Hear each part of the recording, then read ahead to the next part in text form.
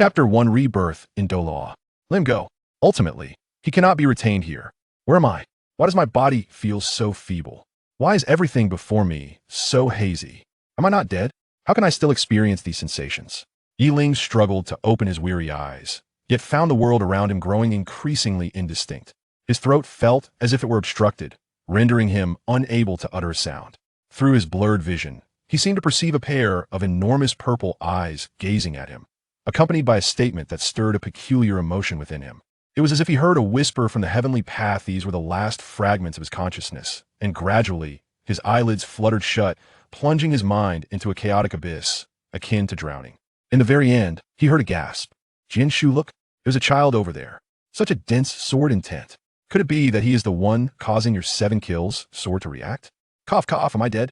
Yiling slowly opened his eyes. Despite the heaviness of his eyelids, he exerted his will to pry them open. Why is my body so weak?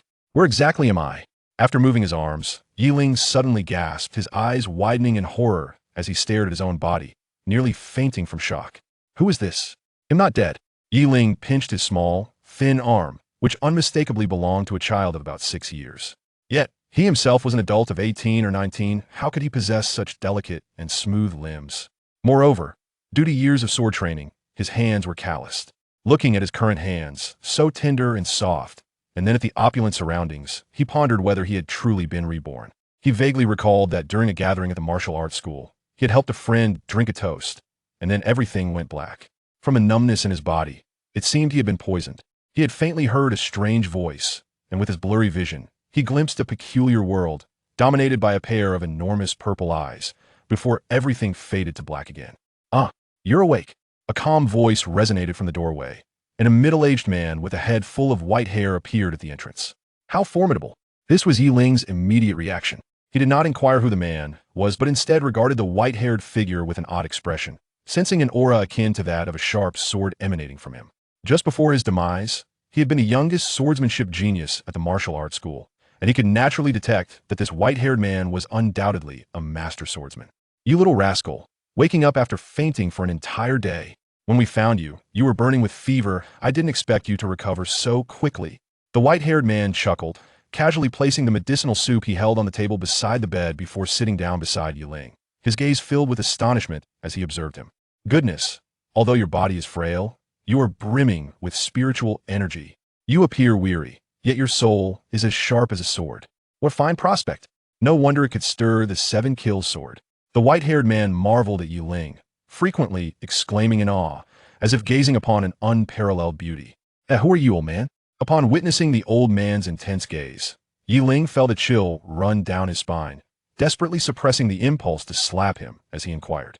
"Oh, I am Chenixen, the sword Douluo, a guardian Douluo of the 7-treasure glazed tile school, and one of the few top-ranked titled Douluos in this world."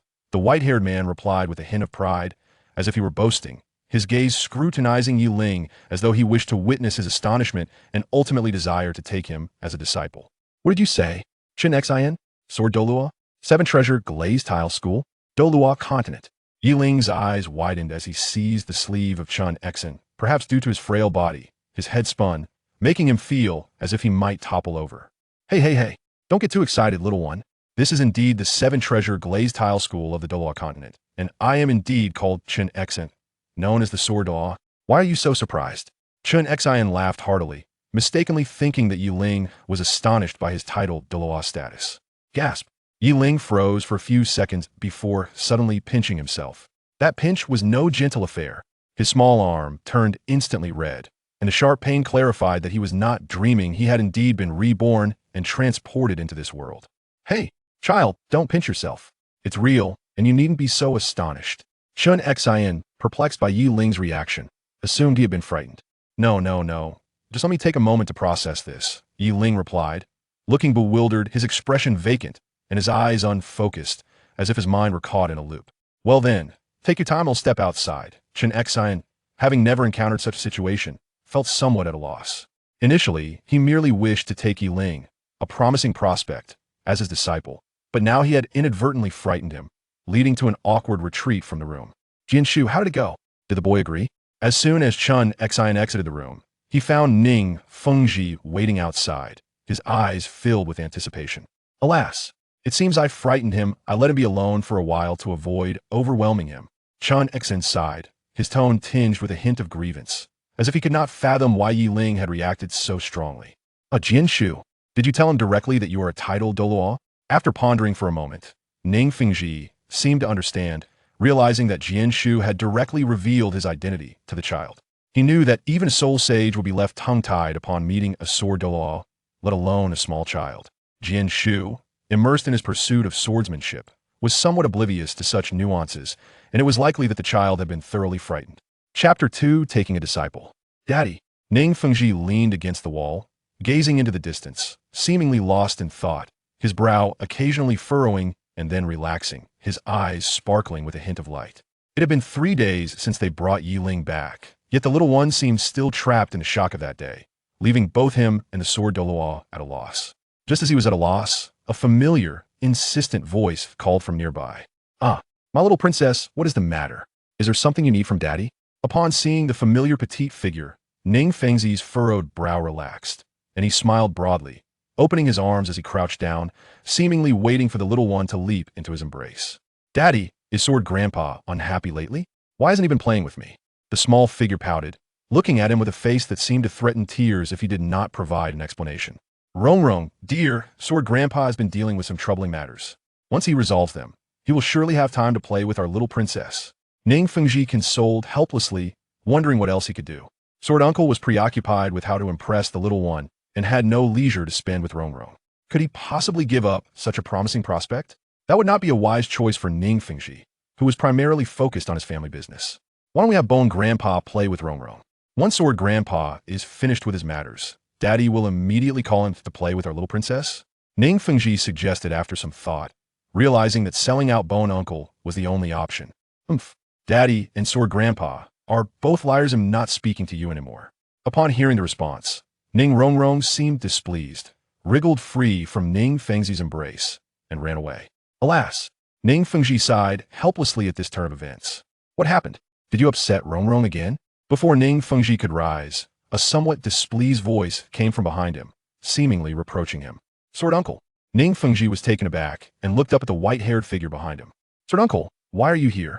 Didn't you go to find that little one again? Did you fail once more?" Ning Fengji inquired, puzzled. Ha. How do you speak, you rascal? The sword Douluo Chunxin frowned, seemingly dissatisfied with what Ning Fengji had said. "Uncle Jian, so by that logic, does that little fellow agree?" Ning Fengji paused for a moment, then suddenly exclaimed in surprise. Ha.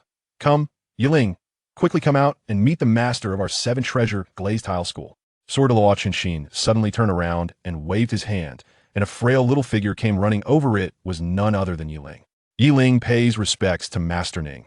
Yi Ling reached Chengxin's side and bowed to Ning Fengji, her gaze fixed intently on the distinguished middle-aged man before her. This was the renowned master of the 7-treasure glazed tile school. "Yi Ling, the leaves have spirit." Ha. What a name filled with profound meaning. It is excellently chosen. "May I ask who your parents are?" Ning Fengzi's lips curled into a smile, appearing quite pleased. I have no parents." Yi Ling momentarily froze, her lips unconsciously quivering. It seemed she had no parents in either her past or present life. In her previous life, she had emerged from an orphanage, and in this life, she seemed to have traversed worlds. In this realm, there were no so-called parents for her. "I apologize. I was unaware." Ning Fengji seemed to sense Yi Ling's despondency and spoke with a hint of remorse. "It's fine, I'm used to it." But now, Yi Ling suddenly seemed to recall something, looking up and giving a faint smile to Sword Douluo at her side. "This?" Ning Fengji looked at Sword Douluo in confusion, as if inquiring about the meaning of her expression. "I have accepted Yi Ling as my disciple." Sword Douluo chuckled, addressing Ning Fengji, whose expression gradually shifted to one of astonishment upon hearing this announcement. "Congratulations, Uncle Jian, on gaining a disciple." After a moment of shock, Ning Fengji composed himself and smiled joyfully at Sword Douluo. Uncle Jian had devoted himself to the sword, showing no interest in love or relationships. If things continued this way, he would likely remain without a wife or children for life, a concern he often harbored. However, now he had unexpectedly gained a disciple, which could not help but bring him joy. "Yi Ling, from now on, we are family, so you need not call me Master Ning. It feels somewhat distant. Just call me Uncle Ning." Ning Fengji regarded Yi Ling with considerable warmth. "This is our first meeting, and I have nothing much to offer, But here is a 7-treasure glazed tile crystal that I usually carry for calming and nurturing my spirit. I shall gift it to you. Ning Fengji suddenly reached into his bosom and retrieved a crystal shaped like the 7-treasure glazed tower, presenting it to Yiling. Fengjiu. Sword Douluo looked somewhat astonished at the sight of the crystal. No need to say anything, Uncle Jian considered a token for my junior. Besides, Yiling is now a member of the 7-treasure glazed tile school. Using this as a symbol of identity is quite fitting. Ning Fengji interrupted Sword Douluo, his gaze filled with satisfaction as he observed Yiling. Very well then. Yiling, do not forget to thank your uncle Ning, Sword Douluo urged with a hint of exasperation, casting a glance at Yiling. Thank you, Uncle Ning, Yiling promptly replied, causing Ning Fengzi's expression to brighten even further with satisfaction. By the way, Rongrong will be able to awaken her martial soul in about 10 days, Uncle Jian. What do you think about little Yi? Suddenly, Ning Fengji seemed to recall something, glancing at Yiling before turning back to Sword Douluo. I just helped this little one examine his bones, and he too will be 6 years old in about 10 days, at which point he can awaken his martial soul alongside Rongrong. Sword Douluo replied, having examined Yiling's bones when the latter agreed to become his disciple. He had not yet reached 6 years of age, but his innate talent was exceptional for swordsmanship. Aside from being somewhat frail, he was indeed a material that Sword Douluo found most commendable. That would be excellent. If Yiling awakens a powerful martial soul, then I need not worry about Rongrong being unprotected outside, Ning Fengji remarked with a smile of contentment. Indeed, they can support each other in the future, alleviating any concerns about being without allies. Sword Douluo nodded in agreement, supportive of Ning Fengzi's sentiment. When shall we inform Rongrong? I believe she will be quite delighted to know that she has gained a playmate. Sword Douluo chuckled, relieved that he would no longer need to trouble his old bones to entertain that little demoness. As the two conversed back and forth, Yiling stood by, listening intently. Upon hearing about the awakening of martial souls, her pupils slightly constricted and a flicker of inexplicable joy flashed in her eyes. Awakening a martial soul? Chapter 3. The Autumn Water of Wangchuan. Martial soul. Even with Yiling's temperament, she was filled with longing not only for the mysterious martial soul, but also for the unknown realms she had not encountered in her previous world. What's wrong? Are you feeling a bit too excited? Ning Fengji noted Yiling's peculiar expression, pausing the conversation with Sword Douluo to smile and inquire. Yiling awkwardly scratched her head, surprised that her fleeting expression had been noticed by Ning Fengji. Ha ha ha. Don't feel embarrassed, your uncle Ning was the same at your age, always pestering me, worrying about this and that. In the end, didn't he awaken the 7-treasure glazed tower martial soul? You needn't worry too much, just go with the flow. Qin comforted her, thinking that Yiling was anxious about her martial soul. Understood. Yiling smiled faintly as a response to her master's consolation. Master, Uncle Ning, if there's nothing else for me, I shall take my leave now. Hee. Noticing that Ning Fengji and Sword Douluo had resumed their conversation, Yiling realized she had little to do here. After bidding them farewell, she turned to explore the 7-treasure glazed tile school. Her curiosity piqued about what this so-called school, renowned as the wealthiest among the top 3 sects, truly entailed. Wow, this 7-treasure glazed tile school is enormous. It even has its own trading market, truly deserving of its reputation as the wealthiest sect among the top 3.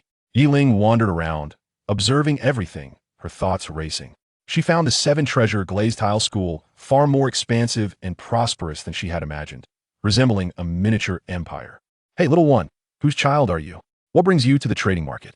A middle-aged man with a sizable stall in the market noticed Yiling's leisurely demeanor and inquired. I'm just here to take a look, haha. Uncle, what are you selling? Yiling turned to the man, noticing his large stall, and approached with a smile. Here I am. I sell various weapons and spiritual herbs. Young one, would you care to purchase anything? The middle-aged man, discerning the opulence of Yiling's attire, surmised that he must hail from a wealthy family. Thus he ventured a tentative inquiry. Let me take a look, Yiling replied with a sheepish smile, for he possessed neither the funds to acquire such items nor any allowance from his master. Ah, behold this, the claw bone of the Millennium Spirit Beast, the North Shin Wolf. Though it is not a soul bone, when fashioned into a weapon, its sharpness is sufficient to injure even a soul master. And this, the transformation fruit, harvested from a Millennium Plant-type spirit beast. Noticing Yiling's apparent interest, the stall owner hastily elaborated. I fear these would be of no use to me. Do you possess any herbs? Yiling inquired, shaking his head. Ah, herbs. Certainly, you may explore over there. That section contains herbs freshly acquired from the mercenary guild this morning. The stall owner, initially anticipating a lucrative transaction, suddenly adopted a more serious demeanor and gestured towards the designated area. Alas, I shall see if there are any herbs that may prove beneficial. Currently, my body is rather frail and in need of restorative materials. While I am aware that my master will surely provide for this, I still wish to peruse what might be of use to me. Yi Ling pondered, for in his past life, he was renowned as a compendium of ancient medicinal knowledge. Thus, he held a deep appreciation for health preservation and was exceedingly familiar with restorative herbs. White crystal grass. This is used for treating coughs, is it not? Purple ghost grass? This may prove somewhat useful, as it can be employed for detoxification. Perhaps I should continue to search. As Yi Ling scrutinized the herbs haphazardly strewn in the corner of the stall, his keen eyes swiftly discerned which were unsuitable and which held promise. Have you made your selection, young one? The stall owner, his tone tinged with displeasure, queried sharply. I am still browsing. I have yet to find what I desire. Yi Ling replied, casting a sidelong glance at him before returning his gaze to the herbs. Humph. The stall owner scoffed, dismissing Yi Ling with a contemptuous curl of his lip, seemingly disillusioned. He had genuinely believed he had encountered a wealthy youth. Yet it now appeared he was merely a child of the Seven Treasure Glazed Tile School's subordinates. Rumors had long circulated about the generous treatment afforded to the subordinates of the Seven Treasure Glazed Tile School, and it was likely that his splendid garments were merely distributed by the sect. Yi Ling continued to gaze intently, when suddenly his eyes rested upon an unremarkable blade of grass. To others, it might appear as a mere unknown herb, but to Yi Ling, this vibrant green grass revealed an extraordinary sight.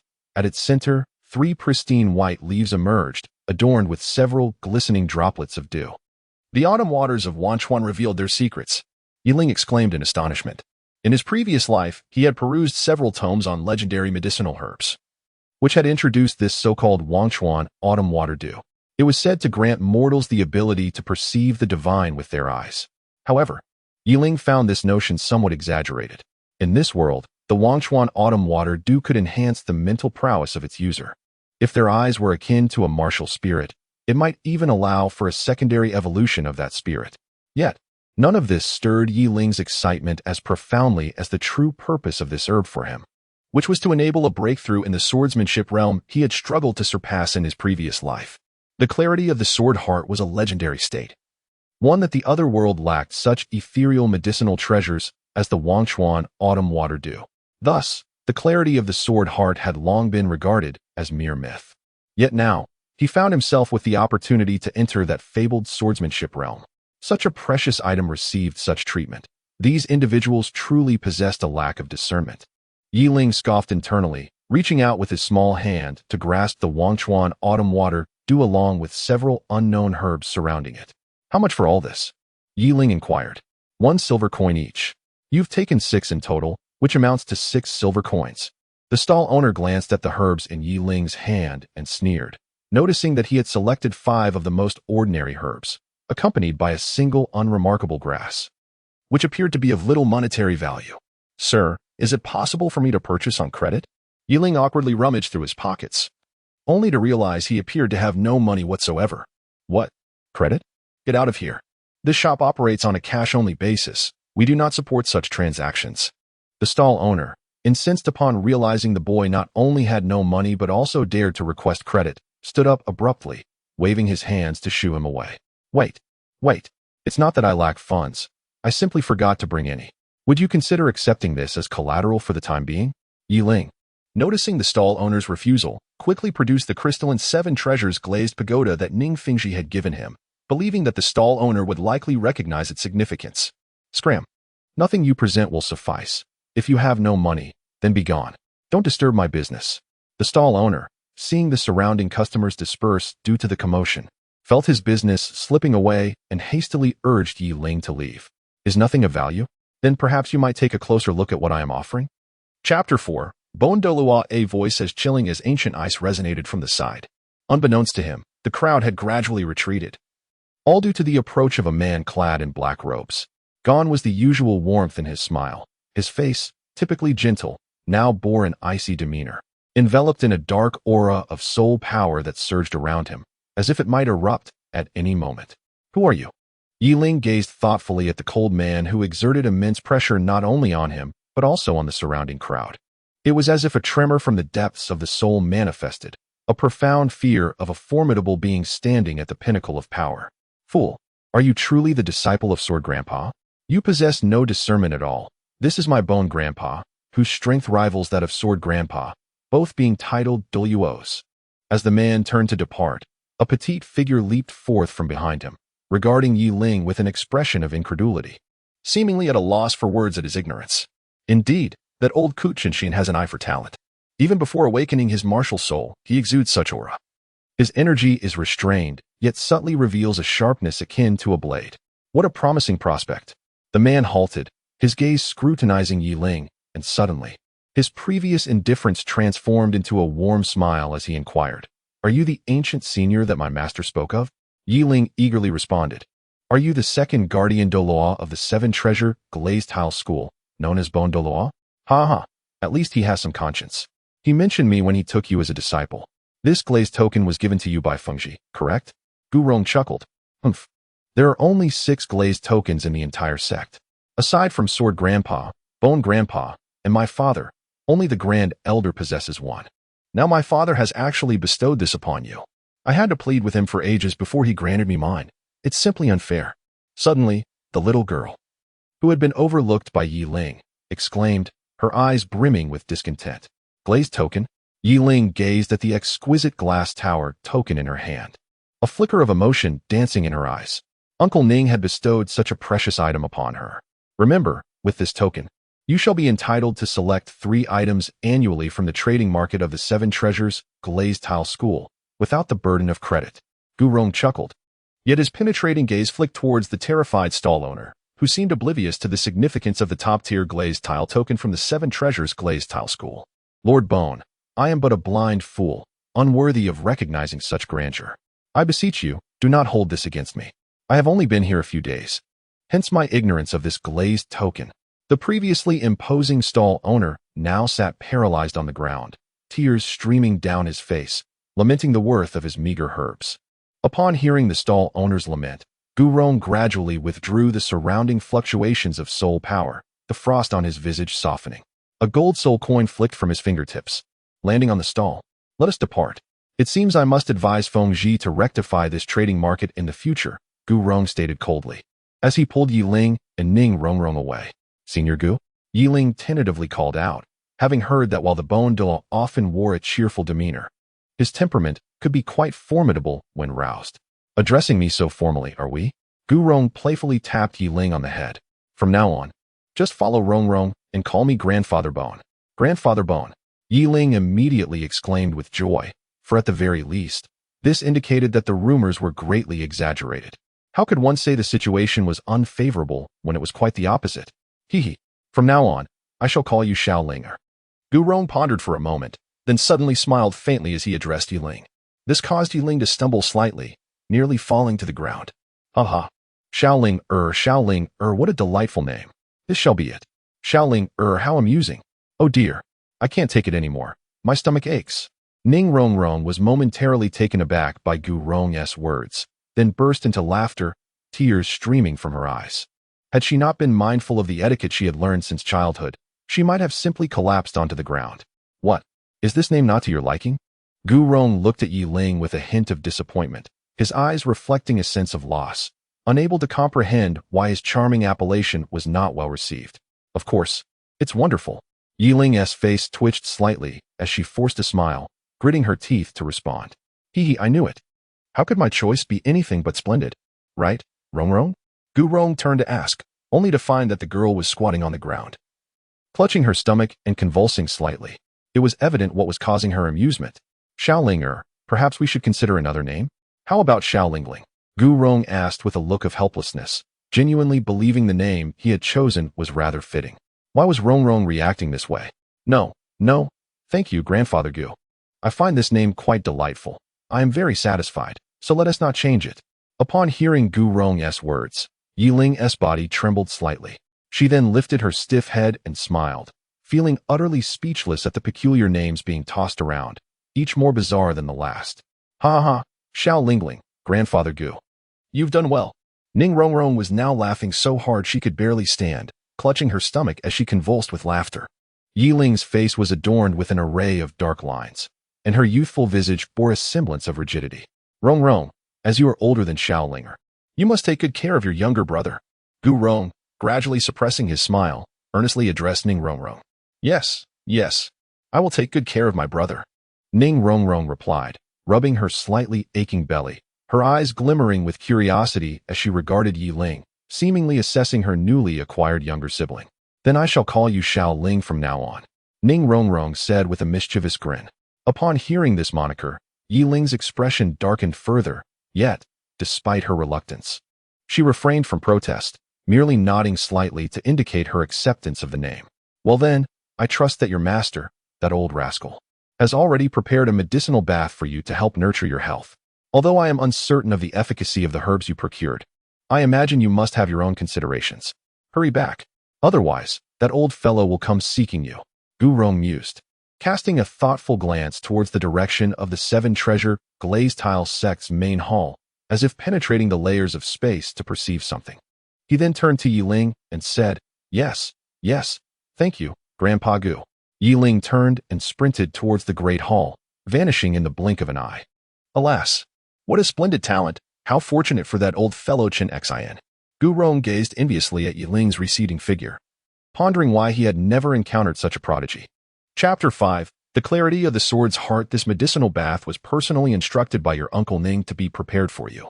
Its potency is sufficient to resolve any hidden afflictions within your body, Douluo remarked, observing Yi Ling immersed in the herbal bath. At that moment, Yi Ling's cheeks flushed crimson as a powerful yet gentle force coursed through his meridians, gradually dispelling numerous hidden ailments. He could distinctly sense his frail body slowly gaining strength. Such a privilege of a medicinal bath is reserved solely for core disciples of the Seven Treasure glazed tile school. Its effects not only enhance one's physical strength, but also nurture the latent innate soul power within you. While it may not elevate it, it will undoubtedly refine its purity, Douluo explained. Therefore, you must endure the pain that the bath may bring. Master, I understand.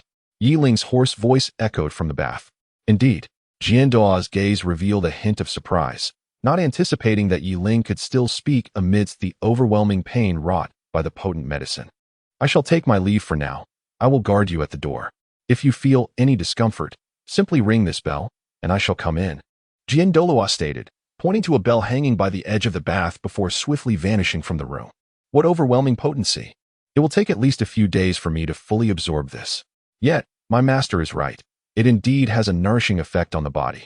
There is even a drop of essence from a celestial herb within, rendering this medicinal bath devoid of any side effects.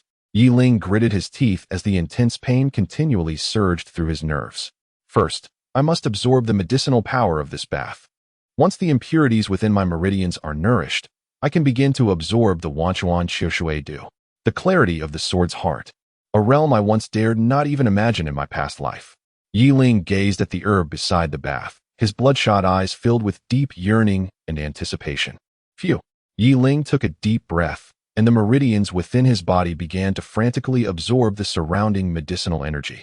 The originally gentle medicinal force started to stir under this almost frenzied devouring power, forming a whirlpool the size of a person around Yi Ling. Is this lad not afraid of bursting his meridians? The sword Douluo, who had been guarding the entrance, sensed the sudden surge of medicinal energy and was taken aback by Yi Ling's insatiable consumption of it. He nearly rushed in, startled by the intensity of the situation. Nevertheless, it seemed that Yi Ling harbored confidence in his actions. Though physically frail, his inner meridians were remarkably resilient. If he truly could not endure any longer, I shall intervene then. To do so now would merely disturb him. The sword Douluo thought to himself, and then closed his eyes once more. What is happening?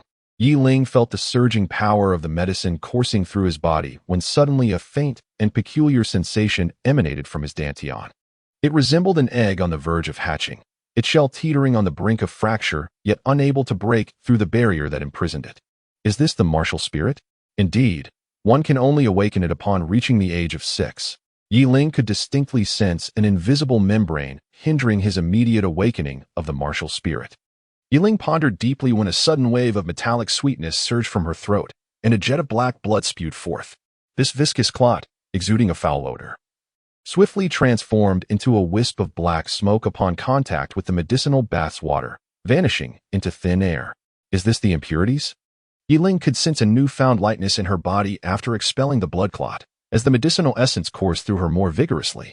With a sigh of relief, she expelled several more black clots, fully purging the impurities from her meridians. Her gaze shifted towards the verdant herb at the edge of the bath, and she realized she could finally partake of the coveted Wanchuan autumn water dew. I hope this legendary herbal elixir does not disappoint. With a resolute heart, Yiling grasped the Wanchuan autumn water dew and tilted her head back, consuming the dewdrops resting on the white leaves at the herb's core. She then submerged herself in the medicinal bath. In a flash, the herb devoid of dew seemed to evaporate into the air, leaving only 2 wisps of mist that slowly drifted towards Yiling's eyes, ultimately dissolving within their depths. An uncontrollable sigh of ecstasy escaped Yiling's lips, a sensation emanating from the depths of her soul. A refreshing coolness flowed through her limbs, bifurcating into 2 streams that surged into her eyes and mind. Enveloping them in a soothing chill, Yiling could distinctly feel a transformation within her gaze. Her very soul was undergoing a metamorphosis, a shift in her realm of existence. Though this transformation was still tender, the newly emerged essence resembled a nascent life, incredibly fragile. At last, she had arrived. Yiling let out a spirited roar, a surge of sword intent soaring into the sky. It emanated from his yet-to-awaken martial soul, and the barrier within him seemed incapable of stifling the tremors caused by his burgeoning state of mind. What on earth is this little brat up to? Sword Douluo and Xin immediately sensed the towering sword intent, a chill so pure it could create an impenetrable barrier, evoking an indifference that felt capable of severing the very heavens. Could it be that his martial soul has awakened? But he is not even 6 years old. Chun Xin furrowed his brow, probing into the room with his spiritual power. Upon discovering Yiling's body, devoid of any soul power fluctuations, he finally breathed a sigh of relief. However, that earlier sword intent had indeed startled him, even if it was not Yiling's martial soul. It was hardly far off. Moreover, the aura seemed to stem not from soul power, but from a state of mind, reminiscent of his own experience when breaking through to the rank of a title Douluo. What am I thinking? A title Douluo. This child has yet to awaken his martial soul. Chun Xin suddenly shook his head in disbelief, finding it utterly absurd to compare a child without an awakened martial soul to a title Douluo. After confirming that Yiling was unharmed, he finally set his mind at ease and resumed his watch at the door. Give me strength. Yiling could distinctly perceive the nascent form of an unfamiliar realm, causing his body to tremble with excitement. However, he required additional medicinal potency to further refine this embryonic concept. Thus, Yiling commenced to voraciously absorb the medicinal essence from the pool, honing this tender notion. Streams of medicinal energy coursed through his meridians, being absorbed and ultimately dispersing throughout his body. A small portion, of course, flowed into his soul, cleansing the still-forming sword-like concept within. Crack, crack. A sound reminiscent of shedding skin emanated from the small sword that was taking shape within that concept. Layer after layer of a dark shell fell away, revealing a resplendent purple-gold small sword at the center of his mind. The sword's heart became luminous. It was finally complete. Chapter 6, Awakening of the Martial Soul. Has Xiaolingo been in there for several days now? Gu Rong paced before the meditating sword Douluo, Chun Xin, displaying a hint of boredom in his eyes. This marked his 3rd visit within the week. Yiling had been immersed in the medicinal bath for nearly 8 or 9 days, and during this time, Ning Rongrong had been without companions, incessantly clinging to him, which left him quite exasperated. Thus, he sought out Yiling, only to find him still engaged in his medicinal soak, leading Gu Rong to make repeated visits. Chun Xin had grown accustomed to this, and chose to remain undisturbed, quietly meditating and practicing. Why don't you speak up? How many more days until Xiaolingo can emerge? The day of awakening the martial soul is fast approaching. Gu Rong expressed his impatience to the serene Chun Xin. Isn't there still 2 days left? Why are you in such a hurry? Chun Xin opened his eyes to glance at Gu Rong, then replied leisurely. I'm not anxious about that. Rather, I am concerned. Gu Rong abruptly halted mid-sentence, instinctively glancing around cautiously. Only upon confirming the absence of the little demoness did he continue. You, on the other hand, are safeguarding Xiaolinger, while that girl Rongrong can only seek my company. You have no idea, that girl. Gu Rong lamented, revealing the trials of caring for her. She is truly a little demoness. What appears to be innocence is merely a facade. Alas, it is a tale of bittersweet tears. Ha ha. Witnessing Gu Rong's demeanor, Chen Xan burst into rare laughter. Who would have thought that the Bon Douluo, known as the Smiling Rong, would fear a little girl? Still laughing? Perhaps I should let you take care of her for a few days. Gu Rong retorted, clearly displeased at Chen Xian's amusement. Please. I must continue to protect my disciple. Chen Xian's expression grew rigid before he casually remarked, Well then. Gu Rong hesitated, ultimately expressing a resigned sigh. Master? Grandpa Bone? What are you two doing? In the moment of their shared silence, a curious voice emerged from the doorway. Xiaolingo? Yiling? Both exclaimed in unison, then synchronously declared. Xiaolinger, you have finally completed your medicinal bath. As soon as Gu Rong spotted Yiling, a look of distress clouded his face, as if he had endured an immense grievance. Yiling was taken aback by his appearance. If outsiders were to witness the renowned Bon Douluo in such a state, they would surely be shocked enough to regurgitate their last meal. Old Bone, please refrain from your antics. Yiling, how do you feel now? Has the medicinal bath alleviated the hidden ailments within your body? Though not as eager as Gu Rong, Chen Xian approached with a face full of anticipation, awaiting Yiling's response. Indeed, the hidden ailments within me have been settled, and I can distinctly sense that my current physical prowess rivals that of a first-ring soul master. Yiling exclaimed with excitement. From the moment the medicinal bath concluded, he felt that his endurance, strength, and speed were comparable to that of a first-ring soul master, even surpassing some of the weaker ones. Truly effective. It was worth it for Feng Ji to add a drop of Poria Coco's juice to your medicinal bath. Chen Xian responded eagerly. Poria Coco's? Yiling and Gu Rong spoke in unison. Does Yiling still not know what the Feelingless is?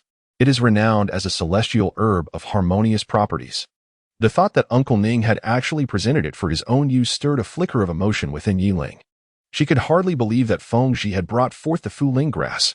Gu Rong, equally astonished, remarked, as a protecting Douluo, how could he remain unaware? The Feelingless is one of the few celestial herbs within the sect. By the way, what about that beam of sword light?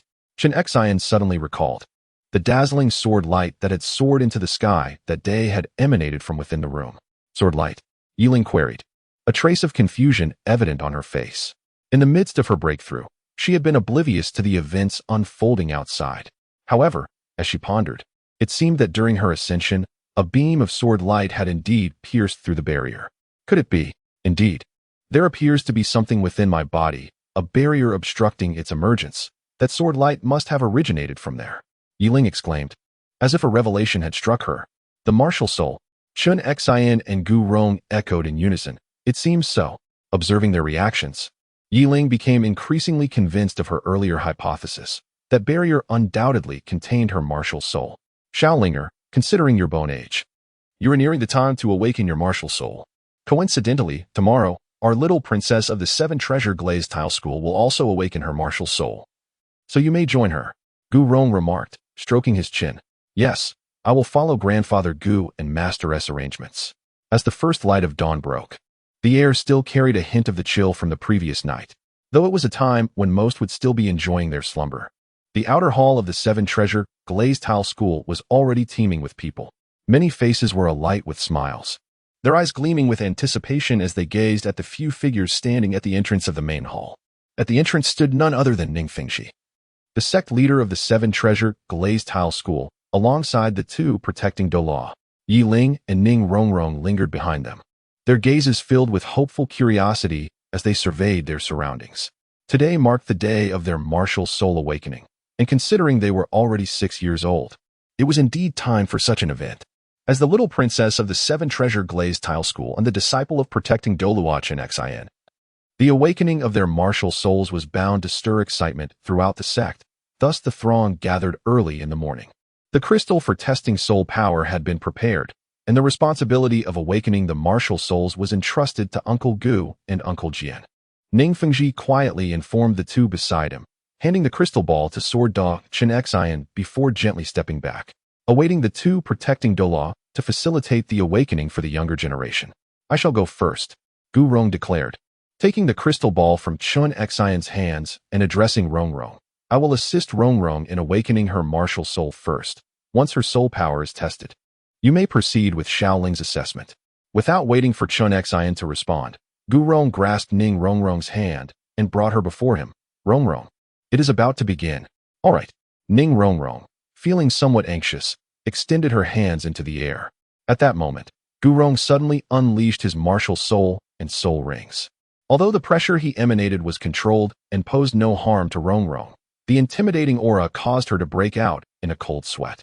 However, at that very instant, Ning Rongrong sensed something within her shatter as a radiant light surged forth, spreading throughout her being. Subsequently, a pink seven-layered glazed tower emerged from the palm of her right hand, floating in midair and radiating a dazzling brilliance. Chapter 7. The Heartless Sword, the Harmonious Flower. Splendid. Upon witnessing her martial soul, Ning Rongrong joyfully leaped in delight. This was the inherited martial soul of the Seven Treasure Glazed Tile School, the Seven Treasure Glazed Tower. Ha. Just as I had anticipated. After all, she is the daughter of Fingji. Regardless of the disparity in martial souls between her parents, the gap in soul power remains, making the awakening of the Seven Treasure Glazed Tower quite unsurprising. Sword Douluo chuckled and said, "All right, let us test your soul power." Gurong also smiled as he presented a crystal ball before Ning Rongrong. Gazing at the soul power testing crystal, Ning Rongrong placed her trembling hand upon it. The moment she touched the crystal ball, a chill emanated from it, and a faint glow surged from within her body into the crystal. The ball suddenly illuminated, its blinding light causing both Gurong and Chen Xin, the titled Douluos, to widen their eyes in astonishment. Innate soul power level 9. Although they had prepared themselves for the potential shock from this little princess, they were still momentarily dumbfounded by the outcome. An innate soul power level of 9 signifies extraordinary talent. She is a genius among geniuses. As the results of the soul power test spread through the crowd, excitement erupted. Wow. An innate soul power level 9. The princess truly possesses exceptional talent. Indeed, if only I had such talent. You? The princess is the biological daughter of the sect leader. Naturally endowed. Just look at your background.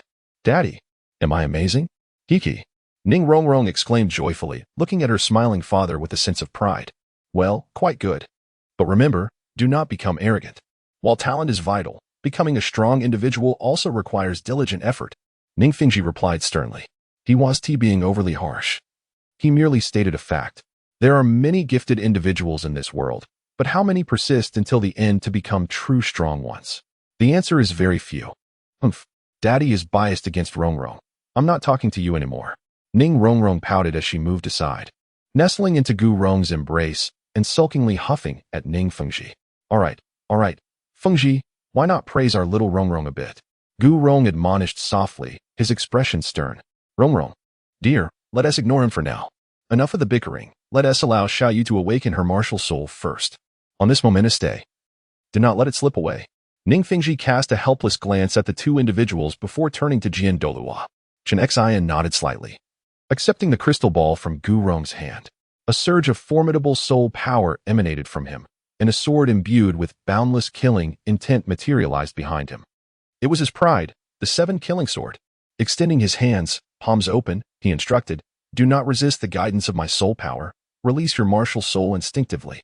Chen Xin spoke solemnly to Yi Ling. Yi Ling followed suit, spreading his hands before his chest, his gaze fixated upon the golden longsword behind his master. A unique sensation surged within his abdomen, a powerful soul force that seemed to guide the energy within him, gradually flowing towards his arms. In his soul, the shadow of the sword was similarly influenced by this soul power, manifesting as a beam of sword light that coursed into his right hand. Suddenly, a sharp pain pierced through his hands, as though they had been pierced by a keen blade. With a resounding roar, a brilliant beam of sword light erupted from Yi Ling's right hand, resembling a tangible sword that cleaved the sky, tearing a gash in the heavens. Though the sky swiftly returned to its former state, the magnificent sword light was indelibly etched into the hearts of all present. The sword emerged like a dragon, its might unstoppable by heaven or earth. What extraordinary martial soul was this? Chen Xian's eyes widened in astonishment as he gazed at Yi Ling. Even during his own awakening of the martial soul, he had never witnessed such a phenomenon. In comparison, the sword light he had unleashed in his youth was but a mere star eclipsed by the radiant moon, utterly insignificant. What was the name of this martial soul? As the sword light receded, Chen Xian was the first to rush to Yi Ling's side, grasping his shoulders with urgency, while Gurong and Ning Fengji quickly turned their attention as well. Juetching sword. Yi Ling gazed at the violet longsword that had materialized in his hand, somewhat dazed as he uttered the name of his martial soul, which felt as if it were inscribed in the very essence of his being. Jiuetching sword. Jiuetching. Chen Xian pondered in confusion. Jiuetching sword. Why does it sound so? Gu Rong echoed, equally perplexed. Why would it bear such a name? Does possessing this martial soul necessitate severing all emotions and attachments? A martial soul previously unheard of? Ning Fingji mused, stroking his chin in contemplation. Never mind. Perhaps we are simply lacking knowledge. Let us proceed with testing your innate soul power.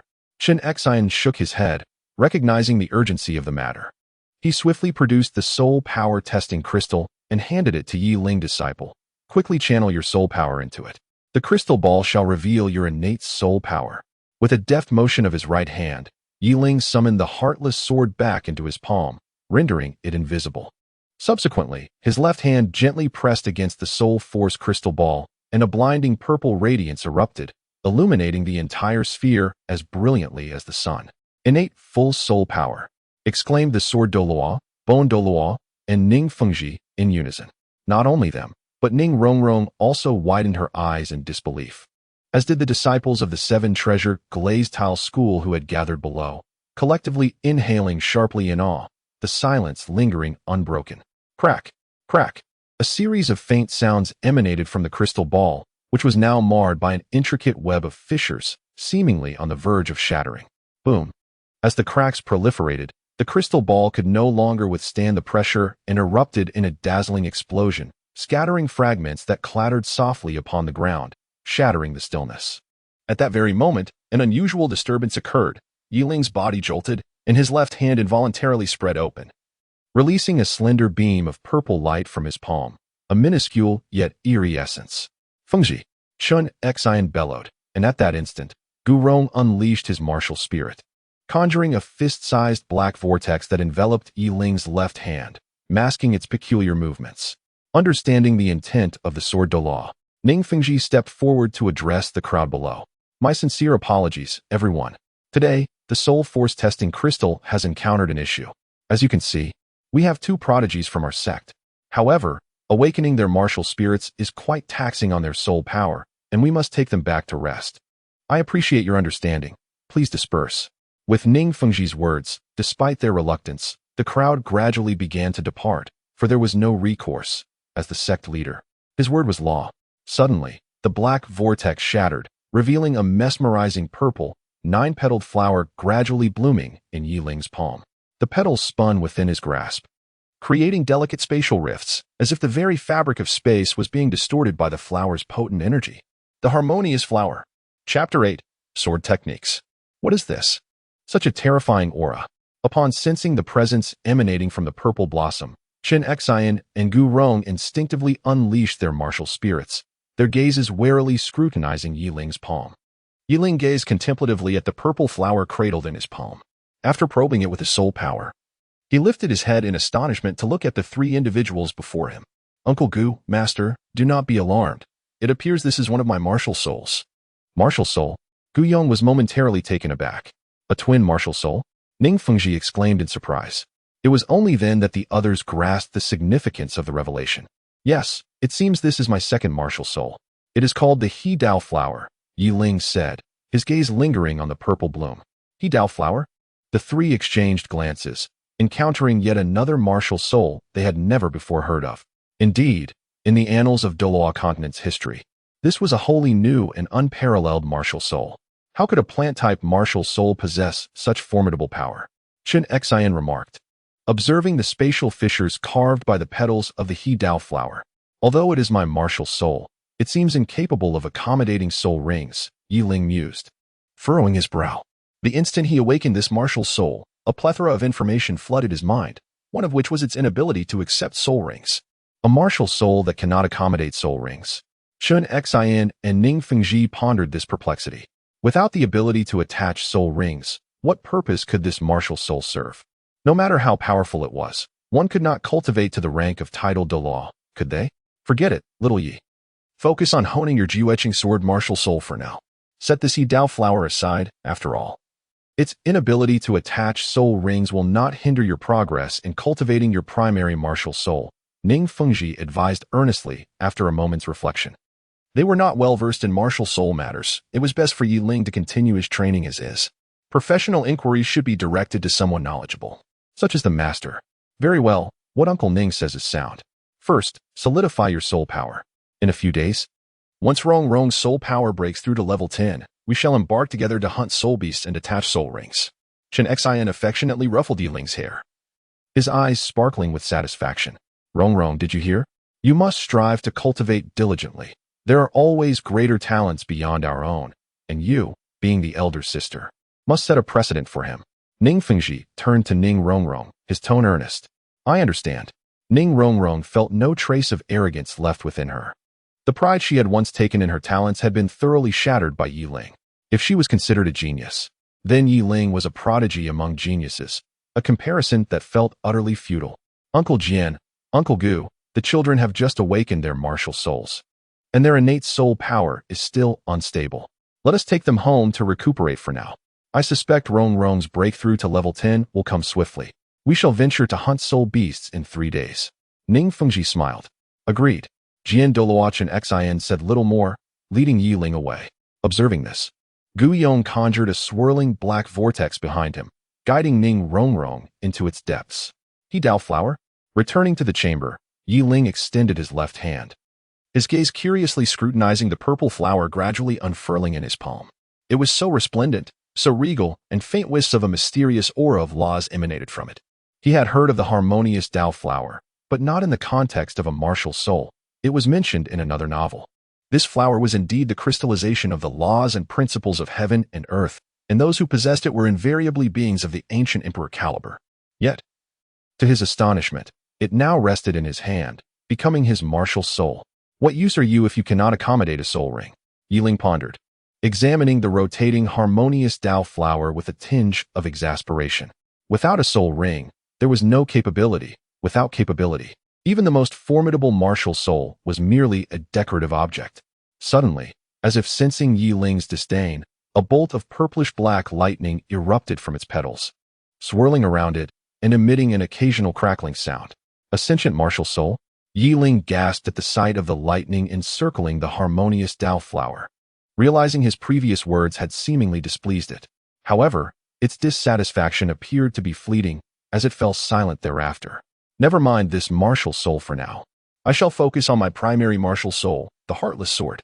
Yi Ling shook his head and retracted the harmonious Dao flower. He extended his right hand, and a long sword of azure and purple floated in his palm. With the absence of onlookers, Yi Ling could finally calm his mind and examine his martial soul closely. The heartless sword lacked the ornate appearance of the seven-killing sword. Its hilt was rather unremarkable, culminating in an enigmatic black gem. Yet, the blade bore intricate markings, resembling runes or perhaps formations. Yi Ling placed his hand upon the blade, a sudden chill coursing through him as his fingertips glided over the intricate patterns etched into the sword. The designs appeared to respond to an unseen call, gradually illuminating with a purple glow that cast an otherworldly aura throughout the entire room. It is said that the stronger the runic formations inscribed on a sword, the higher its quality. The Xinyuan divine sword exemplifies this, embodying the myriad forces of heaven and earth, its power boundless. Yet, what do these runes signify? Yi Ling pondered, feeling a sense of desolation, solitude, and slaughter emanating from his martial soul. How could such profound concepts reside within it? As his fingers traced the runes, his nail grazed the tip of the blade, producing a delicate chime that seemed to draw him deeper into its resonance. Could the sword techniques from my past life be manifested through soul power? A curious thought blossomed in his mind. While soul power and the techniques bestowed by soul rings are the primary means to augment a soul master's combat prowess, some have indeed discovered their unique soul techniques. If I could channel the sword techniques I practiced in my previous life using soul power, perhaps I could develop several additional techniques without relying on soul rings. With determination, Yi Ling began to recall the sword forms and techniques he had once mastered, gripping the hilt of the heartless sword as he started to perform them within the confines of his room. In my past life, I only practiced 2 sword styles, the Taiji sword and the Four-Symbol sword. At that time, I dismissed them as mere frivolities, having only glanced at them before setting them aside. Yet now, I am grateful that I took the time to remember them. Yi Ling mused, reflecting on how he had never truly believed those techniques could be honed. His previous decision, however, now proved fortuitous, as he was indeed on the verge of utilizing them. Taiji Sword, the duality of yin and yang. Chapter 9, the Starry Forest. Haha.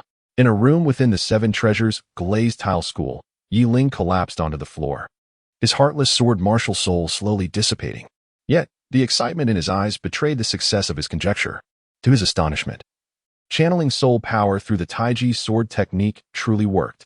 The two swords of Taiji, one yin and one yang, one offensive and one defensive, within just a few days. He had remarkably mastered both to a minor degree. How could this not exhilarate him? Knock, knock, knock. Yi Ling? A series of urgent knocks echoed, followed by the deep voice of Chen Xin. Yi Ling struggled to rise, opening the door with some effort. What transpired? Were you not advised to recuperate your soul power? Why do you appear so frail, with such fluctuations in your soul energy? Chen Xin inquired sternly. Master, I have been diligently contemplating my martial soul these past few days. Yi Ling replied, referencing the heartless sword. Qing Xin gazed past Yi Ling's figure into the room, where the air was thick with the chilling essence of the Jueqing sword, reminiscent of frost. Scars from the blade marred the surroundings, and particularly at Yi Ling's feet, a grand Taiji diagram formed by these sword marks lay prominently, leaving no doubt that Yi Ling was the architect of this spectacle. Are you practicing your swordplay? Qing Xin's expression softened slightly. Indeed, Yi Ling affirmed with a nod. What is this? Qing Xin's eyes narrowed suddenly. At the center of the Taiji diagram, two sword marks stood apart, one to the left and one to the right, emanating an ethereal sensation. One represented attack, the other defense. One was soft, the other hard. It appeared to blend strength with gentleness, yet in reality, it harmonized both. How enigmatic. Qing Xin marveled. Did you create this? Yes. It took me several days to carve out these two marks, Yi Ling replied, portraying a sense of hard-earned effort, as if he had toiled greatly during that time. Quickly, strike these two swords for me. Upon realizing that Yi Ling was indeed the creator of the marks, Qing Xin disregarded their teacher-student hierarchy. His gaze ignited with fervor as he urged Yi Ling, breath quickening. Why are you asking me? Yi Ling responded, perplexed. Enough of this nonsense. Just strike for me. Are you afraid you might injure me? Qing Xin retorted impatiently. Oh, all right, master, be careful then. Yi Ling summoned his martial spirit, the Jueqing sword, into his grasp. His gaze sharpened as residual soul energy surged into the blade. At last, an aura of profound mystery began to manifest upon his sword. The Jueqing sword, originally double-edged, now bore two distinctly different forms. One side was as fierce as fire, razor-sharp, while the other exuded a weighty, water-like softness, embodying a unique principle of force dispersion. Taiji sword technique. Qian character formula. Yang sword. Yi Ling let out a powerful shout, swinging her arm as the sword blade struck towards Chen Xin. A flash of sword light cut through the air, its fierce edge racing towards Chen Xin with such swiftness that it momentarily startled him. Bang! Chen Xin refrained from unleashing his martial soul. Instead, he established a barrier of soul power around his body, easily deflecting Yi Ling's attack. What an extraordinarily sharp sword strike. Even Chen Xin, known for his stern demeanor, couldn't help but commend Yi Ling for her technique. Master, be cautious. There's another strike coming. Yi Ling smiled as she warned him, executing the Taiji sword technique. The Kuan character formula. The second sword light flashed forth. Unlike the first, this one lacked its previous ferocity and appeared almost feeble, on the verge of fading away. Yet, it was this very subtlety that astonished Chen Xin, the sword Douluo. When this sword light met the barrier of soul power he had erected, it did not simply get blocked as the first had. Instead, it dispersed and spread outwards, gently siphoning away a small portion of the soul power from his shield. What an extraordinary force! Chen Xin marveled, finding himself more intrigued by this subsequent attack than the first. The gentle sword energy seemed devoid of harm, yet its unique ability to dissipate power was formidable enough to affect some defensive soul masters. Hearing her master's astonishment, Yi Ling beamed. Master, do feel the essence of the first attack once more. Chen Xin pondered, but he retraced his thoughts to the initial sword light. At first glance, its sharpness seemed unremarkable, yet upon striking his soul power shield, it did not vanish instantly. Instead, it lingered on the surface as a remnant of soul power. This residue was so minuscule that he had overlooked it, but upon contact with the second sword light, it formed a unique vortex of soul power, effectively dissolving the outermost layer of his barrier. What a peculiar technique! Chen Xian exclaimed in astonishment as the realization dawned on him. Kiki, it's still incomplete. Yiling scratched her head, feeling a bit bashful. I never expected you would comprehend such a technique right after your martial soul awakened. But remember, do not let pride take root. The path of cultivation requires a broader vision. There are always those more skilled than oneself. Chen Xian smiled faintly, then adopted a serious tone. He meant no discouragement. Rather, he was genuinely amazed by Yiling's talent. However, if she allowed this to foster arrogance, it could pose significant obstacles in her future journey. Understood, Master. Yiling smiled, undeterred by his words. She recognized her master's intentions. In fact, having lived 2 lives, she understood better than anyone that pride and arrogance have no place in any endeavor. Thus, she was even more aware of when to be modest and when to assert herself. Very well, I hope you can refine these 2 techniques in the future. But for now, the sword Douluo said with a mysterious smile, it is time for you to acquire your first soul ring. Yiling suddenly widened her eyes, filled with an irrepressible excitement and fervor. She had long anticipated the soul rings, but her plans had been delayed as she awaited Ning Rongrong's breakthrough to the 10th level to embark on the journey together. Moreover, considering her status as the young lady of the 7 treasure glazed tile sect, it was imperative to have a protective title Douluo accompany them on the hunt for soul beasts. A title Douluo is an invaluable asset for any sect, not to be dispatched lightly. Instances of them venturing out solely to assist the sect's prodigies in hunting soul beasts are rare. It would be unreasonable to expect the sword Douluo to escort each individual to acquire soul rings. This time, I will take you and Rongrong to hunt soul beasts in the Star Do Great Forest. Chen Xian exclaimed with a smile. Well, our recent practice of your new techniques has consumed quite a bit of time. I imagine Rongrong is likely becoming anxious, so let us hasten. With that, Chen Xian grasped Yiling and soared towards the sect's main hall on his sword. Grandpa Jian, you have finally arrived. I was beginning to think you wouldn't assist Rongrong in hunting soul beasts. Ning Rongrong remarked somewhat sullenly as she observed the 2 figures descending from the sky. How could that be? Grandpa Jian would never go back on his word to Rongrong. Chen Xian replied affectionately. Now let us make haste. I shall escort you both. The Bone Douluo, Gurong, stood nearby as a swirling black vortex materialized. A spatial passage constructed through his martial soul that led directly to the outskirts of the Star Do Great Forest. Let us proceed. Chapter 10. Soul Hunting. Chen Xian unleashed his martial soul, the 7-kill sword, as soul power surged forth. Yiling and Ning Rongrong were instantly enveloped by the released soul power and drawn to his side, before they accelerated and plunged into the vortex. With a flash of sword light, the sword Douluo, along with the 2, vanished from the hall. The boundless primordial forest was adorned with towering trees, capable of obscuring the sky, occasionally echoing with the roars of wild beasts.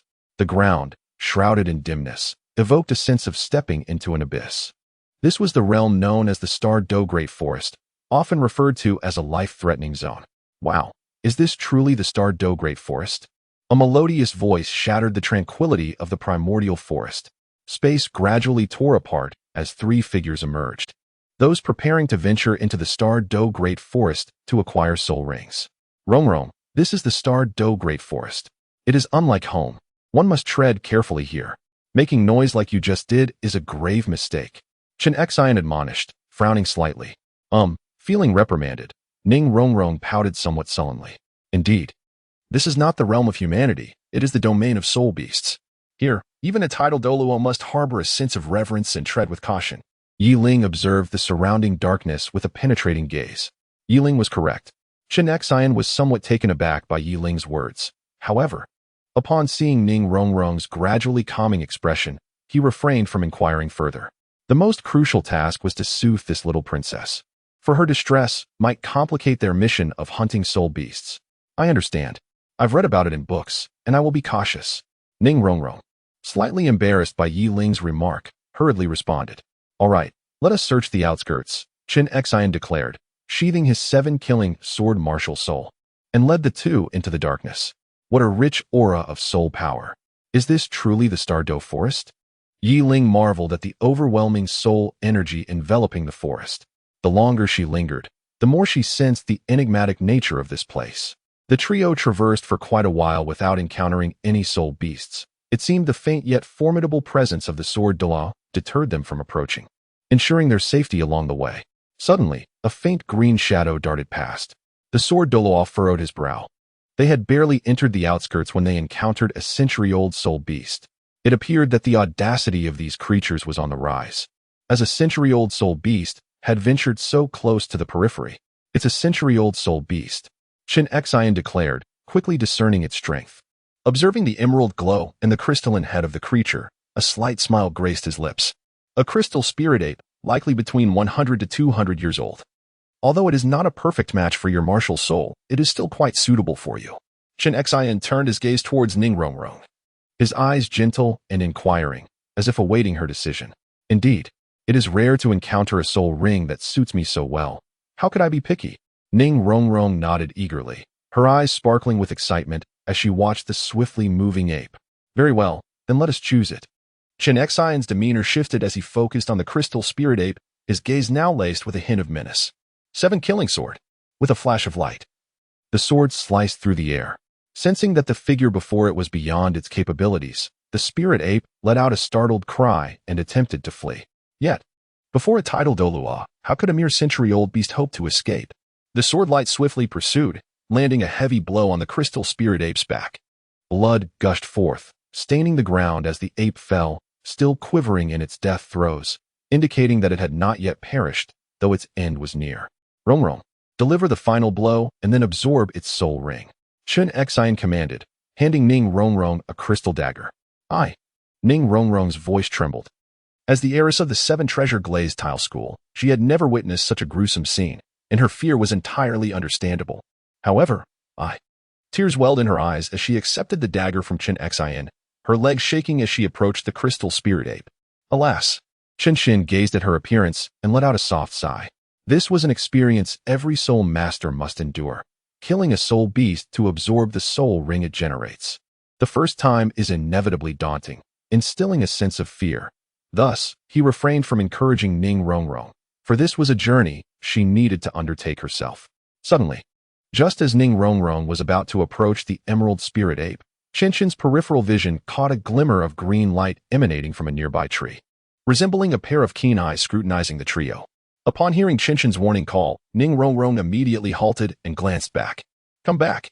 With a surge of soul power, Chen Xin pulled Ning Rongrong's still nearby body back. Armed with the 7 killing sword, he cast a sharp gaze towards the verdant figure. Chirp, chirp, chirp. It was a fully emerald green monkey, significantly larger than the previous emerald spirit ape, its head resembling a crystalline structure with hauntingly green eyes assessing Chen Xin. A flicker of wariness evident within them. The emerald eye crystal beast, Chen Xin exclaimed with delight. Logically, such a simian soul beast would typically dwell in groups. Thus, it was unusual for one to be alone without at least one adult companion. It appeared that the emerald spirit ape he had just slain was indeed accompanied by this one. How splendid! The earlier emerald spirit ape was perfectly suited for Rongrong. And now to stumble upon an emerald eye crystal beast, its soul ring would be a match made in heaven with the 7 treasures, glazed pagoda. Chen Xin felt a rush of excitement as he gripped the 7 killing sword, his figure instantly appearing before the emerald eye crystal beast. Chirp, chirp, chirp. Although it seemed somewhat frightened, the anger over its companion's death compelled it to stand its ground rather than flee, baring its teeth at the sword Douluo, its eyes glinting with ferocity. Huh, a mere century-old soul beast dares to intimidate me? Chen Xin scoffed, choosing not to unleash his soul power. With a slight flick of the 7 killing sword, he swung it towards the emerald eye crystal beast. In the face of the sword Douluo's might, how could a century-old soul beast possibly resist? It was effortlessly cleaved down from the tree, its breath faint and barely clinging to life. Quickly, finish it off and absorb the soul ring, Chen Xin urged. Taken aback by his sudden shout, Ning Rongrong shook off her earlier fear and hastily retrieved her crystal dagger, plunging it into the spot indicated by the sword Douluo. A burst of crimson light erupted as a yellow soul ring slowly ascended before Ning Rongrong. It is yours now. Embrace your identity as a soul master and absorb it. Chen Xin smiled, watching Ning Rongrong's eyes gleam with fervor and excitement, reminiscent of his own feelings during his first absorption. Once Rongrong successfully absorbed the soul ring, they could proceed to acquire a soul ring for you. Have you contemplated what kind you desire? Qinshin inquired of Yiling. I hope for the highest age possible. A little beyond that would be fine. After a moment of contemplation, Yiling spoke, revealing that this decision stemmed from his careful consideration. He believed that his current physique could assimilate a soul ring with a lifespan of 300 years. However, he surmised that his true limit might extend to approximately 400 years. Given that you can likely endure around 300 years, let us hunt for a soul beast with a lifespan within that range, Chen Xian suggested. No, I aspire for a soul beast exceeding 300 years. Ideally around 350, but certainly not surpassing 400. Yiling shook his head, aware that his master was selecting the highest possible lifespan for the soul ring while ensuring his safety. Yet, didn't he have a sense of his own physical capabilities? After undergoing a medicinal bath and being tempered by the Wangchuan Qiushui Dew, his body was more than capable of withstanding the majority of soul rings under 400 years. That is too perilous. How can you ascertain your body's limits? What if Chen Xian furrowed his brow, speaking with a grave tone? Master, trust me. Do you think I am unaware of my own physical limitations? Yiling replied, feeling helpless yet resolute. He understood his master's concerns, but felt confident in his ability to attempt this challenge. Very well, if you believe you can endure it, Chen Xian said, shaking his head in reluctant agreement as he observed Yiling's unwavering determination. However, in his heart, he had already resolved to pursue a soul beast around 350 years when the time came. After all, it was imperative that one hunts their own soul beasts, and surely his obstinate disciple would not resist when faced with the opportunity. Meanwhile, half a day had elapsed since Ning Rongrong began to refine her soul ring. Finally, a stir emanated from her, as the soul ring gradually dissipated above her head. Exhaling a deep breath, Ning Rongrong slowly opened her eyes, and the 7 treasure glazed tower on her right hand now bore an additional ring of yellow soul energy, rotating gracefully atop the tower. Is it successful? Chen Xian, sensing the commotion, opened his eyes and swiftly appeared beside Ning Rongrong, his gaze inquisitive as he scrutinized the yellow soul ring. What abilities does it possess? Hee. Ning Rongrong smiled slightly, and the yellow soul ring suddenly glowed brightly. A playful voice emanating. The 7 treasures are renowned. One is strength. A stream of pink soul power shot forth from the 7 treasure glazed tower, targeting Yiling and merging with him upon impact. Wow, I feel my strength has increased, Yiling exclaimed in astonishment. This was his first experience of a soul skills effect, and it felt as though his power had been amplified significantly. An enhancement of strength. Chen Xian chuckled, realizing that Rongrong's talent indeed surpassed that of her father. If his memory served him correctly, strength amplification was her father's 3rd soul skill. To his surprise, she had acquired it as her first. All right, Rongrong's first soul ring has successfully fused. Next, it is time for you to hunt a soul beast. Qinshin cast his gaze upon Yiling, and upon seeing the anticipation reflected in her eyes, he offered a gentle smile and patted his robe, resuming his quest for soul beasts. On the 3rd day, it had already been 3 days since Yiling and her companions set out. Ning Rongrong had successfully acquired her first soul ring, yet Yiling's sought-after soul ring remained elusive, although they had encountered several soul beasts suitable for her. Most were around 400 years old, and for various reasons, the sword Douluo had refrained from hunting them. What left Yiling at a loss for words was the fact that her master, in a bid to prevent her from absorbing a soul ring beyond her year limit, had even resorted to the excuse of a stomach ache. A title Douluo, unable to defeat a 400-year-old soul beast due to a mere stomachache. One could only wonder how the outside world would react to such news. Yiling, do not look at me in such a manner. It is true that I have been experiencing stomach pains these past few days. My condition has not been favorable, Qinshin declared, his face devoid of shame, growing increasingly aggrieved. He was a far cry from the cold, aloof male deity depicted in novels, resembling instead a theatrical elder. Understood. Master, may I seek a soul ring of 350 years or less? Yiling replied with exasperation. Please refrain from your antics. We have been wandering aimlessly for days. Antics? I genuinely have a stomach ache, Qinshin lamented, while Ning Rongrong, observing their exchange, was left utterly speechless. Ahem. It seems my stomach no longer troubles me. Let us proceed to hunt soul beasts. Qinshin suddenly cleared his throat, his demeanor shifting to one of urgency. Yiling and Ning Rongrong were drenched in a cold sweat, their expressions filled with helplessness. Why is it so quiet here? Yiling suddenly noticed that as they walked, The surroundings had fallen eerily silent, instilling a sense of impending danger within him. It seems that way. Let me take a look. Chun Xine finally reacted, realizing that the continuous roars of beasts around them had inexplicably ceased, leaving an unusual stillness in the air. He extended his spiritual perception, intending to uncover the reason behind this strange occurrence. A swordback lizard dragon. A startled exclamation escaped Chun Xine's lips. Within the range of his spiritual perception, or rather, not far from their group, a lizard adorned with sword-like spines was resting, its eyes narrowed in slumber. Roar.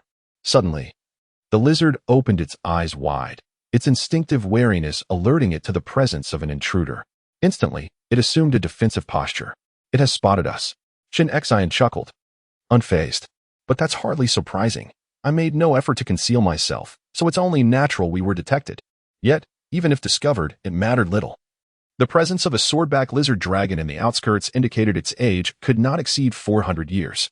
It will serve perfectly as the soul ring for my disciple, Chun Xine remarked, his form gradually vanishing before Yi Ling and Ning Rongrong's eyes. Then, a heart-wrenching dragon's roar pierced the air. The lament of the swordback lizard dragon as it met its demise. Once a dominant entity in the outskirts, it was doomed to perish in mere seconds upon encountering the sword Douluo. All right, finish it off. Your soul ring awaits. Chun Xine suddenly reappeared in place, swiftly casting a massive lizard-like soul beast to the ground. Yi Ling promptly seized the crystal dagger to end its life, and a deep yellow soul ring slowly materialized before him. A soul ring. Yi Ling's hands trembled with excitement. He had awaited this moment for an eternity, and now his desire was finally within reach. Chapter 12. The Millennium Soul Ring. Why is it dark in hue? Yet, the swordback lizard's soul power was only around 350 years. Could I have misperceived? Chun Xine regarded the yellow soul ring gently drifting towards Yi Ling with a hint of confusion, although he harbored doubts and contemplated halting Yi Ling from absorbing it. Upon casting his gaze, he realized that Yi Ling had already commenced the process. The deep yellow soul ring began to float towards Yi Ling's resolute sword. Embrace the essence. Draw the soul ring into the martial spirit. Yi Ling recalled his master's words, gradually guiding the deep-hued yellow soul ring. A century-old soul ring, though its age remains uncertain. It certainly appears to be of considerable vintage. Yi Ling's spirit lingered in his mind as a deep yellow soul ring hovered before him on the azure-purple longsword, undulating as if resisting his integration. A peculiar sound emanated from the deep yellow soul ring, akin to a subtle quiver, as layers of radiance radiated outward from it. The originally yellow soul ring began to transform under the cascading light, and Yi Ling's eyes widened as a trace of purple emerged upon the soul ring. Master, are you jesting with me? No, this is not a century-old soul beast. Chun Xine meticulously scrutinized the corpse of the sword-backed lizard, suddenly discovering a golden scale upon its forehead. Terror warped his features, and his gaze darted anxiously towards Yi Ling. The deep yellow soul ring, which had been revolving around the resolute sword, gradually shifted under Chun Xine's watchful eyes, a layer of purple brilliance shooting forth from the soul ring, imbued with a despairing hue. A millennium soul ring. As he beheld the purple soul ring, tears welled in Chun Xine's eyes. He swiftly moved to Yi Ling's side, his soul power surging, the 7-killing sword martial spirit manifesting behind him, while 9 soul rings vibrated intensely. Grandfather Sword, what is happening? Why is his soul ring purple? Ning Rongrong, too, sensed the gravity of the situation and asked in a flurry. However, Chun Xine offered no response. Instead, his aura diminished suddenly, regret flooding his expression. That was indeed a millennium soul ring. He could scarcely bear to utilize it as Yi Ling's second soul ring, yet now he was absorbing it as the first. The outcome was all too apparent, a catastrophic explosion of his body or total loss of soul power, leading to the shattering of his martial spirit and a descent into ruin. It is all my fault. Had I not persistently prevented him from absorbing the 400-year soul ring, he would not have needed to take the sword-backed lizard's soul ring. If I had only observed the sword-backed lizard with more diligence, Yi Ling would not have sought to absorb it. It is all my error. Chun Xine's demeanor was one of despair. With a 400-year soul ring, perhaps he could still have faith in Yi Ling, but this was a millennium soul ring. The chasm between a century and a millennium is an indelible divide. Alas, Master, how could you be so unreliable?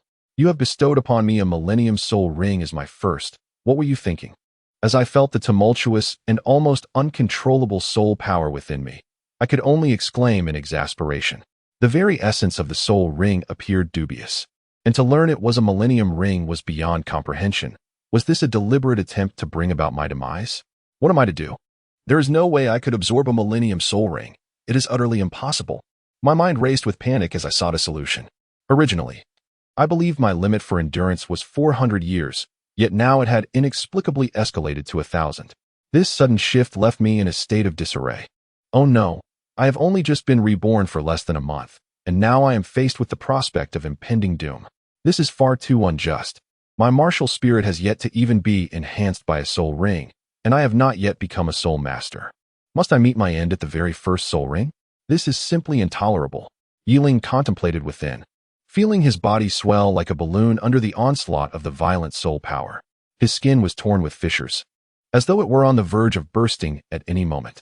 With a sudden gasp, he expelled a mouthful of fresh blood. The ferocious energy of the Millennium Soul Ring surged into his meridians, wreaking havoc throughout his entire system. Yiling! Yiling! The urgent cries came from his side, uttered by the sword Douluo and Ning Rongrong, who were anxiously watching him as he bled, their faces etched with panic and uncertainty. What should I do? This soul power is beginning to destroy my meridians. Damn it! Am I truly destined to perish here?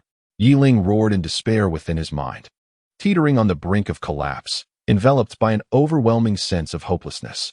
Suddenly, a resounding explosion echoed, plunging Yiling's consciousness into a profound silence. The absolute sword lay still in his palm, now accompanied by a violet soul ring, while the surrounding space was shrouded in darkness, reminiscent of an afterlife. No, wait. Am I not dead? Yiling's muddled consciousness was suddenly jolted awake as his left hand involuntarily opened, revealing the ethereal He Dao flower, resplendent in violet hues and emanating an otherworldly radiance. A flicker of emerald light danced upon one of its petals, shooting forth a beam that struck his dantian with a series of resounding thuds. Yet, it was these verdant orbs of light that breathed vitality into his battered form. His once fragile body, on the brink of collapse, began to mend under the influence of these emerald glimmers, with wounds scabbing over and his swollen physique gradually restoring to its natural state. What could this mean? Was everything truly all right? The two onlookers, Chen Xin and his companion, exchanged puzzled glances at Yiling. Had he absorbed the Millennium Soul Ring? Was it over just like that? As he felt the purple soul ring's energy gradually stabilize, a glimmer of astonished excitement flickered in Yiling's eyes. Had he truly assimilated the soul ring? A Millennium Soul Ring, no less. The first soul ring was indeed a Millennium Soul Ring. Just as Yiling reveled in this exhilarating moment, the He Dao flower trembled once more, its emerald brilliance fading into obscurity, and the flower spirit was uncontrollably retracted. Was the He Dao flower responsible for aiding him in absorbing the Millennium Soul Ring? Before Yiling could inquire further, a blinding light flashed before him. Instinctively, he opened his tightly shut eyes, only to be met with the concerned visage of his master and the tear-streaked face of a little girl, nearly in tears. "Master," Yiling called out, his body slightly weakened after enduring the trials of a Millennium Soul Ring, rendering his voice feeble. As he opened his eyes, a heavy weight bore down upon his eyelids, causing them to close involuntarily. "Yiling! Yiling! How are you?" The echoes of his name resonated in the darkness, tender yet sorrowful. Chapter 13, Severing Emotion Coughing. Yiling propped himself up with his left hand while his right hand pressed against his forehead. Struggling, he sat up in bed, gazing vacantly at the familiar surroundings of his room in the Seven Treasures glazed tile school. The pristine white bed remained unchanged, and had he not felt the abundant soul power within him, he might have believed he was awakening there for the first time. "Ah, my soul ring." Suddenly recalling, Yiling extended his right hand, and a long, azure-purple sword materialized in his grasp, a violet soul ring commencing its slow orbit around him. The emotion-severing sword appeared altered from before. He could discern that the patterns along its blade were subtly different, with the runes at the blades and seemingly aglow. Had I awakened from absorbing the first soul ring? Yet, fortune had not favored me. That sword-backed lizard must have surpassed the millennium threshold. It's no wonder my master, a titled Douluo, failed to ascertain its age. Knock, knock, knock. A series of knocks interrupted his thoughts. Yiling hastily withdrew the emotion-severing sword and turned his gaze toward the door. "I thought you would explode from the strain. I never expected you to absorb that Millennium Soul Ring. Truly a marvel." Standing at the entrance was Ning Rongrong, her signature playful demeanor radiating from her pink dress as she beamed at the sitting Yiling. "Is there something you need?" Yiling inquired, instinctively sensing that Ning Rongrong had been sent by her father and his master. Stop overthinking. No one sent me. Grandpa Jian, Grandpa Gu, and Dad are occupied with important matters.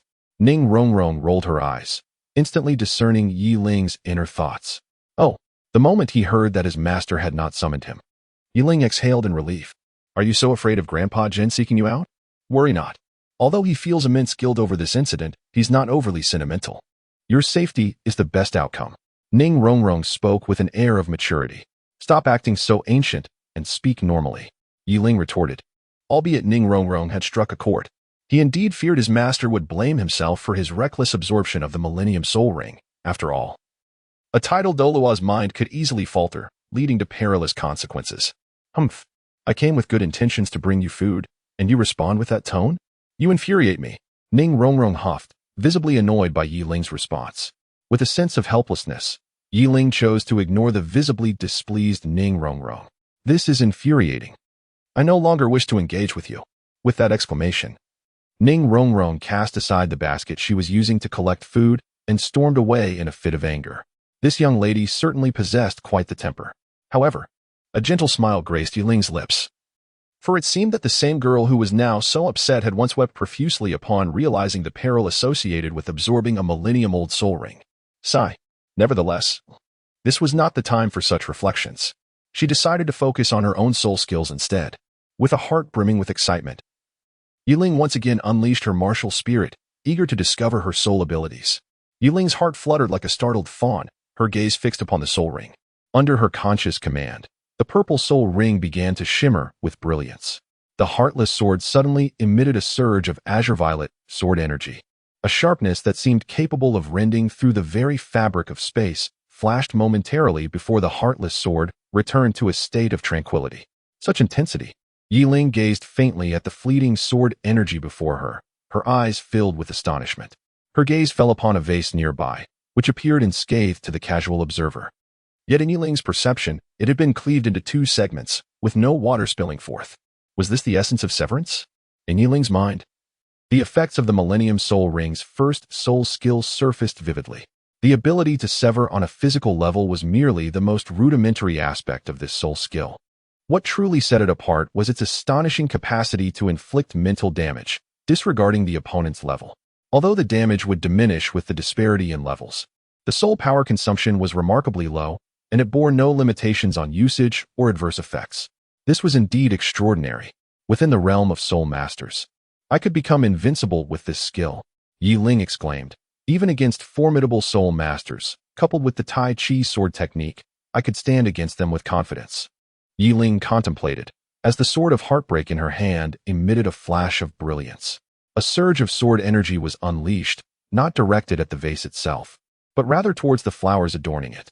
The azure purple glow of the sword gracefully swept across the orchids nestled within the vase. Yet, despite the relentless sharpness that surged forth, neither the petals nor the vase suffered any harm. The first soul skill, Emotion Slash. Sensing a slight depletion of her soul power, the purple soul ring illuminated once more. Yiling gripped the sword of heartbreak, unleashing several more flashes of light. Ha ha ha, the soul skill bestowed by the Millennium Soul Ring is indeed formidable. It was worth the risk of nearly perishing to absorb this soul ring. Grandfather Sword, you must stand up for me. Your precious disciple is bullying me. In the grand hall, Ning Rongrong returned from Yiling's side, her expression one of grievance as she playfully pouted at Sword Douluo, tears glistening in her eyes. To the unknowing observer, it would seem as though Yiling had committed some unforgivable transgression against her. Yiling has awakened. Sword Douluo's eyes sparkled with delight, a smile gracing his lips as he hastily inquired. Indeed, I merely went to bring him food upon seeing that he had awakened. Yet he not only showed no gratitude, but even scolded me. Ning Rongrong replied, her demeanor one of discontent. Grandfather Sword, what do you think? She turned around, only to find that she was alone in the grand hall. Humph, you despicable Grandfather Sword, you infuriate me. All of you are bullying me. Having nearly restored her vitality and satisfied her hunger, Yiling mused, let us venture outside. My body has grown stiff after several days of slumber.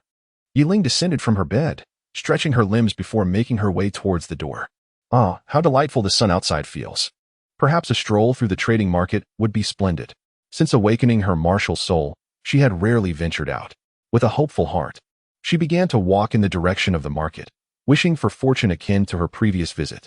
After all, she vividly remembered the usefulness of that wondrous plant, the Wanchuan Qiushui Lu, which she had procured from the market. Who could say whether such celestial herbs might still be found there? Thus, seizing the opportunity while her body was still revitalized, she set forth. Where has that lad gone? Chun Xian, upon arriving at Yi Ling's residence aboard his sword, was taken aback to find no one present. Puzzled, he glanced around the room. Perhaps I should step outside. Just as he was about to depart, a vase caught his attention. A surge of soul power enveloped him as he lightly touched the vase, and then an astonishing event unfolded. The vase and the flowers trembled before disintegrating into fine ash, spilling water across the floor. Chapter 14. The Path of Cultivation. What an intense aura of sword energy. Though faint, it emanated an unusual power that seemed capable of piercing the very soul, affecting even me. Chun Xian's fingers brushed over the water stains left on the table, and a voice of astonishment escaped him. Residual sword intent lingered there, and this very essence stirred his soul. Could it be that Yi Ling was responsible for this? Instinctively, he thought of her. With her innate talent, it was hardly surprising she could create such phenomena. I must investigate. In a flash of sword light, the door swung shut, and the sword Douluo vanished from the room. Alas, was I merely overthinking? Yi Ling wandered the trading market, her spirits dampened. She had scoured every corner of the market, yet nothing caught her eye, leaving her feeling quite despondent. Bam! Distracted by her gloom, she kept her head down and collided with someone. Oh, who is it? Yi Ling wearily raised her head, only to exclaim, Master. A figure clad in white robes stood before her, causing her to leap back in fright. Her face a mask of terror. Recovered?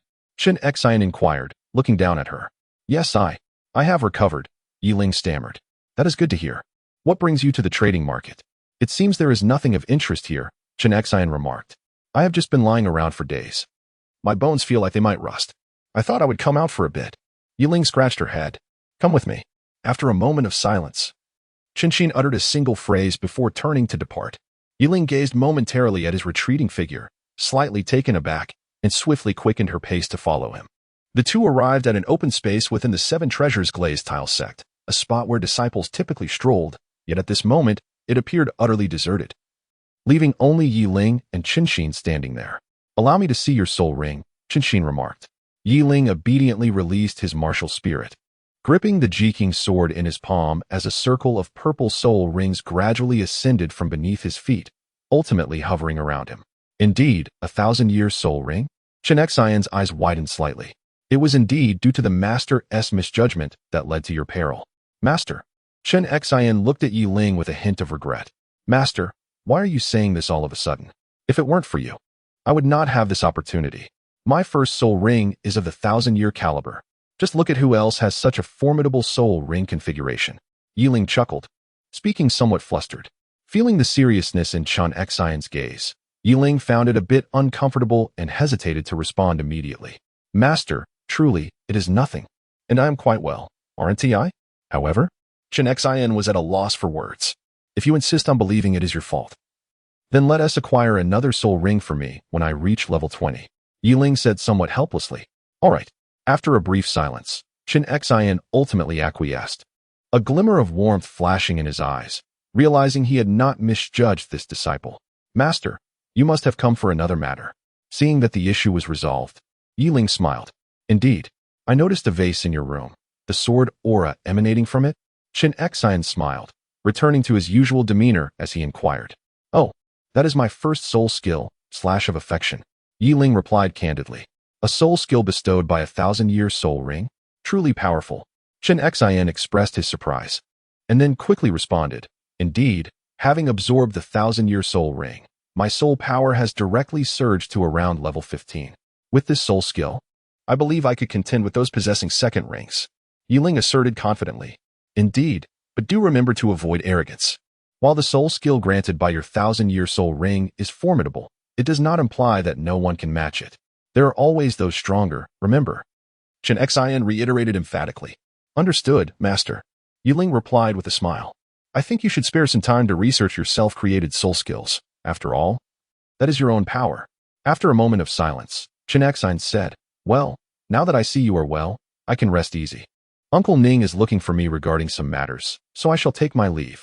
With that, sword Douluo Chen Xian transformed into a beam of sword light, disappearing from Yi Ling's sight in an instant. Well, I suppose I have lingered long enough. It is time to return. After a moment of hesitation, Yi Ling resolved to turn and leave. Uncle Jian, how is Xiao Yi? Inside the hall, Ning Fengji and the others were seated around a table, with Ning Fengji speaking first. He is well. After a few days of rest, he has fully recovered, and his soul power has indeed reached level 15. Chen Xian replied. That is good to hear, as long as he is fine. Ning Fengji let out a sigh of relief. Old fellow, how could you possibly allow Xiaolinger to absorb a Millennium Soul Ring? Have you become foolish from practicing swordsmanship? Gu Yong suddenly rose and remarked. Bone uncle. Sword uncle. Ning Fengji began to interject in an attempt to mediate. Fengji, enough. This is indeed my fault. I failed to discern it. Qinshin expressed with a hint of remorse. What on earth happened? As a titled Douluo, how could you not even recognize the age of the soul beast? Gu Yong inquired coolly after regaining his composure.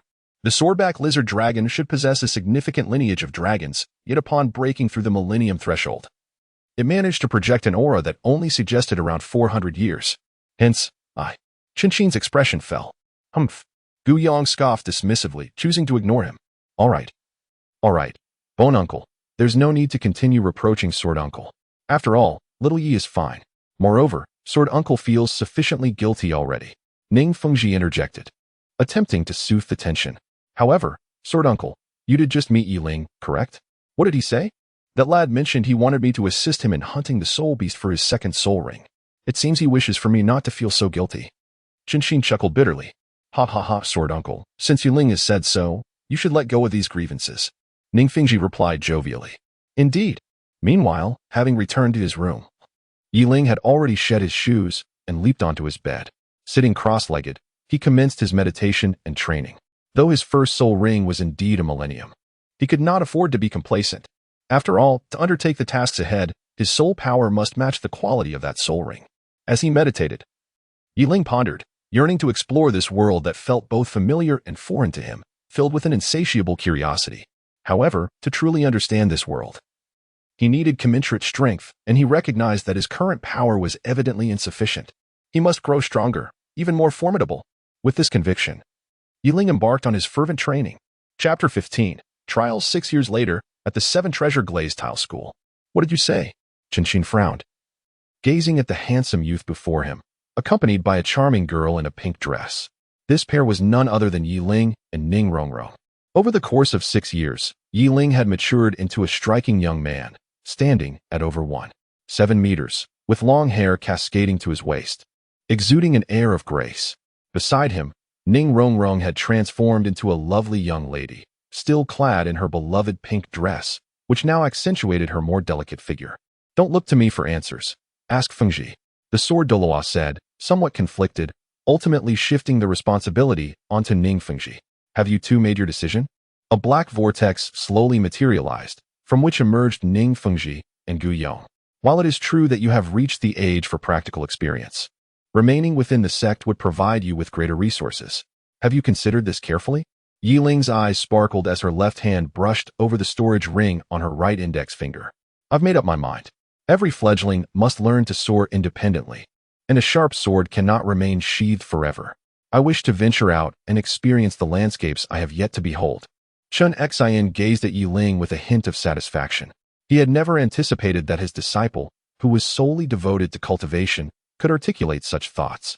It seemed she had indeed grown significantly over the years. Very well. Since you wish to explore, I have no reason to impede your journey.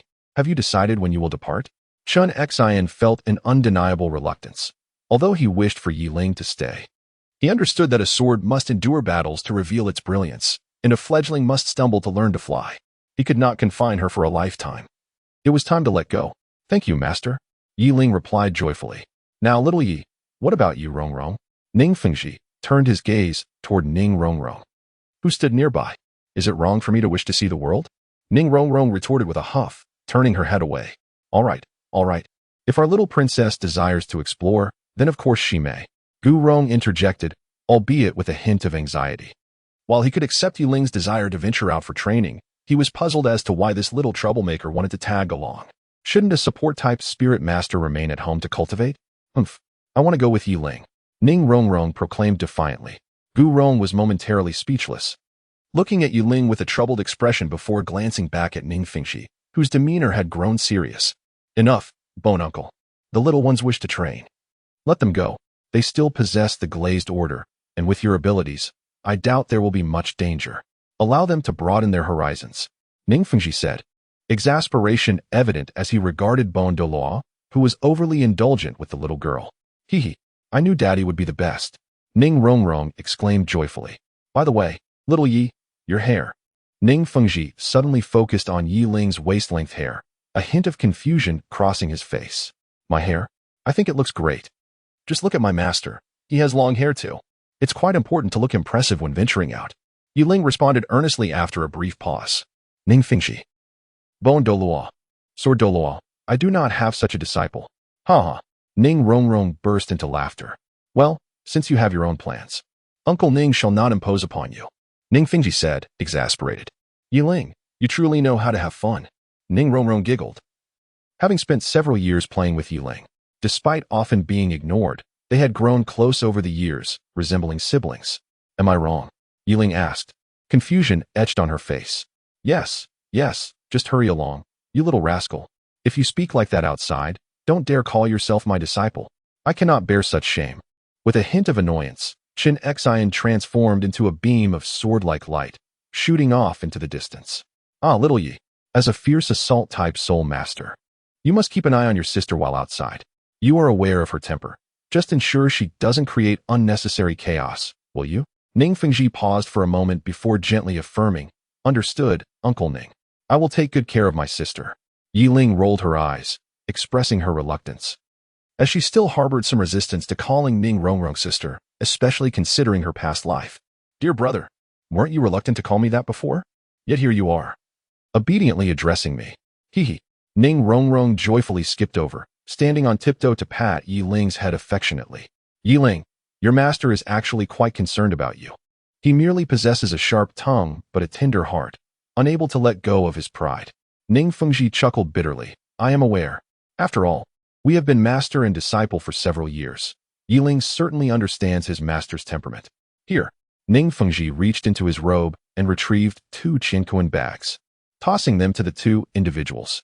Each of these bags contained several thousand gold soul coins. Since this is for your training, Uncle Ning shall not provide you with excessive funds. This should suffice for your daily expenses. Gazing at the bulging bags of gold soul coins, they felt speechless. Is this truly what one would consider daily expenses? With such funds, how could one even think of training? Yet, despite their internal resistance, their hands were remarkably honest. Thank you, Uncle Ning. Yi Ling accepted the 2 Qianquan bags, her composure unruffled. Have you decided where to go? Gu Rong inquired. He was exceedingly reluctant about Ning Rongrong embarking on this training journey, but as Fengji had consented, what else could he say? Not yet, Yi Ling replied. Though in truth, she had already contemplated a destination, she simply did not know its whereabouts. If you wish to join an academy, I can offer a suggestion, Ning Fengji proposed. What academy? Shrek Academy. However, I am not certain of its exact location. You might want to search near Soto City in the Barak Kingdom. It is said that someone is there, Ning Fengji remarked. Upon mentioning that individual, his eyes involuntarily narrowed, clearly filled with trepidation. Is it the master? Yi Ling's heart already held the answer. The only person capable of instilling such fear in a sect leader of the 7 Treasure Glazed Tile School, aside from the Spirit Hall and a few other sects, could only be the one known as the foremost theorist. All right, I now know enough. Prepare yourselves and set forth. Perhaps you will gain unique insights there. After Ning Fengji concluded, he exchanged a knowing glance with the Bone Douluo, and the 2 departed into the swirling darkness, leaving the 2 behind to exchange glances in bewilderment. What shall we do? After a prolonged silence, Ning Rongrong was the first to voice her concern. Yi Ling also found herself at a loss, yet after a moment of contemplation, she resignedly replied, What else can we do? We shall go and seek it out. Chapter 16, Soto City, a small town located near the imperial capital of the Tiando Empire, was bustling with activity. The streets filled with throngs of people from early morning. Various vendors offered an array of snacks, while others engaged in the trade of antiques. There were hotels and tea houses, as well as street vendors, creating an uproar of lively chatter among the crowd. Wow! Yiling, look at that! What is that? A curious voice emerged from the crowd, belonging to a man and a woman. The woman was playful yet elegant, while the man exuded a charmingly roguish demeanor. They were none other than Yiling and Ning Rongrong, who had ventured forth to Soto City in search of Shrek Academy. That's a hotel, Yiling remarked with resignation. This little ancestor has maintained her curiosity throughout our journey. Look over there. Ning Rongrong suddenly exclaimed, pointing to a nearby stall where a middle-aged man wearing glasses sat, seemingly watching his goods but appearing to doze off. Is that a spirit crystal? I can't believe they have such a thing here. Yiling's gaze drifted past the stall, settling on a yellow crystal that contained numerous fine strands resembling hair. To the untrained eye, this crystal might seem worthless. However, to Yiling, it was an extraordinary treasure. What is it? Is that some kind of precious item? Ning Rongrong inquired, puzzled. As Yiling's focus remained unwavering on the crystal, despite employing the treasure appraisal function of her 7 treasures glazed tile, she could not discern anything remarkable about it. Boss, how much for this crystal? Just as Yiling was lost in thought, a young man with dark hair adorned with a belt of 24 blue gemstones approached the stall, accompanied by a girl in a pink outfit with a scorpion braid, seemingly interested in the same crystal. Yiling, what should we do? They seem intent on purchasing that crystal too. Ning Rongrong exclaimed anxiously. It's of no use to me anyway. It's better to let it go to someone who might appreciate it, Yiling replied, shaking his head. Yet, as his gaze fell upon the young man, a subtle smile tugged at the corners of his mouth. Brother, someone is watching you, the girl beside the young man remarked, sensing Yiling's scrutiny. Oh. The young man turned slowly, his eyes locking with Yiling's. He squinted slightly, instinctively resting his hand on the storage device at his waist. Seems I've been discovered, Yiling said with a devilish grin, addressing Ning Rongrong beside him. Are we not going to buy that stone anymore? Weren't you just eager for it? Ning Rongrong questioned, bewildered. However, Yiling did not allow her to continue, grasping her hand and turning to leave. Hey, wait. Third brother. That person's gaze is so piercing. When I locked eyes with him, it felt like being pricked by a needle. The girl in pink expressed her uncertainty, recalling the moment their gazes met. Xiaowu, do not stare at strangers carelessly. That person is dangerous. Though he means no harm, we should not provoke him, the young man advised, seemingly relieved. Hey, are you buying or not? If not, I'll close my stall, the stall owner called out. At an indeterminate time, the elderly vendor awoke, staring with bleary eyes at the 2 individuals before him. How much for this? He inquired. Yiling, why don't you buy that crystal if you like it so much? We have plenty of money. Ning Rongrong, somewhat perplexed, pulled her hand away from Yiling. It's not that I must have it. Perhaps someone else needs it more. Besides, those 2 are not ordinary either. Yiling replied wistfully, fully aware of the identities of the duo, Tang San and Xiaowu, and behind them stood the bespectacled middle-aged man, Flinder, the headmaster of Shrek Academy they had been seeking. I don't understand. If you like something and can afford it, why let it go to someone else? Ning Rongrong said, her irritation evident. Well, since we decided to let them have it, let us not dwell on it any longer, Yiling sighed, recognizing the futility of reasoning with someone of her temperament. Excuse me, young man, is there anything else you require? Is it just this crystal? Flinder asked, watching as Tang San and his companion prepared to depart. Feeling a pang of regret, he had sold the crystal at a discount simply because he recognized Tang San as the disciple of a notable figure, and it was clear that Tang San was in dire need of it. He felt he had lost out significantly. No, just this, Tang San replied with a faint smile, gently placing the crystal into the compartment of his bracelet. Finally, it was in his possession, and he felt a sense of relief. Old man, we're leaving. Xiaowu waved at Flinder, linking her arm with Tang San as they slowly headed in the direction Yiling had taken. What interesting youngsters, Flinder mused, observing their departure with a slight smile. Yet, the striking young man had piqued his curiosity even more. He wondered if he had come seeking something. Never mind. Are we staying here? After wandering around Soto City with Ning Rongrong for half the day, Yiling, feeling weary, brought her to the only hotel in Soto City. The Rose Hotel. The name suggested it was a couple's retreat, and Yiling had intended to find a different place. However, upon inquiry, he discovered that this was the sole accommodation available, compelling him to endure a night here. Is this the place? Yiling asked. It's rather small. My room at home is larger than this hotel, Ning Rongrong complained. My dear ancestor, this is Soto City. not our seven-treasure glazed tile school. We are here to train, not to indulge. Yi Ling retorted, exasperated, raising his hands in a gesture of resignation. Fine then. I suppose I shall begrudgingly stay for one night. Ning Rongrong blushed slightly at Yi Ling's reference to her as an ancestor, casting him a reluctant glance. Let us go. We should check if there are any rooms available, Yi Ling said, pulling her along inside. Young man, I quite liked what you just said. So I'll let you have this room today. Upon entering the hotel, a brazen voice echoed through the air. A youth with heterochromatic eyes, embracing a pair of twin girls, laughed unabashedly. Thank you. The familiar voice reached Yi Ling's ears, prompting her gaze to follow the sound. There stood a couple resembling lovers. None other than Tang San and Xiao Wu, whom she had encountered earlier. Oh, what a coincidence. It is delightful to see you both again. Chapter 17, Shrek Academy. With a radiant smile, Yi Ling gazed at the panting Tang San and his companion.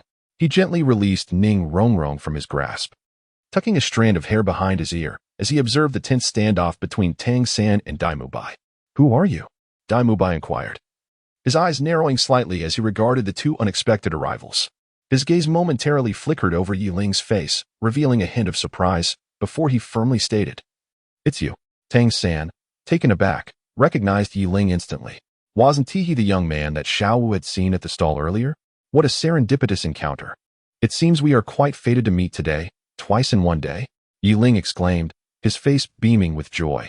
By the way, I am Yi Ling, and this is Ning Rongrong. Tang San replied succinctly, casting a profound glance at Yi Ling before averting his gaze. He grasped Xiao Wu's hand and departed, seemingly eager to avoid lingering any longer.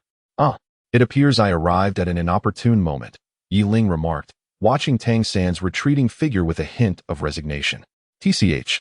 Ning Rongrong rolled her eyes at Yi Ling's lament. Are you two deliberately ignoring me? Just as Yi Ling contemplated whether to inquire about the availability of rooms, an irate voice pierced through the air. It was Dai Mubai, who felt slighted by their disregard. Oh, and you are? Yi Ling feigned confusion, though his eyes sparkled with a hint of challenge. I am Dai Mubai, a rank 37 Assault System Soulmaster, he announced, his anger somewhat dissipating as he engaged with Yi Ling.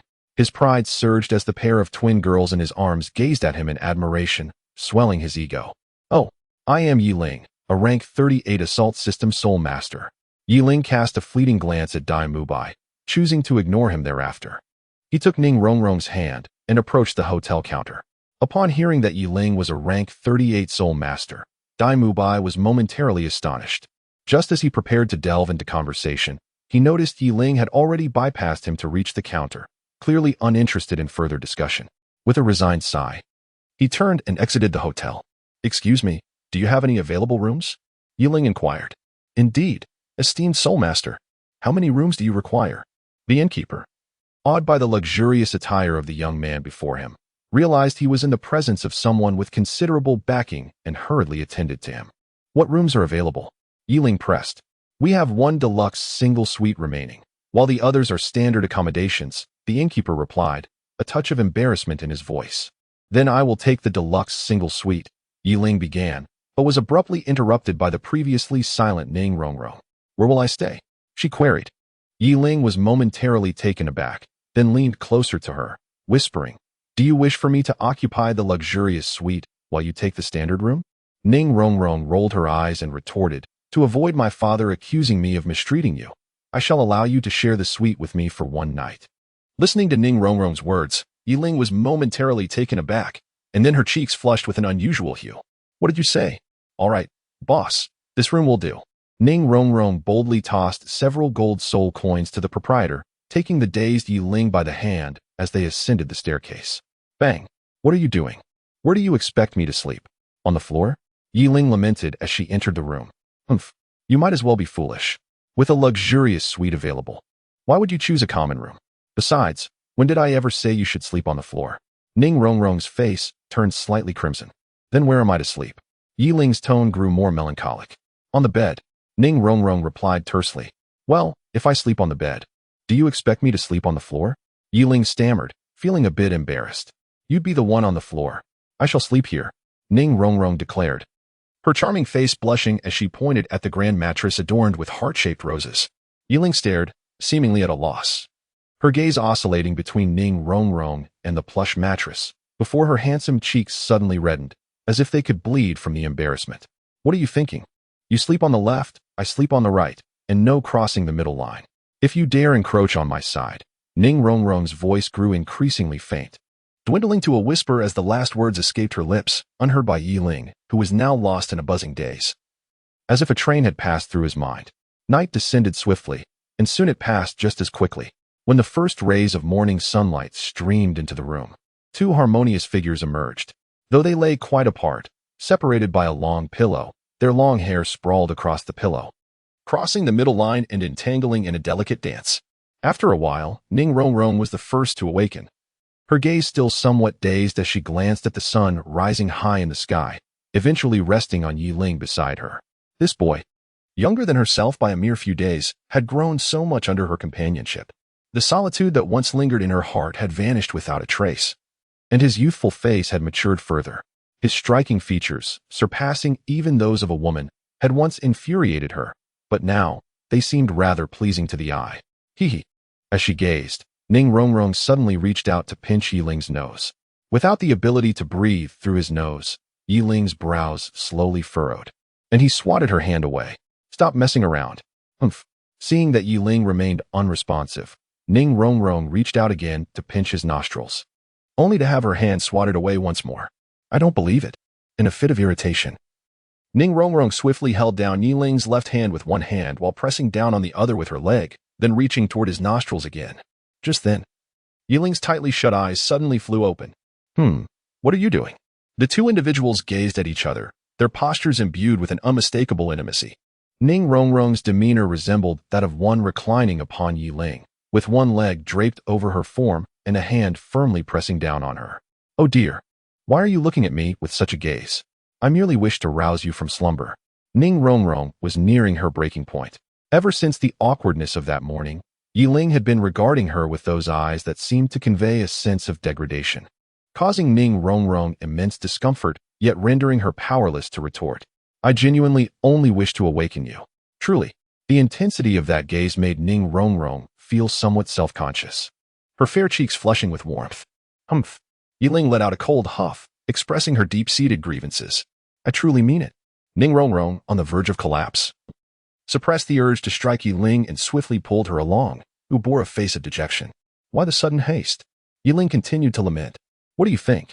Ning Rongrong retorted, pointing irritably towards a distant crowd, where a sign prominently displayed the words, Shrek Academy.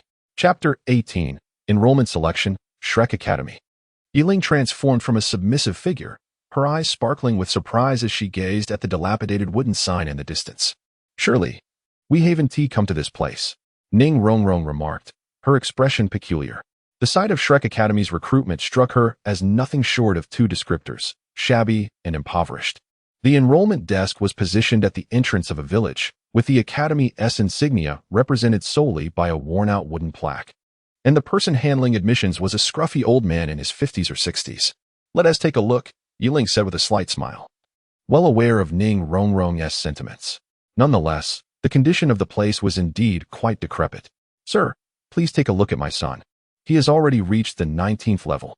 A middle-aged woman exclaimed excitedly before the old man overseeing admissions. The registration fee is 10 gold coins. Please submit it there. The old man cast a glance at the boy standing behind the woman, and only after they tossed the coins into the designated spot did he return his gaze and commanded, extend your hand. Reluctantly, the young boy reached out to the old man, who, noticing the boy's reluctance, said nothing and slowly placed his hand on the boy's arm. Your age does not meet the requirements. You may leave, the elder stated nonchalantly. Next, sir, could you possibly make an exception? My son has just celebrated his 13th birthday.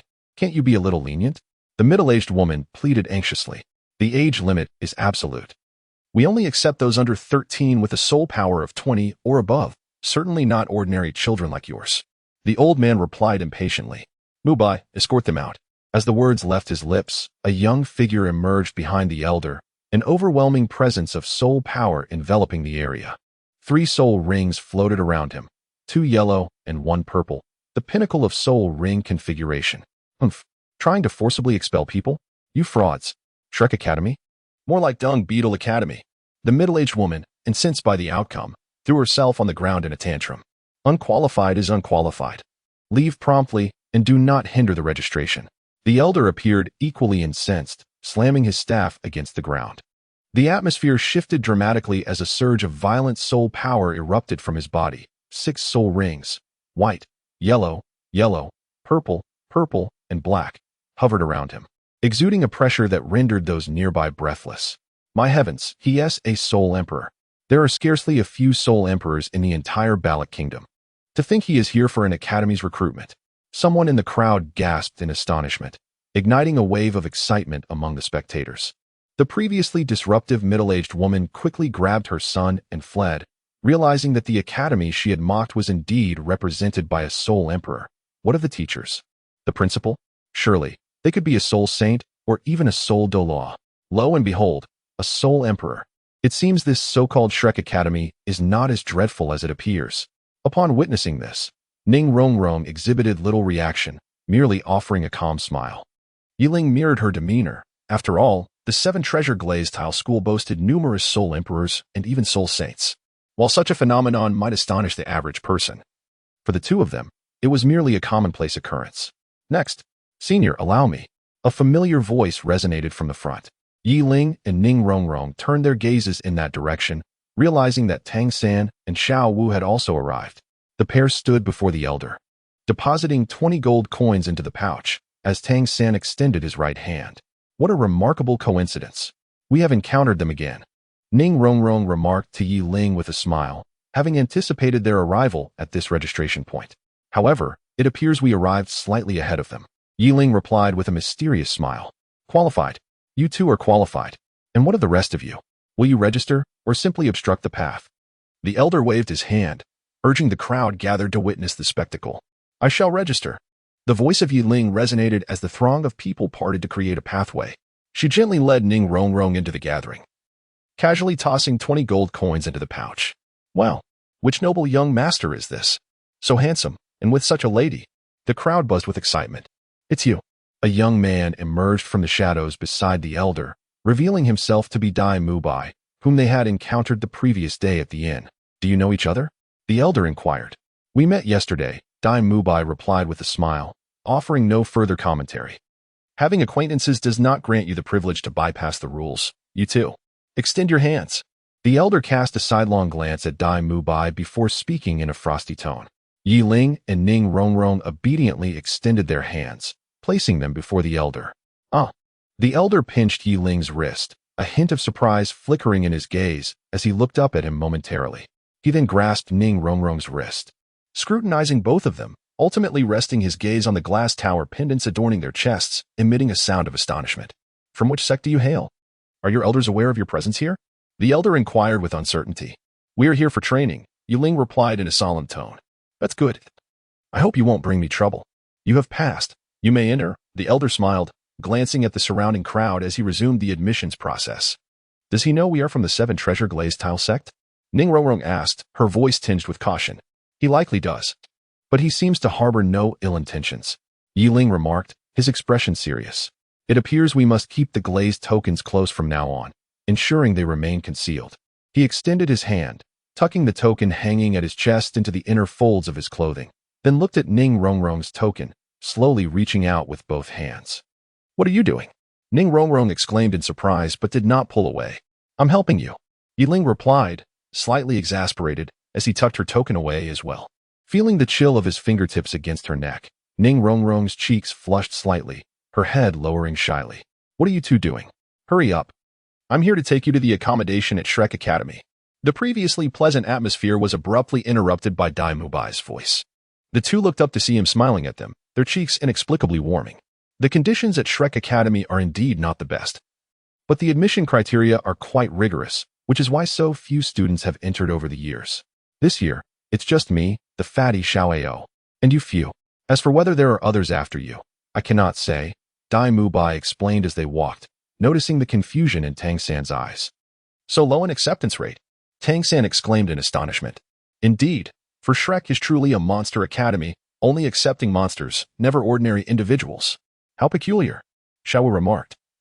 forcing a smile at the stringent admission standards for an academy with more teachers than students, explaining the scarcity of new entrants. Hee. Dai Mubai scratched his head awkwardly. By the way, where exactly is the academy? Ning Rongrong inquired. The academy? Isn't it right here? Dai Mubai replied, looking at Yi Ling and Ning Rongrong in confusion, pointing to a row of dilapidated wooden houses behind them. Tang San, Xiao Wu, and Ning Rongrong exchanged astonished and speechless glances at the distant shabby wooden structures, their foreheads lined with sweat. Only Yi Ling, having anticipated this, maintained a semblance of normalcy. Well, the academy may be run down, but improvements are underway. Due to some financial constraints, the academy has relocated here, explained Dai Mubai, raising his hands in a gesture of helplessness. Yes, indeed, Yiling interjected. Originally, the academy was situated in Soto City, but the principal believed that such an arrangement would not cultivate our resilience. With a hint of embarrassment, Dai Mubai added, Dai, is this the new junior class? Just as several of them were enveloped in the somber nostalgia of the academy's dilapidated state. A man with a long beard and captivating peach blossom eyes unexpectedly emerged from somewhere. Xiaoyao? Dai Mubai exclaimed in surprise, then reached out to gently restrain the eager head of the newcomer, explaining to the others, this is Oscar, a fellow student like myself. This gentleman is a student? Ning Rongrong inquired, incredulous. Despite his beard, he is not much older than us. Dai Mubai replied, shaking his head while pointing at the exuberant man before them. Xiaoyao, go shave that beard. It's unbecoming for our academy's image. Ah, you misunderstand. This signifies maturity. Oscar retorted dismissively, brushing aside Dai Mubai's hand and leaning in. Greetings. Juniors, I am Oscar, 14 years old, famously known as the sausage specialist, and a level 29 food system soul master. Indeed, this academy only accepts prodigies. Tang San exclaimed in awe. Ning Rongrong shared a look of surprise. A support soul master of the food system reaching level 29 at such a tender age could undoubtedly be considered a prodigy. Junior sister, would you care for a sausage? Oscar approached Xiao Wu, but Dai Mubai interjected. Oscar, let me remind you, Tang San is my brother. Do not entertain any ideas about them. Come on. It's just a couple of sausages. Oscar sighed. Oh, junior sister over here. His gaze shifted to Ning Rongrong, his eyes lighting up as he dashed toward her. Not interested. Before he could close the distance, Yiling's piercing gaze swept over him like a blade, halting his advance abruptly. Oscar stammered, bewildered. All right, enough of the antics. The principal will soon bring the last of the newly admitted students. Don't tarnish the academy's reputation. Dai Mubai observed Oscar's startled expression and shot Yiling a curious glance, then chuckled helplessly. Oscar, looking deflated like a punctured balloon, sauntered back to Dai Mubai's side. Little monsters. After a brief moment, a bespectacled gentleman accompanied by an elegant woman approached them. Third brother, ISNT that. Allow me to introduce, this is Zhu Zhuqing, another new student at our academy. The bespectacled man smiled, revealing himself to be the vendor who had sold Tang San and his companions their spirit crystals that day. Greetings, principal. Upon seeing Flander, Dai Mubai and Oscar respectfully exclaimed, Ha! Little monsters, now that everyone is assembled, let us commence the next round of evaluation. Flander chuckled, however. Before we proceed, I would like each of you to introduce yourselves and then test your soul power.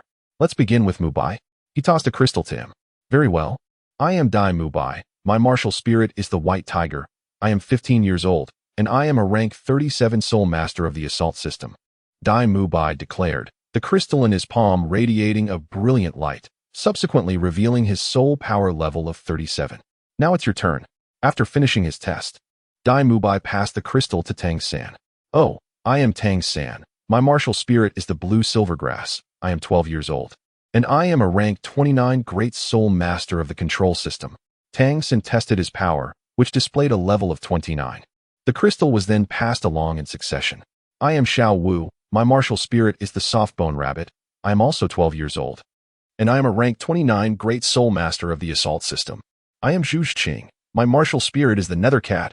I am 12 years old. And I am a rank 27 great soul master of the agility system. Ning Rongrong. My martial spirit is the 7 treasure glazed tile. I am 12 years old.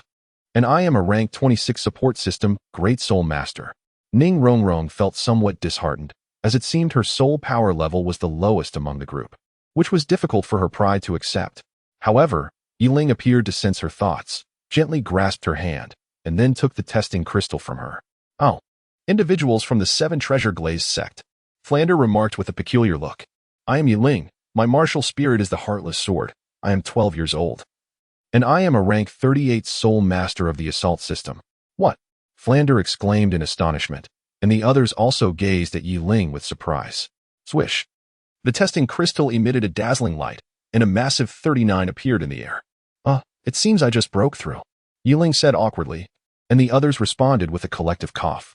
All right, since everyone has qualified, let us proceed directly to the final round, Flander declared after clearing his throat.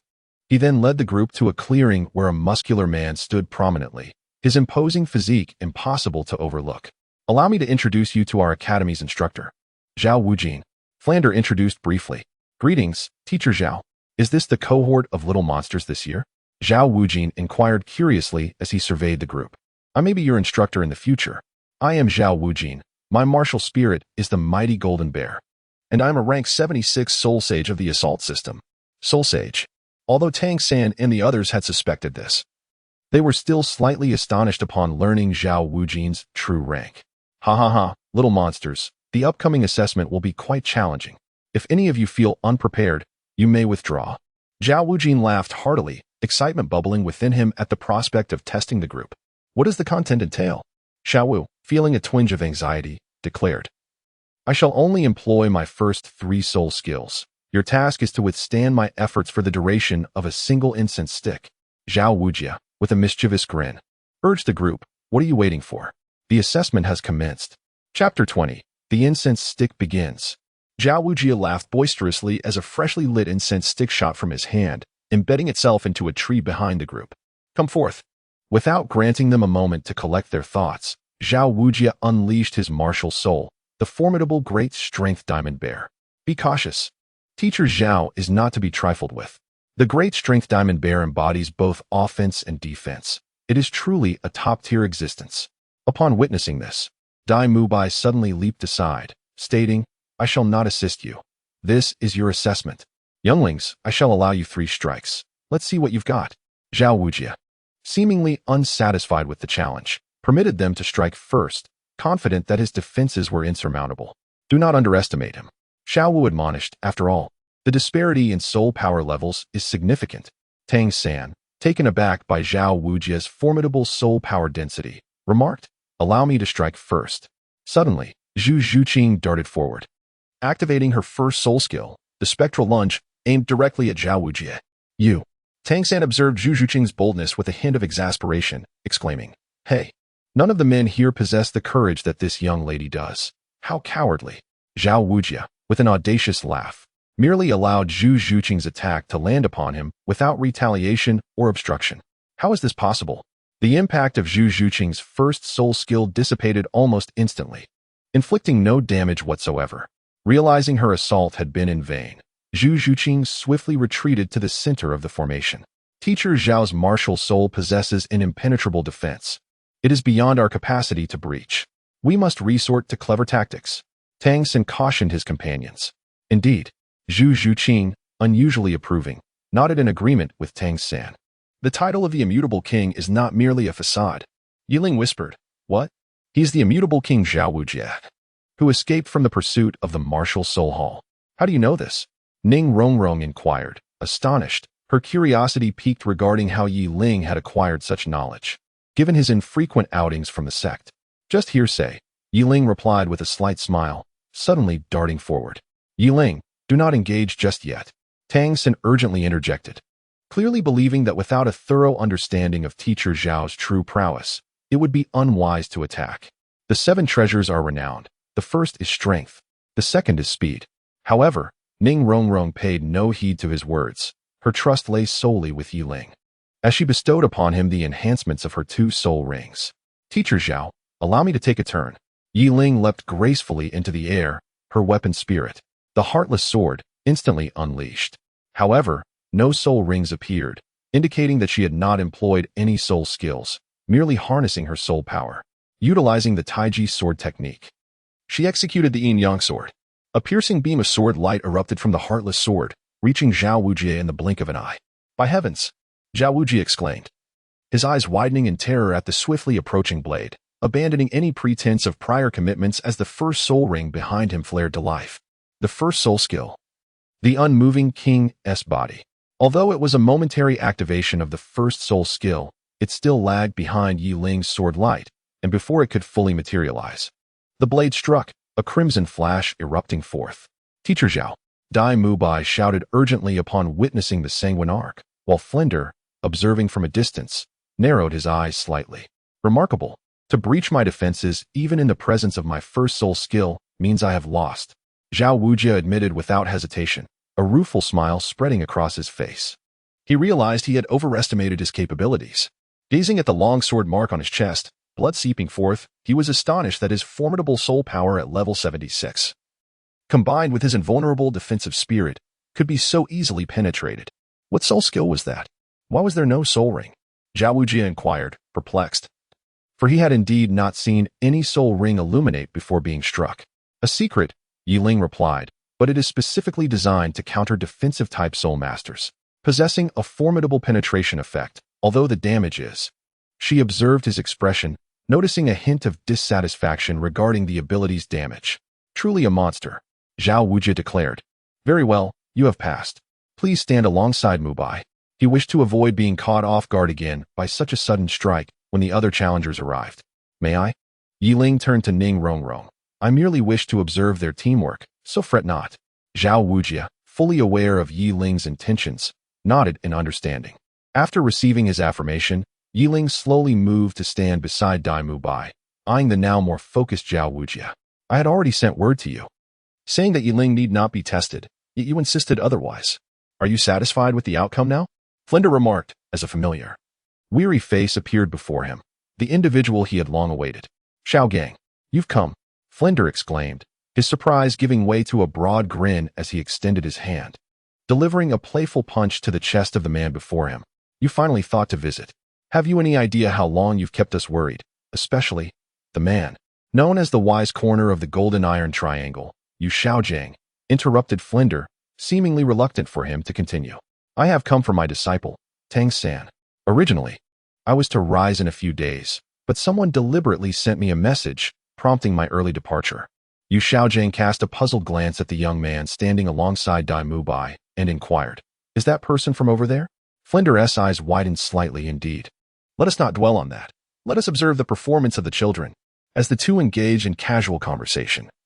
Tang San and his companions had already begun their skirmish with Zhao Wujing. Shadows intertwined, and the release of various soul skills illuminated the clearing with bursts of brilliant light. It appears your disciple intends to challenge Wujing one-on-one. Flinder jested.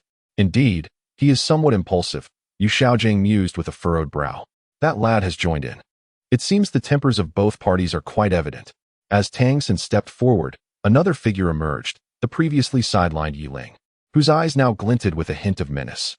Looks like you two are seeking revenge for them, Zhao Wujing remarked, wiping a speck of dirt from his arm, a remnant from the earlier encounter with Xiao Wu. However, you appear somewhat unqualified. What's this? Are you disputing our capabilities? Zhao Wujing clearly caught Yi Ling's disdainful laughter. Nevertheless, in his eyes, Yi Ling, despite having breached his defenses, remained inadequate. Under the overwhelming pressure of soul power, all was futile. Tang San, shall we engage together? Or one at a time? Yi Ling disregarded Zhao Wujing and turned to the similarly fierce-looking Tang San. Together, Tang San replied without hesitation, fully aware that he could not afford to underestimate a soul sage-level opponent. Then let us seek your guidance, Teacher Zhao. Yi Ling and Tang San exchanged a brief glance before simultaneously turning to Zhao Wujing. Come forth. Let me witness your prowess and see if you truly possess the merit to speak so boldly. Zhao Wujing, feeling slightly incensed, sensed that he was being underestimated by these two young individuals. The first soul skill, binding. Tang San launched his initial attack, and in an instant, several robust purple vines erupted from beneath Zhao Wujing, ensnaring his limbs. The first soul skill, immutable king body. Zhao Wujing swiftly countered with his own soul skill, shattering Tang San's vines with ease and freeing himself. The first soul skill, emotion.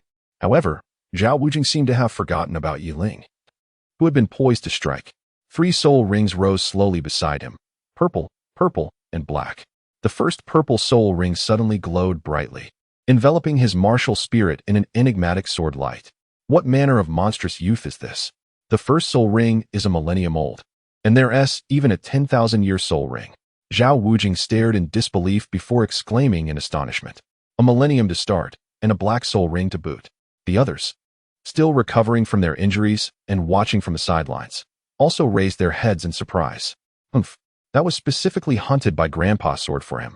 Ning Rongrong proclaimed with pride, such a soul ring configuration. The two observers in the distance gasped in astonishment. What a monster! Zhao Wujia's heart exclaimed as he fully unleashed the power of the immovable king, bracing himself to withstand Yi Ling's Millennium Soul Ring ability. Flash! Yi Ling coldly shouted, raising the heartless sword to strike at Zhao Wuji, the blade emanating an intensely vibrant purple sword aura, as if it could rend the very fabric of space. What formidable power! Tang Sen remarked from the side, hastily following in Yi Ling's footsteps. He unleashed his first spirit ability, causing vines to surge from beneath Zhao Wuji's feet, ensnaring him tightly as he was momentarily distracted by Yi Ling's soul ring configuration. Just as Yi Ling swung that sword, Zhao Wuji attempted to channel his soul power to counter. However, numerous vines suddenly erupted from the ground, restraining his movements, prompting him to mutter a curse under his breath. Third spirit ability, gravity amplification. At the instant the sword light descended, Zhao Wuji could no longer afford to hesitate. He directly unleashed his third spirit ability. An invisible force descending from the heavens, pressing down upon Yi Ling and Tang San, diminishing the potency of Yi Ling's sword strike. With a resounding clash, the sword light ultimately struck Zhao Wuji, leaving only a long white mark, failing to deliver the explosive damage one would expect. Instead, upon contact with his body, it simply dissipated. Just when everyone assumed Yi Ling's soul power had waned, a sudden glimmer of purple light flashed in Zhao Wuji's eyes, followed by a sharp pain in his mind. A peculiar sensation had been awakened, reminiscent of a long-lost emotion. Second spirit ability, disconnection of thought. Seizing this opportunity, Yi Ling swiftly activated her second spirit ability, her second soul ring illuminating in an instant. Her eyes transformed into a pair of purple orbs, devoid of any emotion. Then, with a seemingly casual swing of her sword, she generated no visible sword aura, as if merely gesturing without intent. Yet, to Zhao Wuji, the scene was drastically different. He distinctly sensed an intangible sword energy slicing towards him, intertwined with the recent tremor in his heart. Sixth spirit ability, Mighty Vajra Roar. Zhao Wuji, feeling a flicker of trepidation from Yi Ling's attack, as if this spirit master's ability could inflict irremediable harm upon him, disregarded the rules and unleashed his sixth spirit ability. A colossal shockwave surged towards Yi Ling and Tang San. Teacher Zhao, Dai Mubai exclaimed. With a thunderous impact, the two figures were sent flying. Despite his controlled soul power, the deafening shockwave still forced Tang San and Yi Ling to spit blood. Third brother, Yi Ling. Cries of alarm rang out as Ning Rongrong and Xiao Wu sprang to their feet, glancing anxiously at the two. What on earth is happening with Zhao Wuji? From a distance, Flinder clenched his fist, preparing to intervene in the battle among the three. Yet, just as he was about to rise, a pair of hands restrained him from behind. Xiao Gang, what are you doing? If this continues, the children will be in danger, Flinder exclaimed, a hint of urgency in his voice. You are a soul sage. Can't you see who is suffering more? The master pointed towards the distant Zhao Wujia, who was bleeding profusely from all 7 orifices, exclaiming, how could this be possible? Flinder was taken aback, astonished that Zhao Wujia had been injured by a soul master. And it seemed to be a grave injury at that. I suspect that the young man Yi Ling possesses a soul skill rich in spiritual assaults. And there appears to be a unique interaction between his first and second soul skills, the master analyzed, his gaze filled with admiration as he looked at Yi Ling, who was kneeling on one knee, propped up by his sword. You brat, you've truly provoked my ire, Zhao Wujia asserted, his bloodied eyes wide open, as he activated his first soul skill and charged towards the two. Who dares to challenge me? Tang San, being a bit farther from Zhao Wujia, was less injured and promptly stood up to unleash his ghost shadow perplexing track towards Zhao Wujia. First soul skill, bind. Second soul skill, parasitic. He cast both skills in quick succession, temporarily restraining Zhao Wujia in place. Allow me to demonstrate my true prowess, Tang San thought, his hands moving to his waist. His gaze sharp as he directed his attention towards Zhao Wujia. The gems of the 24 Bridges moonlit night emitted a radiant glow as 10 iron-concealed weapons appeared in his hands, controlling the crane and capturing the dragon. 100 concealed weapons unleashed. Tang San's hands danced across the 24 bridges moonlit night, sending concealed weapons flying toward Zhao Wujia, akin to a torrential downpour. Each impact producing a cacophony of sounds upon striking him. And I am not to be overlooked. Yi Ling brandished the Absolute Heart Sword and leaped again, activating his third soul skill, Heart's Inquiry. An invisible domain emanated from Yi Ling, enveloping both Tang San and Zhao Wujia within its grasp. What is this? The master gazed in astonishment at the intangible domain that had swiftly engulfed the three. This was the first time he had witnessed a special domain in an individual who was not a soul Douluo. It is worth noting that special domain-type soul skills are not commonplace. They are as rare as 100,000-year soul rings. In all of Douluo continent, he could assert that only a handful possessed such special domain-type soul skills. I never expected that this would be a special domain-type soul skill. It seems his third soul ring is quite extraordinary. Flender remarked gravely. Young man, what is this? Zhao Wujia inquired, as he defended against Tang San's concealed weapons with his hands while casting a puzzled glance around him. First soul skill, Love Severed. Second soul skill, Thought Severed. Once again, he unleashed his first and second soul skills in an instant. But this time Yi Ling did not swing the Absolute Heart Sword. Instead, he simply fixed his violet-hued gaze upon Zhao Wujia. What is this? Are you deceiving me?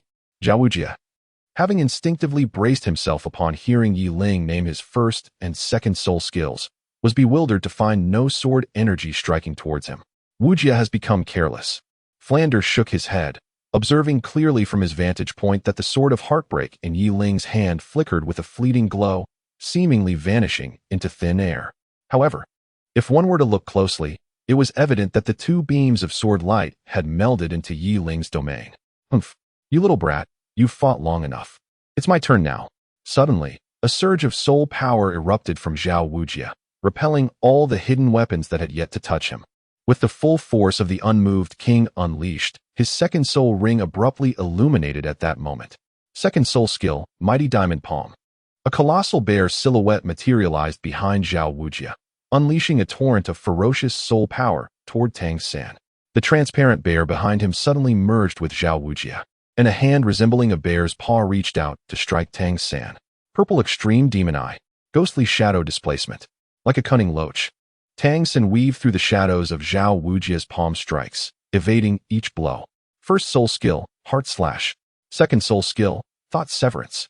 At that instant, two soul rings behind Yi Ling, who had just felt weakened from unleashing his soul skills, suddenly glowed anew. The first and second soul skills were released simultaneously.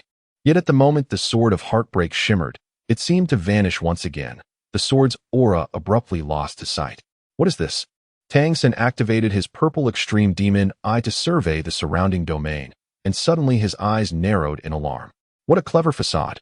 Zhao Wujia, disregarding Yi Ling this time, laughed boisterously, and then fixed his fierce gaze upon Tang San. You slippery little ghost, darting around like a loach. With a flourish, Zhao Wujia unleashed his fourth soul skill, Tracking Mark. An invisible mark was placed upon Tang San, heralding the onset of a forthcoming assault. Not good. I've been locked on. Tang San's expression darkened as he realized the predicament. Fifth soul skill, Gravity Compression. An intangible force of gravity bore down upon Tang San, relentlessly pursuing him, rendering his ghostly evasions futile against its binding grasp. The intense consumption of soul power must have exposed a weakness in his body. Tang San bent his knees, affected by the gravitational pressure, yet he remained undaunted, his excitement only intensifying. Here it is, Dragon Whisker Needle. Tang San's purple extreme demon eye swept over Zhao Wujia's form, and as it passed over his back, he identified a region where the soul power was feeble. Is it time? Yi Ling, noticing the shift in Tang San's gaze and the golden whisker needle in his hand, allowed a slight smile to grace his lips. It was time to ensnare. First soul skill, Heart Slash. Second soul skill, Thought Severance. As before, the two purple soul rings suddenly glowed, cloaking the sword of heartbreak in radiant light, yet moments later, it vanished once more. Humph. Zhao Wujia cast a glance, dismissing Yi Ling's released soul skills. Third soul skill, Heart's Inquiry. At that moment, Yi Ling's third soul ring flickered back to life. What? Zhao Wujia gasped, not merely due to Yi Ling's second release of the 10,000-year Soul Ring's soul skill, but also because a golden beam of light was directed toward him from behind. Heh, the Taiji sword path. Yin-Yang sword, shatter for me. Yi Ling, having exhausted his last vestige of soul power, descended from the air, leaning on his desolate sword to prevent himself from collapsing. Swish, swish, swish, swish, swish, swish. As Yi Ling completed the final execution of his Taiji sword technique, the entire domain began to tremble violently, as if it were being pulled by an unseen force. One would notice, upon closer inspection, that the surging sword chi within the domain was none other than the first and second soul skills Yi Ling had unleashed earlier. Tang San, retreat. Yi Ling called out with his remaining strength. Upon hearing this, Tang San swiftly retreated toward Yi Ling, but as he moved away, he unleashed one last residual soul skill, momentarily restraining Zhao Wujie. Damn it, I've been deceived.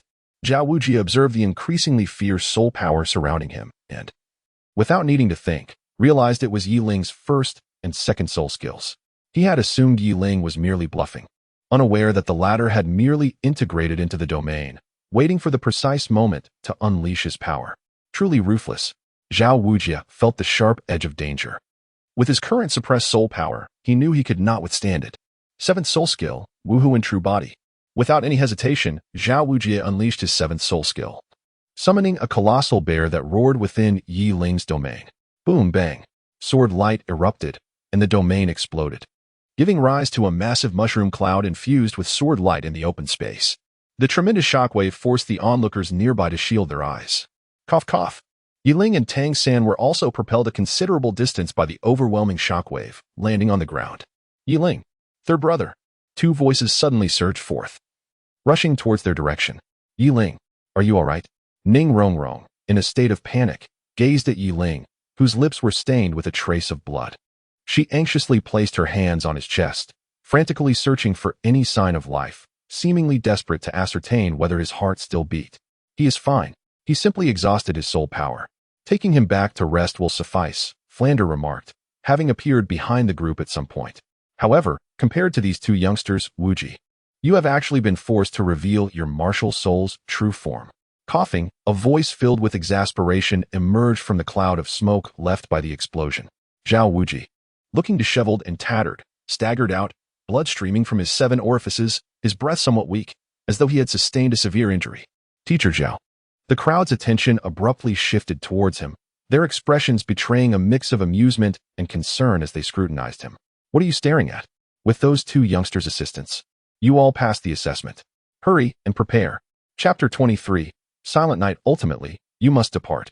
In the chaos, a sorrowful laughter seemed to resonate, so familiar, so poignant.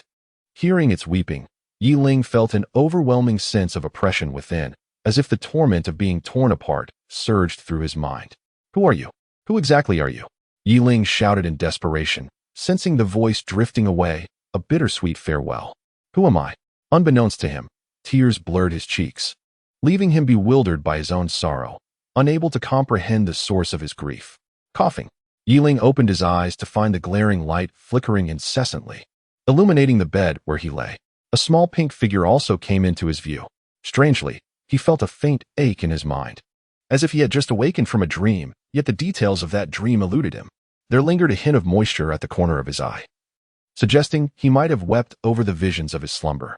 Outside, the darkness enveloped the world, with stars dotting the night sky, casting a sense of solitude. What could he have dreamt about? Yi Ling pondered, turning his head to gaze at Ning Rongrong, who had fallen asleep, leaning against the bed. Instinctively, his hand reached out to rest upon her head.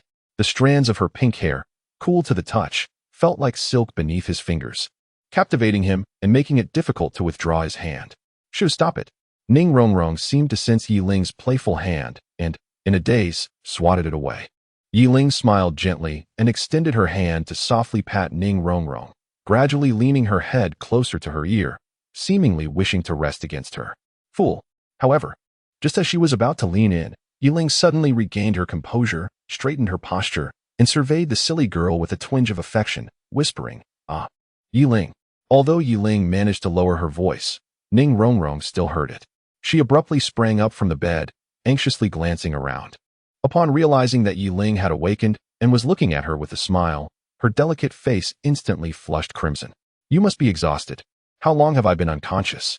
Yi Ling spoke softly, her fingers gently brushing through a few strands of Ning Rongrong's hair that fell across her face. I haven't been waiting for long at all. Ning Rongrong replied in a fluster, her cheeks becoming even more radiant, as if they could bleed. Half a day, huh? Yi Ling was amused by her antics. How could she conceal her feelings so poorly, practically confessing on her own? It was simply adorable. Humph. You dare to laugh at me. Ning Rongrong, realizing her slip of the tongue, looked at Yi Ling's mischievous grin and felt a surge of indignation. She extended her hand, playfully clawing at Yi Ling. Oh no, don't scratch me. I was wrong, I admit it. The room was filled with cheerful laughter. It seems they had awakened that young fellow. Outside, Flinder listened to the merriment within, gazing nostalgically at the distant starry sky, reminiscent of a time long past when he too had experienced such joy and unrestrained laughter. Suddenly, a peculiar presence caught his attention, prompting him to lift his head and glance in that direction. At such a late hour, where could Wu Ji be headed? The aura Flinder sensed was emanating from Zhao Wuji, who was hastily making his way through the forest. Flinder quickly focused his mental energy in that direction and observed Zhao Wuji's expression, marked by confusion and surprise. Something is amiss. Flinder awoke to the realization, unleashing his martial spirit and swiftly flying towards Zhao Wuji. May I inquire what brings you to seek me? Zhao Wuji addressed an open expanse in the forest, bowing respectfully towards the shadowy trees. No particular reason. Can I come to find you? A heavy voice echoed from the darkness, seemingly belonging to a man. As the words faded, a middle-aged man clad in tattered linen emerged from the shadows. Who might you be? Zhao Wuji asked with deference, fully aware that the presence before him far surpassed his own strength. Your Excellency, as a titled Douluo, what business do you have at Shrek Academy? Flinder soon arrived. Landing on a nearby treetop, his gaze fixed intently on the man stepping forth from the darkness. Didn't Zhao Wuji find great satisfaction in his earlier bout with those two children? He had even utilized all 7 of his soul skills. The man, stepping into the light, bore a somewhat despondent expression, yet it was now laced with a hint of fury directed at Zhao Wuji. Who are you? Flinder queried, his expression shifting to one of uncertainty, his eyes narrowing as the man's features became visible. Having dealt with the young, it is only natural that the elder would arrive, the man declared in a deep tone. In that moment, his martial spirit was unleashed, and a massive hammer crashed down onto the ground, causing a series of soul rings to gradually manifest at his feet. Yellow, yellow, purple, purple, black, black, black, black, red. 9 soul rings ascended from beneath him, swirling around his form, ceaselessly rotating. 10,000-year soul rings. Flinder and Zhao Wuji exclaimed in unison, a bead of cold sweat trickling down Zhao Wuji's forehead as he seemed to swallow hard. May I ask if your excellency goes by the surname Tang? Flinder inquired, astonished. I am Tang Hao, titled Hao Yin. The middle-aged man raised his head, revealing his stubbled cheeks, which, under the presence of the 9 soul rings surrounding him, appeared remarkably imposing despite their ordinary nature. Under the gaze of the illustrious Emperor Hao Yin, Zhao Wuji was drenched in cold sweat and said, Come here. I want to be using my martial soul today. Tang Hao, with a piercing gaze, looked at Zhao Wuji and remarked, This. Zhao Wuji, feeling somewhat distressed, turned to glance at Flinder perched in the tree, his face contorted in a plea for assistance. Since Emperor Hao Yin wishes to offer you guidance, you should accept it. Flinder cast a look at Tang Hao and spoke sternly to Zhao Wuji. Senior, please be gentle. Zhao Wuji trembled as he uttered, Help me. What is the matter? Have you surrendered? Tang Hao inquired, gazing at the bruised and battered Zhao Wuji sprawled on the ground. I concede. Truly, I am convinced. Zhao Wuji dared not protest further, enduring the pain on his face and acquiescing meekly. It's good that you've surrendered. You must understand. There are more than just me wanting to seek retribution for my child being beaten. Tang Hao cast a glance into the shadow behind Flinder.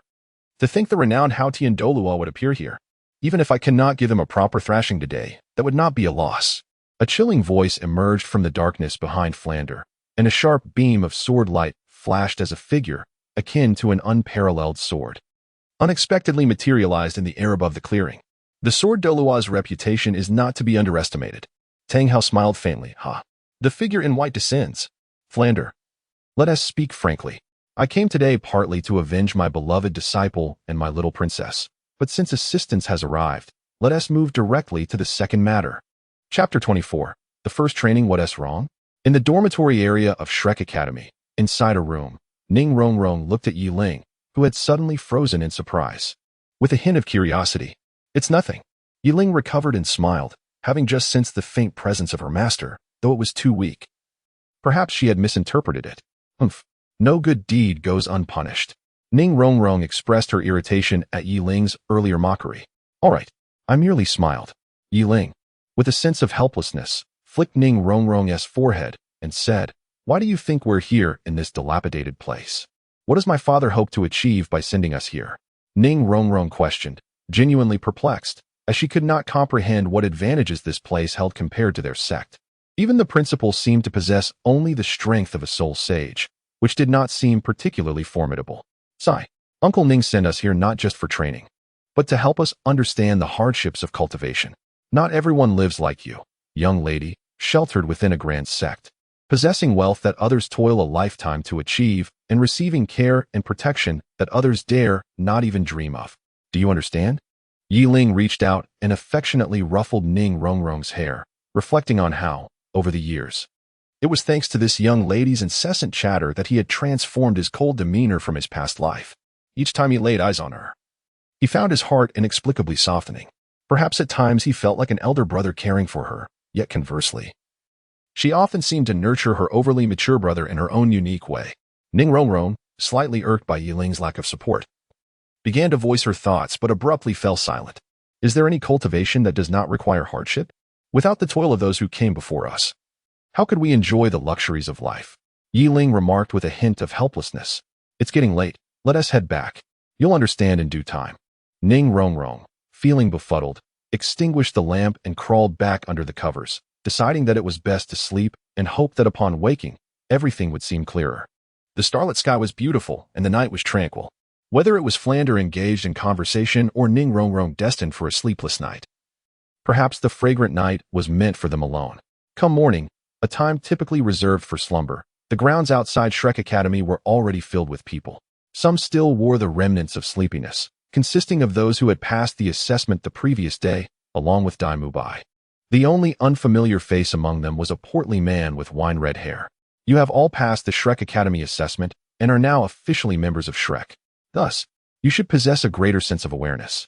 Today marks the first day of training, and I will grant you some leeway." Contrary to expectations of Principal Flander or Zhao Wujia overseeing the training, a scruffy middle-aged man arrived, devoid of any visible aura of a powerful soul master.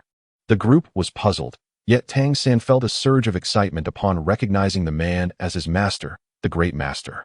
"Each of you will bear a weight of 20 pounds and run 10 laps around the area where Shrek Academy is situated," the Great Master stated calmly, gesturing towards a nearby basket. "Why? Must even support-type soul masters undergo such training?" Ning Rongrong inquired, believing that support-type practitioners merely enhanced their companions with soul skills and required no such physical training. Does the support type not require training? Should they solely rely on their teammates for protection, without striving to enhance their own physical abilities to evade attacks?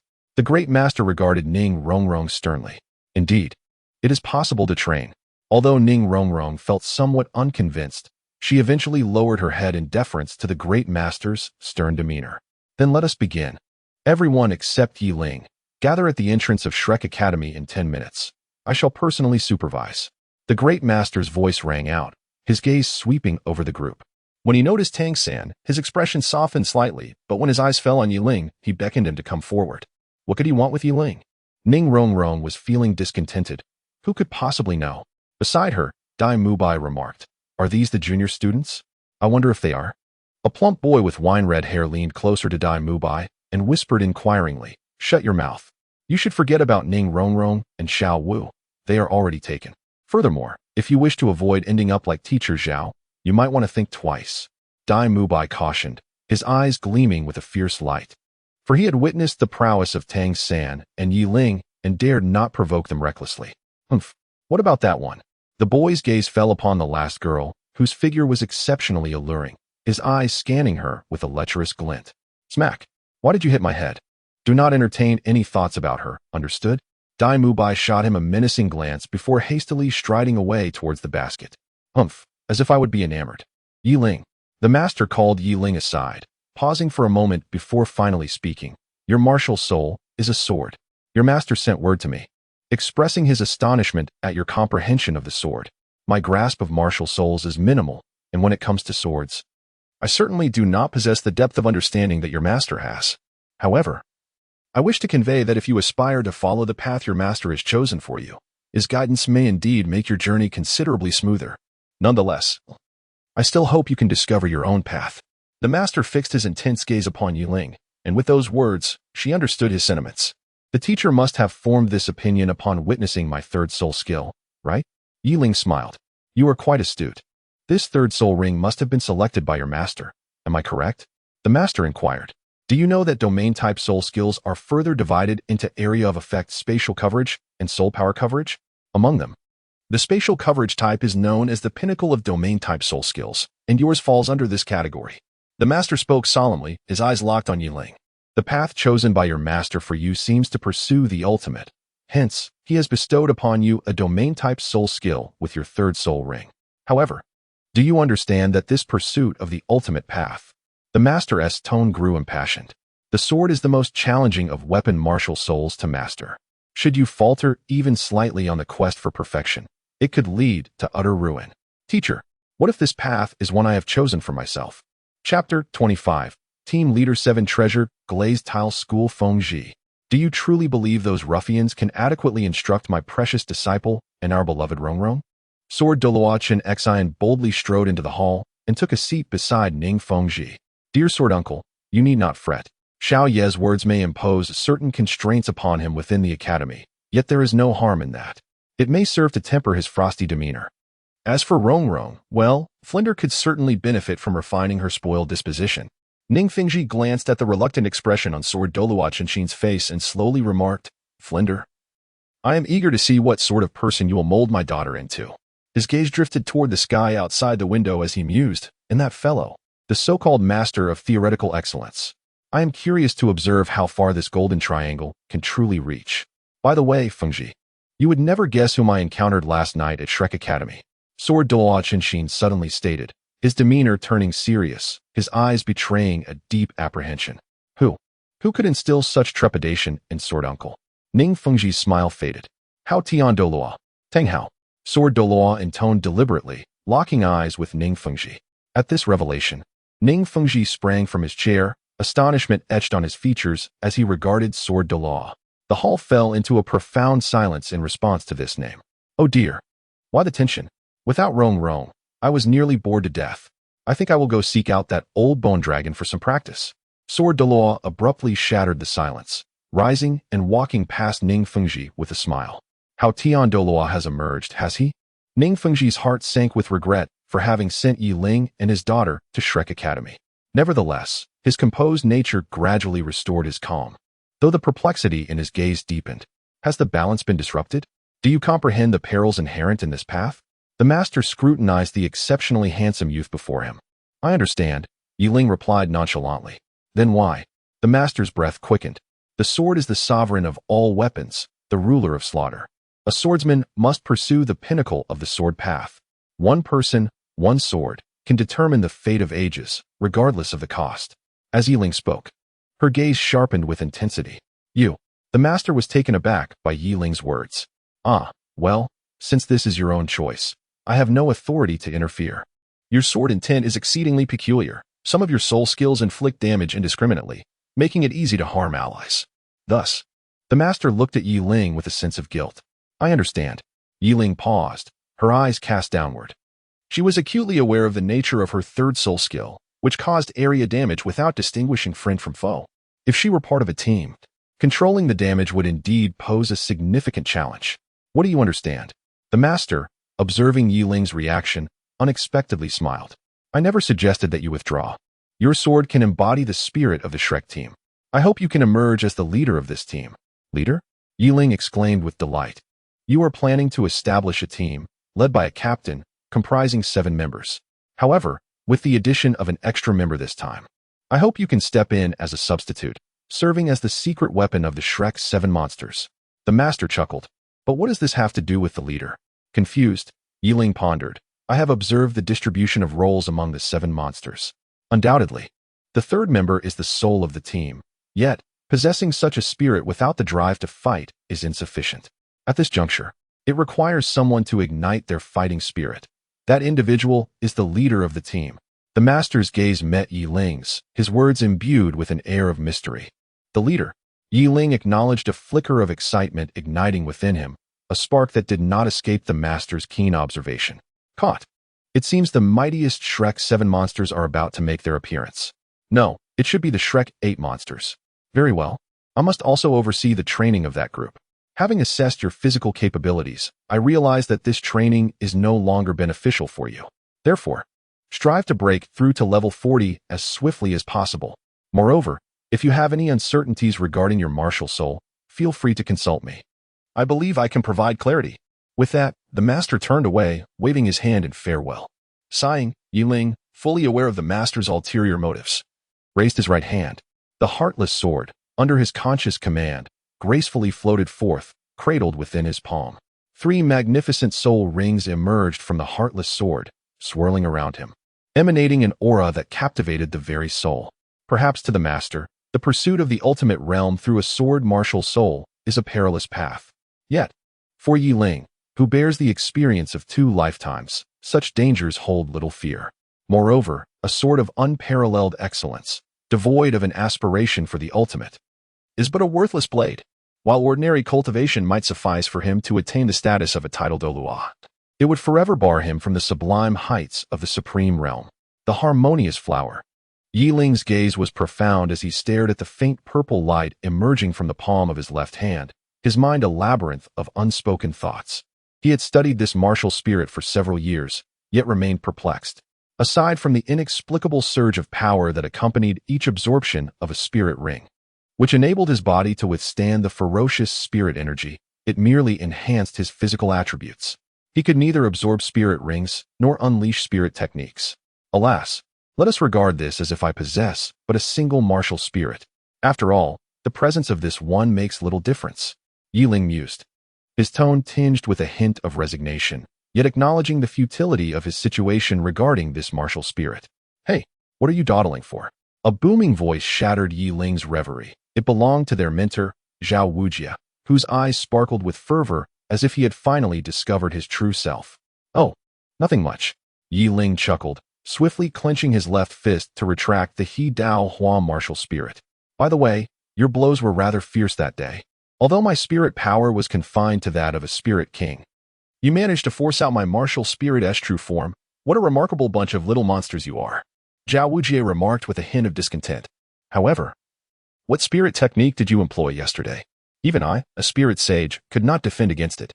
Zhao Wujie inquired, his curiosity piqued. Completely oblivious to Yi Ling's reservations about discussing his spirit techniques. Such was his character, bold and unrestrained. It was entirely natural for him to overlook trivial concerns.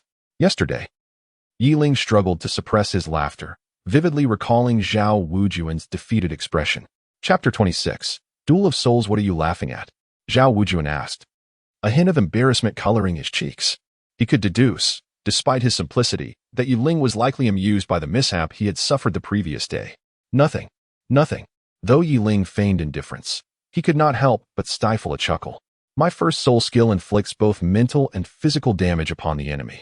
If the target lacks sentience, all damage is converted into physical harm. Conversely, if it possesses awareness, the damage becomes entirely mental. Furthermore, the deeper the emotional connection one has, the greater the inflicted damage. It can also evoke emotions in those struck by the blade's energy, Yi Ling elucidated to Zhao Wujie. He had not overthought the matter. After all, he was now a student at Shrek Academy, and Zhao Wujie was a teacher there. Even if he remained silent, the truth would eventually reveal itself. So he opted to disclose it outright. I don't quite understand. What do you mean by mental and physical? Zhao Wujie admitted, momentarily dazed, before shaking his head to indicate his confusion. All right then, Yi Ling said, a twitch at the corner of his eye, continuing. My second soul skill manifests as an invisible blade of energy. If the target has not been struck by my first soul skill, it inflicts 100% physical damage. However, if the first soul skill has already hit, it will trigger a secondary emotional response, resulting in a mental explosion that inflicts additional psychological damage. If the target lacks any signs of life, the damage is further amplified by 100%. Yi Ling provided a thorough explanation to Zhao Wujuan. Teacher Zhao, are you listening? Yi Ling inquired, perplexed by Zhao Wujuan's prolonged silence. Yes, yes. Although I don't fully understand, it sounds powerful. Please, continue. Zhao Wujuan replied, somewhat sheepishly. Oh, my third soul skill is a domain-type ability. Upon activation, I can enhance all soul skills within this realm, and it can also absorb my soul skills, releasing them from any location within the domain, Yi Ling explained, his embarrassment evident. The previous day's battle had hinged on this very skill, leaving Zhao Wujuan in a rather unfortunate state. Wait a moment. What about that skill that broke through my defenses in a single strike? Zhao Wujuan, though somewhat slow to react, possessed a good memory and recalled vividly how Yi Ling had effortlessly bypassed his immovable defense. Ah, that is a soul skill I created myself, the Yin-Yang sword. It possesses but one attribute. It guarantees 100% penetration of defenses. Yi Ling declared with a hint of pride. Self-created soul skill. Zhao Wujuan exclaimed in astonishment. No wonder Yi Ling did not release a soul skill when he unleashed that blade of energy. It was clearly a product of his own ingenuity. What a monster! Truly an extraordinary talent to possess a self-created soul skill. Zhao Wuji, in admiration, gazed at Yi Ling with great satisfaction. He was well aware of the challenges inherent in creating one's own soul skills. Some individuals, even upon reaching the rank of title Douluo, still rely solely on the abilities granted by their soul rings and bones. This illustrates the formidable difficulty of self-creating soul skills. However, the soul skills one crafts are undoubtedly the most suited to oneself, as they are born from one's own ingenuity, resulting in a seamless and intuitive application. You flatter me, Teacher Zhao, Yi Ling replied with a modest smile. By the way, is there something specific you wish to discuss with me? When Yi Ling noticed Zhao Wuji approaching, it seemed he had something to convey. Oh, I nearly forgot. That fellow Flander asked you to seek him out. It appears to concern the upcoming training, Zhao Wuji exclaimed, clapping his hands as if struck by a sudden realization. Training? Yi Ling felt a twinge of confusion but refrained from voicing her thoughts. After exchanging greetings with Zhao Wuji, she promptly made her way to Flender's office. A monster indeed. Just like that monstrous old man with white hair from last night. Zhao Wuji mused, as unwelcome memories flooded back. He absent-mindedly touched the swelling on his forehead, a remnant of the previous day's altercations. First, he had endured a thorough beating from the Haotian Douluo, only to later receive another thrashing from the sword Douluo under the pretense of helping him break through. Didn't we agree not to fight anymore? Come in. Flender's voice resonated through the door. Yi Ling gently pushed open the weathered wooden door and discovered Flender seated behind his desk, holding an unfamiliar competition schedule. Ah, Yi Ling. Just the person I was looking for. Since Xiao Gang suggested you lead the team, I would like you to oversee the second phase of the training plan, Flender said eagerly, placing the document before her. This, Yi Ling picked up the schedule, her expression reflecting her bewilderment as she looked at Flender. This outlines your second phase training plan for the upcoming month. Xiao Gang will handle their physical training this month, and next month, we shall focus on enhancing your practical combat abilities. Flender explained with a shrug. The Soto Great Soul Arena? Yi Ling's gaze shifted back to the document. Yes, precisely. The Soto Great Soul Arena is the largest in Soto City, hosting numerous academies.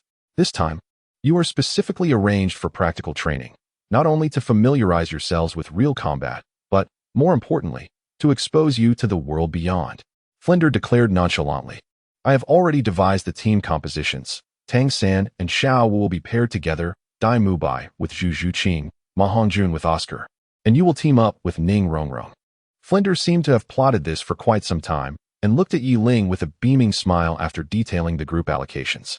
What do you think of my arrangements? They seem fine. Yi Ling nodded affirmatively. If you can secure a consecutive victory at the Soto Great Soul Arena, then the Academy's funding will be assured. Flender chuckled dreamily. Dean? Yi Ling gazed helplessly at Flender, whose eyes had turned into dollar signs. It was evident that their dean was quite the money enthusiast. Oh dear. I seem to have lost my composure. The reason I called you today involves another matter. Since you are not suited for those training sessions, I plan to have you train under Wuji, utilizing his Soul Sage training regimen, to see if it meets your needs. Flender revealed with a mischievous grin. The training regimen of a Soul Sage? Yi Ling pondered, reflecting that, in truth, she had not engaged in much physical training. It was primarily due to her second martial soul, the harmonious blossom, which bestowed upon her a unique strength each time she assimilated a soul ring. This extraordinary power enhanced her physical constitution, enabling her to endure soul rings of greater age. Thus, she held the confidence to absorb a 10,000-year soul ring even at the third ring. However, this was not the most astonishing aspect. The most remarkable feature was its ability to refine her soul power, augment her physical strength, and elevate her mental acuity. Chapter 27. Special Training. Very well. I shall train with Teacher Zhao. Yi Ling promptly responded, expressing that with his current physical condition, running alongside Tang San and the others while carrying a small stone held no significance for him. He required a more extreme form of training. Much like his relentless dedication to the swordsmanship, he now aspired to become an unparalleled powerhouse. Old Zhao's words. His training methods are indeed quite extraordinary.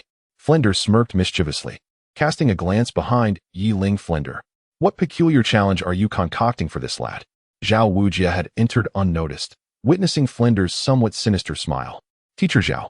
Yi Ling turned, stating nothing more than a readiness to accompany you for training, and entirely adhering to your unique regimen. Flender remarked. What did you say? You expect him? A sole respect, to train with me there. Have you lost your mind? Zhao Wujia exclaimed in sudden anger. That place is perilous even for me. No worries. Yi Ling's physical prowess is more than adequate. Perhaps that environment will be more beneficial for him. Flender chuckled, fully confident in Yi Ling's resilience, and believed that the place might offer him a remarkable opportunity. That location? Yi Ling gazed at the two individuals before him with a sense of bewilderment, utterly oblivious to the discourse they were engaged in regarding that perilous location. Oh, it is quite understandable that you are unaware. Although that place has existed for a considerable duration, few dare to venture there due to its immense dangers.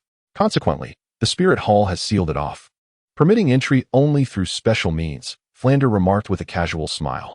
What manner of place is it? It seems that Teacher Zhao harbors great apprehension towards it. Yi Ling inquired.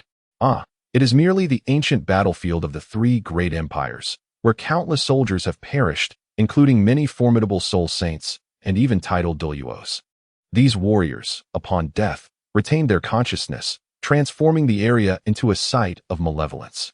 Subsequently, the Pope of the Spirit Hall at that time employed significant measures to seal it away, resulting in the present-day location, Flender elucidated. Though it is indeed a place of dread, the residual malevolence has given rise to numerous peculiar phenomena. For instance, the training area of your teacher Zhao is a waterfall infused with gravitational soul power. Gravitational soul power, Yi Ling pondered, as this was his first encounter with the notion that soul power, birthed from the heavens and earth, could possess attributes.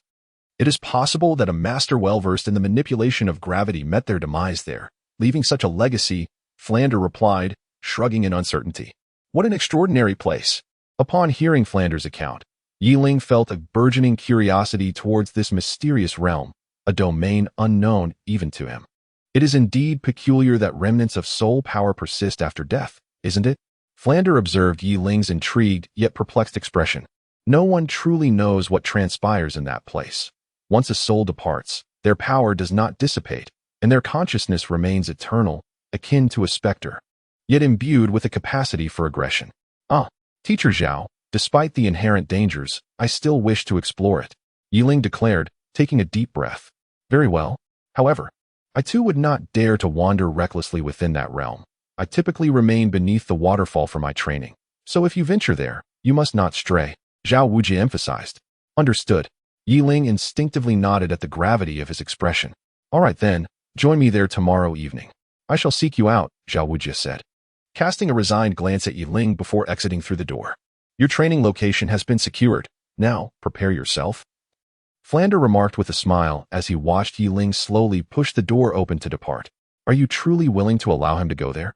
As soon as Yi Ling departed, the wooden door of Flander's office swung open once more, and the master entered with a measured pace, his eyes reflecting a hint of concern. The Rakshasa realm, you are not oblivious to what lies there, are you? The Soul Hall's significant objectives are also present. And although the reasons elude us, there is undoubtedly something they seek within. You must, the master's excitement grew with each word. All right, Xiaogang. Although it is indeed a place where Wuji occasionally stumbles upon, the fierce aura there is quite conducive for training, and they are merely practicing in a remote corner. Rest assured, All is well. Flander reassured him. Ah, forget it. The master shook his head and sighed before exiting. Oh dear. My legs feel as though they are about to break. Oscar lamented, collapsing onto the grass at the entrance of Shrek Academy. Indeed, Xiao-san. Your master-esque training is excessively rigorous. Dai Mubai complained. TCH, useless. Zhu Zhuqing cast a casual glance at Dai Mubai, her tone indifferent. What did you say? Dai Mubai frowned, ready to retaliate, but upon meeting Zhu Zhuqing's placid gaze, his anger inexplicably softened, and he refrained from acting. He settled back down. Phew, Brother San. When will this relentless routine come to an end? The rotund figure with wine-red hair, Ma Hongjun, exclaimed, having grown quite familiar with everyone after a day of grueling training.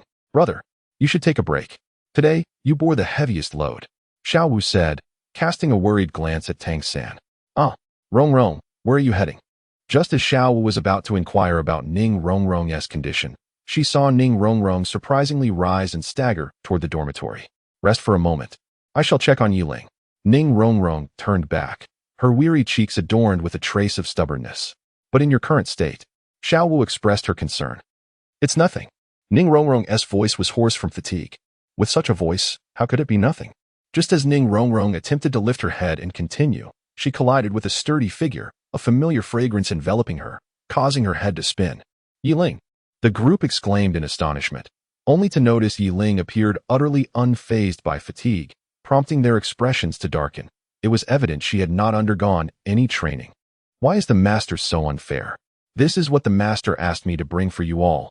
After you drink, prepare to return to the academy for dinner. Yiling waved her hand, tossing out 6 water flasks. Yiling. Ning Rongrong leaned against her chest, though she wished to straighten up. Her weariness made her head heavier, and her eyes gradually fluttered shut. Exhausted, are we? Yiling extended his hand, lifting Ning Rongrong effortlessly into his embrace, as he slowly made his way towards the dormitory.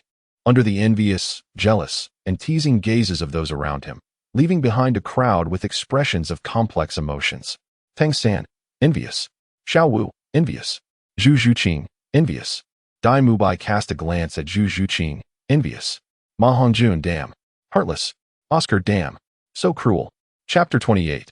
The domain of Rakshasa having resolved matters with Ning Rongrong. Yiling and Zhao Wujia hurried through the night to the border of the Heaven Do Empire and the Star Luo Empire, arriving at a borderless mountain range. Is this truly the domain of Rakshasa?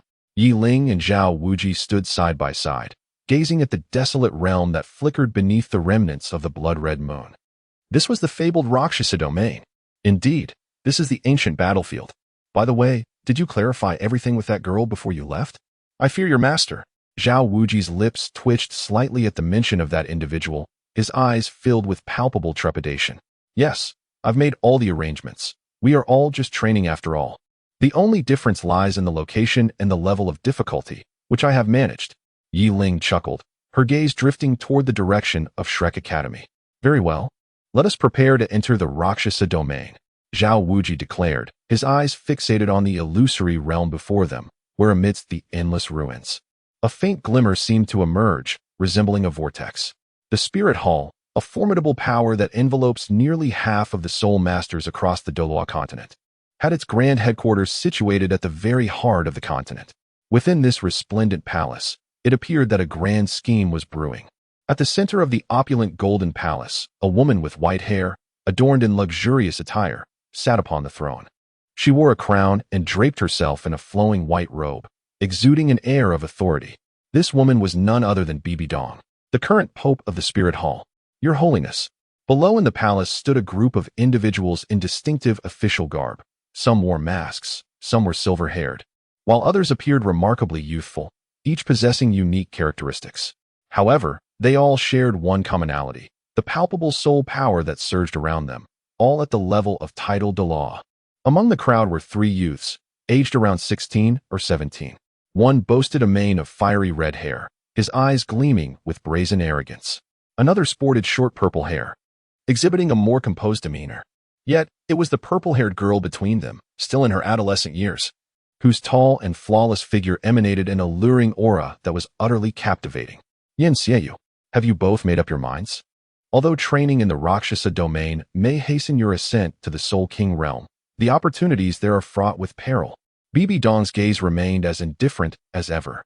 Despite her warnings of danger, the coldness in her eyes suggested that she was entirely unconcerned for their fates. Your Holiness, we have deliberated thoroughly. The two replied in unison, exchanging glances. Good. I shall grant you the qualification to enter and train there. I will not send anyone to protect you. Your lives depend solely on your own strength. Bibi Dong added, waving her hand to indicate they could leave. Xiao Na, stay behind. You may return first. Shortly, I will have the 3 offerings escort you there. Bibi Dong instructed, casting a glance at the purple-haired girl among the trio.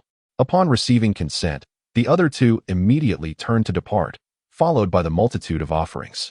The Pope has finally given her consent. Yin appeared to exhale in relief, yet the glimmer of joy in their eyes was unmistakable. They had long anticipated this destination, and tomorrow they would finally embark on their journey. Xiao Na, you are aware of the dangers that place harbors, are you not? Do you still wish to proceed? Bibi Dong inquired, her concern evident as she sought the opinion of her sole disciple, Hulaina, whom she had intentionally left behind. Yes, Hulaina replied with unwavering determination. Very well. As the saintess of the Spirit Hall, your safety must be assured. Here, take this communication token. Should you encounter any peril within, shatter it, and I shall come to your aid.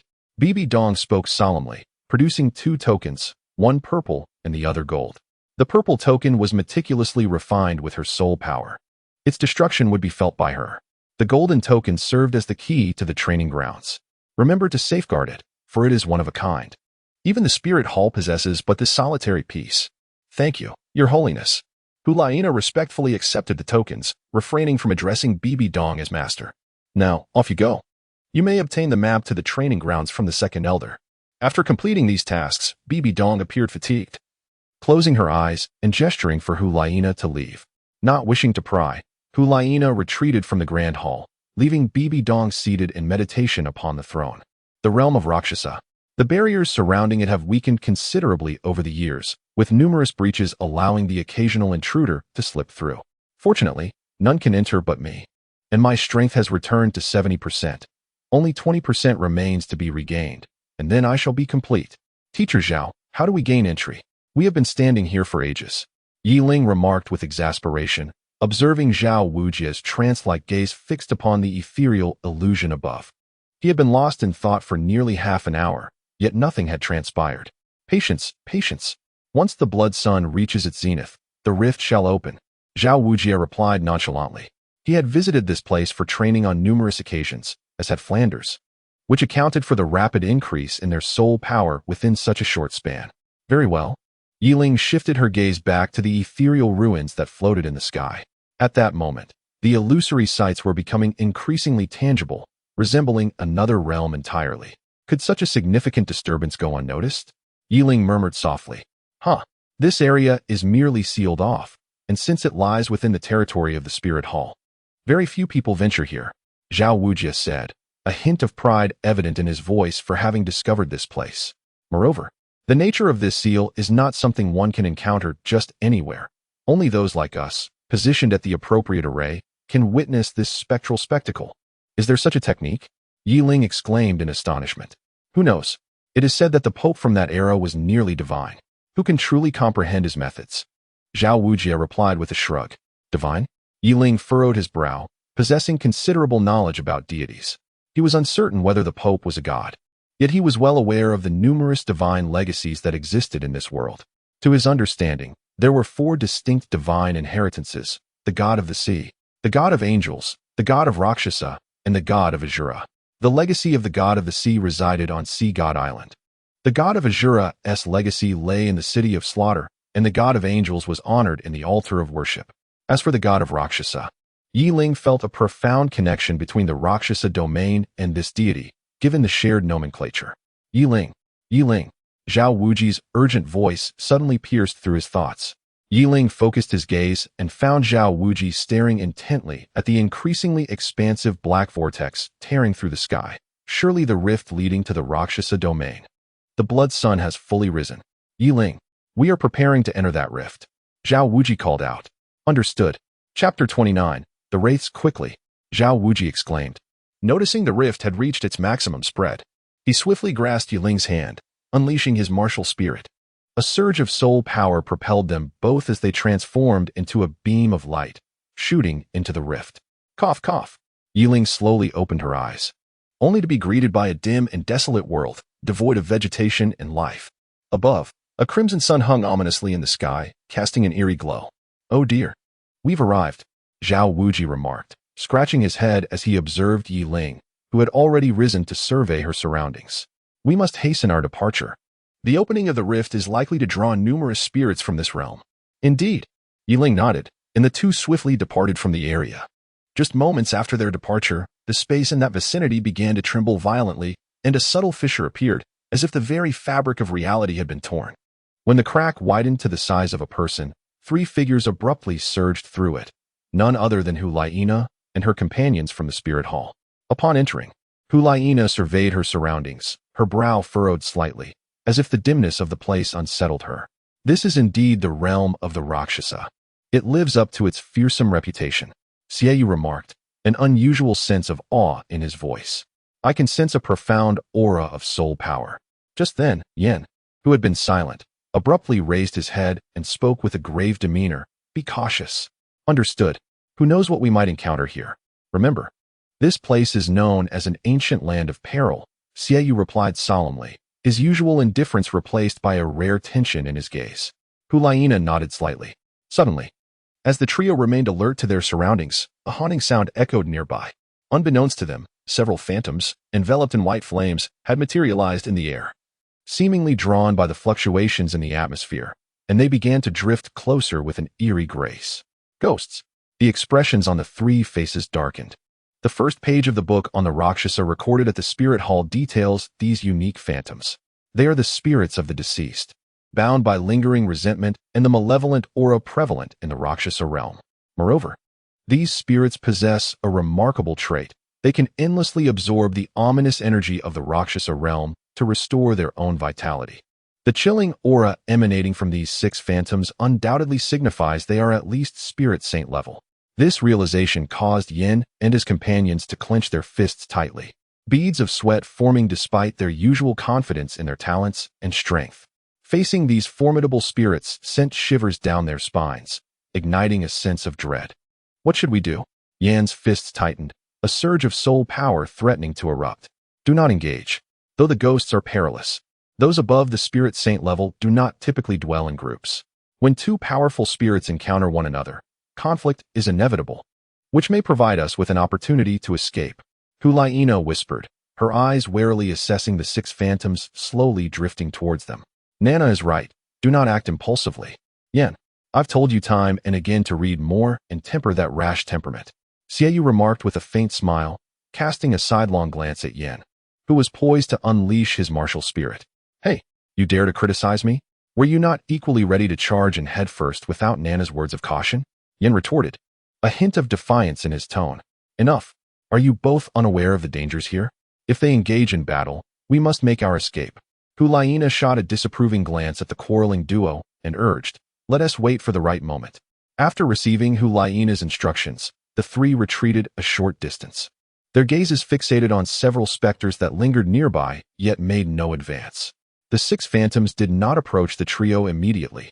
Instead, they redirected their attention towards one another, their eye sockets emanating white flames infused with an intense yearning and greed. This was the realm of the Rakshasa, teeming with such spirits. In this desolate expanse devoid of life, their only means of evolution lay in consuming one another. Although the three living beings before them possessed energy that piqued their interest, it paled in comparison to the swiftness of devouring another phantom. Thus, they disregarded Hulaina and her companions, shifting their focus to the other five phantoms among them.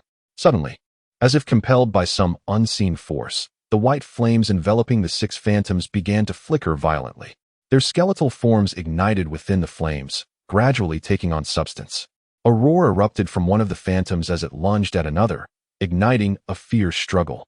The other four phantoms swiftly joined the fray, biting and howling in a primal collision, their skeletal frames clashing with a resounding force that sent white flames cascading to the ground. Upon striking the earth, the flames blazed uncontrollably, creating a massive crater before finally subsiding. How terrifying! The blazing white flames here are utterly insurmountable. Even a soul saint of the same rank would likely pay a heavy price. Xiaoyu exclaimed in terror, feeling the terrifying heat from such a distance. It was as if the flames could penetrate the very earth. These phantoms are undoubtedly at the soul saint level. Fortunately, they are more intent on consuming each other. Or else we would be in grave danger. Yin voiced his apprehension. All right, while they are preoccupied with their consumption, we must escape quickly, Hulaina urged. And the trio cast one last wary glance at the entangled phantoms before cautiously retreating. Their path led them toward the direction where Yuling and Zhao Wuji had departed. Time passed, and after what felt like an eternity, Hulaina and her companions leaned against a massive rock, panting heavily. They had been running for nearly an hour and had covered considerable distance from that perilous place. We've finally made it out. Yin gasped. This place is far too dangerous. We must tread carefully. Nana, didn't His Holiness give you a map? Quickly, let us take a look.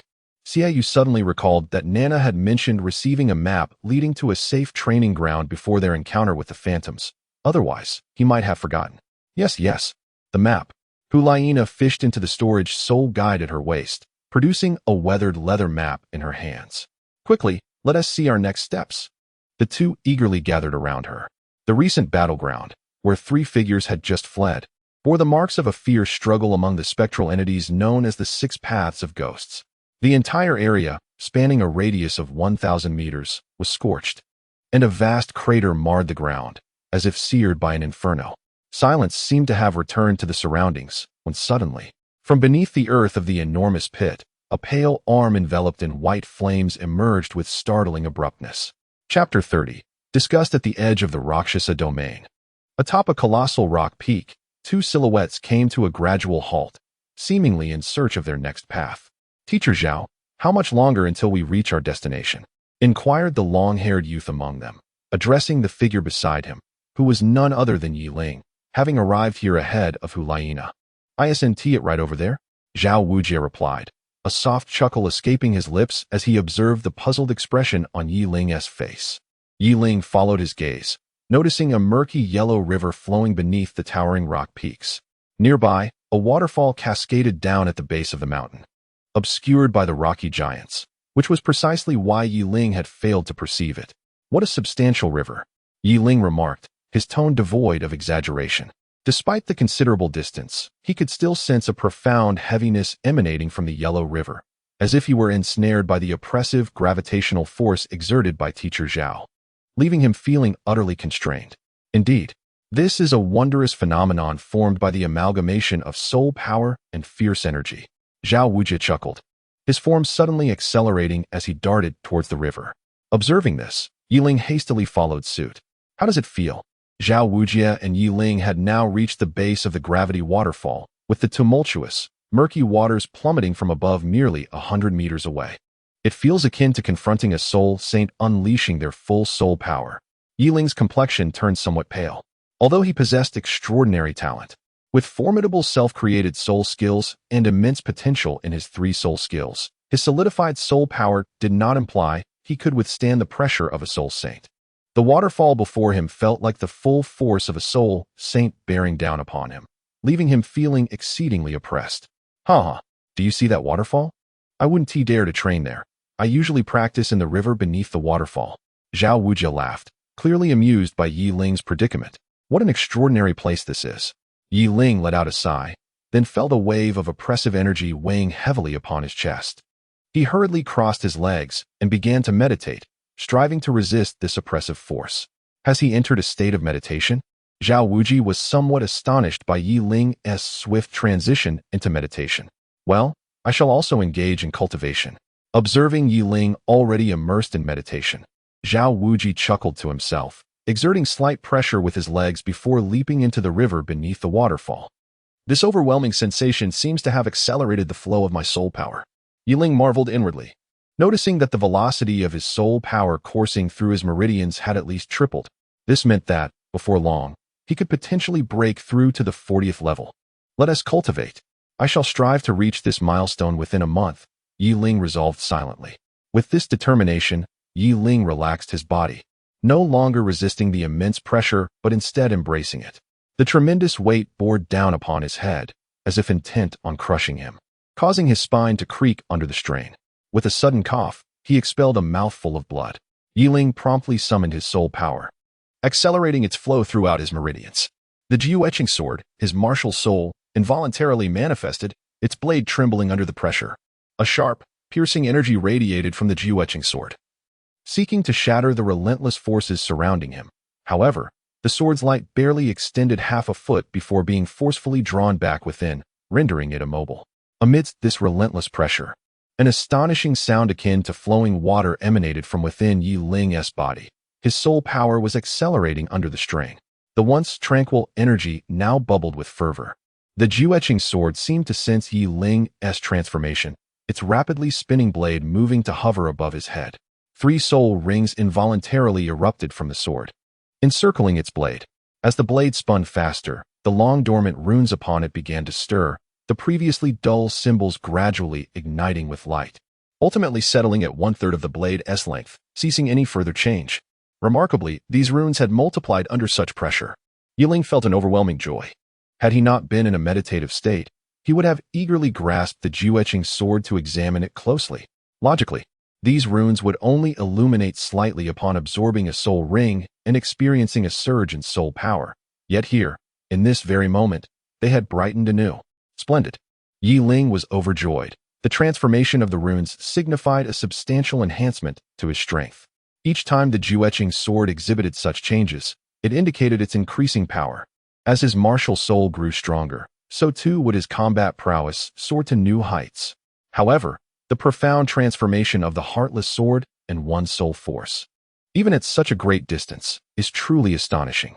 Beneath the waterfall, Yiling opened his eyes and gazed towards the stone situated just below the cascading water, which, despite years of relentless erosion, remained unbroken.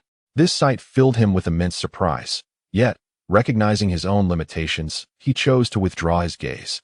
Suddenly, as he averted his eyes, a peculiar expression crossed his face as he noticed a slight tremor in the palm of his left hand, where his second martial soul, the harmonious flower, seemed to have stirred momentarily. What could this mean?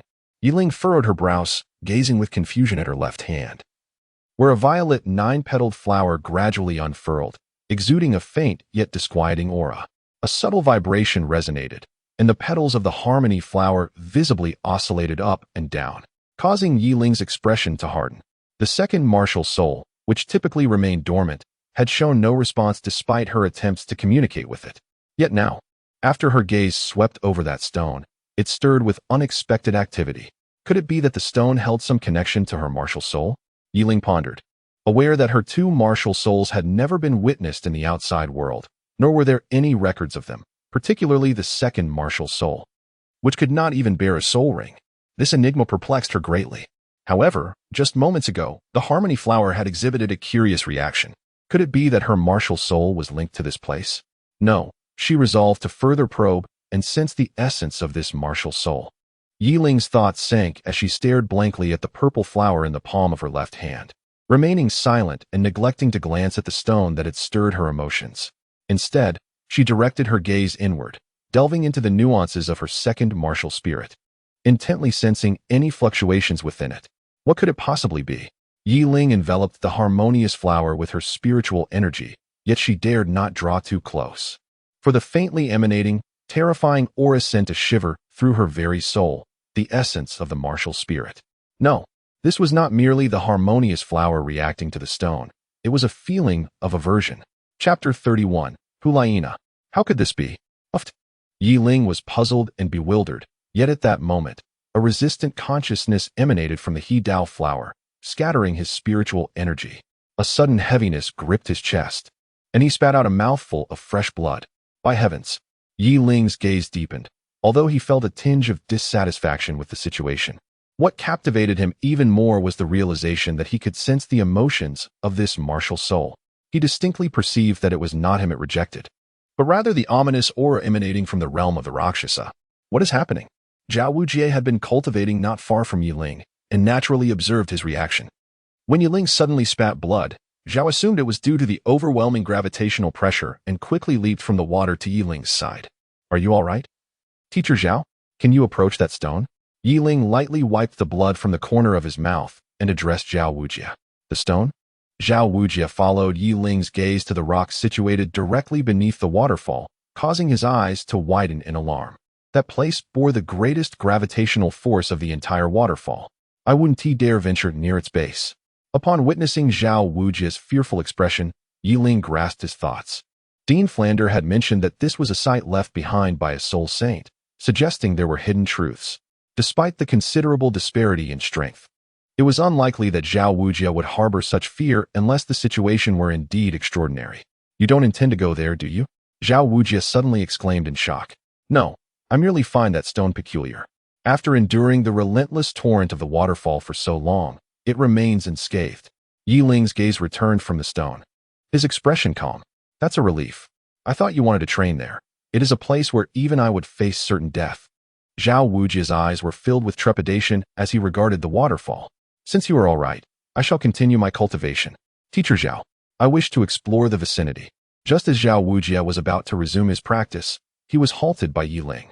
This. Zhao Wujie hesitated. Rest assured, Teacher Zhao, I will merely wander around the waterfall. Yi Ling smiled, understanding Zhao Wujie's concerns. It was merely a fear of potential danger should he stray too far. Very well. Just remember, do not wander too far. After a moment of contemplation, Zhao Wujie reluctantly nodded and then submerged himself back into the river beneath the waterfall to continue his training. Seeing Zhao Wujie acquiesce, Yi Ling let out a sigh of relief. He was simply eager to discover the connection between his second martial soul and this place. Additionally, under such immense pressure, cultivating at his current level might not yield significant benefits. A bit of relaxation could also be a form of cultivation. Time for a little stroll. Yi Ling stretched and slowly rose to his feet, surveying his surroundings before his gaze settled on a stone forest not far to the left of the waterfall. Let us head there. With so many stones, I might even encounter something that resonates with the harmonizing flower. The stone forest is expansive, surrounded by numerous decayed and withered trees. It was once a verdant woodland, but has now transformed into a desolate realm of stone. Yi Ling strolls through the forest, her gaze occasionally flitting to the towering rocks nearby, as if in search of something. Suddenly, a faint sound emanates from behind a stone pillar ahead. Yi Ling's eyes sharpen, her demeanor turning wary. To her astonishment, it appears she is not alone. A girl with violet hair emerges, accompanied by two young men, one sharing her purple locks, while the other boasts fiery red hair. They are none other than Hu Laina and her companions, Yin and Xieyu, who had arrived in the realm of Luocha just moments after Yi Ling. Yin and Xieyu fixed their penetrating gazes upon Yi Ling, their expressions tinged with danger. However, Hu Laina seems momentarily taken aback upon recognizing Yi Ling, her cheeks flushing slightly. It appears to be just a clueless intruder, Yin remarks with disdain. Yet the aura of his soul power begins to surge, suggesting an impending confrontation. Hu Laina? Yi Ling was taken aback upon seeing the three individuals. After scrutinizing the girl with the flowing purple hair, he had a fair understanding of their identities. Do you recognize me? Hu Laina inquired, a hint of surprise in her voice. The trio was renowned as the golden generation of the Spirit Hall's candidates. Although their fame had spread, their true identities had remained a closely guarded secret, ensuring the Spirit Hall's ranking in the upcoming Continental Soul Fighting Competition was not compromised. Yi Ling let out a cold laugh. Now that you've uttered my name, it is evident that you recognize me. Why pose such unnecessary questions? She demanded, speak. How did you gain entry into the Rakshasa domain? As far as I am aware, only the Spirit Hall possesses the authority to open it. Hu Laina, her expression stern, pressed on, and if I choose to remain silent? Yi Ling replied, her gaze subtly challenging. I truly wonder what strength you possess that compels you to speak to me in this manner. If I am not mistaken, your spirit power should be inferior to mine. Moreover, based on the timeline, you must have only recently become part of the Spirit Hall's golden generation after this excursion into the Rakshasa domain. Thus, engaging you should be as effortless as slicing through melons. Should you choose silence, I would not advise against taking you back to the Spirit Hall for thorough interrogation. Yan's expression darkened. Do not act rashly. He is perilous. Xieyu cautioned, restraining Yan, who was eager to charge forward. Release me. Are we truly afraid of him alone? Besides, how old is he? Can his spirit power possibly exceed ours? Let me go. I will capture him and uncover how he entered. Yan's anger was stoked by Yi Ling's indifference, and he impatiently struggled against Xieyu's grip. Be quiet. My brother is correct. He is indeed dangerous. At that moment, Hulaina had sufficient time to scrutinize Yi Ling. Her gaze fell upon him, and she sensed a sharp aura emanating from him, causing her eyes to sting and compelling her to regard him with caution. You may tolerate his disdain, but I cannot. I refuse to believe he can continue this way. Yin, ablaze with fury, broke free from Xieyu's hold, his spirit powers surging as he directed his attack at Yi Ling. First spirit skill, Blazing Soul Inferno. Without hesitation, Yin unleashed his martial spirit. 3 rings, yellow, yellow, and purple, hovered in the air, and the first ring flared to life, summoning a colossal fiery figure behind him that surged forth, launching a massive pillar of flame towards Yi Ling Ha, a spirit power of 37. Yi Ling gazed at the fiery column rushing towards him, a faint smirk playing on his lips as a delicate purple glow began to coalesce in his right hand. In that very moment, his body was engulfed by the flames. How feeble. Chapter 32, Conditions. How could this be? As the flames gradually extinguished, Hulaina and Xieyu's eyes widened in disbelief at the scene before them. Yin finally broke into a cold sweat. His gaze filled with terror as he looked up at Yi Ling, who loomed over him, a purple longsword poised threateningly against his throat. The searing energy within him seemed to douse like a flame doused with cold water, abruptly extinguishing. I have already stated, you are weak. Yi Ling's expression remained unperturbed as he effortlessly severed the fiery column with a single stroke of his sword, rendering Yan's body helpless as the control of his first soul skill was severed, delivering him directly to the tip of Yi Ling's blade. Yan, Hulaina exclaimed, this friend. Yin was indeed too impulsive just now. Might you lower your sword? Xieyue interjected hastily, striving to mediate. The three had trained together for nearly a decade. While they were not sworn brothers, they were indispensable friends. He could not bear to witness Yin's demise before his very eyes. It was he who provoked me, and he brought this upon himself. Yi Ling regarded the sweating Yin with a calm demeanor, raising his gaze to Xieyue and stating, yes. Yin's temperament is indeed overly impulsive. I apologize on his behalf. Xieyue endeavored to humble himself further. You are fortunate. I harbor a disdain for the spirit hall. Yet I do not hold any animosity towards you, so today you shall not perish. Yi Ling locked his gaze on Yin, slowly retracting his martial soul, the heartless sword. Thank you. Yin, shaken, gingerly touched his neck before stiffly uttering, though he was inherently proud, it did not imply he was arrogant. Defeat is defeat, even if it stemmed from underestimating his opponent. Yi Ling bestowed upon him no expression, remaining as indifferent as ever. Although he harbored a dislike for the Spirit Hall due to his familiarity with the original narrative, he felt no animosity towards those who were treated as mere pawns. They possessed their own thoughts, yet were overly bound by their emotions. The Spirit Hall had nurtured them, compelling them to take pride in its might. Depart now, Yi Ling declared, turning to leave.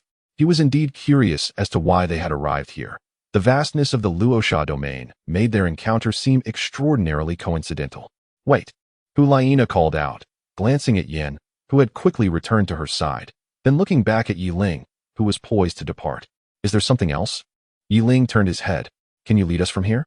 Suddenly, Hulaina produced an ancient map. Nana, your actions.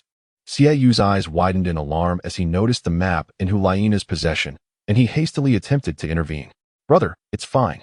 If he spared Yin, I firmly believe in his integrity. Hulaina reassured him with a brief glance before redirecting her attention to Yi Ling. A map of the Luosha domain? Yi Ling exclaimed, his surprise evident as he materialized beside Hulaina in a flash. Nana, Xieyue urged. There's no cause for concern, Hulaina interjected, raising her hand to silence him. Her lips curled slightly as she continued to gaze at Yi Ling. While they could comprehend the map to some extent, they had not studied it in depth, and as they traversed, they soon realized they had lost their way. It was likely that Bai Dong had not anticipated their predicament when she provided them with the map. The map was dotted with numerous red and white markers, some faint, others deep in hue. Yi Ling's gaze merely skimmed the map before he pinpointed the location where he and teacher Zhao were cultivating. Remarkably, it was marked with a light red dot. What is this? Yi Ling inquired, his brow furrowed in confusion. I'm not entirely sure what these red dots signify, Hulaina admitted hastily. However, the blue dots indicate safe cultivation areas, while the white dots represent specters. The deeper the color, the stronger the specter's power. Recognizing Yi Ling's bewilderment, she continued, moreover, those specters are merely at the soul sage level and typically act in groups, posing no threat to us. This is why I hope for our collaboration. The place we intend to cultivate is here. Hulaina pointed her slender finger at a blue dot at the center of the map. Is it there? A fleeting thought crossed Yiling's mind. Recalling a location he and Zhao Wuji had passed along their journey, precisely where that deep blue dot was situated. Zhao Wuji, unfamiliar with the realm of Luocha, had chosen not to explore it, yet in retrospect, it indeed seemed extraordinary. You know, exclaimed Hulaina, noticing the expression on Yiling's face. I do know where this is, and I can guide you there, but I have a condition. An idea struck Yiling suddenly, and he turned to Hulaina. Really? The excitement was palpable among Yin and Xiaoyu as they gazed at Yiling, eager for details. What is your condition? Hulaina's face lit up momentarily, only to shift into a serious demeanor. I also wish to cultivate there. Yiling smiled, as this was precisely his intention. Given that this location was designated by the Spirit Hall for training, it would undoubtedly harbor some of their techniques, which would be far superior to what Zhao Wuji had discovered, ensuring a safer environment for practitioners. The three were immediately put in a quandary, their gazes fixed on Yiling, seemingly at a loss for words. Never mind. I agree to your condition. Can we now? Hulaina bit her lip, reasoning that since her master was unaware, allowing an unfamiliar outsider into the Spirit Hall's training ground was of little consequence. That is splendid. Yiling replied with a smile. By the way, I am aware of your identities, but it seems you do not know me. The trio exchanged glances, realizing they knew nothing about this individual, not even his name. I am called Jinling. May our collaboration be fruitful, Yiling declared with a grin, deciding to withhold certain details, as revealing too much could lead to complications if they reported back to Bibi Dong. Jinling? The three regarded one another, finding the name peculiar, especially given its association with swords. With his martial spirit and talent, could he be a scion of a renowned sword family? Stop pondering. I am not from any noble lineage. I am simply myself, having fortuitously arrived here. Yiling feigned nonchalance. Oh, Jinling, shall we proceed now? Xiaoyu suddenly smiled broadly. Not today. You may rest here in the stone forest for the night. We shall set forth to that place at dawn. Yiling contemplated before speaking. Very well. The three hesitated for a moment before acquiescing. I have matters to attend to. I will return to find you at dawn, Yiling remarked, turning and disappearing into the stone forest, leaving them with his words. The trio refrained from pursuing him. From Yiling's expression, it was evident he had his own motives regarding that location, alleviating their concerns about him absconding. Thus, they decided to rest for the night and prepare themselves for the journey to the training ground the following day. Finding a spot to sit, Hulaina's eyes revealed a hint of perplexity compared to her companions. Jinling does not seem to be from a sect associated with swords. Could he belong to a hidden lineage? Chapter 33. The White Shadow Returns. Zhao Wuji had unknowingly ascended to the shore, emanating waves of profound soul energy. The once damp garments upon his form gradually began to dry. Yiling nodded gently and slowly settled beside Zhao Wuji. Teacher Zhao, Yiling. The teacher may have some matters to attend to and needs to step out for a while. Would it be possible for you to bring me here to cultivate next time? Zhao Wuji interrupted Yiling's words, apologizing sincerely to her. In truth, it was not entirely his fault. Just moments ago, Flinder had shattered the notification talisman he had provided, which was forged from his own soul power. Thus, Flinder must have pressing matters that required his attention. Yiling was abruptly silenced by Zhao Wuji's remark. Her initial intention to take Hulaina and the others to the cultivation grounds, where she could also benefit from the space, now seeming quite challenging. Teacher Zhao, might it be possible for me to cultivate here alone, and you can come back for me once you have resolved your matters? Yiling suddenly had an epiphany and proposed to Zhao Wuji. Absolutely not. This place is far too perilous. I cannot rest easy leaving you here alone. Zhao Wuji promptly dismissed Yiling's suggestion. But, Teacher Zhao, I truly can cultivate here by myself. It is really not an issue. Look at this. Yiling, feeling anxious, hastily retrieved the glass token from her pocket. This was given to me by Uncle Ning. If any danger arises, I can channel my soul power to activate this token, and Grandpa Gu will come to my rescue. Yiling anxiously gazed at Zhao Wuji, seemingly awaiting his response. Is this the supreme glazed order of the Seven Treasures glazed sect? Zhao Wuji's eyes narrowed suddenly. He had encountered such a style of token before, yet it was not made of glazed material.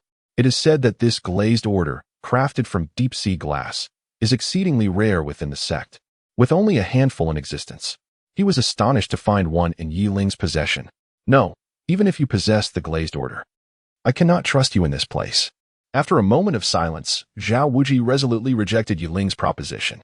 To him, this location was far too perilous. Even he was hesitant to explore it, harboring a profound sense of dread, for it was undeniably uncanny. Why must we remain here to cultivate? Can't we return another time?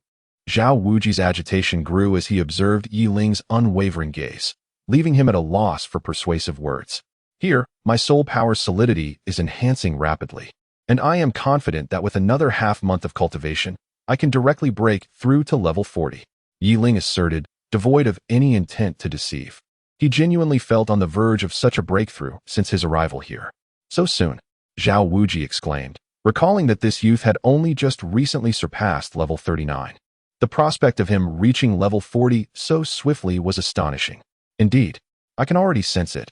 If I continue to cultivate under this gravity for a while longer, I will undoubtedly break through to level 40. As Zhao Wuji began to waver, Yi Ling swiftly interjected, can your glazed order summon Bone Douluo or Sword Douluo for assistance? Zhao Wuji inquired uncertainly. Bone Grandfather's martial soul can transcend space and create spatial passages, so rest assured, Teacher Zhao, if danger arises, I will absolutely seek help. Yi Ling replied with a hint of resignation. Very well, but you must remember, do not leave this waterfall. You must absolutely not depart from here. Zhao Wuji emphasized gravely, understanding Yi Ling's eagerness to reach level 40, which prompted him to reconsider and ultimately allow him to stay alone. Understood, Teacher Zhao. I am well aware of my own strength and will not leave this place. A glimmer of excitement flashed in Yi Ling's eyes as he realized he could finally remain. Then I shall take my leave. Be cautious. Zhao Wuji directed his gaze at Yi Ling, hesitating for a moment before departing in the direction he had come from. As he could only exit through the fissure from whence he entered, Yi Ling watched as Zhao Wuji departed, finally exhaling a sigh of relief.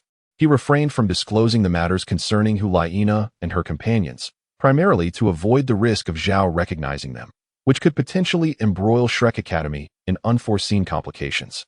Moreover, he feared that if Zhao were to identify them as members of the Spirit Hall, it might awaken the remnants of his past grievances, given that he had once been pursued by them.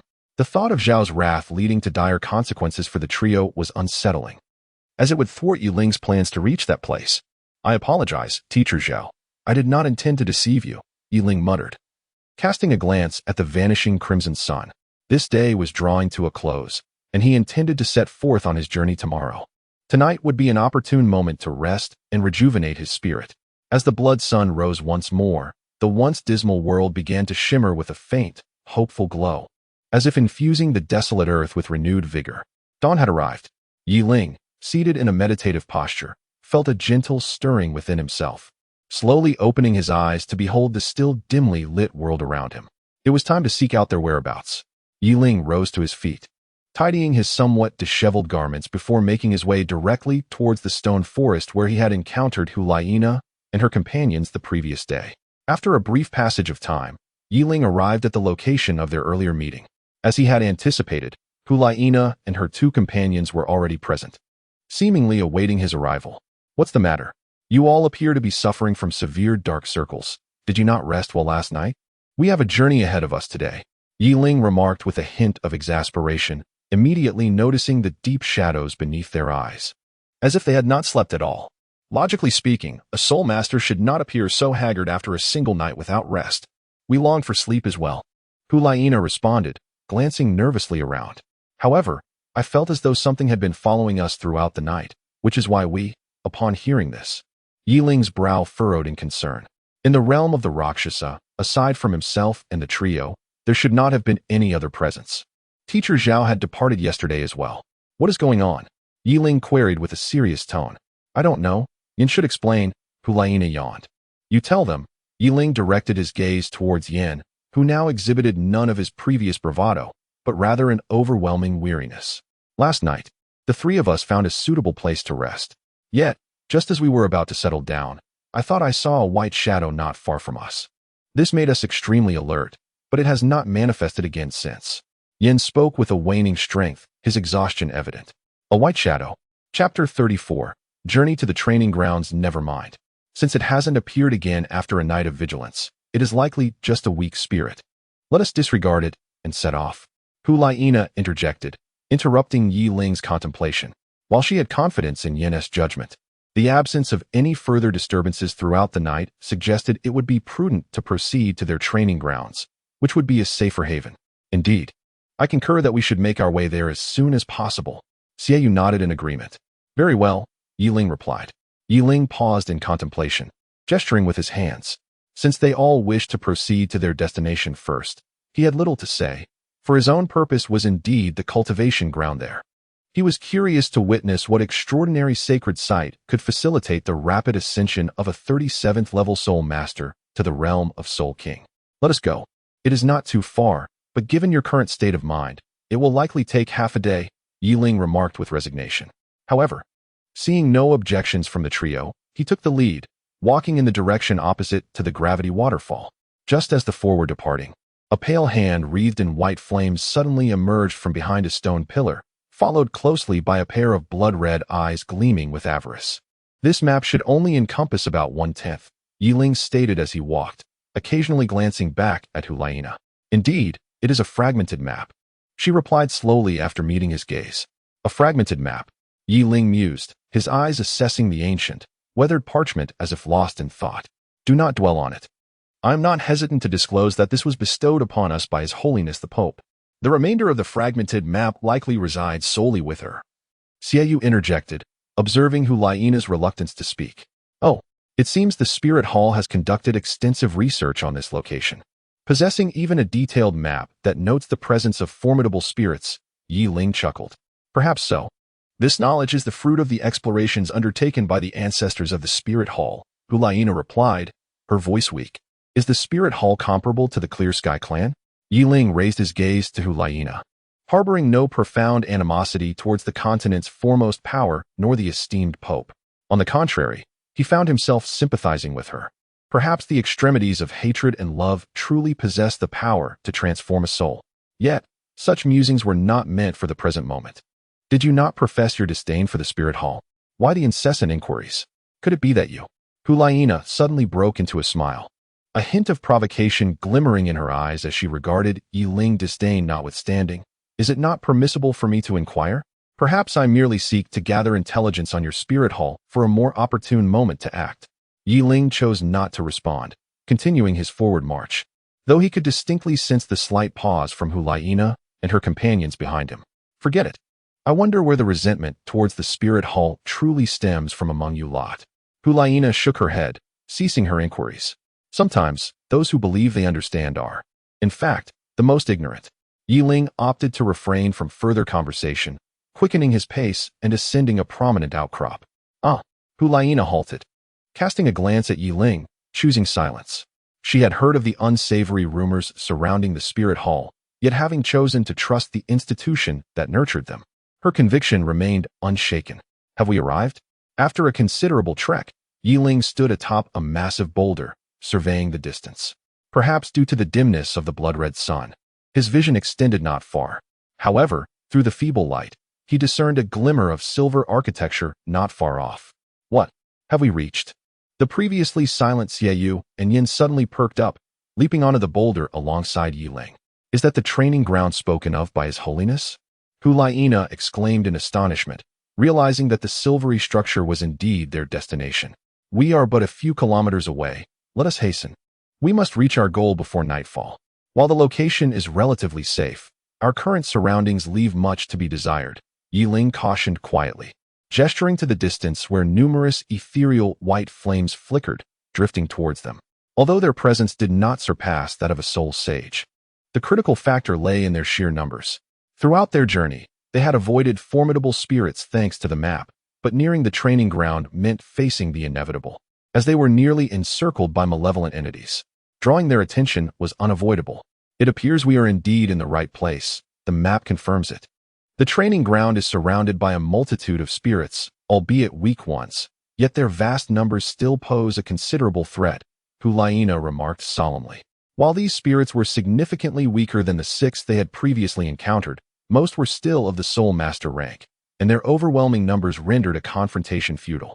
The immediate priority was to reach that silvery edifice as swiftly as possible. Let us proceed.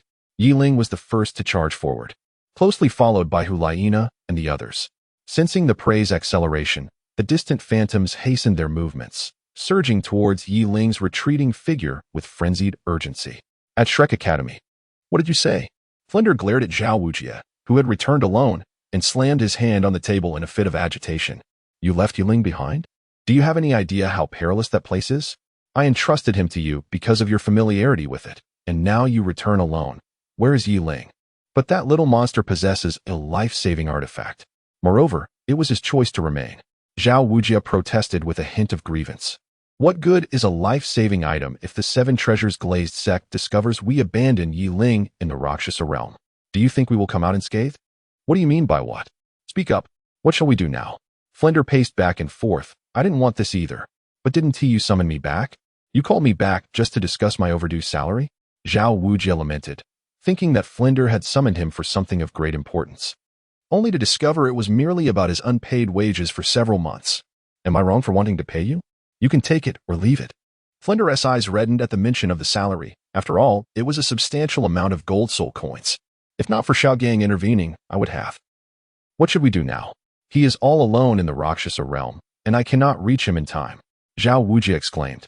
How should I know? We can only hope for his good fortune. Besides, doesn't he have a life-saving item? Flinder lamented, slapping the table in resignation. We can only hope he stays put and doesn't he wander off. Chapter 35, The Third Sacred Hall. Rakshasa realm. As Yiling and his companions gradually approached the shimmering silver structure, they soon realized that it was less a mere building and more a magnificent sanctuary rising majestically from the darkened land. From a distance, it appeared that a luminous white aura enveloped the silver cathedral, effortlessly assimilating the ominous energy that lingered in the air. Even Yiling, with his steadfast composure, found himself momentarily entranced by the grandeur of this resplendent edifice. Is this truly the sacred place arranged for our cultivation by His Holiness? Xieyu's eyes widened in disbelief as she gazed upon the cathedral. It surpasses even the grandeur of the martial Soul Palace. Huolina exclaimed, her eyes filled with astonishment and a hint of confusion. This cathedral could not possibly have been constructed by the martial Soul Palace. What could account for such a magnificent structure in this realm? A profound sense of sanctity enveloped the atmosphere. Yiling felt a powerful spiritual resonance emanating from the cathedral, a celestial aura that seemed immeasurably vast, far surpassing even that of his master. The sensation it imparted was akin to a mere mortal standing before a tidal Douluo. Yet he instinctively knew that this was not the essence of a tidal Douluo. It hailed from an ethereal domain, from the legendary divine. We must enter swiftly. The horde of wraiths is closing in. Huolina, snapping back to reality, urged Yiling. Indeed, let us proceed without delay, Yiling replied with a calm demeanor, casting a glance at the pale faces of Yin and Xieyu, who appeared to be nearing their limits. The urgency of the situation compelled him to dash ahead. Accompanied by Huolina, Yin and the others, glancing back at the pursuing wraiths, reluctantly mustered the scant reserves of soul power they possessed to quicken their pace and follow Yiling and Huolina. Before long, Yiling arrived at the entrance of the Silver Cathedral, pausing at the barrier of white light that separated them from the interior. He chose to wait for Huolina and the others, who soon caught up, panting heavily as they reached the protective aura. How do we gain entry? Yiling mused, tossing a small stone toward the barrier.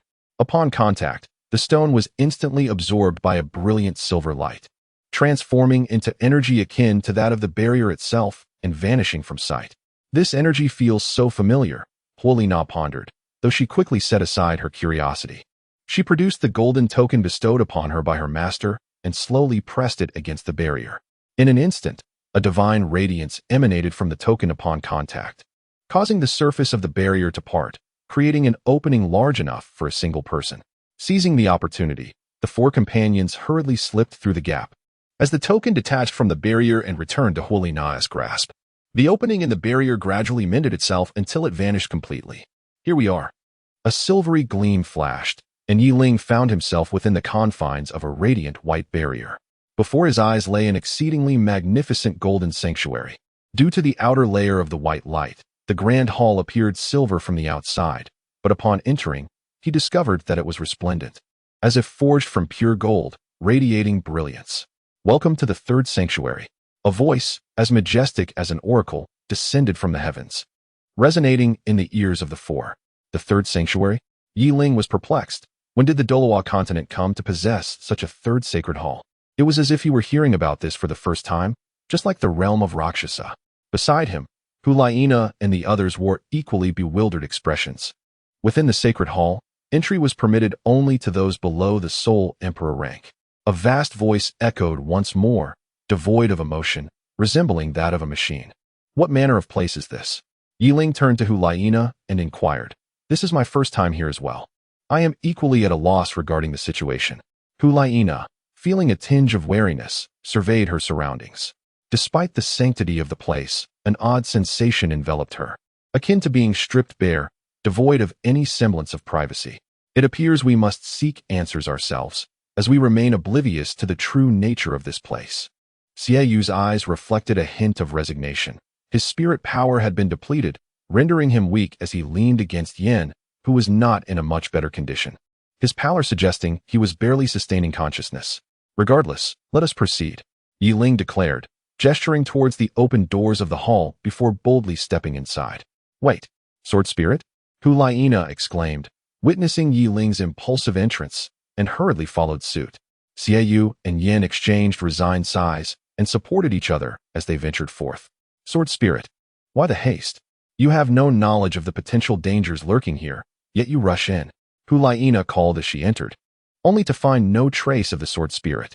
The interior of the hall was nothing as she had envisioned. Upon crossing the threshold, she found herself engulfed in a golden ocean, with surging waves of golden water beneath her feet, yet she walked upon them as if they were solid ground. Sword spirit? Hulaina cried in panic. Yin? Brother? But no response came. In this golden realm, it seemed she was utterly alone. As Yi Ling stepped through the palace gates, a golden realm unfolded before his eyes. Beneath his feet lay a surging ocean of gold, causing his gaze to narrow in curiosity as he surveyed his surroundings. You find it peculiar? I cannot fathom your essence. A voice, ethereal and elusive, echoed in his mind, leaving him momentarily dazed. Who are you? Yi Ling gazed solemnly at her surroundings. Upon realizing she was alone, she addressed the emptiness before her. Very well, let us proceed directly to the test. The ethereal voice resounded once more, yet this time Yi Ling recognized it as the very voice that had proclaimed this place to be the third sanctuary. Close your eyes and reveal your truest thoughts. This is your sole path to the Hall of Cultivation. Should you refuse, annihilation awaits. The voice, once again, seemed to revert to its previous demeanor of cold indifference. True thoughts, indeed. Yi Ling pondered deeply, and following the ethereal whisper's guidance, she gradually closed her eyes, allowing her thoughts to sink into the recesses of her mind. What are my most genuine thoughts, my truest desires? Is it cultivation? To become a titled Douluo? To attain divinity? It seems I have an abundance of aspirations. Yet, what do I yearn for the most? What is it that I truly desire? For what purpose? Yi Ling was immersed in an endless sea of thoughts. In the golden realm, his long black hair floated gracefully in the absence of wind, his eyes tightly shut. As if engaged in profound contemplation, his brows furrowed deeply. I aspire to become a master of the sword path. I yearn to be the one who cleaves through the ages with a single strike. Chapter 36. The angelic deity, such grand ambitions. In the midst of a golden ocean, a golden-haired angel with 6 wings stood still, her brilliant golden eyes gazing out over the sea, as if her gaze could pierce through the fabric of time and space. The corners of her mouth curled slightly, as if she had caught sight of something intriguing. Oh, angelic deity, what captivates your attention now? Did you not recently discover one destined for divine inheritance? Why are you so diligently observing the mortal realm? A refreshing voice echoed, and a golden-haired man appeared as if summoned from thin air within the golden ocean. The god of light? Oh, it's nothing. I merely stumbled upon an amusing little creature. Where am I? When Yi Ling reopened his eyes, he found himself not in the endless golden ocean, but within a resplendent golden hall. Though the hall was magnificent, it lacked any particularly outstanding features. However, the angelic statue at the center captured Yi Ling's attention. In the very heart of the hall stood a vast stone platform, which seemed to have housed something significant, yet now it lay empty, creating a dissonance in the otherwise opulent space. Beneath the platform were 6 meditation cushions. 3 appeared utterly dim, while the other 3 radiated a vibrant golden light, as if liquid soul energy surged above them. One cushion bore an indistinct crease, suggesting recent use. Another had faded somewhat, indicating neglect, while the third looked as pristine as if it had just been placed there. As Yi Ling's gaze fell upon it, he found himself unconsciously taking steps closer. If I meditate on this cushion, achieving level 40 would merely be a matter of days. If this almost liquid soul energy could be continually supplied, then Yi Ling's excitement surged as he beheld the cushion, when suddenly, words began to materialize upon its surface. Yi Ling, is this saying that this cushion is meant for my cultivation? Yi Ling halted, gazing at the cushion with confusion. It is indeed meant for your cultivation, came the ethereal voice once more, tinged with a hint of exasperation. This liquid soul energy was merely residual waste filtered out by the protective barrier of the third holy temple. It was of no use, thus redirected here. Just as Yi Ling's excitement began to swell, the next words from the ethereal voice struck him down. Waste. Yi Ling's lips twitched slightly in disbelief. To him, such rich liquid soul energy was a treasure for cultivation, yet he was informed that it was merely refuse. Indeed, what else would you expect? However, for a young lad on the brink of entering the soul sect, this waste might be considered a treasure. The ethereal voice spoke somewhat casually. Yi Ling had no intention of continuing the conversation with the ethereal voice, nor did he directly sit upon the mat that belonged to him. Instead, he began to ponder. Little spirit, do you not engage in cultivation? The elusive voice, having waited for quite some time without witnessing Yi Ling take his place on the mat, could not help but interject. The three little spirits who accompanied you are diligently cultivating in the side hall. Are you not the least bit anxious? Yi Ling remained unresponsive, slowly raising her head to gaze at the vast expanse above the grand hall.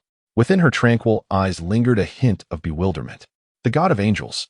As Yi Ling recalled all the events that had transpired, coupled with the layout of the grand hall and the imposing angelic statue, a semblance of understanding began to dawn within her. It was abundantly clear that this was not the handiwork of the denizens of Douluo continent. Even a limit Douluo, at level 99, could not achieve such a feat. Only an ethereal realm could accomplish this. Divinity. However, despite her astonishment, Yi Ling refrained from voicing her thoughts directly. Instead, her gaze fixated on a particular spot within the hall, lingering upon the colossal angelic statue, her eyes scanning the stone figure with a contemplative air. Little imp, what are you gazing at so intently? The ephemeral voice echoed once more, this time tinged with a hint of ire, as if displeased by Yi Ling's attention to certain areas of the grand hall. Were it not for her status as a mortal who had passed the trial, the speaker might have wished to strike her down with a single blow. I aspire to break through to level 40, hence these soul powers may not suffice. Yi Ling replied nonchalantly, her serene gaze seemingly impervious to any emotional upheaval. The ethereal voice fell into a momentary silence, offering no further retorts. In contrast, the liquid soul power upon Yi Ling's meditation cushion appeared to multiply severalfold. A vast reservoir of energy surging forth, causing the very air around it to tremble with palpable force. Thank you. A faint smile finally graced Yi Ling's lips, and in an instant, his entire being leaped onto the meditation mat, disregarding whether the voice had responded or not, and he entered a state of cultivation. In the divine realm, amidst the sea of angels, a golden-haired man, clutching his stomach in laughter, gazed at the ashen-faced angel god and remarked, "Who would have thought that the angel god would find himself in such a predicament? This lad is truly amusing. Can you please maintain the dignity of a deity?" Like God, the angel god replied, his expression slightly strained. However, who exactly is this little fellow? I find myself unable to see through him. The light god, suppressing his laughter, responded earnestly, "TCH, who knows? We are both first-tier deities, yet above us are a host of enforcement gods. It is likely that this lad has caught the attention of one of them, leading him to employ certain methods to obscure his true nature from us." The angel god spoke with a hint of indifference. Indeed, yet he gives me an oddly unsettling feeling. The light god, puzzled, inquired, "Oh." The angel god, surprised, recalled her own first impression of Yi Ling, the peculiar sensation she felt upon seeing him, and was taken aback that the light god experienced a similar intuition. "Never mind. It is probably just an illusion. Let us dismiss it," the light god said, shaking his head. "Perhaps," the angel god murmured in contemplation. "By the way, how is your successor to the divine position?" The light god replied, "I have heard that the girl has had a compatibility rate of around 90% with your divine position since her birth. Indeed, she is undoubtedly the most qualified individual I have encountered to inherit my divine title." The angel god's expression softened with anticipation as he spoke. Ha ha, then you are fortunate. Unlike me, who has yet to find anyone to take up the divine mantle. The light god lamented with a sorrowful countenance. There will be someone, eventually. The angel god reassured with a smile, though as her gaze traversed the space to the realm where Yi Ling resided, a flicker of concern appeared in her eyes. The succession of divine positions, the seal of the 3 divine seals, is beginning to wane. Chapter 37. The 4-symbol sword technique, what remarkably pure soul power. If I could cleanse my meridians with this soul power daily, I would surely be on the cusp of reaching the soul sect realm. Since Yi Ling had settled onto the meditation mat, he had directly begun harnessing the liquid soul power above it to cleanse his meridians. While another individual might have sought to absorb all this soul power for a breakthrough, Yi Ling had a different approach. Though this soul power could indeed facilitate his advancement, maximizing its potential was paramount. In the long term, utilizing this soul power to cleanse his meridians and refine his own soul power was the most exquisite strategy. The residual soul power is so pure, the magnitude of soul power required for this protective shield must be immense. Yi Ling pondered, reflecting on the profound mysteries of this place, a realm crafted by the gods. What could its true significance be?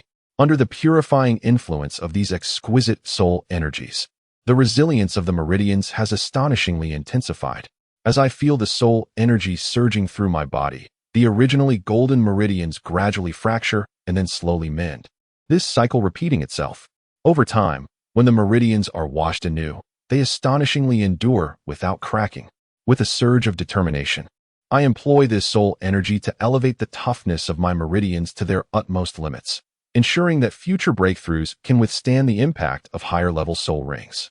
With a deep breath, I made a perilous decision to fervently absorb the swirling soul energy overhead, ruthlessly enhancing the resilience of my meridians. A torrent of soul energy, more vigorous than before, surged into my meridians, causing them, already at their breaking point, to suddenly tear open. Yet, under the influence of this pure, unclaimed soul energy, they slowly began to heal. My face contorted in agony as I approached the limits of endurance, my brows knitted tightly, and my eyes, once barely closed, snapped open, revealing bloodshot orbs. The excruciating pain radiating through my meridians compelled me to emit a low, guttural roar, my twisted visage taking on a ghastly appearance. My garments disintegrated in an instant, leaving only a storage pouch behind. Days passed in this manner, yet my body remained in a meditative posture, unmoving. Tick-tock. The sound of dripping water echoed throughout the grand hall. In the center, on a raised platform, lay 6 cushions. One emanated an endless golden glow, upon which sat a bloodied and bare youth. I, Yi Ling, utilizing soul energy to cleanse my meridians. The previously liquid-like pure soul energy above my head had vanished without a trace, leaving only a few drops of emerald green liquid, which slowly dripped onto me. One drop after another. As these verdant droplets fell upon me, they seamlessly integrated into my being, stirring my long-still body into slight tremors. A pained hiss escaped my lips as I gradually opened my eyes, gazing with confusion at the scabs adorning my skin. It seems I overestimated my limits. I fainted without enduring. A wry smile crept across my face as I grimaced in discomfort. Enduring the pain, I cautiously moved my arms, causing the scabbed blood clots to fall away, revealing my fair skin, well-defined musculature, and flawless physique. Alas, my usual attire has been ruined. Yi Ling, feeling somewhat helpless, cast his gaze upon the storage bag beside him. He retrieved a set of white robes, which he frequently wore at the 7 Treasure Glazed Tile sect, and donned them with ease. The garment was a pristine white, and when paired with Yi Ling's long hair, he appeared almost like a woman from behind. Fortunately, it fit him well. Yi Ling felt a profound sense of relief as he recalled that this garment had been a gift from his master, the sword Douluo, long ago. He had feared that it might no longer fit him. Finally, his soul power had surged to the 40th level, validating the immense suffering he had endured. Yi Ling reflected, recalling the excruciating pain of his meridians tearing, a torment he wished never to experience again. Now that his soul power had surpassed the 40th level, even in the absence of a 4th soul ring, he could commence training in that sword technique. It suddenly dawned upon him that previously, due to his insufficient soul power, he could only practice the Tai Chi sword technique and had temporarily set aside the 4 symbols sword technique. With his soul power now reaching the 40th level, he had finally attained the qualifications to begin learning the ladder. As his consciousness delved into his mind, the almost indelible sword techniques began to flicker in his thoughts. The four-symbol sword technique, unlike the gentle Tai Chi sword technique, was extraordinarily domineering. This technique was categorized into four distinct forms: the azure dragon, the vermilion bird, the black tortoise, and the white tiger. Each of these forms possessed its unique sword techniques. The azure dragon represented the vitality of wood. The vermilion bird embodied the destructive force of fire. The black tortoise symbolized the protective nature of water, and the white tiger epitomized the brutal essence of metal. Although each form followed its own path, they could also be combined, allowing their sword momentum to cleave through all evils in the world. Recognizing his current weakness, Yi Ling resolved to begin his training with the azure dragon sword technique, which was most advantageous for his present state. As he contemplated this, the unfeeling sword involuntarily shot forth from his palm, hovering before him. The moment he initiated the sword technique, an endless surge of vitality flooded in from all directions, enveloping Yi Ling's body and gradually merging with him. What an abundant force of vitality! Yi Ling exclaimed as he distinctly felt this life energy integrate with him, directly entering his meridians and commencing the repair of their slight damage. However, amidst the joy of feeling his meridians mending, a frown began to crease Yi Ling's brow. To his astonishment, he realized that the consumption of his soul power had diminished by nearly half during the repair process. This azure dragon sword technique consumes an excessive amount of soul power. Merely executing it once has nearly exhausted half of my soul power. Yi Ling had already made a resolute decision in her heart. The azure dragon sword technique must not be overused in future battles, for its consumption was excessively great. The sword of ruthlessness. Yi Ling grasped the emotionless sword that hovered beside him, his gaze sweeping slowly yet indifferently across the blade. As more runes upon the sword illuminated, its aura grew increasingly formidable, emanating a subtle yet palpable essence that even made him, its master, feel a twinge of trepidation.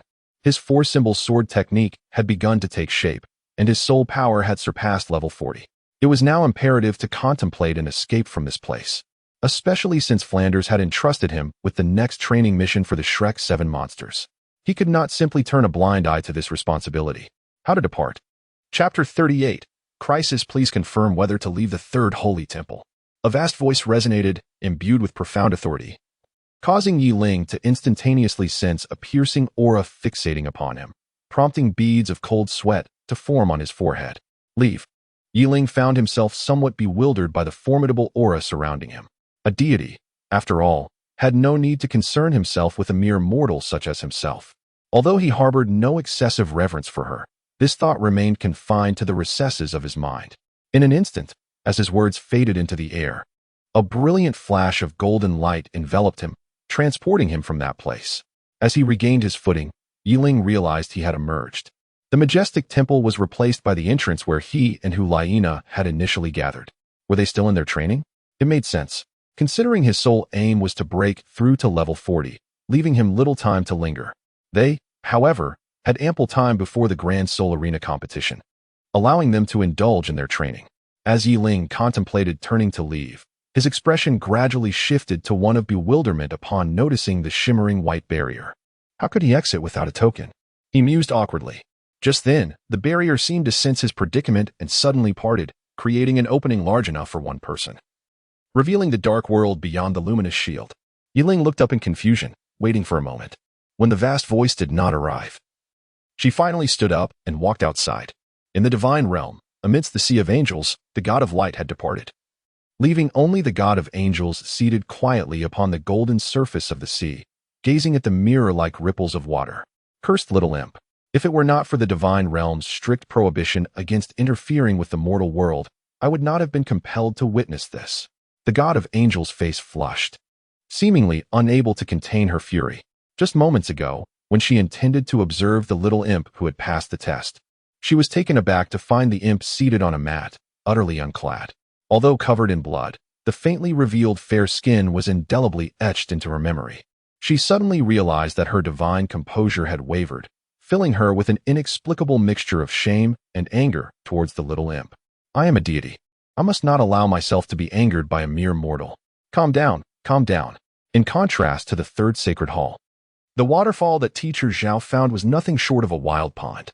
Yiling mused, yet this place was monopolized by the martial soul hall. Otherwise, she would consider bringing the Shrek's 7 monsters here to train. Yiling shook his head. Relying on his memory, he vaguely discerned the direction. When the blood sun ascended to its zenith, a fissure leading to the outside world would open there. To enter through that rift, one must inevitably return the same way. Oh, Yiling gazed around in bewilderment. Upon entering the protective barrier of the third sanctuary, he had expected to be surrounded by a multitude of low-tier specters. However, the area around him was astonishingly tranquil and desolate, devoid of even a single apparition, which struck him as rather peculiar. Logically, these spirits were known for their insatiable greed. They would never abandon their hunting grounds without having secured a target. Yet, this vast, empty expanse bore no trace of their presence. Something was amiss. The terrain here appeared remarkably more even than before. The massive stone from which he had observed the third sanctuary had inexplicably vanished, and what had once been a smooth surface now bore numerous tiny depressions, as if scorched, exhibiting an unervingly orderly pattern. As Yiling's gaze lingered, her expression grew increasingly tense. The numerous souls beneath the spirit saints had inexplicably vanished within just a few days, leaving behind clear marks, evident signs of fiery burns upon their remains. This was truly unsettling. It was prudent to depart swiftly. With a heavy sigh, Yiling hastily summoned her spiritual energy and darted back in the direction she had come from. The mysterious disappearance of these souls was profoundly eerie. The more she pondered, the more her anxiety intensified. What force could compel so many Spirit King and even Spirit Emperor level souls to vanish without a trace in such a short span? The orderly nature of the remaining marks suggested that these souls had been annihilated in an instant, without even a chance to react or glimpse their assailant. Perhaps other humans had entered this realm. Could it be a tidal Douluo? Only a tidal Douluo could potentially eradicate such a multitude of souls beneath the spirit saints in a heartbeat. But why? As Yiling ran, he pondered the fact that he and Zhao Wujin had entered through a breach in this very location. It was not unfathomable that others might also gain entry. Yet, why would a tidal Douluo venture in merely to eliminate so many specters? Was it merely a matter of convenience? The sense of impending danger intensified. Could the source of this turmoil lie in the very place I am destined to go? What should I do? Should I proceed or not? Yiling retrieved the glass token from his bosom, his gaze wavering with uncertainty. Since he had departed from the third sacred hall, the further he ran, the more intense his sense of impending danger became. It felt as though the true culprit behind the disappearance of these phantoms lay just ahead, and he was drawing ever closer to that very place. A bead of cold sweat trickled down Yiling's forehead as he came to a halt, an inner voice urging him to cease his advance. Ahead lay the very source of the impending crisis that haunted his thoughts. No matter, he resolved. Yiling, without the slightest hesitation, grasped the Lioli order, preparing to channel his soul energy. However, he was acutely aware of the uncertainty that lay ahead. A gamble he could not afford to take, for the stakes were far too high. Just as he was about to infuse the Lioli order with his soul energy, an eerie and chilling screech pierced the air. Yiling turned his gaze, and to his astonishment, not far ahead, an unusual creature had materialized. It was engulfed in white flames, possessing only an upper body, while its lower half morphed into a serpent-like tail adorned with white scales. This entity was a specter, yet it bore a striking distinction from ordinary spirits. Its blood-red eyes glinted with a ravenous hunger, eyeing Yiling as if he were its next quarry. The aura it exuded was both ferocious and sanguinary, unmistakably on par with a tidal Douluo. This was a specter that rivaled even the most formidable tidal Douluo. Yiling, without hesitation, directly infused her soul power into the glazed token. At that moment, the soul Douluo-level specter transformed into a fleeting shadow, lunging towards Yiling. 7 treasures glazed sect. Sword Uncle, Bone Uncle, Ning Fengji exclaimed, his eyes widening as he called out to the sword Douluo, who reacted similarly. Yiling has activated the glazed token. The sword Douluo furrowed his brow tightly. The glazed token was meant to be Yiling's final safeguard. He believed that given his disciple's temperament, she would only resort to it in a genuine crisis. However, her current activation indicated that she was indeed in peril. Old Bone Dragon. Understood. The Bone Douluo's martial spirit was instantly unleashed, and a bone dragon leaped forth from the spatial vortex, letting out a roar that resonated through the air before them, as a vortex the size of a person slowly tore open. Quickly. Chapter 39. Terrifying Spectre Yiling gazed at the vanishing wraith of the Serpent Man, and in an instant, the martial soul, the emotionless sword, was unleashed, standing resolutely in front without activating any soul skills. Bang! Yiling was hurled away by this formidable force, landing over 100 meters away. Such a terrifying specter. Yiling sighed, sensing a ferocious power emanating from the specter before him. His arms trembled uncontrollably, overwhelmed by a force that had reached its zenith. In the face of this ghostly presence, he could only feel an insurmountable helplessness, akin to that of an infant battling a soul master. Yet, despite the despair instilled by the specter's formidable strength, he refused to abandon hope for survival. He channeled his soul energy into the azure crystal pendant in his left hand.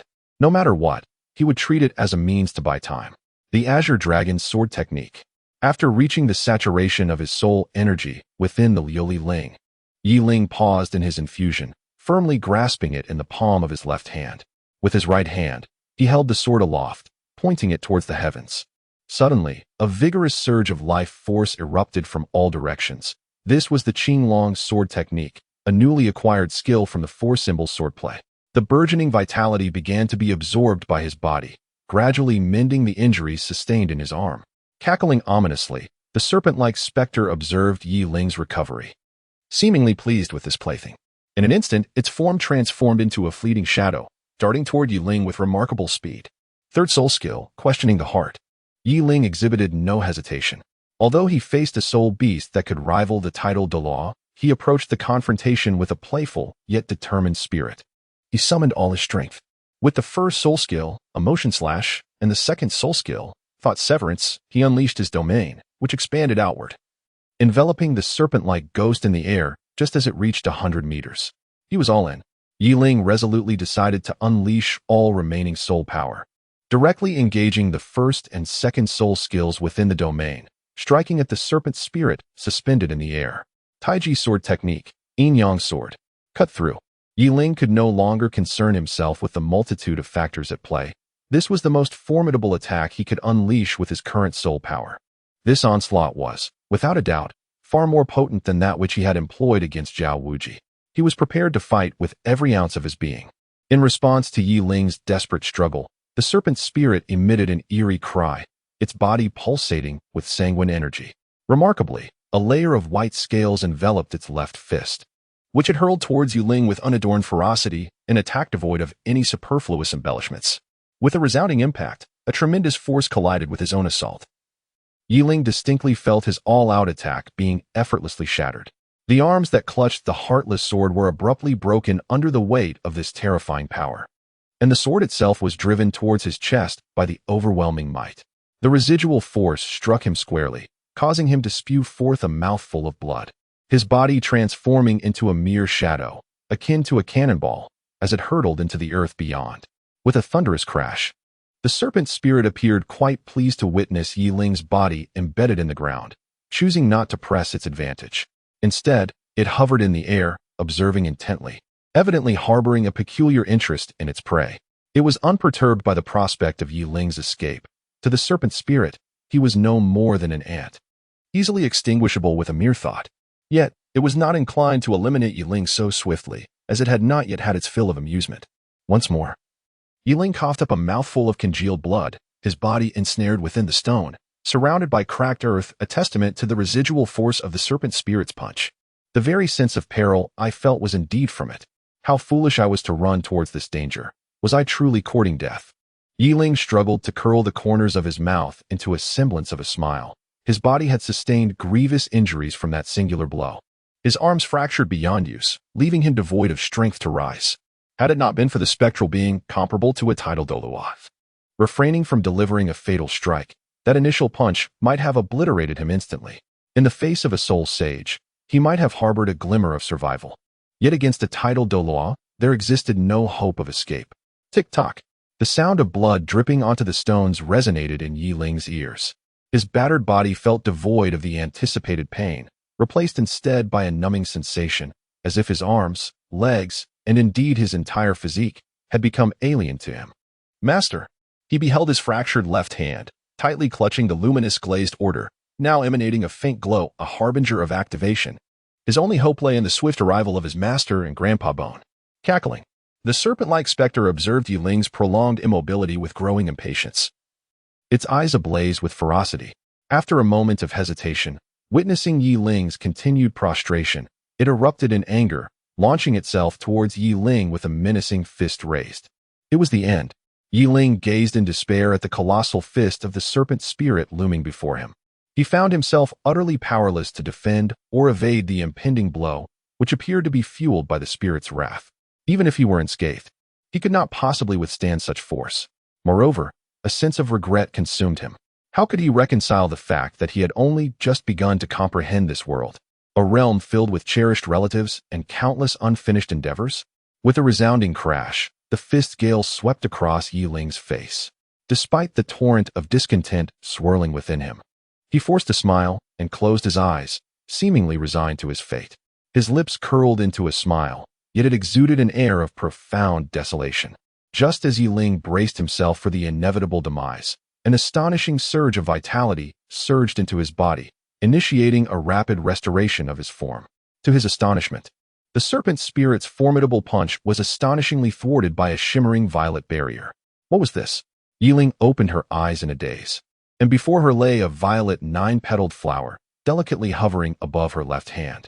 It was the second martial soul she had deemed useless, the harmonious flower. Cackling with rage, the serpent spirit, realizing its attacks had inflicted no damage, began to seethe with fury.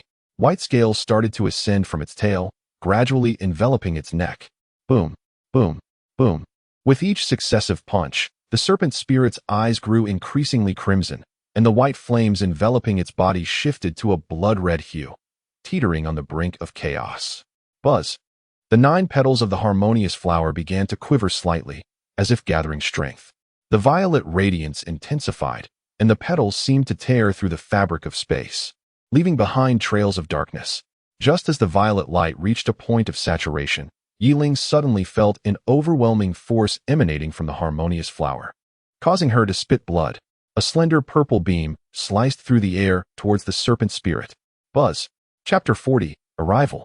The purple beam traversed the sky, as if time had frozen or space had folded, slowly striking the serpent spirit's left arm, releasing a torrent of violent energy that caught it off guard. Cackling in terror, the serpent spirit's blood-red gaze dimmed slightly, and then, in a moment of resolve, it fearfully severed its left arm, casting it away. Buzz. As the severed limb fell to the ground, a purple light erupted from it, revealing a translucent, massive silhouette of the harmonious flower that bathed the entire severed arm in an eerie violet hue. Ultimately, the purple glow seemed to reach its zenith, beginning to contract violently. Crack! The severed arm began to fissure, and an annihilating purple light burst forth. Boom! What immense power! Yiling gazed upon the violet mushroom cloud birthed from the explosion, casting a troubled glance at the disheveled serpent spirit beside him. Though the He Dao flower still hovered in the palm of his hand, its purple glow appeared significantly dimmed, gradually merging into his left hand until it vanished completely. Strong as it was, he pondered in resignation. How could this damage affect even me? A sharp pang of agony surged through his arm as the life force surged into his limbs, astonishingly mending the broken bones of his arms and healing many of his wounds. Yet, the injuries inflicted by the He Dao flower's shockwave left a lingering ache in his chest. He sensed that the flower merely intended to push him away, but that force had undeniably inflicted some harm upon him. Crack! Observing Yiling's recovery while he himself bore severe injuries, the serpent spirit erupted in fury. Upon witnessing the violet bloom that had caused him distress vanish from Yiling's grasp, a fierce light ignited in his eyes. However, instead of charging at Yiling, he extended one hand skyward, adopting a pose reminiscent of embracing the heavens. As he took this stance, the malevolent energy in the air began to surge violently, flocking towards him and integrating into his being. While it did not restore his severed arm, it revitalized his waning aura significantly. Damn! I completely forgot that spirits could absorb the malevolence of this realm to replenish their energy, Yiling remarked, his expression stiffening as he observed the serpent spirit's aura growing stronger around him. What should I do? Yiling felt a surge of anxiety, realizing that the He Dao flower might not spare him. Was it truly his fate to perish in this place today? The serpent spirit roared at Yiling, its white scales creeping ominously up its neck, enveloping its face, leaving only its eyes and mouth visible. as the scales fully covered its entire form. Its hands began to grotesquely contort, sinister bone spikes emerging from beneath the scales, transforming its hands into something resembling a spiked mace. The serpent spirit's gaze was filled with malevolence, as if it longed to rend Yi Ling into pieces. This insignificant human, who had dared to sever one of its limbs and inflict unprecedented damage, would pay dearly. Flee. This was the singular thought racing through Yi Ling's mind. Despite sustaining injuries from the He Dao flower, the life force it exuded had healed most of his wounds, enabling him to run. He could only rely on this fleeting chance to buy time, awaiting the arrival of his master and Grandpa Bone. Yet, how could a mere soul sect practitioner stand against a serpent spirit rivaling a title Douluo? The attack seemed to materialize in an instant, descending upon him from behind, as horror filled Yi Ling's eyes. Just then, in this moment of peril, a golden longsword pierced through the air, striking the serpent spirit's fist with tremendous force, sending the once menacing creature crashing into the ground, where it created a shower of debris. Master, Grandpa Bone. Yi Ling had never imagined that these two calls could be so melodious, evoking a poignant sense of impending separation amidst perilous circumstances. Heh, little Ling, are you all right? It is all my fault for being late, my dear. As a fist was parried, a dark vortex of space materialized from thin air, and two figures swiftly emerged, landing beside Yi Ling, none other than Bone Douluo Gurong. This is the realm of the Rakshasa. What brings you here? A beam of light coursed over the golden longsword, which then dissipated into shimmering motes, revealing the figure of Sword Dachen Xen, who gradually descended next to Yi Ling. Cough. I nearly met my end there, Yi Ling said with a hint of trepidation. Just as Sword Douluo was about to inquire further, a piercing voice echoed from the distant rubble. The serpent spirit, emerging from the debris, glanced at the two figures beside Yi Ling, and without hesitation, retreated swiftly. Humph! You dare to harm my disciple, and think you can escape. A glint of cold light flashed in Sword Dachen Xion's eyes as he gripped the 7-killing sword in his right hand, with 9 soul rings manifesting behind him. His figure abruptly vanished from sight, only to reappear on the path of the fleeing serpent spirit, unleashing a sword chi that cleaved through the heavens towards it.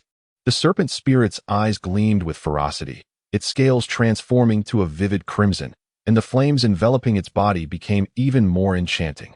It swung its fists, leaving afterimages, colliding with the sword chi unleashed by Sword Douluo. Boom! The clash of sword chi and the serpent spirit erupted violently, engulfing the area within 100 meters in flames reminiscent of blood, interspersed with piercing sword light. As the flames gradually subsided, the serpent spirit was nowhere to be found, leaving behind a pool of thick blood at the epicenter of the explosion. Humph! Sword Douluo's gaze swept over the pool of blood, a hint of dissatisfaction in his cold snort. He had expected that one strike would suffice to eliminate the spirit, comparable to a title Douluo, yet it had managed to escape. Whoosh! Chun Xion's figure vanished once more, reappearing beside Yi Ling, his expression tinged with concern for her erratic breath. We shall discuss this later. Gurong's demeanor was equally grave, as the bone dragon spirit swirled above the trio, forming a vortex large enough to encompass them all, ultimately swallowing them whole. Within the Hall of Spirits, the opulent palace lay shrouded in darkness and silence, devoid of any presence. Leaning slightly against the throne, Bibi Dong, robed in white, appeared tranquil, her eyes gently closed. Suddenly, a faint purple glow flickered from the corner of her eye, and her enchanting purple-hued gaze slowly opened, revealing a hint of playful intrigue. A smile graced her lips. Sword Douluo, Bone Douluo? To think one could audaciously tear through the fabric of space and arrive in the realm of the Rakshasa. Chapter 41. A resounding strike in the grand hall of the 7 Treasures glazed tile school. Ning Fengji stood alone, adorned in a flowing white robe draped elegantly across his shoulders, yet his refined visage bore a hint of concern. His fists clenched tightly, eyes filled with trepidation as he paced back and forth. Suddenly, a hum reverberated through the air as a black vortex materialized within the hall, tearing through the very space itself. Master Jian, Master Gu, what has become of Yi Ling? Ning Fengji exclaimed, rushing to greet the 3 figures emerging from the rift, his gaze settling on the weary Yi Ling, a relieved smile breaking through his anxious demeanor. She is safe, fortunately arriving in time. Otherwise, this young one might have truly met her end. The expression of Jian Douluo was sharp, his ire palpable at the thought of Yi Ling nearly perishing in the Rakshasa realm. It is a relief that she is unharmed, a true relief. Ning Fengji breathed a sigh, clearly understanding Jian Douluo's agitation. Shrek Academy. To leave Xiaoling alone in the Rakshasa realm is utterly unacceptable. Had we not come in time today, the consequences would have been dire. Even the usually jovial face of Gu Douluo turned grave, his voice laced with intense fury. Ning, how could Xiao Yi have ventured into such a perilous place? Ning Fengji gasped, astonished to hear of Yi Ling's presence in that treacherous domain, a world known to be tainted and fraught with danger. Even soul saints would not dare traverse it freely. Who could have foreseen that Xiao Ling would encounter an aberrant soul comparable to a tidal Douluo, nearly succumbing to its grasp? Gu Douluo furrowed his brow, pondering the perplexing situation. Shrek Academy, Jian Douluo's thoughts were clear. He knew who was behind this misfortune without needing to speculate. Grandpa Gu, Master, Uncle Ning? It is not their fault. I insisted on training there myself. Yi Ling interjected hastily, sensing the rising tempers of her mentors. Who could predict how a tidal Douluo would react? A soul comparable to a tidal Douluo. Ning Fengji, engrossed in the implications of Gu Douluo's words, marveled at the fact that Yi Ling had managed to endure until rescue arrived against such a formidable foe. It was truly astonishing. Though the aberrant soul had only recently evolved, its strength was already sufficient to rival most newly ascended tidal Douluos. Moreover, when they arrived, it was already gravely injured and had lost an arm. Gu Douluo regarded Yi Ling with a curious gaze. Indeed, Ning Fengji looked at Yi Ling with astonishment. Disbelief etched across his features. Uncle Gu, could it be that the soul had previously encountered another of its kind and sustained injuries? Ning Fengji speculated, still grappling with the incredulity of the situation. A soul comparable to a tidal Douluo, there could be no more than a handful within the entire Rakshasa realm, each ruling their own territories. What were the odds of them crossing paths? The specter possesses the ability to absorb the malevolent energy of the Rakshasa domain to mend its injuries, even severed limbs. However, this process requires considerable time. Yet, the dismembered limb of that mutated specter evidently bore the marks of a recent wound. The sword Douluo had engaged it in close combat. Thus he observed the bloodstains at the site of the severed arm, unmistakably fresh, as if inflicted within the span of a minute. Furthermore, an aura emanated from the severed arm, vaguely familiar to him, reminiscent of his disciple's second martial soul, the harmonious flower. Yi Ling. Ning Fengji's gaze shifted toward Yi Ling. Although her aura appeared diminished at that moment, it did not impede her actions in any way. Indeed, it was I who did it, Yi Ling affirmed with a nod, adding, however, it was all due to the influence of my second martial soul. The harmonious flower? Ning Fengji inquired. Yes. However, it seems the harmonious flower has also been somewhat affected. I find myself unable to summon it. Yi Ling attempted to activate her second martial soul, but only a faint purple light flickered along with a ripple of soul power, with the harmonious flower remaining absent. Observing this, Yi Ling shrugged her shoulders in resignation, indicating her inability to invoke the harmonious flower. The aura of your second martial soul is quite faint, yet your soul power is. Ning Fengji's previously calm eyes widened in sudden realization. Just moments ago, when Yi Ling had released her second martial soul, the fluctuations of soul power around her clearly indicated that she had reached the soul master realm. This is the result of my training in the Rakshasa domain. Yi Ling extended her right hand, smiling broadly, though her expression bore a hint of pain. However, my meridians have been injured, making it somewhat difficult to mobilize my soul power. Very well. Brother Jian, you should take little Yi back to her room to rest for a while. It will be perfect. Once she has recovered, we can assist her with the resolution of her fourth spirit ring. Ning Fengji smiled, filled with satisfaction at witnessing Yi Ling's growth and strength. He felt reassured that should the day come when he could no longer fulfill his duties, having someone like her to protect the young girl would be an excellent choice. Upon returning to her long-lost room, Yi Ling cast aside all concerns and collapsed onto the bed. During the period of her breakthrough in the third sacred hall, her entire being had been under an immense strain. Now, she could finally allow herself to relax. Rest well for the night. Also, this is a pill from your Uncle Ning to aid in the recovery of your meridian injuries. Take it before you meditate tonight. The sword Douluo placed a small box at the head of Yi Ling's bed, his gaze tenderly observing her as she lay atop the mattress. Understood, Master. I will do so, but right now, I feel a bit tired and wish to sleep for a while. Yi Ling mumbled, facing the bed. The sword Douluo, witnessing the fatigued expression on Yi Ling's face, could not help but form a gentle smile, though it quickly shifted to a sharp intensity. Shrek Academy. I shall remember this debt and settle it with you in due time. As the door closed, the sword Douluo gazed at the darkening sky, hesitating for a moment before his figure gradually vanished from before Yi Ling's door. How is it? Has little Ling taken the pill? Within the grand hall, Douluo and Ning Fengji sat facing each other, regarding the suddenly appearing sword Douluo with inquiry. He expressed his intention to wait until he had awakened fully before partaking again. Sword Douluo casually chose a seat and remarked to the two. It seems that Xiao Linger has indeed worn herself out during this time. Let her rest well. Douluo's gaze softened, but in an instant, his expression turned stern. Indeed, Shrek Academy has encountered some issues this time. Uncle, you? Ning Fengji hesitated. Fengji, we have been excessively lenient with Shrek Academy. Can you guarantee that next time? Yi Ling or Rong won't face similar dangers? Douluo spoke in a grave tone, leaving Ning Fengji momentarily speechless. Moreover, that fellow, Flinder, truly deserves some reprimanding. Chapter 42. The restoration of meridians. As the first rays of morning sunlight graced the earth, the outside world burst into life, dispelling the silence of night as it awakened once more. Yi Ling lay supine on the bed, his eyes firmly shut, with his arms gently outstretched to either side, completely immersed in a profound slumber. Sunlight poured onto his left hand, and a violet radiance slowly emanated from his palm, revealing a delicate flower with 9 petals. The ethereal He Dao flower, which represented Yi Ling's second spirit. As the He Dao flower gracefully emerged, it ultimately hovered in the room, drawing forth an invisible force from the air that gradually converged towards him, being absorbed into his essence.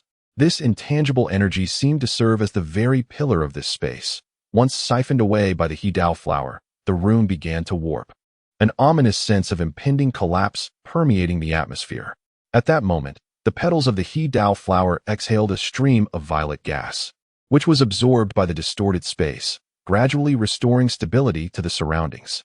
As the He Dao flower consumed more and more, the soul energy within the room underwent violent compression, transforming into an exceptionally dense essence that was absorbed by the slumbering Yi Ling. This compression of soul energy led to a deficiency in the area, prompting an erratic influx of soul power from outside the room. What a remarkable phenomenon. Has he ingested that pill? Ning Fengji stood outside the grand hall, sensing a terrifying force of absorption emanating from Yi Ling's chamber. The soul energy surged wildly into Yi Ling's body, traversing his meridians, and his first spirit, the Juetching sword, manifested under the weight of this concentrated soul power. Hovering alongside the He Dao flower, the energy pouring into his hands began to flow slowly into both of his formidable spirits. With the increasing influx of soul energy, the purple glow radiating from the Juetching sword intensified, the faint hint of azure that once graced its blade gradually dissipating, leaving behind an almost despairing hue of purple. Meanwhile, the previously dim He Dao flower, nourished by this influx of soul power, regained its vibrant coloration, appearing as a bewitching purple, reminiscent of a chaotic purple lotus. Suddenly, an overwhelming sensation of compression enveloped Yi Ling, akin to the sensation of drowning, as a powerful suffocation coursed through his limbs and bones. Yet, this feeling vanished in an instant, severed by an acute sharpness that broke the connection to that sensation. As the suffocating pressure dissipated, his soul seemed to plummet into an endless abyss, continuously descending, until a flash of violet light transported his essence to a realm of purple glaciers, where an excruciating cold assailed him relentlessly. The bone-chilling frost transformed into a barrage of sharp blades that targeted his very soul. Coughing ensued. Yi Ling awoke abruptly from his slumber, the sheets dampened by perspiration, his bewildered eyes reflecting a sense of uncertainty. The dream had felt astonishingly vivid, as if his very soul had plunged into that bizarre, purple-hued glacier. What could this possibly mean? As he regained consciousness, Yi Ling became aware of some peculiar alterations within his chamber. An extraordinarily dense residual spiritual energy lingered in the air, reminiscent of that which he had absorbed in the third sacred temple, albeit far more chaotic in nature. Could this be a consequence of my injuries? Yi Ling raised her hand, only to realize that the subtle pain she had experienced in her body the previous day had mysteriously vanished. The injury had been within her meridians, and she had anticipated that it would require several days of recuperation. However, astonishingly, after just one night, she found herself completely restored. This was truly unbelievable. Could it be that while I was asleep, Master administered that elixir to me? Yiling suddenly pondered this, hastily reaching for the wooden box beside her. Gently releasing her spiritual energy, the box opened effortlessly. The revitalizing pill? As Yiling opened the box, a refreshing aroma of a medicinal pill wafted through the air, invigorating his very soul. Nestled within the box lay a jade-green pill, roughly the size of an eyeball. From its essence, Yiling instinctively recognized the name of the pill, Revitalizing Pulse Pill. This extraordinary elixir is exceedingly rare, a true treasure within the entirety of Douluo continent. Many soul masters, in their fervor to forcefully transcend to higher realms, often inflict damage upon their most delicate meridians. Although these injuries may appear insignificant at first glance, should they remain unchecked, they could severely hinder further breakthroughs to subsequent realms, including the coveted title Douluo. The revitalizing pulse pill's purpose is to mend these concealed, subtle injuries, which is why it has become the object of fervent desire among soul masters, ultimately elevating it to a status of reverence. Uncle Ning. Yiling's eyes were slightly moist, and she gently closed the box. Taking a deep breath while gazing out at the azure sky, she slowly placed the box on the table. The sword of ruthlessness. Yiling rose slowly from her bed and made her way to the window, taking a moment to calm her tumultuous emotions. After regaining her composure, she hesitated briefly before summoning her first martial spirit, the Heartless Sword. A long sword, radiating an enchanting purple glow, materialized in Yiling's grasp.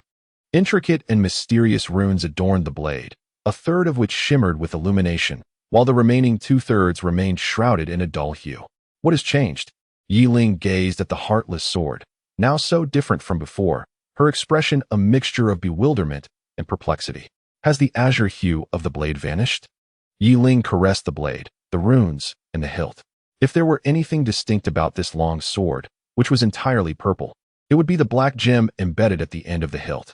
Although its hue clashed with the purple sword, the unique facets of the gem imparted an extraordinary aura to the emotionless sword. The sword had become considerably heavier and sharper than before, subtly exuding an unusual elemental attribute. As Yiling gazed at this sword, reminiscent of a mythical creature, he recalled that just a few days ago, it had not possessed such a form. Now, it appeared to have grown even more formidable. Could the transformation of the emotionless sword be attributed to? An epiphany struck Yiling, prompting him to extend his left hand. The Harmony Flower. As he summoned his soul power, a violet radiance began to emanate from the palm of his hand, gradually revealing a weapon spirit resembling a 9-petaled purple flower. However, just as Yiling believed he could activate his second weapon spirit, the Harmony Flower trembled and swiftly transformed into a stream of violet light that surged into his palm, vanishing upon contact. Alas, is it still unfeasible? It seems the changes in the emotionless sword are unrelated to it. With a tinge of disappointment, Yiling reflected that he had initially thought the transformation of his first weapon spirit was due to the Harmony Flower, but it appeared he had overestimated the connection. Never mind. Overthinking is futile. Nevertheless, now that my soul power has surpassed level 40, it is time to arrange for a soul ring. Yiling mused, shaking his head. With half a month remaining until the soul battle competition mentioned by the dean, it would be prudent to secure a soul ring within the sect first. Chapter 43. The Message Bone Uncle. Ning Fengji watched the Bone Douluo, who was preparing to enter the spatial passage, hesitating for a moment before ultimately saying nothing. Huh. Last time, it was Old Sword Ghost who went, yet they dare act so brazenly. This time, I shall see just how much audacity that Flandre possesses. The Bone Douluo, devoid of his usual genial demeanor, snorted coldly before stepping into the spatial passage and disappearing, which closed instantaneously after his departure. Sigh. Ning Fengji exhaled. Though he too felt that sending Yiling to cultivate in the slaughter domain was somewhat excessive, he understood Flandre's sentiments. With Yiling's extraordinary talent, training alongside those young ones would prove of little benefit. Thus, this method was deemed necessary. However, leaving Yiling alone in the slaughter domain indeed stirred some anger among the two elders within the sect. Fengji, what are you pondering? The voice of Sword Douluo suddenly resonated as the white-clad Chen Exine descended upon the entrance of the hall, striding toward Ning Fengji. Alas, Bone Uncle has departed. Ning Fengji shook his head, looking at Sword Douluo Chen Exine with a hint of resignation. Humph, that old bone dragon actually went ahead. Dustheart initially furrowed his brow, then, somewhat irate, declared, "Enough. I have come to discuss an important matter with you today, regarding the transaction we previously proposed to the imperial family of the Tiando Empire. It is likely that they will send representatives to negotiate today." "Oh, who shall come?" Ning Fengji inquired, raising his head in curiosity. "The Crown Prince, Shueqinghe, Dustheart." The sword Douluo replied with a mysterious smile. "He should have arrived by now. At last, the Tiando Empire is willing to extend an olive branch for collaboration?" Ning Fengji's lips curved upward upon hearing the sword Douluo's words. "Let us go and meet this so-called Crown Prince." Inside the main hall of the Seven Treasure Glazed Tile School, Shueqinghe greeted them. "Greetings, Sect Master Ning." "Greetings, Sword Douluo." As Ning Fengji and Sword Douluo stepped into the hall, the golden-haired youth who had been waiting for quite some time approached them with delight, respectfully addressing the two. "Haha, His Majesty Shui Yi has indeed sired a remarkable son," Ning Fengji remarked with a smile, clearly pleased with Shueqinghe's demeanor. Having heard tales of the Crown Prince's extraordinary talent, Ning Fengji was impressed to witness his formidable spirit power firsthand, noting that he had attained the Spirit King realm at such a young age.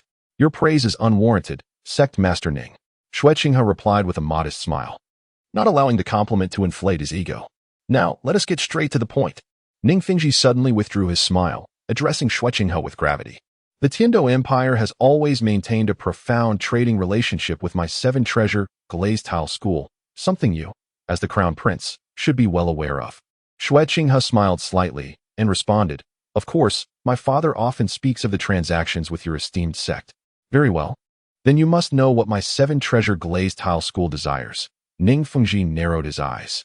"Indeed, that is precisely why I am here." Shueqinghe's expression grew serious as well. "The proposal your sect put forth 3 years ago was not dismissed by my father. However, at that time, internal strife within the Tiando Empire, coupled with the looming threat from the Star Luo Empire, prevented a definitive response. Now that those issues have been resolved, my father has promptly sent me here. My father expressed great honor at the prospect of your sect becoming the guardian sect of the Tiando Empire, and thus he fully agrees to your proposal from 3 years ago." As he spoke, Shueqinghe produced a golden token from his bosom. "This is the imperial decree of the Tiando Empire. With this decree, your sect may establish its own guardian army, and all command over this force will remain with your sect, with the empire refraining from any interference." Upon hearing this, a distinct smile graced Ning Fengji's lips. "Has that fellow Shui Yi finally realized something? Is that why he is so eager to negotiate with us? Haha, to collaborate with the imperial family is indeed our honor." Ning Fengji suddenly burst into laughter as he reached out to take the imperial edict handed to him by Shueqinghe. In truth, after passing the edict to Ning Fengji, Shueqinghe became somewhat shy, as if he had something to express. "Your Highness, please feel free to speak." Ning Fengji smiled, having noticed Shueqinghe's hesitation. "Very well. Actually, my father has sent me to your esteemed sect with another request." Shueqinghe felt a touch of embarrassment, although this was his father's arrangement. It was a request he longed to articulate.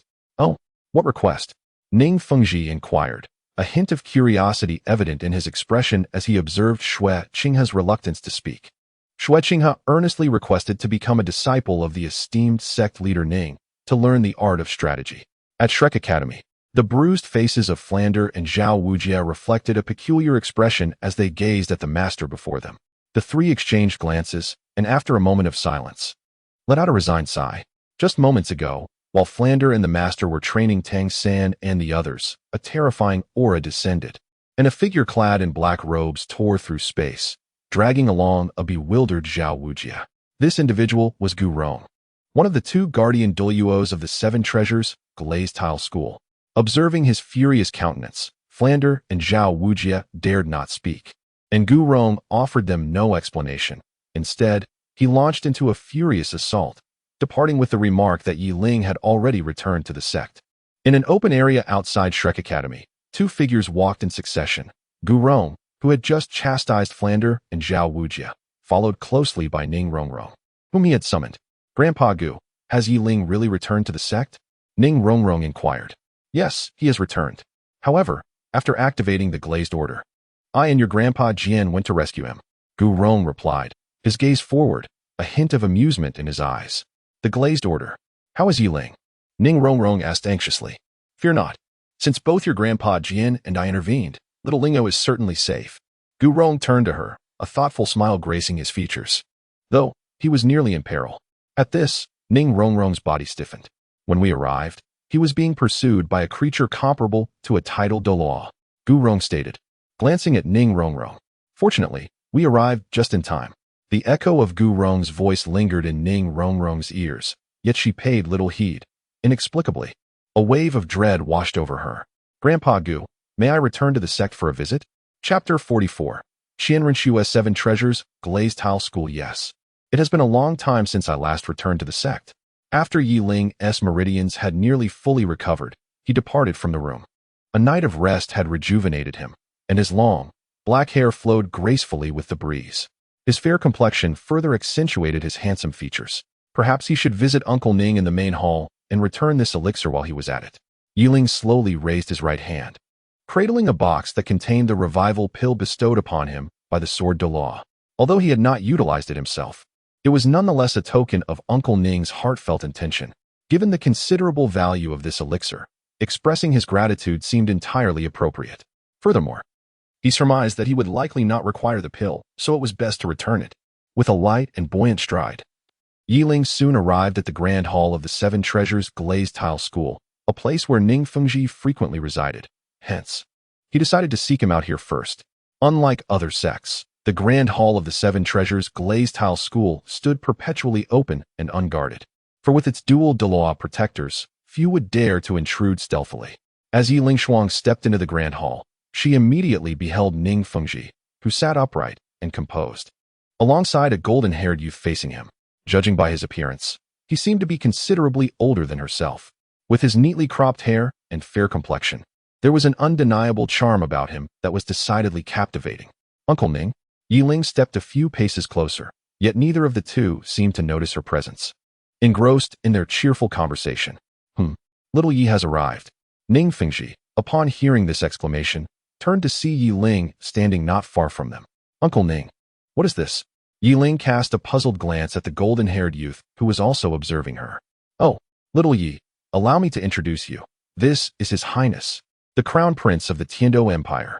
Ning Fengji quickly recovered and said, Qinghe, this is the disciple of the sword Douluo, Yi Ling, teacher in the Tiando Empire. I am a prince, but here, I am merely your student.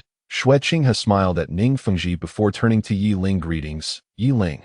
My name is Xue Qinghe. Regardless of what the teacher says about being a prince, you appear to be much younger than I am. So please just call me Brother Xue. Xue Qinghe.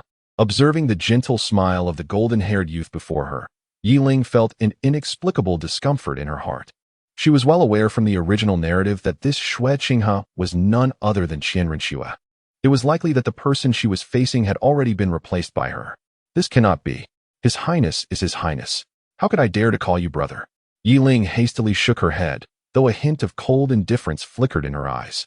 If it were anyone else, even Tang San, perhaps they would have been deceived by her gentle demeanor today. However, she was different. Her understanding of her own identity perhaps surpassed even that of the impersonator. Seeing Yi Ling respond in such a manner, Xue Qinghe glanced at Ning Fengji, clearly bewildered, only to find that Ning Fengji wore a similarly puzzled expression. All right. Yi Ling is right. You cannot be addressed so casually. After all, it would not reflect well on either of you if it were to spread. Ning Fengji hurriedly intervened, casting a slightly awkward glance at Yi Ling, as if questioning why she was being so unyielding. However, his gaze held no reproach. He understood that Yi Ling must have her own reasons. Uncle Ning, where's my master? Yi Ling inquired. It seems your master has gone to the back mountain. You can find him there.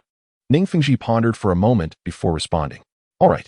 Then, Your Highness, Uncle Ning, since you still have matters to discuss, I shall take my leave, Yi Ling said, placing the wooden box she held behind her.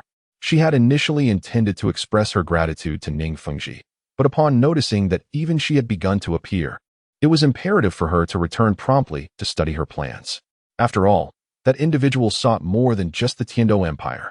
Very well, Yi Ling. Remember to rest well when you return. Although taking that substance greatly aids recovery, you absolutely must not force yourself to cultivate during the process, Ning Fengji remarked. Observing that Yi Ling had no intention of lingering, Yi Ling cast a glance at Ning Fengji, whose face bore a look of affectionate concern, and then at Xue Qinghe, who appeared lost in contemplation. A faint smile graced her lips as she turned to depart the grand hall. So swift is the pace of events. Even that individual has commenced his actions. It seems I must devise a plan of my own, lest I be left behind. After stepping out of the grand hall, Yiling stood still for a moment, lost in thought. It was clear that allowing him to proceed with his plans was utterly unfeasible. However, she could not confront him directly just yet. The time was not ripe for such revelations. Revealing too soon would only lead to a direct declaration of war from the spirit hall. Perhaps it would be wiser to return and conduct further research. Yiling shook his head and turned back towards the room. Prior to this, he had indeed intended to seek out his master. However, upon seeing him, his spirits dampened, and he resolved to prioritize planning his own matters instead. Qinghe, it seems Yiling has been somewhat troubled lately, possibly due to his injuries. So I hope you can be understanding and not take offense. Ning Fengji said to Xue Qinghe with an apologetic tone as he watched Yiling depart from the grand hall. Teacher, I am fine. Perhaps I was too abrupt. He is merely a little over 12 years old, and it is quite normal for him to feel resistant. Xue Qinghe replied with an awkward yet polite smile. That is good. Let us continue our conversation, Ning Fengji said, encouraged by Xue Qinghe's reaction as he resumed their dialogue. Outside the Seven Treasures glazed tile school, a dark fissure tore open near the ground, gradually transforming into a black vortex. Before long, two figures emerged, namely Douluo and Ning Rongrong. Home at last, Ning Rongrong exclaimed, gazing at the opulent palace in the distance, though her eyes were devoid of joy, overshadowed instead by deep worry and concern. Come now, my little princess. I assure you, Xiaoling is perfectly fine. There is no need for worry, Douluo said, his face beaming with delight as he observed Rongrong's anxious demeanor, which pleased him immensely. Grandpa Bone, let us first go and check on Yiling. Father and Grandpa Jian can wait a little longer, Ning Rongrong declared.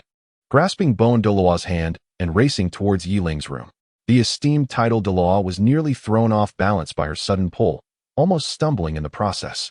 Do not run so quickly, Rongrong, Douluo called out as he was dragged along at a frantic pace. Ning Rongrong did not respond, her focus solely on the increasingly nearer room. Chapter 45, Hartem? Is Grandpa Bone back? Yiling's figure lingered momentarily at the doorway, as he sensed a peculiar fluctuation in the surrounding space.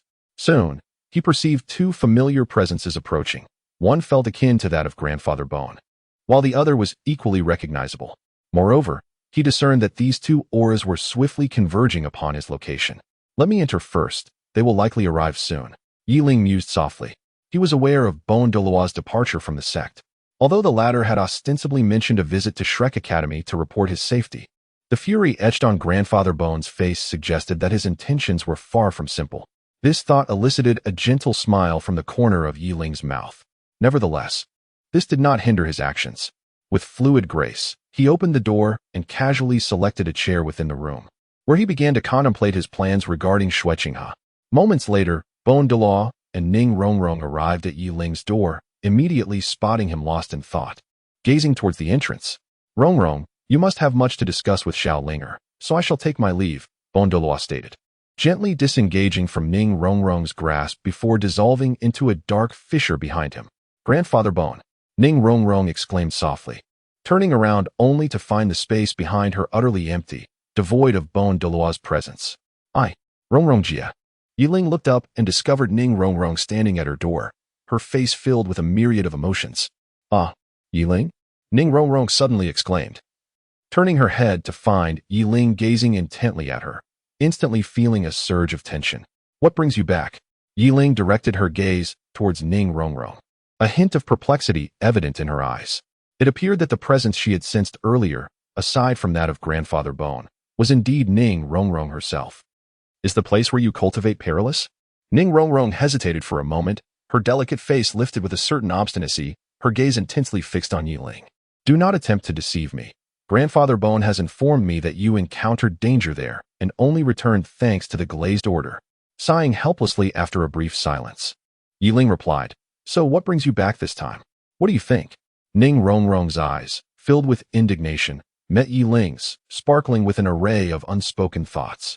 Could you share your experiences with me? However, upon witnessing the similar glimmer in Yiling's eyes, her anger gradually subsided, and with a resigned sigh, she concealed all her emotions and addressed him. What is there to discuss? Yi Ling inquired, puzzled. What transpired over the past few days? Ning Rongrong found his obliviousness somewhat amusing, and at that moment, her worries began to dissipate. Oh well, in truth, not much has happened these past few days. Yi Ling scratched his head. Just as he intended to brush the matter aside, Ning Rongrong's eyes narrowed, piercing into him, causing a sudden flutter of anxiety within his heart. Actually, it is like this, he stammered. Are you saying that the entity referred to as the specter possesses strength comparable to that of a tidal Douluo? Even Grandfather's sword could not subdue it directly? Yi Ling spoke at length to Ning Rongrong. As she had not returned to her sect for an extended period, they decided to step outside, walking and conversing. He recounted his experiences in the abyss of Rakshasa in great detail, though he refrained from sharing his speculations about the mysterious voice, merely attributing it to the spirit of the hall. Indeed, had that specter not hesitated to kill me directly, I doubt I would have endured until my master and the others arrived. Yi Ling reflected with lingering trepidation, recognizing that this incident prompted a profound self-examination. He had been overly arrogant, venturing toward danger despite being fully aware of the risks. After Yi Ling finished speaking, she turned to Ning Rongrong, only to find her lost in thought, her eyes reflecting a hint of hesitant determination. What is it? Yi Ling inquired with concern. It's nothing. Ning Rongrong responded once she regained her focus, but soon after, her gaze fell slightly, as if there was more she wished to convey.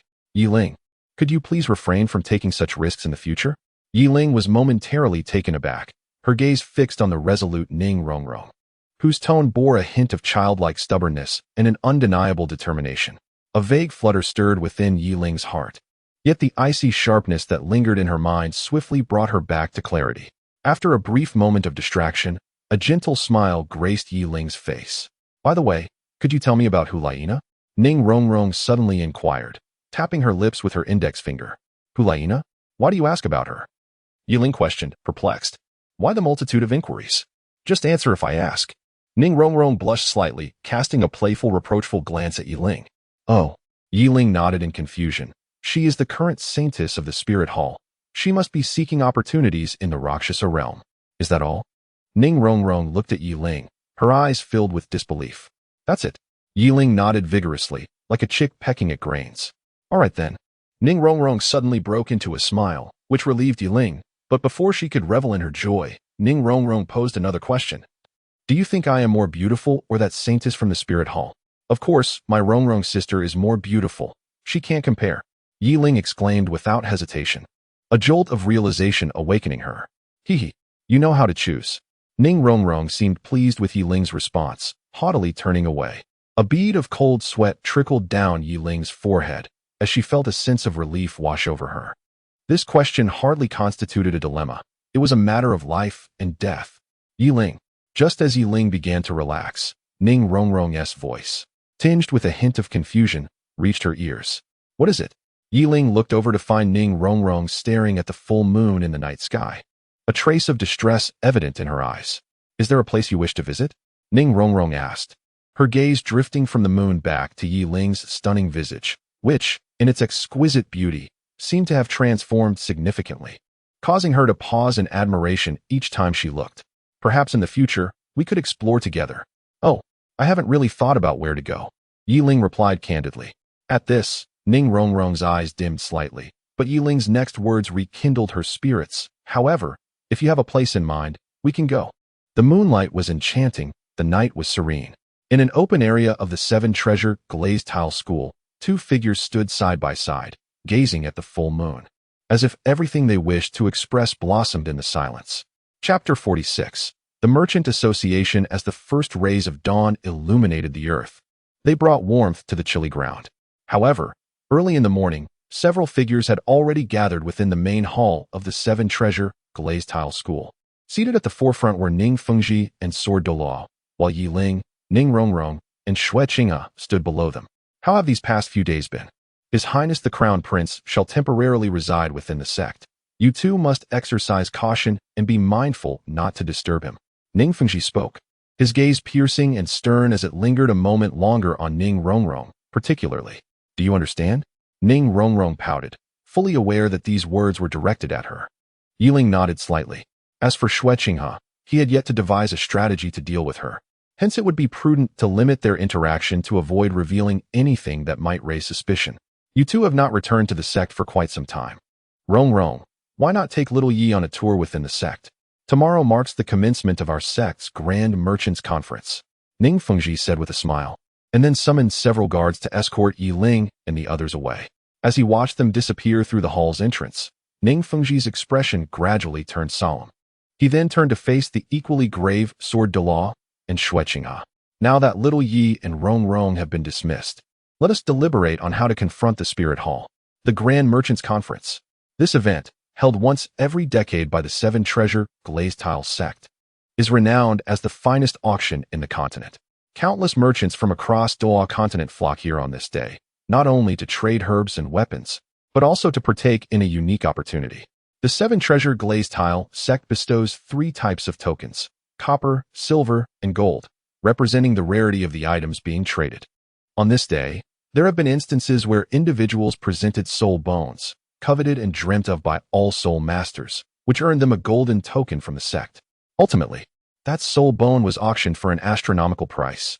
It is important to note that the Grand Merchants Conference serves as the trading day for the 2 great empires, and indeed for the entirety of Douluo continent. The Seven Treasure Glazed Tile sect merely facilitates the transactions without interference. Furthermore, even disciples of the sect wishing to participate in the auctions must undergo rigorous selection, with only those who pass as core disciples being granted the privilege to attend. Yi Ling and Ning Rong strolled leisurely towards the internal trading market of the sect, where the crowd had noticeably swelled, clearly drawn by the impending grand commerce gathering. It was rumored to be a significant auction event held once every decade, although I had never witnessed it myself. I had heard from my father that our Seven Treasures Glazed Tile School had reaped considerable rewards during the last gathering. Noticing the puzzled expression on Yi Ling's face, Ning Rong spoke up, though this was the extent of her knowledge regarding the grand commerce gathering. An auction, you say? Yi Ling's face brightened with a hint of anticipation, for he had never participated in such an event and was quite curious about it. Indeed, it was said that in the past, someone had even auctioned off a soul bone, which we ultimately managed to seize. After a moment of contemplation, Ning Rong chuckled. Soul bone. Yi Ling was taken aback. What was a soul bone? It was a treasure of the soul master realm. Even a titled Douluo would covet such an item. To think it would actually be put up for auction. Indeed. Moreover, that very soul bone was stored within our Seven Treasure Glazed Tile School's Tianxia warehouse. Ning Rong whispered softly into Yi Ling's ear. All right then. Yi Ling was somewhat taken aback. He was aware of the Tianxia warehouse, a repository brimming with countless treasures, serving as the very foundation of the entire Seven Treasures Glazed Tile School. However, he had not anticipated that his master and the others had chosen not to directly absorb that soul bone, but rather to set it aside. His father had mentioned that the soul bone was unsuitable for Grandpa Bone and the others, hence it was preserved. Ning Rong then spoke up, seemingly perceiving Yi Ling's thoughts. All right, enough of this days. Let us depart swiftly. We can arrive early at the trading market and see if we might unearth some valuable treasures. Yi Ling remained in a state of astonishment when, suddenly, Ning Rong forcefully tugged at her, drawing her thoughts back in an instant. However, as her hand was still grasped by Ning Rong, she had no choice but to reluctantly follow her forward at a brisk pace. Before long, the two of them arrived at the entrance of the trading market, perhaps due to the imminent commencement of the 10,000 Merchants Conference. The trading market had expanded to more than double its previous size. Situated within the Seven Treasures Glazed Tile School, it now nearly occupied half of the sect's area. Wow, I recall that the last time I visited, it wasn't nearly this vast, Yi Ling mused, reminiscing about her previous visit when the trading market appeared considerably smaller. This expansion was undoubtedly a result of the increasing number of attendees each year for the 10,000 Merchants Conference. Indeed, within their sect alone, the news had attracted no fewer than 100 individuals. Thus, it was only natural for the space to be significantly enlarged. Ning Rong rolled her eyes and remarked, Oh. Yi Ling scratched his head, and suddenly, a middle-aged man entered through the entrance of the trading market. Upon seeing the man, Yi Ling's eyes lit up with a smile. Uncle Li. Yi Ling waved her hand, calling out, and the man seemed to hear her summons. Slowly turning his head to gaze at both Yi Ling and Ning Rong. Xiao Yi, Rong. The middle-aged man paused for a moment before tentatively calling out. His voice tinged with uncertainty. It is us, Uncle Li. Ning Rong, holding Yi Ling's hand, approached the middle-aged man, her heart lightened by the encounter with an acquaintance. Reminiscing about the past, Yi Ling and Ning Rongrong often frequented this trading market, and Uncle Li was the manager here, as well as the esteemed elder of the Seven Treasure Glazed Tile School. His strength and martial soul were on par with Ning Rongrong's father. Both wielding the Seven Treasure Glazed Tile, and both were formidable soul saints at level 79, holding an exalted status within the sect. I heard Feng Ji mention that you were off to that academy for training. Were you not? Uncle Li inquired, his brows furrowing in confusion. It was evident that he had been preoccupied with matters concerning the Wanshang Association and had little time to keep abreast of other developments within the sect. We returned to take a look. Yi Ling replied with a smile. Having frequently visited this market in the past, and being a disciple of the Sword Douluo, Uncle Li naturally paid them more attention, and over time, they had developed a bond. Indeed, the Wanshang Association is about to commence, and it is fitting for you to return. Uncle Li scrutinized Yi Ling and Ning Rongrong with evident satisfaction. It had been nearly a year since he last saw them, and upon their reunion, he hardly recognized how much they had grown. Are we participating as well? Of course. You are the glazed lord of the Seven Treasure Glazed Tile School. Your presence is essential. Did Feng Ji not inform you? Uncle Li exclaimed, his disbelief apparent, as if he were astonished that they were unaware of such news. Very well. I need to supervise those young ones during the election. You should accompany me. As Uncle Li noticed the lingering confusion in their eyes, a sudden smile appeared on his face, as if recalling something. Thus, Yi Ling and Ning Rongrong followed Uncle Li, somewhat dazed, into the trading market. Upon entering, they were greeted by the bustling crowd, with stalls teeming with people.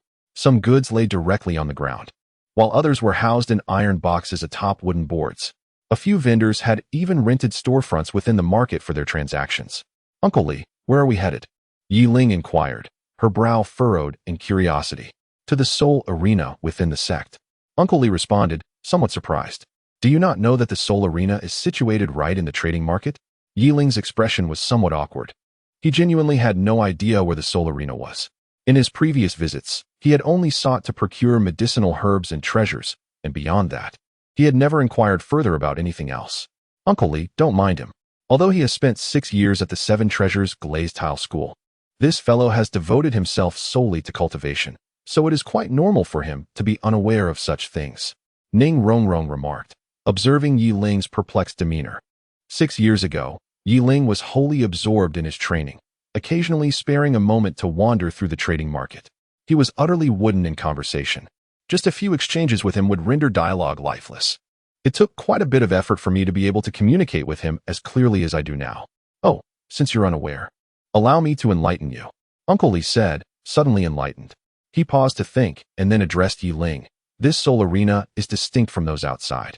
It is uniquely constructed by our Seven Treasures Glazed Tile School and is exclusively ours.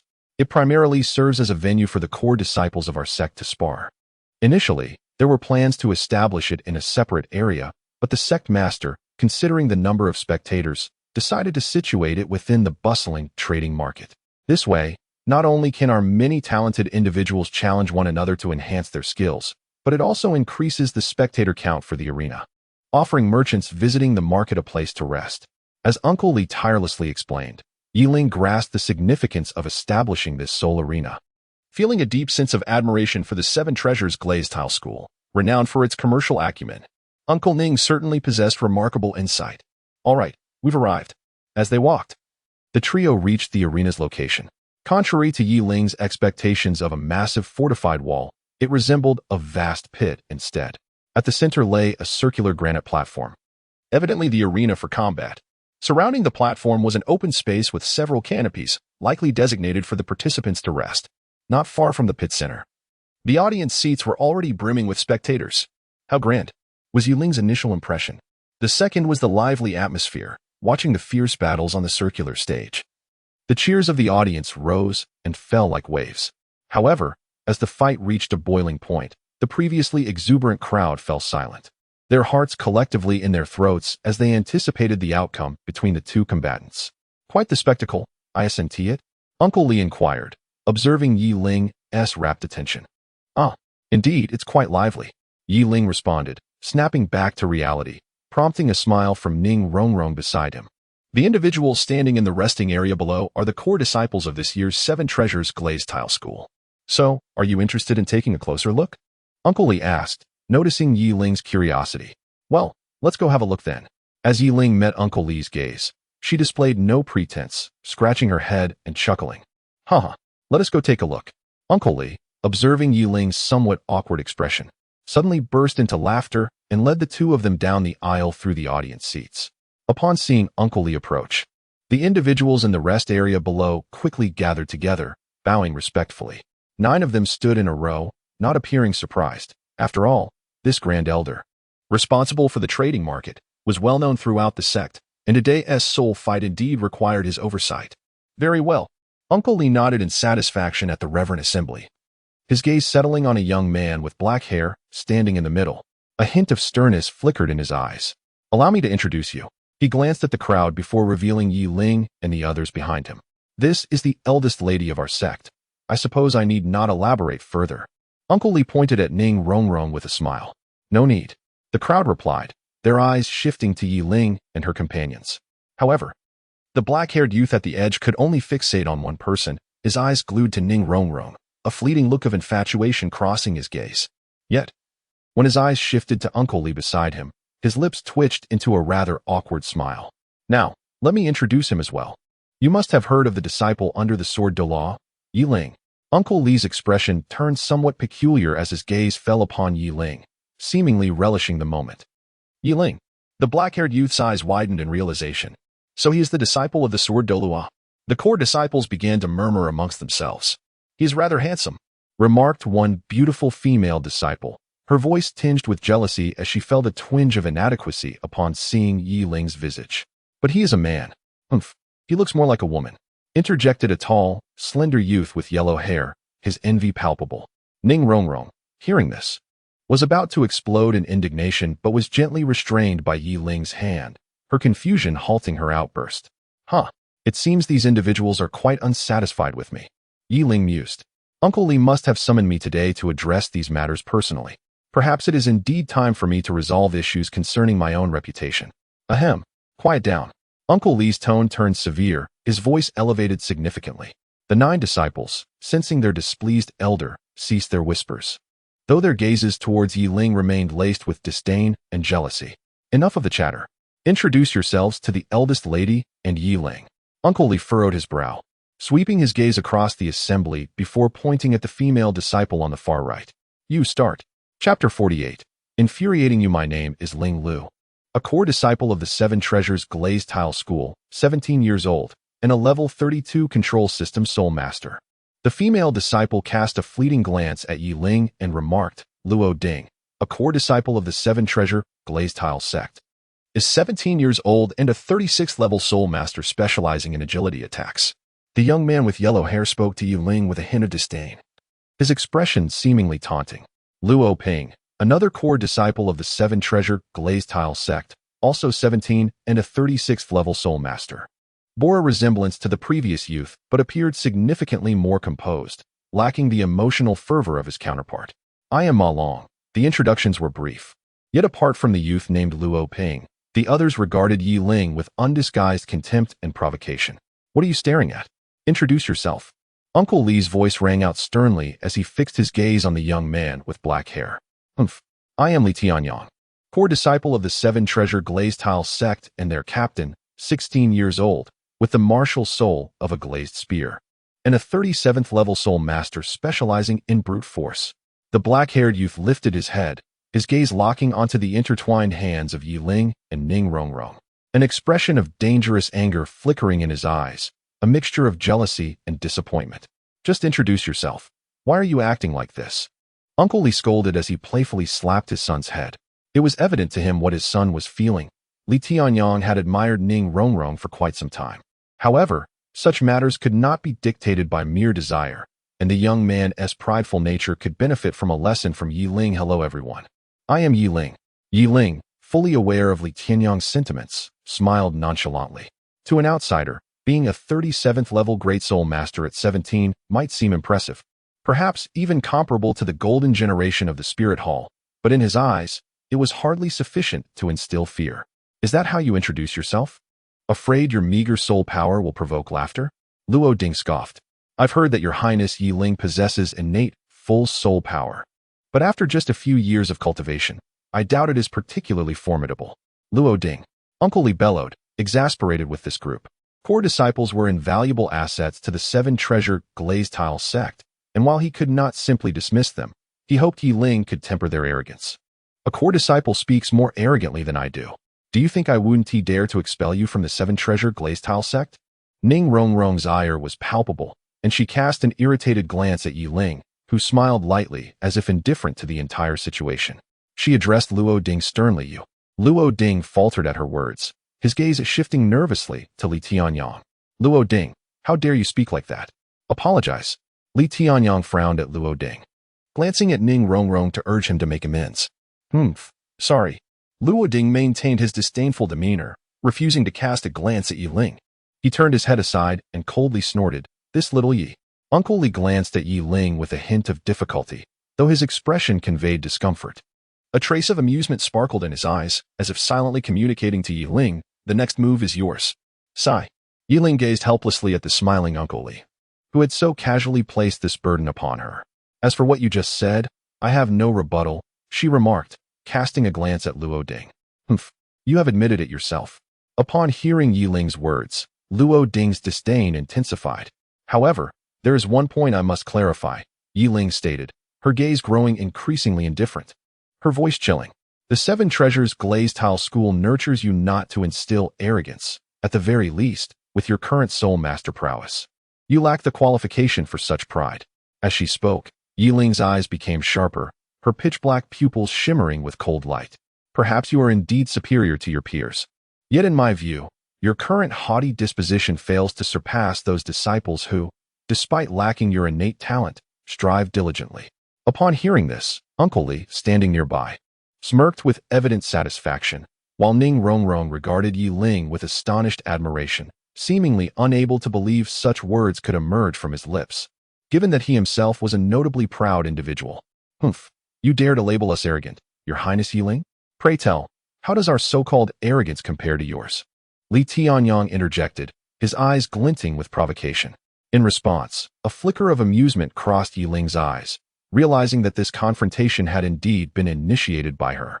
Yet she could not recall ever displaying arrogance in front of these individuals. Hearing Li Tianyang's words, Ning Rongrong and Uncle Li exchanged puzzled glances, for they had never witnessed Yi Ling interact with Li Tianyang and his group. Observing their bewildered expressions, Li Tianyang scoffed, Your Highness Yi Ling. As a direct disciple of the Sword Sovereign, you have not shown your face in the sect since awakening your martial soul. I wonder what your current strength might be.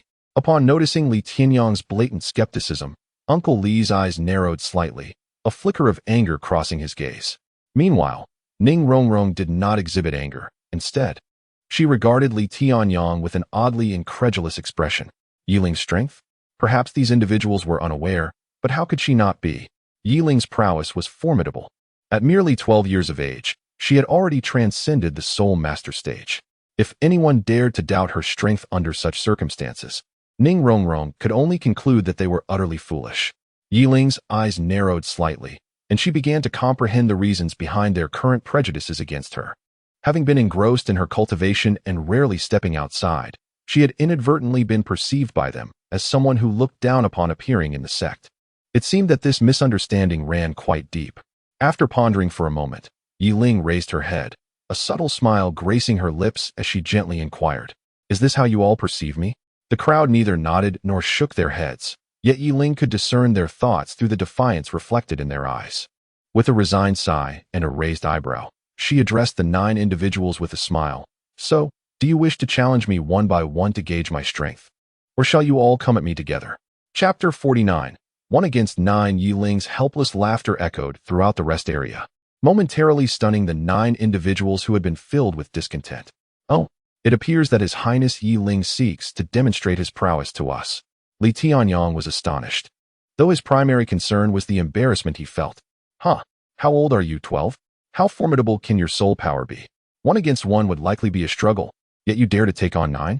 Ling Lu, snapping out of her stupor, regarded him with scorn, clearly unconvinced of Yi Ling's capabilities. I do not wish to prove my strength. There is no need for such a thing. I merely wish to ascertain whether your abilities are truly worthy of the arrogance you display. Yi Ling's expression shifted instantaneously, his previously helpless gaze now imbued with a hint of disdainful indifference. You have been nurtured by the Seven Treasures Glazed Tile School, which has expended considerable resources on your behalf. I am curious to see if the investment made over the years has been worthwhile. Luo Ding attempted to interject, but was interrupted by Li Tianyong, who raised a hand. Though I may not wish to admit it, I must concede that your Highness Yi Ling possesses commendable courage. So, do you intend to challenge me first, or shall we begin with our weakest defensive soul master? Li Tianyong retorted. Yet the image of Yi Ling holding Ning Rongrong's hand resurfaced in his mind, causing his gaze to harden further. Little Yi, are you certain? Uncle Li looked at Yi Ling with some hesitation. Rest assured, Uncle Li. Please inform the host of the competition that in the next match, I shall face all 9. Yi Ling smiled, casting a provocative glance at the 9 core disciples. What an arrogant young man. Li Tianyong's expression contorted with rage. Uncle Li, still somewhat doubtful, glanced back at Yi Ling before sighing and making his way to the host beside the competition stage. Esteemed audience, we have just received word that the upcoming soul fighting match may include an additional contest. The host, surprised, regarded Uncle Li and then nodded slightly. Soul power surged around him as a golden microphone appeared in the palm of his hand, which he grasped, accompanied by 4 soul rings.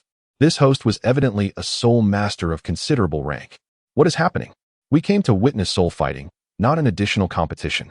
Exactly. We want to see soul fighting. This is a soul fighting arena, not a competition ground. The audience erupted in discontent, some even rising to angrily berate the host on the competition stage, resulting in chaos. Esteemed audience, please calm down and allow me to finish.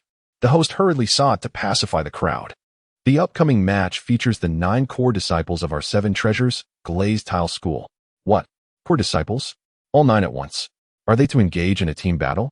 Some spectators expressed their astonishment, having heard of the renown of the 9 core disciples, and it was indeed for them that they had come to witness this battle of souls. Upon learning that a team competition was imminent, their previously restrained emotions surged into excitement. Are the 9 core disciples truly competing in a team match? One audience member inquired, their eyes gleaming with fervent anticipation.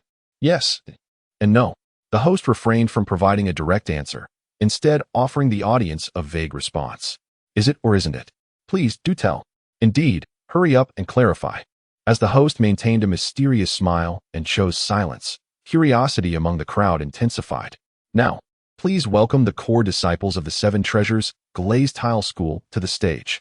The host announced, one hand gripping the microphone while the other gestured invitingly. Upon hearing their names called, the core disciple team, led by Li Tianyong, cast a disdainful glance at Yi Ling before slowly making their way to the stage.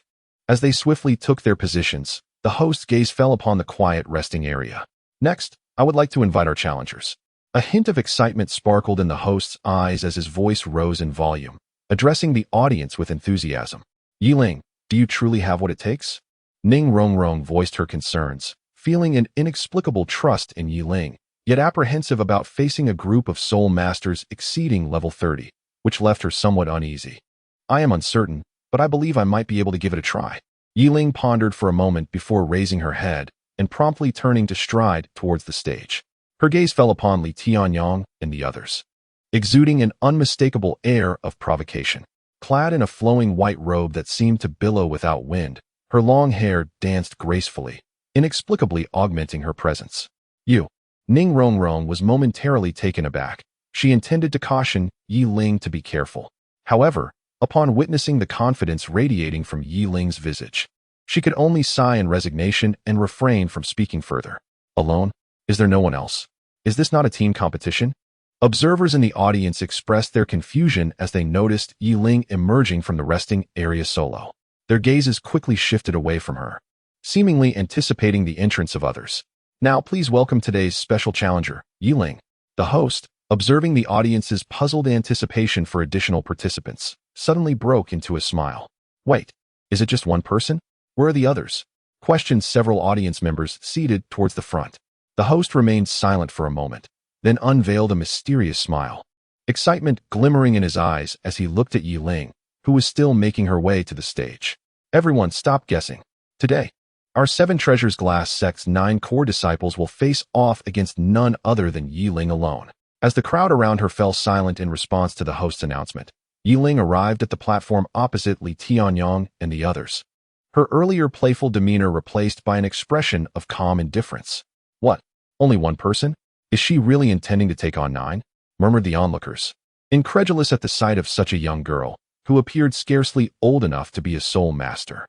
The news of Yi Ling's 1 against 9 challenge swiftly spread among the audience, plunging the entire spectator area into chaos. Some were incredulous, others admired Yi Ling's audacity, while a few deemed her actions mere bravado and began to voice their disdain. Silence, please. This is indeed a 1 against 9 soul combat competition, the host declared, gradually restoring order as the crowd quieted under his commanding presence. Yet, skepticism and murmurs of doubt lingered in the air. The match is about to commence. Both sides, unleash your martial spirits, the host exclaimed, his excitement palpable as he gazed at the participants on stage. Must you really seek to prove yourself? You stand no chance against our 9, came the derisive voice of Li Tianyong, as a formidable surge of soul power emanated from his being. A long spear, seemingly crafted from crystal, slowly materialized from the palm of his right hand, gripped firmly in his grasp, with 3 soul rings hovering around him, exuding an air of dominance. One does not shed tears until faced with the coffin, sneered Luo Ding beside him, his visage twisted in a sinister grin as he summoned his own martial spirit. A black blood-eyed leopard manifested behind him, merging seamlessly with his form. Ears resembling those of a leopard sprouted from his head, and a tail unfurled behind him. Why must it come to this? Yi Ling smiled lightly, remaining unperturbed by the mockery from the two. He slowly opened his right hand, grasping a long sword that emanated an enchanting purple light. Circles of soul rings, exuding a fierce aura, materialized, plunging the arena into an eerie silence. Hiss. Chapter 50. The battle commences. It is a soul master. Those soul rings. Heavens, am I hallucinating? Who is this young man? As Yi Ling unleashed his martial spirit, the entire battle arena fell into a profound hush, with sporadic gasps of astonishment piercing the stillness. How could this be? The first soul ring is a millennium. Luo Ding, who had just displayed disdain, suddenly expressed fear, exclaiming, how is this possible? Li Tianyong, witnessing Yi Ling's soul rings, clenched his fists tightly, staring incredulously at the spectacle before him. Hiss. The other 7 were equally astonished, covering their mouths in disbelief. No, the fluctuations of soul power emanating from him. Suddenly, an audience member at the soul master level exclaimed, he has broken through to the soul master realm. He simply has not yet acquired his 4th soul ring. Hiss. As this revelation spread, a chorus of astonished hisses echoed throughout the arena. How could this be? How could he possibly be a soul master? Luo Ding murmured in disbelief. Shut up. Even if he is a soul master, what of it? 1 against 9, he is destined for defeat. Li Tianyong's face turned pale, a flicker of jealousy flashing in his eyes. It seems we have underestimated this sword Douluo's disciple, Ling Lu remarked with a wry smile. No wonder he previously claimed that Luo Ding was unworthy to challenge him. It was not arrogance, but rather a testament to his confidence in his own strength. A 12-year-old soul master. Even the typically silent Luo Ping expressed his surprise, remarking that such a genius would be unlikely even within the spirit hall. Brother, he must be. Luo Ding's expression darkened as he spoke to Luo Ping, clearly displeased with his brother's praise for someone he had previously looked down upon. Ding, calm yourself. We indeed underestimated this young nobleman. Luo Ping scolded, furrowing his brow in displeasure. Brother, Luo Ding, suddenly reprimanded, lowered his head in a fluster. Enough. It was indeed our fault. However, now that we recognize his strength, we must exert our utmost effort. Ling Lu smiled, her soul power surging as a chilling aura radiated from her, a pristine ice flower blooming in her hand. This was her martial spirit, Frost Flower. Yes, let us give it our all. Luo Ping, whose expression had always been as impassive as a mask, finally broke into a smile. Like Luo Ding, his martial soul was also a black panther, but atop its head rested a blood-colored crystal, resembling a third eye. Seeing the main forces of their team take things seriously, the other 6 members hastily summoned their martial souls. In an instant, among the 9, Li Tianyong stood at the forefront, wielding a glass spear. The Luo brothers flanked him, one on each side, vigilantly eyeing Yi Ling, who leaned casually on her sword. Ling Lu positioned herself behind two teammates, one a Seven Treasures Glazed Tile Soul Master and the other a Food-type Soul Master, both armed with rock shields. Bringing up the rear was a fiery red-haired youth, whose back was adorned with a pair of red wings. Manifesting his martial soul, the Fire Cloud Wings, a unique soul that did not belong to either beast or weapon categories. Yi Ling, I concede that I underestimated you before, but I still maintain my stance. Against our 9, you stand no chance. Together, we are invincible. Li Tianyong suppressed his disdain, yet his tone remained haughty, clearly doubting that Yi Ling could contend with their entire team single-handedly. How can one know without trying? Yi Ling replied with a light laugh. The host, sensing the escalating battle intent between Yi Ling and the 9, excitedly declared, "Let the battle begin." With the sound of the host's voice, Li Tianyong propelled himself forward, instantly unleashing his first soul skill, Illusory Glass. His body surged forth as the glass spear transformed into a flurry of afterimages, piercing towards Yi Ling Ha. Yi Ling narrowed her eyes slightly as she gazed upon the shimmering glass spear aimed at her. A faint smile graced her lips as her right hand slowly lifted the Heartless Sword. Taiji Sword Technique, Kuan Character Formula. In Sword. Yi Ling refrained from employing her soul skills, instead opting for the Taiji Sword Technique. Under years of meticulous refinement, her In Sword had achieved an ever more exquisite perfection. This half of the sword technique was not only effective against the exceptionally high defenses of defensive soul masters, but it also served as a formidable means of defense. The In Sword, heavy and gentle like thick water, could dissipate the force of an enemy's assault. Thus, upon witnessing Li Tianyong's fierce onslaught, Yi Ling swiftly invoked this long-and-used Kuan character technique. With a sharp sound, the Heartless Sword clashed with the shimmering spear, emanating a gentle sensation from the sword's body. The originally fierce thrust of the Lioli spear was significantly dulled by this peculiar feeling, and the force directed forward was diverted aside. What? Li Tianyong exclaimed, hastily retreating. Second soul skill, slaughtering Lioli. As he took a half-step back, the Lioli spear and Yi Ling's Heartless Sword separated, and he instantaneously unleashed his second soul skill. A crimson aura surged from the Lioli spear, radiating a domineering intent to kill, reminiscent of one seasoned by countless battles. Try to block this. Li Tianyong shouted furiously. Tianyong, do not be careless. Observing Li Tianyong charging toward Yi Ling, Ling Lu suddenly called out. Yet, having already released his second soul skill, there was no room for retreat. Even if he heard Ling Lu's warning, he could only resolutely thrust his spear toward Yi Ling. Second soul skill, Frost Condensation. Seeing this, Ling Lu hastily activated her second soul skill.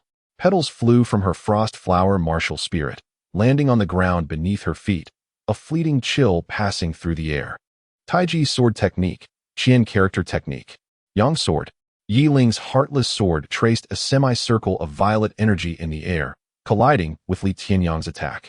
The two forces met with a resounding impact, causing Yi Ling to stagger back half a step, while Li Tianyong remained steadfast in his position. However, something felt amiss. Suddenly, Yi Ling sensed a chilling presence beneath his feet. A foreboding wave of danger surged through him, prompting an instinctive sidestep. Crack! In the very instant he evaded, an intense blast of cold erupted from the spot he had just occupied. Had he remained there, he would have undoubtedly been immobilized by the frost. Luo Ding, Luo Ping. Restrain him. At this moment, Ling Lu began to demonstrate the significance of a control-type soul master. The two brothers, Luo Ping and Luo Ding, instantly grasped her intent. Charging toward Yi Ling from either side, Luo Ding unleashed his first soul skill, Swift, followed by his second, Mirage. In an instant, two phantoms identical to him appeared, their speed dramatically increasing as they surged toward Yi Ling. Meanwhile, Luo Ping activated his first soul skill, Blood Mist, and his second, Bloodthirst. He enveloped himself in a shroud of crimson fog, his eyes turning a ghastly red, resembling a bloodthirsty soul beast. Come at me. A glimmer of brilliance flickered in Yi Ling's eyes as he raised the Heartless Sword above his head, illuminating the first soul ring in an instant. The first soul skill, Sever Emotion. Chapter 51. The might of Yi Ling as the first soul ring of Yi Ling sparkled.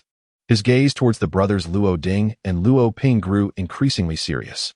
The enchanting purple glow emanating from the Heartless Sword intensified, and the mysterious runes etched upon the blade began to faintly shimmer. Yi Ling felt as if his very soul was gradually enveloped by a chilling desolation. causing him to instinctively swing the sword he held aloft. A terrifying and magnificent arc of sword energy surged forth towards the two assailants, nearly encompassing half of the arena. The sheer sharpness of the attack sent waves of dread coursing through them, prompting both to abandon their offensive and hurriedly evade to the side. This is bad. A defensive soul master, Ling Lu, the team's commander, immediately grasped the gravity of the situation. As she beheld the formidable sword energy, a chill gripped her heart, and she anxiously addressed the two defensive soul masters before her. Lu Jia understood. Third soul skill, shield wall. Third soul skill, rock guard. Upon receiving the command, the two defensive soul masters activated their third soul skills, their expressions grave as they faced the imminent onslaught of the terrifying sword energy. Boom! A resounding crash echoed, and through the billowing dust, the figures of the two core disciples of the defensive class gradually emerged, both bearing blood at the corners of their mouths as they cast wary glances at Yiling. Their eyes mirrored a profound apprehension.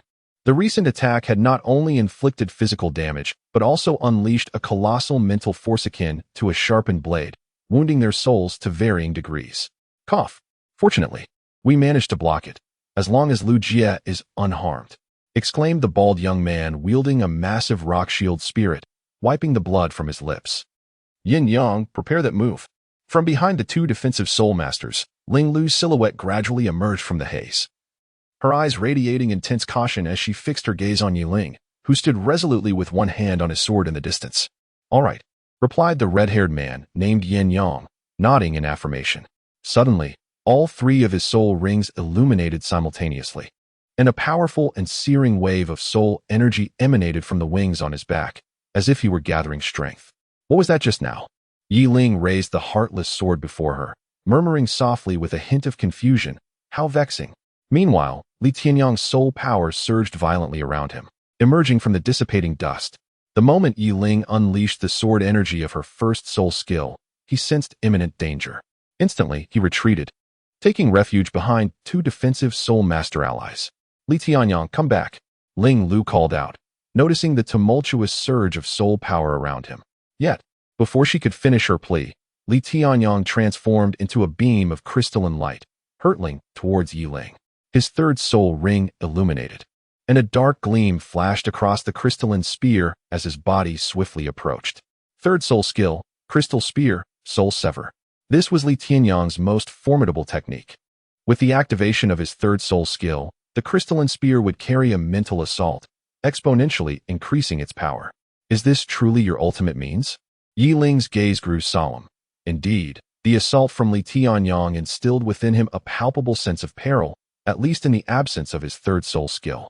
Just then, the two brothers, Luo Ping and Luo Ding, who had momentarily evaded Yiling's sword energy, unleashed their soul power anew, charging towards him. The third soul skill, Snowstorm, was swiftly followed by Ling Lu's own third soul skill, as the third purple soul ring behind her illuminated, conjuring a tempest of snow that descended upon Yiling. Known for its 7 treasures, the first being speed and the second strength, the two support-type soul masters within their 9-member team activated their soul skills to enhance the abilities of their comrades. With the buffs from the two, the offensive of the 4 intensified, and their speed surged dramatically. The second soul skill, Severed Thoughts. As he beheld the trio advancing towards him alongside the bone-chilling snowstorm behind them, Yiling gripped his heartless sword tightly. The second soul ring gleamed, and the runes inscribed upon the heartless sword flickered to life once more, enveloping the blade in a violet radiance, reminiscent of an unparalleled demonic sword. Break! As Yiling raised the heartless sword above his head, he suddenly reversed the blade, pointing the tip toward the ground beneath him, and thrust it down with great force. He dared not underestimate the barrage of attacks, especially with their third soul skill included, so he conceived an ingenious strategy, employing his second soul skill, which enhanced damage to non-living entities by 200%, to strike the ground around him and thus deflect the 4 assailants' offensive. Boom! The heartless sword plunged into the earth at Yiling's feet, unleashing a brilliant flash of violet light as he sprang into the air. Where do you think you're going? Li Tianyang swiftly redirected his spear, charging relentlessly toward Yiling, the spear tip radiating ferocity as it aimed to pierce him. Get out of the way. However, at that moment, a faint violet glow began to emanate from the ground beneath them. And this sudden change caused Ling Lu's expression to shift dramatically as she cried out in alarm. Yet, her voice was quickly drowned out by a tremendous explosion.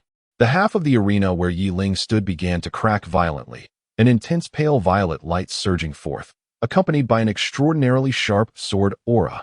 Ultimately, it erupted from the spot where Yi Ling had embedded the heartless sword. Puff! Li Tianyong, who had been directly beneath Yi Ling, was instantly engulfed by the explosion, along with the brothers Luo Ding and Luo Ping, who were also near Yi Ling. Their bodies were ravaged by the sword aura unleashed by the blast, blood spraying forth as they were hurled aside by the shockwave of the explosion. The soul skills unleashed by the four were utterly consumed in an instant, leaving no trace behind. How could this be? Ling Lu remained unscathed under the protection of two formidable defensive soul masters. Though her complexion was somewhat pale from the excessive soul power expended in her recently unleashed third soul skill. In an instant, the half of the arena where Yi Ling resided erupted into a shower of debris due to her formidable strike. The brothers Luo Ping and Luo Ding were directly cast off the competition stage, thus eliminated from the contest. Li Tianyong, too, found himself in a dire state, spitting blood as he knelt precariously on the edge of the arena, ultimately collapsing after expelling a final mouthful of crimson fluid. Cough, cough. Yi Ling slowly descended, one hand pressed against his chest. The recent explosion had indeed taken him by surprise. Even he, the instigator of the blast, had sustained some injuries, a trace of blood lingering at the corner of his mouth. This has escalated alarmingly. Ever since the cold-hearted sword underwent its transformation, its power has become remarkably fearsome. Yi Ling mused, There's a wave of searing heat. Yi Ling raised his gaze towards Ling Lu and the others, who were shielded by layers of defensive spirit masters. There appeared to be a figure with crimson hair, adorned with a pair of wings that fluttered gently, emanating a surge of intensely fiery soul energy. What could that be? Suddenly, Yi Ling's eyes widened as an unsettling wave of soul power washed over him, sending a shiver of trepidation through his heart. Chapter 52. Inquiries of the Heart Against the Blazing Sun. Such a terrifying wave. It absolutely must not be allowed to continue. After a moment of astonishment, Yi Ling realized that this intense aura appeared somewhat chaotic and had not yet materialized into a substantial soul power attack. Therefore, it was still possible to forcibly interrupt his accumulation. First soul skill, Heart Slash. Second soul skill, Thought Sever. Behind Yi Ling, one or two soul rings flickered, and two terrifying sword energies erupted from the heartless sword, surging towards the charging yin-yang, nearly engulfing half of the competition stage in sword light, leaving the already weakened spectators with no means of escape. Protect yin-yang. Ling Lu called out to the two defensive soul masters beside her, still feeling somewhat drained from her recent large-scale control soul skill. All right, let's give it our all. The two raised their shields and charged towards Yi Ling. Since Yi Ling's attack was aimed at the focused yin-yang, their only option was to interrupt Yi Ling's soul skill release. Although they did not expect to inflict any damage on him, merely disrupting his technique was their goal. Second soul skill, Earthquake. Second soul skill, Rock Forest. The two clearly had years of cooperation, as the connection between their soul skills was flawless. One wielded a massive shield, relentlessly smashing it against the ground, sending enormous shockwaves radiating outward with each strike, remarkably slowing Yi Ling's technique.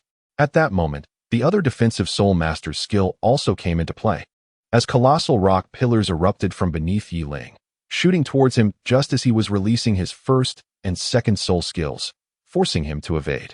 In that fleeting moment of evasion, his first and second soul skills collided with the stone pillars, resulting in a spectacular explosion. What a masterful coordination!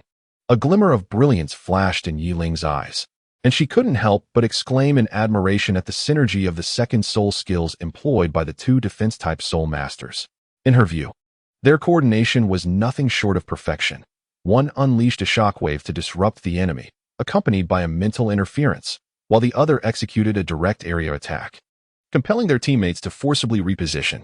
If, at that moment, they had a nimble or powerful ally to assist, it would undoubtedly lead to an overwhelming victory. However, they were unfortunate enough to encounter me.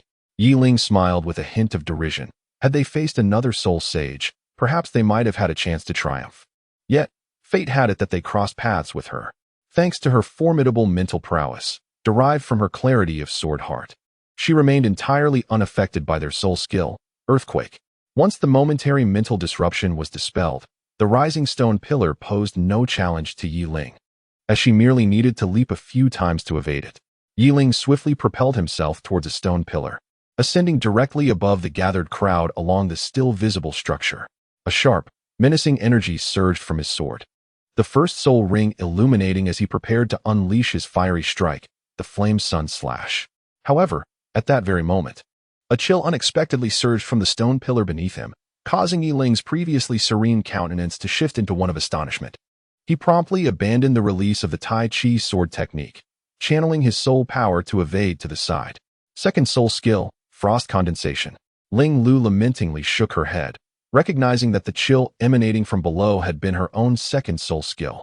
Through her precise control of the technique, she had caused frost condensation to erupt from the stone pillar beneath Yiling.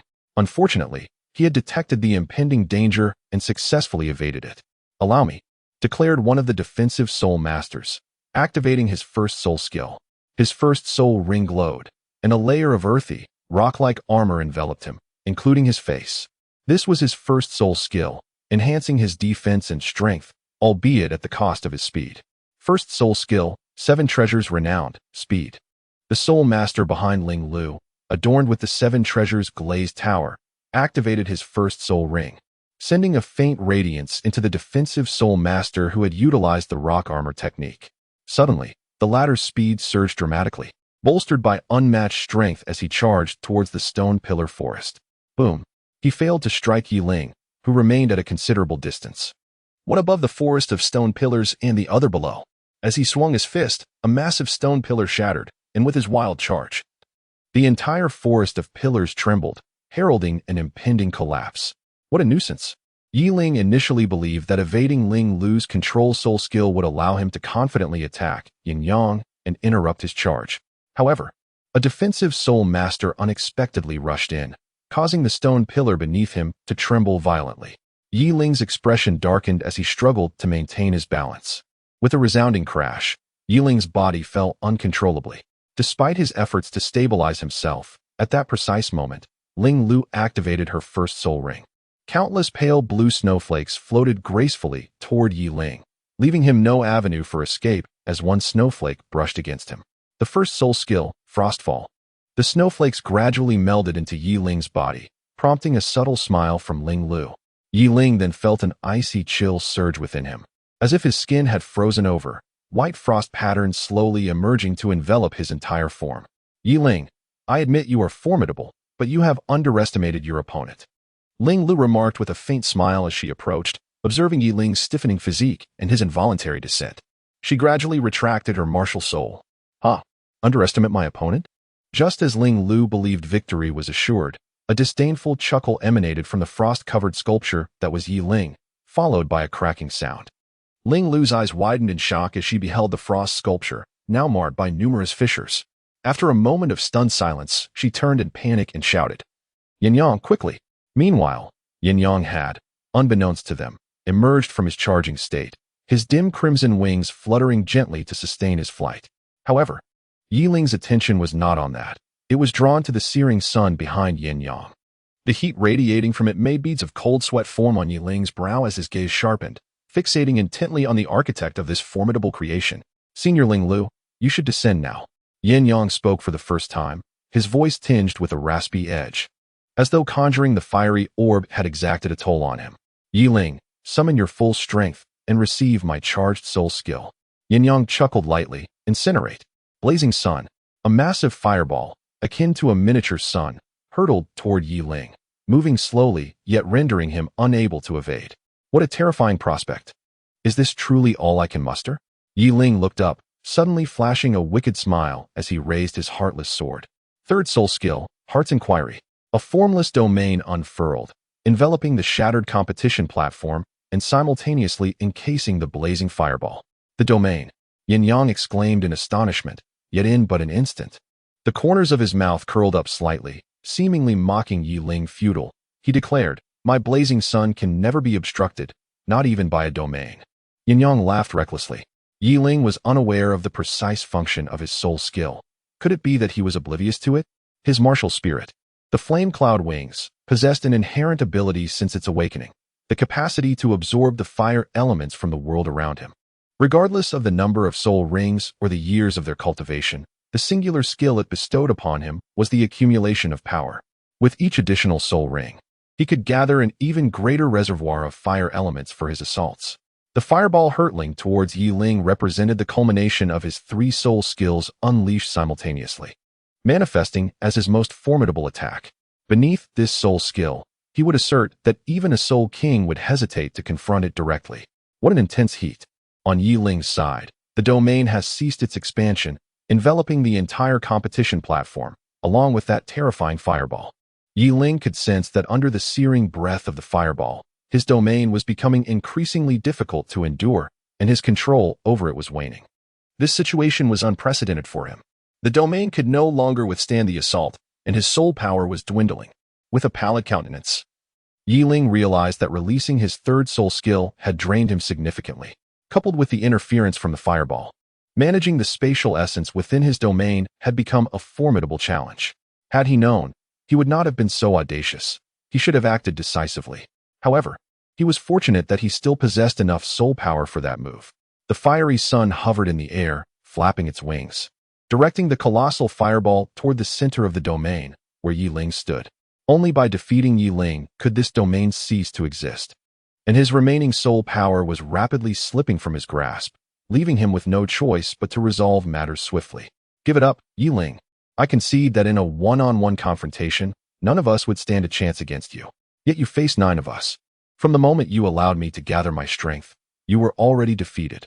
Yin Yang's smile bore a hint of strain, as his control over the fireball approached its limits. Do you truly believe you have won? Facing the scorching fireball hurtling toward him, Yi Ling raised his head, a faint smile gracing his lips. Do you think you still have a chance? Embrace defeat. Yin Yang, incensed by Yi Ling's taunting demeanor, disregarded his waning control over the fireball and unleashed all his soul power to propel it at Yi Ling with devastating speed. Solar flare. Explode. Boom. Upon contact with the ground, the fireball erupted violently, generating an immense pillar of flame that rapidly expanded from the point of contact. In that moment, Yi Ling's domain crumbled, and with narrowed eyes, he wielded his sword, releasing an enigmatic sword intent. As the fiery column spread outwards, it collided with the protective shield at the edge of the arena. Yin Yang hastily retreated from the explosion's range, but was still caught in the ensuing shockwave. His fiery wings transformed into a flash of red light, and he plummeted onto the shattered arena floor. The arena was engulfed in flames, obscuring the figures within, leaving the outcome of the battle uncertain. Yi Ling, Xiaoyi, Ning Rongrong, and Uncle Li exclaimed in alarm, their gazes fixed on the undiminished flames on the arena, their hearts filled with trepidation. This is bad. An attack of this magnitude. Please let there be no casualties. Uncle Li exclaimed in a flurry, intending to use Yi Ling to temper the arrogance of the young ones. Yet the situation had exceeded his expectations. My heavens, what an intense battle. Who emerged victorious? Victory? With such searing fluctuations, I can feel it from afar. I dare say those 2. Oh, what a terrifying assault. Even I, a soul king, am left in awe. The audience began to murmur, their eyes fixated on the nearly destroyed arena, seemingly awaiting the emergence of a shadow. Is Yin Yang all right? Li Tianyang expressed his regret, reflecting on how he had initially believed everything was under his control. This hubris led him to confront Yi Ling alone, overlooking the importance of teamwork, thus resulting in his defeat and placing his companions in jeopardy. He had overestimated himself and underestimated Yi Ling, and now he grappled with the consequences of his actions. Yin Yang should be fine. The soul technique he unleashed should not have caused him significant harm, Luo Ding remarked, his gaze fixed vacantly on the half-shattered, half-flaming arena. Are you not concerned about Yi Ling? She is the disciple of Sword Douluo. If anything were to happen. Ling's complexion was pale as she cast a worried glance at the arena, her expression darkening. The gravity of the situation weighed heavily on everyone. More than the prospect of victory, the thought of something happening to Yi Ling troubled them deeply. After all, she was the disciple of the Sword Douluo, and if anything were to go awry under their watch, they would find it difficult to justify. Cough. From within the flames, a figure staggered to its feet, his garments tattered and his steps unsteady. Did we win? Yin Yang gazed blankly at the arena engulfed in flames, a faint smile of relief gracing his face. At last, they had triumphed in this battle. He should be all right, Yin Yang muttered softly, sensing a lingering sword intent emanating from the fire not far away. Given that he had slightly altered the explosion's trajectory, Yi Ling should still be alive, albeit severely injured. Is that Yin Yang? Luo Ding exclaimed, his eyes widening as he pointed at the swaying figure on the arena. Yin Yang. He's still standing. We won. A relieved smile crept across Li Tianyang's face as he hurried to assist Yin Yang off the stage. Sister Lu, we won. Yin Yang called out to Ling Lu and the others in the resting area, mustering the last of his strength. Are you sure we won? Just then, a chilling voice emerged from the flames behind Yin Yang, instantly freezing the joy on his face. With a crack, a violet sword light sliced through the flames, parting them to reveal a figure clad in white, with purple eyes, gracefully stepping forward, wielding an enchanting purple longsword. Yi Ling. Yin Yang turned rigidly, astonished to see that Yi Ling appeared unscathed, her white garments pristine as if untouched. How is this possible? Li Tianyang, who had rushed over, stood in shock, his eyes wide with disbelief at her presence. Did we win? Are you certain? Chapter 54. 3 Lives. Yi Ling. Phew, you scared me. I'm so relieved you're unhurt. Ning Rongrong gently patted her flat chest, akin to an airport runway, and sighed with a sense of relief. Uncle Li looked at Yi Ling, whose violet eyes bore no trace of emotion, with a perplexed expression. Uncle Li, what is the matter? Isn't you fine? Ning Rongrong inquired, somewhat bewildered. Look at his eyes, Uncle Li replied, his gaze stern, which left Ning Rongrong feeling a bit unsettled. Nevertheless, she turned her gaze towards Yi Ling's eyes. Gasp. Upon locking eyes with Yi Ling, Ning Rongrong instinctively averted her gaze in alarm. How can this be? She exclaimed, for the eyes she had just seen were not those of the Yi Ling she knew. It was as if he had transformed into a different person, indifferent to everything. His eyes devoid of emotion. I'm not certain either. Let us observe for now. If there is anything amiss, that individual should intervene. Uncle Li glanced towards the palace not far from the Seoul Arena, where, from the window at the top, a pair of pitch-black eyes were watching everything within the arena. Old Bone. Ning Rongrong gasped in surprise, following Uncle Li's gaze, where she spotted that familiar figure. Yes, let us keep watching for now. Yi Ling. How can this be? Under my blazing sun, even a Seoul king must tread carefully. How could you emerge unscathed? Yin Yang exclaimed in shock, seated amidst the rubble, his eyes wide as he watched the figure in white approaching him with a sword. What do you intend to do? Observing Yi Ling's unwavering stride and his cold, emotionless violet eyes, as well as the long sword radiating an eerie purple glow beside him, Yin Yang felt a creeping fear engulf him. Here again, Yi Ling's soul floated upon a purple glacier. Before him hovered a long sword, entirely cloaked in violet. It was a magnified version of the diminutive sword that had blossomed within his mind after his enlightenment to the clarity of the sword heart. Apart from the absence of certain runes, this sword bore an uncanny resemblance to his martial spirit, the heartless sword, as though it had been carved from the same mold. How peculiar. Why do I persistently dream of this? Yi Ling, perplexed and bewildered, shook his head and cast his gaze around, taking in the endless expanse of glaciers and the razor-sharp snowflakes that danced like blades in the air. What should I do? I am still in the midst of a competition. How do I escape? Yi Ling felt a surge of anxiety, vividly recalling the image of that colossal, searing fireball hurtling towards him. Just as he was about to employ the Tai Chi sword technique, blending offense and defense, it seemed that at that very moment, his soul had been transported here, leaving his body devoid of control. The inevitable outcome of facing that fireball was all too clear. Thus, his urgency began to mount. At that moment, the glacier trembled violently, and the snowflakes appeared to be drawn by some unseen force, reversing direction and soaring towards the sky.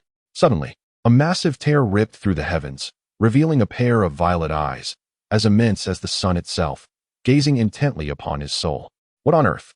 Yi Ling's expression suddenly shifted, a mixture of anxiety and confusion gradually transforming into astonishment as she gazed blankly into those violet eyes, involuntarily uttering a crude exclamation.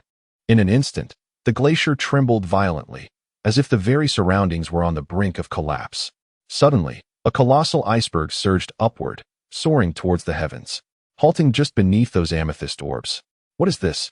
Yi Ling was astonished, not due to the sudden emergence of the glacier, nor because of the enormous violet eyes, but rather by the appearance of a celestial staircase atop the ice mountain before him.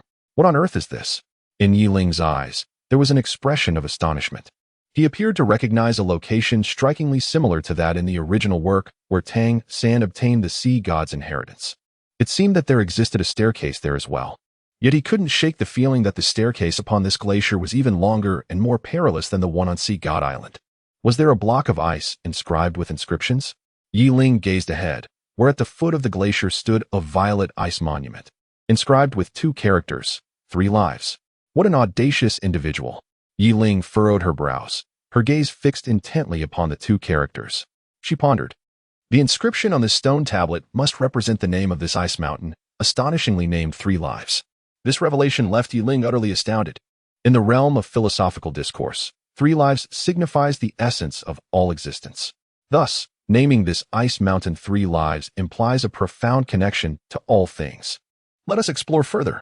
Yi Ling pondered, her body instinctively gravitating towards the glacier. What could be the reason? However, after walking for a while, she realized that she remained in the same place, with the ice mountain still at a considerable distance, showing no signs of change. I refuse to believe this. Yi Ling quickened his pace, rushing towards the direction of the glacier. At that moment, a flash of violet light surged forth, and his soul was engulfed. Vanishing into thin air, the eyes upon the glacier continued to coldly appraise the world around them. On the celestial staircase, a violet light flickered as the purple ice monument gradually melted away, ultimately disappearing as if it had never existed at all. Yi Ling, what are you planning to do? I concede. Can you not hear me? Yin Yang, in a state of panic, gazed at Yi Ling, who was drawing ever closer, as if confronting a demon, and began to scream in terror. Concede? Yi Ling's body trembled, and the violet hue in her eyes completely faded, returning to her usual cool black. Feeling the depleting soul power from resisting the fireball, her gaze wandered somewhat dazedly around. Yes, I concede. Don't come any closer, Yin Yang shouted, inexplicably summoning the strength to scramble away, tumbling off the competition stage in a state of utter panic, rushing towards his teammates in the resting area. What is happening? Yi Ling felt a profound sense of bewilderment. Having just returned, he was met with the astonishing news of Yin Yang's surrender. This left him particularly perplexed. Had our contestant, Yin Yang, truly leapt off the stage and opted for defeat? The referee, equally taken aback, addressed the eerily silent audience, stating that since our contestant Yin Yang had exited the arena, the only one remaining on stage was our exceptional participant, Yi Ling. Thus, the victor of this 1 versus 9 soul battle is none other than Yi Ling. The referee bellowed, astonished by the outcome. After all, it was a 1 against 9 scenario. Moreover, this was a core disciple of the 7 Treasure Glazed Tile sect, and he had emerged victorious. Hiss! Yi Ling! Yi Ling! Yi Ling! It was unclear who in the audience initiated the chant, but it swiftly ignited a fervor throughout the arena, as everyone suddenly rose to their feet, cheering with exuberance, their eyes fixated on the solitary figure with a sword, expressions brimming with astonishment and excitement. Ah, what a remarkable young man. He has become so formidable. I truly envy that old swordsman. From a distant palace, a figure slowly emerged by the window, gazing in awe at the white figure within the arena. However, that sudden shift to purple in the eyes, it seemed somewhat amiss. Chapter 55. The commencement of the Merchant Association. Yi Ling, Ning Rongrong hurriedly made her way to the now desolate competition stage, her gaze fixated on Yi Ling's eyes, a hint of confusion evident in her expression. Rongrong-jia, Yi Ling softly called out, a faint smile blossoming on her pallid face, as a wave of dizziness washed over her. Her body weakly collapsed toward the stage below. Yi Ling. In the grand auction hall of the 7 Treasures Glazed sect, 9 figures stood motionless in a row, their gazes lowered, hesitant to meet the shadowy figure before them. The Grand Elder. The 9 were somewhat anxious, having just lost this match, and a match of 1 against 9 at that. Ashamed? The Grand Elder spoke, his tone devoid of anger, addressing the 9 with a calm demeanor. Li Tianyang expressed his reluctance, but as his words trailed off, his expression suggested he wished to argue. Did you coordinate during the match? The Grand Elder, noticing Li Tianyang's intent to contest, spoke in a disapproving tone. No, Grand Elder. Our lack of coordination was indeed the issue. Ling Lu interjected. Knowing your mistakes is a good start, yet having erred, you must face the consequences. The Grand Elder's gaze lingered on the 9. All decisions rest in the hands of the Grand Elder. The 9 exchanged glances and spoke in unison. The auction at the 10,000 Merchants Association offers only 3 spots for the core disciples of the Seven Treasures Glazed sect. I will allocate these based on your performance in this match. The Grand Elder's expression remained neutral, though he frowned slightly upon seeing Li Tianyang's unwillingness. The chosen participants for the auction are core disciple Ling Lu. The Grand Elder's eyes narrowed as they fell upon Ling Lu, who stood to the side. A faint smile graced his stern visage as he acknowledged, "Given that you fulfilled your responsibilities as a control-type Soul Master during the match, this spot is rightfully yours." "Thank you, Grand Elder." Ling Lu exclaimed joyfully, her previous tension evaporating, and the weight on her heart finally lifted. "Sure, Tai. Yin Quan, your steadfast protection of the rear during this match warrants you both a place at the auction." The Grand Elder directly awarded the final 2 spots to them, without further commentary, his gaze revealing a hint of disappointment as it swept over the remaining few. Upon realizing their exclusion from the spots, the remaining individuals' fists clenched tighter, their eyes reflecting deep discontent. "Now, it is time for your punishment." The Grand Elder produced a list, calling out Luoding, Luoping. At the sound of their names, the 2 raised their heads to regard the middle-aged man before them, loosening their tightly clenched fists, feeling somewhat awkward as they replied. "As agility-type Soul Masters, how could you choose to confront an opponent who is a strength type, and even possesses greater soul power than you? Have you lost your minds?" The Grand Elder's frustration was palpable at the sight of their sheepish expressions. The tumultuous rise and fall of his chest, coupled with the tremor in his right hand, suggested he was on the verge of unleashing a slap at any moment. "This time, the perimeter patrol for the Wanshanggong auction will be entrusted to you as your punishment," the Elder intoned melancholically. "Oh," the 2 responded in unison, exchanging a glance filled with resignation. "And you too, as support-type Soul Masters, how could you fail to relay your soul skills to the control-type Soul Masters, opting instead to bestow them upon these brutes? Do you truly believe they are formidable?" The Elder's gaze fell upon the 2 support-type Soul Masters standing to the side, his ire swelling as he pointed an accusatory finger at them, bellowing, "Tomorrow, you will assist the sect in trading medicinal materials. And you lot," he continued, directing his ire at the remaining individuals, "you will also help the sect with item transactions at the Wanshanggong tomorrow." The Elder commanded, "Li Tianyang, you stay. The rest may leave. Those participating in the auction should prepare accordingly. Those who fail to meet the trading performance requirements tomorrow shall face the consequences." As the crowd dispersed, glancing back at Li Tianyang with an air of silent sympathy, he remained behind, slowly raising his head to regard the middle-aged man before him with displeasure. "Father, why do they get the opportunity while I do not? I am capable," Li Tianyang suddenly exclaimed, his eyes fixed on his father, a hint of dissatisfaction in his tone. "Are you not aware of your own actions today?" Uncle Li retorted, raising his voice. "Because of your impulsiveness, the entire team found itself in a passive position from the start. What sort of leader are you?" Li Tianyang was momentarily at a loss for words. "What have you contributed to the team in this competition?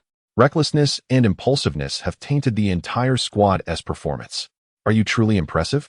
If so, go fight on your own. Can you prevail in a one-on-one?" Uncle Li was no longer inclined to temper his words. He recognized that his failure to nurture Li Tianyang properly had bred this arrogance. Li Tianyang's face flushed crimson, struggling to articulate a response, yearning to defend himself, yet finding no grounds for justification. "Alas, I am profoundly disappointed in you. If you continue with such arrogance, then I see no reason for you to remain among the core disciples." Uncle Li sighed helplessly, turning to leave, leaving Li Tianyang standing there, at a loss. "Have you completed the briefing?"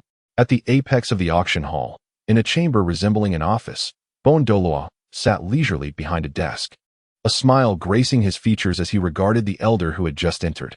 "Your Excellency," the Elder greeted reverently, his eyes betraying a flicker of tension as he observed the composed figure of Douluo. As a disciple of the Seven Treasure Glazed Tile School, a degree of pride was to be expected, yet arrogance was intolerable. Those youngsters needed to be reprimanded, and thus, sending Xiaolinger was not without merit. The Douluo smiled gently, refraining from laying blame. "Thank you, Your Excellency." The Grand Elder sighed in relief, for he had heard of the significant regard the 2 protective Douluos of the Seven Treasures Glazed Tile School held for Yiling. It would not be beyond possibility for him to be reproached for today's events, although he held the esteemed position of Grand Elder in the eyes of the sect master. His influence paled in comparison to that of a titled Douluo. The Wanshang Association's auction is about to commence. You should prepare yourself, the Bon Douluo remarked, his gaze drifting to the window, seemingly lost in deep contemplation. All right.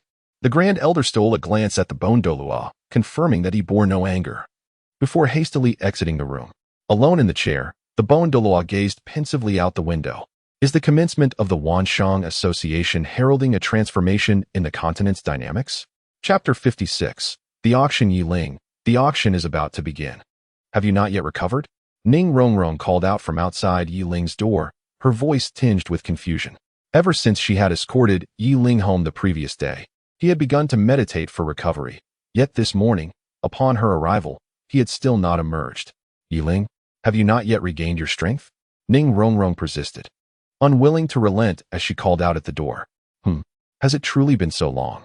Inside, Yi Ling, seated in meditation on his bed, slowly opened his eyes. A fleeting glimmer of violet flickering across his gaze before vanishing entirely.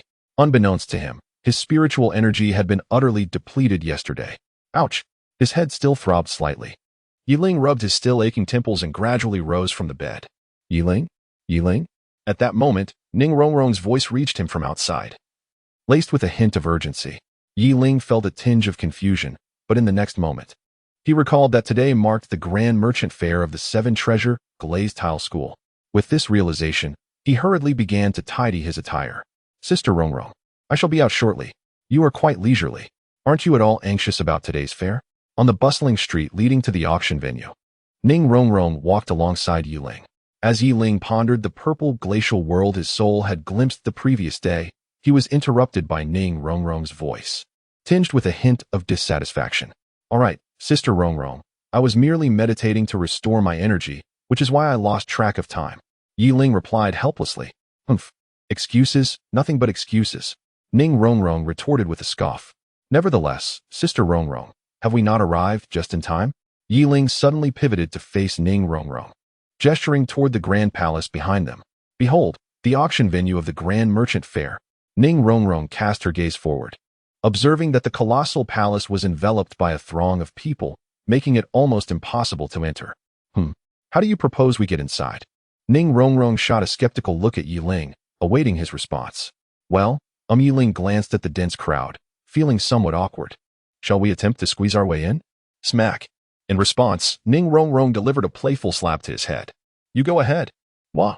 Yi Ling gingerly touched her injured head, gazing at the throngs of people with a hint of bewilderment. Just as the two were at a loss regarding how to proceed, the atmosphere behind them was abruptly rent asunder, revealing a pitch-black crevice. From within emerged two slender, alabaster hands. One seized Ning Rongrong's shoulder, while the other grasped the nape of Yi Ling's neck. In a sudden motion, they were yanked backward, and before they could comprehend the situation, the two were drawn into the chasm, vanishing from sight. Alas! With a sudden cry, Yi Ling was overtaken by a dizzying sensation that swept over her, followed by the sharp pain of her face meeting the floor. My face! Startled by the pain, Yi Ling instinctively sprang to her feet and, in a flurry of panic, retrieved a small mirror from an unknown source to examine her reflection. You rascal, quickly put that wretched thing away. A stern voice echoed. Yi Ling instinctively raised her gaze. This was a modestly sized room, yet it was adorned in resplendent opulence, magnificently decorated. However, Yi Ling did not overly fixate on such embellishments. Instead, her attention fell upon the three figures seated within the room. Master? Uncle Ning? Grandfather Gu? Yi Ling instinctively exclaimed, but in an instant, he realized, Grandfather Bone. Was it you who brought me here? Oh dear. My face. Yi Ling quietly expressed her discontent, her gaze landing on the grinning Ning Rongrong, her eyes filled with dissatisfaction. It appeared she had been aware that Grandfather Bone would intervene to bring them over, yet she had not confided this information to her, leaving her feeling quite foolish. Enough. Xiaoling, do not cause a commotion. Pay attention to those below. They represent some of the more renowned forces on the continent. This is an excellent opportunity for you to broaden your horizons. Grandmaster Bone chuckled. Xiao Yi, why don't you sit over there with Rongrong? Ning Fengji added, his eyes twinkling with amusement as he gestured toward the two seats beside the trio. Oh, Yi Ling rolled her eyes in displeasure and took a seat beside the chair, casting a sideways glance at Ning Rongrong, who was laughing merrily. As she settled down, Yi Ling observed that the room they occupied was an enclosed private chamber. with only a door behind them. The glass window in front offered a complete view of the auction taking place below, and not far away were many similar private rooms. However, the mirrors in their chamber appeared to be one way, preventing her from discerning whether anyone was seated within. It seems that old Long and the others have arrived as well. The gaze of Douluo fell upon the private room directly opposite him, revealing a hint of a mysterious smile that left Yi Ling perplexed. Not only old Long, but also the spirit hall. Even that group which had claimed to remain in seclusion has made an appearance. Sword Douluo took a sip of the tea in his hand, his expression calm as he remarked, "How lively it is. The top 3 sects, which should have remained apart for 8 centuries, have all gathered together." Douluo maintained his cheerful demeanor, yet Yi Ling discerned a trace of gravity in his eyes. The top 3 sects? Yi Ling's thoughts gradually unfolded regarding the influence of the 3 sections. The 7 Treasure Glazed Tile sect hardly requires mention, as it has been his home for nearly a decade. The remaining 2 are indeed those 2. One is the Blue Electric Tyrant Dragon sect, renowned for possessing the world's foremost beast martial soul, while the other is the Haotian sect, heralded as the pinnacle of destruction. How could such a reclusive sect be lured out by a mere merchant association? Yi Ling pondered, a sense of intrigue stirring within him. The Haotian sect is acclaimed as the foremost among the upper 3 sects, with its signature martial soul, the Haotian hammer, boasting unparalleled destructive power, surpassing even the formidable 7-killing sword of his master, which piqued Yi Ling's curiosity about the sect. Speaking of which, isn't Tang Sen affiliated with the Haotian sect? Yi couldn't help but think, a faint smile gracing his lips. Yi Ling, what are you contemplating? The individuals from those factions are about to enter. Pay attention. The sword Douluo called out, observing Yi Ling's contemplative demeanor. Oh, understood. Yi Ling hastily retracted his thoughts and began to scrutinize the entrance below. Yi Ling's gaze swept across the surroundings outside the glass, and he observed numerous entities that stirred a subtle unease within him. Some individuals possessed imposing physiques, their muscles far more formidable than those of Teacher Zhao, exuding an aura of immense soul power, akin to a towering mountain. In contrast, others appeared frail, their bodies so slender that they seemed as though a mere gust of wind could topple them, yet they emanated a dangerously sharp presence. Many of these figures were entirely unfamiliar to him, and even I had never heard of them. The more Yi Ling observed, the more his heart raced with trepidation regarding the unknown forces on the Douluo continent. Just as he was about to withdraw his gaze after surveying the entire scene, he was suddenly captivated by a figure in a black robe seated in the ordinary section below. Who is that? Why is that person sitting there alone? Chapter 57. Open strife and concealed rivalry. Stop looking. The auction is about to commence. Douluo remarked, glancing at the auction stage concealed by a red curtain, where he seemed to catch a glimpse of a shadow making a gesture towards him. A slight smile crept onto Douluo's lips as he addressed the curious Yi Ling and Ning Rongrong. Uncle Bone, has he arrived? Ning Fingji inquired. Yes, Douluo nodded, the smile on his lips growing more pronounced. Old Ghost Shadow has come. The sword Douluo chuckled, mirroring Yi Ling's puzzled expression, as if encountering a long-lost friend. It seemed everyone had indeed gathered. No sooner had he spoken than all the windows in the auction hall abruptly closed, plunging the previously bright venue into darkness. However, this darkness lasted but a moment, as a beam of light descended from the ceiling, illuminating the stage obscured by the red curtain. Greetings, everyone, and welcome to the decennial Wanshanghue auction. A clear voice resonated from behind the red curtain, drawing the attention of all present. With a flourish, the red curtain was drawn aside, and the light beamed directly onto the center of the stage. Yet, to everyone's astonishment, despite the illumination, the speaker remained shrouded in shadow, appearing almost as a mere silhouette. As always, refusing to show his face. Douluo chuckled helplessly, as if he knew this enigmatic figure all too well. Ah, I remember now. This is one of the guardian Douluos of the Tiando Empire, Shadow Douluo. A voice from the ordinary seats suddenly exclaimed, breaking the silence that had enveloped the hall. Shadow Douluo. The 7 Treasure Glazed Tile School actually managed to invite him to this Wanshanghue. Impressive. Impressive? You don't realize that one of the dual guardian Douluos of the 7 Treasure Glazed Tile School is Douluo. It is said that the relationship between Douluo and Shadow Douluo is extraordinarily close, so with Douluo acting as a mediator, Shadow Douluo would naturally be inclined to attend. Whispers circulated among the attendees. Shadow Douluo. Who would have thought he would forsake the Tiando Emperor to serve as an auctioneer here? Truly audacious. Within the private chamber of the Spirit Hall, a man adorned with a ghostly mask let out a derisive chuckle. All right, dear Mei Mei, do not fret and enjoy the auction. A sultry laugh echoed from beside him, and once more, silence enveloped the room. Now, everyone, please be quiet. We are about to commence the auction. The Shadow Douluo, seemingly attuned to the whispers of the crowd, spoke in a low, commanding tone. Uncle Ning, who is this Shadow Douluo? Yi Ling inquired, her brow furrowed in confusion, for she had never encountered mention of such a titled Douluo in the original narrative. The Shadow Douluo is one of the guardian Douluos of the Tiando Empire, holding a profound connection with our seven-treasure glazed tile school. However, I am not well versed in further details. If you wish to inquire, you may. Ning Fengji indicated subtly towards the Bone Douluo, urging Yi Ling to pose her question. Grandfather Bone, are you well acquainted with this Shadow Douluo? Yi Ling asked curiously, while Ning Rongrong gazed at the Bone Douluo with wide-eyed intrigue.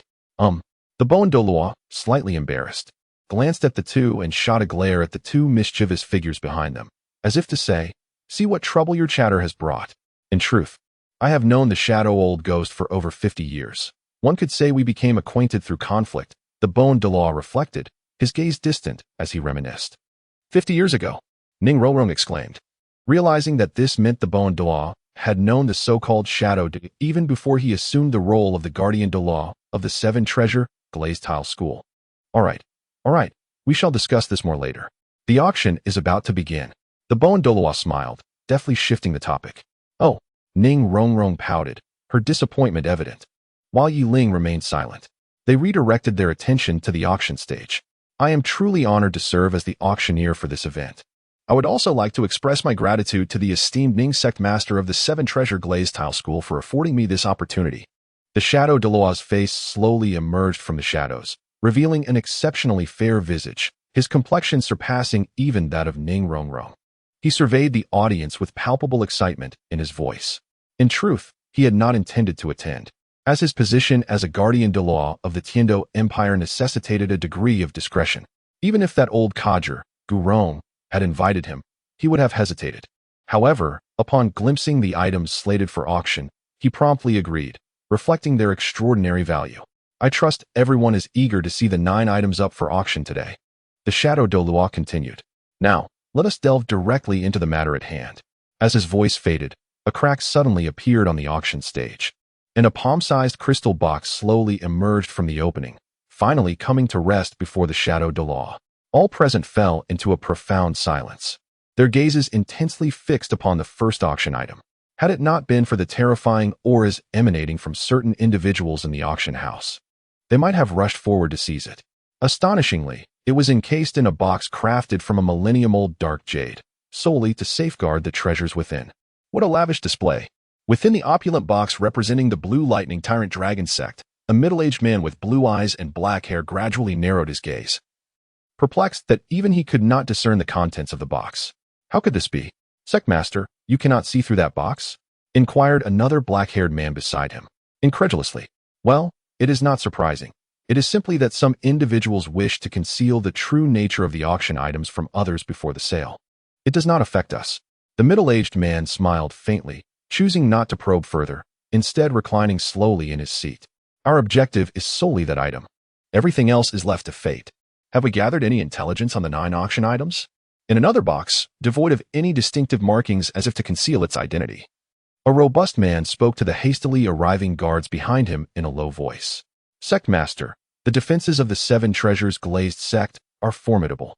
All our clandestine connections have been eliminated, one of the guards responded, somewhat uncertain. No matter, we have ample funds this time. We need not fear missing out on our desired items. The middle-aged man replied softly. Indeed.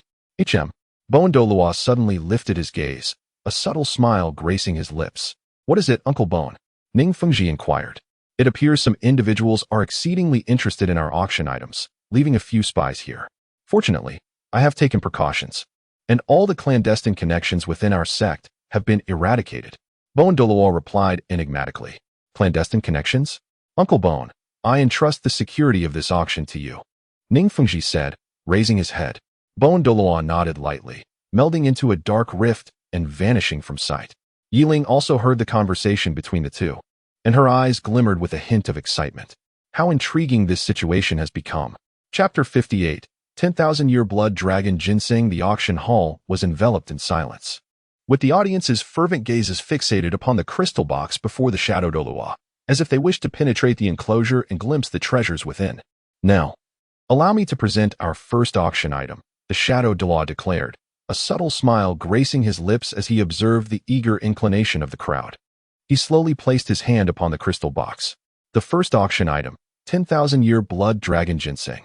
With a slight exertion of his arm, the crystal box was opened, and a blood-red ethereal dragon shadow suddenly erupted from within, roaring at the gathered spectators. Wow, that is a millennium spiritual herb, complete with a medicinal spirit. Do not be ignorant. That is the pinnacle among millennium spiritual herbs, rumored to be nurtured by the blood of dragons.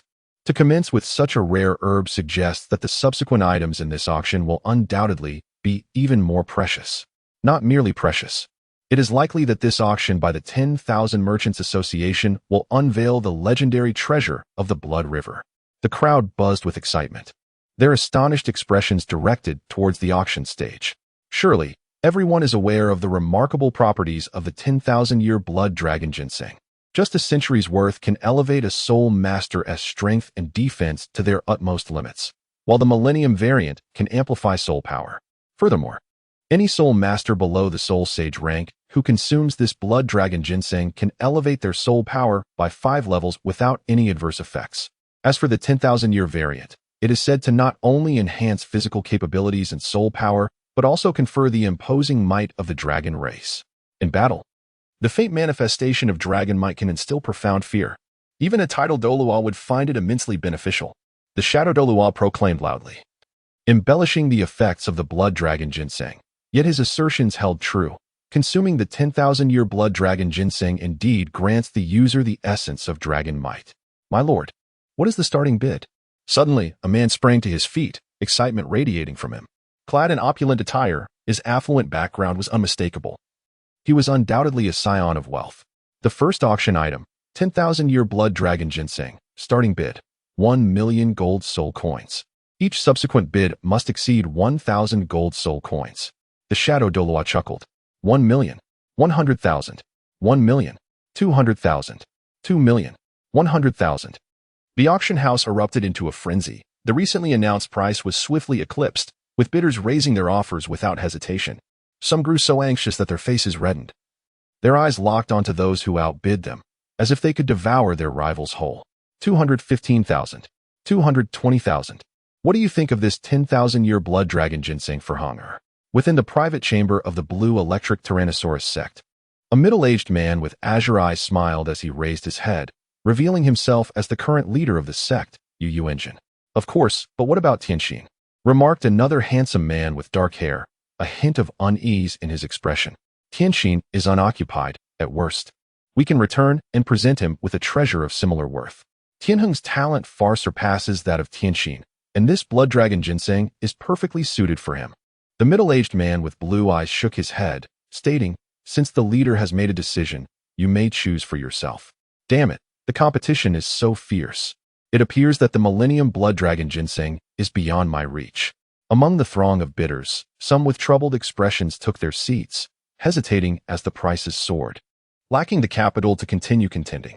Millennium Blood Dragon Ginseng, the bid is set at 220,000 gold soul coins. Is there any further bidding? The Shadow Douluo glanced towards the last bidder and then surveyed the surroundings, calling out, 220,000 once, 220,000 twice, 250,000. Just as the Shadow Douluo's voice was about to conclude, a deep voice resonated from above, emanating from a certain private chamber. This esteemed guest bids 250,000. Is there any counteroffer? The Shadow Douluo turned his gaze towards the chamber, a peculiar smile flickering in his eyes.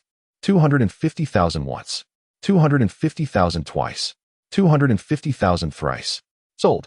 With the fall of the small golden hammer in the Shadow Douluo's hand, the owner of the first auctioned item was determined. He gestured to the stage below, and several maidservants swiftly approached to cover the box before departing quickly, undoubtedly heading to the private chamber of the successful bidder. An astounding 250,000 for the first item. Truly remarkable, Yiling remarked with a sigh, Even our 7 treasure glaze tile sect, no matter how affluent, could scarcely realize such a profit instantaneously. What a pity about the Millennium Blood Dragon ginseng. If only I could consume it, I could imagine. As she pondered, Yiling abruptly shook her head. Her body had already been enhanced to its limits by the harmonious Dao flower, and consuming the Millennium Blood Dragon ginseng would likely only yield a few additional levels of soul power, rendering it a waste in her eyes. Xiaoyi, our focus should be on the next and final auction items. However, should you desire anything, feel free to speak with Uncle Ning. Ning Fengji, perceiving Yiling's thoughts, smiled at her. I understand. Yiling smiled faintly, redirecting her gaze to the auction stage, watching as the Eternal Blood Dragon ginseng was carried away. In the VIP box of the Spirit Hall, 2 figures, one dark and one yellow, occupied the front seats, their eyes scrutinizing the recently concluded transaction below. Several guards stood nervously behind them, hesitant to speak. It was quite unexpected that that old rascal Yu Yuanjin actually came in person, remarked a man with a ghostly mask in a hoarse voice within the dimly lit room. Indeed, it is surprising, but our objective is that item. The preceding transactions hold no value for us, so let us simply observe, responded the other figure cloaked in yellow, his soft, delicate voice reminiscent of a demure woman. Were it not for the protrusion on his throat, anyone who laid eyes on him would undoubtedly mistake him for a fragile female. Let us observe then. This auction has attracted numerous seasoned players. They are truly adept at concealing themselves. The man in the ghostly mask chuckled, falling silent thereafter. Master, the Eternal Blood Dragon ginseng has been placed inside. A man with blue eyes received a storage bag from his attendant, containing the recently acquired ginseng. Indeed, this is the Eternal Blood Dragon ginseng. Its dragon blood essence is remarkably pure.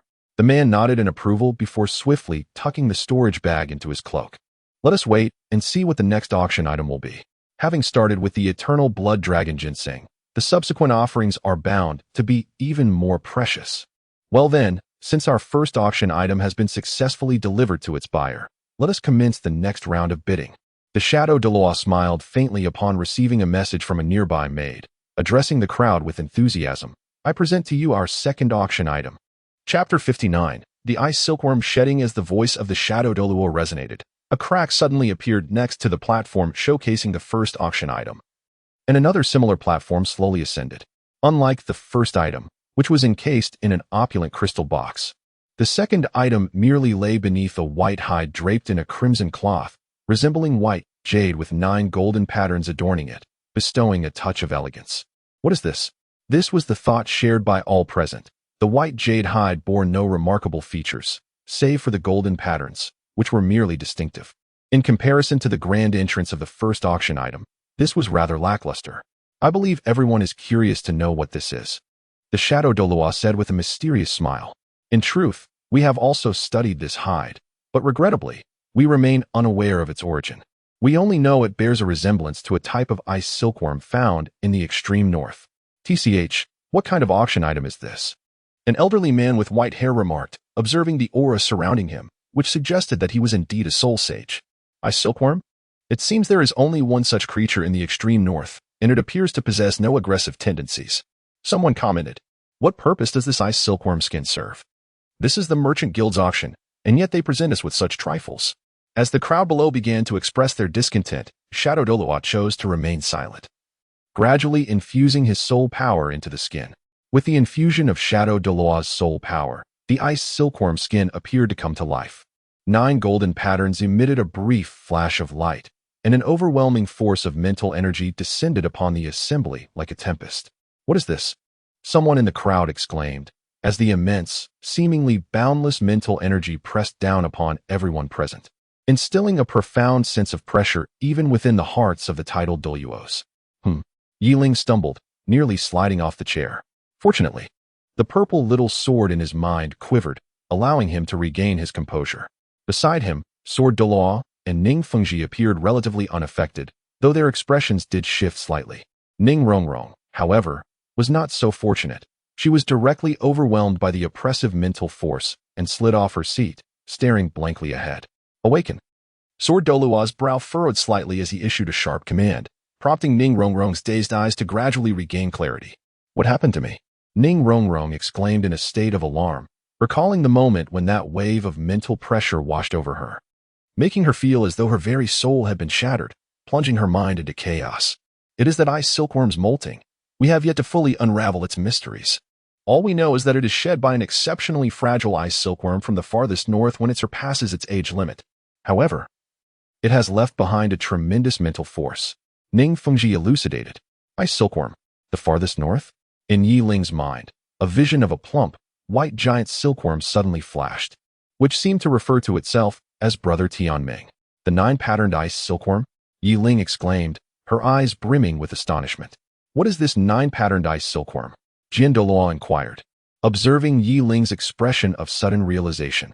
It's nothing, Master, Uncle Ning. This ice silkworm's remains are undoubtedly of great value. We must secure it. Yi Ling hurriedly insisted. Do you recognize it? Douluo asked, somewhat puzzled. His disciple had previously exhibited odd behavior, such as when he insisted on venturing to the heart of the Star Doe forest to hunt a third spirit ring, repeatedly murmuring about avoiding encounters with someone named Tian. Who was Tian? Douluo had never heard of him. At that time, he dismissed Yi Ling's ramblings. But now that she mentioned the nine-patterned ice, he recalled those peculiar moments. I can't explain it clearly, but securing it will certainly be worthwhile. Yi Ling scratched her head in exasperation, unsure of how to articulate her thoughts to them. But Douluo started to ask further, only to be interrupted by Ning Fengji, who suddenly raised his hand. Master Jian, since Xiao Yi believes this ice silkworm's remains are extraordinary, there is no harm in securing it. It would be a fitting gift to celebrate her reaching level 40. Ning Fengji smiled, choosing not to press for further details, merely assuming it was something Yi Ling desired. After nearly a decade of companionship, though Yi Ling was not his daughter, she held a position in his heart akin to that of one. All right.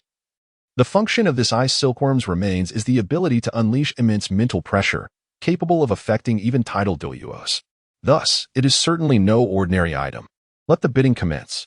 Douluo declared, slowly placing the ice silkworm's remains on the auction table, announcing an opening bid of 1 million gold soul coins. As his voice fell, an unexpected silence enveloped the crowd. No one rushed to place bids, seemingly waiting to see who would make the first move. After a moment, observing the continued lack of response, Douluo felt a bead of sweat form on his brow. 1,000,001. A tentative voice emerged from the audience. Uncertain about the bid. Master, why are you bidding? Exclaimed a robust middle-aged man seated nearby, his anxiety palpable. Can I retract my bid? The man, addressed as Master, awkwardly inquired. Master, this is the auction of the Wanshang Association. Once a bid is called, it cannot be retracted. The stout man grew increasingly frantic, recalling that their small sect from the Tiando Empire had been cautioned by the Grand Elder not to purchase anything during this trip, merely to gain experience. Why didn't you say so earlier? The man, now flustered, pondered what to do, exclaiming, 10,001? Even if I sold the sect, I couldn't possibly raise that much. The gaze of the crowd fell upon the two boisterous bidders, their eyes filled with mirth. 1,200,000.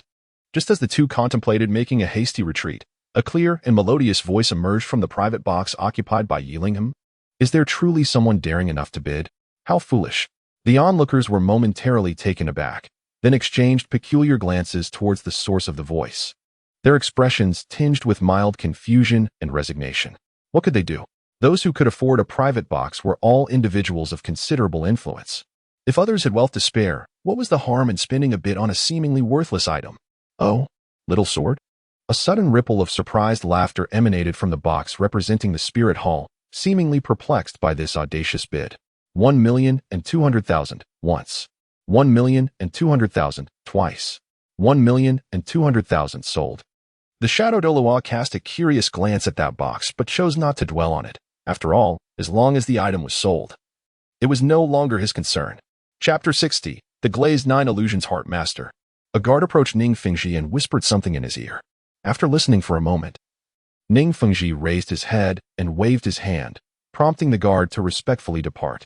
The item has already been instructed to be delivered to your room. Ning Fengji smiled at Yi Ling. Thank you, Uncle Ning. Upon hearing this, a flicker of excitement danced in Yi Ling's eyes. If not for the ongoing auction, he would have wished to return immediately to study the object. Well, your item is secured. Now, let us focus on what we seek. Ning Fengji's gaze suddenly sharpened. as if piercing through the glass before him to behold the auction stage. Now that the second item has been delivered, let us proceed with the bidding for the next item. The Shadow Douluo, having received news that the item had been delivered, raised his voice to address the assembled crowd. Allow me to present our third auction item. The Shadow Douluo slowly stepped aside, and this time, the item did not rise directly from the auction stage, but was brought forth by a captivating female auctioneer, cradling it delicately. Similar to the first item, this one was also encased, though its container was a wooden box of purple gold, appearing somewhat ordinary compared to the crystal box of the previous item. Heavens! Am I seeing this correctly? Is this purple sandalwood? Just this small piece of purple sandalwood must be worth no less than 1,000,000 gold coins. What treasures lie within that box? The audience buzzed with excitement and curiosity regarding this third auction item, and even the atmosphere within several private boxes suddenly grew tense, as if they too were intrigued by the object. Indeed, Ning Fengji's expression grew serious, his gaze intensely fixed upon the purple golden box on the stage, revealing an unexpected fervor and yearning. What could it be? Yiling pondered, perplexed. If Uncle Ning desires that object so much, why not acquire it directly before the auction rather than allowing it to appear here? As the host of the Wanshanhui auction, the Qibao Glaze sect should possess such authority. Sighing, Ning Fengji replied, "It is not that we do not wish to, but the provider of this auction item seems reluctant to allow a direct purchase. Despite the Qibao Glaze sect's position as the host, we cannot contravene the seller's wishes." A hint of determination flashed in his eyes. He was acutely aware that the seller's intent was to drive up the price through the auction, a ploy undoubtedly orchestrated by rival forces to prevent the Qibao Glaze sect from easily acquiring the item. What could possibly be so coveted by Uncle Ning? Yiling's curiosity deepened. Surely, one can discern the material of this box. The Shadow Douluo interjected with a smile. Indeed, it is crafted from purple silk golden sandalwood. Its rarity is well known. When ignited, the sandalwood emits a fragrant incense that can alleviate the obstacles faced by soul masters during breakthroughs, thus enhancing their success rate. Yet, that is not its most remarkable feature. Its most renowned attribute is that it imposes no requirements on cultivation levels. Even a titled Douluo can benefit from it. The Shadow Douluo's excitement was palpable, and even his gaze lingered on the sandalwood with evident desire. Though the piece was sufficient for only one person's use, it was indeed a treasure within the realm of soul masters. Purple silk golden sandalwood, Yiling exclaimed, having encountered references to it in an ancient tome on treasures within the Qibao Glazed sect, fully aware of its value. Yet, merely possessing purple silk golden sandalwood cannot possibly astonish Uncle Ning to this degree. Yiling questioned, recalling that such items existed within their sect. Certainly, a single piece of purple silk golden sandalwood is insufficient to elicit such a reaction.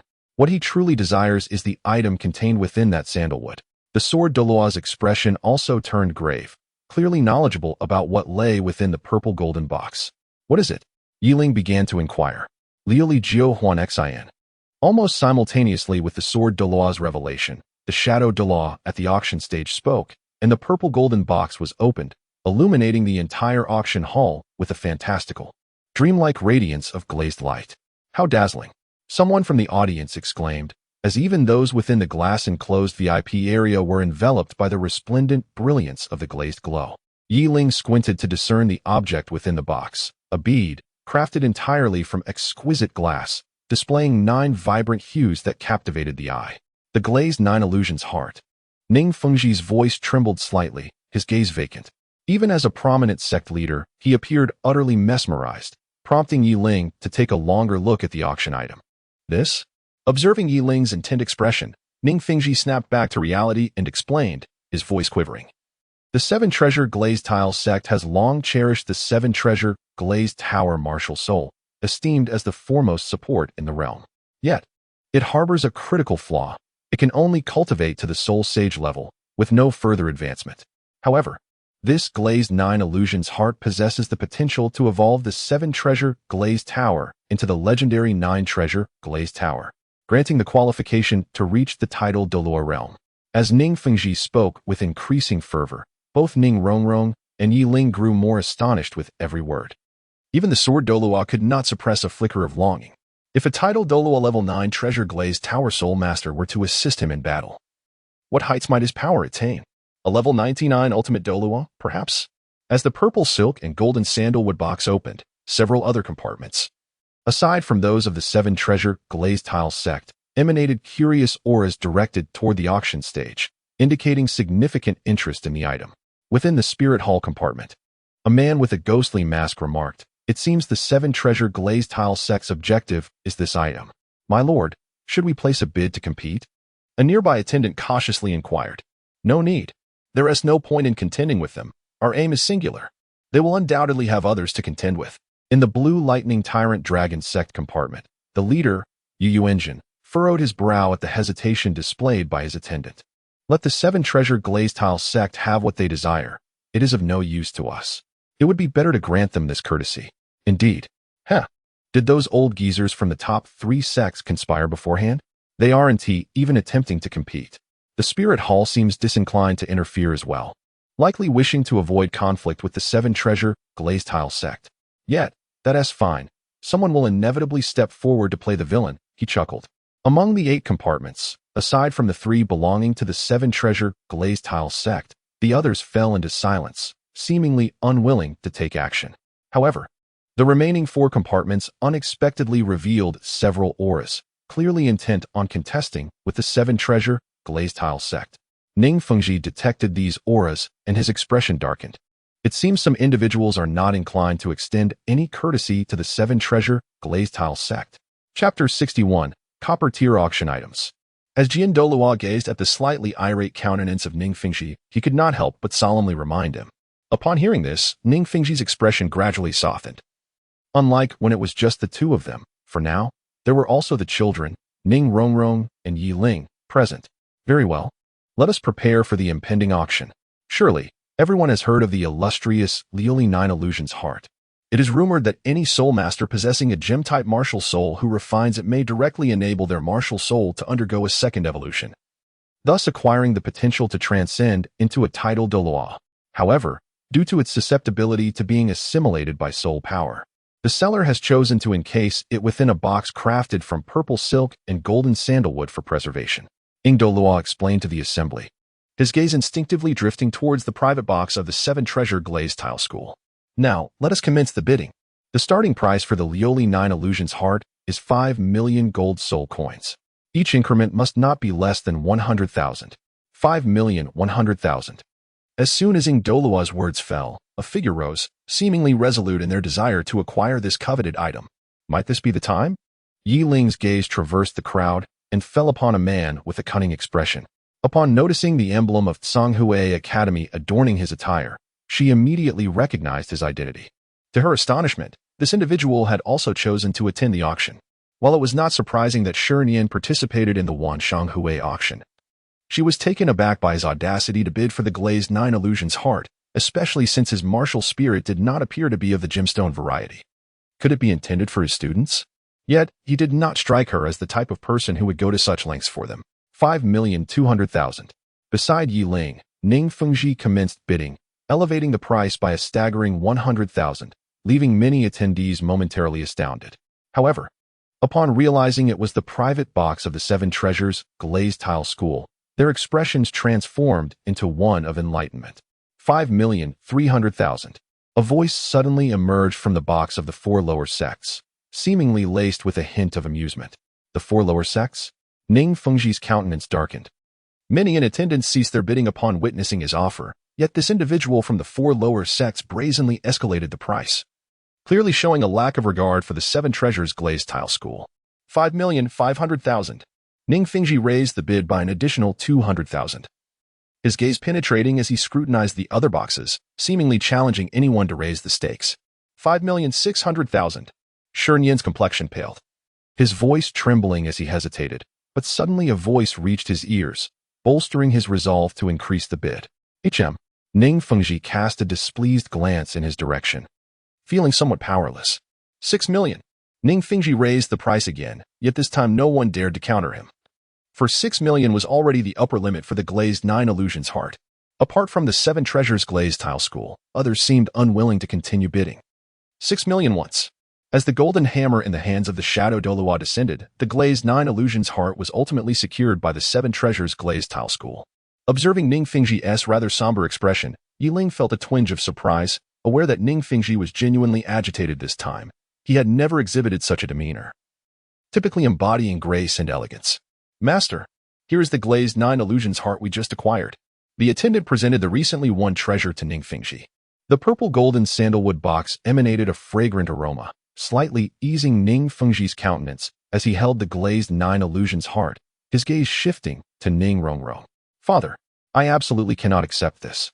Ning Rongrong's protest was abruptly interrupted by Ning Fengji. With a gentle smile, he pressed the purple-golden box into Ning Rongrong's palm, his eyes reflecting a resolute determination that left her at a loss. Although the glazed 9 illusions heart could facilitate the second evolution of gem-type martial souls, it was of no use to her father, who had grown old and had long stagnated at the 79th level of Soul Sage, unable to break through further. "You are the hope of the 7 Treasures Glazed Tile School. With your talent, you will surpass me one day. Thus, this glazed 9 illusions heart is the best choice for you." As she gazed at the glazed 9 illusions heart in her hands, Ning Rongrong suddenly felt a surge of emotion, and instead of refusing, she opened her arms and embraced Ning Fengji. "Oh dear, you, my girl." Ning Fengji was taken aback by the sudden embrace, yet in the next moment, his gaze softened as he helplessly remarked. Yi Ling and Sword Douluo observed silently, refraining from uttering a word. The decision to bestow the Liuli 9 illusions heart upon Ning Rongrong was not solely that of Ning Fengji. It was a resolution made by the entire 7 Treasure Glazed Tile School. Thus, despite the slight discomfort in his heart, he found himself without anything to say. "Very well, my little princess. The bronze tier auction items have all been sold. You may take these belongings back with you. We shall oversee the remaining silver and gold auction items from here," Ning Fengji remarked, his gaze penetrating as he regarded the two. He then noted that the upcoming auction would no longer be characterized by the gentle increments of bidding, making it unsuitable for them to linger further. Faced with this turn of events, the two found themselves at a loss for counterargument, and thus acquiesced, turning to depart. As they retraced their steps, the throngs of people were notably less dense than upon their arrival, yet they ambled along at a sluggish pace. Throughout their journey, Ning Rongrong remained silent, her gaze cast downward, while Yi Ling felt uncertain on how to offer solace. Ultimately, it was clear that Ning Rongrong needed to come to terms with her feelings on her own. All Yi Ling could do was to quietly accompany her until they reached the threshold of her door. Phew! Yi Ling let out a long breath, her gaze fervently fixed upon the white, jade-like layer of ice, silkworm skin resting on her desk. Having just dispatched the guard stationed at her door, she could no longer contain her anticipation and grasped it in her hands. An immense and boundless surge of spiritual energy suddenly emanated from the ice silkworm skin, its magnitude threatening to scatter her very soul.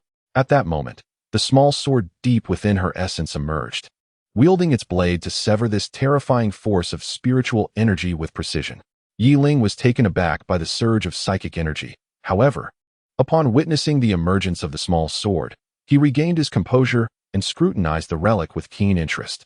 Should this set of ice silkworm relic be fashioned into a form-fitting garment, he would essentially possess an immunity to the frigid essence of soul energy.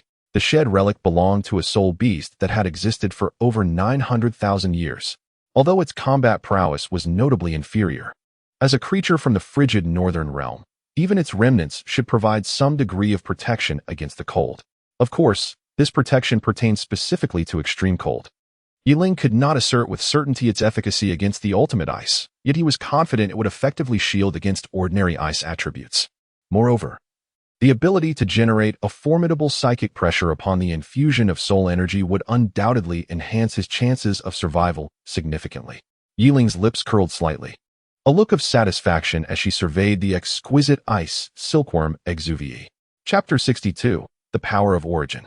However, spending over $1 million on a piece of clothing seems rather excessive. Yi Ling pondered, her expression darkening as she began to examine the remains of the ice silkworm. If this were the remnants of a soul beast that had existed for 90,000 years, then regardless of its original strength, its remnants would undoubtedly harbor a trace of its primordial power. This primordial power, what is it but an infinitely compressed essence of soul and spiritual energy? A manifestation of ultimate energy? If such a force resided within this remnant, it would present a monumental opportunity for her, a chance to forge a soul core at the level of a soul sage. Why did Yi Ling purchase this remnant despite her uncertainty regarding its origin as the celestial dream ice silkworm? It is because any soul beast that has existed for over 10,000 years leaves behind vestiges that invariably contain a hint of primordial power. Although she may not be able to harness this power at present, it could be preserved for her breakthrough into Soul Sage. In the era of Douluo continent, the concept of primordial power is likely unknown to anyone. Thus, if this remnant does indeed contain such power, it must be concealed somewhere. But where? Yi Ling gently closed his eyes, allowing his fingers to delicately caress the remnants of the past, savoring the unique vibrations that emanated from it. Within the vast ocean of consciousness contained in the remnants, Yi Ling's soul slowly surveyed the surroundings, and the small sword residing in his mind followed suit, entering the remnants alongside his spirit. Suddenly, Yi Ling opened his eyes, a curious expression crossing his face as he gazed oddly at the pulsating purple glow emanating from the palm of his left hand. Could it be that the harmonious flower is responding? Yi Ling gazed in perplexity at the second martial soul, the harmonious flower, gradually emerging from her palm.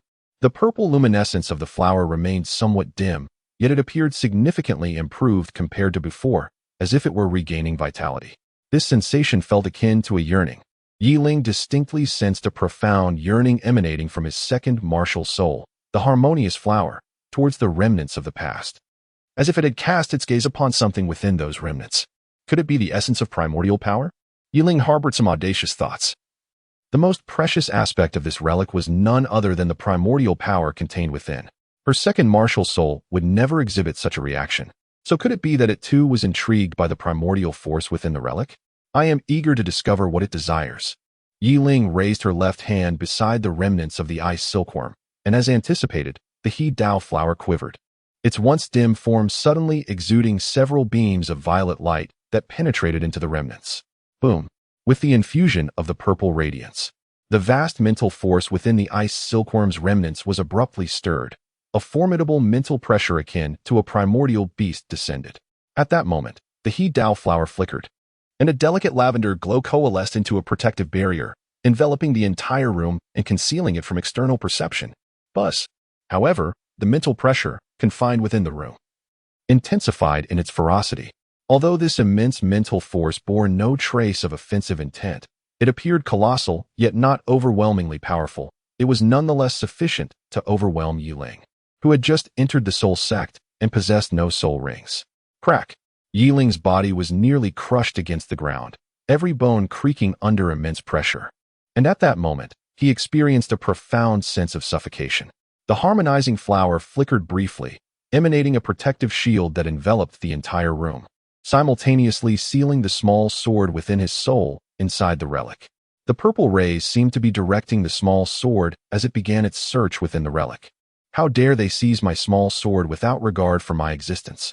Are you not my martial soul? Yi Ling suddenly felt an overwhelming discomfort, as if an immense psychic force was pinning him down. Yet, the harmonizing flower soared from the palm of his left hand, hovering above the relic and intensifying its search. At last, it appeared that the harmonizing flower had discovered something. 9 faint golden beams shot forth from the ice silkworm relic as if attempting to flee. But in the next moment, they were intercepted by several rays from the harmonizing flower. The source of power. It has finally emerged. Yi Ling gazed excitedly at the 9 beams of light. Had it not been for the immobilizing spiritual pressure, he would have lunged forward to seize all this primordial power for himself. The harmony flower, sensing the emergence of this primordial energy, momentarily paused in astonishment. However, in the next instant, its action nearly caused Yi Ling to choke on a mouthful of blood. The harmony flower suddenly unleashed a ferocious suction, devouring all 9 sources of primordial power, leaving not a single drop for Yi Ling. Yi Ling's eyes were almost bloodshot, and with both hands pressed against the ground, he exerted every ounce of his soul power just to manage to rise to his feet. Bang! Another wave of mental pressure bore down on Yi Ling, forcing his knees to crash against the ground just as he was on the verge of standing. Damn it! How dare you seize my primal energy? I have never encountered such a brazen martial spirit. Veins bulged on Yi Ling's forehead, and sweat trickled down his cheeks, pooling on the floor. After devouring the 9 primal energies, the entire form of the harmonious flower regained its deep and enchanting violet hue, while the 9 golden patterns on the remnants grew increasingly dim, as all 9 primal energies were thoroughly refined. With the disappearance of these golden patterns, the immense mental pressure in the room gradually dissipated. Yi Ling felt a sudden lightness in his body and collapsed onto the ground, breathless. The effort it took to resist that pressure had drained all his soul power, leaving him utterly exhausted and unable to move as he lay on the floor. Alas! In Yi Ling's eyes, a hint of helplessness emerged. He found himself at a loss for words against the unreasonable tactics of the He Dao flower, leaving him with no room for rebuttal. Nevertheless, the thought of the 9 sources of primordial power sent a pang of pain through his heart. After all, those were 9 sources. Just one could have allowed him to effortlessly break through to Soul Sage at level 69. If only this ancestor had left him even a single source. Alas, he resigned himself to the notion that perhaps this opportunity was not meant for him. Closing his eyes, he fell silent, lying on the ground as he entered a meditative state. With a hum, the He Dao flower, having absorbed all the residual primordial power, gradually diminished in size, hovering above Yi Ling's right hand. It lingered for a moment, emitting a beam of violet light towards the remnants, before finally settling into the palm of Yi Ling's left hand, vanishing from sight. Meanwhile, in Ning Rongrong's chamber, a radiant 9-colored glass light surged forth, dazzling in its brilliance. At the center of this luminous spectacle sat Ning Rongrong, appearing as if a celestial goddess descended amidst the resplendent hues. All this light emanated from the 7-colored small tower before her, upon which a 9-colored glass orb floated, infusing the tower with its vibrant glow. This orb was none other than the recently acquired Glass 9 Illusion's heart. As the 9-colored light poured into it, the Glass 9 Illusion's heart grew increasingly dim, while the 7-colored tower became ever more resplendent, with a faint shadow of a 9-colored small tower flickering upon its surface. Chapter 63. The incomplete 9-treasure glass tower. After a day of fierce competition at the auction, the Wanshang auction house finally drew to a close. Among the departing crowd, some wore expressions of disappointment, while others beamed with smiles, clearly having made significant gains. Within the throng, powerful factions occasionally emanated a disconcerting aura, probing with their spiritual energy. Those who had successfully acquired their desired items hurried their pace, wary of being targeted. Humph! That soul bone ended up in the hands of the Martial Soul Hall after all. Within the main hall of the 7-treasure glazed tile school, Ning Fengji and Sword Douluo sat across from one another, a freshly opened chess game laid between them. 3 soul bones had appeared at the auction. One was claimed by the Blue Lightning Tyrant Dragon sect, another by the Martial Soul Hall, and surprisingly, the last was purchased by Xinyan from the Zhonghui Academy, leaving many to wonder about his source of funds. Fortunately, he had only secured a soul bone of indeterminate nature that had just surpassed 10,000 years, evading broader scrutiny. A 9,000-year-old skull. Who would have thought the Martial Soul Hall had kept a trump card to enable their success? Sword Douluo lamented, humph. Though they obtained that soul bone, we have not lost out entirely. At least we are now aware that the lower 4 sects and the Martial Soul Hall have colluded. Ning Fengji, as if recalling something, spoke with a shadowed gaze. The Martial Soul Hall. A change is upon us. With a sigh, the Sword Douluo inquired, by the way, Uncle Jian, how is Uncle Gu? Ning Fengji suddenly recalled Bone Douluo, who had left during the auction, and turned to ask, I am fine. However, what about Old Dragon's situation? In the Grand Hall, a pitch-black rift opened in midair, and Bone Douluo Gu Rong emerged leisurely, his expression somewhat somber. Uncle Gu. Ning Fengji hastily stood up and asked, what has happened with Old Dragon? Has someone from the Spirit Hall intervened? The Sword Douluo took a sip of tea from the table and replied, indeed. The ambitions of the Spirit Hall are ever expanding. It seems this continent is destined for turmoil. Bone Douluo suddenly broke into a smile, instantly masking his earlier gloom, and inquired of the two, how is Rongrong faring? The Lioli 9 illusions could only allow the 7-treasure glazed tile pagoda to evolve halfway. Listening, Fengji refrained from continuing, his eyes dimming slightly. Fengji, after all, the Lioli 9 illusions only grant a mere 20% chance of evolution for gem-type martial souls. Perhaps there will be future opportunities, Bone Douluo said, attempting to lighten the mood. Faced with Bone Douluo's cheerful demeanor, Ning Fengji's disappointment softened considerably, as if he had come to a realization. He looked up and smiled faintly. Indeed, Uncle Gu is right. Rongrong possesses extraordinary talent. Perhaps she will encounter such fortuity in the future. Observing Ning Fengji's newfound acceptance, both Sword and Bone Douluo shared a hearty laugh. Suddenly, Ning Fengji remembered something and addressed the Sword Douluo. It is also time to arrange for Xiao Ye's 4th soul ring. It won't do to have his soul power stagnate at level 40. Very well. I shall take him to the Star Do Forest tomorrow to obtain his 4th soul ring. The Sword Douluo nodded in agreement, a hint of pride illuminating his gaze. His disciple, at the tender age of 13, had already ascended to the soul zone realm. How could he not feel a sense of pride? Seeing the smile spreading across the sword Douluo's face, Douluo understood his thoughts, yet he could only smile wryly, lamenting his lack of such an excellent disciple. Ha! Uncle Jian, please refrain from laughing. I fear Uncle Gu will challenge you to a spar. Ning Fengji found their banter amusing. Two esteemed titled Douluos, revered by thousands, behaving with such childlike rivalry. The sword Douluo furrowed his brow, casting a disdainful glance at Douluo. Sparring is sparring. Do you think I fear him?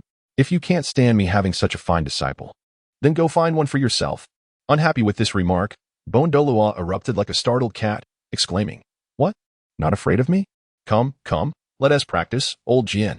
Without waiting for the sword Douluo's consent, Douluo unleashed his martial soul, creating a rift in the air, and with a swift pull, they both slipped inside. Watching the rift close as they began their training, Ning Fengji could only helplessly rub his forehead, a bemused smile gracing his lips. Alas, when will I be able to do the same? Humph, let them escape. Did you catch a glimpse of that figure in the black robe? A titled Douluo. It should be relatively easy to trace, right? In a valley not far from the Seven Treasure glazed tile school, two figures, one clad in black and the other in yellow, descended from the sky, surveying their surroundings with somewhat displeased expressions. They were none other than the two esteemed elders of the Spirit Hall, Ghost Douluo and Chrysanthemum Douluo. Although a shadow lingered in Chrysanthemum Douluo's gaze, a satisfied smile broke forth upon seeing the box in his hands. We shall discuss this later. Fortunately, we have secured this soul bone. Otherwise, returning would be quite vexing. Ghost Douluo nodded in agreement after hearing Chrysanthemum Douluo's words. The two then cast their eyes around once more, confirming that their target was no longer present. Before slowly vanishing from sight, Yiling awoke once more to the dawn's gentle light, the sun streaming through the window. Squinting against the brightness, he felt a sense of discomfort. Just as he attempted to shield his eyes with his hand, a sudden jolt of pain emanated from his back. As he pushed himself up with both hands, he realized, to his astonishment, that he had spent the night meditating on the floor. How could his back not ache? After circulating his soul energy for a moment to alleviate the discomfort, he finally managed to rise, rubbing his eyes and stretching languidly. Yiling was just about to stretch his stiff body when a sudden thought struck him. The molted shell. Yiling's gaze swept across the table, which was devoid of any items. There was certainly no trace of the relic. This realization sent Yiling into a state of panic, for it was an artifact worth tens of thousands of soul coins. If it were truly lost, he would be inconsolable. In a frenzy, Yiling began to search the room, recalling that he had scarcely touched the relic the previous night, having merely left it on the table without further attention. The only instance he had interacted with it was to probe its source of power with his soul dagger, which now rested comfortably in his mind, while the relic had vanished. Suddenly, as Yiling rummaged about, his head collided with the cabinet, and to his astonishment, he felt no pain. Curiosity piqued. He reached out to investigate. What was this? Feeling a chill between his fingers, Yiling was drawn to the mirror. His reflection appeared unchanged. Yet when he pressed his finger against his head, a golden light emerged, resisting his touch. He continued to explore other parts of his body, and the same golden glow appeared, enveloping his fingers like a protective layer. This peculiar phenomenon reminded him of the relic. Had I developed a skin of golden insects? Chapter 64. Return to the Star Do Forest. Sword Douluo walked ahead, occasionally glancing back at Yiling, who was poking his own face in a rather erratic manner. A slight twitch of his lips betrayed his bemusement. Yiling, you needn't continue prodding your face. It looks splendid, truly. Upon hearing Sword Douluo's words, Yiling, initially pleased, fell silent, realizing how his master perceived him. Clearing his throat, Sword Douluo sensed the odd expression on Yiling's face and felt a twinge of awkwardness. Such words escaping his lips made him acutely aware of the influence his disciple had on him. Let us pretend I said nothing. We should first inform your Uncle Ning. After all, our journey this time is to acquire the fourth soul ring, which may delay us for several days. Yiling instinctively nodded, casting a slightly puzzled glance at the awkwardly expressioned Sword Douluo. From the tone of his voice, he sensed his master's discomfort. Within the grand hall of the Seven Treasure glazed tile school, Ning Fengji sat face to face with Douluo, a table separating them, each with a cup of tea in front. They appeared to be engaged in casual conversation when Sword Douluo and Yiling entered the room. Upon their arrival, Ning Fengji stood up, while Douluo's lips twitched slightly, instinctively touching the bruise on his forehead. casting a resentful look towards Sword Douluo. Sword Uncle. Ning Fengji first offered a smile to Sword Douluo before turning his gaze towards Yi Ling. It seems you have made some progress with the ice silkworm's remains from yesterday. Ning Fengji remarked with a smile, which took Yi Ling by surprise. His eyes narrowed slightly. He hadn't realized his master had come to fetch him early and was astonished that Ning Fengji had discerned his findings at a glance. Do not be astonished. That ice silkworm's remains have been in our 7-treasure glazed tile school for some time, and out of curiosity, I also studied it for a while. But I found no leads. Thus, I became quite familiar with its aura. However, it appears you indeed have a connection with this item. Managing to uncover some insights in a single night, Ning Fengji waved his hand dismissively, indicating that he was not concerned about how Yi Ling had discovered the secrets of the remains. His eyes sparkled with satisfaction as he frequently nodded and smiled at Yi Ling. Who would have thought, you little rascal, that you actually made some discoveries? Ha ha. It seems that money well spent. Sword Douluo finally noticed a thin layer of golden luminescence surrounding Yi Ling, evoking a sense of mystery. He playfully slapped Yi Ling on the head, laughter erupting from him as he recalled how his disciple had been poking at his face earlier that morning. Oblivious to the fact that Yi Ling was studying this very thing, leading to his own misunderstanding. Sword Uncle, Bone Uncle, since both of you are free lately, and with the Grand Elder and me looking after things in the sect, I propose that one of you assist little Yi in arranging for his 4th spirit ring. Ning Fengji suddenly suggested. Ha, Fengji. I came precisely to discuss this matter with you. Sword Douluo chuckled again, his gaze provocatively directed at Bone Douluo. Old Bone. You said last night that whoever wins would accompany my disciple in hunting soul beasts today. Don't try to back out. Seeing the smug expression on Sword Douluo's face, Bone Douluo felt a surge of irritation, yet he recognized that in a real confrontation, he was indeed not a match for him. Lamenting the loss of such a splendid opportunity to venture outside the sect. All right, Sword Uncle, do not provoke Bone Uncle further. Since you will be helping little Yi acquire his 4th spirit ring, Bone Uncle and I shall await your good news at the sect. Ning Fengji interjected, sensing the tension in their glances and hurriedly stepping in to diffuse it. Upon hearing this, Bone Douluo immediately objected, his eyes brimming with excitement. Fengji, what do you mean by provoking me? If Sword Old Man wants to go, then let him. I'm not bothered by it. Isn't it more enjoyable to play chess within the sect than to run around aimlessly? Ha. Indeed, dear Bone Uncle, it would be best for you to remain within the sect.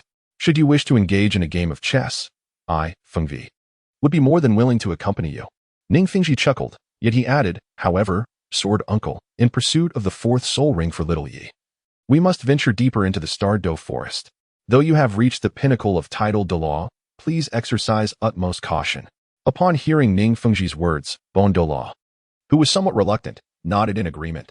It was well known that the depths of the Douluo forest were treacherous, even for their esteemed title Douluo. Sword Douluo also nodded solemnly. Were it not for the rarity of suitable soul beasts for Yi Ling, he would be most unwilling to delve so profoundly into the forest.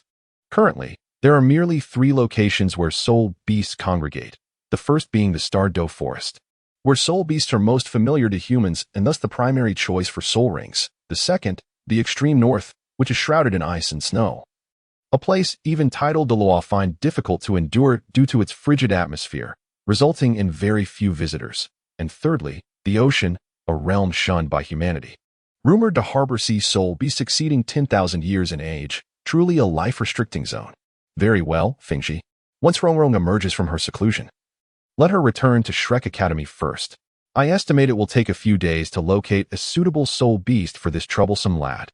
Sword Douluo suddenly chuckled, to which Ning Fengji nodded in acknowledgement. Then let us set forth. Sword Douluo smiled faintly, unleashing his martial soul, the 7 kills sword. An aura of extreme lethality and razor-sharp intent emanated from the sword, making Yi Ling, who stood nearby, enviously smack her lips. She mused that her own so-called attacks would likely pale in comparison to the sword energy released by her master's martial soul. Indeed, a title Douluo is ultimately a title Douluo. Yet, Yi Ling remained undeterred. After all, she was merely a soul master at this stage. With her emotionless sword martial soul, her potential surely surpassed that of her master, and achieving such heights was merely a matter of time. Stop dawdling, let us depart. Yi Ling heard only the voice of her master, who firmly grasped the shoulders of her destiny. Subsequently, she was forcibly pressed onto the enlarged 7 killing sword by the Sword Douluo. A powerful and piercing gale swept in, propelling both of them to soar out of the grand hall's entrance on their sword. Is everything all right? Yi Ling gazed at the swiftly passing scenery, yet did not perceive the biting sting of the wind against her face. She instinctively reached out to touch her skin, only to discover that the layer of ice, silkworm exuvii, clinging to her was shielding her from the fierce gale. As the howling wind surged around her, the sword Douluo recalled that he was indeed accompanied by another. He hastily prepared to manifest a protective barrier with his soul power to fend off the onslaught of the wind. However, when his gaze fell upon Yi Ling, he was taken aback, exclaiming, "This exuvii is truly remarkable. I am flying at the speed of a soul sage, yet you seem utterly unaffected." Observing that the soul sage's velocity had no impact on Yi Ling, the sword Douluo accelerated once more, the 7 kills sword transforming into a streak of light as they sped towards the Douluo forest. Chapter 65, Nightmarish Demon Vine. At last, they had arrived. As Yi Ling beheld the vast expanse of the primordial forest in the distance, her eyes sparkled with excitement, and a fleeting expression of liberation crossed her handsome face. Her master, in a fit of curiosity, had insisted on testing the maximum speed the ice silkworm exuvii could endure, prompting him to exert himself fully and take to the skies. "What? You are not pleased that I am carrying you on my sword?" The sword Douluo observed Yi Ling's expression of exhilaration, and his demeanor turned stern as he said seriously, No. The sensation of riding the sword is exhilarating, truly. I would love to experience it again. However, since Yi Ling's words were cut short as she felt the 7 kills sword beneath her accelerate once more, showing no signs of halting at their destination. The two soared through the skies above the periphery of the Douluo forest, leaving behind a wretched scream. Ah! Ugh! A quarter of an hour later, near the core of the Douluo forest, an unbearable retching sound echoed. A black-haired and a white-haired figure sat quietly upon a massive tree branch, none other than the sword Douluo and his disciple, Yi Ling. At that moment, Yi Ling's complexion was pale as she leaned against the trunk, her eyes wide open like a frog's, as she began to vomit. Is it truly this unbearable? Was it merely a longer flight? The sword Douluo chuckled somewhat regretfully as he observed Yi Ling's distress. Upon hearing her master's words, Yi Ling expelled another mouthful of a yellowish-white liquid, trembling as she slowly retrieved a clean handkerchief from her pocket to wipe her mouth. Gazing at the now soiled handkerchief in her grasp, Yi Ling, still quaking, summoned her martial spirit, the Heartless Sword, and unleashed a sword aura that shattered the handkerchief into fragments. "Master, can we now proceed to hunt for soul beasts?" Upon hearing Yi Ling's call, sword Douluo awkwardly chuckled and nodded, and the two began their journey towards the heart of the forest. The core area of the Douluo forest is markedly different from its outskirts. Here, the unique essence of the primordial forest is far more potent, with trees that tower higher and are denser than those found in the periphery. While it is common to encounter a soul beast after a brief stroll in the outer regions, it is not the case here. After some time, they finally spotted a 10,000-year blood tiger, which, sensing the terrifying aura emanating from sword Douluo, promptly turned and fled without giving the two a chance to engage. Sword Douluo reminded, "During our previous expedition to procure your 3rd soul ring, we encountered a 2,000-year sword-edge spirit bird, which would be ideal for your forthcoming soul skill combination." On their last venture into the Douluo forest, they had indeed delved deep into the core area, successfully locating their target. Additionally, they had come across another soul beast that was exceptionally suited for Yi Ling, the 10,000-year sword-edge spirit bird. Thus, their return to this place was purposeful. 10,000-year soul beasts possess a territorial instinct and typically remain within the confines of their domain. Therefore, the sword-edge spirit bird would undoubtedly still be nearby, as that is its territory and it would not stray far. Why do I sense something peculiar in the surroundings? Yi Ling did not respond to Jian Douluo, but instead cast an odd glance around her. Although the air was still thick with the vibrant essence of life, Yi Ling distinctly sensed a chilling aura amidst it, as if something was observing them, wary of the dangerous energy emanating from Jian Douluo, reluctant to make a move. Ah, what an unexpected occurrence today. I never anticipated that such an extinct soul beast would manifest in the core area. Jian Douluo's spiritual energy enveloped the surroundings, and upon detecting the source of the chilling aura, he smiled faintly. Suddenly, a peculiar sound emerged from the thicket behind Yi Ling, reminiscent of a black serpent slithering away, instantly heightening her vigilance. She narrowed her eyes and scrutinized her surroundings. In contrast, Jian Douluo remained unfazed, seemingly already aware of the situation. Observing Yi Ling's tense demeanor, he smiled subtly, yet showed no intention of offering a warning or assistance, appearing to wish to leave the handling of this soul beast entirely to her. With a fleeting glance towards the thicket not far away, as if sensing something, he swiftly transformed into a shadow and vanished behind Yi Ling Master. It seems something is nearby. Yi Ling vigilantly surveyed her surroundings and softly called out to the sword Douluo, standing behind her. Yet, despite her repeated calls, there was no response. Master? Master? After calling out several times without receiving a response, Yi Ling turned around, only to find that there was no trace of his master behind him. All that lay in his wake was the enveloping darkness of the forest. What the hell? Has that old fool left me all alone?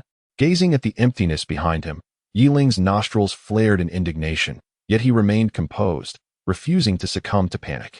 Instead, he grew even more resolute, as his soul power began to pulsate around him. In an instant, his martial spirit, the heartless sword, was firmly grasped in his hand, while 3 soul rings floated silently behind him, casting a faint glow amidst the oppressive shadows of the ancient woodland. Listening intently to the rustling sounds that drew ever closer, Yi Ling transitioned from holding the heartless sword with one hand to wielding it with both. And after waiting for what felt like an eternity without the appearance of the sword Douluo, he surmised his master's intentions. It seemed that his master was determined to have him undergo a genuine trial of combat. Yi Ling inhaled deeply, her gaze warily sweeping the surroundings. Come, reveal your true nature. Not far from her, atop an ancient tree, sword Douluo leaned against the trunk, seated at the treetop. The fluctuations of his soul power cloaked his presence, his eyes fixated on Yi Ling. One must endure the trials of real combat during their training. Let me witness the extent of my disciple's capabilities. Sword Douluo chuckled softly, his gaze shifting to the thicket before Yi Ling, where a faint glimmer of light flickered in his eyes. There, amidst the shadows of the foliage, he discerned a pair of crimson eyes. Douluo. Yi Ling swallowed hard, gazing into the shadowy thicket before him. His eyes widened suddenly, and the rustling sound that had been drawing nearer abruptly ceased, not due to the departure of whatever it was, but rather because the entity that had been approaching him now stood right before Yi Ling. Yi Ling narrowed her eyes warily, scrutinizing the colossal black soul beast that emerged slowly from the thicket. The creature was enveloped in an impenetrable shroud of darkness, revealing only a pair of crimson eyes. Numerous robust tentacles slithered from the inky fog, resembling an octopus that had just spewed ink in every direction. Yet, it was merely an illusion. For an octopus could not thrive on land unless it transcended to 100 levels and assumed a human form. As the massive soul beast gradually unveiled its entirety, it became evident that it was a gigantic vine, with the surrounding tentacles serving as its roots. The dark mist obscured its true visage, yet it allowed Yi Ling to ascertain its identity without hesitation. It was the nightmarish demon vine. Chapter 66, The First Combat. How could this be? Hadn't the nightmarish demon vine been long thought extinct? Yi Ling gazed in astonishment at the colossal soul beast before him. He had encountered descriptions of the nightmarish demon vine in a tome about ancient soul beasts while at the 7 Treasure Glazed Tile School, known for its bloodthirsty nature. It had been exterminated by a coalition of numerous soul beasts in the distant past. Yet, how could such a creature still manifest within the core of the Douluo forest? Were there no other soul beasts capable of hunting it down? Chirp, chirp, chirp. The blood-red eyes of the nightmarish demon vine fixated on Yi Ling, akin to a famished predator spotting its prey. Its massive tendrils intertwined, producing a peculiar sound. Legends spoke of the nightmarish demon vine expelling dark mist around its body only when gravely injured, utilizing it to mend its wounds. It seemed that this particular vine had not escaped the clutches of soul beast hunters unscathed. Rather, it had narrowly evaded their grasp. Yi Ling scrutinized the nightmarish demon vine before her, silently contemplating that this creature, with a cultivation of nearly 9,000 years, dared to venture into the core zone. This audacity serves as a testament to the validity of its ancient persecution. The nightmarish demon vine experiences 3 significant stages throughout its existence. During the centuries and millennia, it remains in its nascent phase, its strength comparable to that of a human soul master beneath the rank of Soul King. However, once it reaches the 10,000-year mark, its power will surge dramatically, akin to an infant human ascending to the realm of Soul Saint. The stage beyond that is even more formidable. Presently, this nightmarish demon vine, with its cultivation nearing 9,000 years, despite its grievous injuries, would find it rather effortless to contend with a soul master. Yiling gazed into its yearning eyes, perceiving the increasingly violent aura surrounding it. One could surmise that this nightmarish demon vine would prove exceedingly difficult to contend with.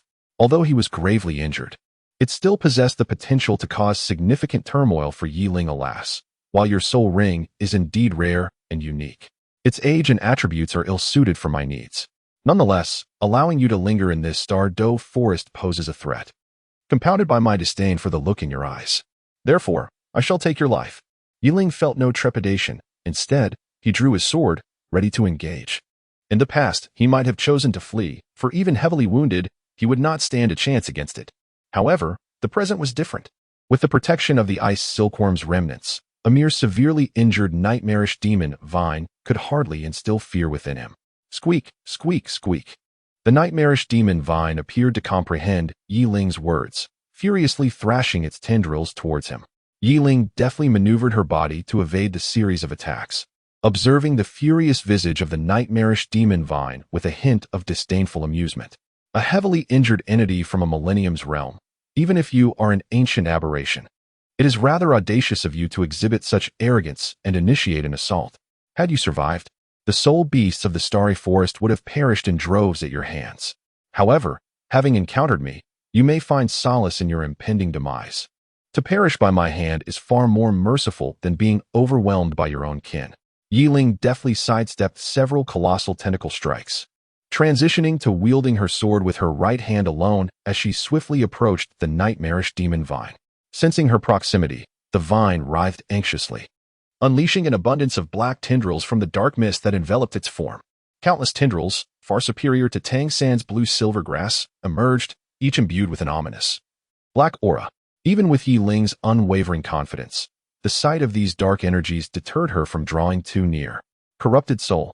Yiling deftly evaded a black vine that swung toward him, leaping to the side.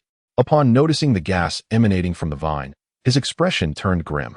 This noxious essence, the fluid of the nightmarish demon vine, served a regenerative purpose for itself. However, for other soul beasts or humans, it constituted an exceedingly perilous hallucinogenic poison. Any soul master beneath the rank of soul sage who merely came into contact with a single drop would succumb to an interminable nightmare, ultimately perishing in a state of putrid blood. He almost forgot that you possessed such a skill. Yiling observed the nightmarish vine, which continued to thrash about in an attempt to strike her. She refrained from approaching it any further, for within the range of its corrupting aura, although immediate poisoning was not a certainty, one would inevitably succumb to an illusory realm over time. The outcome would be akin to direct contact with the corrupting essence. Despite traversing the remnants of the ice silkworm, Yiling remained devoid of confidence in her ability to engage directly with it. She could not afford to gamble, for a single misstep could cost her dearly, her very life. Yiling squinted her eyes, wielding the emotionless sword in her right hand while using her martial soul to fend off the numerous vines that assailed her. The sheer volume of these tendrils made it impossible to break through in a single attempt, so Yiling remained vigilant, awaiting her moment. The nightmarish demon vine was already gravely injured. It could not endlessly unleash its vines without succumbing to exhaustion. Thus, Yiling bided her time. Screech. Frustrated by the continual evasion of this seemingly insignificant human, the nightmarish demon vine let out a furious roar. With this bellow, its entire form became enveloped in an even denser black mist, causing the surrounding vines to freeze in place. Gradually, the thick, dark essence began to seep into the vines, which, under this sinister influence, sprouted an array of densely packed black spikes, their tips displaying a sinister hue of black and crimson, unmistakably indicating their lethal toxicity. Yiling gazed at the nightmarish demon vine, which had abruptly ceased its assault, her eyes drifting toward the dark crimson spikes along its tendrils. Her expression gradually darkened. Had the nightmares driven this creature mad? Was it truly worth sacrificing its own decaying essence for the sake of a mere human? As the spikes fully enveloped the vine, the nightmarish demon vine stirred once more, its grotesque tendrils shrouded in a veil of black mist, lunging toward Yiling. In that moment, she cast aside her reservations and unleashed her third soul technique, Heart's Inquiry, combining it with her other two soul powers to strike at the nightmarish demon vine. Confronting an ancient aberration prepared to fight to the death, Yiling dared not underestimate her opponent. Within the domain of Heart's inquiry, she could amplify both her own attributes and those of her soul techniques, enabling her strength to surge to its zenith in an instant. With a resounding crash, two arcs of sword energy collided with the tendrils of the nightmarish demon vine, splattering a dark, enigmatic liquid. Simultaneously, Yiling's domain expanded outward, enveloping the vast form of the nightmarish demon vine within its grasp. Momentarily taken aback by this development, the creature quickly resumed its assault, lashing out with its tendrils toward Yiling. Damn it, even within my domain, it remains so formidable. Yiling's expression grew increasingly grim. The power of the ancient aberration indeed exceeded his expectations. As he beheld the spiked vines hurtling towards him, he deftly evaded them, yet was immediately met by another. And then another. In the instant the final vine descended, Yiling understood that evasion was no longer an option. Gazing at the encroaching spiked tendril, he resigned himself to confront it head-on. He raised the passionless sword and astonishingly began to execute the Tai Chi sword technique in reverse. Tai Chi sword technique, reversal. Yin-Yang sword. Chapter 67. Soul-snatching with rapid motions, Yiling wielded the passionless sword, tracing incredible arcs in the air, each arc imbued with an enigmatic aura, flowing as smoothly as an eel.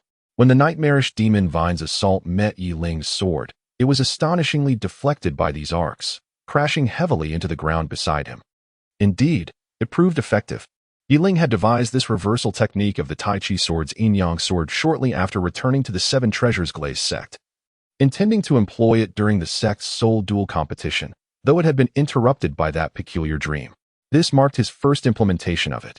The Yin-Yang sword of the Tai Chi sword technique was primarily offensive, embodying an unwavering brilliance, while this reversal technique transformed it into a defensive maneuver, akin to the path of heavy water, dissipating the opponent's force and altering the trajectory of their assault. Moreover, it only increased the soul power consumption in accordance with the damage it absorbed. Even against a titled Douluo, Yiling was confident that, with a single strike, he could utilize this skill to safeguard his life. However, the soul power expenditure was considerable. Just with one defense, he had depleted a tenth of his energy. It seemed that the physical assault of the nightmarish demon vine was quite formidable indeed. Yiling was somewhat taken aback.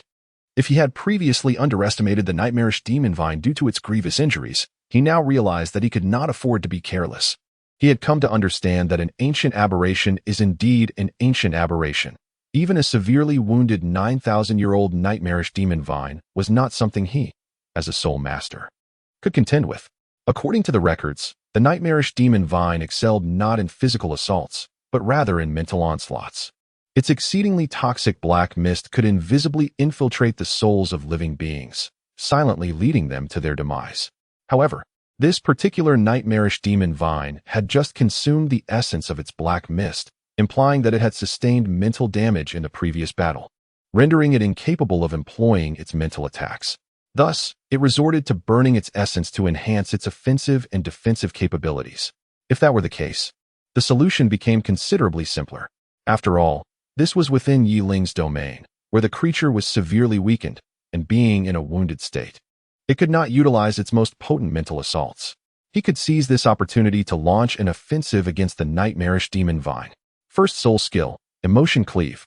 Under the amplification of his domain, the sword energy produced by his first soul skill was more than doubled compared to when released individually.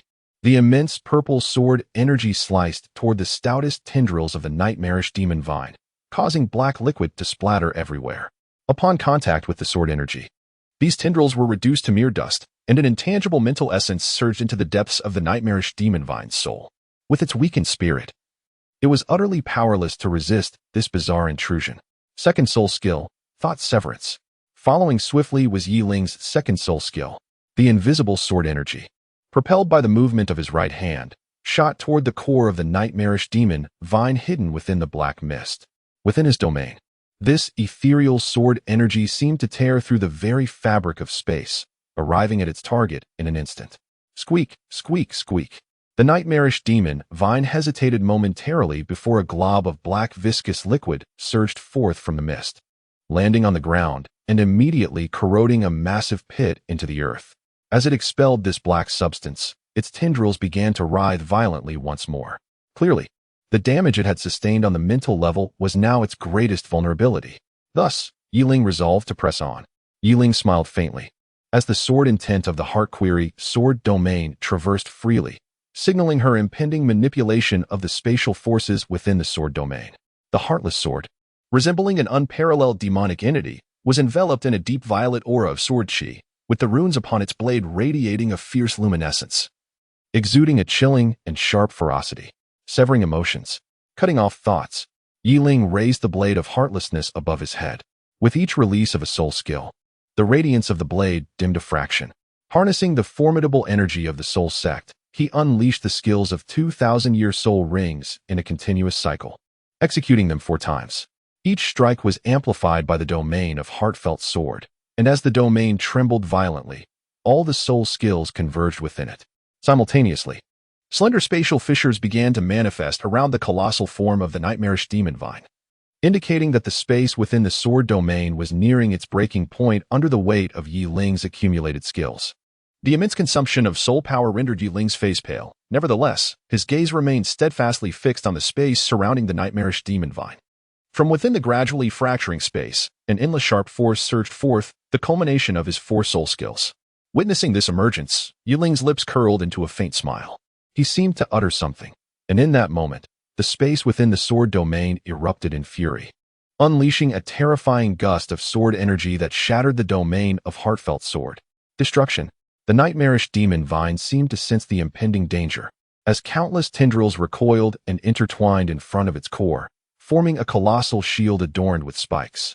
Yet, regardless of the thickness of this tendril shield, the combined sword energy sliced through it effortlessly, penetrating into the depths of the black mist, aimed directly at the crimson eyes at its center. A tremor coursed through the nightmarish demon vine, and it abruptly halted in motion, frozen in place. Moments later, the massive tendril shield surrounding it began to fall limply to the ground. The tremendous impact stirred up dust, obscuring Yiling's vision. Is it dead? This thought plagued Yiling's mind, for he could no longer sense the life force of the nightmarish demon vine.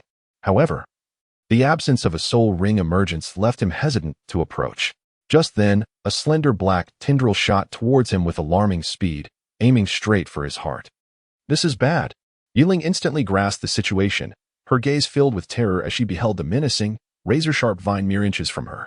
She even felt a prickling pain at her chest, as if her skin were on the verge of being pierced. This is bad. However, it was not Yiling who reacted first, but rather the sword Douluo perched on the treetops not far away. The moment Yiling unleashed that magnificent sword aura, he had grown vigilant, yet he never anticipated that his greatest fear would materialize. That slender vine was the nightmarish demon vine's ultimate soul-snatching tactic. A unique soul skill that inflicted 1,000 points of damage upon the enemy while causing 10,000 points of self-harm. It was the primary reason the myriad soul beasts dreaded the nightmarish demon vine. This fine tendril, released moments before its demise, guaranteed a breach of defenses, disregarding both soul power shields and physical barriers. Those struck would be instantly poisoned, their souls corroded in an instant. As the vine drew ever closer, Yiling's eyes widened in panic, but in the next moment, her alarm transformed into a stunned stillness, as if she had sensed something. The corners of her mouth lifted slightly, and she suddenly closed her eyes. Ding. Chapter 68. Silkworm Baby. Ding. The imagined pain that Yiling anticipated to course through her body did not manifest. Instead, a subtle sensation of itchiness unexpectedly emerged from her chest. Yiling gradually opened her eyes, seemingly exhaling a sigh of relief. Her gaze, filled with astonishment, scrutinized the layer of golden light that had unexpectedly manifested at her chest. The fabric of her clothing had been pierced by the dying retaliation of the nightmarish demon vine, creating a small hole through which a faint golden light emanated, effectively obstructing the slender black vine from advancing any further. As the attack was thwarted by the golden radiance, the tiny tendrils released by the nightmarish demon vine, in its final throes, became even more frenzied.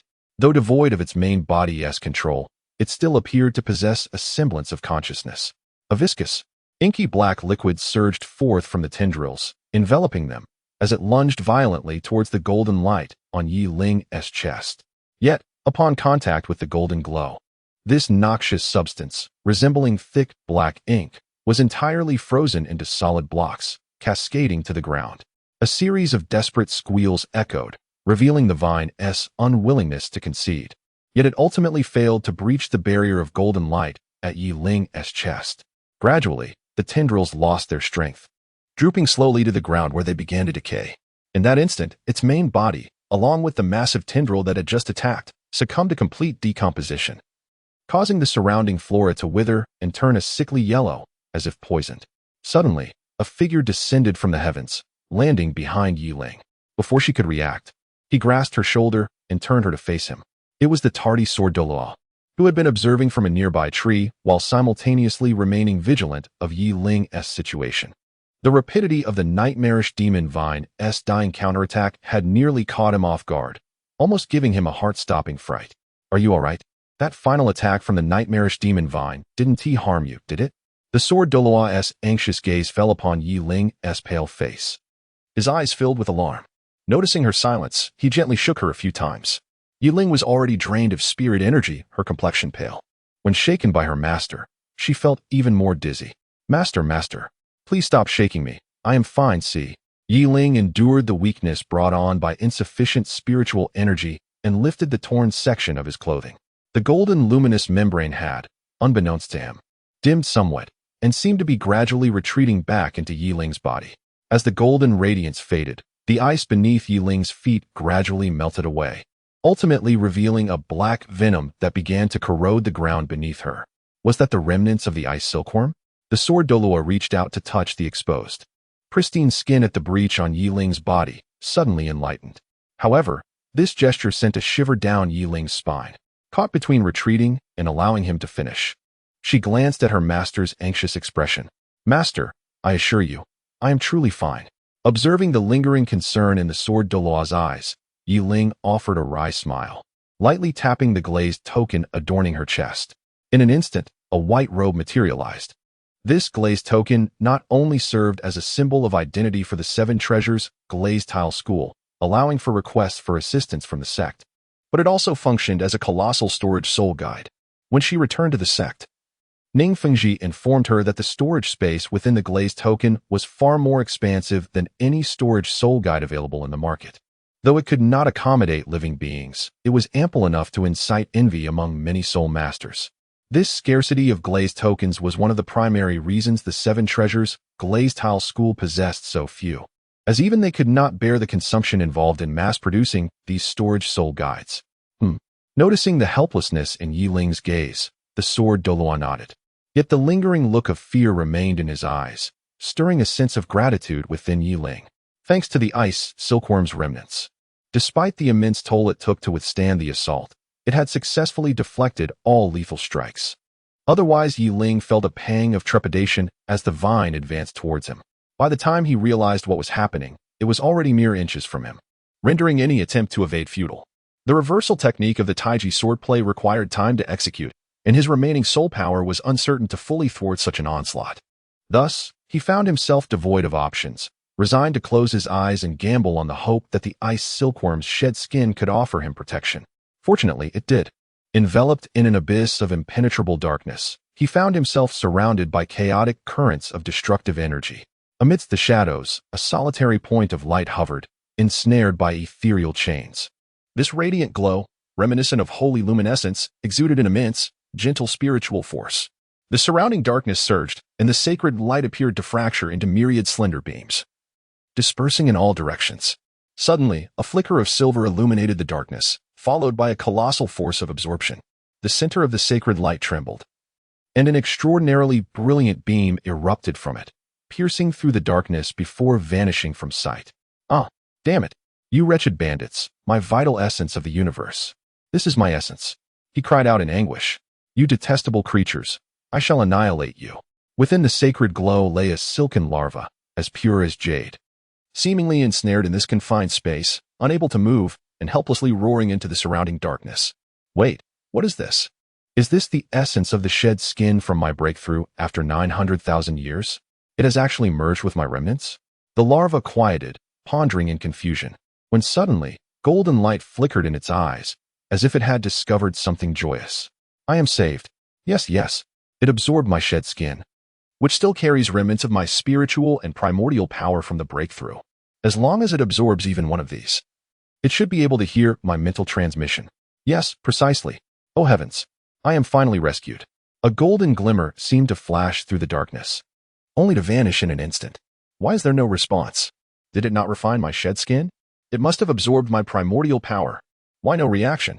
After a brief moment, the pure jade-like larva emitted a sound of confusion, soon followed by its gradually despairing cries, yet in this dark expanse, no one answered its lament. Oh heavens!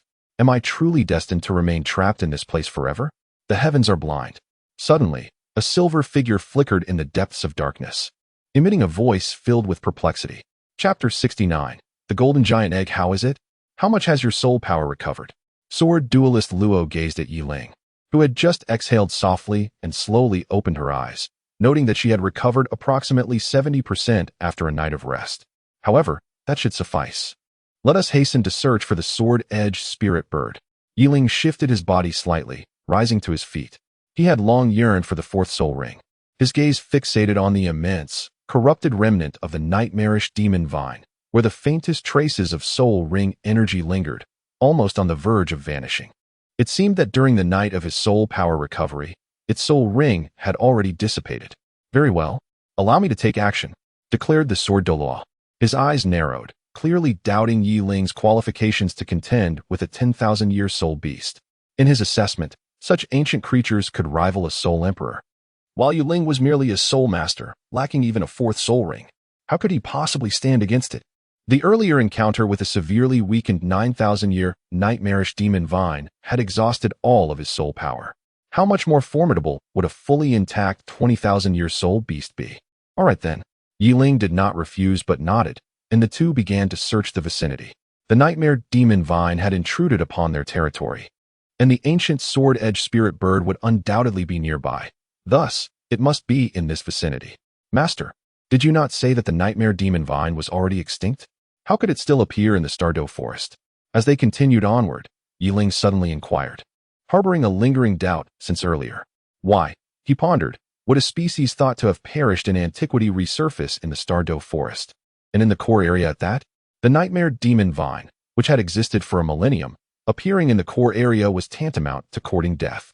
It was well known that if discovered by other spirit beasts, it would face relentless pursuit, even from 10,000-year spirit beasts. The mere fact that it had survived and emerged left Yi Ling utterly perplexed. Upon hearing Yi Ling's query, Sword Douluo also paused in contemplation. When he sensed the presence of the nightmare demon vine, he had perceived several other auras, but just as he intended to investigate further, those auras vanished inexplicably. Initially, he assumed it was a mere illusion. However, prompted by Yi Ling's question, he too sensed something peculiar. Never mind. Our objective is to assist you in hunting the spirit beast necessary for your fourth spirit ring. We can ponder these matters upon our return. Observing Sword Douluo relinquishing his thoughts, Yi Ling nodded in resignation. Rather than waste time here, it would be more prudent to locate the fourth spirit ring first. All right. Perhaps I was overthinking it. Seeing Yi Ling no longer troubled, Sword Douluo refrained from further discussion and turned to continue onward. Navigating through the dense primordial forest, Sword Douluo and Yi Ling arrived at a clearing strewn with towering piles of rocks, devoid of any trees, as if deliberately uprooted by some spirit beast. Master, look. Suddenly, Yi Ling's gaze fell upon the summit of the rocky hill, eliciting an exclamation of surprise. Following Yi Ling's gaze, Sword Douluo observed a massive nest atop the rocky hill. Unlike the nests of smaller birds, this one was colossal, capable of accommodating a dozen or more individuals. Upon seeing this, Sword Douluo smiled, recognizing that this was indeed the dwelling place of the spirit beast they sought. This enormous nest belonged to the 2,000-year-old sword-edged spirit bird. It seems it has indeed ventured out, likely to pursue the severely injured nightmare demon vine. Sword Douluo remarked with a chuckle. Master, please keep watch for me. I shall ascend to take a look. Yi Ling paid no heed to his master's words. His gaze was fixated on a glimmer of golden light emanating from the nest. The moment he discerned that golden glow, his harmonious flower martial soul quivered faintly, igniting a spark of curiosity within him about the contents of the nest. With a few agile leaps, he navigated through the scattered rocks, finding a suitable path, and ascended towards the bird's nest atop the rocky outcrop. Hey, you rascal, what are you doing? What if the sword-winged spirit bird suddenly returns? The Sword Douluo exclaimed helplessly. However, observing Yi Ling's fervent demeanor, he refrained from further admonitions. Instead, he summoned his martial soul, the seven-killing sword, and stood upon the blade, soaring into the sky. 9 soul rings materialized in succession around him, swirling in a protective formation. His sole purpose was to ensure that Yiling would not be caught off guard by a sudden assault from the returning sword-winged spirit bird. Why am I in such a hurry to climb when I could simply fly up? Yiling also noticed the sword Douluo hovering in the air behind him, and his expression darkened in silence. Nevertheless, this did not deter his progress. With a series of agile leaps, he darted among the rocks like a monkey thriving in the wilderness. At that moment, the sword Douluo's gaze was drawn to the enormous nest in the sky, captivated by the golden light emanating from within. It instilled a sense of foreboding within him, a tremor that resonated from his very soul. In the brief moment of his distraction, Yiling reached the edge of the nest. Instantly, his eyes were fixated on a single object within, the colossal golden egg, occupying nearly 2/3 of the nest's space. Upon beholding this egg, Yiling's mind raced to the possibility of it being laid by the sword-edged spirit bird.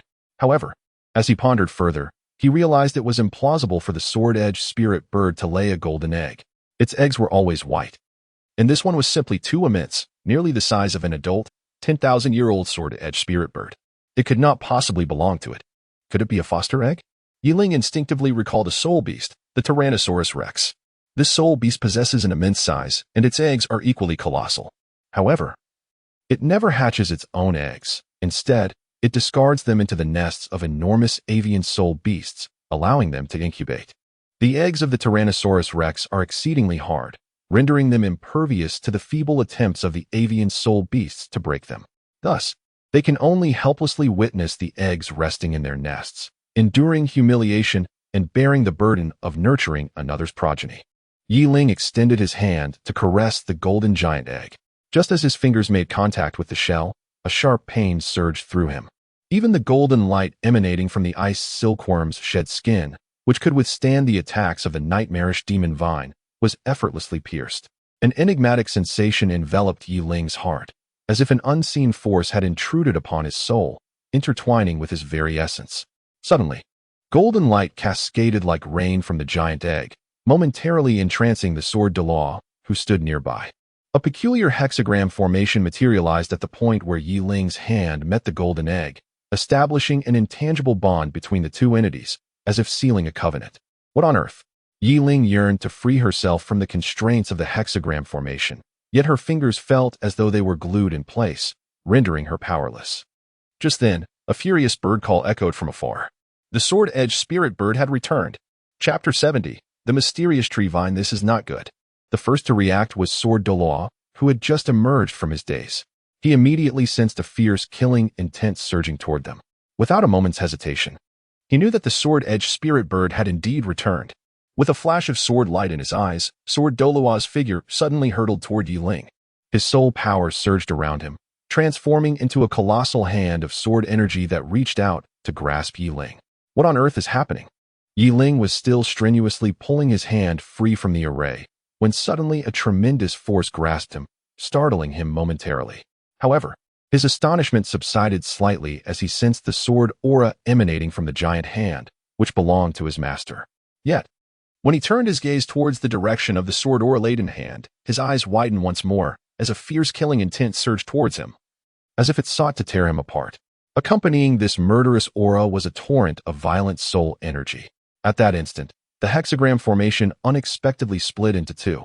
One part merged into the golden egg, while the other surged into the palm of Yiling.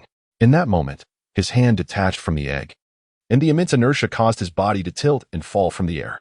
Fortunately, behind him was the giant hand sculpted from sword energy by the sword Douluo, and his body landed upon that colossal sword hand, which gently lowered him to the ground. Was the sword spirit bird returning? Yiling felt a chill creeping down her back as she gazed at the distant, gradually enlarging black, the master of this lair, the sword-edged spirit bird, with its 2 millennia of cultivation. You little rascal, quickly step aside. This sword-edged spirit bird is not a foe you can contend with. The figure of Sword Douluo slowly descended upon Yiling, observing her with a hint of puzzlement. The golden light she had just summoned seemed to have momentarily entranced even him. Upon noticing the solemn expression on Sword Douluo's face, Yiling quickly assessed her remaining soul power and wasted no time in retreating to the side. Caw! A piercing bird call echoed, laden with palpable malice. A massive azure avian, its feathers sharp as blades, swooped down, its claws resembling deadly hooks, aimed directly at Sword Douluo. Beast. Sword Douluo's brow furrowed as he witnessed the creature's advance. An expression of cold indifference and murderous intent flickered in his eyes. The seven-killing sword began to revolve slightly around him, emanating a chilling sharpness, as a surge of sword energy materialized, slicing towards the sword-edge spirit bird. Caw! Realizing it had provoked a foe far beyond its means, the sword-edge spirit bird let out a frantic cry, a fleeting desire to flee igniting within it. However, as its gaze fell upon the golden giant egg nestled within the lair, determination surged back into its eyes. It extended its claws, bracing to meet the oncoming sword energy unleashed by Sword Douluo. With a resounding clash, the sword energy struck the avian's talons, leaving merely a white mark. Yet the overwhelming force sent the creature soaring through the air. Caw! Rather than retreating, the sword-edge spirit bird, its gaze unwavering, charged back towards Sword Douluo, intent on continuing its assault. Caw, caw, caw. As it approached within 100 meters of Sword Douluo, the bird suddenly halted, its wings unfurling dramatically. A glimmer of azure light flashing in its eyes as it unleashed an enraged cry. In the wake of that cry, its razor-sharp feathers began to shed. Propelled by a colossal surge of soul power towards Sword Douluo. Faced with the onslaught of the overwhelming azure feathers, Sword Douluo found himself with no option for evasion. His only recourse to raise his sword in defense. Humph! A cold snort escaped Sword Douluo's lips as the third soul ring among the 9 behind him ignited brilliantly. With a flourish of the 7-killing sword, an invisible wave emerged around him, and just as the feathers were about to descend upon him, an intangible barrier materialized, repelling them entirely. Unexpectedly, you do not flee. This thought coursed through Sword Douluo's mind. Logically, soul beasts exceeding the 10,000-year threshold should be able to discern the aura of a tidal Douluo. Yet, this sword-edged spirit bird, fully aware of his presence, chose to engage in a fierce struggle, leaving him perplexed. Could it be due to that golden giant egg? The Sword Douluo discerned that the gaze of the sword spirit bird occasionally flickered towards the golden giant egg nestled in its nest, seemingly filled with trepidation. Since you refuse to depart, you shall meet your demise. The Sword Douluo did not dwell on unnecessary thoughts. Rather, he had previously harbored concerns that the sword spirit bird might flee. If it chose to escape within the heart of the Star Doe forest, he would not dare pursue it directly. Yet, it appeared that the sword spirit bird would not take flight, aligning perfectly with his intentions. Kill. Without the flamboyance of elaborate soul skills, the Sword Douluo's most formidable assault was his sword, rather than any soul technique. He raised the 7-killing sword high and unleashed a terrifying sword aura towards the sword spirit bird, which lingered in the air. The attributes of the 7-killing sword were solely those of slaughter and sharpness, rendering this already exquisite blade even more fearsome. This casual attack, imbued with a palpable murderous intent, left the sword spirit bird paralyzed in the air, unable to move. With a slicing sound, the sword aura passed through the sword spirit bird's body, vanishing into the horizon. Its azure eyes gradually dimmed, heralding the impending end of its life. Yi Ling. The Sword Douluo suddenly called out, and Yi Ling responded almost instantaneously, unleashing the martial soul, the heartless sword, to strike at the waning life force of the sword spirit bird. The Taiji sword technique, Yin Yang sword.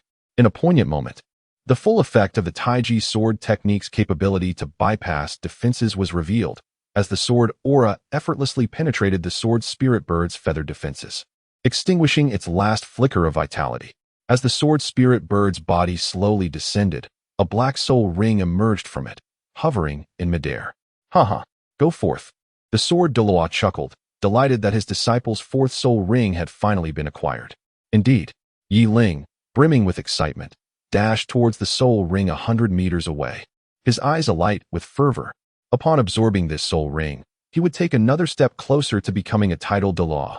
The Sword Douluo, observing Yi Ling's exuberance, merely smiled, his gaze gradually shifting towards the golden egg nestled in their lair, curiosity flickering in his eyes, just as he intended to lift it with his soul power. An ominous aura, one that even he found exceedingly perilous, surged from the distance. With a swift hiss, a verdant vine shot towards them at a speed surpassing even the Sword Douluo's utmost efforts, its lethal intent focused solely on him, who was hovering beside the golden egg. In an instant, the vine struck the Sword Douluo's chest, causing him to spit blood and be hurled hundreds of meters away. This soul power? 100,000-Year Soul Beast. Chapter 71. The Veil of Star Do Forest Master.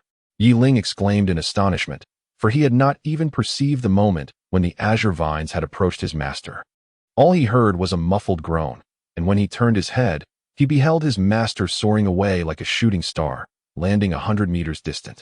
He heard a chilling chuckle emanate from afar as the azure vines surged forth from all directions, enveloping the golden giant egg nestled in the nest before swiftly retracting. In that instant, the voice vanished, as if it had never existed. Coughing, from a distance, Sword Douluo gradually rose from the rubble. The excruciating pain in his chest made him acutely aware that several of his ribs were undoubtedly broken. Master. Yi Ling swiftly relinquished her attempt to absorb the soul ring of the sword bird and hurried to the side of Sword Douluo. Her gaze filled with concern as she noticed the faint trace of blood at the corner of his mouth. Master, what transpired? Yi Ling inquired anxiously. It is nothing. Merely a few broken ribs and some minor injuries, Sword Douluo replied, his face ashen as he gazed into the depths of the Star Do forest. He admitted that his attention had been captivated by the golden giant egg, causing him to become distracted and ultimately fall victim to the creature's attack. The assault, he mused, seemed intended solely as a warning, and had he not been so careless, it might not have struck him at all. The soul beast that had attacked, based on his assessment, would not necessarily have been his match in a direct confrontation. That vine. Observing Sword Douluo's disheveled state, Yi Ling cast a deep glance towards the retreating vine, realizing that they had indeed provoked something they should not have. After all, they were at the very heart of the Star Do forest, a true forbidden zone of life. And the entity that had just struck was undoubtedly a soul beast of at least 100,000 years or more. Its target must have solely been that golden egg. It has likely departed now. You must proceed to absorb the soul ring without concern for me. Sword Douluo's spiritual energy extended outward, and upon detecting no further disturbances, he urged Yi Ling to act. He casually wiped the blood from his mouth, seated himself cross-legged, and began to meditate in order to recuperate from his injuries. Master, she exclaimed, a sigh escaping her lips. Yi Ling appeared to have something to express, yet upon noticing that the sword-fighting soul master had already entered a state of meditation, she could only stifle her words. With a sigh, she hurriedly approached the soul rings of the sword spirit bird. What, pray tell, is that golden egg? And could that azure vine be? Yi Ling sat cross-legged beside the corpse of the sword-edged spirit bird, a dark soul ring hovering above it. This was something Yi Ling had long yearned for. Yet now he found himself devoid of the desire to absorb it. Alas, he wished to hasten the absorption and depart from this perilous location. Yi Ling shook his head and redirected his gaze to the pitch-black soul ring. What kind of soul abilities could a soul ring with a 20,000-year limit bestow upon him? The Sword of Despair. A violet long sword erupted from the palm of his right hand, emanating an immense force of devouring power. The black soul ring of the sword-feathered spirit trembled violently, as if sensing some formidable entity. With a hum, the sword's body of despair subtly shifted, causing the runes inscribed upon it to glow brilliantly. Simultaneously, the black soul ring of the sword-feathered spirit quivered slightly, seemingly compelled to relinquish its struggle, transforming into a stream of light that merged with the sword of despair. In that moment, Yi Ling entered a state of deep meditation. As the soul ring integrated into the sword of despair, Yi Ling's brow furrowed, indicating he was grappling with intense pain. The first 10,000-year soul ring was precisely that. Yet this second one had escalated directly to 20,000 years. Fortunately, his body had been significantly enhanced by the second martial soul, or else this ordeal would have been beyond his endurance. Though the ferocious energy relentlessly surged through his meridians, it remained within the threshold of what he could withstand. Apart from enduring immense suffering, the absorption of this soul ring posed no mortal danger. Just as Yi Ling prepared to assimilate this fierce energy into the sword of despair, his second martial soul, the harmonizing flower, made a timely appearance. It seemed to have regained its vibrancy, exuding an air of mystery once more. After consuming the 9 primordial forces within the cocoon of the celestial dream ice silkworm, it appeared to have recovered from the side effects of that encounter, even appearing more sinister than before. With a hum, the harmonizing flower unfurled. Its 9 petals began to oscillate in a rhythmic pattern, leaving behind dark traces of torn space. Hovering above Yi Ling's head, as if gestating something extraordinary. Is it about to commence again? Yi Ling's consciousness remained deeply rooted within his soul, while his mental prowess allowed him to perceive the external world. Above him, the He Dao flower floated serenely, from which a layer of purplish dust, reminiscent of pollen, descended. The moment this violet dust made contact with his body, it vanished as if it were merging with his very being. He had encountered this phenomenon when absorbing his third soul ring, albeit to a lesser extent. As the dust integrated into Yi Ling's body, an excruciating pain surged from the depths of his soul, akin to the sensation of his spirit being violently torn apart. This agony far surpassed the physical torment he currently endured, compelling him to grit his teeth and howl in anguish. Damn it, why does it still hurt so much? Beast God. In the pitch-black expanse, a flicker of green light appeared, as a gaunt, elongated figure materialized, bowing respectfully before a towering man seated amidst the darkness. Is the task accomplished? The man in the shadows spoke, his tone imbued with commanding authority, reminiscent of a sovereign ruler. It is done, but... The frail figure hesitated before continuing. While retrieving the egg, I encountered two humans, one of whom appeared to be a titled Douluo. The sword-wielding spirit bird guarding the egg was vanquished by him. The dark figure stirred, his voice rising in intensity, laced with palpable fury, as an overwhelming aura of darkness emanated from him, pervading the surroundings. Were it not for the fact that the core forces of the Douluo forest are presently in seclusion. How dare a mere titled Douluo enter the core area and slay my kin? What of the egg? The man in the shadows turned, his gaze fixating on the frail figure, displaying greater concern for the egg's safety than for the human titled Douluo. The egg is unharmed, the frail man replied nervously, trembling slightly under the weight of the oppressive dark energy. That is good. Place it at the core spring and await its hatching. With those words, the dark figure gradually faded from view, as if merging into the boundless darkness. Yes, the frail man responded respectfully, his form transforming into a streak of green light that vanished into the depths of the shadows. Humans, there remains a millennium. Once we have absorbed the essence of that wretched creature, you shall await your penance. Chapter 72. Speculations on the 100,000-year soul ring in the heart of the Douluo forest. A youth clad in white robes sat cross-legged, a 9-petaled purple flower hovering above him, its radiance illuminating his long, elegant locks with an air of nobility. Beside him sat a middle-aged man with white hair, his chiseled brows furrowed with concern as he gazed anxiously at the young man. They were none other than the sword Douluo and his disciple, Yi Ling, who had ventured into the Douluo forest to hunt soul beasts. It has been 3 days. Why has he still not awakened? The sword Douluo, with a worried gaze, paced anxiously around the meeting, occasionally glancing at Yi Ling, who sat cross-legged, his expression tinged with urgency. Surrounding them were the lifeless bodies of various soul beasts, and the once picturesque primitive forest had been flattened. The air was thick with the sword aura emanating from the sword Douluo. This chaos ensued during Yi Ling's days of absorbing the soul ring, as soul beasts vied for territory. The sword-fanged spirit bird had been slain by the sword Douluo, leaving its territory unclaimed, and the nearby soul beasts, ravenous for this prime land, seized the opportunity. Little did they know that the sword Douluo, a harbinger of death, was present. Having harbored anger from the previous ambush by the mysterious azure vines, the sword Douluo was primed for vengeance. And when this hapless group of soul beasts dared to encroach upon his territory, the outcome was inevitable. They lay scattered across the open ground, limbs askew, the metallic scent of blood wafting through the air, reaching even a mile away. Ahem! At long last, after days of absorbing the soul ring, Yi Ling finally stirred. His tightly closed eyes quivered, as if signaling an awakening. As the tremors of his eyelids intensified, the harmonious flower above his head began to retract its violet radiance, gently descending into his palm, vanishing from sight. Master. As Yi Ling opened her eyes, the first sight that greeted her was that of Jian Douluo. Overwhelmed with joy, she exclaimed, Yi Ling, how are you? How could the absorption of the soul ring take 3 days? Jian Douluo inquired anxiously, his eyes reflecting both delight and a hint of concern. Typically, it would take no more than a day for a soul master to absorb a soul ring. Yet Yi Ling had taken an entire 3 days, which raised his worries about whether she had encountered any dangers during the process. Master, I am fine. But what about you? Are you all right? Noticing the worry in her master's eyes, a wave of warmth surged within Yi Ling. However, her expression suddenly darkened, as if recalling something troubling, and she looked at him with concern. It is no longer a problem.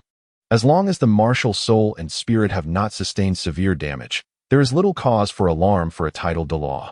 A few broken ribs are nothing. Such injuries can be healed in a day. Jian Douluo replied with a smile, clearly relishing the concern his disciple showed for him. his gaze growing increasingly satisfied. By the way, what about your fourth soul ring? Douluo suddenly recalled, his tone urgent. Oh, the absorption of the fourth soul ring is complete. Master, look. Ling extended his right hand, channeling his soul power, and the emotionless sword materialized before him, accompanied by a series of soul rings, for in total, 2 purple and 2 black. Such a configuration of soul rings would be deemed utterly impossible in the eyes of ordinary people, yet it manifested on Ling's form. Under the radiant glow of the 4 rings, his physique appeared to elongate further, presenting an image that belied his 13 years, resembling instead a strikingly handsome young man of maturity. At this moment, the sword Douluo finally noticed that his disciple seemed to have gained a bit more height, almost matching his own stature. The white robe he wore now appeared somewhat ill-fitting, prompting the sword Douluo to consider it was high time to procure new garments for his apprentice. I cannot fathom the reason. It feels as though my body has undergone significant transformation after absorbing the 10,000-year soul ring, not merely in height but in other aspects as well. Ling, somewhat unaccustomed, swung her fist, leaving a fleeting shadow in the air. This seemingly casual strike caused the soul power in the surrounding atmosphere to tremble slightly. The sword Douluo, standing nearby, widened his eyes in astonishment. Such speed and strength, he exclaimed. Ling's recent punch he could effortlessly replicate, but only after his breakthrough to Soul Sage. Yet, Ling was merely a soul master. Did this mean her strength, speed, and even physical prowess had already reached the level of a soul sage? I cannot fathom why. It appears that this recent absorption of the soul ring differs from the previous ones. Previously, the enhancement to my physique was merely quantitative, but this time it seems to represent a qualitative leap. Ling, filled with a sense of bewilderment, felt the vigor coursing through her body. Unconsciously, she threw a few punches, which stirred a gentle ripple of soul power around her. How astonishing! My disciple, I dare assert that your physical endurance has undoubtedly reached the level of a soul sage. It is truly remarkable. The sword Douluo suddenly grasped Ling's shoulders with fervor, his eyes shimmering with unparalleled delight. Master, what has come over you? Is it merely the strength and speed of a soul sage? Ling was somewhat perplexed. In his understanding, the soul sect possessed several individuals with the physical prowess of a soul saint, such as Tang San during his time in the sect, whose mental strength had reached the level of a soul saint or even higher. Then there was Hui Yuhao, whose capabilities seemed almost extraordinary. Comparatively, he felt that he did not appear particularly remarkable. What kind of expression is that? Do you understand what this signifies? Upon witnessing Ling's seemingly unimpressive demeanor, the sword Douluo, who had just felt gratified to have such a concerned disciple, suddenly turned hostile and slapped Ling on the head. Ouch! Master, why are you hitting me? What do you mean by that? Ling was struck across the face, looking bewildered and aggrieved as she gazed at the sword Douluo. This signifies that once you reach the soul sage level, you will be able to absorb 100,000-year spirit ring. Ha! The sword Douluo laughed exuberantly, envisioning the glory he could boast about when his disciple attained the soul sage rank and absorbed a spirit ring of such remarkable age. 100,000-year spirit ring? Ling's eyelids twitched slightly. It seemed that his master held him in high esteem. 100,000-year soul ring, while easily said, poses the question of where one might hunt for such a creature. Presently, in the Douluo forest, only the Titan giant ape and the sky blue bull python remain as the sole 100,000-year soul beasts outside. Setting aside the concern of whether he could defeat them as a soul sage, the mere fact that they are friends of Xiao Wu raises a moral dilemma regarding the act of killing. Indeed, 100,000-year soul ring. A soul sage could absorb such a ring, and upon reaching the rank of title Douluo, one could possess 3 such rings. How magnificent, how imposing! Douluo gazed with longing, envisioning his disciple as an unparalleled powerhouse, dominating all forces on the Douluo continent. Master, let us not indulge in fantasies. We should return first. Chapter 73. Return, little brat. Do you believe my words to be unfounded? Do you not harbor any thoughts regarding the 100,000-year soul ring? In the sky, Douluo carried Ling upon his sword, his gaze occasionally drifting toward Ling. Upon observing the expression on his face, he could not help but exclaim in anger. Faced with the furious Douluo, Ling could only shake his head in exasperation and express his true feelings. Master, let us be practical here. Regarding this 100,000-year soul ring, consider this. Where am I to find a 100,000-year soul beast? Furthermore, even if I do find one, there is no guarantee I could defeat it. Would it truly be wise to venture far, and ultimately offer a mere morsel to others? This predicament left Douluo in a quandary. The seven-treasure glazed tile school possessed only 2 titled Douluos, while the spirit hall could dispatch 3 or 4 at any moment and still not secure a kill. It seemed that Yi Ling's reasoning held merit. He had indeed underestimated the difficulty of hunting a 100,000-year soul beast. Watching Douluo's perspective begin to shift, Yi Ling smiled. "See, master, my reasoning is quite sound. Is it not?" After a moment of contemplation, Douluo realized that Yi Ling's argument was surprisingly cogent, almost swaying his resolve. However, he remained steadfast in his desire for Yi Ling to acquire a 100,000-year soul ring. "Well, you may possess a point. Very well. Manage your own soul rings as you see fit. Nevertheless, my minimum requirement remains. You must secure at least 100,000-year soul ring." Yi Ling, "Very well. Let us not dwell on that any longer. Regardless, you remain quite distant from your objective. With the recent acquisition of the 4th soul ring, you have indeed gained a commendable ability. Are you prepared to return to Shrek Academy at this moment?" The sword Douluo inquired suddenly. After all, tomorrow marks the commencement of the 2nd phase of training as scheduled by Dean Flander. Yi Ling calculated the time he had squandered over the past few days. There remained but a single day before he would lead his team to the Soto City for the tournament. It was indeed time for him to return. As for Ning Rongrong, well, I believe she departed 3 days prior. There is no need for you to worry. Douluo seemed to discern Yi Ling's thoughts and smiled at him, increasing the speed of his sword as they soared towards Soto City. Yi Ling gazed at the sword Douluo, departing on his blade, gradually turning away and making her way towards the small village where Shrek Academy resided. Before long, she arrived at the academy, and through a dilapidated wooden door, she beheld the scene of her peers engaged in a sparring session with Teacher Zhao. Among them, Ning Rongrong was also participating in the confrontation against Zhao. The once resplendent 7-treasure glazed tile now faintly emanated a 9-colored luminescence, a testament to the influence of the glazed 9 illusions heart.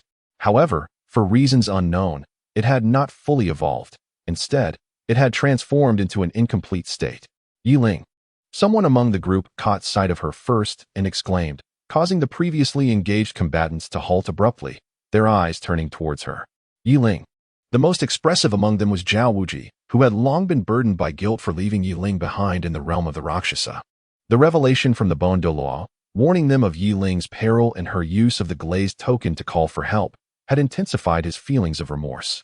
Now, witnessing her unharmed and even brimming with vitality, he was nearly overcome with emotion. "Teacher Zhao, I am truly sorry for causing you and Dean Flander concern." Upon seeing the complex emotions in Zhao Wuji's eyes, Yi Ling felt a surge of warmth within her heart. The sensation of being cared for and missed by others was indeed a delightful experience. "Yi Ling, there is no need for such apologies. It is I who should express regret for leaving you alone in such circumstances. However, now that I see you are safe, I am at ease. Welcome home." Even a man as rugged as Zhao Wuji could not help but wipe a tear from the corner of his eye. Though it was but a fleeting moment before he regained his stern demeanor. He then bellowed at the smiling group. "What are you all staring at? Resume your training. And you, Yi Ling, join us as well." "Yes, Teacher Zhao." Yi Ling's lips curled slightly as a gentle breeze brushed past, lifting his long hair. And in that fleeting moment, the crowd discerned a hint of softness in his countenance, accentuated by his sparkling eyes. "Welcome back. Welcome back." Flinder and Yu Xiaojing stood not far away, their earlier concerns gradually dissipating, replaced by a flicker of relief and joy at Yi Ling's return. What an impressive young soul master. He must have surpassed the 40th rank by now, probably around the 42nd level, Yu Xiaojing remarked, his gaze tracking Yi Ling as he joined Dai Mubai's team and began his training, a look of satisfaction crossing his features. "Is that all?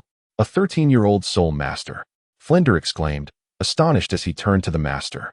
The sword reigns supreme among weapons, the epitome of a killing king, the pinnacle of the ultimate path. He has chosen to pursue excellence, and thus, this is what he ought to achieve. The master's eyes glimmered with reminiscence, recalling a few days into their enrollment when a young lad had earnestly proclaimed his ambition to pursue that so-called ultimate path. "Ha ha, that sounds just like him." Flinder suddenly chuckled. "Ah, how beautiful ideals can be, yet no one has ever traversed the entirety of this ultimate path, not even his master. Nor that fellow from the Elder Hall." The master's gaze deepened, his words leaving Flinder somewhat perplexed, unsure of how to respond. Outside Shrek Academy. "How is your 4th soul ring?"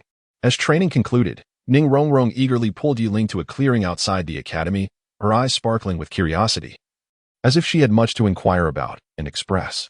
It went splendidly, look. With a gentle smile at her evident concern, Yiling released his martial soul, revealing 4 soul rings that shimmered before Ning Rongrong. Indeed, you are truly my brother, a 13-year-old soul master. How can I, as your sister, ever hold my own against you in the future? Ning Rongrong's words seemed to carry a playful self-deprecation. Yet Yiling perceived a profound sense of uncertainty and fear hidden deep within her eyes, akin to disappointment. Sister Rongrong. Yiling attempted to offer comfort, but Ning Rongrong waved her hand, interrupting him. This time, my father bestowed upon me the Liuli 9 Illusions heart, entrusting me with the hopes of our sect. Yet I have failed to meet their expectations. She squatted down, the sorrow she had long suppressed suddenly surging forth, her arms tightly encircling her knees. Sister Rongrong. Yiling approached and squatted beside her, concern flickering in his eyes. Do you know? When father learned of the outcome, I could see the disappointment in his eyes. Yet, it was I, Ning Rongrong, who succumbed to tears. For the past few days, she had feigned a calm demeanor within the sect, but upon seeing Yiling, her composure shattered, and her emotions erupted. Witnessing Ning Rongrong in such distress, Yiling, somewhat at a loss, gently placed her hand atop Rongrong's head. Rongrong. This marked the first occasion for Yiling to rest her hand on a girl's head. She had heard it was a comforting gesture, softly stroking the hair, a motion that seemed to be called caressing. Yiling, I truly did my utmost, yet despite employing the Liuli 9 Illusions heart, I was unable to evolve the 7-treasure glazed tile into the 9-treasure glazed tile. I genuinely tried. Ning Rongrong buried her face in her knees, her petite form trembling slightly from her quiet sobs. Confusion, disappointment, and a sense of injustice swirled within her heart, emotions that seemed to have been buried for an eternity, now culminating in an explosive release. Sigh. Sister Rongrong. It's all right. There are various ways to facilitate the evolution of the 7-treasure glazed tile. Trust me, I will help you succeed. Yiling whispered softly, his eyes shimmering with brilliance. Besides the Liuli 9 Illusions heart, there existed another object capable of aiding the evolution of the 7-treasure glazed tile pagoda, and he just so happened to know its whereabouts. Is that true? Ning Rongrong inquired with a hint of skepticism. Throughout her life, she had felt that her younger brother possessed far broader knowledge than she did. Perhaps he truly held the secret to enabling the 7-treasure glazed tile pagoda to evolve once more. Indeed, Yiling affirmed with a nod. Very well. I shall place my trust in you this once, Ning Rongrong said, wiping the corner of her eye and rising with a smile. Though this hope seemed exceedingly faint, she chose to believe in Yiling, convinced that his words held truth. Let us depart. We must return and prepare ourselves. Tomorrow we shall head to the Soto Great Soul Arena. Observing Ning Rongrong's spirits lifting, Yiling gently smiled, taking her hand without waiting for a response. Together, they walked side by side towards Shrek Academy. The following day, the group from Shrek Academy arrived at the Soto Great Soul Arena, located in the heart of Soto City and renowned as the largest arena in the Barak Kingdom. Even from the outside, it appeared remarkably grand. The entrance to the Soto Great Soul Arena was a colossal metallic passage, heavily guarded. Several attendants stood at the doorway, and from the registry they held, it seemed they were responsible for checking in those attending to witness the soul battles. Yiling and his companions approached at a leisurely pace. Excuse me, is this where one registers for participation? Yiling stepped forward from the crowd and inquired of the registration attendant. Yes, please take my name. We offer one-on-one duels, 2-on-2 team matches, and 7-on-7 battles, as well as life and death contests and gambling fights. The entry fee is 10 gold coins per person. Which type do you prefer? The attendant displayed little emotional reaction, not even lifting her head, one hand holding the register while the other poised with a pen, seemingly accustomed to the routine. We shall partake in all 3 of the former. Yiling was prepared to solicit the opinions of those around him. However, upon observing their indifferent expressions, he realized the futility of his endeavor. Turning to the etiquette lady, he inquired, "Must we?" The etiquette lady appeared somewhat taken aback, raising her head to behold the group led by Yiling. Her gaze fell upon him, and her cheeks flushed suddenly. What a handsome young man. Even I feel a flutter of attraction. The previously impassive etiquette lady, upon seeing Yiling before her, surprisingly broke into a rare smile, her cheeks adorned with a hint of a lovely crimson hue. Is this your first time here? In light of such a charming young gentleman, allow me to elaborate on the specific rules before you make your choice, she said with a smile, inciting a stir among the other attendees who had come to register. Thank you, miss. Yi Ling felt a touch of embarrassment, even with his thick skin. Being teased in front of so many people caused a faint blush to rise upon his cheeks. Allow me to explain. There are two methods to register for the Soto Great Soul Arena. If you enroll here for a team or group competition, you will only be able to compete in team events and cannot participate individually.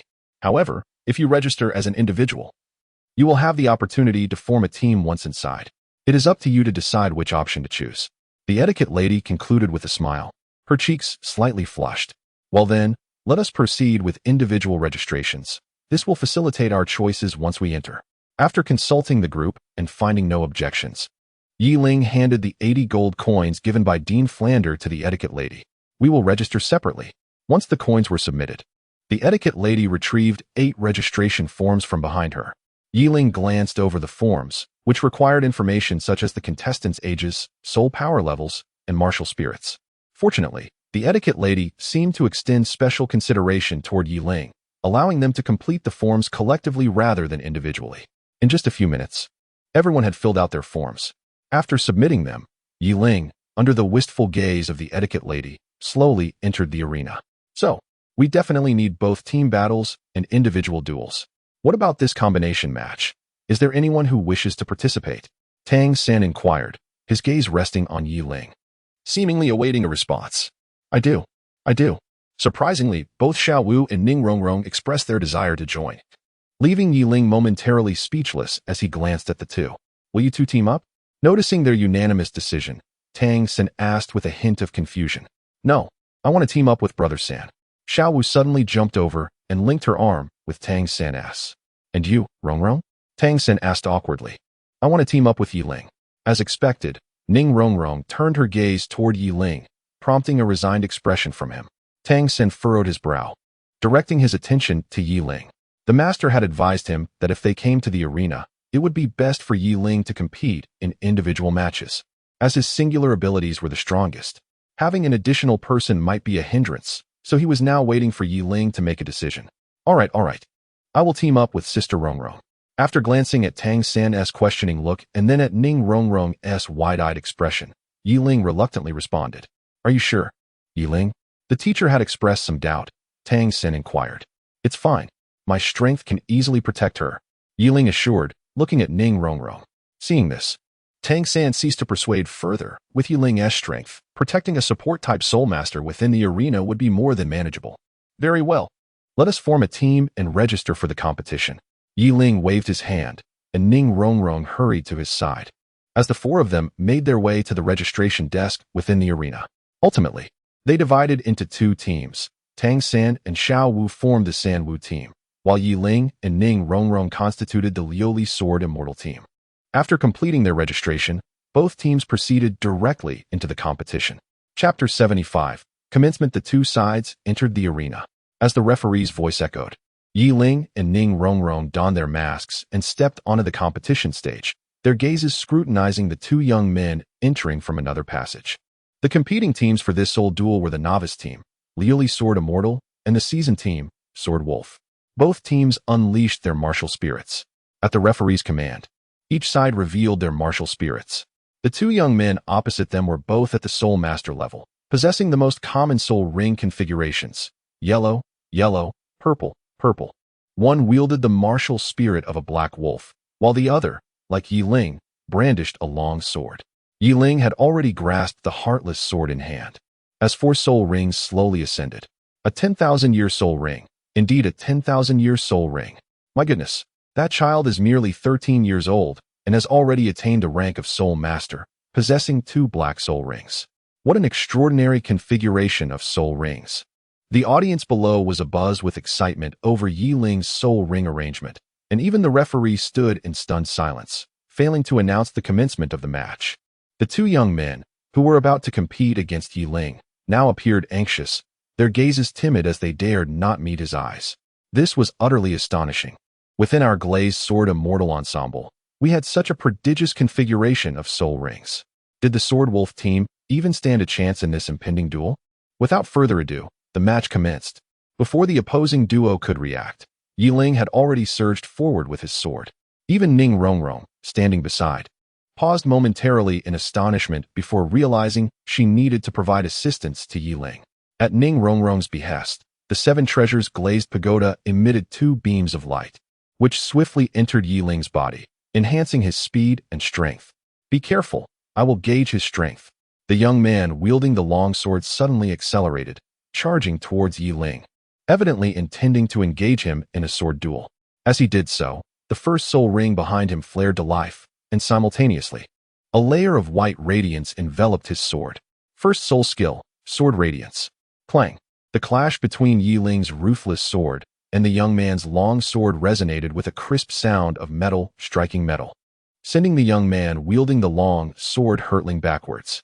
How formidable! Both Yi Ling and the young man wielding the long sword concurrently contemplated their circumstances. One was astonished by the prowess of the other, while the other was taken aback by his own capabilities.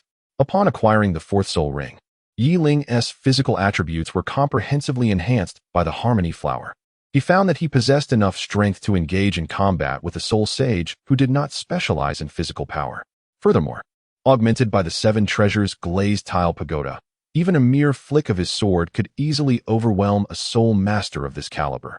On the other hand, the young man with the long sword was even more astonished, realizing that despite employing his soul skills, he was outmatched by Yi Ling's effortless display of might. Is this long-haired youth truly so formidable? Black Wolf, go deal with that support-type soul master. He called to his companion behind him. In the arena, they needed to conceal their true identities, hence their mutual appellations. Understood. Be cautious. I will confront that support type first, then return to assist you. Black Wolf shifted his gaze from the battle involving his teammate, his eyes narrowing menacingly upon Ning Rongrong, who stood behind Yi Ling. I'm sorry, but it seems you must leave the arena first. Black Wolf activated his first and second soul skills, maximizing his speed and strength as he lunged towards Ning Rongrong, his eyes gleaming with a predatory, bloodthirsty light, embodying the essence of a beast of prey. Ning Rongrong, her eyes filled with anxiety, instinctively glanced towards Yi Ling. Yi Ling also noticed the figure lunging towards Ning Rongrong, and with a furrowed brow, summoned a wave of purple sword energy from the ruthless sword, the first soul ring illuminating in an instant.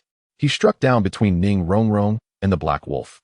The Black Wolf, sensing the oppressive sword energy slicing towards him, halted his advance in fright and veered aside. With a thunderous crash, the sword energy carved a deep scar into the arena floor, effectively separating Ning Rongrong from the youth. Brother, I advise you not to cross this line. Otherwise, the next strike of sword energy shall cleave you in twain, Yi Ling declared coldly. Such arrogance from a mere brat. Upon hearing Yi Ling's threatening words, the two youths felt their ire rise. The youth wielding the long sword activated his second soul ring, unleashing a white sword energy directed at Yi Ling. Sword energy? Yi Ling chuckled softly. It was a rare occasion for him to be on the receiving end of someone else's sword energy, as he was usually the one wielding it. How feeble the sword energy was. Observing the approaching white blade of energy, Yi Ling retracted his right hand, which had been poised to strike, and extended his left hand instead, effortlessly grasping the sword energy within his grasp. With a gentle exertion of force from his left hand, the white sword energy shattered into countless specks, vanishing before him. What? The young swordsman could hardly contain his shock as he witnessed his sword energy being obliterated by bare hands. His eyes widened in disbelief as he gazed at Yi Ling, who stood a short distance away, wearing a disdainful smile. White sword. He is too powerful. We must confront him together. One of his companions, seeing the situation unfold, abandoned his attack on Ning Rongrong and approached, casting vigilant glances at the youth who had left them in utter astonishment. Did they truly believe that combining their efforts would prove effective? Yi Ling murmured, "You are far too weak. I have indulged you long enough." After a brief assessment, Yi Ling realized that the combat prowess of these two soul sect warriors was even inferior to that of the soul elders from Shrek Academy. Their soul power appeared tenuous, indicating a lack of solid foundation, which left him quite disheartened. Particularly after witnessing the sword techniques of the young swordsman, he found no further interest in continuing the fight. It would be wiser to conclude this encounter swiftly and move on to the next. First soul technique, Slash of Emotion. Yi Ling raised the relentless sword high above his head and a sinister violet glow began to radiate from the blade, enveloping the surroundings. This time, Yi Ling held nothing back, unleashing his first soul skill with unwavering intensity, prepared to determine the outcome with a single strike. How formidable! Is this a monster? As the targets of this soul skill, the two combatants sensed an imminent, lethal threat emanating from their own auras. Without further hesitation, they activated their respective fourth soul rings, ready to risk everything in a final confrontation. Fourth soul skill, Wolf's Howl. Fourth soul skill, Trisword Formation. In the instant both combatants unleashed their soul skills, Yi Ling swung the relentless sword, sending forth a terrifying wave of violet sword energy aimed directly at them. The two desperate attacks from his opponents faltered under the might of the violet sword energy, crumbling within moments. Yet, the ferocity of Yi Ling's sword energy remained undiminished as it descended upon them. We concede. Boom. The sword energy, guided by Yi Ling, shifted slightly and struck the ground nearby, sending the two adversaries tumbling off the platform. Chapter 76. The Ferocious Bear Brothers. The soul battle concluded, and the Lioli Sword Immortal duo emerged victorious. It is nothing short of astonishing. Our seasoned duo was bested in less than a minute by this newly registered pair. The referee, astonished, narrated the scene, while the audience erupted in gasps at Yi Ling's thunderous display of prowess. Will our Lioli Sword Immortal duo proceed to the next match? Yi Ling turned to glance at Ning Rongrong, seeking her opinion. Despite her slightly pale complexion from the recent attack, a flicker of childlike stubbornness shone in her eyes, prompting him to shake his head in resignation. Let us commence the next round. Very well, our Lioli Sword Immortal duo is ready to embark on the next match. Please welcome our upcoming competitors, the referee proclaimed, directing his gaze towards the entrance. From the dimly lit passage emerged two robust young men, clad in somber leather armor. Their eyes glinting with a hint of menace as they regarded Yi Ling on the competition stage, their expressions grave. Yi Ling had recently defeated the Sword Wolf duo with overwhelming might, leaving them in a state of astonishment. They were all too familiar with the Sword Wolf duo, a seasoned team like themselves. Though not on the same level of strength as their own twin heroes duo, they had long been active in the Soto Great Soul Arena. The ease with which they had been vanquished was simply unfathomable. Next to take the stage is also a veteran duo from our Soto Great Soul Arena, the Twin Heroes. As the two robust young men stepped forward, the audience erupted in thunderous cheers, clearly well acquainted with this dynamic duo and deeply appreciative of their prowess. "Kid, you're quite impressive," one of the sturdy youths remarked, a smile breaking across his face, revealing a glimmer of admiration in his fierce eyes. "I am Xiong Tai, and this is my younger brother, Xiong Ho. How about we become friends?" Xiong Tai continued, his expression softening with a friendly smile. Although the brothers bore the weight of their years spent in the arena, their natures were not as harsh as their appearances suggested. "I am Yi Ling, and this is my sister, Ning Rongrong." Yi Ling spoke little, yet a hint of kindness graced her smile as she nodded, only to revert to her usual indifference. Preparing for the impending duel, the Lioli Sword Immortal team faced off against the twin heroes, as both sides summoned their martial spirits. The Xiong Tai brothers emanated a fierce surge of soul power, with a colossal bear apparition materializing behind each of them. With crimson eyes and coarse brown fur, their robust bare arms waved defiantly towards the heavens, exuding a force potent enough to rend the very air. This was their martial spirit, the rampaging bear, a soul beast imbued with tremendous ferocity, renowned for its formidable strength and defense within the Star Do Forest. In life and death battles, these creatures could enter a frenzy, unleashing their inner rage, allowing a century-old rampaging bear to rival the might of a millennium-old soul beast. In stark contrast, behind Yi Ling, Ning Rongrong's soul power fluctuated, her hands clasped before her chest, her pallid visage observing the intense soul power of her opponents. Yi Ling maintained her usual calm demeanor, wielding a sword with one hand, her eyes hidden beneath the mask resembling ancient, glacial ice. The battle commenced. "Yi Ling, be cautious," Xiong Tai bellowed, as the rampaging bear behind him roared in response. For soul rings emerged from its back, the first yellow ring suddenly igniting, propelling Xiong Tai forward in an instant. Rampaging bear claw. Xiong Tai swung his arms, the rampaging bear gradually merging with his form, an intangible set of claws enveloping his hands, the sanguine glow in his eyes intensifying, resembling a creature of slaughter. Such formidable power. This was Yi Ling's first thought. Possessing such strength at the Soul Master level, even for a power-oriented Soul Master, was exceedingly rare. Taiji's sword technique. Yi Ling raised his ruthless sword, its blade slightly shifting as he advanced towards Xiong Tai's figure. A violet glow emanated from the sword, tracing a shadow in the air reminiscent of a Taiji diagram. He refrained from employing his self-created soul technique, instead utilizing the most fundamental sword moves of the Taiji swordplay. Bang! Xiong Tai's ferocious assault collided with Yi Ling's ruthless sword, sending forth a wave of purple light. To his astonishment, the strike felt akin to hitting a block of cotton, and concurrently, a peculiar force diverted his strength aside, causing him considerable discomfort. With a roar, Xiong Tai activated the second soul ring behind him, and a colossal bear silhouette materialized, trampling the ground with ferocity and unleashing invisible shockwaves that rippled outward. As these shockwaves struck Yi Ling's ruthless sword, they began to subtly threaten the integrity of the Taiji shadows he continuously conjured, leaving him utterly astonished. At that moment, from Ning Rongrong's direction, a beam of light surged forth and infused itself into Yi Ling's being, significantly augmenting his power. Taiji swordplay, Yin Yang sword. Yi Ling gazed as the shockwaves continued to emanate from him, receding sharply, while the blade of the heartless sword began to shimmer with an intense, sinister purple light. Brother, I am here to assist you. Roaring with fury, upon witnessing the increasingly violent sword energy emanating from Yi Ling, his brother Xiong Ho charged towards the two, the second spirit ring illuminating behind him. A colossal bear silhouette ignited in crimson light, melding into Xiong Ho's being. Flash! The razor-sharp sword energy shot forth, aimed at the recently unleashed second spirit technique of Xiong Tai.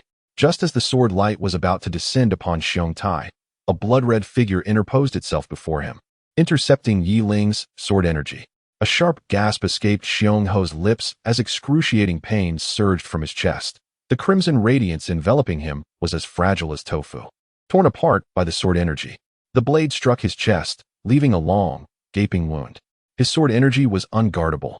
As the energy dissipated, Xiong Ho stared in astonishment at Yi Ling, then glanced down at the wound on his chest, cautioning his brother Xiong Tai. I understand now. Be careful and do not attempt to withstand his sword energy head-on. Xiong Tai nodded in agreement, and the two stood side by side, vigilantly observing Yi Ling emotion slash. Without any forewarning, the moment the sword energy of Yin Yang's sword was unleashed, Yi Ling's first spirit ring glowed. The runes on the heartless sword illuminated, and with a sweeping motion, a vast purple sword energy erupted from the blade, targeting the two brothers. Goodness, is this the attack of a soul elder? The brothers had witnessed Yi Ling employing this spirit technique during their previous battle against the Sword Wolf duo, yet this sword energy was entirely different. If the previous attack could be likened to a child's play, this one was akin to the grandparent of that very energy. It nearly engulfed half of the arena. Who could withstand it? Without resorting to their fourth spirit technique, they lacked the confidence to block it. Brother, we must use that technique. Otherwise, we cannot withstand it. Chapter 77, Void of Clarity. The two seemed resolute, their gazes unwavering as they faced the oncoming lethal sword energy. Talent, bloodthirsty fury. In unison, they proclaimed. A visible aura of blood surged from their bodies, staining their soul power crimson, while also coloring their martial spirits. The originally brown violent bear was instantly enveloped in red, transforming into a colossal crimson bear, merging with them completely.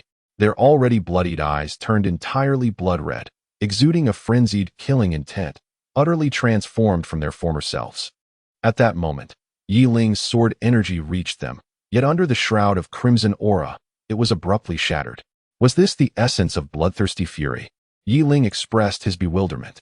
He had encountered a book that described the soul beasts, revealing that the rampaging bear was an anomaly among bear-type soul beasts. They surpassed their counterparts of the same age, even rivaling the formidable dark golden claw bear, the king of bear-type soul beasts. However, they were inherently flawed, as they could never transcend the 10,000-year threshold.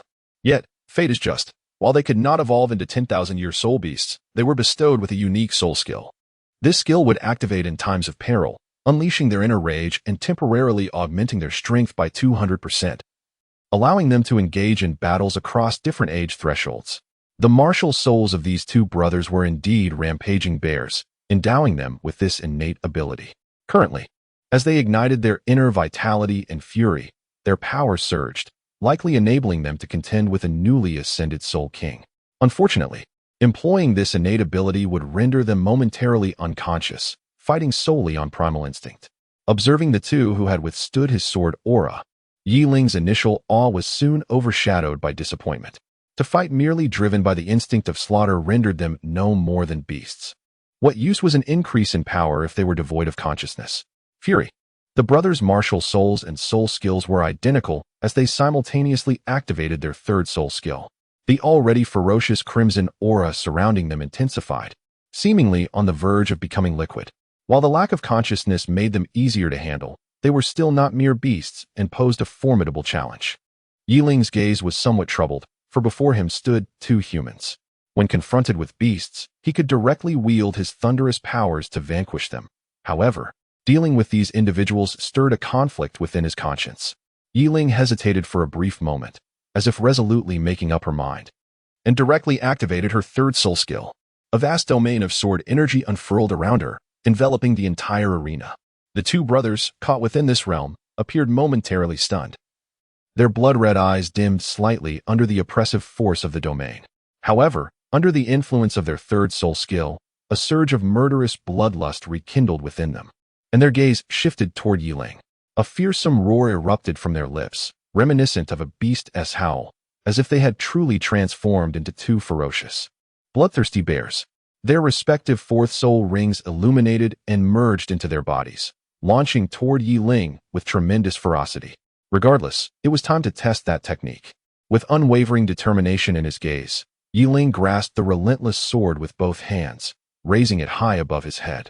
As the fourth soul ring behind him illuminated, the violet glow of the sword gradually faded, giving way to a gentle white flame that ignited from the blade, followed by a radiant beam of white light enveloping the entire field. Fourth soul skill, Void Enlightenment. As the thought crossed Yi Ling's mind, he unleashed his fourth soul skill for the very first time. Although he was aware of its effects, he hesitated momentarily before employing it. This soul skill possessed two abilities, neither of which were inherently offensive. Rather, they resembled a blend of auxiliary and control-oriented powers. One ability allowed him to maintain a tranquil mind during battle, enabling him to fully enter the enlightened state reminiscent of his sword comprehension, free from external distractions, while maximizing his proficiency in utilizing all soul skills. The second ability inflicted a formidable mental shock upon enemies within the vicinity, causing those enveloped in the white light to experience a momentary daze, forcibly dispelling any ongoing states, including the release of their martial souls. However, it bore a significant drawback. The attack did not distinguish between friend and foe, rendering all individuals within the skill's domain, aside from the user, as targets of the attack. As the white light spread, Yi Ling's entire arena transformed into a blinding expanse of white, even enveloping Ning Rongrong behind him, who succumbed momentarily to the daze and the stripping of her martial soul. Roar! Roar! The crimson hue in the eyes of the two individuals shrouded in white light began to corrode, as if melting away, their life force gradually receding.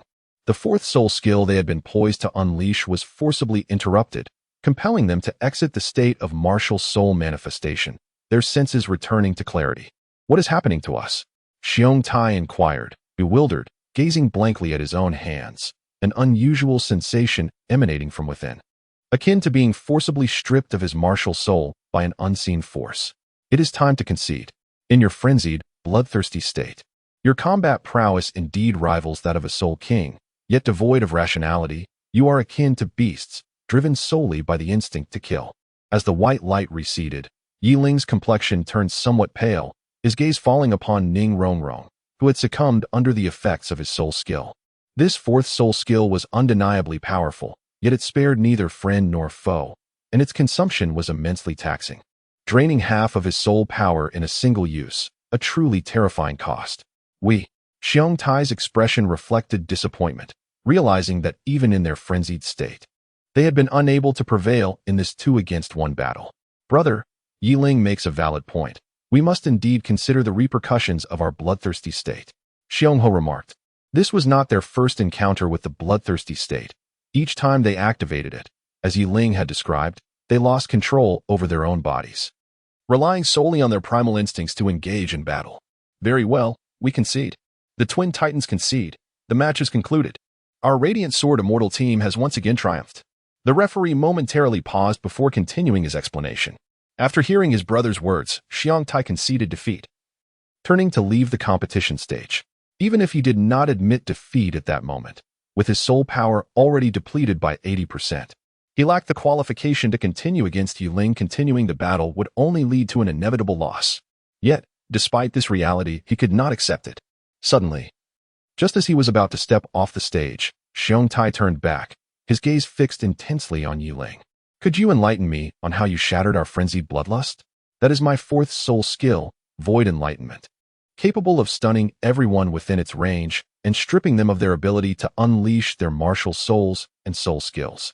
Yiling smiled, turning to embrace Ning Rongrong as they made their way off the competition stage.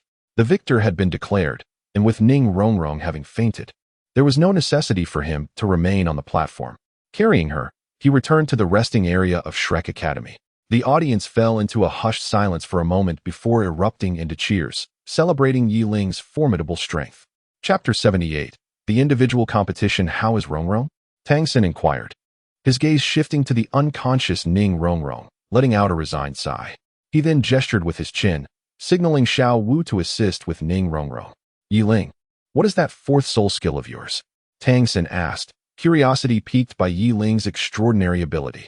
After finishing their first match, he and Xiao Wu had returned to the spectator stands, where they witnessed the activation of Yiling's fourth soul ring, a flash of white light, followed by the immediate surrender of the two brothers. It was a control soul skill characterized by a wide-ranging mental attack, capable of delivering a psychological impact and causing disorientation to those enveloped in its radiance. Moreover, it could temporarily sever their connection to their martial souls, interrupting the release of their soul skills. Yiling seated herself beside Tang San in the audience, cradling Ning Rongrong. She glanced at the seats filled to capacity and shook her head at Xiao Wu, who was eager to take Ning Rongrong into her arms, before explaining to Tang San. What has happened to Rongrong? Xiao Wu inquired, her brow furrowed in confusion. She had just witnessed a flash of white light, after which Ning Rongrong had succumbed to unconsciousness. Yet she had not observed any attack directed towards her. My soul skill does not differentiate between friend and foe. Yiling cast a glance at the slightly furrowed brows of Ning Rongrong, who had succumbed to dizziness. A flicker of regret seemed to cross his eyes. Perhaps he should have directly employed one or two soul techniques to gradually wear them down, rather than using this particular soul skill, which inadvertently affected Rongrong as well. However, this moment of hesitation was fleeting. A surge of violet light flashed in his gaze, and his previously agitated thoughts returned to tranquility. The effects of his fourth soul skill, clarity, continued to persist, enhancing his perception. At that moment, his mind also returned to a state of clarity, allowing him to rationally assess all matters without the interference of any other emotions for a duration of 10 minutes. Xiao Wu appeared somewhat vexed. Upon witnessing Yiling's indifferent glance, her heart ignited with fury. Do you not have the slightest concern? She interrogated. Under the influence of my fourth soul skill, I am forcibly placed in a state of clarity for 10 minutes, during which my awareness of emotions and feelings is almost non-existent. Yiling raised his head, a hint of helplessness flashing in his cold, indifferent eyes. Any trace of worry that arose within him was swiftly suppressed by the effects of the clarity state. He found himself powerless to change this. Is that so? Xiao Wu seemed a bit embarrassed, observing Yiling's frigid gaze and his tightly clasped embrace around Ning Rongrong. She awkwardly chuckled. Then I apologize, Yiling. Xiao Wu, cease your antics. Can't you see Yiling's usual concern for Rongrong? Tang Xin tugged at Xiao Wu. Ha ha. Do you understand now? Stop fretting over them. However, Dai Mubai cast a peculiar glance at Xiao Wu and Tang San. Both Xiao Wu and Tang San fell silent, exchanging only awkward smiles, their cheeks tinged with a faint blush. Nothing to worry about. I shall directly register for the individual competition. Yiling maintained his usual cold demeanor and tone. Humph. Yiling was watching the match when suddenly a figure in her arms stirred and let out a soft grunt. Are you awake? If so, open your eyes. Yiling smiled, noting that the effects of his fourth soul skill, Clear Void, had long since faded. He had resumed his usual cheerful demeanor and playfully teased Ning Rongrong, who was nestled in his arms, urging her, do let go. Ning Rongrong gently struggled to sit up, only to realize there was no other space available. To avoid drawing the attention of the other members of Shrek, she suppressed her embarrassment and indignation. Settling herself on one of Yiling's legs, her gaze wandering, lost in thought.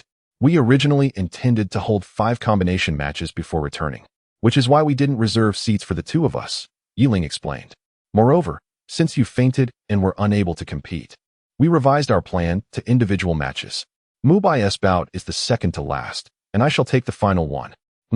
Ning Rongrong offered no further words, merely nodding as she quietly observed the competition stage, seemingly indifferent to Yiling's words. Yet, the faint blush on her cheeks and her occasional glances back betrayed her true feelings. Rongrong is awake. At that moment, Xiao Wu noticed Ning Rongrong had regained consciousness and was perched on Yiling's leg, watching the match. Without considering the implications, she joyfully exclaimed, "Xiao Wu you." Upon hearing Xiao Wu's exclamation, Ning Rongrong reacted like a startled kitten, covering her mouth in response. However, in the next instant, her body froze as she felt the teasing gazes from those around them, the members of Shrek staring in their direction. Their seats were not too far apart, so Xiao Wu's soft call had reached them. When they turned to look, they caught sight of Ning Rongrong's guilty posture, as if she had been caught in the act. "Oh, you're awake. You two carry on," Ma Hongjun remarked, a peculiar smile on his face, his eyes landing on Yiling. He then discreetly gave him a thumbs up. The others chuckled silently, returning their attention to the match. Ning Rongrong lowered her head, but Yiling, supporting her body, suddenly stood up, gently pressing her back onto her seat before stepping away. "Where are you going?" Ning Rongrong whispered. "To the match. Of course. Where else would I go? Mubai has already secured his victory," Yiling replied with a teasing tone. "You." Ning Rongrong's embarrassment flared, her eyes narrowing at Yiling. "All right, I shall go. You just stay here, sit quietly, and watch as I compel my opponent to concede in 3 minutes." Yiling chuckled and made his way toward the entrance. As he entered the passage for individual matches, a guard clad in iron armor was calling out the next contestant. Yiling, level 42 soul power. As for the title, let us call it the Heartless Sword Immortal. Yiling hesitated for a moment and addressed the guard taking notes, stating that her martial soul was the Heartless Sword. Thus, it was perfectly acceptable to be called the Heartless Sword Immortal. Quite fitting, as it certainly sounded imposing. She was ready to enter. Yiling smiled faintly as she observed the attendant who had promptly submitted her information to the referee. With determination, she stepped forward into the arena. "Now, let us welcome the competitors for the next match." Presenting the formidable Dark Demon Wolf, who has recently achieved a remarkable 10 consecutive victories in the Soto Great Soul Arena's singles competition, and the astonishing sword-wielding Soul Master, the Heartless Sword Immortal. As the referee announced, Yiling ascended the competition platform, facing a slender figure. Though obscured by a mask, his physique suggested he was likely in his mid-20s, perhaps around 26. Quite remarkable. Upon the first glance at the frail man, a thought surged within Yiling. She instinctively sensed an undercurrent of danger emanating from him. It was as though she were gazing at a solitary wolf, detached from its pack, its piercing gaze reminiscent of a predator stalking its prey, sending a chill down her spine. The two competitors summoned their soul weapons. Chapter 79, The King of the Evil Wolves. A resounding wolf howl echoed as a bizarre, massive black wolf shadow materialized behind the slender man, starkly contrasting with his delicate frame. The Shadow Wolf King. Yiling gasped in astonishment. This spirit beast had appeared in the master's theoretical discourse on martial souls, yet it had subsequently been excised from his considerations. The reason being that the Shadow Wolf King was nearly impossible to become a human's martial soul, as its attributes were fundamentally antithetical to those of humanity. Possessing such a martial soul was akin to courting death. For the higher one's soul power, the closer one would be to demise. The Shadow Wolf King, also known as the Evil Wolf King, is an extinct spirit beast that once roamed the core region of the Stardow Forest. In its nascent form, it was not particularly powerful. It was referred to as the Shadow Demon Wolf, and even upon reaching the Millennium threshold, it was no match for other thousand-year spirit beasts. However, once it surpassed the Millennium mark and reached 10,000 years, its bloodline and attributes would undergo a profound transformation, evolving it into the true Evil Wolf King. Its singular attribute is the deprivation of life. Any spirit beast that suffers a bite or scratch from it falls victim to the curse of life deprivation. Thus, in the realm of spirit beasts, it is known as the source of calamity. Legends say that the Evil Wolf King is favored by the god of death, and wherever it roams, life within 100 miles is nearly extinguished. It was precisely due to this terror that it was hunted to extinction by the spirit beast community long ago. Yet, It was astonishing to discover that a human body could withstand the martial soul of the evil Wolf King, suggesting that the frailness of this individual was perhaps a consequence of the life deprivation inherent in their martial soul. Yiling could distinctly sense that the lifespan of this frail man was nearing its end. This was evident from the faint aura of death emanating from his forehead and the intensity of his soul power. The stronger the soul power, the weaker the lifespan. This was a strength bought with the price of life. However, logically speaking, his lifespan should have been nearly exhausted by the time he reached the rank of Soul Sect. Yet, despite having attained the status of a Soul King, he still possessed a few years of life. Had he perhaps consumed some extraordinary treasures? Young man, you possess quite the discernment, the frail man remarked with a sinister smile, his raspy voice reminiscent of an old man. His eyes, shrouded in dark energy, radiated a palpable malevolence. Are you not afraid of dying young by cultivating such a martial soul? Yiling scrutinized him warily, responding in a grave tone. To him, trading one's life for formidable power seemed utterly unworthy. You are but a child. I can see you are no more than a teenager. The frail man exclaimed, seemingly agitated. You have already reached the Soul Sect, which speaks volumes of your exceptional talent. Yet, many others lack such gifts and cannot even cultivate. Do you understand their plight? I apologize, but I simply believe that sacrificing one's life is not worth it, Yiling replied tersely, opting not to engage further. With a swift motion of his sword, he unleashed a blade of energy towards him in a probing strike. Boom! As the blade of energy approached the frail man, it suddenly exploded, dissipating into countless shimmering particles in the air. Life is a price. Indeed, I have cultivated at the expense of my life. But isn't it fortunate that individuals like you come to replenish my vitality? That way, I shall not perish. The frail man burst into laughter, and the malevolent aura in his eyes intensified. I never anticipated you would harbor such intentions. Yiling's expression shifted, a voice laced with anger directed at the frail man before him. He had initially believed that this man's yearning for strength was merely a desperate gamble with his life as the currency. Yet now, he was struck by the realization of the man's ambition and cruelty, sending chills down his spine. It seemed that the only way for him to survive as a Soul King was by consuming the lives of others. I can feel the vibrant vitality within you.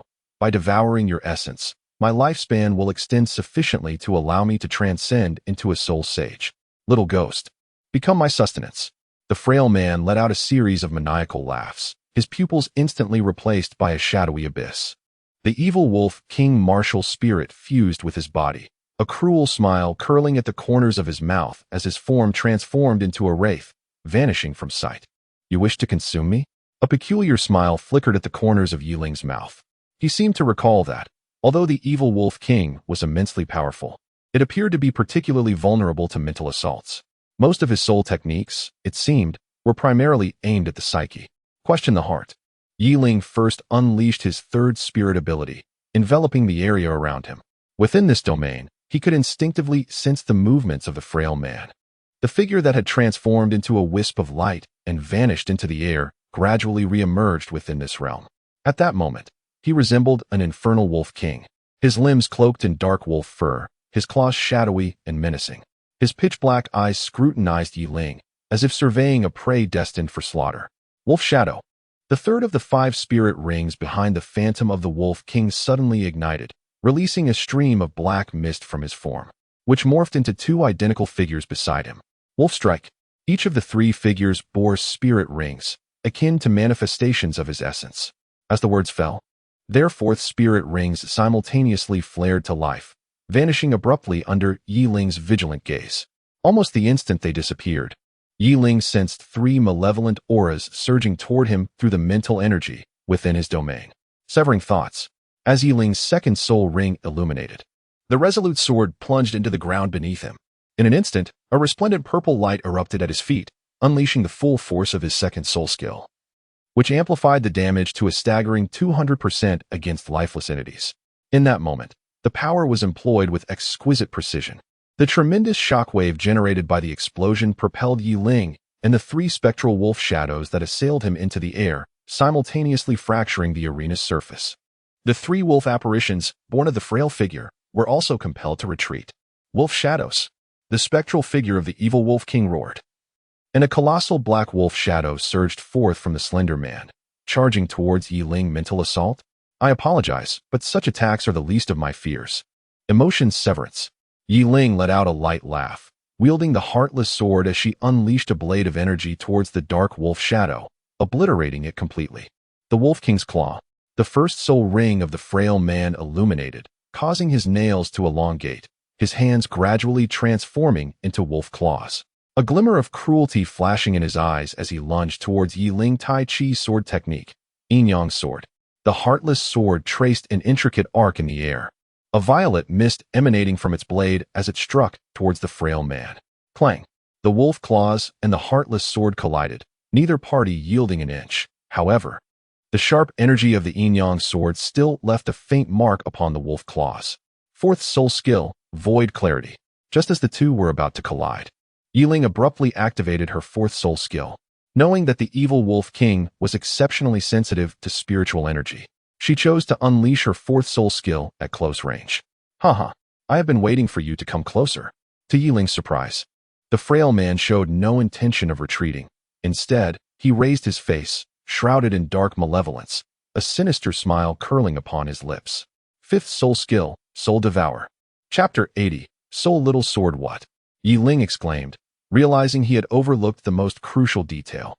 The individual he faced was a Soul King, and his fifth soul skill had yet to be unleashed. At this moment, as he was in the midst of activating his fourth soul skill, retreat was no longer an option. He could only grit his teeth and complete the activation before devising a new strategy. A blinding white radiance enveloped his entire domain, instantly vaporizing the malevolent aura surrounding the phantom evil Wolf King. The frail man emitted a heart-wrenching roar, and simultaneously, his fifth soul ring illuminated in response to his anguished cry. The phantom evil Wolf King suddenly charged at Yi Ling, its eyes ablaze with a haunting glow, seemingly revealing a flicker of yearning, an insatiable desire directed towards Yi Ling. Cutting emotion. In a state of clarity, Yi Ling exhibited no trace of fear. He swiftly retreated, invoking his first soul skill. Once more, a torrent of sword energy surged forth, aimed at cleaving the phantom evil Wolf King. Futile. My fifth soul skill allows the evil Wolf King to enter a phantasmal state, rendering it impervious to any harm. The voice of the frail man resonated as the phantom evil Wolf King descended from the skies. As Yi Ling's first soul skill, Cutting Emotion, made contact with the phantom, it effortlessly passed through, inflicting no damage whatsoever. The evil Wolf King continued its relentless advance towards Yi Ling, transforming the surrounding soul power into an ominous aura of death. Severing thoughts, Yi Ling narrowed his eyes slightly and, just as before, plunged the heartless sword into the ground beneath him. This time, however, he held nothing back. This strike was executed with unbridled force. A violent violet radiance erupted from his feet, and this assault surpassed the previous one in sheer destructive power by an immeasurable degree. The already fractured competition platform teetered on the brink of disintegration as the shockwave from the explosion sent shards of rock soaring in all directions. Futile. Yet, even such a formidable shockwave failed to affect the evil Wolf King in the slightest. Its figure appeared almost ethereal, effortlessly pierced by the flying debris, sustaining no harm whatsoever. Azure Dragon Sword. Gazing at the relentless malevolence and overwhelming aura of death, Yi Ling hesitated not for an instant, unleashing the Azure Dragon Sword, which he had scarcely employed since mastering it. A colossal green dragon silhouette emerged from beneath his feet, drawing forth a vibrant essence of life that coalesced around him, counterbalancing the deathly aura of the evil Wolf King's phantom, remarkably slowing its advance. The essence of life. The phantom of the evil Wolf King seemed momentarily perplexed, its gaze toward Yi Ling growing increasingly covetous. Boy, you have indeed provided me with an irresistible reason to consume you. Boom. Under the lethal claws of the evil Wolf King's phantom, the vibrant dragon of life summoned by the Azure Dragon Sword shattered into fragments, dissipating into the air. Buzz. And at that very moment, the evil Wolf King's phantom arrived before Yi Ling, transforming into a dark essence of soul power that penetrated Yi Ling's forehead under the scrutiny of his slightly narrowed eyes. Humph. Yi Ling let out a muffled groan, his eyes becoming hollow as his soul transcended into the depths of his mind. Beside him, the frail man shared the same vacant gaze. What transpired? What kind of attack was that, leaving Yi Ling in such a stupor? In the audience, Dai Mubai inquired with bewilderment, while Tang Xin also wore an expression of confusion. The dark wolf shadow that had just manifested must have constituted a mental assault. Thus, it appeared Yi Ling had fallen victim. Yet, why did both individuals exhibit such emptiness in their eyes? Observing their perplexity, Ning Rongrong clenched her fists in concern. Her gaze fixed anxiously on Yi Ling's figure within the arena. Is he all right? Ha! Such a rich essence of soul power, coupled with this vibrant life force. It is utterly magnificent. By devouring you, I could not only ascend to the rank of soul saint, but I could directly attain the level of soul Douluo without any hindrance. The ethereal figure of the evil wolf king floated in a realm of darkness, surrounded by dense soul energy. Beneath him lay a pool of purple water, entirely composed of liquid soul power, infused with a vigorous breath of life, sending a shiver of pleasure through his essence. So this is how you consume others' life force, by infiltrating their souls and devouring their very essence. Such a wicked stratagem. Suddenly, a flash of purple light illuminated the space, and Yi Ling's illusory purple soul manifested before the evil wolf king's apparition, casting a frigid gaze upon it. I never anticipated your mental prowess had grown to such an extent. You can actually perceive inward? No matter. By consuming you, I shall acquire even greater vitality. The evil wolf king momentarily expressed surprise, but soon regained his composure, grinning eagerly at Yi Ling's soul. Are you so certain you can devour my essence? Yi Ling's soul chuckled lightly, as if sensing something, casting a deep glance into the purple pool below. Do you possess some hidden tactic? Given your level of mental power, introspection must be quite challenging. Are you truly capable of thwarting me? The evil wolf king hesitated for a moment, but upon witnessing Yi Ling's ethereal form, he scoffed disdainfully. A soul king like himself could only achieve soul introspection through the use of his fourth soul skill. He could hardly believe that Yi Ling, a mere soul grandmaster, could surpass him in mental strength. Well then, let us see you attempt to consume me. Yi Ling appeared disinclined to continue the conversation, her ethereal finger pointing towards the pool of purple water beneath the shadow of the evil wolf king, disdainfully remarking, Even at death's door, you still feign the supernatural. The shadow of the evil wolf king scoffed, disregarding Yi Ling's spirit, and plunged directly into the violet pool formed by her mental energy, beginning to consume it. Buzz. The evil wolf king's shadow paused, seemingly hearing the sound of a sword's resonance.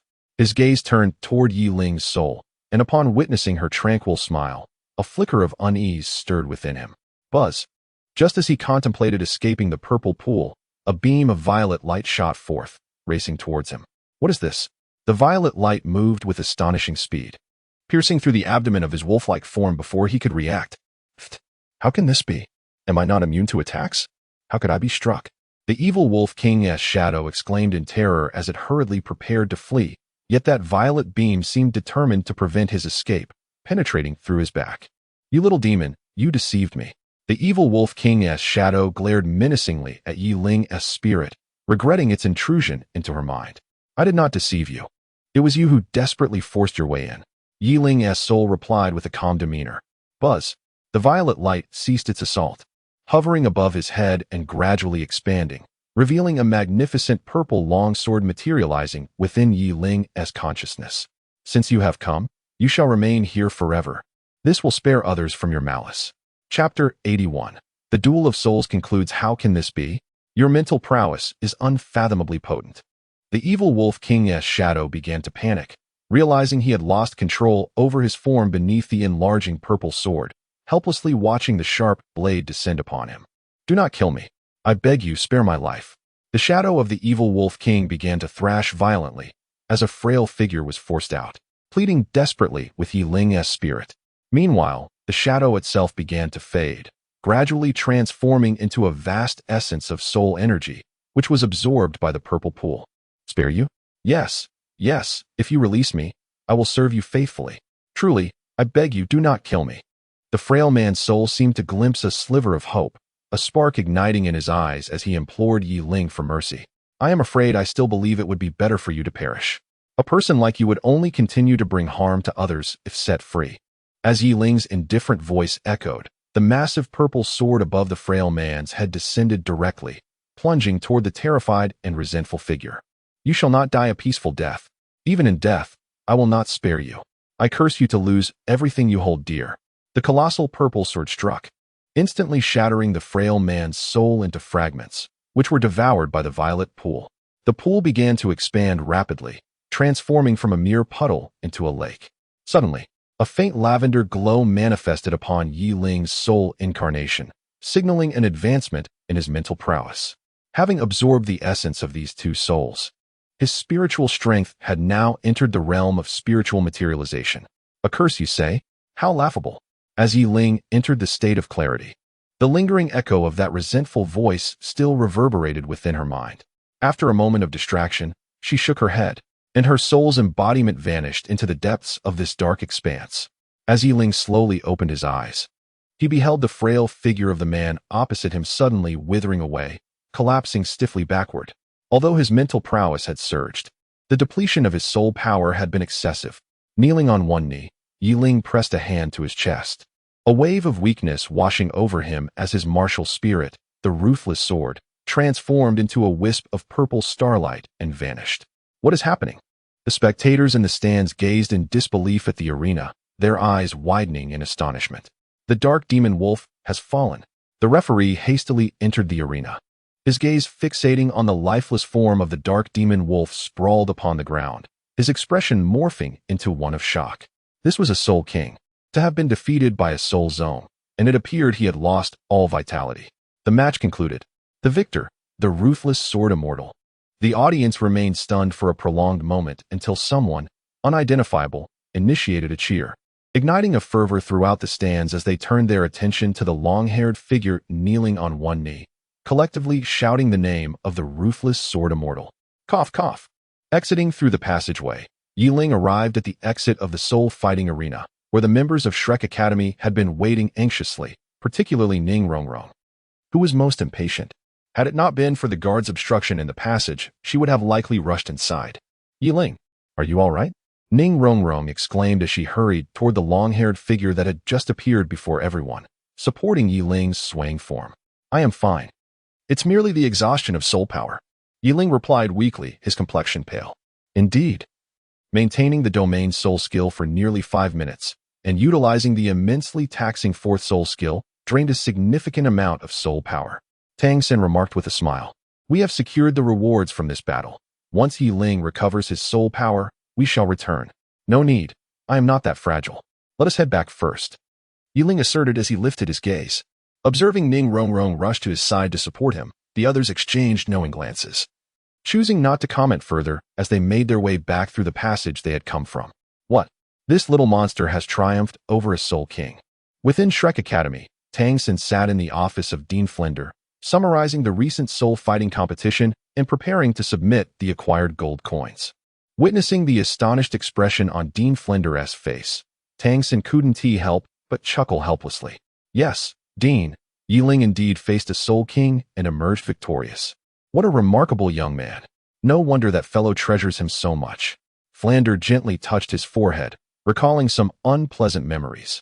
Ah, the Dean, Xiao Ao Xiao Wu, and Rong have all surpassed the 30th level of soul power. Perhaps we should find a time to arrange their soul rings, Tang San suddenly exclaimed, addressing Flander. Indeed.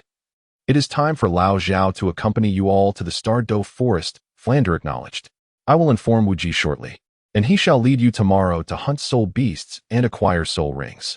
Flander nodded in agreement, and upon hearing this, Tang Sin smiled, placing a gold coin on Flander's desk. After discussing the details of today's soul battles, he turned and headed back to the dormitory. Is this the materialization of spirit? The expanse of the sea of consciousness has expanded significantly. Inside the dormitory, Yi Ling sat cross-legged on his bed, meditating.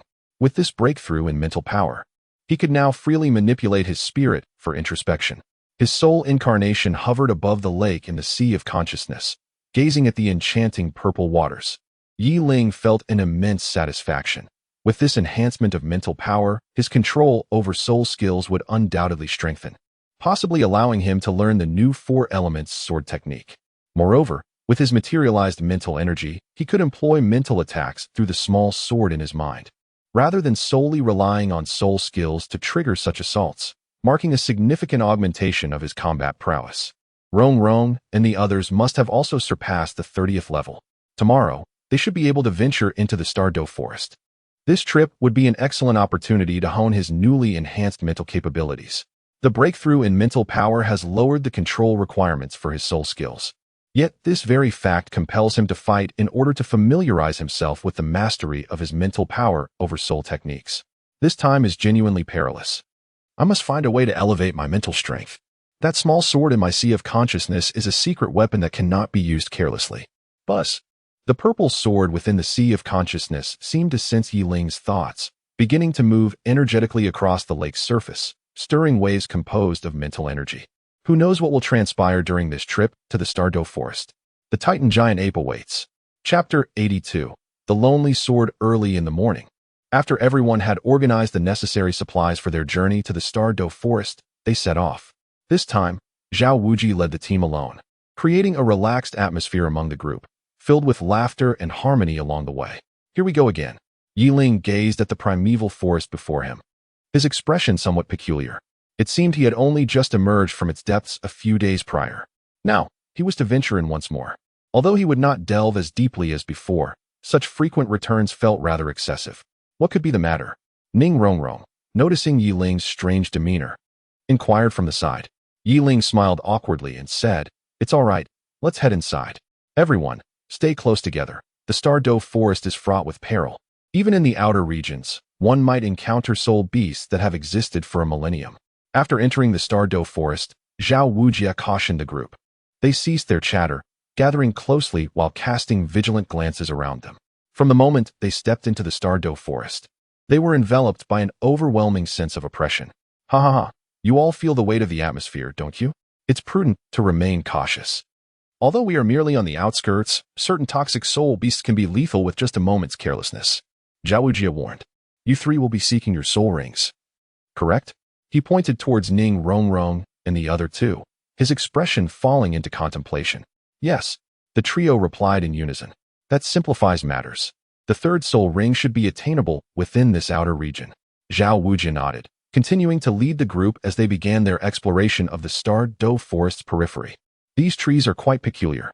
After walking for a considerable distance, they arrived at an unusual grove. Compared to other primordial forests, the trees here appeared somewhat shorter. Yet their trunks were remarkably thick, with a faint essence of pure soul power emanating from their leaves.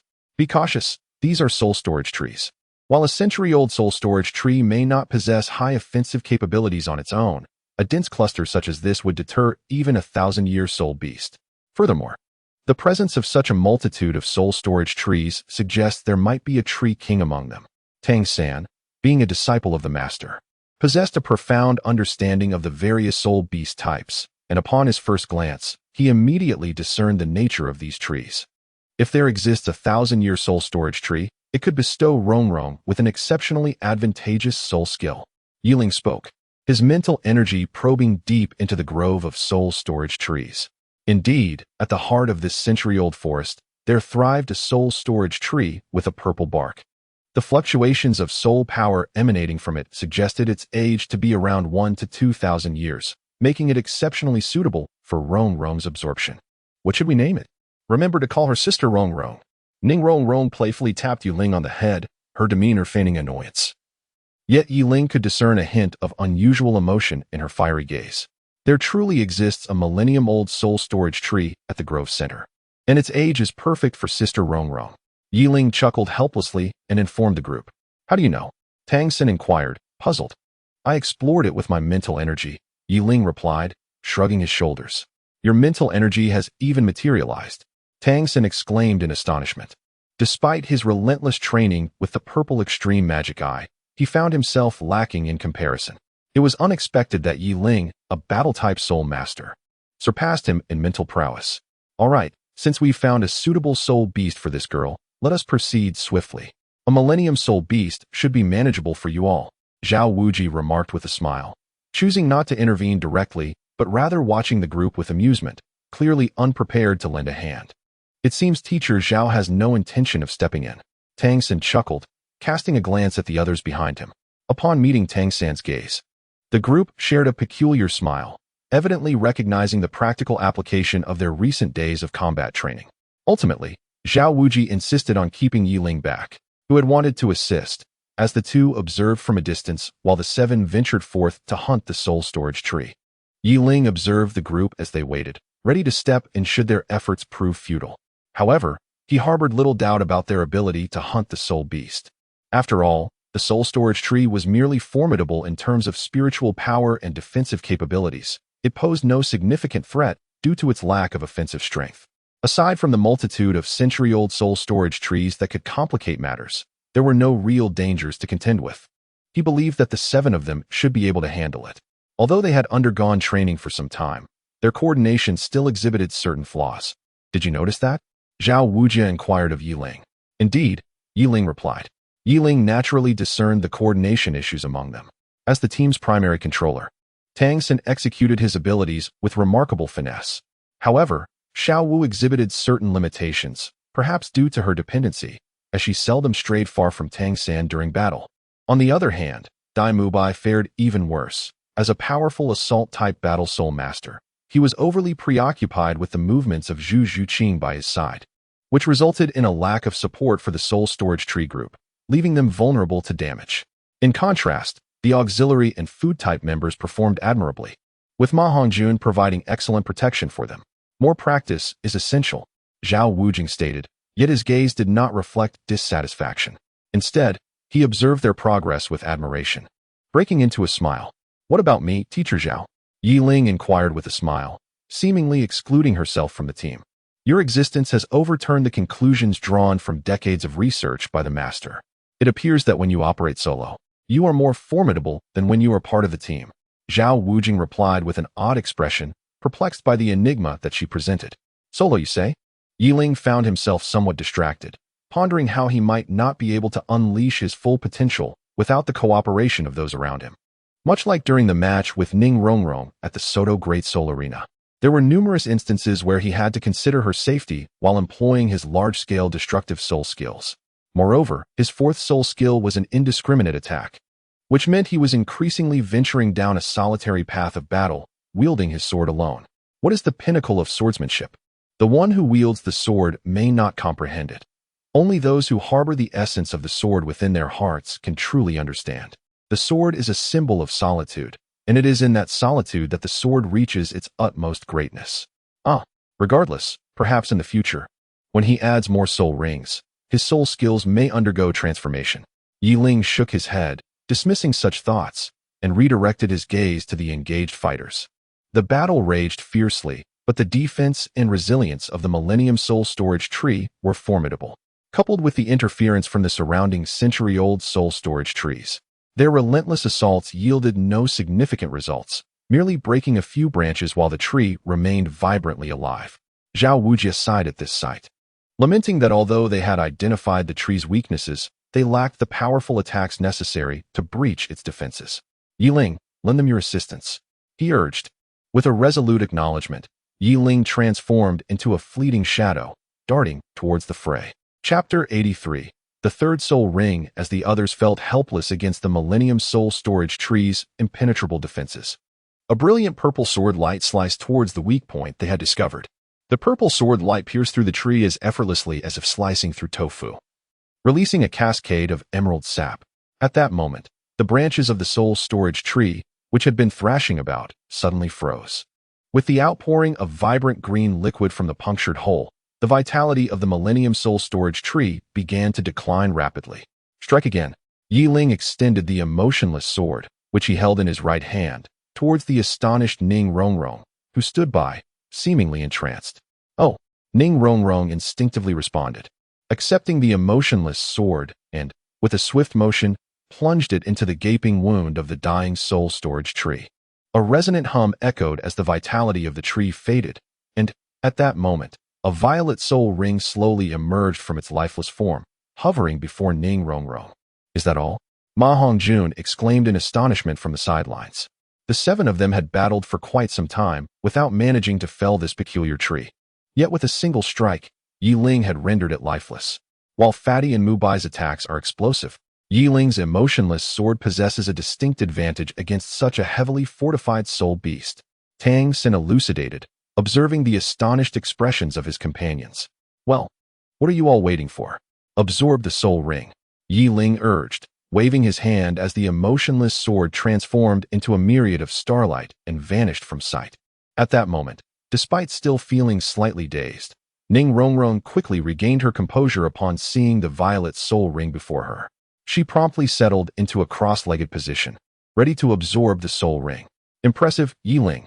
Your emotionless sword grows increasingly formidable, Dai Mubai remarked with a smile as he approached, giving Yiling a friendly pat on the shoulder. You certainly leave us in the dust. Your emotionless sword martial spirit, with its accompanying soul skills that offer both control and output, combined with your unique techniques, makes you nothing short of an all-encompassing soul master. Ma Hongjun added, his face alight with admiration.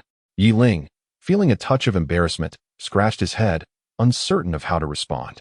Indeed, it appeared that he could assume any role. As an offensive type, he possessed both the first and second soul skills, along with the Yin-Yang sword. In terms of defense, he wielded the Yang-Yin sword.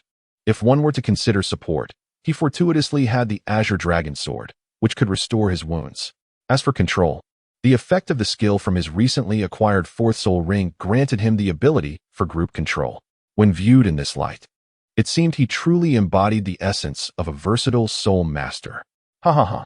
Yiling performed admirably. His strikes were sharp and his targets meticulously chosen. Zhao Wujie, leisurely approaching, regarded Yiling, who was blushing from the praise of the crowd. He had not overly lauded Yiling. In fact, he was momentarily stunned when Yiling dashed out at his command, drawing his sword with lightning speed, aiming directly at the weak point of the soul storage tree. The swiftness of his assault and the ferocity of his attack left the soul storage tree with scarcely any time to react and defend itself. You flatter me, Zhao Laoshi. It is merely that my sword martial spirit is particularly effective against such highly defensive soul beasts. Yiling replied with a smile. Enough with the modesty. Since this girl has already begun to absorb the soul ring, let us wait until she has completed the process before proceeding, Zhao Wujie said, casting a glance at Ning Rongrong, who was engaged in absorbing her soul ring. The others nodded in agreement, retrieving their belongings and commencing to set up camp in the outskirts of the Douluo forest. The flickering flames illuminated the surrounding darkness, the night-shrouded Douluo forest exuding an air of oppression, as if countless eyes were watching from the shadows. Not far from the campfire, Yiling reclined against a tree, his gaze soft as he observed the petite figure of Ning Rongrong below, engrossed in her soul ring absorption. With a deep exhale, the purple soul ring above Ning Rongrong began to converge into her martial spirit, the 7-treasure glazed tile, signaling the completion of the soul ring absorption. As the soul ring vanished within the 7-treasure glazed tile, Ning Rongrong slowly opened her eyes, her expression filled with joy as she admired the 7-treasure glazed tile in her hands. At that moment, she had finally stepped into the realm of Soul Sage. Success! Yiling floated down from the treetops, gazing at the exhilarated Ning Rongrong with a smile. The others soon noticed the commotion and hurried over, their eyes fixed on the 3 soul rings slowly emerging from the 7 treasures glazed tower atop Ning Rongrong. Let us see what soul skill it possesses, Zhao Wujie exclaimed. Indeed, the 7 treasures are renowned. 3 are the souls. The purple soul ring atop the 7 treasures glazed tower illuminated, and a resplendent glimmer of glass-like light blossomed at its pinnacle, casting a beam of light towards Yiling. Yiling understood that Ning Rongrong was once again using her as a test subject. She did not flinch, but instead, calmly observed the white light enveloping her. Yiling's gaze, tinged with a hint of mirth, suddenly transformed as the radiant light permeated his being, causing a remarkable surge in his soul power. Though he did not ascend to the rank of Soul King, his soul energy experienced a notable enhancement, elevating by 6 or 7 levels. It appears my soul power has indeed amplified. Quite splendid, Zhao Wujie exclaimed with a grin. Haha, I have directly advanced to the 33rd level. Ning Rongrong playfully addressed Yiling, her eager eyes seemingly yearning for praise. 33rd level. The crowd gasped in astonishment. The absorption of soul rings could indeed elevate a soul master's power, with the exception of those with particularly exceptional talents who might achieve a 4 or 5 level increase in one go. Typically, such enhancements are limited to 1 or 2 levels.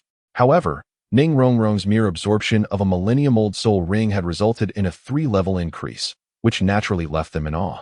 It must be due to the soul ring being from the soul-storing tree, Yiling pondered thoughtfully. The soul-storing tree excels in preserving soul power, and the energy it retains over a millennium is immense. The soul ring Rongrong absorbed must contain remnants of the soul power stored by the tree, hence the 3-level boost. Tang San, enlightened, quickly deduced the explanation, being a disciple of the master. It must indeed be so. Yiling nodded with a smile. Well then, it is nighttime. Since this young lady has completed her soul ring absorption, let us prepare to rest. Tomorrow we must assist these 2 little ones in acquiring their soul rings. Zhao Wujia interjected, as the night in the Star Doe forest is fraught with peril, echoed by the distant roars of beasts, predators hunting in the shadows. This evening, the group would take turns keeping watch, with Yiling being the first. As he observed his companions gradually retreating into their tents, he ascended to a treetop, narrowing his eyes to survey the surrounding darkness. His spiritual power extended outward, revealing numerous soul beasts lurking nearby, deterred by the flickering firelight. In a secluded lake within the core region of the Star Doe forest, a colossal figure emerged from the water, as if the moon itself had taken form, its enormous eyes scanning the distance with curiosity. Chapter 84. The phoenix-tailed coxcomb snake at dawn.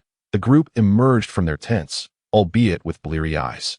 Yet, under Zhao Wujia's urging, they gradually gathered their belongings and embarked on the second day of exploration in the Star Doe forest. Yiling, are you certain that what you saw near the camp last night was the phoenix-tailed coxcomb snake? Tang San inquired, a hint of skepticism in his tone. This soul beast is notoriously cautious. Upon sensing nearby presence, it would undoubtedly flee and not linger. Rest assured, it was indeed a phoenix-tailed coxcomb snake, and its age is perfectly suited for Xiao Ao. Yiling expressed a hint of exasperation, stating that according to his mental probe from the previous night, the phoenix-tailed cockatoo snake appeared to be on the run, bearing visible wounds, which explained its lingering presence in the vicinity.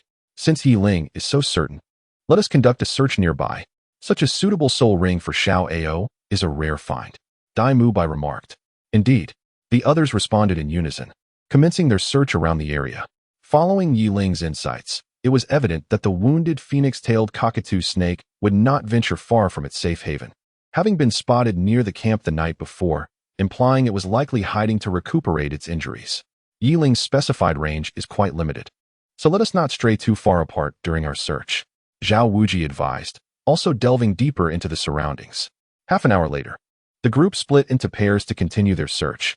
During this time, numerous soul beasts appeared, predominantly those of a century or so, which, upon noticing the group, swiftly fled, complicating the endeavor to locate the phoenix-tailed cockatoo snake. The pairs maintained a proximity of less than 50 meters to facilitate rapid support in case of danger. 3 pairs ventured deeper into the Star Doe forest, while the duo of Yiling and Ning Rongrong focused their search on the outer fringes. When injured, soul beasts instinctively seek a secure refuge, and this peripheral area, characterized by a low age of soul beasts, predominantly hosting 10-year and century-old creatures, was devoid of any 1,000-year beasts, thus providing an ideal sanctuary for recovery. Yiling did not unleash her martial soul, for the heartless sword was excessively domineering, capable of penetrating even the formidable defenses of the soul storage tree, let alone a serpent like the phoenix-tail coxcomb snake that relies on speed and venom. Furthermore, considering that this soul beast was already injured, her martial soul, the heartless sword, was ill-suited for the task of capture. If she were to employ the heartless sword, encountering the phoenix-tail coxcomb snake would likely result in an instantaneous defeat. In that case, what purpose would Oscar's soul ring absorption serve? Yiling walked slowly forward, his mental energy enveloping the surrounding woods to assist in the search. Ning Rongrong, with an air of ease, trailed behind him, her eyes occasionally darting around, curious about her surroundings. Suddenly, as she was gazing about, a sharp pain struck her forehead. She had collided with Yiling's back. A unique fragrance wafted toward her, causing her to blush suddenly. Rubbing her slightly dazed head, Ning Rongrong exclaimed in annoyance, "Shoo!" Yiling suddenly turned around, placing her hand firmly over the mouth of the girl who was about to speak, while her other hand gestured toward the area behind her. In the distance, a pink, serpentine soul beast coiled gracefully atop the treetops, adorned with a pair of translucent wings and a vibrant red comb upon its forehead, its body enveloped in shimmering pink scales. This was indeed the phoenix-tail coxcomb snake that she had sensed with her mental prowess the night before. "Hush! I will summon Teacher Zhao and the others. Please remain silent for now. Yi Ling whispered softly into Ning Rongrong's ear, her warm breath causing a blush to bloom on Ning Rongrong's cheeks. Ning Rongrong responded quietly, bowing her head in agreement. Yi Ling subtly lifted her gaze, and her psychic energy, which had been perfectly aligned with the phoenix-tailed chicken-crowned snake, suddenly expanded outward at an astonishing speed, enveloping those around her. Yi Ling had located it. Zhao Wujie and Tang San were the first to perceive her psychic presence, calling out to the last group not far from them. The crowd swiftly converged towards Yi Ling, encircling the phoenix-tailed chicken-crowned snake atop the tree. It has arrived, however. The phoenix-tailed chicken-crowned snake was exceedingly cunning and swift, which would likely complicate their capture. Rongrong, you stay here and keep watch. I shall assist. Yi Ling's gaze returned to the phoenix-tailed chicken-crowned snake perched on the treetop as she slightly tilted her head towards Ning Rongrong behind her. Whoosh! At that moment, guided by Yi Ling's psychic perception, Tang San unleashed his soul skill. Thick, dark blue silver grass vines emerged from beneath the tree where the phoenix-tailed chicken-crowned snake was situated, winding towards the serpent resting on the treetop. Act now. The instant Tang San made his move, Dai Mubai and the others surged forward, reaching for the phoenix-tailed chicken-crowned snake above. Ma Hongjun also released his phoenix martial soul, exerting his aura to suppress it. Hiss!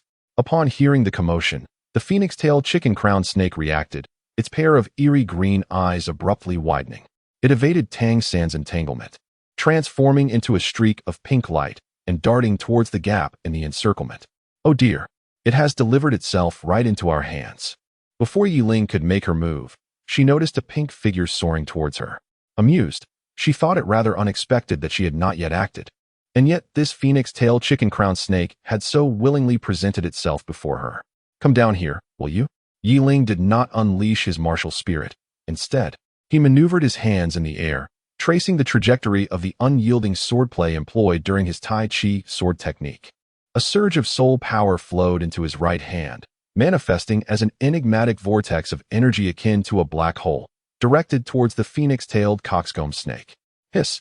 Upon the sudden appearance of Yi Ling, the phoenix-tailed coxcomb snake frantically altered its course, attempting to retreat, for it sensed an unsettling aura emanating from this individual, as though its very being were to be drawn toward him.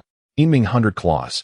At that moment, Zhu Zhuqing's soul skill arrived behind the phoenix-tailed coxcomb snake, cornering it into a dead end. As the most agile soul master within the team, her speed surpassed all others, even outpacing Yi Ling. Thus, she reached the rear of the phoenix-tailed coxcomb snake before anyone else and unleashed her soul skill. Parasitism. Observing the phoenix-tailed coxcomb snake being forced back by Zhu Zhuqing, Yi Ling's peculiar vortex in his palm intensified, firmly binding the creature in place. Ultimately, he seized its tail in his grasp, just as Tang San's attack struck. The second soul skill, Parasitism, was activated, with robust, dark-hued blue-silver grass emerging from the snake's body, ensnaring it securely, rendering it unable to escape. White Tiger Protection Barrier. White Tiger Diamond Transformation. Still wishing to flee, Dai Mubai instantaneously unleashed his third soul skill, his beastly tiger claws pressing down upon the struggling phoenix-tailed coxcomb snake, pinning it firmly to the ground, immobilizing it. Xiao Ao, swiftly finish it off. Zhao Wujie nodded approvingly, addressing the somewhat dazed Oscar nearby. Oh no. Oscar hastily accepted the dagger tossed by Zhao Wujie, approached the writhing phoenix-tailed coxcomb snake, and slowly crouched beside it, aiming for the vulnerable spot at its neck. With a swift motion, he struck, and a purple soul ring gradually ascended. Meanwhile, Xiao Wu, standing aside and not participating in the battle, closed her eyes, feeling a pang of compassion. Sigh. Chapter 85. The Serpent Woman Meng Iran. Phew, it's finally over. Upon witnessing the emergence of the purple soul ring from the phoenix-tailed coxcomb snake, Tang San and the others heaved a collective sigh of relief, retracting their tumultuous soul power and settling down on the ground. Despite the group's rapid capture of the phoenix-tailed coxcomb snake, only Tang San, Dai Mubai, and a few others understood that the snake's elusive nature was akin to that of a loach. Without the full exertion of their soul power to restrain it, it would have undoubtedly slipped away in an instant. By the way, Yi Ling, what technique was that you just employed? I didn't see you unleash your soul ring. Ma Hongjun inquired, as he had contributed little, merely suppressing with his martial spirit. allowing him the opportunity to observe everyone and recognize that the key to subduing the phoenix-tailed coxcomb snake was Yi Ling's bizarre vortex of soul power. Oh, that was a self-created soul skill I devised. It serves little purpose, merely allowing me to adhere to others without any offensive capability. Yi Ling smiled and remarked, observing that he seemed somewhat dissatisfied with this technique. A true anomaly. While others struggle their entire lives to develop a unique soul skill, you effortlessly create them one after another. In comparison, I believe you are the genuine prodigy. Dai Mubai unabashedly expressed his envy, saying, alas, I possess a weapon spirit, specifically a sword, which likely inclines me more towards comprehension than you. Yi Ling replied with a smile. Meanwhile, Tang San furrowed his brow upon hearing this, seemingly grasping something from Yi Ling's words. However, everyone was in a state of relaxation after hunting the soul beasts, and with teacher Zhao's watchful presence, they decided to rest on the spot. Oscar began preparing to absorb the soul ring. Wait, someone is approaching. Just as Oscar was about to sit down and absorb the soul ring, Zhao Wujia's voice resonated.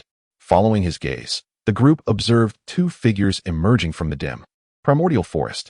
Gradually, two silhouettes came into view, an elderly woman leaning on a cane, followed by a girl with a figure reminiscent of a beautiful serpent, seemingly around 15 years of age. Yi Ling gazed at the two, a peculiar smile gracing her lips. My dear, it seems somewhat inappropriate for you to seize my granddaughter's soul ring, the elderly woman spoke. Her gaze fixated on the purple soul ring produced by the phoenix-tailed coxcomb snake behind the group. May I inquire, esteemed elder, who you are? Zhao Wujia questioned, perplexed, as the old woman exuded a faint aura reminiscent of a soul emperor, indicating her affiliation with a certain power. Haha, esteemed elder is too grand a title. I am known as Chao Tianxiang, and the world recognizes me as the Snake Granny. While perhaps you have not heard of me, you might be familiar with my husband, who is known far and wide as Dragon Duke. This is my granddaughter, Meng Iran. The Snake Granny lifted her head with a smile that was more sorrowful than one of joy. Yet this revelation caused Zhao Wujia's expression to shift dramatically. However, upon noticing that no one accompanied the two, his demeanor softened somewhat. Ah, it is you, esteemed Snake Granny. I am Zhao Wujia, a humble disciple of the Ming Wang. I am curious as to why you claim that we have taken your granddaughter's soul ring. Zhao Wujia inquired, his gaze fixed upon the Snake Granny. You must have noticed that the phoenix-tailed coxcomb snake is injured, specifically in its abdomen, a wound inflicted by my weapon spirit, the snake staff. Upon hearing Zhao Wujia's introduction, the Snake Granny's expression gradually turned to one of astonishment. However, upon seeing the purple soul ring behind them, she feigned calmness. Zhao Wujia's expression darkened, for as the Snake Granny stated, there was indeed a scar on the abdomen of the phoenix-tailed coxcomb snake, a mark that could not be erased. As he pondered how to respond, Yi Ling suddenly stepped forward with a smile, saying, soul beasts belong to the fated. If it has fled from your grasp, it signifies that it shares no bond with your granddaughter. You. The girl beside the snake matriarch suddenly stepped forward, her gaze fixed upon Yi Ling.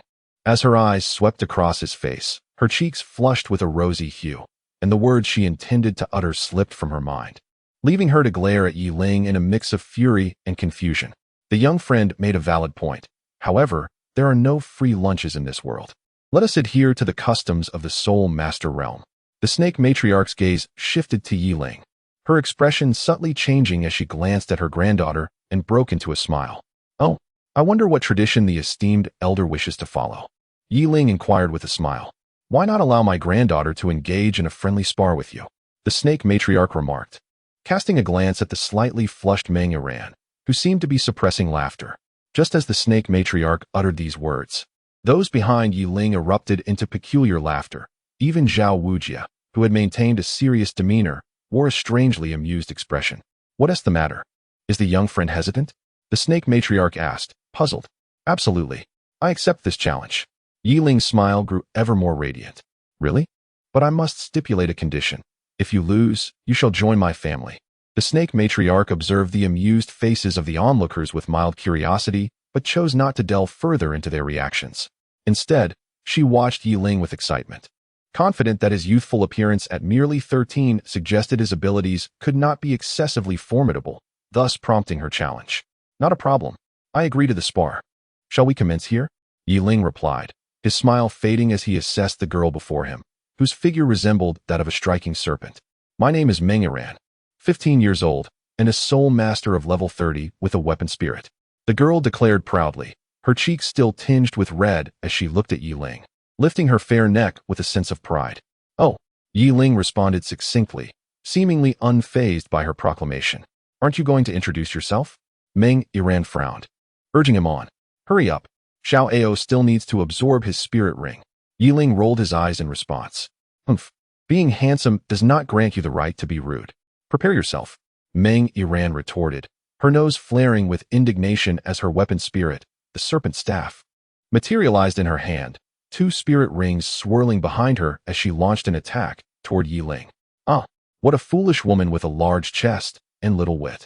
Yi Ling gazed at her irate expression, his brow arched in exasperation. Within him, soul power surged, and the emotionless sword materialized in his grasp. For soul rings suddenly erupted from his body, hovering behind him. With a clang, the emotionless sword merely executed a simple horizontal strike against Meng Iran's serpent staff. A tremendous force surged through her hands, leaving them numb, and her body was propelled backward, landing beside the serpent matriarch. How is this possible? What configuration of soul rings is this? And a 10,000-year soul ring. You are a soul sect master. The serpent matriarch's eyes widened in shock at the number of soul rings behind Yi Ling, bombarding him with a flurry of questions. Meanwhile, Meng Iran, seated on the ground, momentarily forgot her pain, staring vacantly at the soul rings behind Yi Ling. I am Yi Ling, 13 years old, a disciple of the 7 Treasures Glazed Tile School. You may have heard of my master, known to the world as the Sword Douluo. Yi Ling declared with a smile. 13 years. A soul sect master. A 10,000-year soul ring. How could this be? You are from the 7 Treasures Glazed Tile School? Your master is the Sword Douluo. The serpent matriarch struggled to comprehend this sudden influx of monumental information, momentarily dazed, forgetting to assist her granddaughter. After a brief pause of astonishment, her expression shifted to one of panic as she bowed to Yi Ling. I did not recognize your esteemed presence. You are indeed a disciple under the Sword Douluo. We shall take our leave now. Iran, let us go. Chapter 86. The King of the Forest. Haha. Yi Ling, how could you be so forthright? Aren't you worried about frightening them? Dai Mubai chuckled, supporting Oscar's shoulder. They had also been taken aback when they learned from the beaten dean that Yi Ling was the disciple of the Sword Douluo. However, witnessing even a soul emperor so thoroughly intimidated brought a sense of balance to their hearts. Stop laughing. The Dragon King and Serpent Matriarch never stray too far apart. Yi Ling's actions were likely intended to instill a semblance of fear in the Dragon King, Zhao Wujie remarked with a smile. He was among the first to learn of Yi Ling's affiliation with the Sword Douluo, and recalled the night he was besieged by 2 titled Douluos. A memory that resurfaced whenever he glanced at Tang San and Yi Ling. Oscar, hurry and absorb the soul ring. Are you waiting for someone else to snatch it from you? Zhao Wujie chided as he noticed Oscar standing there in a daze. Oh right, I'm on it. Oscar awkwardly chuckled, swiftly moving to sit cross-legged beside the soul ring of the phoenix-tailed chicken-crowned serpent, drawing it into his body and entering a meditative state. As half a day passed, night descended once more upon the Douluo forest. The group, as before, lit a bonfire, encircling it while consuming their rations. Yi Ling, however, was an exception. After hastily grabbing some provisions from Ning Rongrong, he returned to his tent. A faint aura of soul power swirled around Oscar. A purple soul ring flickering in and out of visibility, illuminating the surrounding darkness. Little Oscar should be nearing completion, having absorbed for quite some time now, Dai Mubai remarked. It should be soon. This phoenix-tailed cuckoo snake is likely to bestow a remarkable soul skill upon Oscar. Tang Xin gazed into the distance at Oscar as time passed slowly. One by one, the others returned to the tent, leaving only Tang San and Ma Hongjun to keep watch, while Zhao Wujin stood by, keeping an eye on Oscar to prevent any soul beast ambush. Hey, Xiao San, do you sense an oppressive aura? Ma Hongjun suddenly inquired, his eyes scanning the surroundings with a hint of vigilance. Oppressive? The dense soul power of the Douluo forest, long dominated by soul beasts, naturally carries a residual scent of wild beasts. It's quite normal for you to feel a sense of oppression, Tang San explained after a moment of pause. Yet, his gaze wandered in confusion around them. It seemed that since the departure of Snake Lady and her companions, that oppressive aura had intensified, stirring a sense of unease within him. Little ones, extinguish the fire. Zhao Wujin's gaze shifted deep into the forest, his demeanor growing alert as he too sensed an unsettling pressure in the air. With a swift motion, Tang San unleashed the first soul skill of his blue-silver grass. The enormous tendrils surged from beside the campfire, extinguishing the flames in an instant, causing both men to heighten their vigilance, their expressions grave as they scanned their surroundings. Oscar is almost done absorbing. Tang San, go awaken the others and prepare for battle. We might be in trouble, Zhao Wujin urged. Concern etched across his face while his eyes remained fixed on the depths of the Douluo forest. Understood. What is happening? Are soul beasts attacking? Tang San knocked on the tents of his companions. Dai Mubai was the first to emerge, his eerie dual pupils still heavy with sleep, yet brimming with alertness as he questioned Tang San. Following closely behind him, Yi Ling and the others quickly joined, their expressions wary as they surveyed the area. It seems what is approaching is not trivial. Everyone, be on high alert. Zhao Wujin's expression turned serious. Oscar, who was absorbing his soul ring, seemed affected by the suddenly intensified oppressive aura. Finishing his absorption prematurely and opening his eyes with discomfort as he looked at the panicked group. What's wrong? Why is it suddenly so oppressive? Oscar asked, perplexed. If Zhao Wujin had not been right in front of him, he might have thought it was their teacher using a soul skill to play tricks on them. What is this? Xiao Wu stepped out, her gaze filled with uncertainty as she scrutinized the distance, seemingly on the verge of speaking but abruptly restraining herself. Everyone, stay alert and do not stray too far apart. This time, we may truly be in danger, Zhao Wujin exclaimed, as if sensing something ominous. Roar. As the crowd remained vigilant, scanning their surroundings, an exhilarating roar of a beast reverberated through the air, causing the ground to tremble violently, as if some colossal entity were racing towards them from the distance. Suddenly, a massive shadow swept across the sky above, followed by a thunderous crash as a heavy object struck the earth. When the onlookers gazed upward, they were met with the sight of golden eyes, as large as the moon itself. Under the scrutiny of those eyes, Zhao Wuji felt an overwhelming chill run down his spine, and his legs began to tremble uncontrollably. What manner of creature is this? Oscar exclaimed in panic, hastily retreating behind Tang San and the others. Its stature rivals the peaks of mountains, and its gaze resembles that of the sun and moon. This must surely be a ruler among spirit beasts, one that has existed for at least 10,000 years. Tang San's eyes narrowed sharply. Even with his composure, his body stiffened involuntarily. Has it arrived?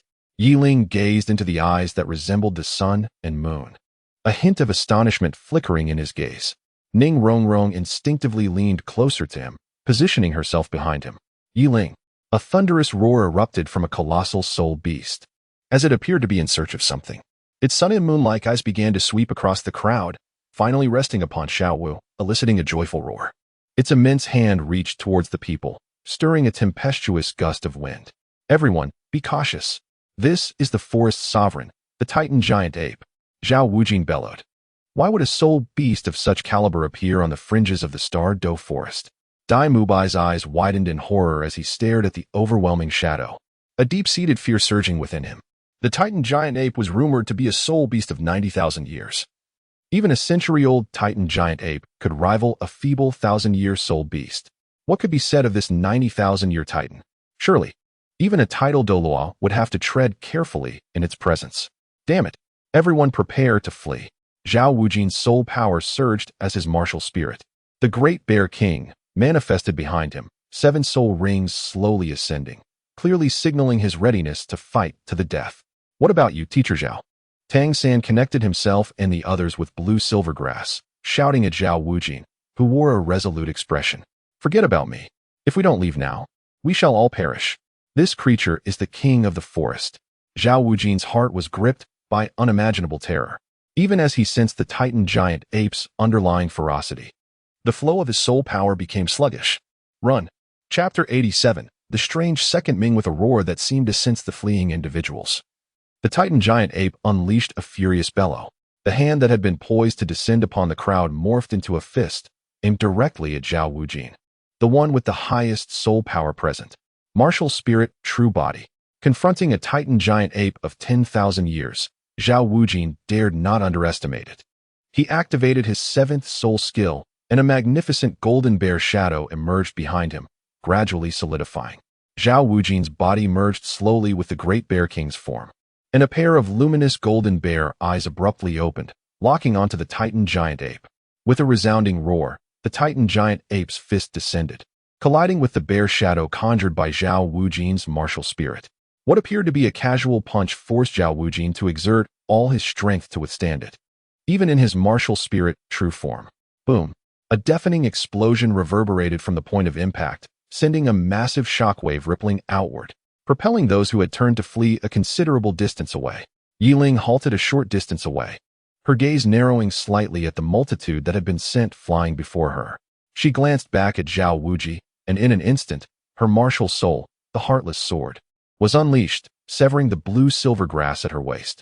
Without a hint of hesitation, she turned and charged towards the Titan giant ape. We must return to assist Teacher Zhao. Upon witnessing Yi Ling's decisive action, Dai Mubai's earlier hesitation evaporated. His martial soul, the white tiger, manifested instantaneously, freeing him from the constraints of the blue-silver grass, and he sprinted back in tandem with Yi Ling Mubai. Tang Xin called out, his eyes following the two as they rushed back, and he cast a resigned glance at Xiao Wu. Xiao Wu, you, Rong, and Oscar should leave first. Hong Jun and I will return to lend our aid. Tang Xin retracted the blue-silver grass binding the others, directing his fervent gaze towards Ma Hongjun. Their eyes met, and Ma Hongjun nodded in agreement. Acknowledging the response, Tang Xin extended a strand of blue-silver grass, which entwined around Ma Hongjun's waist, and the two transformed into a fleeting shadow racing towards the Titan giant ape. The 7 treasures are renowned, the first for strength, the second for speed, and the third for spirit. Ning Rongrong observed as her companions launched themselves at the Titan giant ape, unleashing a barrage of soul techniques towards Zhao Wuji. Little San, this is my stock from before. Have Teacher Zhao and the others consume it. Oscar called out to Tang San, producing a sausage-like item from his pocket and tossing it towards the group. All right. With a swift motion, Tang San's left hand reached forth, employing the control crane to capture dragon technique to gather all the small sausages into his grasp, hurling them towards the distant battlefield. Xiao Wu gazed at the tumultuous combat in the distance, a flicker of emotion gracing her features before she smiled softly and suddenly darted into the nearby woods. Yiling, Teacher Zhao. As Tang Xin landed, he immediately tossed Oscar's supplies to the others. You unruly brats. Did you not hear me telling you to leave? Zhao Wuji exclaimed, taking hold of the sausages. Feeling the surge of power and speed granted by the 7 treasures' glazed tile pagoda, he hastily consumed the sausage, his gaze once again fixed upon the Titan giant ape before him. Yiling grasped the sausage and cast a fleeting glance behind him, yet he could not discern the figure of Xiao Wu amidst the throng, his expression tinged with peculiarity. Taiji sword technique, Yin Yang sword. With his soul power surging to its zenith, a resplendent violet radiance emanated from the unfeeling sword in Yi Ling's grasp, conjuring a colossal wave of violet sword energy that cleaved towards the Titan giant ape.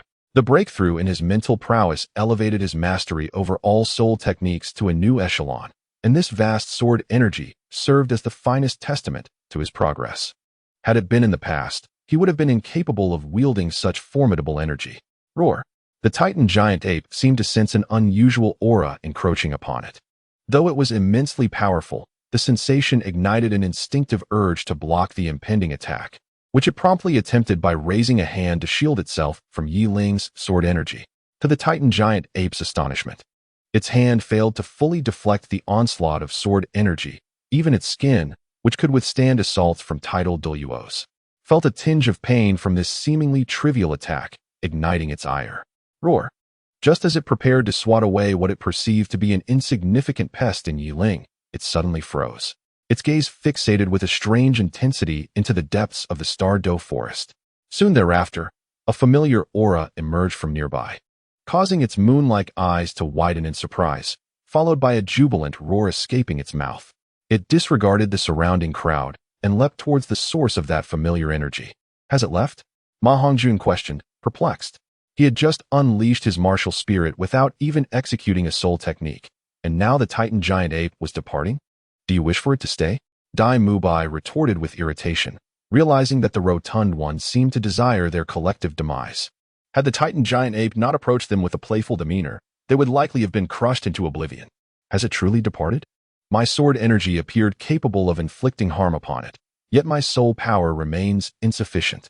Yiling mused inwardly, a hint of dissatisfaction lingering over the Titan giant ape's swift exit. Not good. Xiao Wu's aura is in that direction. Just as the others believed the danger had receded and prepared to leave, Tang Xin suddenly exclaimed in alarm. The aura that had just manifested was indeed Xiao Wu's, and the Titan giant ape was heading towards her as well. Before anyone could react, Tang Xin transformed into a fleeting shadow, racing towards that direction. Yiling squinted at the unfeeling sword in his hand, as if struck by a sudden thought, and also surged forth like a streak of light towards the same destination. Those two reckless boys, Zhao Wujing admonished with fury, hastily pursuing them. The remaining members, including Dai Mubai, exchanged glances, their earlier terror still fresh, and swiftly followed Zhao Wujing into the fray. Sister Xiao Wu, in the vicinity of the core area of the Douluo forest, the colossal Titan giant ape gazed at the petite figure perched upon its shoulder, exclaiming, Ming, I have told you repeatedly not to wander out, yet here you are, nearly injuring my companions. The small figure was none other than Xiao Wu, who, appearing somewhat irked, retorted to the Titan giant ape, I did no such thing. I merely wished to ascertain whether they possessed the qualifications to be my partners. The Titan giant ape, feeling unjustly accused, protested that it had not exerted much force. Otherwise, those individuals would not have survived until now. Sengu must be worried sick. This is all your fault. Xiao Wu lamented. However, worrying was of little use. So she shook her head and cast a reproachful glance at the Titan giant ape, sighing, well then, since we are out here, let us first deal with the third spirit ring.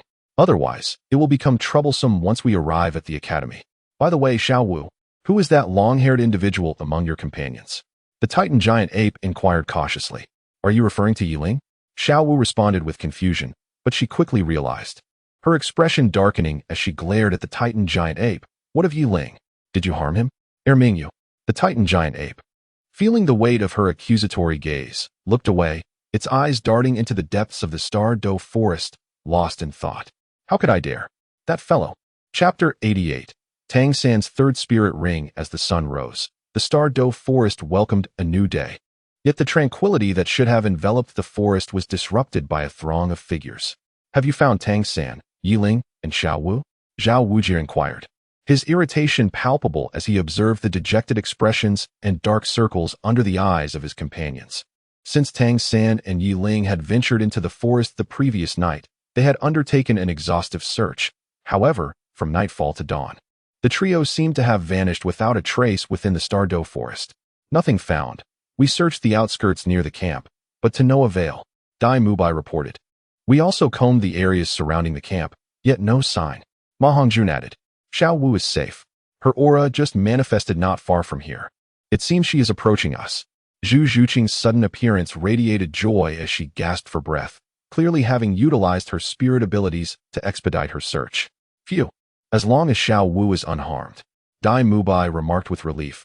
But what of San and the others? As long as that girl is all right. But what about those two rascals? Why must they be so impulsive? If they encounter trouble in this Douluo forest, Zhao Wujie felt a pang of distress. Were it not for the multitude of students present, he would have wept. If Yiling were lost, he would surely face the wrath of the sword Douluo. And if Tang San were missing, he could expect to be crushed by the Haoyan Douluo. What sins had he committed in his past life? Alas, Teacher Zhao, please do not be anxious. Yiling is undoubtedly with Tang San, and he possesses the Glazed Tile Order from the Seven Treasure Glazed Tile Sect. If any danger arises, he will seek assistance from the sect. Ning Rongrong stated, her gaze directed towards the depths of the forest, where a flicker of concern betrayed her outward calmness. Upon hearing this, Zhao Wujing scratched his head in irritation and addressed the group. Let us hope for the best. What are you all waiting for? Mubai? Zhu Qing, go fetch Xiao Wu. The rest of you, hurry and search for Yiling and the others. At the periphery of the core area of the Douluo forest, a tremendous black spider's shattered body plummeted from the sky. As a mesmerizing violet light gradually coalesced upon its form, transforming into a purple soul ring, Tang Sen collapsed onto the ground, his eyes bloodshot. Feeling the meager remnants of his soul power, his gaze instinctively fell upon the purple soul ring beside him, a flicker of hesitation passing through his eyes. No need to deliberate. This man-faced demon spider has been within your threshold for 1,650 years. It can be absorbed. A weary voice emerged from the nearby woods, a voice Tang Sen recognized all too well, yet he remained unresponsive. Merely fixating on the soul ring of the man-faced demon spider, his expression gradually resolute. "What are you doing here?" he inquired. "I feared you might encounter peril. If it were not for my watchful presence, you would have perished long ago." Yiling replied, momentarily taken aback, her indifference evident as the sword of her heart. The Juetching sword vanished in a flash of light, leaving behind faint traces of the blood of soul beasts in the air. Tang Sen narrowed his eyes, glancing towards the woods behind Yiling, where shadows seemed to conceal the corpses of several soul beasts, evidently slain by her. It became clear why the commotion of his battle with the man-faced demon spider had not attracted other soul beasts. Yiling had been silently warding them off. "Quickly absorb this soul ring. You need not worry about Xiao Wu. She is safe and has returned to the group," Yiling urged, observing Tang San, whose eyes were bloodshot and bore a fierce expression. Her spiritual energy sensed that Xiao Wu was hastening from the core area of the Douluo forest, likely having resolved her third soul ring issue after parting ways with the Titan giant ape. Before them lay the mangled remains of a 1,000-year-old man-faced demon spider, the fruit of Tang San's arduous struggle. Yiling observed the surrounding trees, which bore the marks of crossbow bolts crafted from mysterious iron, presumably the handiwork of Tang San's Zhuge divine crossbow. The shattered body of the man-faced demon spider was likely a result of these powerful projectiles as well. "Is Xiaowu truly unharmed?" Tang San questioned incredulously, his previously weakened body trembling suddenly, struggling to sit up. "She is fine. She has probably rejoined the team by now." Quickly absorb the soul ring. The soul ring of the 1,000-year man-faced demon spider is a perfect match for your blue-silver grass. Yiling spoke in a calm manner, noting that within the incomplete soul ring of the human-faced demon spider, he had discovered a mysterious object that instilled within him an inexplicable sense of unease, akin to a subtle repulsion. Nevertheless, Yiling chose not to dwell on it. According to the narrative's logic, that object was likely the 8 spider lance's soul bone. "Thank you." Tang Sen directed his gaze toward Yiling, revealing a hint of emotional gratitude. "There is no need for such sentimentality. Hasten to absorb it. I shall remain here to guard you." Yiling felt a twinge of embarrassment at Tang San's grateful expression, as his initial intention had merely been to accompany him and seek out a few spirit beasts for practice. When he had unleashed that strike against the Titan great ape, it seemed he had stumbled upon some profound understanding, yet it eluded his grasp. Thus, upon seeing Tang San depart, he had thought to accompany him. But now it appeared Tang San had misconstrued his intentions. An external soul bone. Such a precious artifact. Why do I feel this sense of aversion? Yiling pondered, shaking his head as he observed Tang San entering a meditative state after absorbing the soul ring. Resigned, he raised his long sword and sat quietly to the side. "I should send word to Teacher Zhao and the others. They must be anxious by now," Yiling suddenly thought, lifting the resolute sword high above his head. A brilliant beam of sword light shooting into the sky. The light bore no trace of soul power, but rather emanated the essence of the resolute sword itself, intended to alert Teacher Zhao and the others, guiding them to find him and Tang San. "Very well. Now we await their arrival. Though I hope it isn't that group of individuals." Yiling frowned, recalling that while practicing with a 1,000-year spirit beast nearby, he had encountered Snake Lady and Meng Aran, accompanied by an elderly man with white hair leaning on a dragon-headed cane, presumably long gone. If they arrived before Teacher Zhao, it could spell trouble for him and Tang San. Although his identity as the cherished disciple of the sword Douluo would provide a measure of intimidation, one could never be certain they wouldn't entertain thoughts of murder and soul ring theft. The 8 spider lance's soul bone. Yiling's gaze fell once more upon Tang San, her mind swirling with unspoken thoughts. "Perhaps with it in your possession, my plans may finally commence." Nearby, on a hillside not far from Yiling, Zhao Wujia and his companions were meticulously searching for the traces of Yiling and her companion. Suddenly, a sharp and chilling sword intent manifested from the distance, startling them all. "This is the aura of Yiling's emotionless sword. Haha, I knew this lad would be unharmed." Zhao Wujia exclaimed with palpable relief, his eyes fervently fixed on the source of the sword intent. "At last, we have found them. Oscar, swiftly inform Mu Bai and the others to head directly to the location of that sword intent. Yiling is surely following Tang San, and it is quite possible that Tang San himself is there as well." Chapter 89. Dragon King. Near the core area of the Douluo forest, in an open space. Two figures sat cross-legged, both in a state of meditation. One was absorbing a soul ring, while the other appeared to be deep in contemplation. Yiling slowly opened her eyes and cast a glance at Tang San, a fleeting thought flickering across her gaze.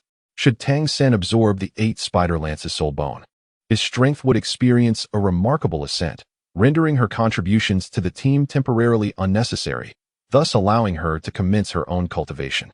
This notion had dawned upon her while she was testing her sword against those soul beasts. Venturing out alone for training seemed to her the most advantageous choice for enhancing her prowess at this juncture. Moreover, had not teacher Zhao remarked that her strength was inclined towards individual combat? To her, the team felt more like a hindrance than a support. It might be wiser to resolutely embark on her own journey, which would not only accelerate her growth, but also ensure that the brilliance of the Shrek 7 monsters would not be overshadowed by her own luminescence. Furthermore, with Qian Renxue having already infiltrated the 7 Treasures Glazed Tile sect and the Heaven Do Empire, it was likely that she had initiated her own plans, thereby amplifying the necessity for Yiling to focus on her enhancement. She would also need to carve out time to orchestrate her own schemes, making her departure from Shrek Academy the most judicious and advantageous decision. Ultimately, must she indeed take her leave? Yiling spoke softly, her gaze somewhat dim as she turned to the figure approaching from a distance, seemingly resolved. Yiling, came the excited voice of Ning Rongrong, closely followed by Zhao Wujia's group, with Dai Mubai and Xiao Wu arriving fashionably late behind them. Sister Rongrong, Yiling replied with a smile, are you all right? Ning Rongrong looked at her with concern, noticing that Yiling's white robe still bore the remnants of blood from a soul beast, clearly indicating she had endured a fierce battle. I am fine, but what about third brother? As Yiling was about to speak, he suddenly noticed a figure rushing towards Tang San. Do not disturb him. He is absorbing the soul ring and soul bone of the human-faced demon spider. Your presence will only impede his progress, Yiling said, his brow furrowing. Xiao Wu came to an abrupt halt at Yiling's firm words, her gaze fixed on Tang San, filled with concern. The human-faced demon spider, Zhao Wuji exclaimed. Unlike other soul beasts, this one, though only at the 1,000-year level, is seldom chosen by soul masters for their soul rings due to its extremely venomous nature. Even its soul ring is tainted by its lethal venom, rendering it unsuitable for a mere 3-ringed soul master to absorb. By the way, what was that you just mentioned, Yiling? Soul bone. Zhao Wujia's eyes widened in disbelief, as if he had misheard. Indeed, and it is an external soul bone, Yiling replied with a smile. In the realm of soul masters, soul bones are revered as treasures of unparalleled worth, so Zhao Wujia's astonishment was hardly surprising. An external soul bone. Zhao Wujia's expression became even more exaggerated, his mouth agape as if it could accommodate an apple. However, he was not alone in this reaction. The rest of the Shrek team mirrored his astonishment, their eyes brimming with shock and envy as they gazed at Tang San.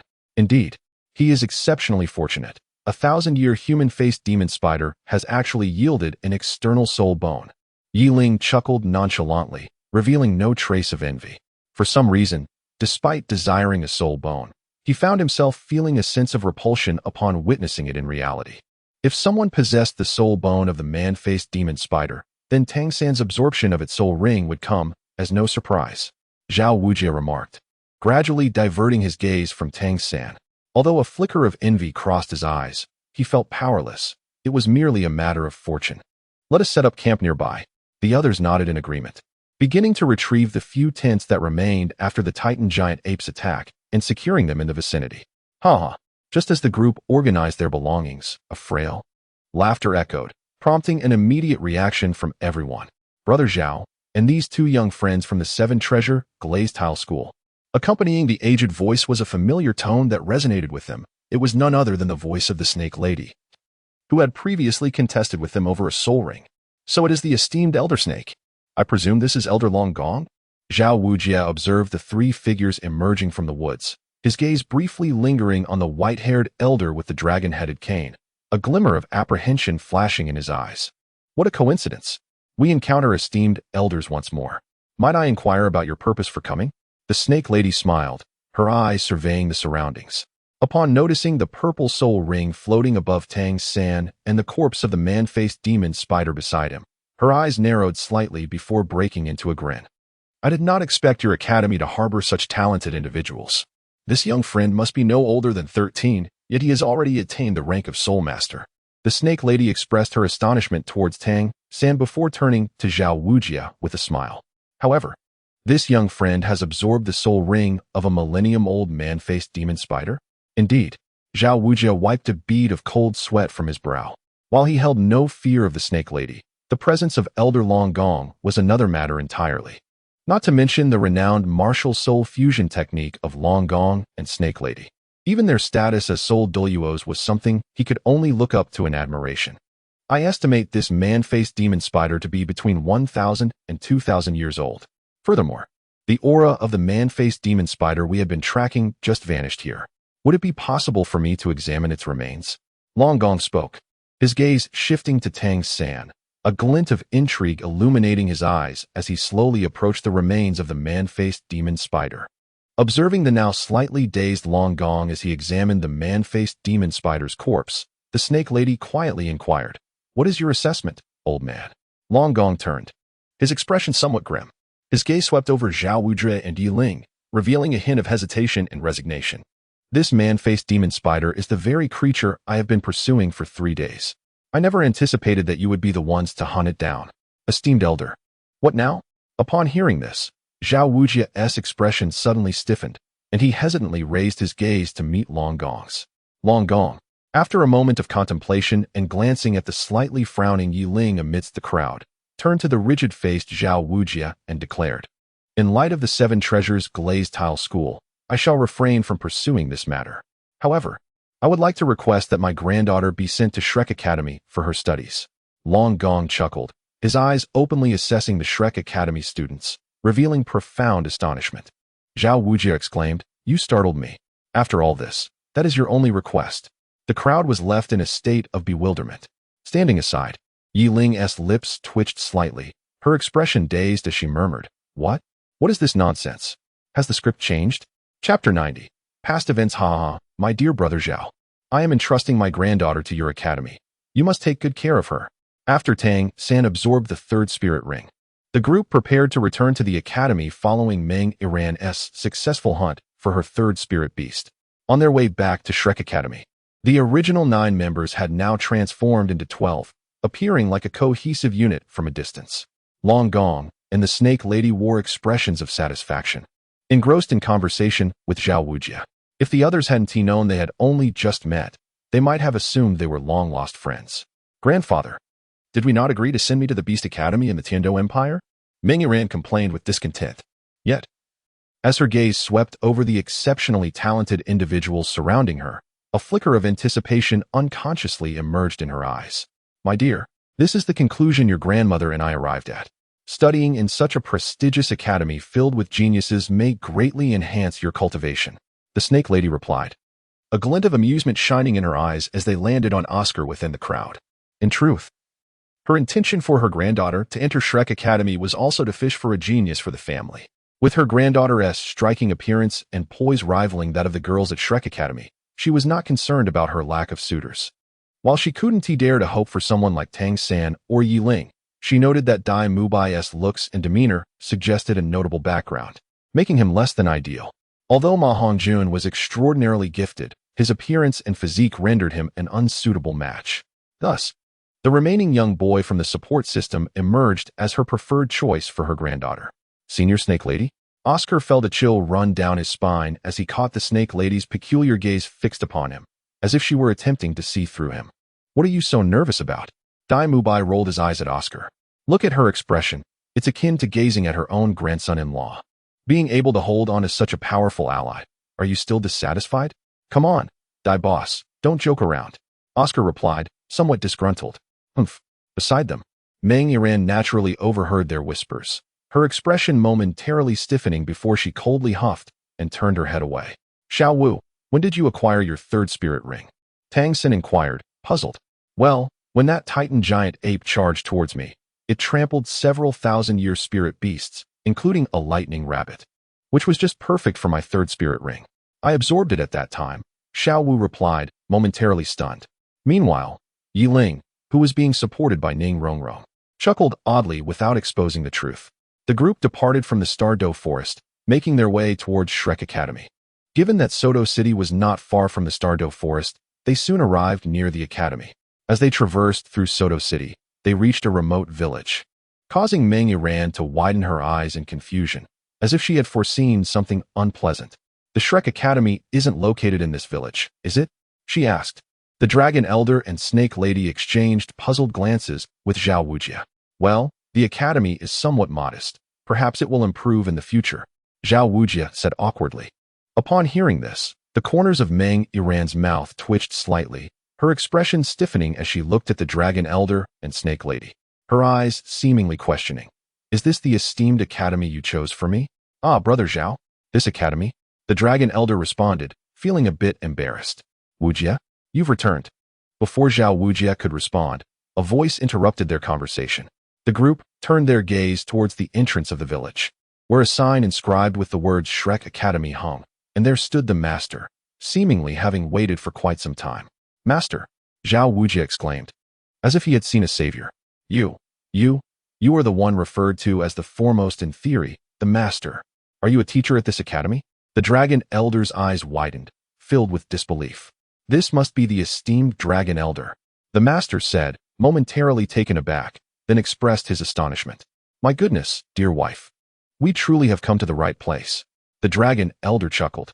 Although the master was widely regarded as the foremost in theory, only certain families and imperial sects knew the true extent of his terrifying prowess regarding martial souls and their theories, not to mention the powerful family behind the master. Just his current influence alone was such that even the Spirit Hall sought to eliminate him directly. He had heard that the Spirit Hall's offerings had even proposed to assassinate the master, but later, for reasons unknown, this matter was suppressed. Master, I have come specifically to request that Shrek Academy accept my granddaughter, the Dragon Elder said with a smile. Although he was a sole Douluo, he set aside his previous demeanor in front of this esteemed figure. I cannot make that decision. You may discuss it with Flinder. The master replied, frowning slightly. Flinder? Is he the one known as the Four-Eyed Owl? Standing aside and observing the conversation between the two, the Snake Lady pondered her knowledge of this Flinder. Apart from being known as part of the Golden Iron Triangle alongside the master and another woman, she had heard that Flinder was a formidable soul master on the brink of breaking through to the rank of Soul Douluo, boasting an impressive level of 79. Moreover, she recalled that her elder had mentioned having encountered Flinder before. Is it true that someone wishes to join our Shrek Academy? A voice filled with surprise emerged as a figure descended from the sky, landing beside the master. It was none other than the Dean of Shrek Academy, Flinder. Oh, so this is Dean Flinder, Long Gong remarked upon seeing the bespectacled middle-aged man. You are the esteemed Long Gong? Flinder inquired, astonished. Indeed, it is I. Long Gong replied with a smile, his gaze slightly peculiar as he regarded Flinder. I have come here today with the intention of enrolling my granddaughter in Shrek Academy. What do you think? Since you, Senior Long Gong, have spoken, I certainly cannot refuse. After all, when I hunted the sixth soul ring, I was grateful for your assistance. Flinder responded with utmost respect. He recounted the time he ventured alone to hunt a 10,000-year soul beast at level 60, only to be besieged by a multi-headed beast. And it was Long Gong's timely intervention that had ensured his survival. The master, listening to Flinder's words, momentarily appeared taken aback, as if recalling something that rendered his expression somewhat stiff. After a brief pause, he lowered his head and chose not to dwell on the memory. In that case, I extend my gratitude. Long Gong chuckled, surprised to learn that this Shrek Academy had been established by Flinder himself. However, it now brought him a sense of reassurance to entrust his granddaughter to such a capable individual. Not at all.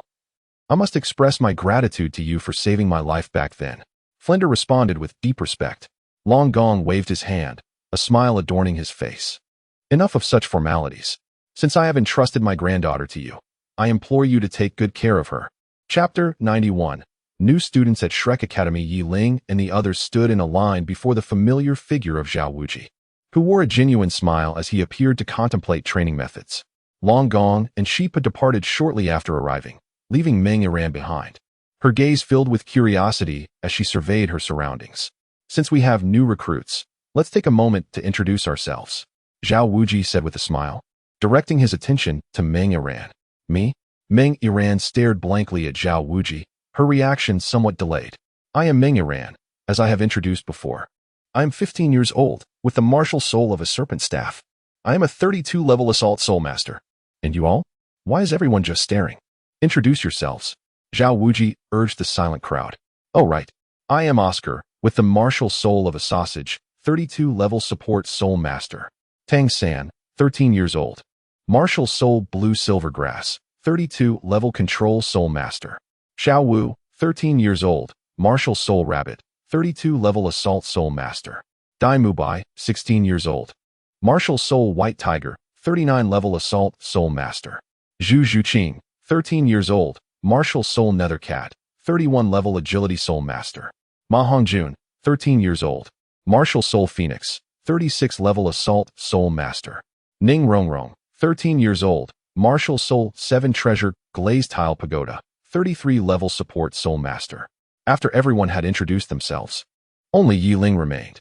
Meng Yiran's gaze turned to Yi Ling, curiosity evident in her eyes. I am Yi Ling, 13 years old. With the martial soul of the Heartless Sword, 42 level assault soul master. Indeed, Meng Yiran exclaimed in surprise. If there was one introduction she was eager to hear, it was Yi Ling's. The fact that this 13-year-old had already attained the soul master realm, far surpassing her own level, was truly astonishing. All right, everyone has introduced themselves, correct? Now, let's discuss today's training. Zhao Wuji said with a smile. Teacher Zhao, since we have an additional member today, how will we train?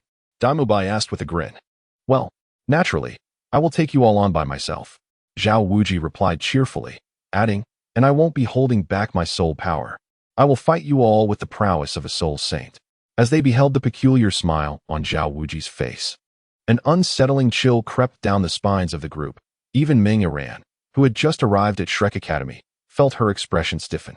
A group of soul masters and a soul master battling against a formidable assault-type soul saint, renowned for his strength and defense, was no jest. Meng Yiran suddenly realized how terrifying Shrek Academy truly was. No wonder it produced such extraordinary talents. With such training methods, what else could be expected but the creation of monsters? Does that mean I have to participate as well? Yi Ling inquired. Of course. This time, I won't hold back. Just be prepared to take a beating. With a malicious grin, Zhao Wuji recalled how certain individuals had previously embarrassed him, and now he intended to exact a well-deserved revenge. As per tradition, he declared that within the span of a single incense stick, if they triumphed, they would feast. If they faltered, they would encircle Soto City thrice while burdened. Zhao Wuji unleashed a formidable surge of soul power, his palm sweeping over the incense, which ignited and sent forth a stream of his soul energy into a nearby stump. The challenge commenced. The group quickly dispersed, forming pairs. Hongjun, Xiao Ao, and Meng Yiran banded together to encircle Teacher Zhao. Tang San, taking the initiative, commanded, as the soul control type soul master of the team, his judgment was well recognized, prompting everyone to split into groups. Rong Rong and Yi Ling would engage Zhao directly, while the others aimed to strike from the flanks and rear. Tang San darted towards Zhao Wuji's back, a strand of blue-silver grass shooting forth to entwine around Xiao Wu's waist, propelling her alongside him to their target. Dai Mubai and Zhu Zhuqing approached Zhao Wuji's left side, preparing to launch a disruptive assault, while Oscar and his companions positioned themselves on another front, ready to strike at an opportune moment. Ha ha ha, do you think you can encircle me? Zhao Wuji laughed boisterously as 7 soul rings suddenly materialized behind him, one of which brightly illuminated, releasing a golden aura. This was his first soul skill, the immovable king, enhancing his defense and strength. Hongjun, prepare to attack. Tang Sen called out, as his first and second soul rings flared to life, robust, spiked blue-silver grass erupting from the ground, ensnaring Zhao Wuji. Concurrently, from the golden-tinged surface of Zhao Wuji's skin, black strands of blue-silver grass emerged, beginning to wrap around him. Behold my might. Phoenix Fire Line. Under Tang San's command, Ma Hongjun unleashed his martial spirit, ascending into the air. His first soul ring ignited, unleashing a terrifyingly fierce pillar of flame towards Zhao Wuji. Little one, in the face of absolute power, your feeble flames serve merely to warm me. Zhao Wuji retorted, as his second soul ring activated, his hands swelling with a luminous aura, resembling a pair of bare claws, swatting away the fiery onslaught. With a resounding thud, the immense force dispersed the fiery pillar into scattered embers. Web of Binding. A massive and sturdy blue-silver grass shot forth from Tang San's hands, transforming into an enormous spiked web that enveloped Zhao Wuji.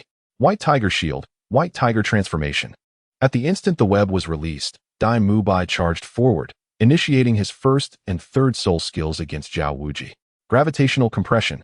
As the web and Dai Mubai drew near to Zhao Wujia, he unleashed his fourth soul skill, a tremendous gravity emanating from his side and spreading outward. The web descended vertically from the air, and Dai Mubai was sent flying by Zhao Wujia's retaliatory strike. White Tiger's Radiant Wave. Upon landing, Dai Mubai immediately activated his second soul skill, unleashing countless golden light waves directed at Zhao Wujia. However, bolstered by the enhancement of his first soul skill, Zhao Wujia withstood the assault with his formidable defense, sustaining no injuries, merely stepping back a few paces. Restoration sausages. 8 sausages shot forth from Oscar, aimed at the other 8 individuals. "It's your turn, Yiling," Tang Xin exclaimed after swallowing one of the sausages. "The 7 treasures are renowned, the first for strength, the second for speed, and the third for spirit." Noticing Yiling, who was readying her sword beside her, Ning Rongrong hastily unleashed her 3 soul skills, all stacking upon Yiling. 3 beams of light projected from the 7 treasures' glazed tower, enveloping Yiling Taiji's sword technique, Yin Yang sword. Yiling once again unleashed her self-created soul skill, devoid of any ulterior motives, simply because this technique guaranteed a complete breach of defenses. Once more, this soul skill. Zhao Wuji's eyelids twitched as he instinctively prepared to evade the impending strike from Yiling.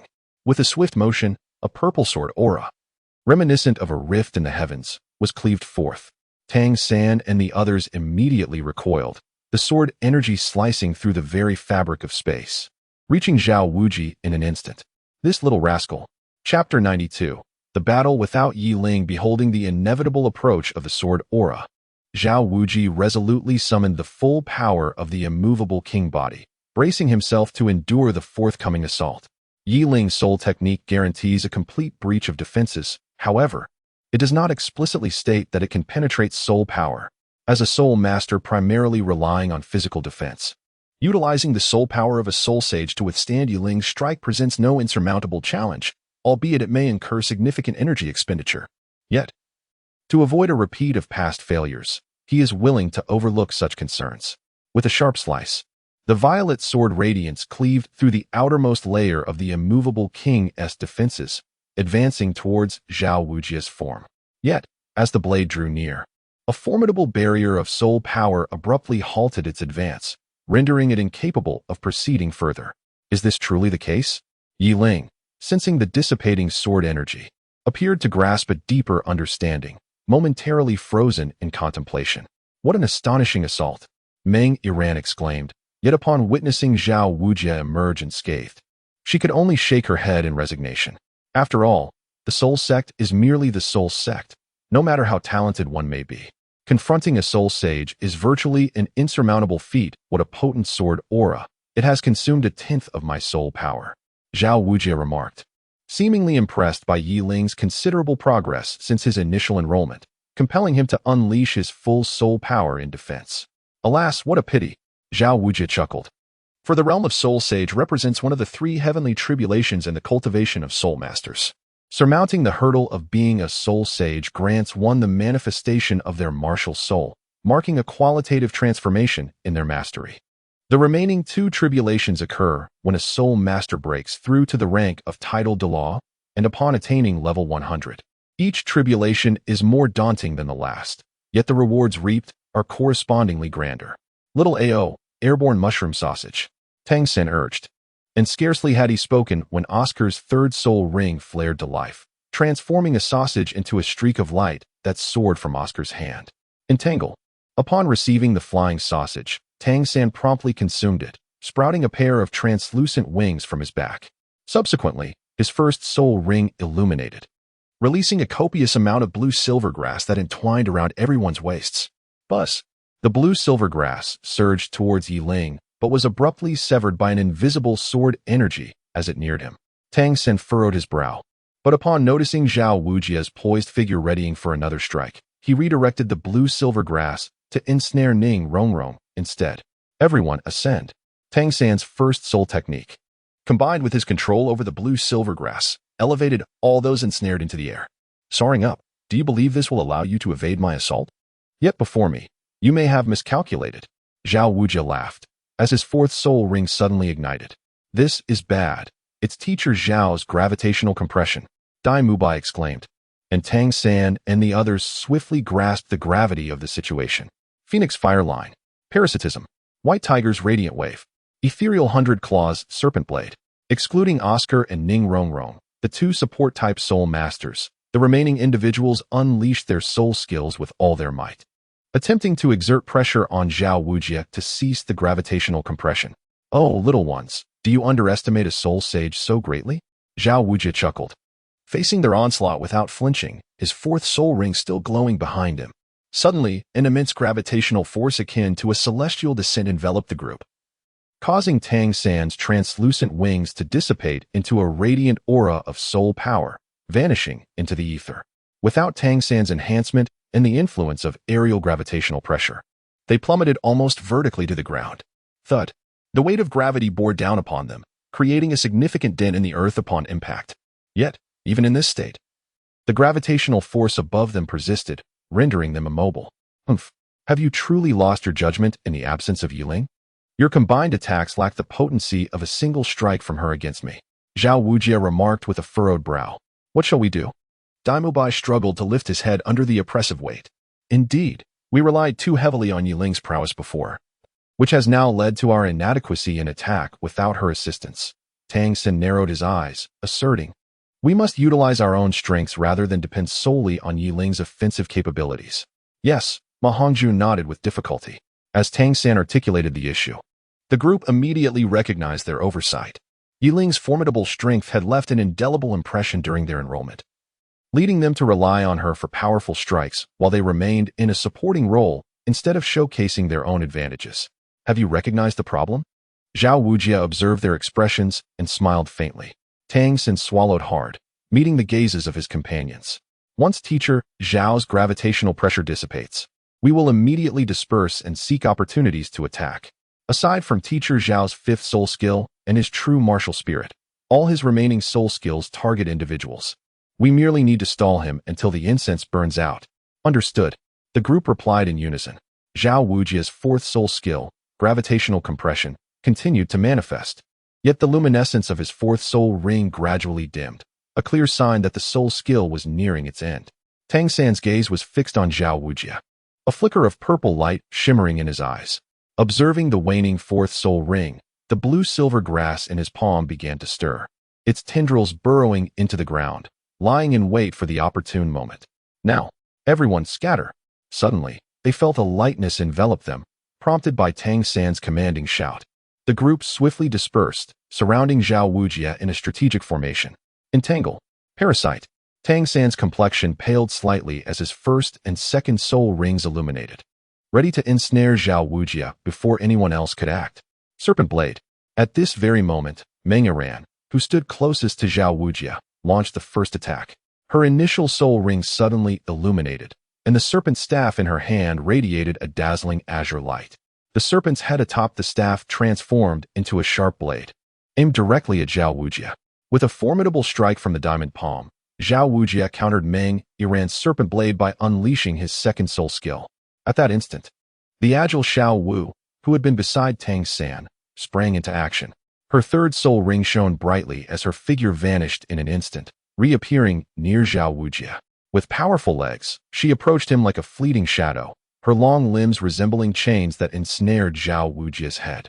Her second soul ring glimmered, and her eyes, already tinged with a hint of pink, transformed into a vibrant rose hue, locking onto Zhao Wujie's gaze. Enchanting. Blazing Phoenix. Phoenix Ascend. Following Xiao Wu's assault, Ma Hongjuan's figure arrived as well, his martial spirit morphing into colossal fiery wings that collided with Zhao Wujie's diamond palm, significantly diminishing the might of Zhao Wujie's soul skill. A clang echoed, akin to the clash of metal, as Zhao Wujie's hardened palm met Meng Yiran's serpent blade, creating a spark. Such splendid coordination. Zhao Wujie marveled at the ensemble, exerting force to send Xiao Wu flying. However, as a soul sage, he knew their soul power was nearing its limits. You must be running low on soul energy, Zhao Wujie remarked with a smile, observing the paleness on their faces. As a soul sage, his soul energy was on an entirely different level compared to Tang San and the others. Even after their combined efforts, he had only expended a mere 10% of his soul power. With the previous 10% consumed by Yiling, His soul energy remained exceptionally abundant. You're likely down to 30% of your soul power now. I've only lost 20%. Do you believe you still have a chance? Zhao Wujie chuckled, applying slight pressure to shatter the blue-silver grass that clung to his arm. The chasm between a soul sage and a soul master is indeed immeasurable. The disparity in soul power is lethally decisive for us. Tang Sen reflected, his expression darkening. Are you conceding? Zhao Wujie asked with a grin, unwilling to allow them to prolong the inevitable. He instantly activated his third soul skill, locking his focus onto Tang San. With the fifth soul ring illuminating behind him, Zhao Wujie deployed his fifth soul skill for the first time in this contest, evidently intent on eliminating Tang San, the core of the team. As Tang San sensed the impending mental assault, he hastily employed Ghost Shadow Misty Steps to evade, yet no matter how he maneuvered, the attack pursued him relentlessly. Akin to a parasite. Is it a tracking soul skill? Tang San recalled the moment when Zhao Wujie's third soul ring seemed to flicker, and he too felt a peculiar sensation, leading him to believe that the recent third soul skill was indeed a form of tracking. What should he do? After a moment's hesitation, Tang San resolutely unleashed his first soul skill. This time, however, he did not direct it towards Zhao Wujie, but rather released it beneath his own feet. Enormous, robust, purple-black vines surged forth from the ground, enveloping his entire form without leaving a single gap. Bang! Though this vine shield appeared formidable, it disintegrated into dust before Zhao Wujie's fifth soul skill, as fragile as paper. The onslaught of mental attack bore down on Tang San with unwavering ferocity. Little San, third brother. As Tang San braced for impact, two startled exclamations erupted from the crowd. Slash of emotion. A clear, resonant voice pierced the air. Before Tang San could fully register what was happening, a brilliant purple sword light flashed before him. The onlookers' eyes sparkled with exhilaration, for they recognized that Yu Ling had taken action. Boom! The sword light collided with the mental assault, resulting in a violent explosion between the two forces. You've returned, Zhao Wujie exclaimed with a smile. Having noticed that Yi Ling had entered a state of enlightenment and refrained from disturbing her, not anticipating her swift recovery. Questioning the heart, Yi Ling did not respond to Zhao Wujie. Instead, she raised the heartless sword above her head, and the third soul ring suddenly glimmered, unleashing an invisible domain that expanded outward from Yi Ling's very being. Ha ha ha, well done, young one. It seems you have indeed made significant strides in your prowess. Zhao Wujie exclaimed, sensing the elevated domain emanating from Yi Ling, akin to a profound ascension compared to before. However, you still cannot triumph. If they are in their peak condition and unscathed, perhaps you would have a chance, but now. Observing the faint smile on Zhao Wujie's face, Yi Ling turned to look at the others, only to find their expressions pale, their own soul power severely depleted, leaving them with no capital to engage in another battle. Azure Dragon Sword. As Yi Ling's domain reached its apex, a vibrant emerald light emanated from his heartless sword.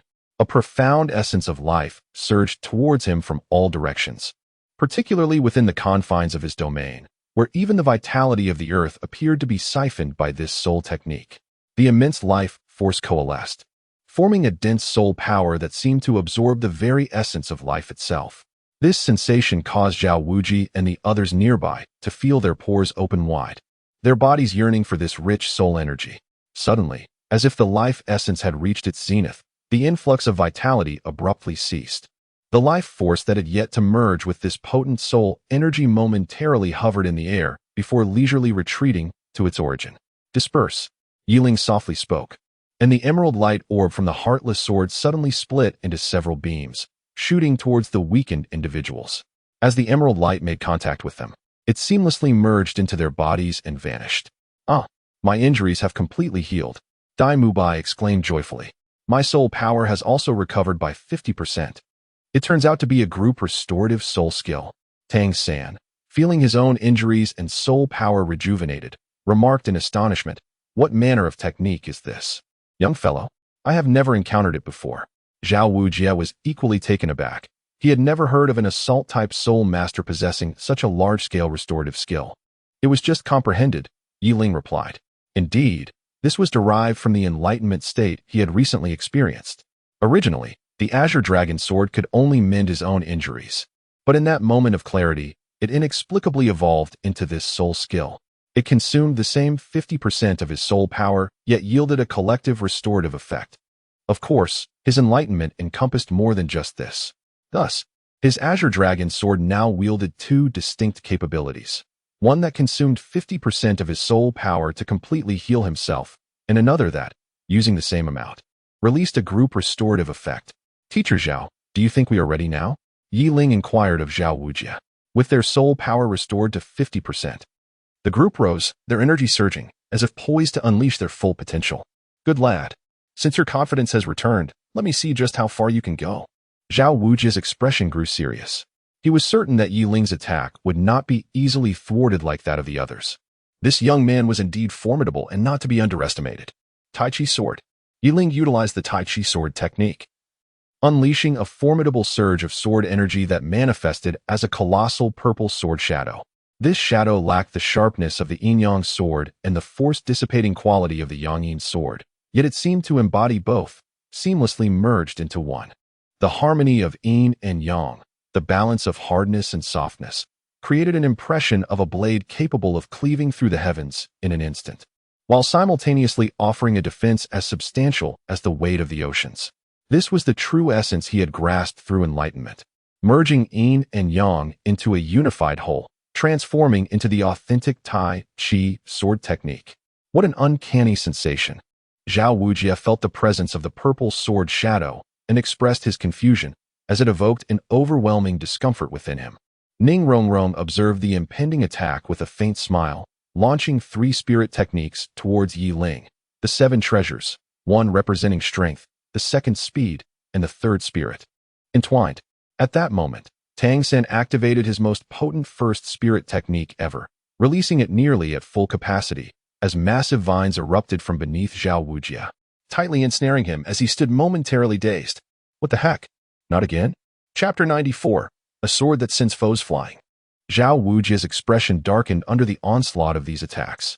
This familiar scene, this nostalgic pattern, as he beheld Yi Ling advancing towards him with a sword, coupled with the blue-silver grass vines wrapping around him, caused his lips to twitch in irritation. Sizzle. The immense purple sword shadow continued its descent towards him. Feeling the overwhelming sword energy from close range, even Zhao Wujie experienced a profound sense of dread. Damn it. You must be expending all your soul power for this sword strike, Zhao Wujie remarked in disbelief, as the terrifying sword energy approached. He felt a stinging pain on his skin, despite being a soul sage. Even under the full amplification of his first spirit technique, why did his defense feel as fragile as paper before the attack even landed? Martial soul, true body. At last, just before the sword shadow reached him, Zhao Wujie was compelled to summon his 7th spirit technique, Martial Soul True Body, transforming his form into that of a colossal diamond bear, his height and stature increasing several-fold in an instant. Yet, even after this transformation, the sword's shadow loomed before him. The first spirit ring on Zhao Wujie shimmered anew, enhancing the immovable body of the Martial Soul True Body, significantly elevating both his defensive and offensive capabilities, while the fur of the diamond bear radiated a dazzling golden hue. So this is what it means to be a soul sage? A glimmer of brilliance flashed in Yi Ling's eyes. The overwhelming soul power emanating from Zhao Wujie enveloped him, instilling an intense sense of oppression, as if he were not confronting a mere man, but rather a 10,000-year soul beast. Nevertheless, even before such a formidable foe, Yi Ling harbored confidence for battle. After all, the Tai Chi sword, when unleashed, would undoubtedly breach defenses. Having expended nearly 90% of his soul power to release this Tai Chi sword, its might could rival that of a soul sage. It is worth noting that Yi Ling's physical form and strength had already reached the level typical of a soul sage. Thus, with this sword, even Zhao Wujie would be compelled to activate his martial soul's true form.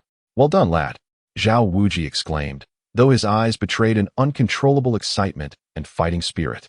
Each encounter with Yi Ling brought him fresh astonishment, from the moment Yi Ling shattered his defenses with a single strike upon entering school, to this point where he had transcended into the soul sect. This strike even unsettled him, a soul sage. In the realm of Douluo continent, who else, apart from Yi Ling, could achieve such feats? Looks like Teacher Zhao is in for another surprise. Dai Mubai chuckled from the sidelines, as he merely observed the intensity of the confrontation. Yi Ling's attack was estimated to approach the level of a soul sage, and even among soul sages, it was at least of level 76. Tang Sen marveled, his gaze filled with admiration for Yi Ling Heart's inquiry sword domain. Just as the purple sword shadow was about to collide with Zhao Wuji's martial soul true form, Yi Ling's domain could no longer withstand the intensity of the attack, beginning to waver and destabilize. Recognizing this, Yi Ling immediately prepared to retract his domain. Buzz. The domain blossomed into a cascade of golden light directed towards Yi Ling and the unfeeling sword, with a significant portion merging into the purple sword shadow, endowing it with an eerie sensation capable of slicing through space. Sizzle. The violet sword shadow of Yi Ling finally collided with the true form of Zhao Wuji's martial spirit. Contrary to the explosive impact that the onlookers had anticipated, no such phenomena manifested, leaving even Zhao Wuji's own expression one of bewilderment. Yet, in that moment, an elusive and strange aura emanated from the violet sword shadow before him, causing Zhao Wuji's previously blank expression to transform into one of alarm as he fixated on the slowly materializing purple-black fissure ahead. Spatial attributes? Panic began to grip Zhao Wuji's heart as he realized the violet sword shadow was gradually vanishing before him, seemingly melding into the purple-black chasm. In the blink of an eye, a chilling sharpness surged from behind him, and the violet sword shadow unexpectedly reappeared, striking towards him from his rear. What is this? Yi Ling was taken aback, as just moments ago he had pondered whether, if he possessed the spatial abilities akin to those of Old Bone, he might be able to redirect the attack to the most vulnerable point behind teacher Zhao, while he concentrated all his spiritual energy in his hands in preparation for the impending strike. Almost concurrently with his thoughts, the violet sword shadow indeed began to fade slowly before Zhao Wuji, only to suddenly reappear behind him, precisely at his weakest point of defense. Was it the golden light that merged into the sword shadow as the domains dissipated? Yi Ling pondered deeply and concluded that this was the only plausible explanation. The domain was merely a miniature version of a spatial realm. Thus, when the domain dissipated, the fragments retained spatial attributes, inadvertently allowing the purple sword shadow to alter its spatial position and reappear. However, this was merely a fortuitous occurrence, impossible to replicate intentionally. It was evident that Yi Ling and Zhao Wujia were flustered, having devoted all their soul power to frontal defense. They were caught off guard by an attack that materialized behind them. In that fleeting moment, they could not redirect their soul power to shield their rear, as the menacing intent had already encroached upon them, leaving no time to turn and react. Just as Zhao Wujia was lost in confusion, Yi Ling's purple sword shadow finally descended, not only striking Zhao Wujia's martial spirit, but also penetrating the golden defenses enveloping it, forcefully embedding itself in the chest of the martial spirit. Under the immense power of the sword shadow, Zhao Wujia was sent flying a considerable distance, landing amidst the distant thicket, while the state of his martial spirit was forcibly dispelled, shrouded in a cloud of dust that obscured his figure. "Oh my heavens! Teacher Zhao!" Ma Hongjun exclaimed incredulously, his eyes wide with disbelief. Unbeknownst to them, they had become mere spectators in this clash of the top 9, watching as these two showcased their prowess. The crowd was equally astonished, their eyes widened in disbelief as they gazed at Yi Ling, who had gracefully returned to the ground after the dispersal of the sword energy. Yi Ling's countenance was pallid, leaning against the heartless sword, half kneeling on the ground. The exertion of the Tai Chi sword had drained an immense amount of his soul power, particularly as the sword's shadow was infused with fragments of the domain. This left him with a mere 10% of his soul power, which was halved once more, rendering him exceedingly weak.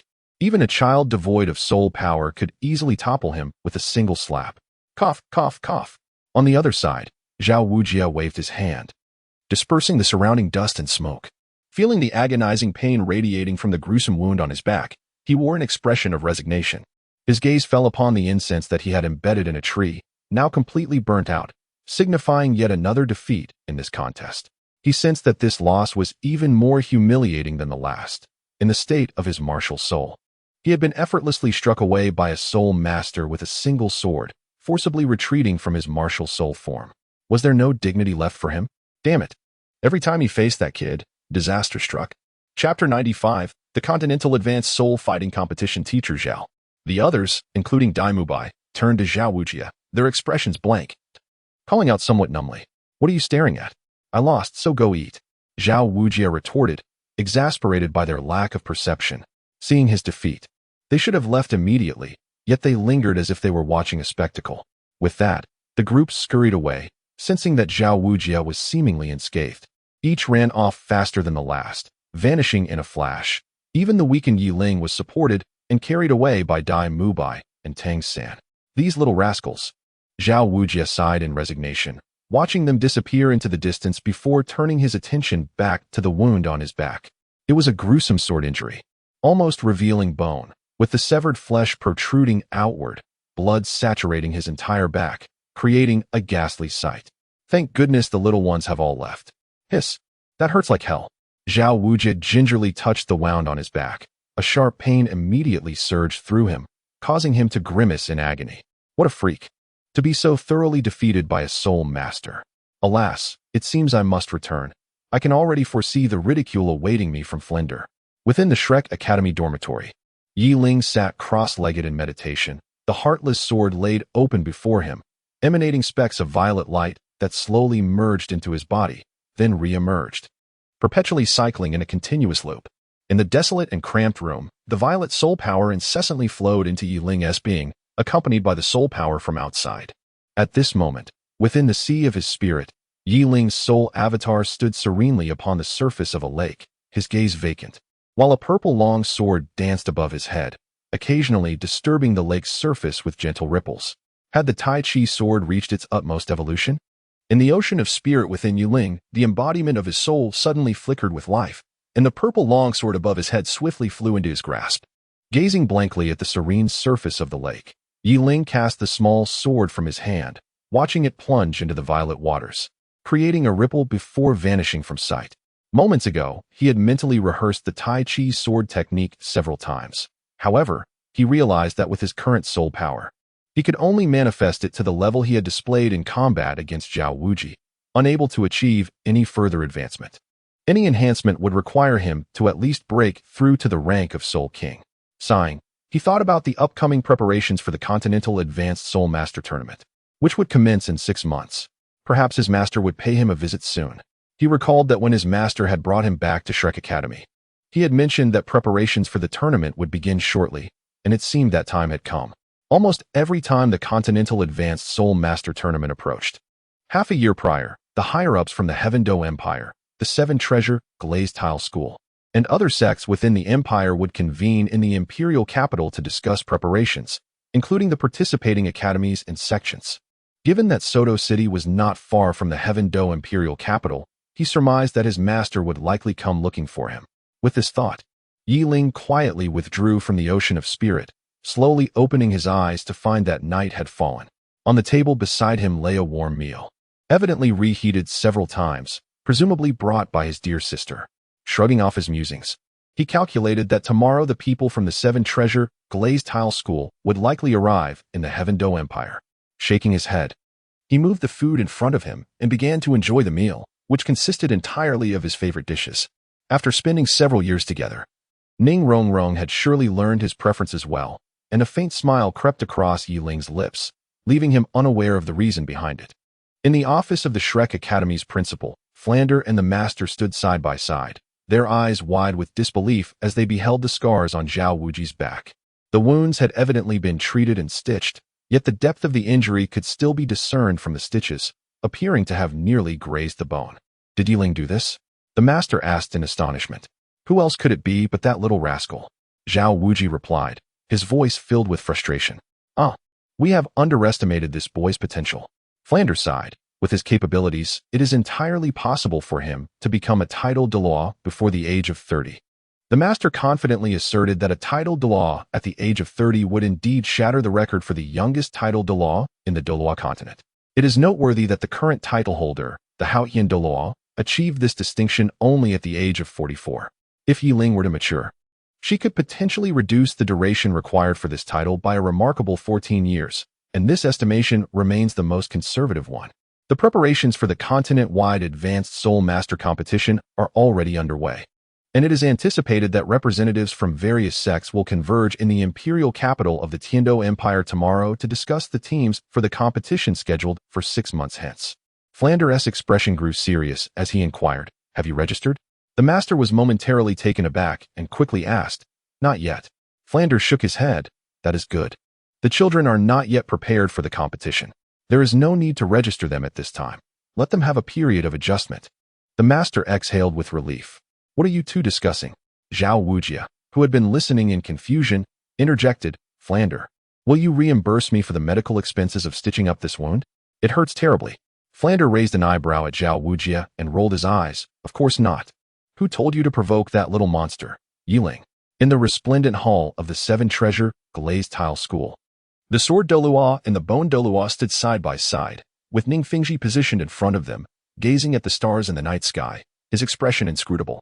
This time, let it be just me and Sword Uncle who assist the Empire in preparing for the Advanced Soul Master competition in 6 months. Ning Fengji declared after a moment of contemplation. Why him again? This old fellow.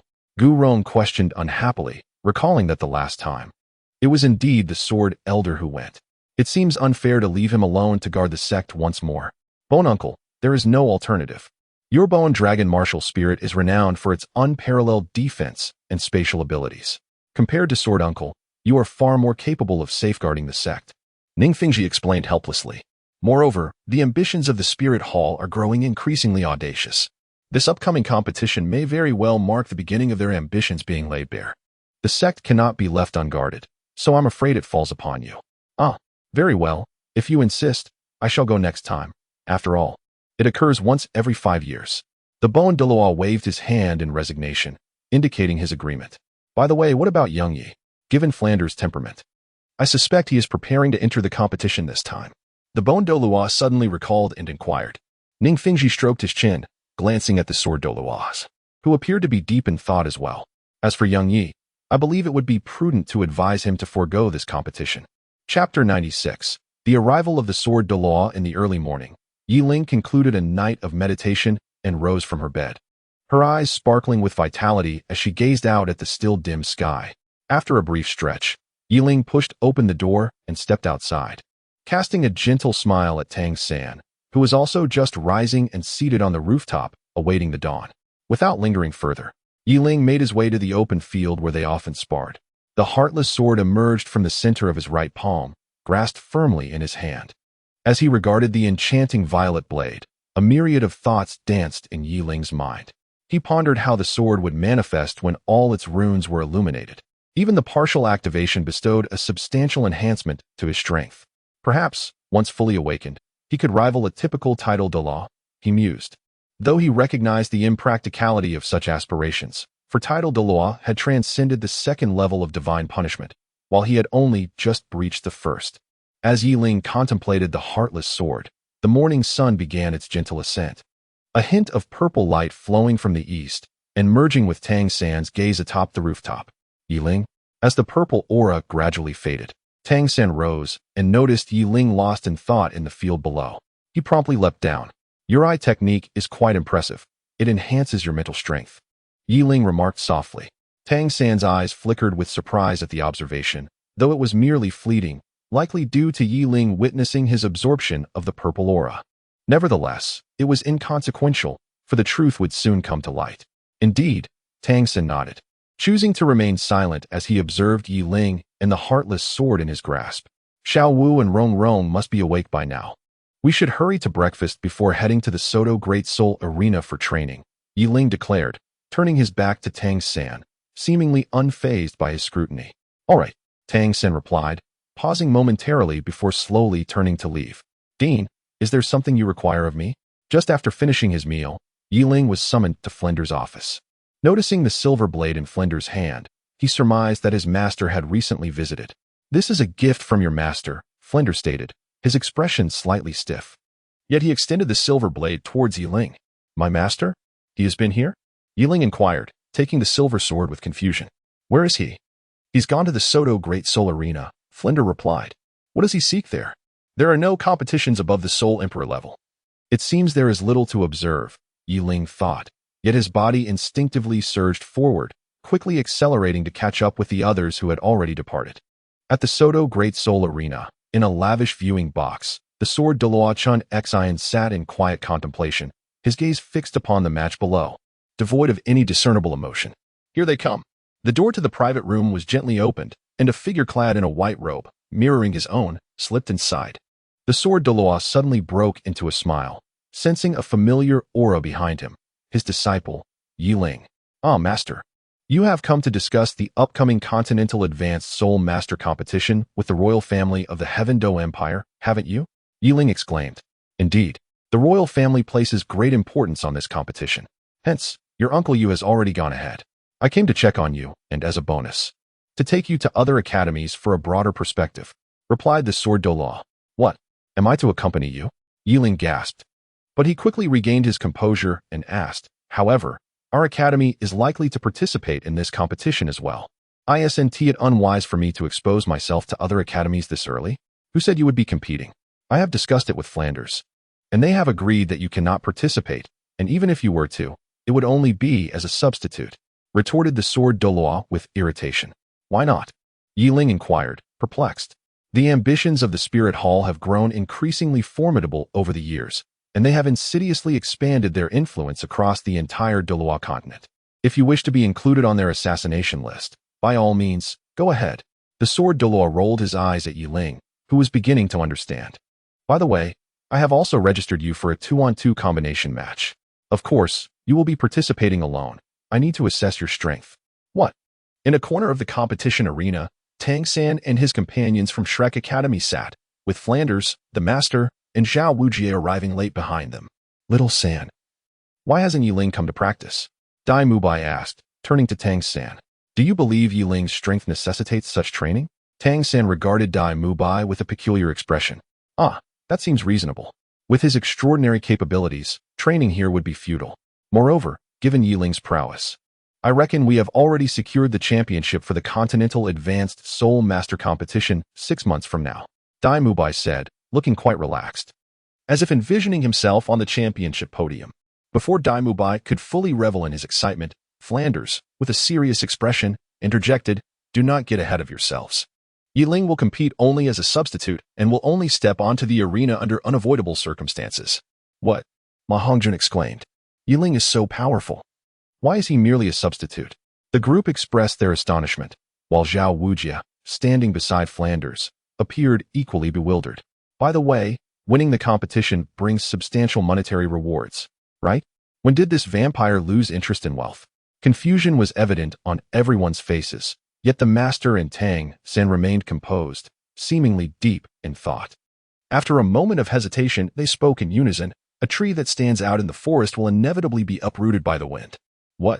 Oscar looked on in bewilderment at Tang San and the master, his expression one of confusion and perplexity. You shall understand in due time. For now, focus on the match. It is said that several silver fighting spirits have arrived today, providing you with a timely opportunity to experience the urgency firsthand. The master spoke with an authoritative tone that brooked no argument. The crowd chuckled reluctantly before directing their attention to the competition, immersing themselves in the unfolding spectacle. As time passed, the results of the 2-on-2 matches finally emerged. After the referee declared the contest concluded, he retrieved a sheet listing the names of the participants. Upon glancing at the next group of competitors, his expression shifted to one of grave seriousness, instinctively casting a look towards the entrance. After a moment's hesitation, the referee announced, Our next match features participants of particular distinction. They have not concealed their identities. They are the captain of the Silver Fighting Spirit medal-winning team, Yu Tianheng, and the vice-captain, Douluo Yan. Their opponents are none other than the Heartless Sword Immortal. Upon hearing the names called by the referee, gasps of astonishment erupted from a corner of Shrek Academy. What? Yiling? Alone? Chapter 97. 3 swords defeat the enemy. Let us welcome our contestants to the arena. As the referee's voice resonated, figures emerged from the passageways on either side of the competition stage. Yu Tianheng and Douluo Yan strode side by side onto the platform. When their gazes fell upon Yiling on the opposite side, a flicker of surprise crossed their features, not due to his appearance, but because of the palpable aura of chilling brilliance that emanated from him. That presence seemed capable of severing one's thoughts. And prolonged eye contact with Yiling induced a subtle sting. Both sides, please unleash your martial spirits. The referee retreated to the base of the competition stage and addressed the two pairs. With a roar, Yu Tianheng and Douluo Yan instantaneously summoned their martial spirits. As a descendant of the Blue Lightning Tyrant Dragon clan, Yu Tianheng manifested his martial spirit, an enormous dragon head adorned with shimmering blue scales that crackled with electricity, its eyes gleaming with a cruel golden light as it fixed its gaze upon Yiling. Meanwhile, a gigantic emerald-scaled python, exuding a miasma of toxic gas, coiled behind Douluo, its breath swirling like mist. Are they from the Blue Lightning Tyrant Dragon clan? Of course. Who else could possess a Blue Lightning Tyrant Dragon martial spirit? I can't believe members of the Blue Lightning Tyrant Dragon clan would come to participate in a soul fighting competition in such a small place as Soto City. Do not merely focus on that Blue Lightning Tyrant Dragon lad. Look at the one beside him, the Emerald Phosphor Snake King. That is indeed. As the two martial spirits were unleashed, the audience buzzed with discussions, astonished by the formidable identities that stood behind the competitors. A soul sect, perhaps? Moreover, it is estimated that their soul power level is slightly superior to mine. Yiling gazed at the two individuals, pondering the swift ascent of Yu Tianheng from a mere soul sage to a soul king. How could such a transformation occur so rapidly? Clutched in his hand was the ruthless sword of his martial spirit, with 4 soul rings, 2 purple and 2 black, slowly emerging from his back, causing both opponents to widen their eyes in disbelief. Could this truly be the configuration of soul rings befitting a soul king? Yu Tianheng, astonished, glanced at the equally bewildered Douluo, his fists instinctively tightening. It appeared that the inaugural match of soul battles today would prove to be quite formidable. As the two continued to assess Yiling, the referee's voice resonated once more, announcing the commencement of the match. Neither side charged forward immediately. Yu Tianheng opted to await Yiling's initial strike, for the sense of danger emanating from him was overwhelmingly potent, compelling even the proudest of hearts to feel anxious. In a corner, the members of Shrek Academy were fixated on the stage, while the Academy's dean, Flander, cast a peculiar glance at the master. The master's expression was somewhat somber, his hands clenched tightly, turning pale, as his gaze fell upon Yu Tianheng and the imposing, arrogant Blue Lightning Tyrant Dragon behind him. By familial ties, he ought to be your nephew. What are your intentions? Flander's countenance darkened as he inquired, aware of certain matters concerning the Blue Lightning Tyrant Dragon and the master. Understanding the history between them, his expression reflected concern. He wished to assist, but felt like an outsider, lacking the authority to intervene in the affairs of the Blue Lightning Tyrant Dragon clan. The master's complexion was ashen, seemingly recalling something that ignited a flicker of resentment in his eyes. I have long severed ties with that place. As for Tianheng, he has his own path to tread, and his accomplishments are beyond my reach. On the arena, Yiling held his sword with one hand, its tip barely grazing the ground, stirring a wave of invisible sword energy, casting a fleeting glance at the private box above the audience. His eyes gradually hardened as he addressed Yu Tianheng and Douluo softly. I apologize. Under different circumstances, you would have made excellent sparring partners, but in this match, I must secure victory decisively. Yiling's words were naturally overheard by Yu Tianheng and his companion. Their innate pride, already substantial, was instantly cast aside upon hearing her statement. With fierce gazes, they directed their attention towards her, their soul power surging as if on the verge of eruption. Humph! Arrogance! Thunder Dragon Claw! In an instant, the first soul ring behind Yu Tianheng shimmered to life, transforming his hands into formidable dragon claws. The imposing dragon behind him gradually melded into his form, while his pale blue eyes became electrified, radiating a tempestuous energy. Green phosphor red poison. Green phosphor blue poison. Following closely, as Yu Tianheng surged forward, Douluo unleashed her own first and second soul abilities. A swirling tempest of red and blue toxins was inhaled by Yu Tianheng, causing his entire soul power to boil with intensity. The ferocious force of lightning surged towards Yiling. This is the first sword. Yiling's gaze sharpened as she wielded the emotionless sword, meeting Yu Tianheng's dragon claw head-on. She refrained from unleashing any soul techniques, executing a simple yet profound strike. When sword met claw, a piercing sound erupted, and Yu Tianheng's body was instantly propelled away, as if struck by an immense force. Severing affection, Yiling raised an eyebrow and unleashed her first soul skill, conjuring a terrifying beam of purple sword light from the Jiking sword, aimed directly at the soaring Yu Tianheng. What a fearsome attack! This is insurmountable. I cannot possibly withstand it. What manner of monster is this young man? As Yu Tianheng's gaze fell upon Yiling, he became acutely aware of the sword light she had summoned, and a primal shiver surged through him. Without a moment's hesitation, he activated his fourth soul skill. The fourth soul ring behind him suddenly blazed to life, and a dragon-shaped bolt of lightning erupted from his body, colliding with the sword energy. This was the essence of his fourth soul ring's skill, the blue lightning divine dragon strike, a formidable manifestation of his own lightning power and soul energy, taking the form of a colossal dragon shadow. Bang! The sword light unleashed by Yi Ling was obstructed by the dragon shadow. Yet a fraction of the sword's aura continued to strike towards Yu Tianheng, forcing his already steady body to stagger back several steps. The Tai Chi sword. Yi Ling gazed at the first soul skill that had been obstructed, a flicker of surprise passing through his eyes. However, his gaze quickly darkened. And with a mysterious sword technique, he unleashed a violent sword shadow that soared into the heavens, cleaving towards Yu Tianheng and his companion. Is it time to employ that? Yu Tianheng glanced at the terrifying sword shadow, and then at the terrified Du Guyan behind him, his expression resolute. As if he had made up his mind to deploy his final trump card. Soul Bone Technique, Thunder Dragon Descends. Yu Tianheng raised his right arm towards the direction of the sword shadow, as a terrifying surge of lightning coursed into his arm. Simultaneously, his expression twisted into a grimace. As if he were suppressing excruciating pain, this was his ultimate card, bestowed upon him by a sect. At last, the influx of electricity ceased, and his right arm seemed to reach a critical threshold, transforming into a luminous dragon's claw.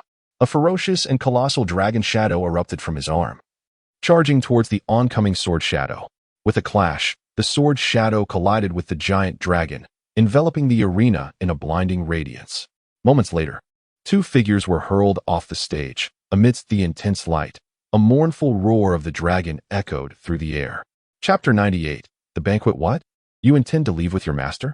Within the confines of Soto City, the Shrek Academy, now elevated to Silver Fighting Soul, gathered in a designated lounge. Their eyes fixed upon Yi Ling, filled with deep reluctance. Just moments ago, during the heart-stirring soul battle, Yi Ling had faced two opponents, both from the Soul Sect. Yet with only 3 strikes, he had sent Yu Tianheng and Du Guyan flying off the stage, securing a triumphant victory.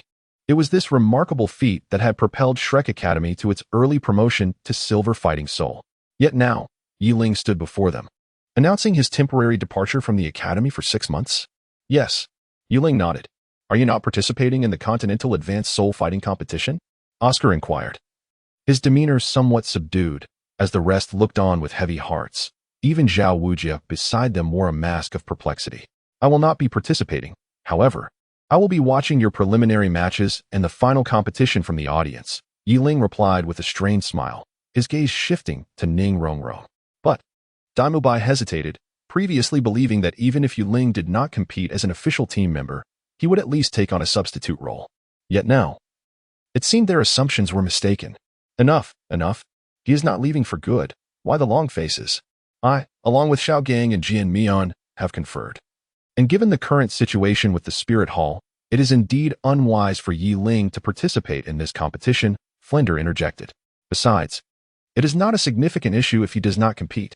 He remains a student of Shrek Academy, the leader of the Shrek 7 monsters. Are you truly lacking confidence in winning the competition without Yi Ling? The atmosphere among the group grew somewhat somber. Without Yi Ling's formidable strength, could they genuinely triumph in the prestigious Continental Advanced Soul Master competition? Observing the heavy mood in the room, Yi Ling shook his head in resignation and cast a glance out the window at the sword Douluo. Dean, Teacher Zhao, I must take my leave now. My master is still waiting for me. All right. With Flander's consent, Yi Ling turned and pushed the door open to exit. Yet, just as he closed the door, a figure slipped out behind him. Sister Rongrong, do you have something else to say? Yi Ling gazed at the figure that had unexpectedly appeared before him, feeling a sense of helplessness. Are you planning to accompany Grandpa Jian to other academies? Ning Rongrong inquired. Yes, Yi Ling replied, as it seemed that his master intended to take him out to broaden his horizons. Well, I understand now. I merely wanted to say that after the training at the Soto Great Spirit Arena concludes, I anticipate that our abilities will elevate to a new level. At that time, you mustn't let me surpass you. Ning Rongrong expressed with a displeased countenance, delivering a playful punch to Yi Ling's chest before turning and dashing inside. Surpass me? That seems rather implausible, Yi Ling thought, observing the door that had not been securely closed and was still swaying, his expression somewhat peculiar. Have you finished your explanation? Jian Douluo, unbeknownst to him, had approached from behind and spoke softly. Yes, it's all explained. Yi Ling turned and smiled. Aren't you curious why I requested you to take a 6-month leave and forbade you from participating in this prestigious Continental Advanced Spirit Tournament? Jian Douluo suddenly chuckled as he gazed into Yi Ling's eyes. What is there to inquire about? Is it not simply due to that group from the spirit hall? Yiling replied, that is merely one facet of the reasoning. The other part I shall reveal once you reach the soul sage level. Douluo cast a mysterious glance at Yiling before turning to release his martial spirit, preparing to ascend on his sword. Seeing that his master seemed genuinely reluctant to divulge more, Yiling let out a resigned sigh and leisurely approached the 7-killing sword. As Yiling made her entrance, the 7-killing sword transformed into a streak of light under the command of the sword Douluo, vanishing from the apex of the Soto Great Soul Arena. In the resplendent palace of the Heaven Do Empire, 2 banquet tables were set, one adorned with the leaders and esteemed elders of various sects and academies, while the other hosted the talented scions of these sections. The tables overflowed with lavish delicacies, yet no one dared to lift their chopsticks, as if they were all awaiting the arrival of someone significant. Even the emperor of the Heaven Do Empire, seated upon the highest throne, maintained a dignified posture, his eyes twinkling with mirth as he observed the assembly. Master Ning, I wonder where the sword crown is? A voice shattered the tranquility of the palace, emanating from a beautifully attired woman with blue hair, who addressed Ning Fengxi, seated beside the emperor. Director Lan. The sword uncle has gone to fetch his disciple and will be delayed, Ning Fengxi replied, rising to glance at the crowd with an apologetic gesture. Oh, since the sword crown is attending to his beloved disciple, we shall, of course, wait. Suddenly, the leader of the Elephant Armor sect interjected with a chuckle. This gesture, however, caused Ning Fengxi to furrow his brow, for the Elephant Armor sect had always held a rivalry with the 7-treasure Glazed Tile sect, and such goodwill seemed rather insincere. At that moment, a faint sound of a sword's resonance echoed through the air, followed by the hurried footsteps of guards. Upon seeing the figure descending from the sky, the guards swiftly retreated to the side. Ha ha ha, isn't the sword crown here? Please, take a seat. Emperor Shui Yi beamed upon noticing the 2 newcomers, rising to personally pull out a chair for the sword Douluo. Your Majesty, both Yiling and the sword Douluo proclaimed in unison. This must be the sword crown's disciple. Suddenly, Emperor Shui Yi's gaze shifted to Yiling beside the sword Douluo, his expression one of astonishment. At such a young age, already a soul master. May I ask the name of the sword crown's disciple? Meeting the inquisitive gaze of Emperor Shui Yi, the sword Douluo smiled gently. Indeed, Yiling is my disciple. Ha ha ha. To have such a remarkably gifted talent is truly a blessing for our Heaven Do Empire. Emperor Shui Yi laughed heartily. Your Majesty, you flatter me. It is I who should feel fortunate, Yiling replied with a respectful bow. Ha ha ha, splendid. Since the esteemed leaders, elders, and talented youths of our Heaven Do Empire have gathered, let the banquet commence. Satisfied with Yiling's response, Emperor Shui Yi's joy intensified as he watched the last 2 guests take their seats and promptly declared the beginning of the feast. As the banquet officially commenced, the once quiet palace erupted into a lively celebration, with maidservants beginning to pour fine wine for the guests. Yiling observed numerous familiar faces among the ranks of various prestigious sects and academies, such as the Tianshui Academy, the Qihua Academy, the Shinfeng Academy, and the Xiangjia sect, all of whom were present. Many individuals greeted him with warm smiles, yet a few youths from the Xiangjia Academy regarded him with a hint of animosity, leaving him rather speechless. You must be Yiling, a delicate voice chimed in as he reciprocated the friendly gestures of those around him. Yiling turned his head and noticed a blue-haired girl sitting beside him, gazing at him with a faint blush gracing her cheeks. Yiling nodded in confusion. I am Shui Binger, a student of Tianshui Academy. It's quite evident that you, like your master, have a fondness for white robes, Shui Binger remarked with a smile. Upon catching a glimpse of Yiling's face, a deeper flush adorned Shui Binger's cheeks, her pair of icy blue eyes fixated intently on Yiling, somewhat perplexed, felt a palpable aura of menace emanating from all directions at the banquet while Shui Binger gazed intently at him. Indeed, it was a sinister air. Yiling turned his head somewhat reluctantly, glancing at the other attendees of the banquet. This gathering was open to all renowned academies and sects of the Tiando Empire, which meant there were many unfamiliar sects and institutions present. He had not paid much attention to them upon seating, but now, as he sensed the palpable aura of hostility, he began to realize the situation. The banquet had grown rather tedious for everyone. Perhaps we should inject some amusement into this gathering? A disciple from the Xiangjia sect, named Hu Yanli, curled his lip in disdain as he cast an unfriendly glance at Yiling. With a tone laced with provocation, he spoke. Hu Yanli was the son of the current leader of the Xiangjia sect, known for his arrogance and having inherited his father's disdain for the Qibao Glaze sect, which fueled his antagonism towards Yiling. "Oh, I wonder what this amusement entails," inquired a red-haired girl from the Qihua Academy, named Huo Wu, with a playful smile. She was likely the youngest in the Qihua Academy, yet the fiery aura she exuded was not in the slightest inferior to that of anyone else present, indicating she was also a formidable soul master. Upon hearing Huo Wu's voice, the leader of the Shinfeng Academy turned his attention towards them, clearly intrigued not by the so-called amusement itself, but rather by the captivating Huo Wu, who seemed keenly interested in it. Yiling squinted his eyes, fully aware that Huyan Li's provocations were aimed directly at him. However, after sensing the soul power of everyone present, Yiling couldn't help but chuckle lightly. His gaze fell upon Huyan Li, who was glaring defiantly at him, a subtle smirk gracing his lips. Since there were individuals here intent on targeting the Seven Treasures Glazed sect, specifically him, he resolved to let the unfeeling sword handle the matter. "Your Majesty, Huyan Li boldly requests to add some amusement to this banquet." Huyan Li suddenly stood up and addressed the Emperor Shuya seated on the throne. Amusement? Upon hearing this, not only did the Emperor Shuya cast a glance in his direction, but the guests at the other tables also looked on in puzzlement. Agreed. After a moment of hesitation, the Emperor raised his hand, recognizing that simply dining in silence would render the banquet rather dull. It would indeed be more entertaining to let these young talents inject some excitement into the occasion. "Thank you, Your Majesty." Huyan Li's lips curled into a slight smile as he turned his attention back to Yiling, clearly intending to provoke him further. The Emperor's consent for the contest soon led a guard to arrange the venue.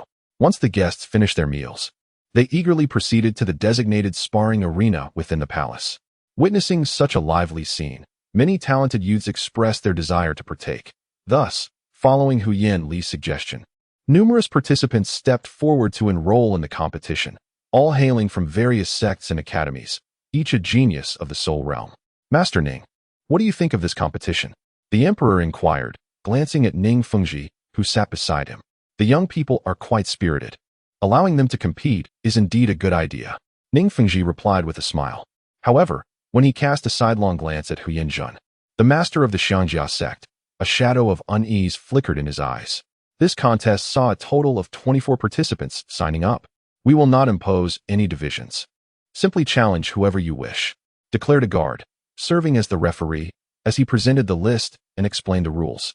Upon hearing the regulations, the audience began to scan for their targets, with many eyes gravitating towards the girls from Tianshui Academy, who appeared more vulnerable.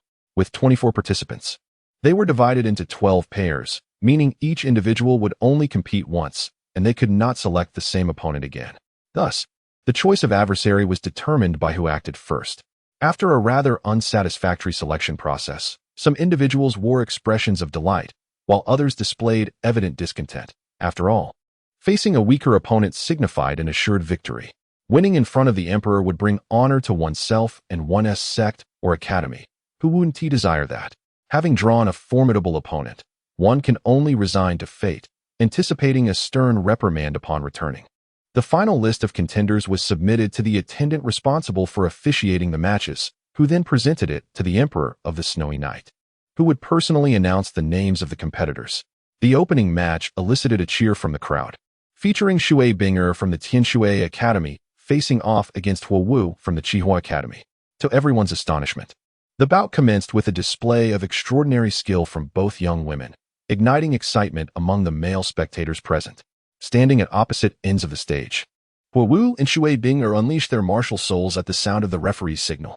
Huo Wu's martial soul materialized as a human-like spirit engulfed in flames. Known as the Fire Shadow, a being that transcends elemental martial souls. In contrast, Shui Binger astounded all with her martial soul, an ethereal ice phoenix, radiant in icy blue, soaring above her head and occasionally emitting a haunting cry that commanded respect and attention. The competition platform was thus divided into two halves, one side ablaze with heat, the other steeped in chilling cold. The clash of these two elemental forces rendered neither able to overpower the other. Both contestants, being at the soul sect level with optimal soul rings, hesitated to strike, their gazes locked in intense focus. Ha ha, esteemed deans. Both of these young women are beloved disciples of your respective academies. I foresee this contest will be fiercely contested, proclaimed the Emperor of the Snowy Night. addressing the seated heads of Tianshui Academy and Qihua Academy, with one wielding ice and the other fire, both embodying extremes. It remains to be seen whose soul power is more substantial. Ning Fengji remarked with a smile, as those nearby nodded in agreement, their attention riveted on the unfolding match. Yiling's gaze was also fixed upon the two women, intrigued by the clash of their contrasting energies. "Brother Yi, who do you think will emerge victorious?" A familiar voice broke through his contemplation. Turning around, Yiling furrowed his brow upon recognizing the speaker, none other than the Crown Prince of the Tiando Empire, Xue Qinghe. Is the Crown Prince interested in witnessing these trivial skirmishes? Xue Qinghe appeared oblivious to the subtle shift in Yiling's expression, merely offering an elegant smile as he positioned himself beside Yiling. It is a rare occasion to see so many talented individuals gathered in the imperial capital of the Tiando Empire as the Crown Prince. It is only natural that I come to observe, Xue Qinghe remarked nonchalantly, his gaze fixated on the duel unfolding before them, devoid of any discernible emotion. The Crown Prince is indeed the true prodigy of the Tiando Empire, possessing the cultivation of a soul king at such a young age. How could we possibly compare? Yiling smiled faintly, her eyes betraying not a hint of emotion, as if the person beside her were of no consequence. Observing Yiling's demeanor, Xue Qinghe remained unfazed. As a prince of the realm, his cunning ran deep, and his true thoughts were concealed beneath the surface. His fair visage perpetually bore a benevolent smile. Amidst their conversation, the fiery dancer on stage had already clashed with Shui Binger, a fierce conflagration intertwining with an overwhelming frost, enveloping the arena in a dense mist that obscured their figures. The outcome was imminent. Yiling's gaze seemed to penetrate through the mist, catching sight of the events within, and she offered a faint smile. Beside her, Xue Qinghe nodded with a look of amusement. A gentle breeze swept through, dispersing the fog to reveal the two women confronting each other. Their previous tumultuous soul power fluctuations now replaced by a disheveled weakness. It was evident that neither party had emerged unscathed from this battle. "It appears this contest has ended in a draw," Xue Qinghe remarked. The soul power of both women had been significantly depleted, rendering any continuation of the fight impossible. After assessing each other's condition, they each turned and descended from the stage. "Next up should be Brother Yi," Xue Qinghe inquired. Yiling did not respond verbally, merely nodding slightly as she made her way to the competition platform. Upon standing on the stage, Yiling hardly cast a glance at her opponent, Hu Yanli. With a casual motion, she extended her right hand and unleashed her martial spirit. Observing Yiling's nonchalant demeanor, Hu Yanli's eyes flickered with a hint of ferocity as he clenched his fists tightly. Gradually, a formidable yellow figure emerged behind him, his martial spirit, the Diamond Mammoth. The Diamond Mammoth, an ancient soul beast, though classified as a herbivorous entity, boasted an impenetrable defense that could withstand even the sharpest claws of ferocious soul beasts. Born with innate strength and known for its gregarious nature, it was seldom provoked by other soul beasts in ancient times. "Yiling, today I shall see how you intend to break through my defenses." Hu Yanli glared at her, his expression twisted in menace as four soul rings slowly ascended behind him, exuding a heavy gravitational pressure directed toward Yiling Haha, under the sword crown. "The defensive prowess of our Diamond Mammoth martial spirit is unrivaled among its peers in the Soul Master realm. Your disciple is bound to face a difficult challenge." Hu Yanjun laughed heartily. Oh, the sword Douluo seemed to sense Hu Yanjun's unwavering confidence in the defensive capabilities of his martial spirit. However, he refrained from arguing, merely casting a bemused glance at Yiling on the stage. Defense? It appeared that his disciple was least intimidated by defense-type soul masters. On the stage, two individuals locked eyes, their formidable soul power surging with intensity. Yiling, wielding the heartless sword, regarded Hu Yanli with an expressionless demeanor, as if gazing upon mere air. In contrast, Hu Yanli's countenance was grotesque, a colossal elephant shadow roaring behind him, exuding an ancient force that seemed to overwhelm Yiling in an instant. As the ferocity of Hu Yanli's aura permeated the arena, both Huo Wu and Shui Binger, who had just descended from the stage, felt a shiver of surprise flicker in their eyes. Judging by Hu Yanli's current momentum, it appeared he had likely ascended to around level 45, while Yiling seemed to possess only level 43 soul power. In terms of foundational strength, Yiling appeared to be significantly outmatched by Hu Yanli. In such a fierce combat scenario, a mere one-level difference in soul power could spell defeat. It was akin to the contest between Huo Wu and Shui Binger, where both were evenly matched in soul power and martial spirits. resulting in a stalemate despite their utmost efforts. Shui Binger's expression turned slightly grim, her pale visage betraying a hint of weakness as she remarked, "He seems to be in quite a predicament." With a 2-level deficit in soul power, and both of them wielding top-tier martial spirits, Yiling may indeed face challenges against that fellow. Huowu nodded in agreement, acknowledging the gravity of the situation. Nearby, Xue Qinghe observed their exchange and the murmurs of the crowd with disdain, curling her lip in a dismissive manner. Fixating on Yiling atop the stage, a faint smile danced upon her lips. Trouble? How can I feel threatened by someone of mere soul master rank? As Hu Yanli's aura intensified further, it relentlessly confined Yiling's sword intent to a corner, seemingly aiming to shatter Yiling's mental fortitude through sheer pressure alone. Yiling's gaze remained tranquil, yet a hint of a mocking smile flickered in her otherwise calm and deep-set eyes. "Yiling, I shall defeat you in 3 moves." Hu Yanli, sensing that his intimidation tactics had reached their limit, suddenly erupted into a boisterous laugh. The colossal brick-like mammoth behind him vanished, and simultaneously, his first and second soul rings blazed to life. A layer resembling brick skin enveloped him, and under the influence of his second soul skill, Hu Yanli's eyes turned a fierce crimson, radiating a tempestuous red soul power as he charged towards Yiling, quite an impressive defense. As Hu Yanli's massive form barreled toward her, Yiling remained unfazed, her gaze appraising him with a hint of amusement. She had encountered defense-type soul masters before. Take Zhao Wuji, for instance. Although Zhao Wuji's martial soul, the formidable golden bear, was not on par with this diamond mammoth, the defensive prowess he exhibited at the soul sage level far surpassed that of Hu Yanli's creation. Even so, she had managed to breach his defenses. Thus, the so-called defense of Hu Yanli's diamond mammoth appeared to her as merely adequate. An elephant armor sect, is it? Casting a glance at Hu Yanjin seated beside her master, Yiling extended her right hand, causing the runes on her heartless sword to ignite. Simultaneously, the tumultuous soul power surrounding her receded, merging entirely into the heartless sword. "You just claimed you could defeat me in 3 moves?" Yiling's gaze remained playful as Hu Yanli closed the distance. She raised the heartless sword and swung it toward him, softly declaring, "Then I shall refrain from using soul skills. If you can withstand this strike, I shall concede you victory." With a swift motion, the heartless sword collided with Hu Yanli's oncoming body, a burst of crimson light erupting as the blade pierced through his right chest and emerged from his back. The spectators gasped in astonishment at the shocking spectacle.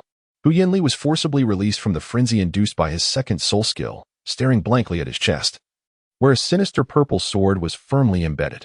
How is this possible? Chapter 101. The Favor of the Snow Knight Emperor Lier. On the viewing platform, Hu Yanjun suddenly smashed the chair beneath him in fury, his eyes blazing with rage as he glared at Yiling. "Why such a fuss, Sectmaster Hu Yan? It is only natural to sustain some injuries in a match." Ning Fengji rose, chuckling, though a shadow flickered in his gentle gaze as it fell upon Hu Yanjun. "I have emerged victorious." Yiling cast a bemused glance at the dazed guard serving as the referee and gently extracted the heartless sword embedded in Hu Yanli's right chest. "Oh." The guard hastily ascended the stage to support the feeble and vacant-eyed Hu Yanli, slowly assisting him down from the competition platform. Hu Yanjun had already descended from the viewing area, taking over the support of Hu Yanli from the guard. His gaze dark and filled with a murderous intensity directed at Yiling, as if he wished to rend him limb from limb. "Hu Yanzongju. This is a precious blood scab pill, carefully preserved by our empire. Consuming it will immediately halt the bleeding." Xue Qinghe rushed over, urgency etched across his face. Retrieving a crimson pill from a box held by a nearby attendant and offering it to Hu Yanjun. "Thank you, Your Highness."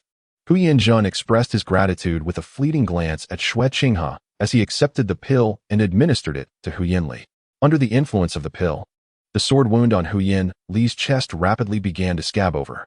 Witnessing this transformation, a satisfied smile graced Xue Qinghe's lips as he remarked, "What a remarkable Qianren Xue."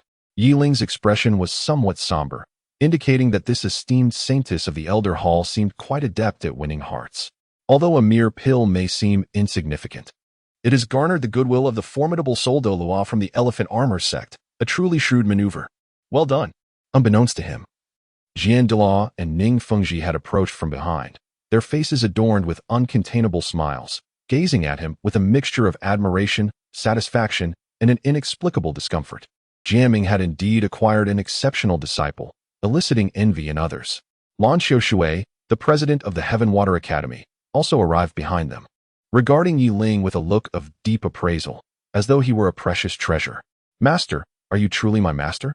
Am I such a source of dissatisfaction for you? Shui Binger remarked with noticeable displeasure. Perhaps in front of others, she appeared as an aloof goddess, but before her master, she seemed like a petulant young girl, her tone laden with dissatisfaction. Binger, what do you think of this fellow?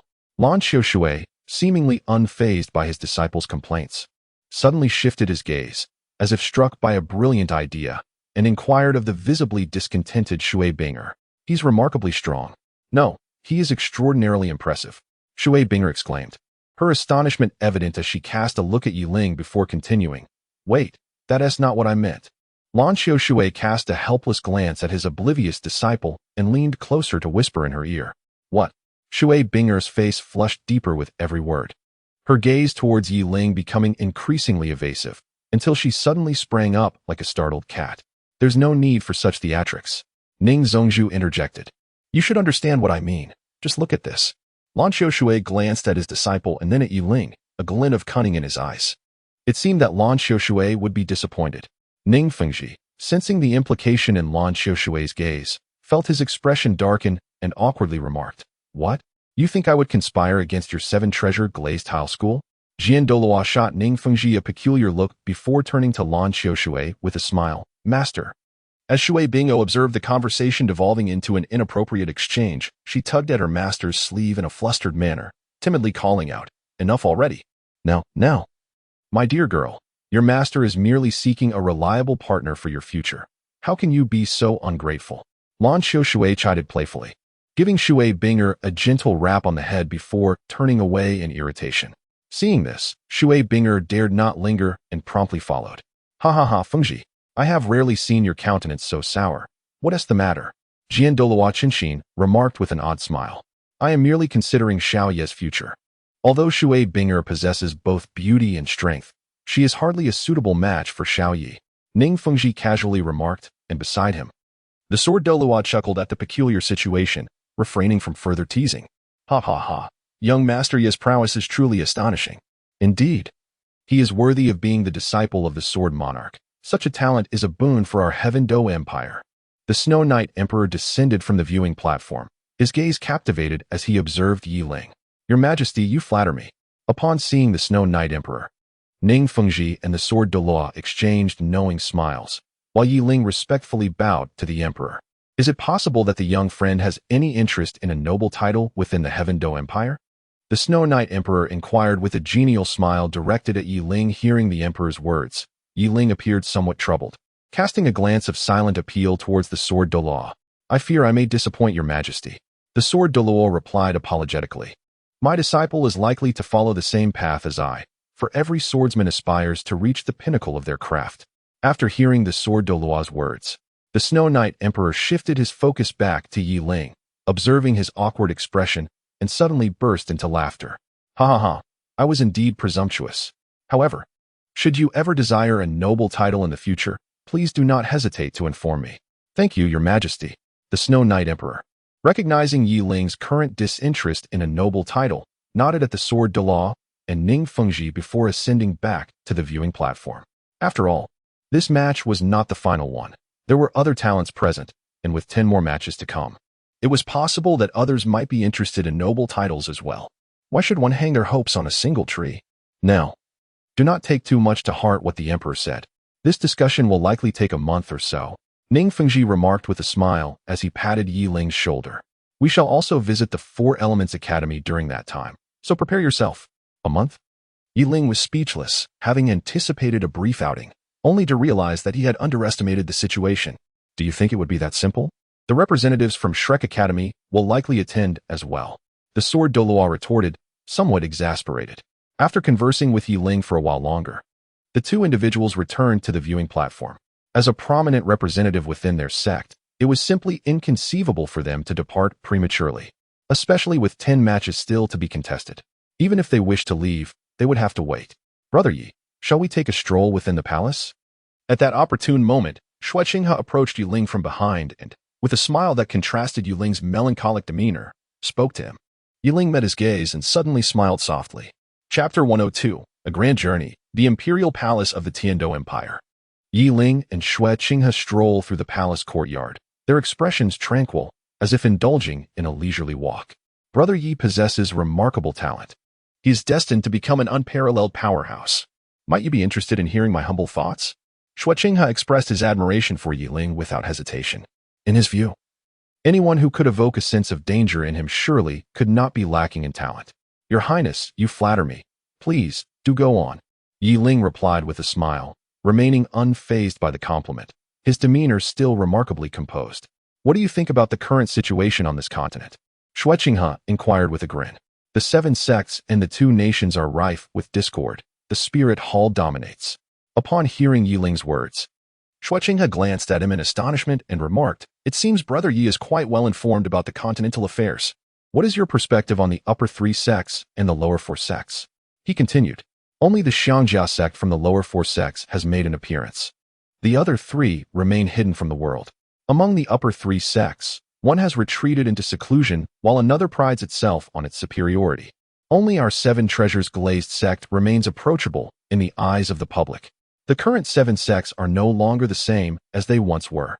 Yi Ling sighed softly, casting a sidelong glance at Xue Qinghe, seemingly curious about his reaction. Indeed, the current 7 sects are no longer what they used to be. Xue Qinghe lamented. Yi Ling observed her expression of regret and couldn't help but chuckle softly. Were it someone else, one might genuinely believe she was lamenting over the 7 clans. Yet for Yi Ling, the truth of her identity was already known. Thus, witnessing that display of sorrow only made her think that the other was indeed a master of performance, a natural-born actor. "Your Highness, if you have something to say, please do so. I am all ears." Yi Ling raised an eyebrow and addressed the hesitant yet eager Xue Qinghe. To be candid with you, Brother Yi. As the crown prince of the Tiando Empire, I too harbor a strong desire to alter the current state of the continent, Xue Qinghe murmured. "You wish for the unification of the continent?" Yi Ling discerned her intentions clearly and spoke frankly. "Hush, Brother Yi, keep your voice down. One must be wary of eavesdroppers. And this is merely a fleeting thought of mine. The realization of it may be quite distant." Xue Qinghe anxiously covered Yi Ling's mouth, and upon noticing her silence, quickly released her grip. She raised a hand to her forehead, attempting to mask the subtle blush on her cheeks, and sighed, "Well, I suppose I've vented enough for today. The hour is late. You should return to rest, Brother Yi." "Your Highness?" Yi Ling gazed helplessly at Xue Qinghe, who had departed ahead of her. Tentatively, she called out. But upon receiving no response, she withdrew her earlier serious demeanor and reverted to her usual indifference. Qianren Xue, how perplexing you are." In the imperial palace of the Tiando Empire, the Night Emperor had graciously designated a grand hall for the assembly as a temporary resting place. As night fell, the palace enveloped itself in a profound silence. Yi Ling returned to the opulent chamber prepared for her by the Night Emperor. The room was resplendent. Though not quite rivaling the opulence of the 7 treasures glazed tile school, yet the furnishings within were undeniably exquisite. Yi Ling sat cross-legged on his bed, a palpable aura of soul power swirling around him, hinting at a potential breakthrough. In recent days, he had sensed that his soul power was on the verge of transcending its current state, having lingered at the 43rd level for over a week. Now, however, the energy within him began to stir, signaling an imminent ascent to the 44th level. Was his progress too sluggish? When would he finally reach the realm of the Soul King? Yi Ling's mental energy lay dormant in the sea of consciousness, emanating waves of discontent. Achieving a breakthrough in soul power within a few weeks is indeed a remarkable talent in the world of soul masters. Yet Yi Ling found himself dissatisfied with his pace. If others were to learn of his sentiments, they might well be inclined to berate him for his perceived impatience. Had his soul rings, soul skills, and physical prowess all stagnated? It seemed that unless he ascended to the rank of Soul King, any increase in his soul power would yield little in the way of significant advancement. Yi Ling pondered as his soul avatar meandered through the vast ocean of consciousness, a small sword trailing behind him, fluttering and swaying, occasionally stirring the waters with gentle ripples. Beyond the spiritual sea, the soul force surrounding Yi Ling intensified, coalescing into a violet vortex above his head. The heartless sword emerged from the swirling mass, greedily absorbing the rich soul energy permeating the air. As the heartless sword feasted upon the soul force, Yi Ling's own essence grew increasingly potent, until, at a certain moment, The concentrated soul energy within him surged forth as if it had discovered an outlet, culminating in a breakthrough to the 44th level. The essence of his soul solidified slightly. It appeared that, in transcending this minor threshold, the only enhancement available to him was the solidity of his soul force. Yiling's soul avatar vanished within the spiritual sea, and at that instant, his eyes abruptly opened, a flicker of disappointment glimmering within their depths, as if this breakthrough had yielded no substantial change. It seemed he would indeed need to venture back to the Rakshasa realm for further cultivation, despite having narrowly escaped with his life there last time. Nevertheless, he could not deny that the place was indeed conducive to rigorous training. The trial of the angelic god, was it?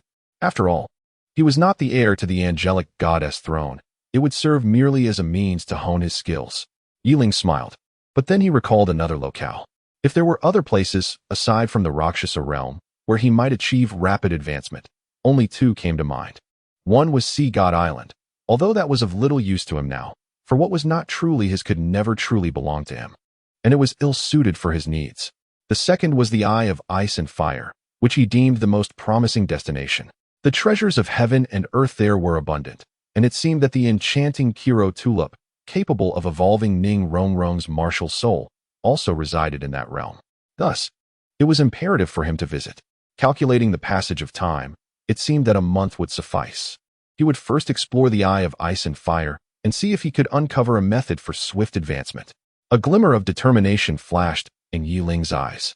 After enduring this month, she would first venture to the Ice and Fire Yin-Yang Eyes, followed by a period of secluded cultivation in the Rakshasa domain, striving to break through to the Soul King and absorb her fifth soul ring. Such an achievement would elevate her physical prowess once again, courtesy of the harmonious flower, resulting in a qualitative enhancement of all her soul skills, whether self-created or inherited from soul rings.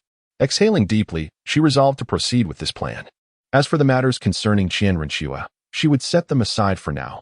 It would not be too late to devise a strategy once her strength was sufficient. Yiling mused that Qianrenxue's ambitions were far-reaching, thus she was patiently fishing for a big catch, meticulously advancing her plans. A single misstep could expose her, jeopardizing years of meticulous effort. Soul King, Soul Emperor, Soul, title Douluo, and ultimately, deification. Each step must be taken with care. It seemed her journey was still a long one. Chapter 103, The Four Elements Academy upon arriving. The vast expanse of the city and its throngs of people unfolded before her. This grand empire, with its rich heritage, boasted a capital that could rival a large kingdom in size. The Heavendo Imperial City was the most prosperous area of the Heavendo Empire, ranking among the top 3 locales for soul masters on the Douluo continent, primarily due to the presence of the 5 prestigious academies, which formed the bedrock of the empire's strength. The foremost among these was the Royal Combat Academy of the Heavendo Empire, presided over by 3 deans, all formidable titled Douluos and crucial pillars of the imperial family. Following closely were the 4 Elements Academy, the Blaze Academy, the Heavenly Water Academy, the Divine Wind Academy, and the Thunder Academy. Among these, the Thunder Academy was regarded as the most formidable, with the royal family hesitant to provoke it, not least because of the terrifying Blue Lightning Tyrant Dragon family that backed it, which commanded respect and caution from all. Currently, Yiling was en route to the 4 Elements Academy. Gazing at the expansive institution, divided into 4 distinct regions, she marveled at its grandeur. It was said that the 4 Elements Academy was situated in a single locale, and upon witnessing it firsthand, she found the rumors to be true. Are you awestruck by our academy? As Yiling stepped into the domain of the 4 Elements Academy, her curiosity intensified, prompting Shui Binger, standing beside her, to tease. What is the matter? You seem surprised that such a splendid academy has students like us. Are you implying that our strength is lacking? Shui Binger's face flushed crimson with indignation, as did those of the others from the other elemental academies, who glared at Yiling. I said nothing of the sort. That was your own interpretation, Yiling replied, feeling somewhat exasperated under the scrutiny of their hostile glares. All right, Binger, cease your jest. Our guest, Yiling, deserves our hospitality. Let us treat her with the respect she deserves. The president of Tianshui Academy, Lan Xiushui, smiled, and a flicker of enigmatic brilliance crossed his gaze as it fell upon Yiling. Thus, Yiling accompanied the members of the 4 Elements Academy to their training grounds. while Ning Fengji and the Sword Douluo departed with the senior officials of the Four Elements Academy to the Thunder Academy to discuss the specific regulations for the upcoming Continental Advanced Soul Master Competition. Are you Yiling? A member of the Shenkong Academy stepped forward, his eyes ablaze with fervent combat spirit as he regarded the curiously observing Yiling. I am Feng Xiaodian of the Shenkong Academy. Oh, Yiling cast a glance at him and replied, seemingly lacking significant interest. As her gaze shifted back to the surrounding buildings, Feng Xiaodian burst into laughter. Ha! Observing the sudden change in Feng Xiaoyan's expression, Huowu couldn't help but chuckle. She had never before witnessed this so-called thick-skinned champion of Tiando experiencing such embarrassment. Huowu, you! Feng Xiaodian glared at Yiling with indignation. Feeling wronged, what did you call me? Upon hearing Feng Xiaoyan's address, Huowu's demeanor darkened, her light crimson eyes brimming with palpable fury. Huowu, I meant Huowu. Feng Xiaodian hastily corrected himself, his expression wilting under Huowu's fierce look. All right, you two stop bickering. I am still standing here. Shui Binger interjected. Let us first visit my Tian Shui Academy. Why should we go to your Tian Shui Academy? Cannot we go to our Qihua Academy instead? Feng Xiaodian replied nonchalantly, seemingly unbothered. However, Huowu suddenly grew agitated, casting a provocative glance at Shui Binger. It wasn't that she genuinely wished for Yiling to attend Qihua Academy. She simply had a habit of clashing with Shui Binger, instinctively desiring to counter any assertion made. I believe it would be better for Yiling to go to Tian Shui Academy. Upon hearing Huowu's words, Feng Xiaoyan's gaze fell sharply upon Yiling, revealing a deep animosity as he remarked discontentedly, Whose side are you on? Huowu retorted angrily. Since 2 out of the 3 of us support Yiling going to Tian Shui Academy, it seems there is no alternative. Shui Binger smiled. Humph. Huowu scoffed in dissatisfaction, turning her head away in a manner that suggested she would no longer engage with the group. Could you all refrain from making such unilateral decisions? I haven't even voiced my opinion. Observing the rather theatrical argument, Yiling felt acutely disregarded. Shouldn't she have a say in where she was to go? Why was she being voted to Tian Shui Academy without any clarity? Silence. The 3 admonished her with unkind gazes. Oh, Yiling expressed her grievances, quietly retreating to one side, observing the 3 individuals who seemed to have reached a consensus, and fell silent. After further deliberation, the trio ultimately decided to send Yiling to the Tianshui Academy. Watching the departing figures of Huowu and Feng Xiaodian, Yiling felt quite helpless, questioning her own worth in this situation. Why was her choice being disregarded? Did they truly believe she was unwilling to attend Tianshui Academy? On the journey to the academy, Shui Binger keenly observed Yiling's expression, noticing his peculiar demeanor. Not at all, Yiling replied. That's good, since it's not yet lunchtime. Let me take you on a tour of Tianshui Academy. Shui Binger smiled, a faint blush gracing her cheeks. Where to? To the Soul Arena. At the Thunder Academy. In a quaint and elegant loft, Ning Fengji leaned quietly against the railing, gazing in the direction of Tianshui Academy. From this vantage point, he could see the entirety of the Four Elements Academy, including Yiling, who was wandering around Tianshui with Shui Binger, his expression somewhat grim, seemingly displeased. Ning Zhongzhu. I believe that Yiling and my disciple are quite well suited for one another, don't you think? Lan Xiaoshui remarked as she approached, her discerning eyes honed as a soul Douluo, immediately catching Ning Fengji's gaze. Director Lan, are you intent on undermining my 7-treasure glazed tile school? Ning Fengji understood her implications, his expression darkening further, revealing his evident displeasure. Why do you say such things, Ning Zhongzhu? Are you considering marrying your precious daughter off? Lan Xiaoshui looked at him with a curious expression. Upon hearing her words, Ning Fengji's demeanor softened slightly, a smile gracing his lips as he turned to her and replied softly, And if I were? Chapter 104. Trouble approaches Yiling. Is there something you need? Shui Binger asked, her gaze fixed intently on him, seemingly awaiting his response. It's great, quite spacious, but it seems rather empty. Yiling gazed at the expansive soul duel arena in the distance, nodding slightly before shaking her head. This arena, while larger than that of the 7 Treasures glazed tile school, appeared quite desolate and monotonous, lacking the throngs of people that characterized her own school's arena. Sister. Just as Yiling was surveying her surroundings, a melodious voice rang out. A girl clad in an ice blue dress, of similar age to Shui Binger, rushed towards her. Casting a fleeting glance at Yiling, she curiously inquired, Sister, is this Yiling, the disciple of Sword Sovereign? Upon seeing the newcomer, Shui Bing'er's expression softened. This girl was none other than her beloved younger sister, Shui Yu'er. You are indeed the disciple of Sword Sovereign? You are quite handsome. You and sister make a perfect match. Shui Yu's gaze lingered on Yi Ling for a moment, captivated, before teasingly remarking to Shui Bing'er. Stop joking, Yu'er. Is there something you need? You seem quite anxious. Shui Bing'er furrowed her brows, sensing her sister's mounting frustration and anticipating the cause. Sister, I almost forgot. That old hag has come to trouble master again. Shui Yu'er exclaimed in distress. Old hag. Yi Ling was evidently unfamiliar with the affairs of the Tianshui Academy and inquired with a hint of perplexity. Do not heed what Yu'er says. She is merely a junior sister of our master. Shui Bing'er seemed to be lost in thought, her gaze darkening with discontent, seemingly displeased with her master's junior. Where is she now? Shui Bing'er questioned, her voice low. It seems we are nearly at the Soul Arena. Observing the ire etched upon their faces, Yi Ling was at a loss, for her understanding of the Tianshui Academy was limited to the Four Elements Academy. Let us hurry there. She is likely coming to boast, so there is no need to inform our master. A glint of coldness flashed in Shui Bing'er's eyes, causing Yi Ling's heart to quiver slightly, instinctively swallowing hard. Yi Ling, you should rest for a while at the administrative building of the Tianshui Academy. Yu'er and I will join you shortly. After Shui Bing'er spoke, she seized Shui Yu'er and dashed towards the arena, leaving Yi Ling bewildered in the wind. At the Soul Arena, Shui Bing'er and Shui Yu'er glared fiercely at the white-haired woman before them, who was none other than their master's junior sister, the infamous Heavenly Poison Woman.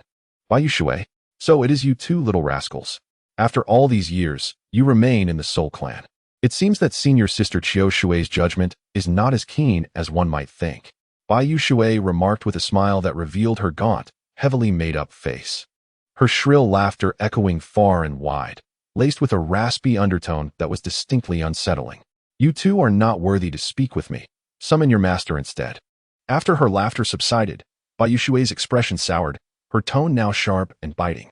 Our master is currently engaged in important discussions with the deans of the Four Elements Academy, so she may not be available to meet with you. I am unsure of your purpose for being here, Shui Bing'er replied, suppressing her displeasure. Humph. Do not hide behind such excuses. What qualifications does she have to sit among the deans and discuss matters of importance?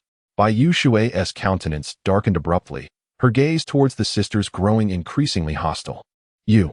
As Bai Yu Shui concluded, Shui Yu'er opened her mouth to respond, but was swiftly interrupted by Shui Bing'er. Might I inquire as to the purpose of your visit to the Tianshui Academy? Shui Bing'er pressed once more, her typically amiable demeanor now transformed into one of sternness. Oh, it is of no great matter. I have merely been promoted to the sub-hall master by the Martial Soul Hall, and came to inform my dear sister.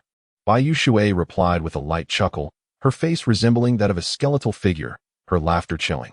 As you can see, my master does not have the time to meet with you right now. Perhaps you could? Shui Bing'er raised her gaze to confront Bai Yu Shui, but was cut short by a sudden outburst of anger from Bai Yu Shui.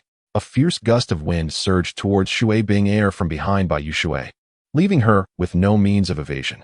As the impending strike loomed, fury ignited within Shui Bing'er, her soul power surging as she prepared to retaliate with her martial soul. Crack! Just as Shui Bing'er was about to strike with her hand, a slender, fair hand unexpectedly reached in between the two. Her gaze slowly shifted to the side, and she realized that Yi Ling had, unbeknownst to her, taken her place beside her.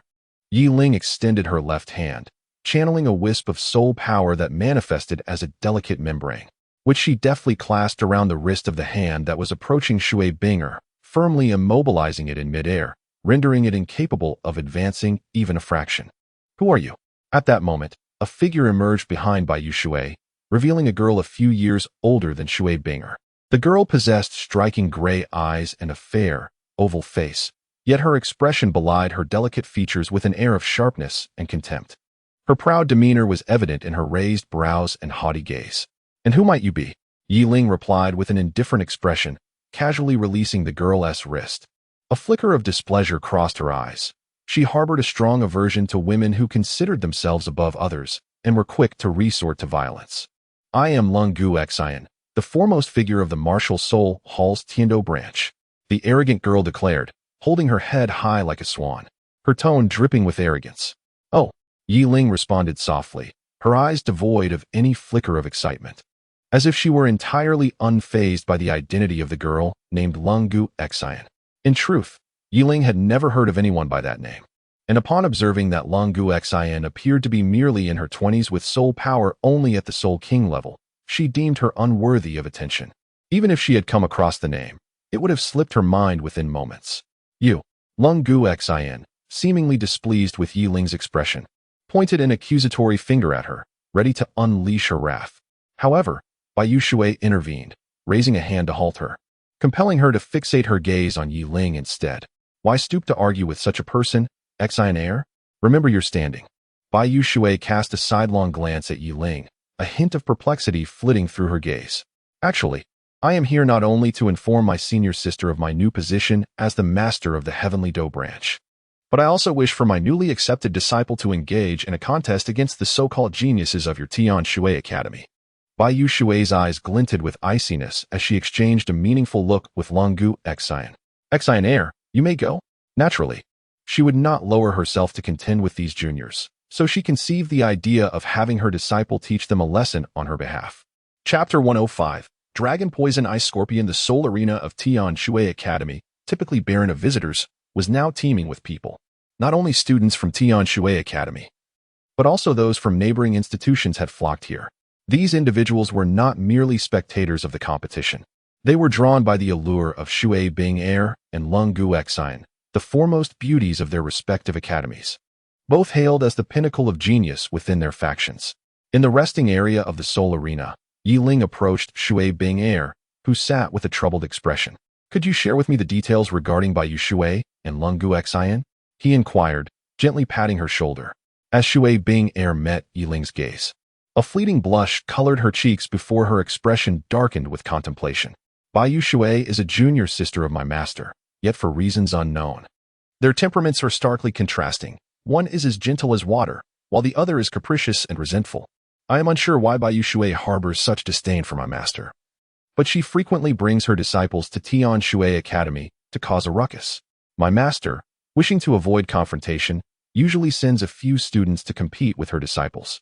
I had hoped that would quell her antics, but it seems to have emboldened her further.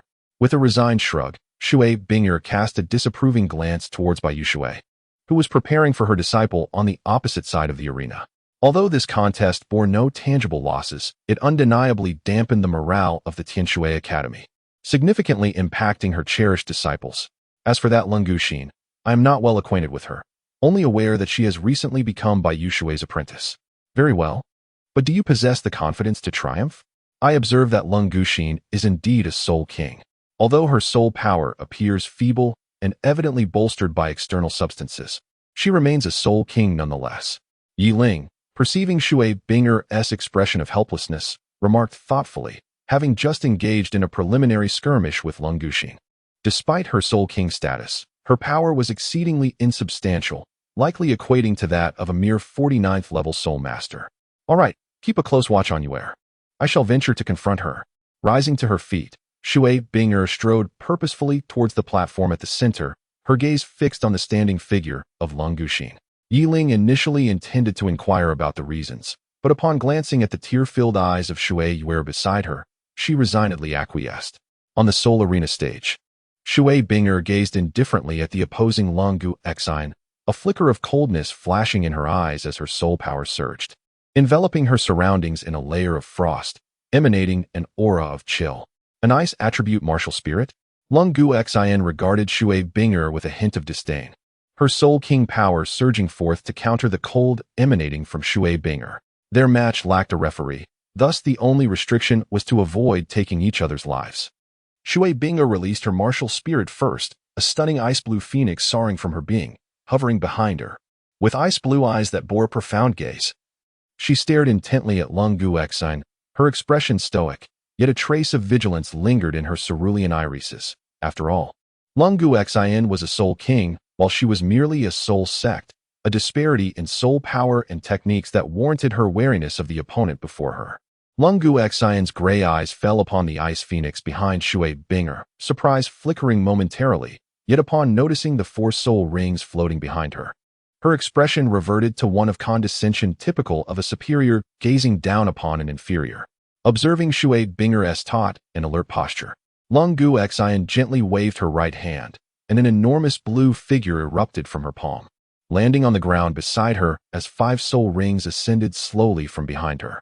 What is this? Yi Ling's eyes narrowed abruptly, uttering a sound of astonishment at the colossal martial spirit projection. The dragon poison ice scorpion. After a thorough recollection, Yi Ling finally identified the martial spirit, dragon poison ice scorpion, a soul beast dwelling in the farthest northern reaches, possessing both ice and poison attributes. Although its ice martial spirit cannot rival Shui Binger's ice phoenix, the potency of its poison is a different matter altogether. The reason it is dubbed the dragon poison ice scorpion lies in its venom, capable of effortlessly slaying a colossal dragon. Dragons, what are they? They are the absolute rulers among soul beasts, embodiments of unparalleled power, with formidable defensive capabilities and innate immunity to toxins. Yet even such a powerful soul beast, upon succumbing to the poison of the dragon poison ice scorpion, would not survive for long, highlighting the terrifying nature of its toxic attribute. This could spell trouble. Yi Ling gazed intently at the 2 individuals in the arena and spoke solemnly. Although the ice phoenix possessed superior quality among martial spirits, the dragon poison ice scorpion could undoubtedly overpower soul masters of the same rank. It seemed likely that Shui Binger would face defeat today. In the arena, Shui Binga was not preoccupied with her opponent's martial spirit. The ice phoenix above her head let out a resounding cry, and her first soul ring began to shimmer.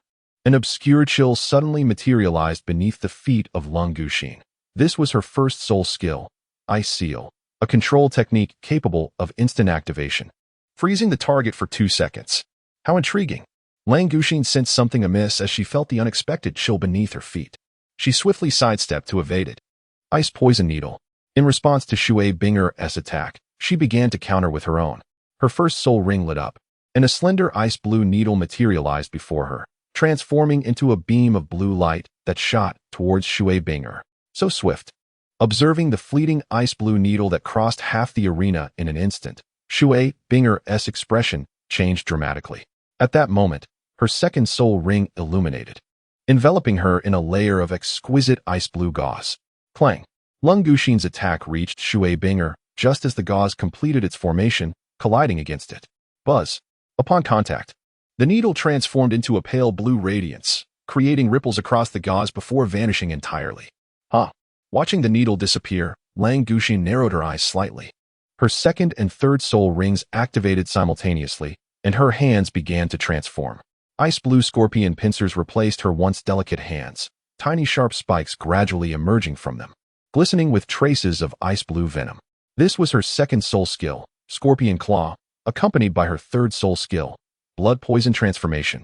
Chapter 106, Scorpion Claw Drip. A drop of pale blue water fell from the ice pincers of Lung Guxin onto the ground, and a suffocating aura suddenly enveloped the arena. From the spot where the water droplet landed, a plume of black mist ascended, spreading several meters around and beginning to corrode the very ground beneath it. Within mere seconds, a vast pit, riddled with corrosive marks, emerged before the spectators. Heavens! What is that? Is it poison? Such a foul odor emanates from those pincers. How could such a beautiful young lady possess a soul skill like this? The arena itself has been corroded. How terrifying must that poison be? It's over. My goddess Binger is facing a formidable opponent. I never anticipated that this Soul King would wield toxic attacks.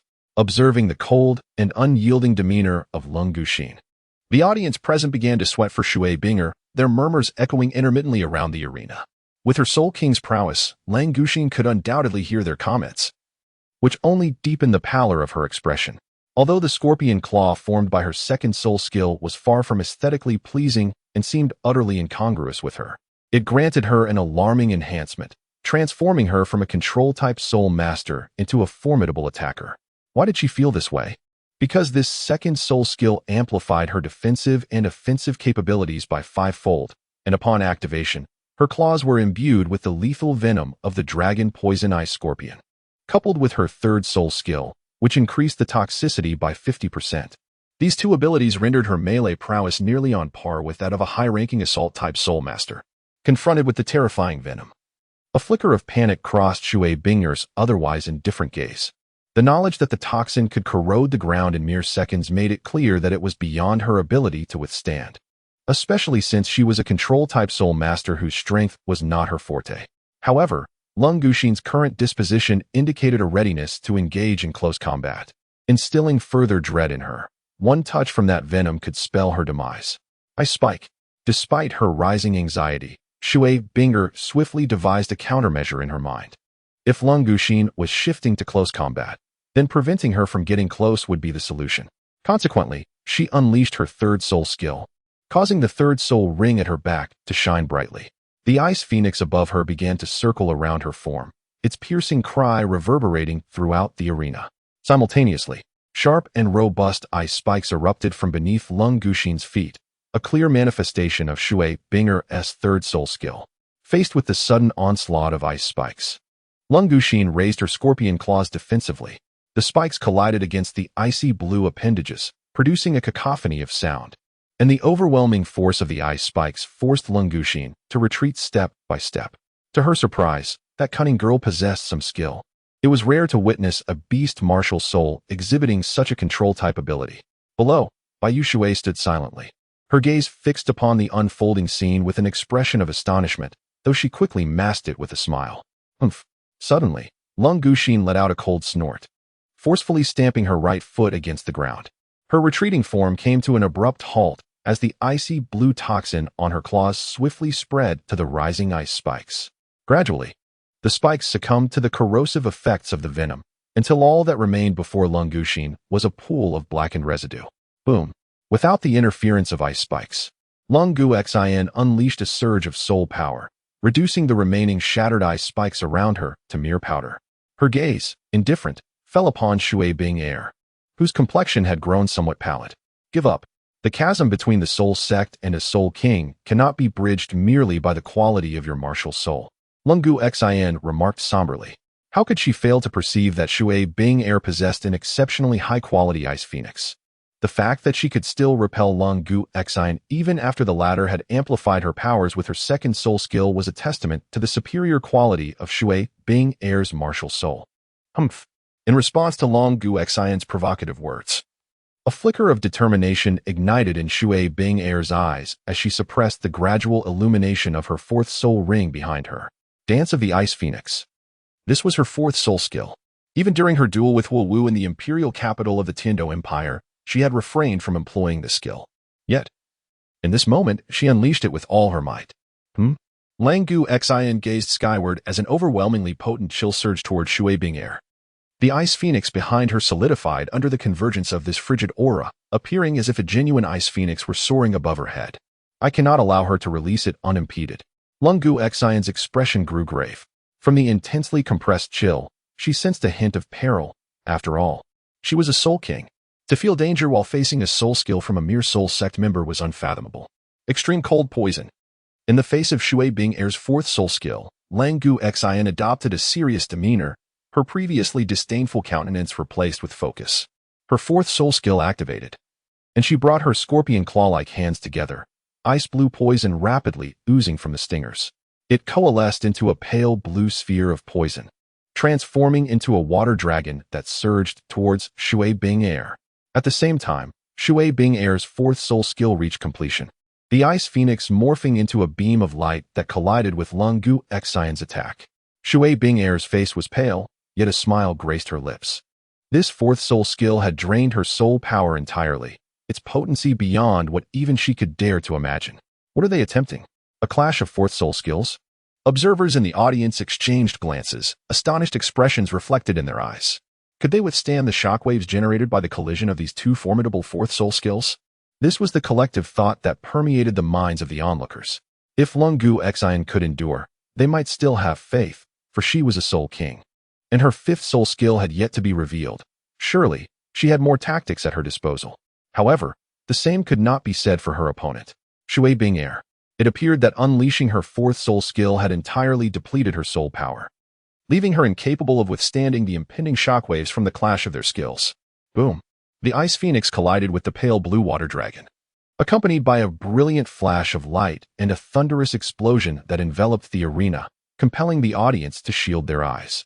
As the blinding luminescence gradually dissipated, the figures of the two combatants slowly emerged on the stage.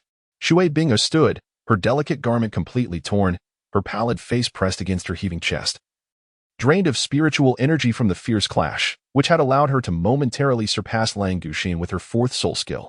However, the situation for Lang Guxin was starkly different. With her hands raised defensively before her, the area shielded remained unscathed. Yet the exposed parts of her body bore the marks of the recent explosion, streaked with crimson. Gazing vacantly at the bloodstains adorning her form, her eyes blazed a sudden crimson hue, and faint black markings emerged upon her visage. In an instant, her fifth soul ring illuminated, and a slender scorpion tail sprouted from her back, whipping with incredible speed towards Shui Binger. You Seek Death. Chapter 107. The Cursed Beast, Yin Mang's Spider Sister. Shui Ware exclaimed, rising abruptly in the audience, yet a figure had already dashed forward before she could stand. Sheener, no. Using the dragon venom will rob you of your sanity. Upon witnessing her disciple's fifth soul ring ignite, Bai Yu Shui's eyes widened in alarm, as 8 soul rings erupted behind her, transforming her into a fleeting shadow racing towards the stage. With a hiss, the ice-blue scorpion tail sliced through the air, producing a thunderous crack as it reached the pinnacle of velocity attainable within the confines of space. Shui Binger beheld the swiftly approaching, piercing brilliance that sent sharp pangs through her body. A wave of despair surged within her. Her spiritual energy was nearly depleted, leaving her utterly incapable of evading this strike. Moreover, the potency of Lang Guxin's attack far exceeded that of her own fourth soul skill. The venom upon the scorpion tail would have been insurmountable even during her prime. Was this the essence of a Soul King? In less than a heartbeat, the ice-blue scorpion tail had reached Shui Binger, aimed directly at her chest. Cloaked in a dense, ominous aura, the venom represented the most lethal aspect of the dragon venom ice scorpion, capable of slaying a colossal dragon. Before the tail even made contact with her skin, it had already begun to corrode the fabric of her garments, revealing her fair skin beneath. Was this how it would end? Shui Bingo despairingly closed her eyes, a reluctant tear slipping from the corner of her eye. She never anticipated that she would meet her demise here. In an instant, myriad images flashed through her mind. Her beloved master who raised her, her dear sister, and the indistinct figure with long hair. Why do I recall him? Suddenly, Shui Binger shuddered, a fleeting smile of resignation crossing her lips, as if she had relinquished all thoughts. After a considerable time, her tightly shut eyes twitched, and the imagined pain she anticipated did not arrive. Even the sharpness that had nearly torn her apart moments ago had vanished. Am I unharmed? Has my master come? This was her first thought. Slowly, she opened her closed eyes, and through the mist that clouded her vision, she beheld a figure clad in a flowing white robe with long hair, strikingly similar to the one that had just flitted through her mind. Wait. Shui Binger extended her feeble arms to rub her eyes, astonishment flooding her gaze as she beheld the figure before her, wielding a sword with one hand to shield her from the onslaught. Yiling, help me down. That cold-hearted fiend seems to have gone berserk. Yiling paid no heed to the expression of Shui Binger behind her. She turned to the hurriedly approaching Shui Ware, who, after casting a dazed glance at Yiling, promptly supported the somewhat unsteady Shui Binger and made her way down the stage. Xin. Bai Yu Shui also ascended the stage, a colossal shadow of a spider manifesting behind her. It was her martial spirit, the soul poison spider, a creature of tremendous toxicity, which earned her the moniker of the Heavenly Poison Maiden. Bai Yu Shui's soul power materialized into a massive black hand, ensnaring the cold-boned Xin, whose eyes were aflame and face adorned with dark patterns, as she rushed over with an anxious expression. Beware of her tail. Yiling gazed at the frenzied cold-bone heart, whose tail thrashed wildly, and her expression suddenly tightened. Instinctively, she called out to the nearby students, "Get away." Upon hearing Yiling's voice, Bai Yu Shui, who wore a grim expression on stage, conjured an ethereal black hand that seized the icy blue scorpion tail. In a fit of rage, she extended her other hand towards Yiling as an attack. In the face of this sudden assault, Yiling hastily raised her emotionless sword, and 4 soul rings erupted from her back, colliding with the incoming strike. A muffled grunt echoed as Yiling, unable to withstand the force for even 3 seconds, was sent flying and crashed into the audience. What is happening? A student who had come to watch the spectacle exclaimed in panic, dodging Yiling's descent and gasping for breath. Isn't this a competition? Why is a soul Douluo involved? And who was that figure that just flew out? I don't know. But it seems Cold Bone Heart went berserk and intended to harm Sister Bing Air. That person appeared to have shielded her from the attack. Did you see the soul ring configuration of that figure who was flung away? Damn, that almost hit me. What on earth was that? Why are you still watching? Hurry and inform the dean that something's gone terribly wrong. The crowd, initially gathered to witness the contest between two stunning beauties, erupted into chaos. Especially in the area where Yiling had landed. Some fortunate individuals managed to evade her, while others were struck and fell unconscious. Meanwhile, Yiling, the one who caused the commotion, lay pale amidst the rubble of the audience seats, her eyes as cold as ancient ice. The furious strike from Bai Yushui had left no mercy, and despite employing the Tai Chi sword technique to block Cold Bone Heart's assault, she had expended half of her soul power just to mitigate the frenzied force and poison. Now weakened, she was caught off guard and sent flying by this unexpected blow. On stage, Cold Bone Heart, ensnared by Yushui's ethereal hand, felt her eyes redden further, and the black patterns on her face rapidly spread across her body. The icy blue hue of the dragon poison ice scorpion that once adorned her vanished entirely, and the spectral form of the dragon poison ice scorpion martial spirit swiftly merged with her. A torrent of oppressive black poison surged from within her, giving her the appearance of an unparalleled sorceress. Bang! Hiss! Under this terrifying black poison, the ethereal hand conjured by Yushui, a soul Douluo, unexpectedly exploded. Buzz! A sudden noise emanated from behind Cold Bone Heart, as if something was attempting to emerge, accompanied by the distant calls of soul beasts. What could that be? Yiling rose from the rubble, rubbing her aching waist, her gaze fixated on the figure of Lung Guxin on the stage. Her eyes widened in horror, and she let out a gasp. Under Yiling's terrified scrutiny, a completely black dragon head emerged from behind Lung Guxin, as if crawling out of thin air, its body seemingly not yet fully revealed. An angry roar erupted from the dragon head. To their astonishment, the sound it emitted was akin to that of a spider, leaving everyone present frozen in fear. Was that truly a dragon? Suddenly, the dragon head struggled violently, and what emerged was not the expected massive dragon body, but a form reminiscent of a spider. Its surface was covered in scales, with 6 sharp spider legs anchored to the ground. At last, the shadow of this enigmatic soul beast fully materialized. Witnessing this grotesque apparition, all present felt a wave of nausea surge within them. A dragon head with a spider's body. What kind of abomination was this? Could it be a hybrid of dragon and spider? Yet, Yiling's expression diverged from that of the others. Her face was etched with sheer terror. Her gaze fixed intently on the soul beast's shadow as she spoke slowly. The Cursed Beast, the Hyanthian Spider. Chapter 108. The calm after the storm. How could this be? How could such a creature still exist? Yiling gazed at Lung Guxin with a countenance marked by terror. The Yin Mang spider, in essence, is not a soul beast. Rather, it is a peculiar life form born from the accumulated resentment of deceased soul beasts. Lacking consciousness, it manifests as a hybrid of the lost soul spider and the vengeful dragon, relying on other life forms for its emergence. Though devoid of offensive capabilities, it serves a different purpose, as an ominous harbinger of impending disaster. The appearance of such a creature foretells a great calamity for the era it inhabits. Yet, why has it emerged in this time? This should not be the case. Yiling was perplexed. Ancient texts indicated that the Yin Mang spider had only manifested twice in antiquity, while the details of those occurrences remain shrouded in mystery. The vague accounts suggest they plunged the entire Douluo continent, and indeed, the world, into a sea of blood. However, in this era, the only calamity seems to stem from the ambitions of the Spirit Hall to dominate Douluo continent. Even that would merely lead to war, far from the scale of disaster suggested by the presence of the Yin Mang spider. What then does its appearance signal? As Yiling sank into profound contemplation, Bai Yushui had already launched several powerful strikes against the ethereal form of the Yin Mang spider looming behind Lung Guxin. Channeling the full might of her soul Douluo powers, she struck the apparition, causing it to waver as if on the brink of vanishing. Master. As the illusion of the Yin Mang spider grew increasingly translucent, Lung Guxin, caught in a frenzied state, began to regain her senses.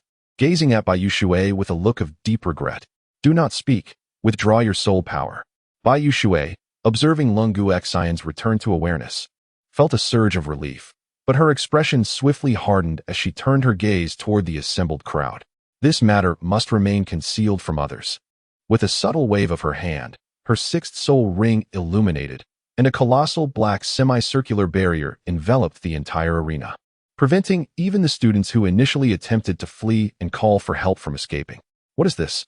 How did a barrier appear? Who is responsible? The crowd erupted in panic. The arena plunged into darkness beneath the shadow of the barrier, as if night had descended. A few older students remained composed enough to discern that this black barrier emanated from the Soul Douluo within the arena, their expressions darkening with realization. What does she intend to do? What should we do?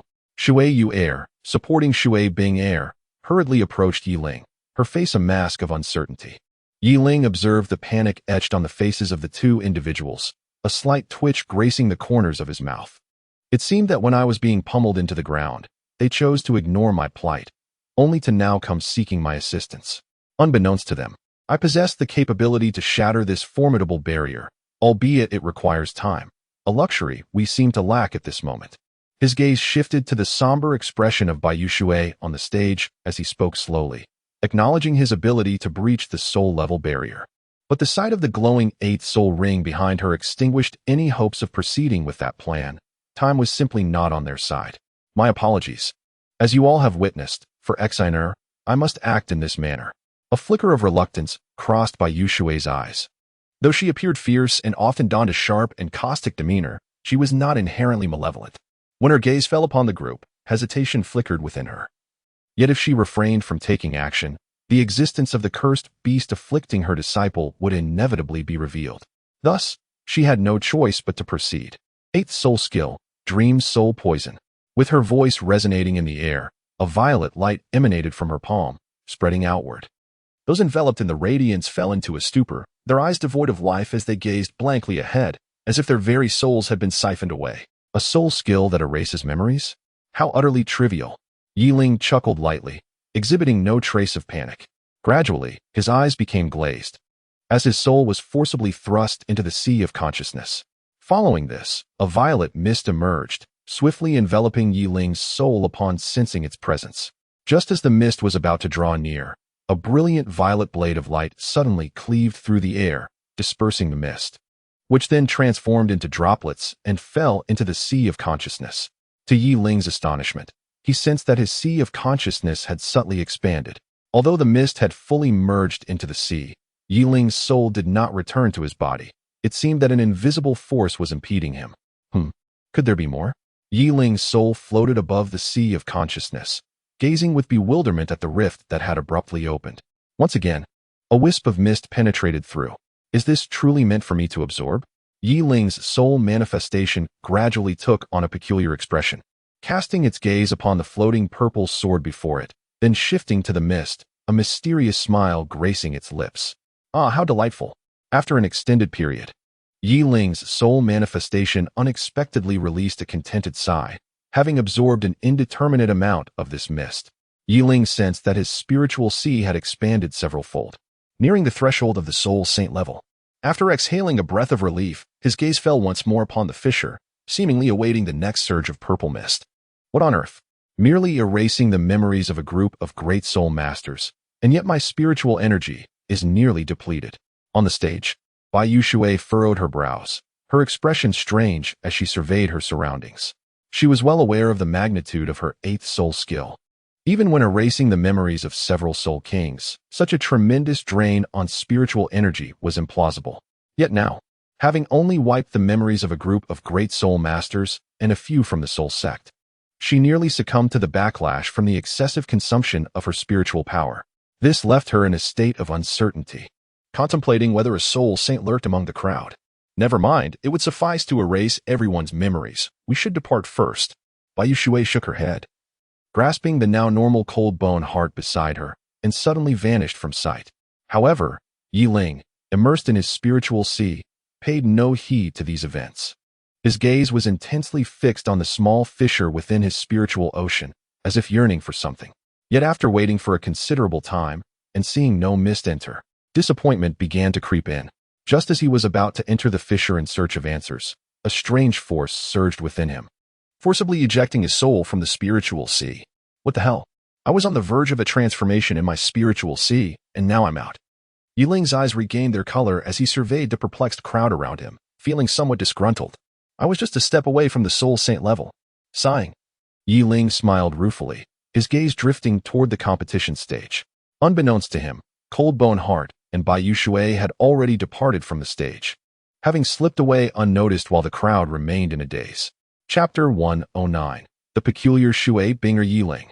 Shui Binger also regained her senses, her eyes fixed on the oddly behaving Yi Ling, and she queried with confusion, "What are we doing here? Why do I feel so weak? Why is my soul power so diminished?" A flurry of questions tumbled from Shui Binger's lips, her gaze reflecting bewilderment intermingled with a hint of strangeness. "Wasn't it you who said you would bring me to the Soul Arena?" Yi Ling paused for a moment, only to realize that Shui Binger and the others had their memories of the competition in this arena erased. However, he had no intention of disclosing the matter of the Yin Mang spider to them. Instead, he casually remarked, "Is that so?"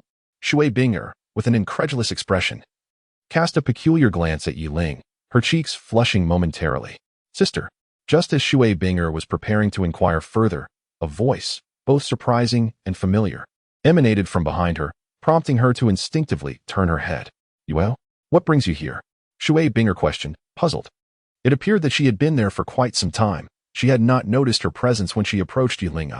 "I'm not sure either," Shui Yuera replied, her face reflecting confusion, yet her gaze was fixated on Yi Ling beside Shui Binger.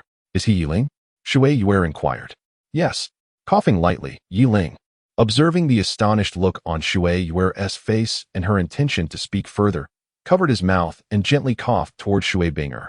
"Since we have already seen the Soul Arena, shall we explore other places?" Shui Binger gazed at Yi Ling with a perplexed expression. All right."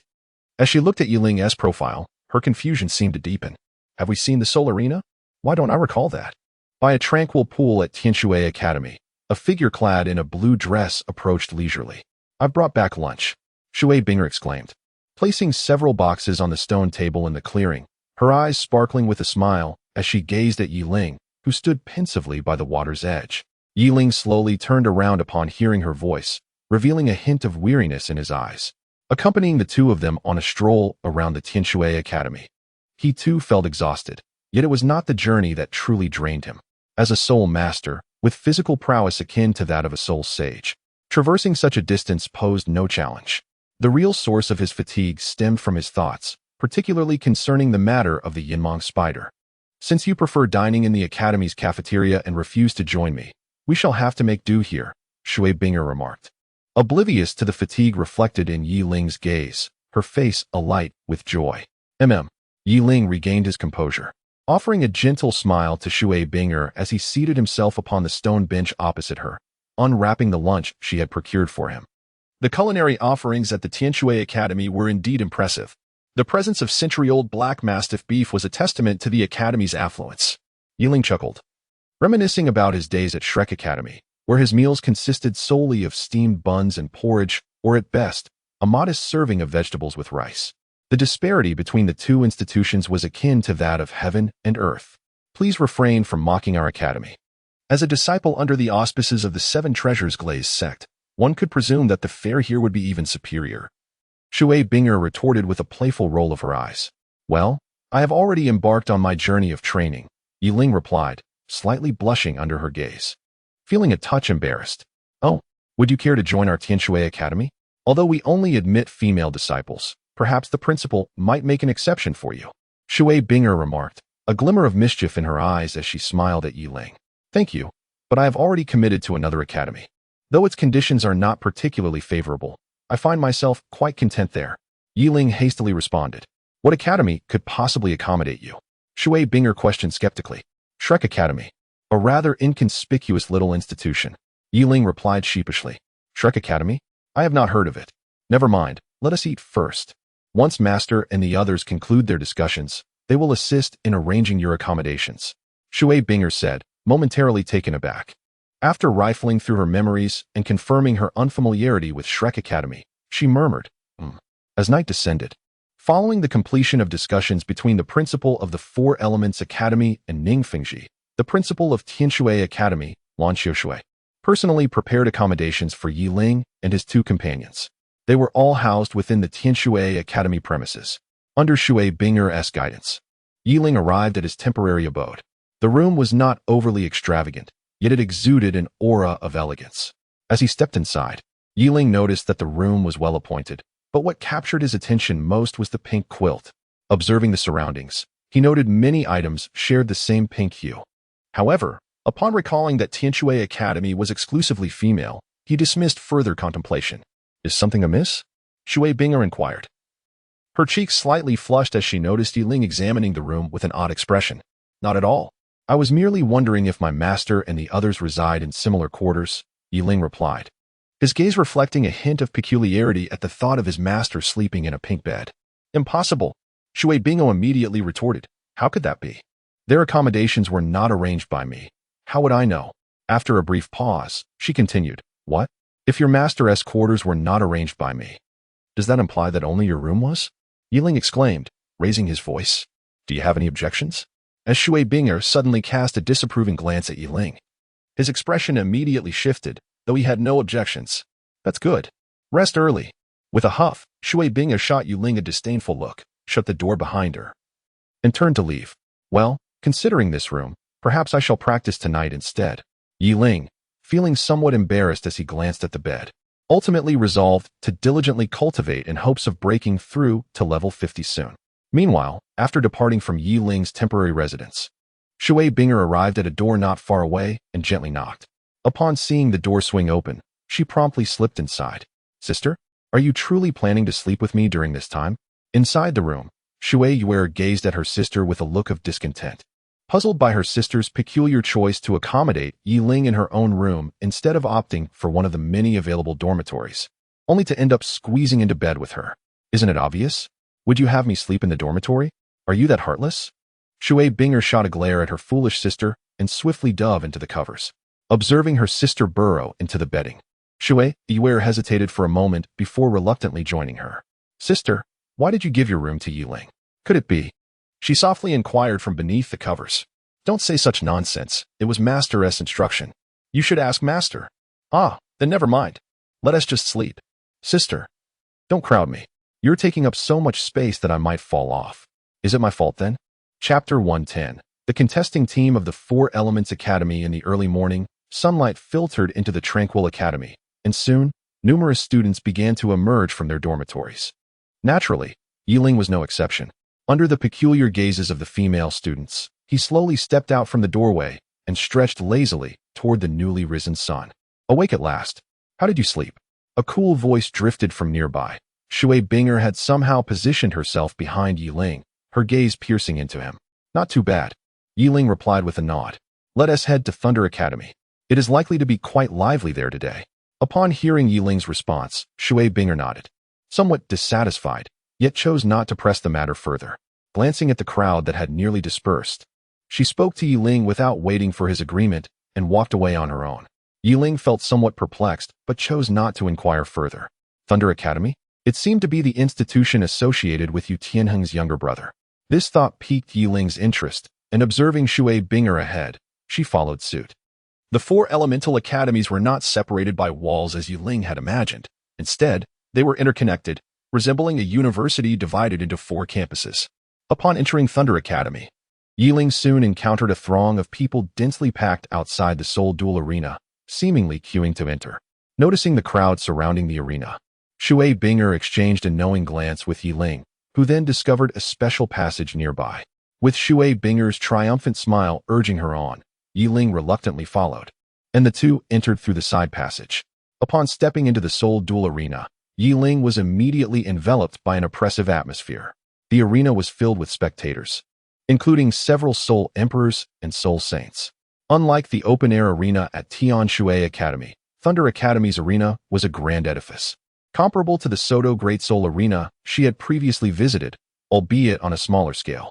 As Yiling surveyed the surroundings with keen curiosity, her gaze fell upon a transparent VIP box above. There, she sensed familiar auras, her masters, several deans, and even the presence of Wu, whom she had met on a previous occasion. It seemed that this was the area designated for the Academy's high-ranking officials, while the space below was open to ordinary students. Come on, let us head upstairs, Shui Binger cheerfully suggested, waving at Yiling as they approached the entrance to the passage leading to the box. Yiling reluctantly withdrew her gaze, casting a resigned glance at Shui Binger before following her into the passage. Upon entering the box, Yiling's initial impression was confirmed. Her master, Uncle Ning, and the deans of the 4 great academies were indeed present, accompanied by the talented students from her own academy, Huowu, Feng Xiaodian, Shui, and even Yu Tianxin from Thunder Academy. Ha ha ha, Xiao Yi, come here. Ning Fengji exclaimed upon recognizing Yiling, rising to pull her beside him, positioning her between himself and the sword Douluo. Meanwhile, Shui Binger walked gracefully to her master's side and seated herself next to Shui's wear. Master, what brings us here today? Yiling inquired. Yiling turned to the sword Douluo, who was smiling at her, and inquired. Surely we have come to the soul arena for the soul battles, have we not? What else could it be? The sword Douluo, somewhat irritated, playfully swatted Yiling on the head and replied. Moreover, I just wagered with the various deans and included your name in the bet. What? Yiling exclaimed, astonished that her master had so readily thrust her into the fray. Do not be so melodramatic. It is merely a few matches. What is there to be surprised about? The sword Douluo remarked with a serious expression. Oh. Faced with her master's unwavering stance, Yiling could only nod in resignation. Now, cease looking at me with such eyes. I am doing this for your benefit. Besides, your matches are still ahead. Today is organized by Thunder Academy, and participants from all 4 academies will partake, not just you. The esteemed disciples of the 4 deans will also be competing, the sword Douluo said, feeling somewhat awkward as he noticed the expression on his disciple's face, which seemed to convey she had been sold out. Will they be participating as well? Yiling's eyes widened slightly as she cast an expectant glance at the students behind several deans, her gaze settling on Yu Tianxin and Huowu among others. Of course, you might encounter them later. Jian Douluo nodded. Upon hearing her master's response, Yiling's expression finally softened. After all, if she were to take the stage only to face a group of mediocre students, she would hardly feel the urge to draw her sword, rendering the match meaningless and merely a drain on her energy and soul power. Her spirits lifted upon learning that Yu Tianxin and the others would indeed be competing, with her interest particularly piqued by one individual, Yu Tianxin. According to the original narrative, Yu Tianxin's strength and talent significantly surpassed that of Yu Tianheng, and she was now at least around level 47. After all, facing formidable opponents was the true sharpening of one's skills. Subsequently, Jian Douluo shared insights about the discussions held yesterday among the deans regarding the upcoming Continental Advanced Soul Duel Tournament. The 4 academies had confirmed their competing teams, represented by the very individuals standing behind each dean, reflecting on the teams prepared by the 4 academies for this prestigious tournament. Yiling couldn't help but think of Shrek Academy. Given the pace of their progress, she surmised there remained a gap between them and this group. However, she took solace in the fact that they would soon receive their own opportunities, leading to significant enhancements in their abilities, making it likely that when the time came, they would not be overshadowed by these teams. What are you thinking about? Unbeknownst to her, Shui Binger had approached from behind, her eyes sparkling with laughter as she softly inquired. Oh, nothing much, just watching the competition. Yiling jolted back to reality upon noticing Shui Binger behind her. Oh. Hearing their exchange, Ning Fengji slightly turned his head, his gaze lingering on Yiling and Shui Binger for a moment before returning to the match. Although his eyes were fixed on the competition stage, the ethereal quality of his expression revealed that his thoughts were elsewhere, occasionally betraying a hint of concern. The earlier matches featuring the ordinary students lacked any breathtaking moments, causing Yiling to lose herself in her own thoughts. Unbeknownst to her, several matches had concluded. As she observed the departing figures from the stage, she finally regained her composure. At last, it's time for the core disciples matches. Surely, these should be more captivating. Yiling murmured softly, and the 4 deans beside her naturally heard her words. They refrained from commenting, their eyes revealing a hint of helpless amusement. Given Yiling's prowess, she was certainly entitled to such remarks. Moreover, her disciples likely shared this sentiment, a reflection of the pride that accompanies genius. It was not that she looked down upon the other students. Rather, their abilities rendered them incapable of achieving much in these competitions. As the last 2 ordinary students departed from the arena, the disciples from various academies in the private room began to buzz with anticipation, their eyes gleaming with eager expectation. For the next segment of the Battle Spirit contest promised to be the main event. In the arena, the lights focused intensely on the center of the stage. Standing there was a middle-aged man in a tailcoat, microphone in hand, his gaze fixed intently on the list of upcoming contestants. He announced in a resonant voice, Next to participate in our one-on-one battle spirit competition are Shui Yuer from the Tianshui Academy and Huo Wu from the Qihua Academy. As the surrounding ordinary students erupted in fervent cheers, Shui Yuer and Huo Wu left the private room, making their way slowly from the passage beneath the stage to take their positions. The atmosphere in the arena ignited as the two stunning figures stood atop the platform. Even within the soundproof confines of the private room, the deafening roars could be faintly heard, causing an awkward shift in the expressions of the deans. It seemed that the presence of beautiful women indeed kindled the atmosphere. Feng Xiaodian chuckled softly, his gaze unwavering from the fiery figure on stage. Silence does not imply you are mute. The dean of the Shinkong Academy shot a disapproving glance at Feng Xiaodian before redirecting his attention to the stage. The two contestants had already unleashed their martial spirits under the referee's command, poised for battle. One emanated the searing heat of a fire shadow, while the other soared through the air, radiating an endless chill as an ice phoenix. The momentum of both was perfectly matched, neither yielding to the other. Huo Wu's spirit power hovered around level 45, while Shui Yuer's was subtly higher, a fact that surprised both Huo Wu and Yi Ling in the private room. It was unexpected that the younger sister, Shui Yuer, would possess greater spirit power than her sibling, astonishing many present. I didn't foresee your talent surpassing your sister's, Huo Wu exclaimed, yet her demeanor bore no trace of fear. On the contrary, witnessing Shui Yuer's strength only intensified her fighting spirit. Shui Yuer regarded Huo Wu with a calm expression, her usual vivacity replaced by a steely focus. In the face of Huo Wu's fervent spirit power, her eyes gleamed with heightened vigilance. Observing the two poised for confrontation, the referee hastily stepped back from the stage and declared loudly, "The match begins." As the referee's voice faded, four soul rings suddenly emerged behind Huo Wu, two yellow and two purple, floating gracefully in the air. Above her, the fiery shadow danced, emanating an aura that felt even more intense than before.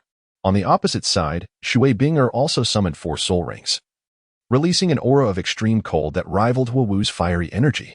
The ice phoenix above her unfurled its grand wings, its piercing gaze fixed on Huo Wu. The intensity of their gaze intertwined, igniting a fierce spark between them. With a resounding thud, Huo Wu propelled herself forward, enveloped in scorching flames that scorched the arena, leaving a dark mark in her wake. A piercing scream erupted from the fiery shadow above her, as a column of fire shot forth towards Shui Binger. The soul rings behind her did not illuminate. This was merely her most fundamental attack, a manifestation of her martial soul's control over flames. In response to the fiery assault, Shui Binger remained unfazed, her eyes calm. The ice phoenix above her released a prolonged cry, summoning a bone-chilling wind that spread outwards, accompanied by shards of ice that surged toward the oncoming flame. As the flames collided with the icy tempest, they were extinguished as effortlessly as a stone sinking into the ocean, vanishing into nothingness. However, the ice storm began to falter under the heat of the fire column, ultimately dissipating just as the flames had. Seeing her attack render ineffective, Huo Wu's expression remained unchanged. She placed her hands over her heart, causing her first soul ring to illuminate. The once quiet fire spirit above her surged to life, igniting with a terrifying deep red flame, resembling a goddess of fire. This was her first soul skill, Flame Body. Activating Flame Body enhanced her defense and attack by 50% for 1 minute, during which all her soul skills would be amplified. As the effects of her first soul ring took hold, her second soul ring also glowed brightly. Countless massive fireballs began to coalesce behind the fire spirit, unleashing a torrid wave of heat that engulfed the entire arena. "Fire meteor!" Huo Wu shouted, as the fireballs began to rain down relentlessly upon Shui Binger. Extreme cold control. Confronted with the dual soul skills of fire dance, Shui Yuer naturally did not dare to underestimate her opponent. Behind her, the second soul ring flickered, conjuring a semicircular wall of ice that enveloped her completely. As the fireballs struck the icy barrier, a sizzling sound echoed, the ice evaporating into vapor that drifted skyward. With each successive impact of the fireballs, steam enveloped the entire arena, obscuring both figures from view. As time passed, the final fireball collided with the ice wall, and as the steam gradually dissipated, Shui Yuer's silhouette slowly emerged before the spectators. The ice wall bore numerous cracks, yet it remained unbroken. And Shui Yuer regarded Fire Dance with a smile in her eyes, seemingly taunting her. "Firefall, resist the flame ring." The sight of Shui Yuer's slight smile ignited a fierce anger within Fire Dance. Already known for her fiery temper, she unleashed her second soul skill once more, simultaneously activating her third soul skill. Given that the effect of her first soul skill had yet to fade, this was akin to deploying 3 soul skills at once. If she could not subdue Shui Yuer this time, her soul power would be insufficient to continue, marking this as her last stand. Due to the disparity in soul power and skills, she found herself incapable of breaching Shui Yuer's fully unleashed ice wall unless she resorted to her fourth soul skill, which would compel her to seek alternative means of attack. As before, countless massive fireballs materialized behind her, their fiery glow illuminating Fire Dance's somewhat pallid complexion. Yet her gaze radiated a resolute determination. Another round? Shui Yuer mused as she beheld the reappearing fireballs. With a flick of her hand, she activated both her first and second soul rings simultaneously, shattering the ice wall and conjuring an even sturdier one in its place. Simultaneously, a layer of ice blue armor enveloped her, transforming her into a warrior of the icy realm. Once again, the fireballs were intercepted by the ice wall, which fragmented and fell upon the arena. At that moment, a fiery halo abruptly materialized before Shui Yuer, knocking her back several steps. Seizing this opportunity, Fire Dance unleashed a fiery beam through the fire spirit, targeting the retreating Shui Yuer. Ice Prison. Although Shui Yuer could not control her backward momentum, she was still capable of unleashing her soul skills. Her third soul ring glowed, and a series of ice pillars erupted from the ground beside Fire Dance, forming a chilling prison that confined her within. Observing Fire Dance's entrapment, Shui Yuer planted her foot, halting her backward movement.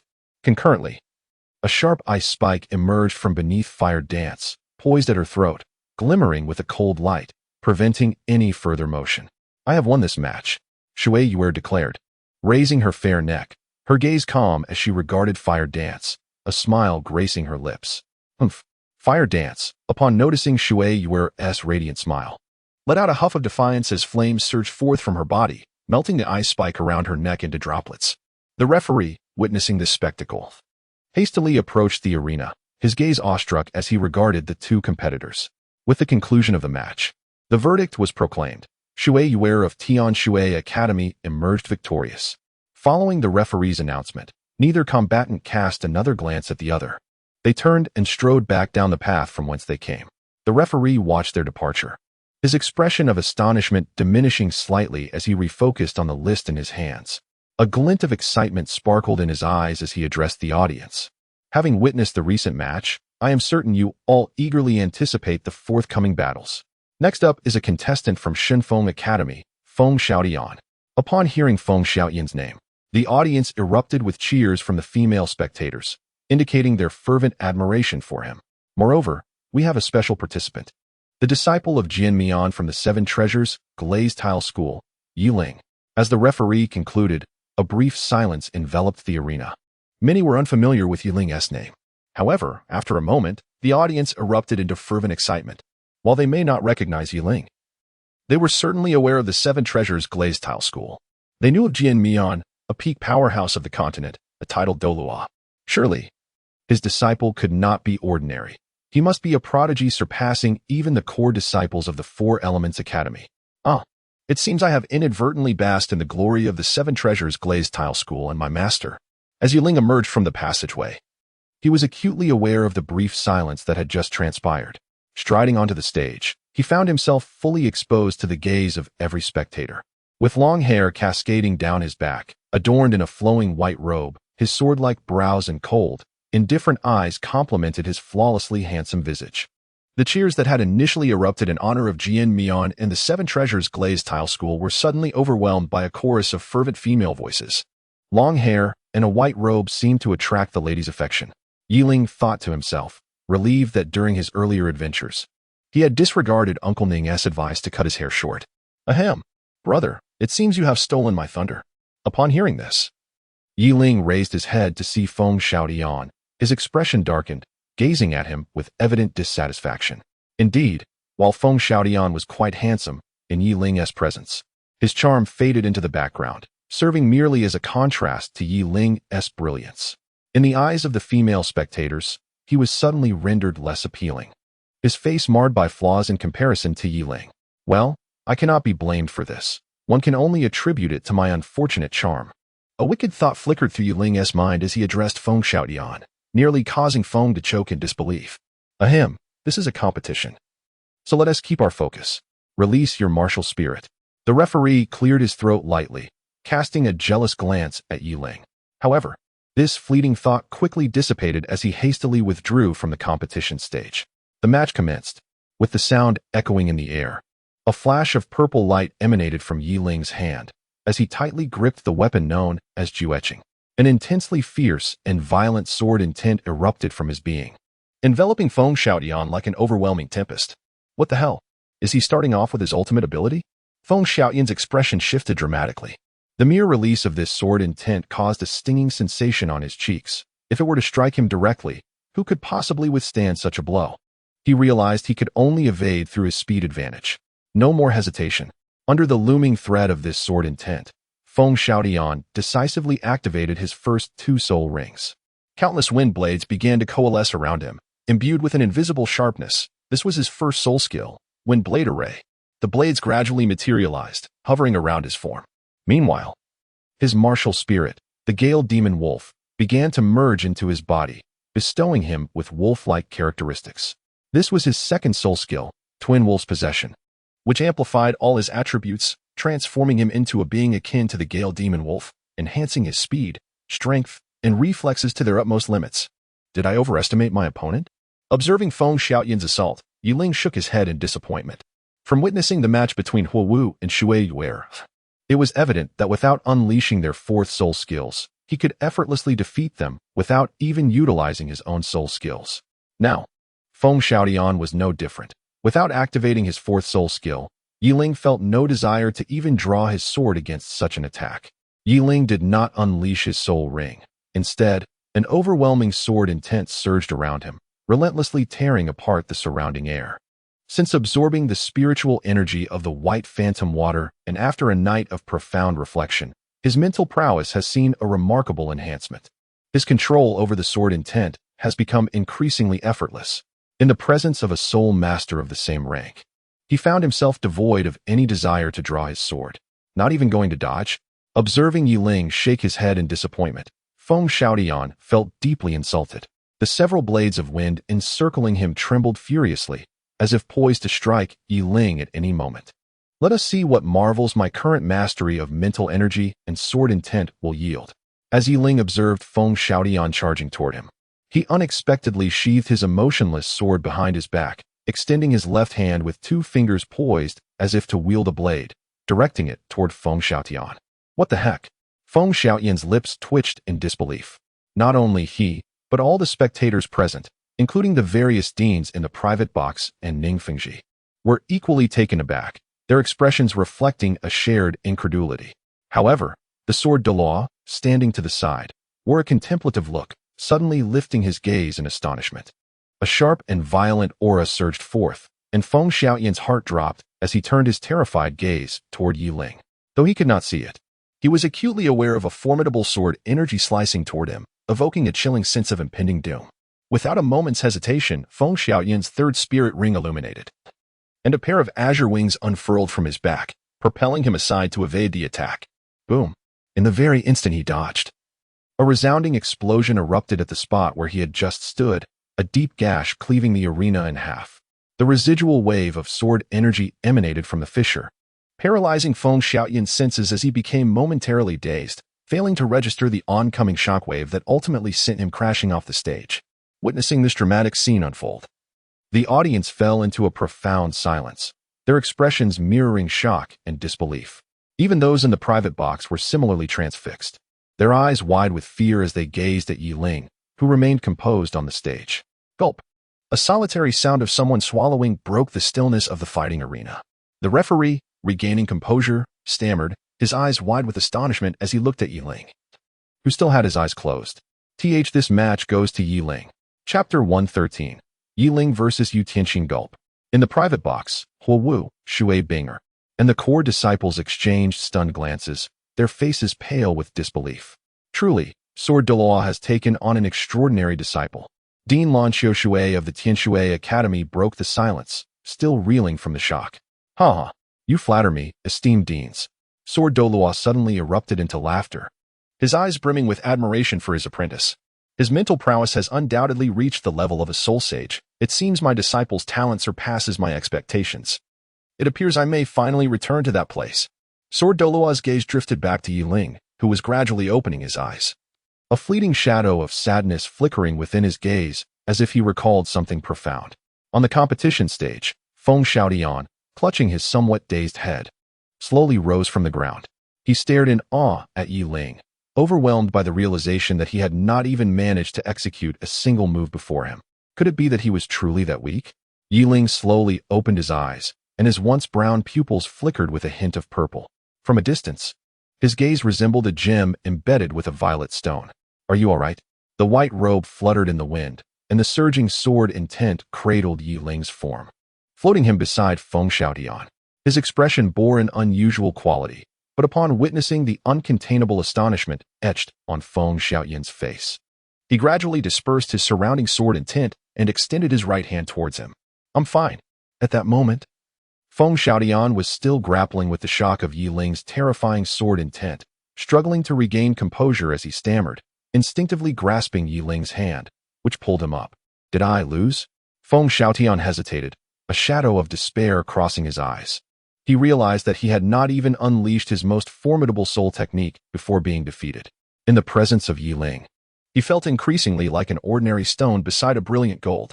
Let us depart. Yiling smiled without uttering a word as he prepared to leave the arena, stepping ahead of Feng Xiaotian. Just then, as Yiling was about to exit, the referee suddenly blocked his path and stammered, "Isn't the match over? Is there something else?" Perplexed, Yiling responded, "No, it's not that. You have another match ahead, so he may leave, but you cannot." The referee, observing Yiling's slightly furrowed brows, swallowed hard. "Another match? Yes, indeed, you have another one." The referee replied helplessly. Ordinarily, such a situation would not occur. Yet he had just discovered that Yiling was scheduled for 2 consecutive soul battles. Very well. If there is another match, then so be it. Yiling sighed, casting a reluctant glance towards the direction of the Sword Douluo's private box before turning back to respond. Ahem. The next participants in the soul battle are from Thunder Academy, Yu Tianxin, and from the 7 Treasure Glazed Tile School, Yiling, the referee announced, watching as Feng Xiaotian slowly exited the competition stage, addressing the curious crowd with a booming voice. What? He still has to fight another match? Isn't that unfair? He just completed 1 round without any rest, and now he must continue? Murmured the audience.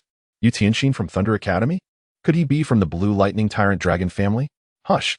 Is Yu Tianxin truly Yiling's opponent? After all, he didn't even unleash his soul rings against Feng Xiaotian. Yiling is so impressive.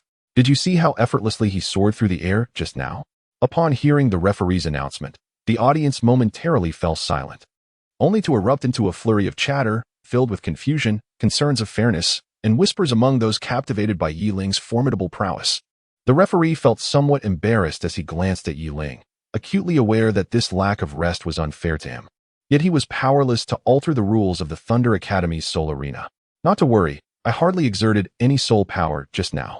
Yiling chuckled, dismissing the referee's grateful gaze as he focused on the cold young man slowly emerging from the competition passage.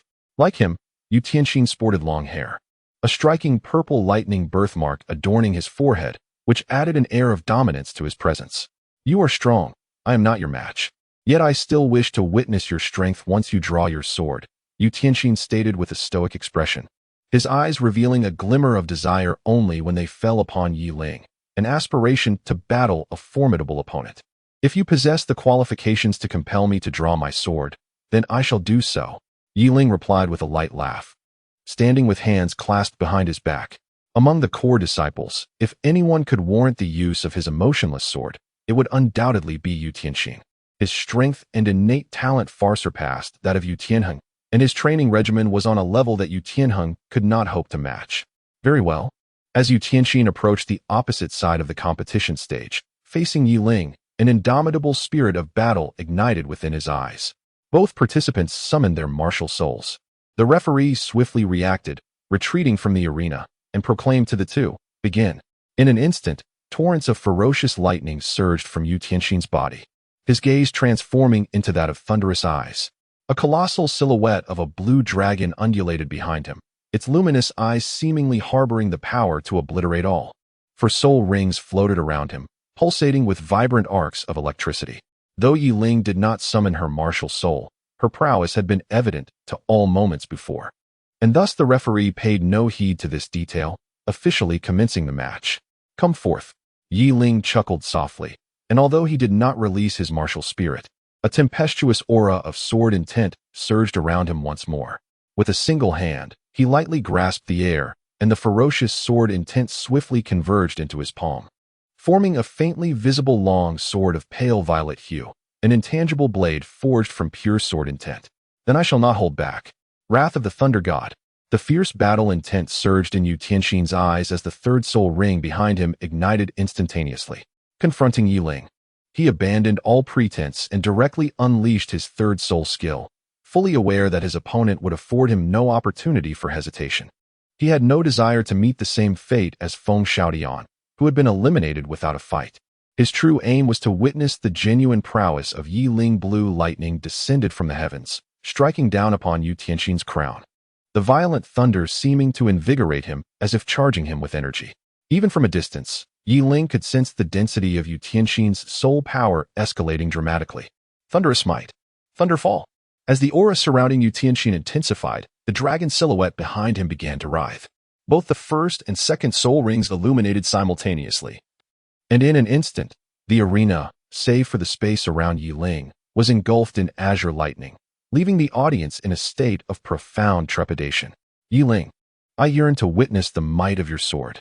Yu Tianxin crouched low, lightning dancing fiercely across his legs, causing fissures to erupt across the arena floor centered around him.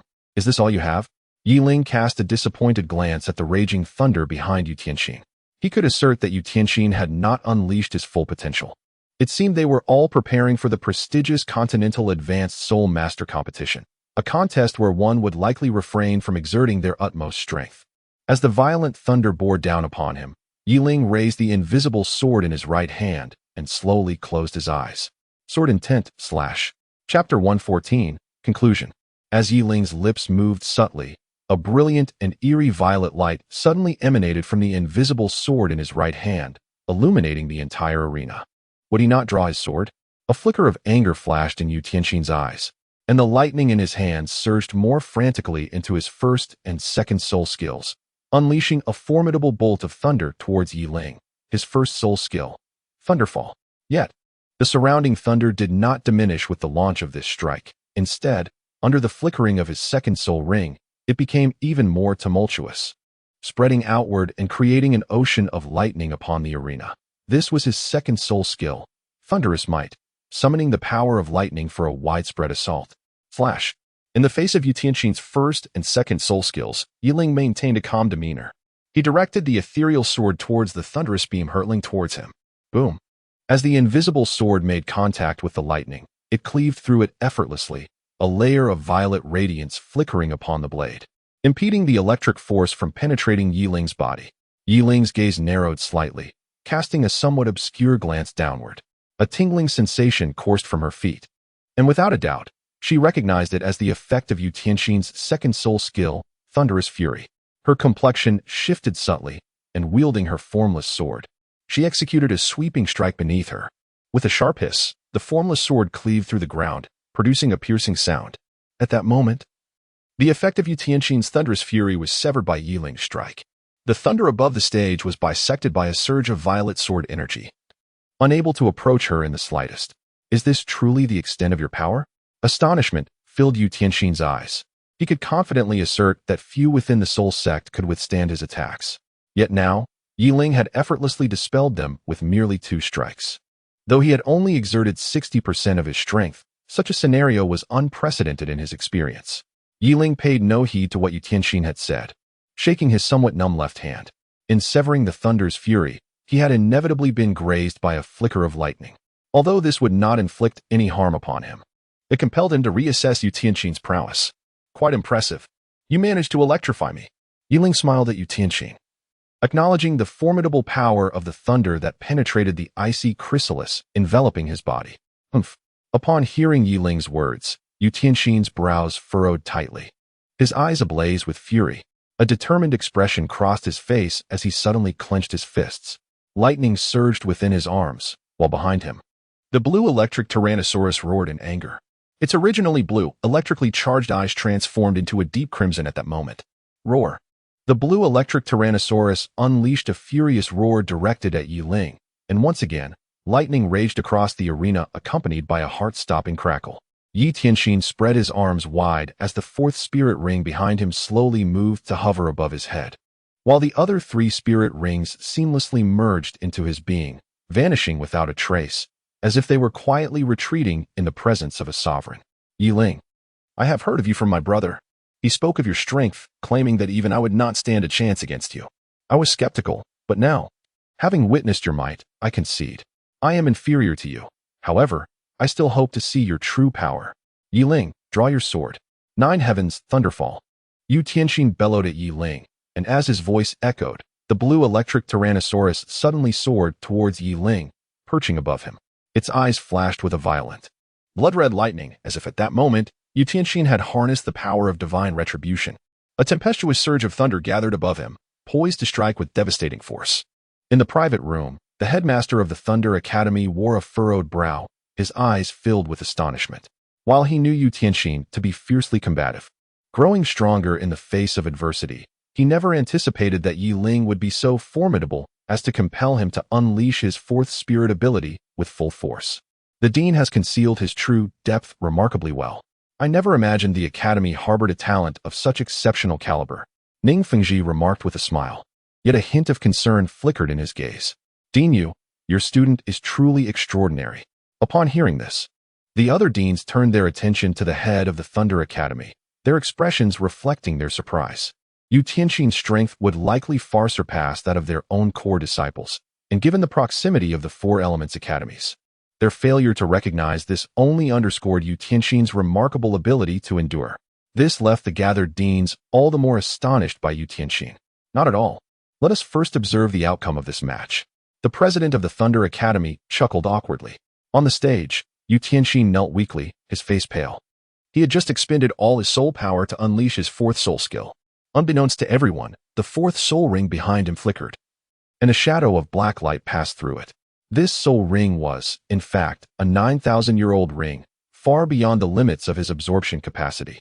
Yet, through sheer tenacity and the dual stabilizing forces of the dragon transformation pool within the blue electric Tyrannosaurus family, he had barely managed to absorb it. This soul ring brought about a qualitative transformation in his soul power, allowing him to rival soul masters at the Soul King level even at the 47th rank. This was his ultimate trump card, yet at this moment, he disregarded the possibility of revealing his strength before the prestigious Continental Advanced Soul Fighting Competition and directed this soul skill towards Yi Ling, observing Yi Ling's grave expression. Yu Tianxin's lips curled into a faint smile, and a weak, hoarse voice emerged from him. Yi Ling, draw your sword. As the storm of lightning gathered to its zenith in the sky, Yi Ling's expression turned serious. His right hand opened, and the intangible sword vanished from his grasp, replaced by a more ethereal purple longsword that gradually materialized in his hand. The longsword radiated a wild, purple aura, and mysterious runes flickered along the blade, instilling a profound sense of dread. At that moment, the blue electric Tyrannosaurus in the sky suddenly vanished, leaving behind a sphere of light composed of terrifying destructive power generated by the thunder. The sphere trembled, and a bolt of lightning, as thick as the competition platform, descended towards Yi Ling Taiji's sword. In Yi Ling's eyes, an overwhelming terror took hold as the sword in his hand traced a peculiar arc through the air. The sword intent surged with the blade, evoking an impression akin to a swirling vortex. The thunderous lightning crashed upon the indifferent sword, as if drawn into the maelstrom. A portion of the terrifying lightning power was instantaneously dissipated, while another portion cascaded directly onto Yi Ling, shredding his pristine white robe into fragments. The lightning continued to descend, striking the fair skin of Yi Ling's back. However, thanks to the protective layer of the ice silkworm's shed, it merely produced a crackling sound. Although some of the thunder penetrated his body, it only induced a sensation of numbness. Such astonishing power of lightning. The Azure Dragon Sword. As he felt the wild electricity ravaging within him, the Azure Dragon Sword, which Yi Ling had kept dormant for so long, was swiftly unleashed. A verdant sword aura emanated from the indifferent sword, drawing the surrounding vitality towards Yi Ling, merging with his form to mend his body, which had been numbed by the lightning. Severing emotion, as Yi Ling's 4 soul rings emerged behind him, under the astonished gazes of the onlookers. The first purple soul ring illuminated, enveloping his sword, the Heartless Blade, in an enchanting layer of violet energy. Suddenly wielding the Heartless Blade across his chest, Yi Ling struck at the enormous sphere of lightning suspended in the air. With a swift flash, the sword energy pierced through the colossal ball of lightning without stirring a ripple, as if it had no effect whatsoever on the orb. On the other side, Yu Tianxin's complexion changed drastically. He spat out a mouthful of blood, his eyes wide with terror as he gazed at the orb of lightning. He sensed that the connection between himself and the sphere had been utterly severed by that strike, and the backlash from his soul skill left him dazed, causing him to collapse to the side. In his blurred vision, it seemed he witnessed Yi Ling unleash several more strikes, and the once mighty sphere of lightning transformed into a constellation of flickering soul power, vanishing from existence. How formidable! Yet, I ultimately compelled you to draw your sword. Chapter 115. The powerful Yi Ling. With a thud, as Yu Tianxin fell, the last tattered remnant of Yi Ling's already torn white robe fell away, revealing his fair and muscular upper body. He slowly sheathed the Heartless Blade, while the already battered competition stage beneath them fulfilled its purpose, crumbling into a pile of debris. The referee glanced at the shattered remnants of the stage, his lips twitching uncontrollably, his face awash with horror as his gaze turned to Yi Ling. Stammering, he declared, "The victor of the match is Yi Ling." Yi Ling. A moment of silence enveloped the arena before it erupted into thunderous cheers, particularly from the audience comprised of female students from the Tianshui Academy, each gazing at Yi Ling's exposed, muscular form with predatory intensity, as if they were ready to devour him whole. Cough, cough. Yi Ling coughed twice softly, directing his gaze toward the unconscious figure of Yu Tianxin sprawled on the ground. A flicker of admiration glimmered in his eyes. The recent assault had indeed posed a considerable challenge to him. Moreover, Yu Tianxin, being at the same soul sect realm as Yi Ling, had managed to instill a modicum of threat even in the presence of Yi Ling's formidable weapon, the Heartless Sword. However, that threat was merely a fleeting concern. In Yi Ling's estimation, his strength now rivaled that of a soul emperor. The potency of his soul skills, combined with his mental prowess, which was but a hair's breadth from the soul saint level, afforded him ample confidence to triumph over many ordinary soul emperors. He had been momentarily incapacitated by the backlash. Yi Ling raised her head, effortlessly retrieving a white robe from her spatial ring and draping it over herself. Addressing the referee, she exclaimed, "Oh, someone, assist young Master Yu to the resting room." The referee quickly grasped the situation, rushing to Yu Tianxin's side. Sensing the slight disarray in his mental energy, a flicker of surprise crossed his eyes. He then gestured towards the passage behind Yu Tianxin, summoning 2 silver-armored guards who promptly approached. They supported Yu Tianxin and began to escort him down the path from whence they had come. "Do I still have a match?" Yi Ling inquired, a fleeting pallor crossing his face. The recent use of the Azure Dragon Sword had drained a significant portion of his soul power, leaving him with a sense of weakness that even his robust physique could not withstand. "It's all gone." The referee glanced at Yi Ling, his gaze shifting to the pile of rubble beneath the 2 combatants, remarking with an odd expression. Upon noticing the referee's peculiar look, Yi Ling realized the absurdity of his own question, a hint of embarrassment gracing his handsome features.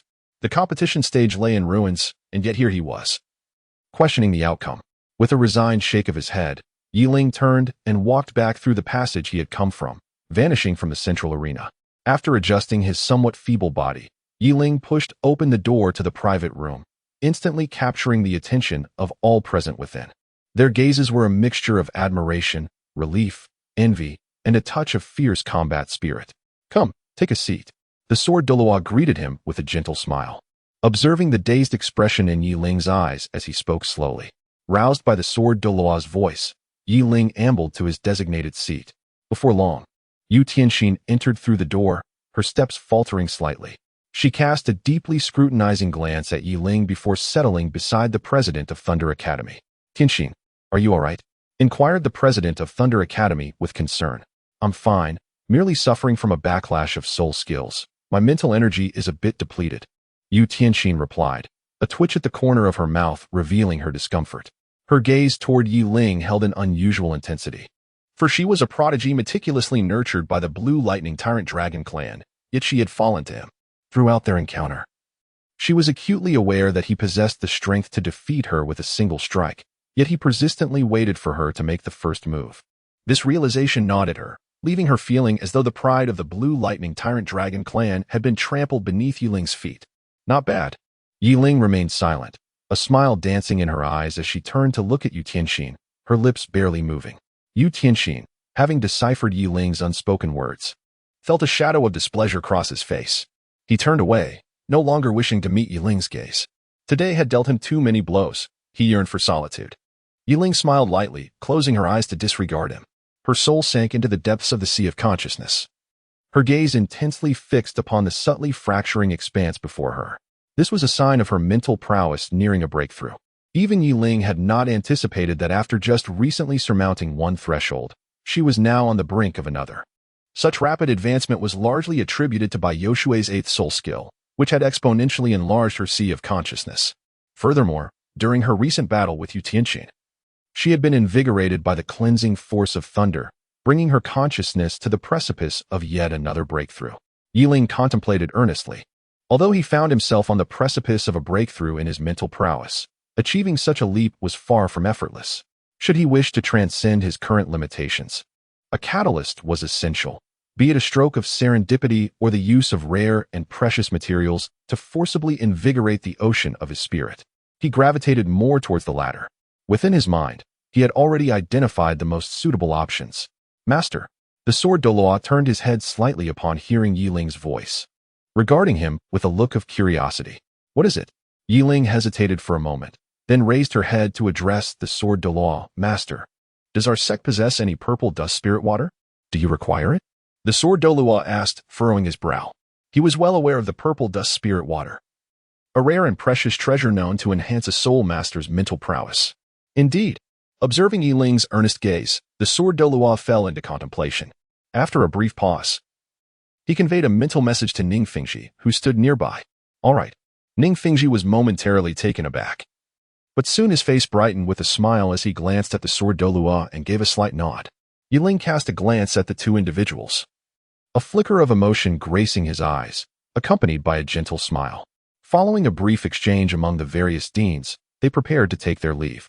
The dean of Thunderbolt Academy regarded Yiling with a peculiar expression, unsure of what to say, and could only manage a resigned smile. Due to the destruction of the competition platform, the Four Elements Academy Soul Fighting Tournament concluded rather hastily, and representatives from each academy began to depart. Yiling was no exception. Amidst the predatory gazes of the female students from the Water Academy, he returned to the Water Academy alongside Sword Douluo and others. Once back in his room, Yiling sat cross-legged on the bed, a sense of relief washing over him. With a thought, his spirit entered the sea of consciousness. Gazing at the nearly transformed expanse of his mental realm, he reluctantly summoned the slumbering purple sword within, embarking on his swordsmanship training. Have you managed to find out where that troublesome lad can acquire what he needs? Sword Douluo inquired, noticing Ning Fengji's cheerful demeanor as he looked directly at him, though he felt a sense of exasperation. Indeed, Ning Fengji replied with a smile. Where? Sword Douluo's eyes brightened momentarily as he asked in a hushed tone. The Sunset Forest. Douluo. Chapter 116. Purple dust spirit water. In the early morning, a refreshing breeze filled the air, and soft sunlight streamed into the room, illuminating the pink bed and causing the eyes of the long-haired figure upon it to flutter slightly. Is it morning already? This figure was none other than Yiling, who rubbed his sleepy eyes and reluctantly reached for the teacup on the bedside table, taking a small sip before dragging himself out of bed. It has nearly been a month. Yiling cast a fleeting glance at the glass token resting upon the table, letting out a soft sigh. Nearly 2 weeks had elapsed since that pivotal competition, during which he had undeniably established a significant reputation among the 4 esteemed academies, particularly within the Tian Shui Academy. Each day, upon opening her door, she was greeted by a multitude of envelopes strewn across the floor. Shaking her head, she tucked the glass token into her embrace, casually retrieving a flowing blue robe from her storage ring and draping it over her shoulders. As she pushed open the door and beheld the throng of people bustling outside, Yiling tidied her tousled hair and stretched languidly. Are you aware that I have risen? Before Yiling could finish stretching, she heard Shui Bing'er's voice. Wasn't she up too late practicing yesterday?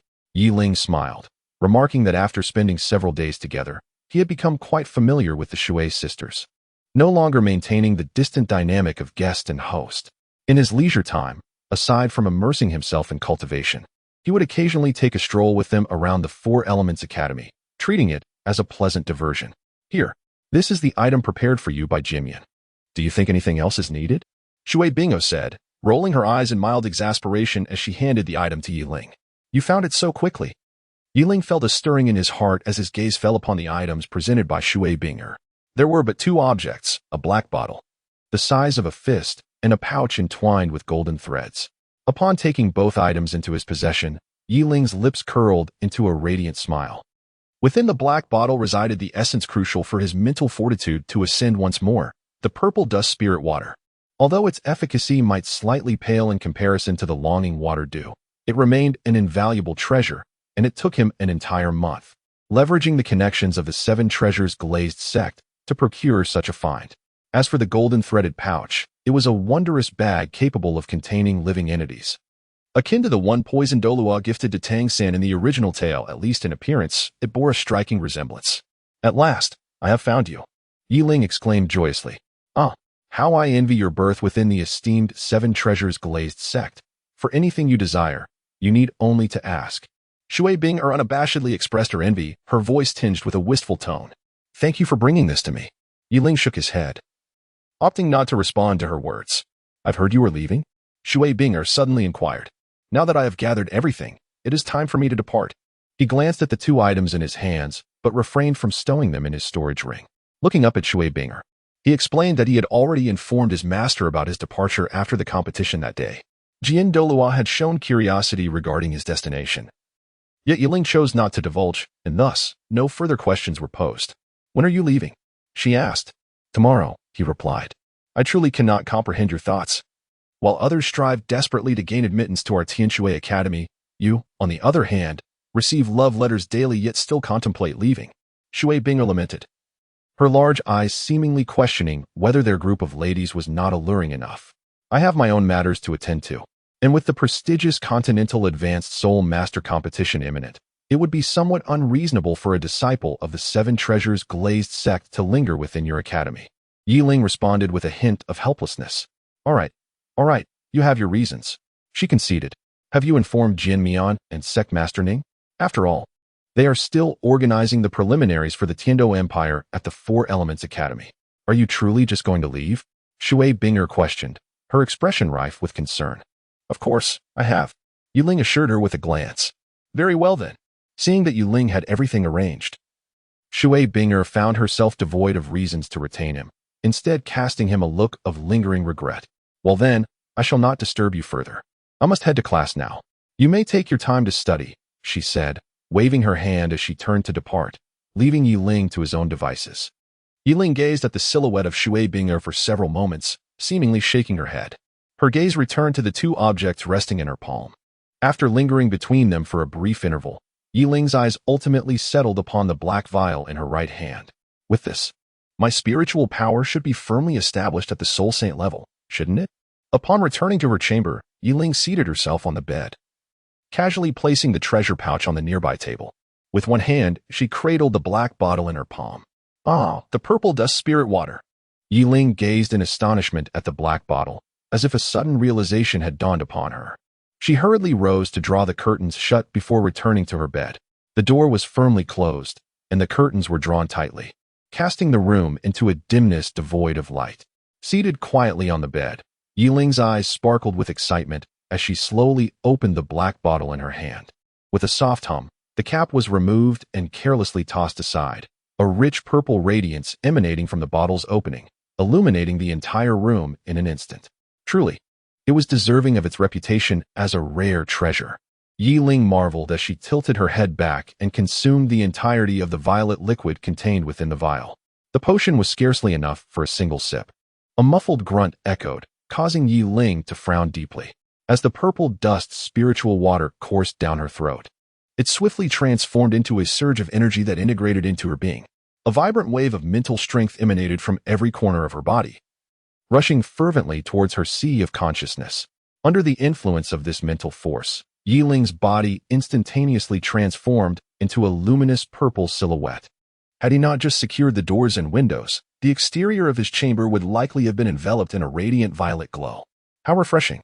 An utterly invigorating sensation surged through Yiling's mind as he distinctly felt his mental prowess escalating at an alarming rate, drawing ever closer to the threshold of the soul saint level of spiritual energy. Should his mental strength surpass this boundary, he would finally be able to grasp that extraordinary sensation. Yiling contemplated that her sea of consciousness, having absorbed the spiritual energy of the white spectral water, was nearing the pinnacle of the soul sage realm. Consequently, she continuously shape her sword intent, a skill she had previously demonstrated during her competition with Feng Xiaodian and Yu Tianxin, showcasing immense power. However, the manifestations remained somewhat unstable. Should her spiritual energy break through to the soul sage level, she was certain she would master it entirely. Come, let me behold the surprises that await me upon transcending to the soul sage. Chapter 117. The true sea of consciousness. Has the sea of consciousness begun to shatter? The soul incarnation resided within the sea of consciousness, observing its disintegration without the slightest hint of trepidation. To stand after destruction, this is the most apt description. Until the current sea of consciousness, formed like a lake, is shattered, she would never attain the genuine sea of consciousness. Violet light surged chaotically within her body, yet ultimately converged into her sea of consciousness, transforming into a force that was both tempestuous and gentle. While it ravaged her sea of consciousness, it simultaneously safeguarded her soul incarnation. A violet small sword floated at the center of the sea of consciousness, intermittently emitting an excited hum. Yiling sensed its transformation. A portion of the violet light would merge into the small sword, causing its blade to develop a layer of black rust. As the blade trembled slightly, the rust gradually flaked away, revealing a small sword that shimmered like purple crystal beneath. Buzz! The violet small sword quivered violently, releasing a soaring sword aura that instantly shattered the slowly crumbling barrier of the sea of consciousness into fragments. Oh, ancestors, please be gentle. The visage of Yiling's soul manifestation underwent a drastic transformation, its countenance paling in fright. Fortunately, the sword energy, having shattered the sanctity of its spiritual ocean, gradually subsided, merging into the violet blade, rendering it motionless. As the barriers of the spiritual ocean fragmented into oblivion, Yiling's soul manifestation found itself seated in an abyss of darkness, surrounded by an eerie stillness, as if the spiritual ocean had never existed at all. Bang! The ethereal manifestation of Yiling gradually rose to its feet. At that very moment, a deafening sound of shattering resonated throughout the dark expanse, and a faint glimmer of light emerged not far from Yiling's soul incarnation. It was an enchanting violet glow, exuding a formidable and majestic spiritual pressure, abruptly materializing within the depths of the shadowy realm. Bang! Bang! Bang! Yiling was just about to draw closer to observe, when suddenly he was cast aside, as the dark expanse before him began to tremble violently. Striking purple fissures emerged, crisscrossing the darkness, through which countless beams of violet light surged forth.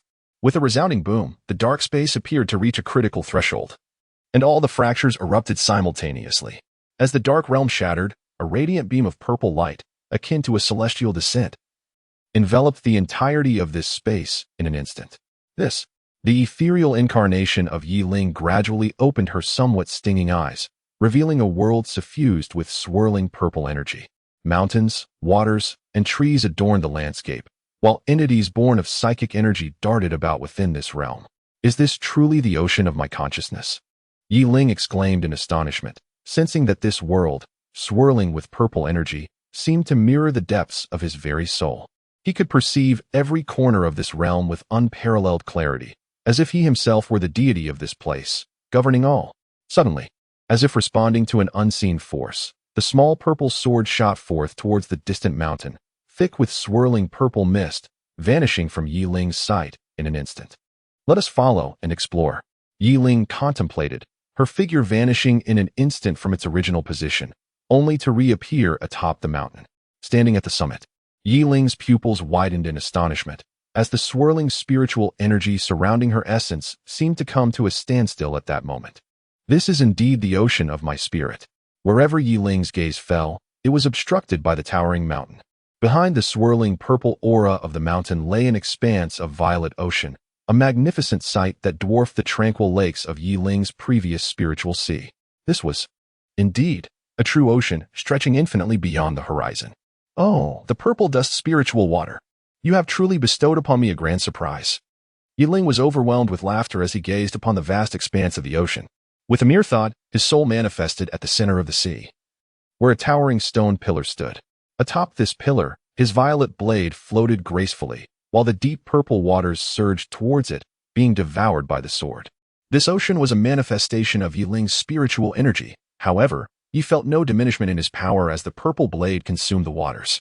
His spiritual ocean continuously replenished the purple tide, ensuring that the consumption by the sword incurred no loss. With a breakthrough in his spiritual energy, he pondered the potential of his soul power. His soul form lowered its gaze in contemplation, and a faint smile graced his lips. It was time to venture forth. With another thought, his soul form vanished into the spiritual ocean, and at that moment, Yiling's eyes slowly opened, revealing a dazzling and enchanting purple gleam that flickered within their depths. Yiling gazed out of the window, the sky still shrouded in a somber hue, as the nascent sun gradually ascended from the east. Remarkably, his recent breakthrough had consumed an entire day and night to accomplish. Illuminating the room, Yiling tidied his attire, fastening a golden-threaded treasure pouch to his waist. Just as he was about to rise, a sudden thought struck him, prompting him to retrieve a pen and paper from the drawer beneath the desk, whereupon he began to write. As dawn broke, a figure clad in a blue cloak emerged slowly from the gates of Tianshui Academy, traversing through the entrance of the Four Elements Academy and stepping outside. Though the hour was still early, the streets of the imperial capital of the Tiando Empire were already teeming with bustling crowds. Adorned in his blue robe and wielding a sword-shaped token, Yiling navigated through the throng until he reached the city's exit. The outflow of people was sparse, with few departing the city. Most were entering. Thus Yiling exited with relative ease. Beyond the imperial capital of the Tiando Empire lay a vast expanse of grassland, where two distant forests could be discerned at the horizon: the soul-hunting forest, where the empire raised spirit beasts, and his intended destination, the habitat of the poisoned Douluo group, the sunset forest. Yiling gazed upon the distant sunset forest, shrouded in mist, her eyes betraying a flicker of anxiety. Although the sunset forest did not boast the same multitude of soul beasts as the Stardow forest, nor the presence of 10,000-year soul beasts, it was equally perilous. The danger here lay in the absence of any hierarchy among the soul beasts. Thus, even in the periphery, one could unexpectedly encounter a 10,000-year soul beast. Consequently, even Yiling dared not lower her guard. As she approached the sunset forest, the surroundings dimmed under the forest's miasma, casting an oppressive atmosphere that made her expression shift slightly. In haste, she retrieved an antidote pill from her storage ring and consumed it. In this sunset forest, the most dreadful threat was not the soul beasts lurking in the shadows, but rather the toxic miasma that incessantly eroded her very being. She silently hoped for a stroke of luck, wishing not to cross paths with a 10,000-year soul beast. A glimmer of determination flashed in Yiling's eyes as she stepped into the dimly lit forest. Chapter 118: The Golden Sword Bone Dragon and the Millennium Ghostwood Vines. In a shadowy thicket, Yiling crouched low, her expression vigilant as she observed a cluster of black trees not far away. These trees were markedly different from ordinary ones. Adorned with bizarre, spiky vines, they exuded an eerie presence. The vines, a striking shade of green, were shrouded in a faint, swirling black mist that occasionally morphed into a face, emitting sharp cries into the surrounding silence. It was these very vines that caused Yiling to hesitate, cautious and unwilling to advance. Known as ghostwood vines, their emerald tendrils were entwined with ghostly energy, unmistakably indicative of a millennium soul beast. Had there been but a solitary millennium ghostwood vine, she might have considered dispatching it swiftly. However, within this dark forest, at least 100 millennium ghostwood vines resided, and perhaps even some 10,000-year variants, leaving Yiling momentarily at a loss regarding her next move. The air was thick with miasma, most concentrated here, as the noxious vapors of the sunset forest converged around the sinister ghostwood vines. Yiling peered through the underbrush at the somber sky above, shrouded in a thick miasma that rendered visibility to a mere 10 meters, compelling him to rely solely on his mental prowess to survey his surroundings. Faced with the insurmountable barrier of the ghostly woodvine forest, he was left to devise alternative strategies. His formidable mental energy surged forth in all directions, penetrating the veil of miasma as he began to probe the vicinity. At last, upon extending his mental reach to approximately a kilometer around him, he discovered a route circumventing the ghostly woodvine thicket. It led to an open expanse of withered trees ensnared in cobwebs. Concurrently, a colossal spider emerged within the confines of Yiling's mental perception, The cave demon pearl? Yi Ling expressed her confusion, pondering the situation. This cavernous magic orb, seemingly emanating a breath of energy, appeared to be a creature that had just surpassed the millennium mark. Half of its body was embedded within the cave, resembling a being at rest. Could such a coincidence truly exist? In Yi Ling's mind, he contemplated that the sunset forest was not vast, and such a millennium-level abyssal demon pearl was likely to be rare. Perhaps this very one was destined to become Tang San's fourth soul ring. Yet, was this not the domain of the abyssal demon pearl? There were other millennium soul beasts in the vicinity. Upon sensing the abyssal demon pearl, Yi Ling did not retract his spiritual energy. Instead, he continued to probe forward. At that moment, a presence more formidable than that of the abyssal demon pearl abruptly emerged within the range of his spiritual detection. A roar resounded, shattering the veil of Yi Ling's spiritual energy. He hastily withdrew his mental focus, his expression one of sheer terror as he gazed in that direction. Just a second before his spiritual energy was obliterated, he caught a glimpse of the soul beast's form, causing his complexion to change drastically.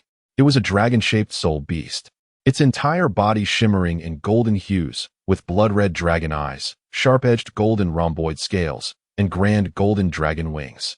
Yet, what truly astonished Yi Ling was the creature's back, adorned with protrusions akin to glistening swords. Golden sword bone dragon. Yi Ling blurted out, a flicker of joy crossing her terrified eyes. With her current strength, even if she were to exert all her power against the golden sword bone dragon, she might not be able to inflict any harm upon it. Thus, encountering it here left her with only one option: to flee. However, should she manage to break through to the 50-level mark, the soul ring of this golden sword bone dragon would be an exquisite treasure for her. With a deep sigh, Yi Ling's mind began to formulate a plan. Perhaps upon reaching the 50-level threshold, she would need to return to Shrek Academy once more, for she truly did not wish to miss the opportunity to obtain the golden sword bone dragon's soul ring. Nevertheless, that was not a matter to be contemplated at present. Shaking her head, she redirected her mental energy towards the abyssal demon pearl.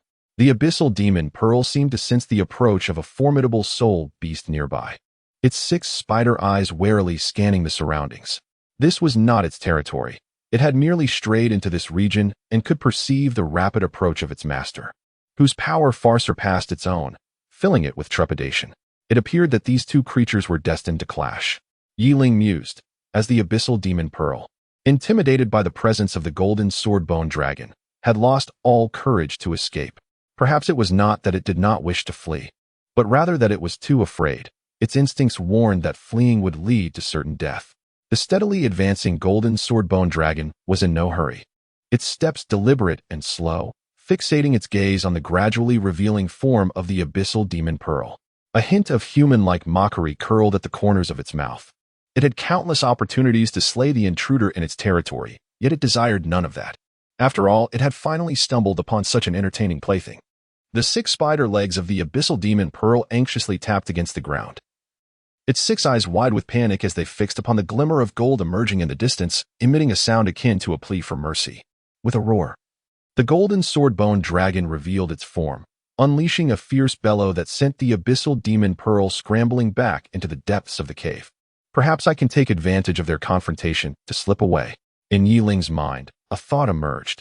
If these two soul beasts were to engage in battle, it would present him with the perfect opportunity.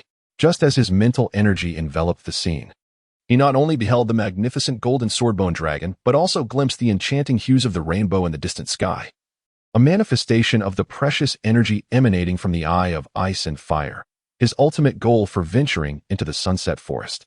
As Yi Ling pondered these matters, the golden swordbone dragon approached the abyssal magic pearl, its blood-red eyes scanning the surroundings, occasionally flaring its nostrils to catch the scents in the air, yet refraining from attacking the abyssal magic pearl.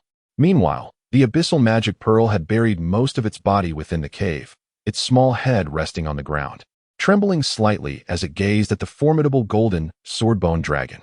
Witnessing this, Yi Ling's expression darkened. He had anticipated a fierce confrontation between the two creatures, but to his astonishment, the notoriously ruthless abyssal magic pearl chose to submit, prostrating itself and pleading for mercy.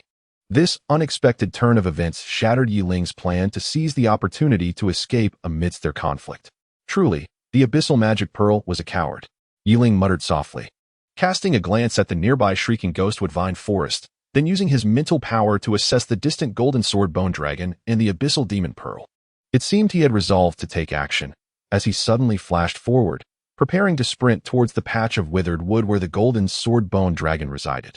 Just as he rose, a sharp pain shot through the back of his neck, followed by a wave of fatigue that blurred his vision.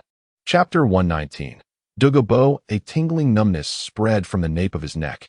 Yiling clasped his aching throat, massaging his heavy head as he slowly sat up. Before him lay a verdant expanse, a medicinal valley, perhaps more accurately termed a medicinal glade, teeming with rare spiritual herbs. Beside him stood a millennia-old Feelingless, upon which rested a century-old snow silkworm, appearing as if it had feasted to its heart's content and fallen asleep. Am I dreaming? Yiling stared blankly at the scene before him, suddenly recalling something as he sprang to his feet. This is the Eye of Ice and Fire. Previously, he could only see the nearby herbs while seated, but upon standing, a vast spring came into view, a magnificent sight, with one side ablaze in fiery red and the other enveloped in frigid blue.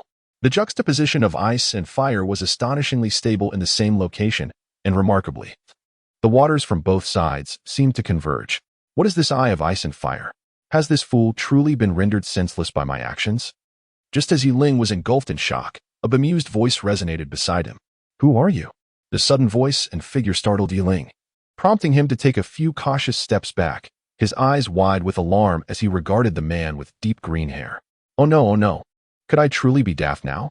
How will I explain this to that calamity?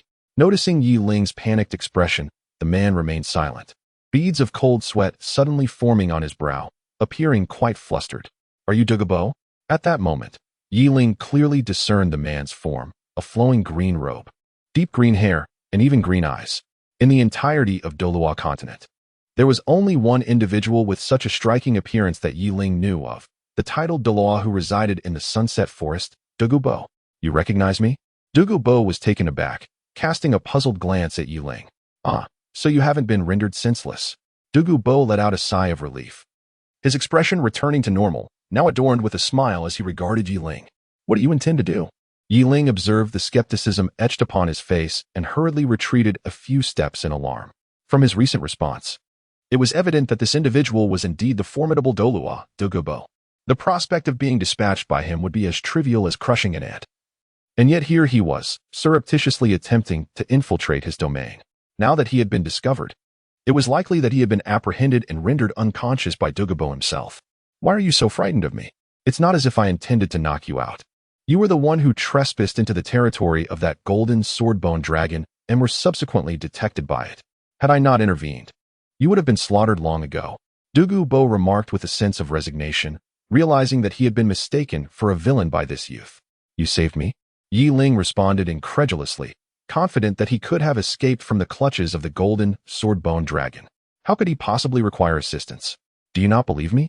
Douluo, observing Yiling's disbelieving demeanor, felt a slight twitch at the corner of his mouth. Truly, a Navi calf knows no fear of tigers. Do you genuinely think you could have escaped from that golden sword-bone dragon?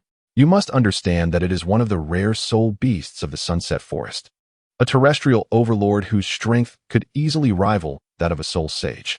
You think it would fail to vanquish you? Douluo regarded Yiling as one would a naive child.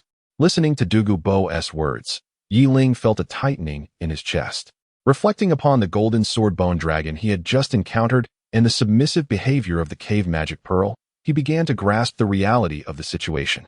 He had initially assumed they were about to engage in combat, only to realize that the cave magic pearl had cowardly submitted. It dawned on him that he had indeed underestimated the golden sword-bone dragon. With its strength, it could easily overpower him. Do you understand now?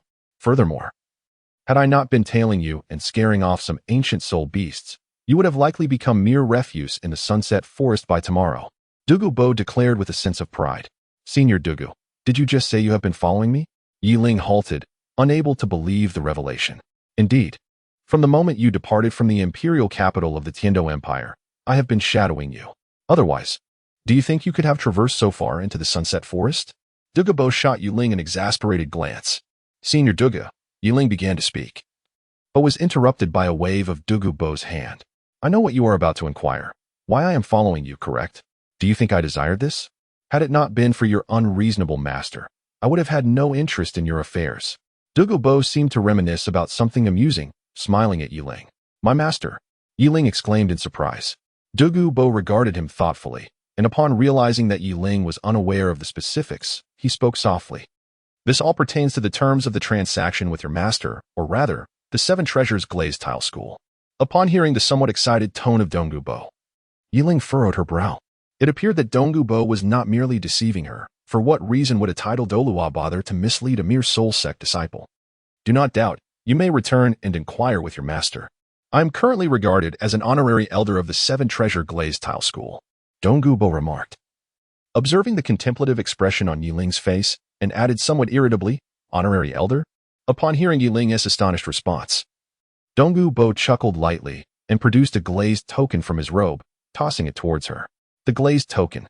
As Yiling beheld the token that had been thrown to her, all doubt dissipated from her heart. This token was exclusively possessed by Uncle Ning, and there were but a handful within the entire sect. Apart from her master, herself, Uncle Ning, Grandfather Gu, and Ning Rongrong. This token must surely be the sixth one in existence. Now do you believe?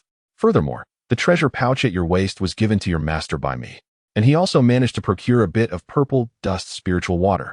Douluo expressed his dissatisfaction, stating that while the treasure pouch was of little consequence, the purple dust spiritual water was indeed precious. He had originally intended to utilize it for his advancement to rank 92, yet it ended up being given away to another. I believe. However, esteemed Douluo, what is your purpose in bringing me here? Yiling chuckled. And upon learning that Douluo was a guest elder of the Seven Treasures Glazed Tile School, the wariness in his heart gradually subsided, and the previously fearful glimmer in his eyes softened. Very well. I am merely responsible for bringing you here to cultivate for half a year. Just be cautious not to tamper with anything here, as some items are toxic, especially that spring. I wouldn't dare linger there for long. Douluo regarded Yiling for a moment, hesitated, and then tossed him a verdant gemstone necklace, saying, This is a piece of phosphorescent jade forged with my soul energy. Should any danger arise, use it to summon me. I have matters to attend to, so you may proceed with your cultivation. Oh, Yiling took the shimmering green jade. Her expression tinged with perplexity as she gazed at Douluo, as if a thought had struck her, and the corners of her mouth lifted into a peculiar smile. Is there something amiss? Chapter 120. Deception this afternoon. After the Sword Douluo and Ning Fingxi concluded their discussions with the Four Elements Academy regarding the matters of the Continental Advanced Soul Master competition, they finally returned to their sect. The Sword Douluo sat quietly on the platform of the loft in his chamber, a platinum-long sword hovering before him, exuding a faint yet formidable aura of murderous intent. This was his martial spirit, the seven-killing sword. Suddenly, the Sword Douluo seemed to sense something, withdrawing from his meditative state. He slowly retrieved a completely green jade pendant that was flickering with light from his bosom. As his thoughts delved into it, his figure momentarily froze, and a smile graced his lips. You little rascal, so that is the destination you seek. It would have been nice to know earlier. Tianshui Academy. Yiling had resided in her room for nearly a month when the door creaked open, revealing a figure cloaked in blue who stepped inside with deliberate grace. The figure lingered at the entrance, as if assessing the familiar surroundings, her gaze sweeping over every corner of the room until it settled upon the bedside table, causing her form to tremble slightly. There lay a sheet of white paper, seemingly inscribed with words, held down by a pen. In the vicinity of the ice and fire duality, near the residence of Douluo in the Sunset Forest, Yiling was seen weaving through a collection of rare spiritual herbs. This figure, naturally, was Yiling, brought here by Douluo with the intention of facilitating her cultivation. However, surrounded by such extraordinary treasures, the prospect of meditation was far from her mind. My goodness! A gasp escaped her lips as she dashed to a towering ancient tree, her eyes widening in astonishment at the sight of two purple golden fruits adorning its branches, a trail of saliva forming at the corner of her mouth. Oh my! This enormous purple silk sandalwood tree must be at least 1,000 years old. And these fruits of the purple silk sandalwood tree, they bloom once every 100 years and bear fruit once every millennium. In a flurry of urgency, Yiling deftly severed a purplish golden fruit with his sword intent, his mouth watering at the sight of it, eyes brimming with desire. This fruit belonged to the millennium-old purple silk golden sandalwood tree, renowned for its ability to purify the soul power of its consumer, unbound by any level restrictions. A single tree bore only 5 fruits in a millennium, yet none had ever dared to harvest them all. Even the greediest souls refrained from plucking the fifth, for to do so would shatter the tree's sacred taboo, incurring a curse upon the transgressor. This extraordinary spirit tree was originally endowed with intelligence, but this particular purple silk golden sandalwood tree was an anomaly. It would only awaken its sentience upon surpassing its millennial threshold. As it bore 5 fruits at this juncture, it could only be deemed to have reached the 1,000-year realm if all 5 were harvested. Should the final fruit remain unpicked for a single day, its existence would be forever confined to a span of less than a millennium, devoid of intelligence, akin to an ordinary tree, valuable only for its timber, yet otherwise rendered useless. Gazing at the purplish golden fruit in his hand, Yi Ling bit into it, his teeth piercing the skin. As the fruit instantly transformed into a stream of purplish golden soul energy that coursed into his being, enhancing the purity of his soul power. Ah, what bliss! A wave of ecstasy surged through him, rendering his legs weak as he collapsed onto the ground. A brilliant purplish golden light erupted from various parts of his body, his eyes, nose, mouth, ears, and even some peculiar regions, radiating beams of luminescence. After a brief moment, the resplendent light began to fade, and Yi Ling regained his senses. Slowly rising to his feet, a peculiar expression on his face as he cast a furtive glance at his rear, his countenance darkening. Thankfully, he was alone, otherwise, he would have been embarrassed. He shuddered, redirecting his gaze to the heavenly materials and treasures surrounding him, a fervor igniting in his eyes as he dashed towards several other spirit herbs shimmering with iridescent hues. The sky gradually darkened, heralding the onset of night. Yi Ling also sensed these changes, feeling the increasingly stable sea of consciousness in his mind, which had recently transcended to the soul sage level. A faint smile graced his lips.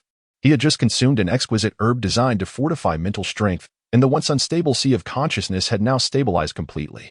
His soul power had also ascended by 1 level, reaching the 44th rank. Suddenly, a green shadow flashed through the air and descended near the ice and fire duality eye. Not far from Yi Ling, a vibrant emerald mist erupted from the ice and fire duality eye, only to be entirely obliterated by the vigorous heat emanating from the hot spring. Moments later, a sigh of relief echoed from the spring, and Douluo slowly emerged, his face devoid of color, strikingly pale. "Are you injured?" Yi Ling exclaimed. "Cough, injured? It's merely an old ailment," Douluo replied with resignation. "Where have you been today? You return, and your old ailments resurface?" Yi Ling inquired, well aware that Douluo had been poisoned, but choosing not to address it directly. "At the Tiando Royal Academy, I encountered a peculiar little fellow today. I had intended to bring him back for some amusement, but seeing as you are here, I shall forego that idea," Douluo recalled with an intrigued smile.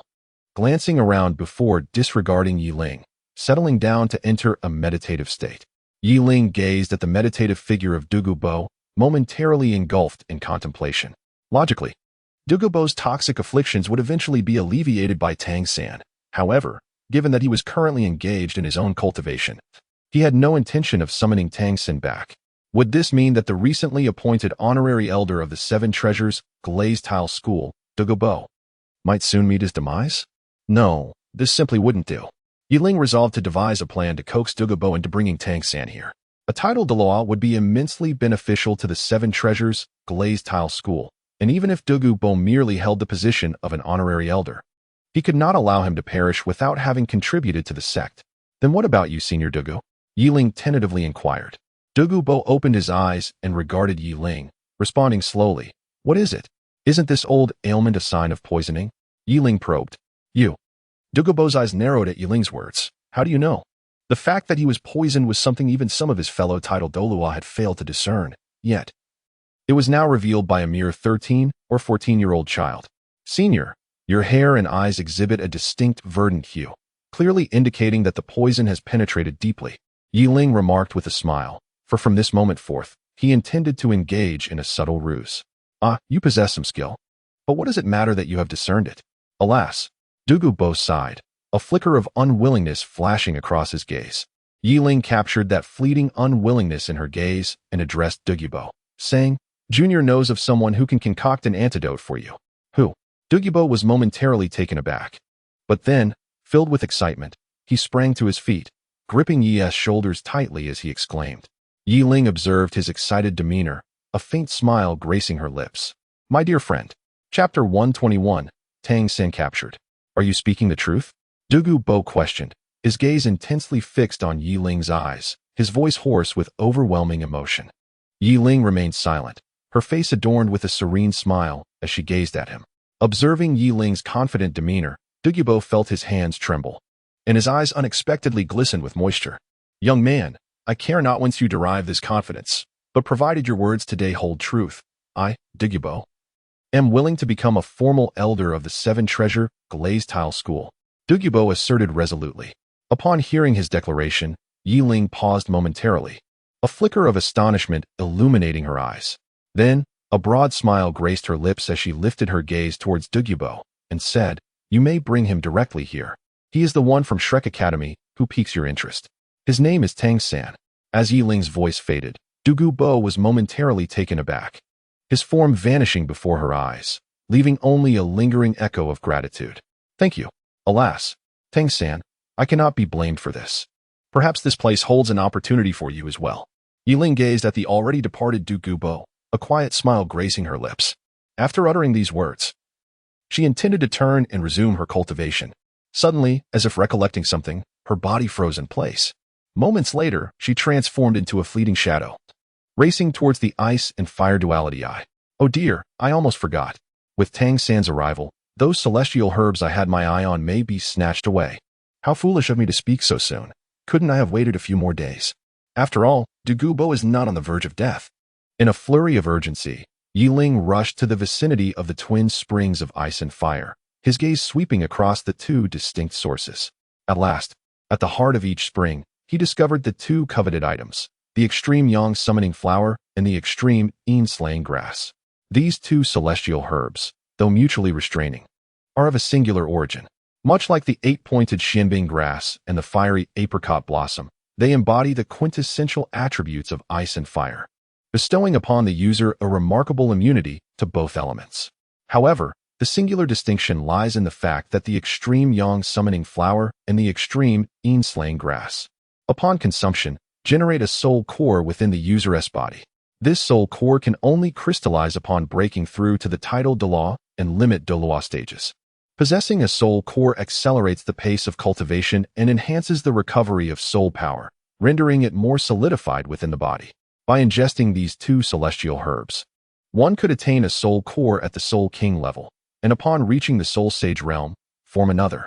The same applies to the tidal Douluo and limit Douluo stages. Thus, as long as one does not falter along the way, upon achieving the pinnacle of limit Douluo, one could possess 4 soul cores, their combat prowess rivaling that of deities. Fortuitously, he arrived here before Tang-san. Yi Ling sighed in relief, noting that these two exquisite medicinal herbs held a particular taboo. In the place of their origin, there must exist a plant of 8-pointed mysterious ice grass and the fiery apricot blossom. Should one choose to harvest the 8-pointed mysterious ice grass and the fiery apricot blossom first, they would subsequently vanish, transforming into the very essence that nourishes the eye of ice and fire. As these herbs have never been documented in any texts, it is likely that most would mistakenly select the well-known 8-pointed mysterious ice grass and the fiery apricot blossom, thereby squandering the true treasures represented by these two genuine medicinal herbs. Bring them to me. Yi Ling extended her hands forward, making a grasping motion. Her mental energy reached out towards 2 medicinal herbs. Unlike the 8-angled ice grass and the fiery apricot blossom, these required mental energy for harvesting. Otherwise, their potency would diminish. Under the influence of Yi Ling's soul saint-level mental power, the extreme yang summoning flower and the extreme yin slaying grass swiftly soared towards her, landing gently in the palm of her hand. Gazing at these two extraordinary herbs that promised unparalleled benefits, Yi Ling did not hastily consume them. Instead, she placed them together into a magical pouch at her waist, which was capable of containing living things. Now, she would patiently await Tang-san's arrival. Yi Ling had been waiting for nearly an entire night, on the verge of succumbing to boredom and sleep, when suddenly the sound of a heavy object crashing to the ground jolted him awake. Cough, cough.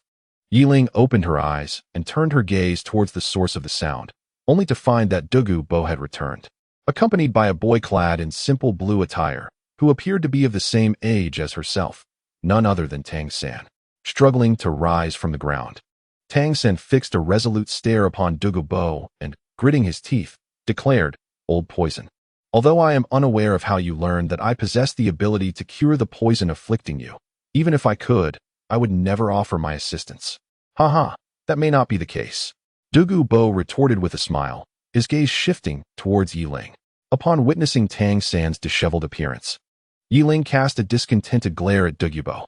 However, upon noticing that the latter had simply turned away, disregarding his gaze, Yiling awkwardly emerged from behind the Zizi Jintan tree.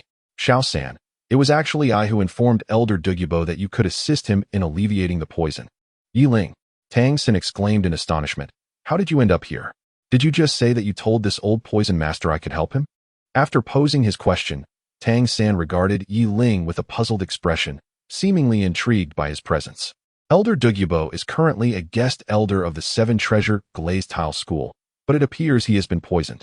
Which is why I thought of you and requested him to bring you here. Yiling spoke awkwardly. Noting that he had merely mentioned bringing Tang San over without specifying the means, yet judging by Tang San's current demeanor, it was evident he had been forcefully abducted by Douluo. Upon hearing Yiling's words, Tang San suddenly realized the situation. Although he cast a somewhat resentful glance at Douluo, it was only when he saw that Douluo remained silent that his expression began to ease. Senior Douluo, I sincerely apologize for my earlier misunderstanding, Tang San expressed with deep regret. Douluo raised an eyebrow and replied, No matter. It is also my fault for not clarifying things. All right, Xiao-san, my primary intention in bringing you here, aside from assisting Senior Douluo with his poison, is to enlighten you about a remarkable treasure in this place, the ice and fire yin-yang eye. Do you still remember it? Yiling said with a smile. Upon hearing this, Tang San momentarily froze, a flicker of disbelief crossing his eyes. He had not absorbed Yiling's extensive discourse because his focus was solely on the mention of the ice and fire yin-yang eye. What did you just say? Yiling? Tang San exclaimed excitedly. While others may have been unaware of the significance of the ice and fire yin-yang eye, he certainly was not. It was one of the legendary treasures recorded in the Tang sect's Xiantian treasure record from his previous life. How could he not feel exhilarated? Oh, the ice and fire yin-yang eye is right over there, Yiling said, gesturing towards the back where the ice and fire yin-yang eye was located. Is it truly the ice and fire yin-yang eye? Tang San asked, turning to look at the sight behind Yiling, his body trembling in astonishment. His eyes sparkled with fervor as he focused solely on the dual springs of ice and fire. It was indeed the fabled ice and fire yin-yang eye. Chapter 122. Holy Heart Grass. Tang San stared blankly at the dual springs of ice and fire not far away, suddenly struck by a thought. He cast a puzzled glance at Yiling. Don't look at me. I too have only read about this place in an ancient tome. And since you have a penchant for studying various peculiarities, I thought of you when I learned of Senior Douluo's poisoning. Yiling replied, somewhat awkwardly. Upon hearing Yiling's explanation, Tang San's furrowed brow relaxed slightly, and his gaze returned to the ice and fire yin-yang eye. This ice and fire yin-yang eye, a dual spring, is a rare and extraordinary sight where the wonders of heaven and earth converge. Cultivating here allows for an astonishingly rapid advancement, with absolutely no side effects. Tang San elucidated to Yiling ahem. It seems you two are quite familiar with this place. Douluo interjected awkwardly. Having occupied this location for several decades without discovering the marvels Tang San spoke of, to him, it merely served to suppress the poison within him and was suitable for growing medicinal herbs. Senior. To put it this way, if previously I had only a 30% chance of helping you with the long-accumulated toxins in your body, with the ice and fire yin-yang eye at our disposal, my confidence can be raised to 70%. Tang San resolutely declared that upon learning that Douluo was a guest elder of the Seven Treasure Glazed Tile School, the previous tension within him had dissipated. What? Only 70%? A flicker of change passed across Douluo's countenance, a shadow of melancholy briefly glimmering in his gaze. Tang San shook his head with a smile, already formulating a plan in his heart. The reason for the mere 70% assurance was that the elder had ascended to the realm of tidal Douluo, and the toxins accumulated within him over time were not easily eradicated. However, if it were the elder's granddaughter, he held complete confidence. Very well, this old body of mine is of no consequence, as long as you can save my granddaughter. Upon hearing that Tang San had 100% certainty regarding the poison afflicting his granddaughter, hope rekindled within Douluo. He addressed Tang San, in that case, esteemed elder. I need to gather some medicinal herbs here, may I? Observing Douluo's reaction, a glimmer of brilliance flashed in Tang San's eyes. Oh, If you can truly save my granddaughter, feel free to harvest any medicinal herbs in this region. Douluo cast a profound glance at Tang Sen before gradually vanishing from sight, having departed from the location. Watching the elder leave with a hint of sorrow, Yiling shook her head helplessly, her gaze returning to Tang San. It has been a long time. Your soul power is nearly surpassing mine. Yiling smiled. Though he was somewhat astonished by Tang San's rapid advancement in soul power, he believed that his own strength was of greater significance. Clearly, even if Tang San had reached level 50, he would still not be a match for him. Sighing, Tang San shook his head and refrained from responding to Yiling's remark. Instead, he seemed to recall something, casting a peculiar glance toward Yiling. What is it? Yiling inquired, puzzled. You are unaware that after your departure, Rongrong's progress has been the most remarkable. She has now reached level 36, advancing 3 levels in just a month. Tang Sen exclaimed, astonished by Ning Rongrong's astounding progression. It must be due to the second awakening of her martial spirit. Yiling was momentarily taken aback, but upon regaining his composure, he smiled at Tang San and remarked, enough of this. I discovered 2 rare medicinal herbs at the Eye of Ice and Fire, which I believe will pique your interest. Intrigued, Tang San glanced at Yiling. But when he saw that Yiling was not inclined to elaborate, he followed him toward the Eye of Ice and Fire. As they approached, an unusual sense of oppression enveloped them, the convergence of extreme heat and cold intensifying the air's density around them. Fiery apricot blossom and 8-angled ice grass. Tang San's eyes widened in astonishment as he surveyed the Eye of Ice and Fire. Suddenly, his gaze sharpened, fixating intensely on a specific location within the spring. With these, your chances of healing Elder Douluo could significantly improve. Observing Tang San's fervent expression, Yiling smiled and said, more than just a slight improvement. With these, I am entirely confident in healing Elder Douluo, and perhaps even elevating his strength to a new level. Tang San, brimming with excitement, trembled with anticipation upon encountering the 8-angled ice grass and fiery apricot blossom, despite having lived 2 lifetimes. I leave the matter concerning Elder Douluo in your hands. Yiling, satisfied with Tang San's response, smiled and prepared to take his leave, wishing not to intrude on the task Tang San was about to undertake. Yiling, wait a moment. Just as Yiling turned away, Tang San suddenly called out to him, prompting Yiling to turn back, his expression one of curiosity. This is for you, Tang San said as he reached into a nearby cluster of herbs and grasped a completely white plant in his hand. After a brief hesitation, he tossed it in Yiling's direction. What is this? Upon receiving the peculiar herb, Yiling furrowed his brow, for he had searched through all his memories and found no information regarding this plant. It shimmered with a faint glow, suggesting it was a type of rare herb even he was unfamiliar with. Noticing Yiling's puzzled expression, Tang San's lips curled into a smile. This is sacred heart grass, a pseudo-immortal herb that can dispel certain ordinary curses. It can also aid in clearing distractions during meditation. Thank you. Gazing at the heart of the holy grass, Yiling bestowed a grateful smile upon Tang San before turning to depart. As he passed by the weeping heart of the ice and fire duality, his form momentarily hesitated, a flicker of doubt crossing his eyes. Regaining his composure, he summoned another exquisite herbal specimen from the side with a wave of his hand and resumed his journey. The splendid tulip of Douluo, it appears to be meant for Rongrong. Observing Yiling's actions, Tang San was momentarily taken aback, only to break into a knowing smile shortly thereafter. Beneath the purple silk sandalwood tree, Yiling carefully stored the exquisite tulip and the sacred herb into her treasure pouch, a fleeting expression of inexplicable emotion crossing her eyes. She glanced up at the sole purple golden fruit hanging from the purple silk golden sandalwood tree, momentarily lost in confusion. In her mind, the tiny purple sword darted restlessly through the sea of consciousness, seemingly perturbed by her bewilderment. Regardless, her foremost priority was to swiftly break through to the Soul King realm. Other matters could be addressed later.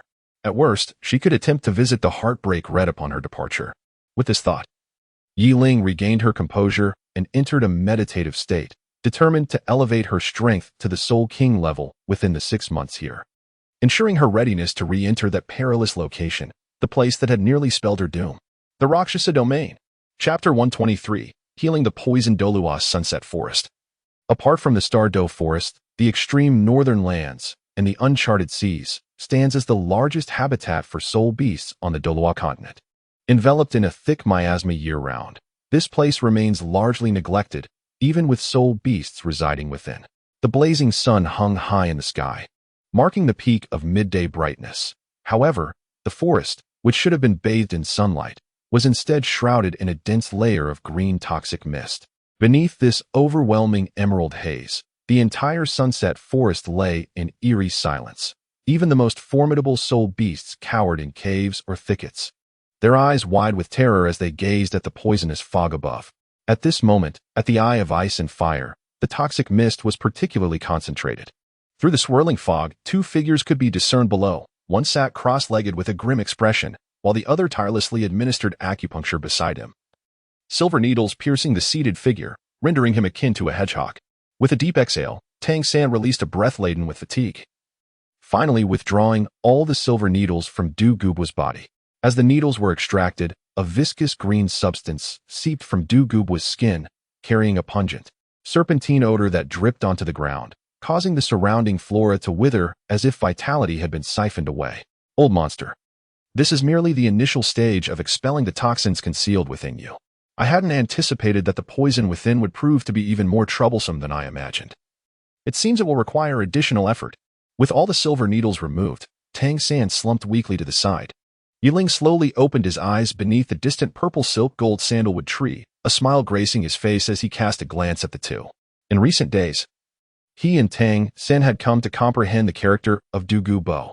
After considerable interaction, the bond among the three had blossomed into a camaraderie akin to that of intimate friends, leading them to affectionately refer to him as the old monster. Haha, little monster. You truly are extraordinary. A portion of the toxins that had been suppressed within me has actually been expelled, Du Gubo exclaimed, his spirits soaring as he sensed Tang San had completed the treatment and discovered some toxins had indeed been eliminated. You are afflicted too deeply. I will need to administer at least 8 more needles. Moreover, had it not been for Yiling's suggestion to channel the critical life-threatening snake poison into the soul bone, I fear I would have been unable to assist you. Tang San replied softly, a faint smile emerging upon his pale cheeks. Haha, you two are indeed monsters, both little monsters. Du Gubo's heart brimmed with joy at the prospect of his detoxification. His gaze drifted toward Yiling, who was immersed in cultivation. With a swift motion, Du Gubo approached Yiling, casting aside the airs of a titled Douluo, and plopped down beside him with a carefree demeanor. Now that I can be considered a formal elder of the 7 Treasures Glazed Tile School, since you and the little monster call me old monster, how should I address you? Du Gubo inquired, a contemplative expression adorning his face. Yiling raised her gaze to him, and upon hearing his words, a flicker of incredulity crossed her eyes. She had anticipated that Du Gubo had come to convey something of significance, but it turned out to be merely this trivial matter. Suit yourself, Yiling remarked with a hint of exasperation, subsequently ignoring Du Gubo, her eyes slowly closing as she entered a meditative state. Noticing Yiling's disinterest, Du Gubo rolled his eyes and muttered to himself, Fine, if you choose not to speak, I shall refer to you as Little Monster. After all, you two are indeed little monsters. Such a title holds no weight. Little monsters, focus on your cultivation. I shall attend to my dear granddaughter. With that, Du Gubo stood, stretched languidly, and cast one last glance at Tang San before vanishing from sight, leaving only the echo of his voice lingering in the air for some time. Du Gubo's departure plunged the ice and fire yin-yang eye back into silence. Tang San, whose spirit power was diminished, sat cross-legged on the ground to recuperate. He needed to heal from the treatment Du Gubo had provided, yet time was of the essence, and thus he had yet to consume the 2 divine herbs from the ice and fire yin-yang. Yiling had not consumed the 2 celestial herbs he had harvested. The extreme yang calling spirit flower and the extreme yin god-slaying grass still rested within his treasured pouch. This was not due to a lack of time, but rather because the moment for their consumption had not yet arrived. These 2 celestial herbs would yield their utmost effectiveness only when he was on the brink of breaking through to the Soul King level. Thus, Yiling patiently awaited the moment when his soul power would reach level 50. Within the office of Flinder at Shrek Academy, the master paced anxiously, his expression reflecting profound concern. Beside him stood a stunningly beautiful woman clad in luxurious garments, her face a mask of confusion as she observed the master's agitation. Unsure of how to offer comfort. Xiao Gang, do not fret.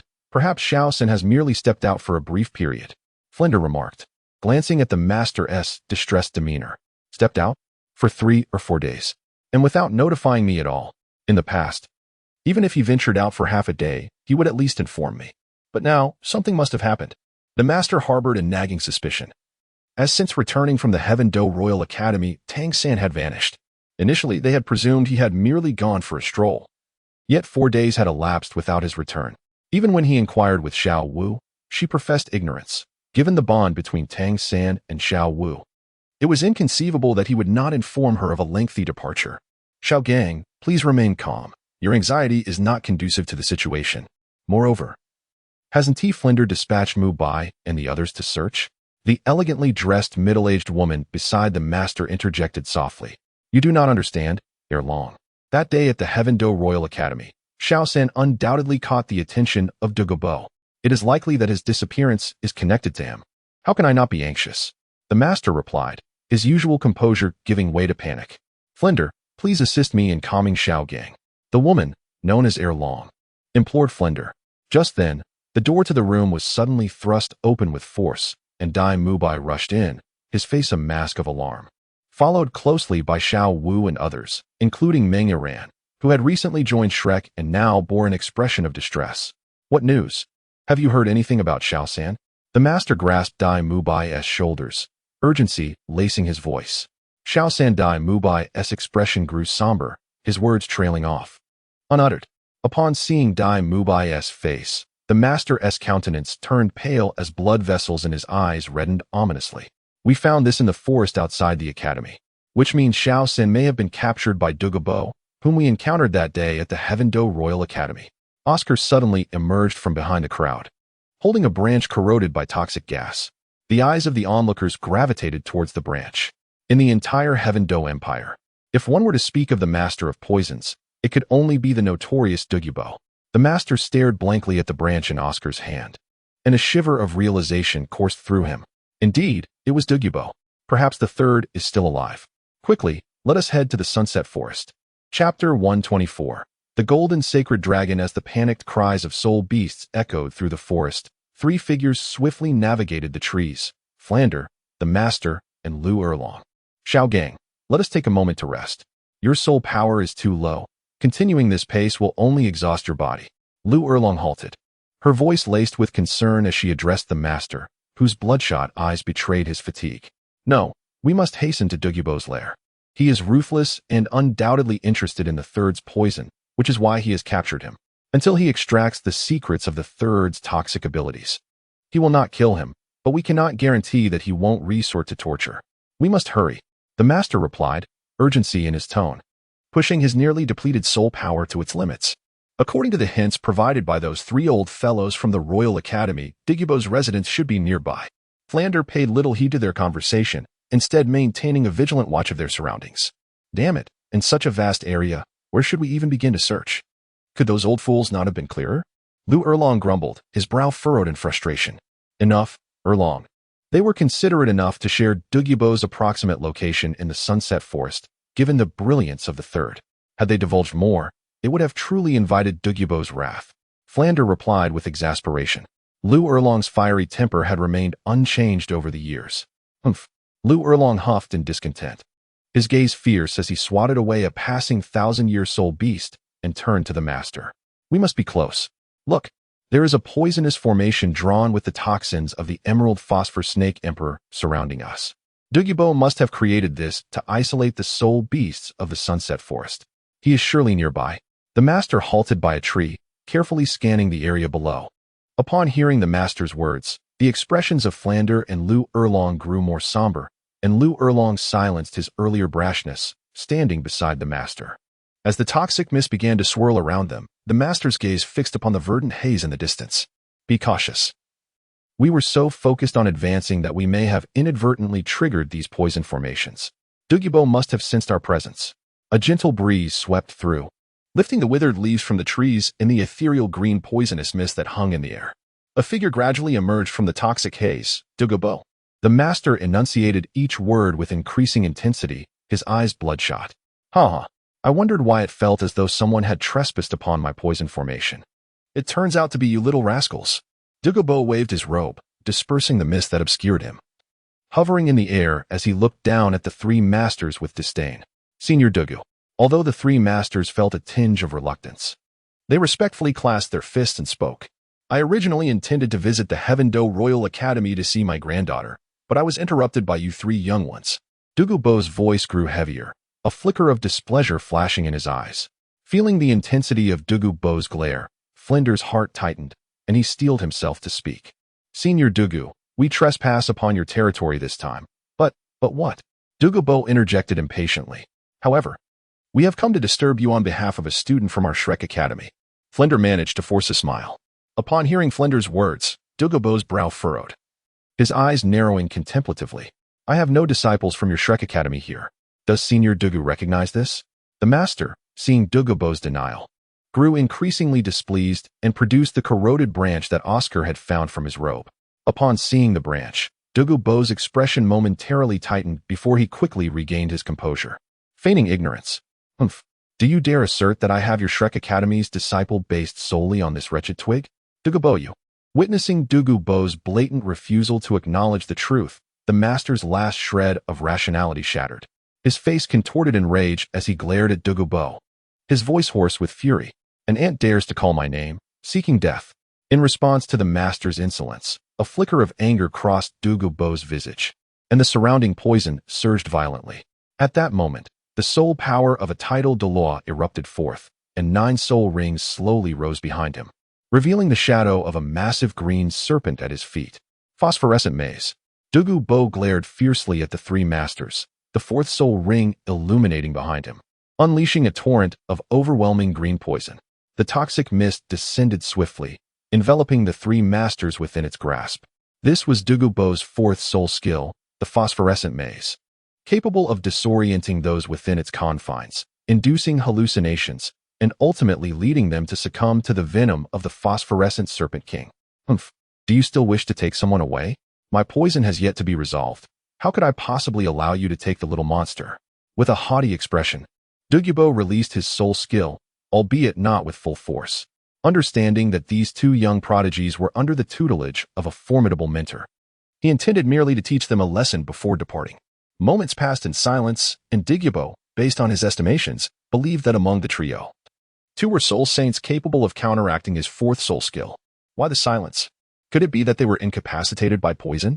No, that seemed implausible. He had not exerted his full strength. Douluo murmured softly to himself.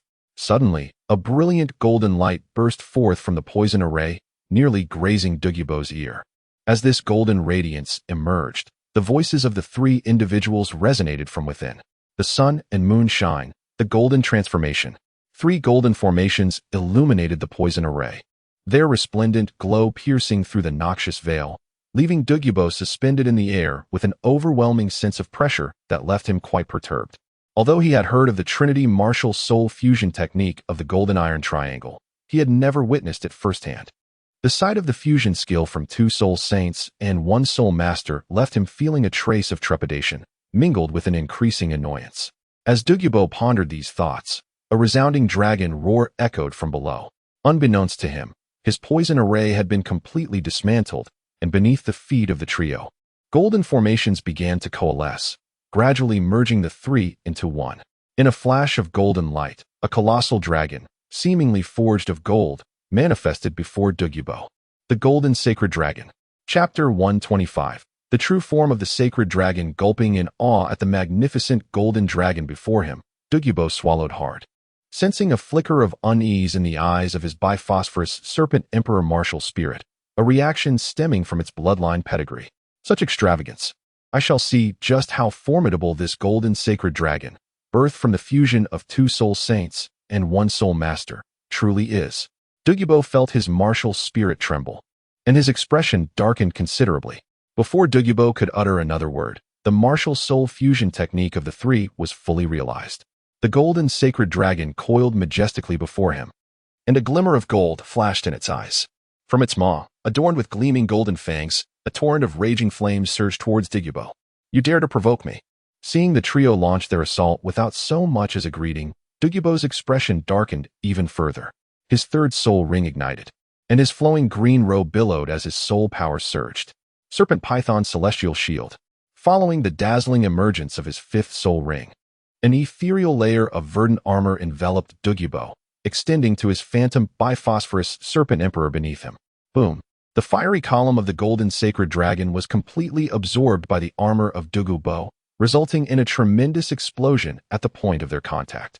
Witnessing his attack effortlessly thwarted, the trio transformed into the golden sacred dragon, their golden draconic eyes reflecting astonishment, mingled with a palpable wariness directed towards Douluo. As a tidal Douluo, his profound soul power posed a significant threat, making prolonged engagement disadvantageous for us. Ultimately, the Trinity martial soul fusion technique is constrained by our cultivation levels. It is evident that we must conclude this swiftly. Within the golden sacred dragon, the master wore a grave expression as he spoke. The three stood in a triangular formation, each positioned upon a golden array. Unique to their respective martial souls, Flanders was an owl, Lu Erlong S a ferocious tyrannosaurus, and the master S a shimmering golden dragon phantasm. As the master articulated his thoughts, Lu Erlong cast a complex glance his way, remaining silent yet subtly nodding in agreement. Although Douluo was merely a level 91 tidal Douluo, he was notoriously formidable within the realm of tidal Douluos. Xiao Gang, are you certain we can handle this? Flander inquired with concern, his expression darkening. His hesitation stemmed not from believing Tang Sen unworthy of their efforts. Had it been solely his decision, he would have unreservedly faced Douluo without a second thought. However, circumstances had shifted. They had only just reunited with Lu Erlong, and the golden iron triangle had scarcely reformed. Flander was anxious about the imminent danger that might befall these two long-separated companions, despite his own growing worry for Tang San. As Flander's words faded, Lu Erlong turned her gaze toward the master. Though her eyes still bore complexity, they were now imbued with a tender affection reminiscent of a long-lost lover. The master, sensing their scrutiny, momentarily froze, a flicker of confusion crossing his features before he raised his gaze to meet theirs. Observing his expression, Lu Erlong furrowed her brow slightly, casting a discontented glance at Flander. Her eyes returned to their earlier complexity, yet she gradually spoke with resolve. At this juncture, there is no room for negotiation. Since our golden iron triangle has reunited, let us engage in battle. Upon hearing Lu Erlong's unwavering determination, the two men's expressions gradually shifted back to focus. In that instant, the golden sacred dragon, having circled in the air after its initial failed attack, reignited with fervor, its eyes gleaming once more as it prepared to unleash its ferocious dragon flames. Targeting Douluo directly, an ant attempting to shake a tree, overestimating its own strength. Douluo, having withstood the first assault of the dragon flames, had gained insight into the power of their martial soul fusion technique. It barely reached the level of a tidal Douluo, but mere adequacy does not equate to true mastery. Dragon flame. The golden sacred dragon seemed to sense the disdain emanating from Douluo, and a flicker of anger flashed in its dragon eyes. Once again, a ferocious torrent of dragon flames erupted from its maw, directed at Douluo. Douluo narrowed his eyes in displeasure, clearly growing impatient with this farce. The 6 soul rings behind him ignited, casting a shimmering blue light from the mouth of the emerald poison snake emperor beneath him. Emerald cold poison. A humming sound resonated as the blue light transformed into a slender beam, shooting forth to intercept the dragon flames unleashed by the golden sacred dragon. Upon their collision, there was no thunderous explosion as before. Instead, the two forces met like water encountering fire. Flames extinguished, water evaporated, and ultimately, both attacks dissipated into the void. This attack was surprisingly stronger than the previous one. A glimmer of astonishment crossed Douluo's eyes. This dragon flame equaled the potency of his 6th soul skill, suggesting that he had indeed underestimated the fusion technique of these 3 individuals. Very well, since you are the mentors of those 2 little monsters. Should you withstand my attack today, I shall let you depart unharmed. Douluo sighed, disregarding the thoughts of the 3 within the golden sacred dragon. Suddenly, the 9th soul ring behind him blazed to life, and a surge of wild and unique poison energy coursed through him. The emerald poison snake emperor's eyes lit up sharply, and 2 dazzling emerald beams shot forth, carrying a terrifying aura capable of slicing through the air towards the trio. Madman. He is truly a madman. Directly unleashing his 9th soul skill, Flander exclaimed in horror from within the golden sacred dragon. Initially, he believed Douluo would exhibit some restraint, considering his status as a tidal Douluo, and refrain from using his higher soul skills. To his astonishment, Douluo had activated his ninth soul skill, and even if this attack was not released at full strength, it would be close enough, rendering their fusion technique, composed of 2 soul sages and a soul ancestor, nearly untenable. With the condition that they could leave unharmed if they withstood the attack, it was evident that he had no intention of allowing their escape. "Shao Gang," Flander called out, recognizing that while they were a unified fusion technique, the final control lay with the weakest among them, the Master. Faced with such a dire situation, Flander could only await the Master's next move. The Master gazed at the 2 emerald beams racing towards them, his eyes shifting to his companions. A fleeting look of nostalgia crossed his face, reminiscent of times long past, and a bittersweet smile graced his lips as he murmured, "Must I resort to it once more? I thought I would never have the opportunity to wield it again in this lifetime." His companions seemed to catch the weight of his words, momentarily stunned. Their eyes reflecting a similar nostalgia, soon followed by bittersweet smiles. "Let us use it." Flander concealed the anxiety etched on his face and spoke softly. Lu Erlong trembled slightly, a flicker of excitement evident in his eyes, while the Master gently nodded, slowly closing his eyes. It seemed as if an invisible force was compelling the 3 of them, drawing them closer together, creating an undeniable tendency towards unity. Simultaneously, their voices harmoniously resonated from within the body of the golden sacred dragon. "With my corporeal form as the vessel, with my soul's essence as the bond, the eternal Dragon King, annihilate the heavens and obliterate the earth." The true form of the sacred dragon. Chapter 126. The man in the black robe. A booming voice descended from the heavens, as if a divine decree had been proclaimed. The sky appeared to split open, a massive golden beam of light cascading down upon the newly fused golden sacred dragon. At that moment, Douluo's 9th spirit skill surged forth, colliding with the golden beam, akin to a stone sinking into a quagmire, yielding no further response. "Damn it," Douluo muttered under his breath, his eyes narrowing with gravity. The instant his 9th spirit skill connected with the beam, he lost all control over it. It was evident that his ability had been consumed by that radiant column. Meanwhile, compelled by the unseen force, the 3 merged seamlessly, forming a golden crystal within the body of the golden sacred dragon. Enveloped within, their eyes were tightly shut as if succumbed to a deep slumber. Outside, the descending golden beam gradually faded, and the silhouette of the golden sacred dragon vanished from the skies over the sunset forest, replaced by a colossal pale golden dragon egg. Crack, crack. The sound of the eggshell fracturing echoed from the golden giant egg. With this noise, intricate fissures began to blanket the shell, golden light streaming through the crevices. As if something extraordinary was about to emerge. What in the world? Douluo raised an eyebrow. The earlier descent of the golden beam had left him with a sense of foreboding, initially expecting a formidable attack, only to be confronted by an egg when the brilliance dissipated. Boom. Just as Douluo pondered this, an explosive surge of golden light erupted from the golden giant egg, shattering it and sending Douluo staggering back 100 meters. A roar, reminiscent of a dragon's cry from an ancient epoch, resonated through the air. From within the golden light, an ethereal dragon claw emerged, radiating an aura of untamed ferocity as it reached out towards Douluo. What is this secret technique? It can actually purify bloodlines. Douluo exclaimed in astonishment, feeling an overwhelming draconic majesty emanating from the spectral claw, a sensation that even the recently merged golden sacred dragon had failed to evoke. The true form of the biphosphor. Douluo could no longer afford to hesitate. He directly activated his 7th spirit skill, martial soul manifestation. He felt a sense of trepidation in his heart with that one claw. A serpentine creature, emerald green and seemingly capable of rivaling mountains, emerged from beneath Douluo's feet, coiling protectively beside him to absorb the impact of the claw. How could 2 spirit saints and 1 spirit Douluo conjure such a marvel? Douluo pondered, realizing that if one among them were not a spirit Douluo, this martial soul fusion technique might have been even more formidable. Douluo, I repeat, release Tang San. He is not someone you can provoke. The voice of the master resonated through the golden light, yet it bore an air of authority unlike his usual tone, reminiscent of a dragon king from an ancient epic. Tang San. He is already dead.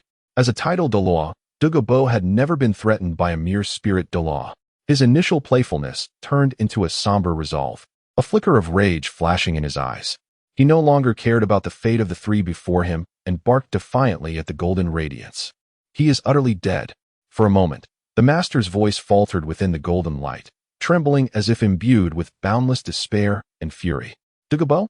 Moments later, a desperate roar erupted from the golden glow, followed by the ethereal silhouette of a golden ancient dragon. Roar! Douluo, I will see your demise. The ancient dragon's furious roar surged towards Douluo, accompanied by the master's voice, steeped in desperation.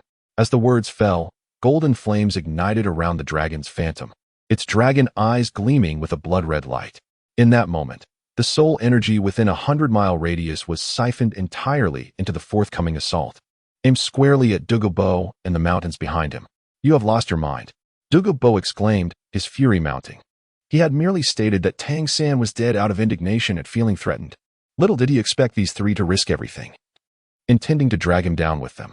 The dragon's phantom, engulfed in a tempest of golden soul power, transformed into a colossal golden fireball hurtling towards Douluo and the medicinal garden behind him.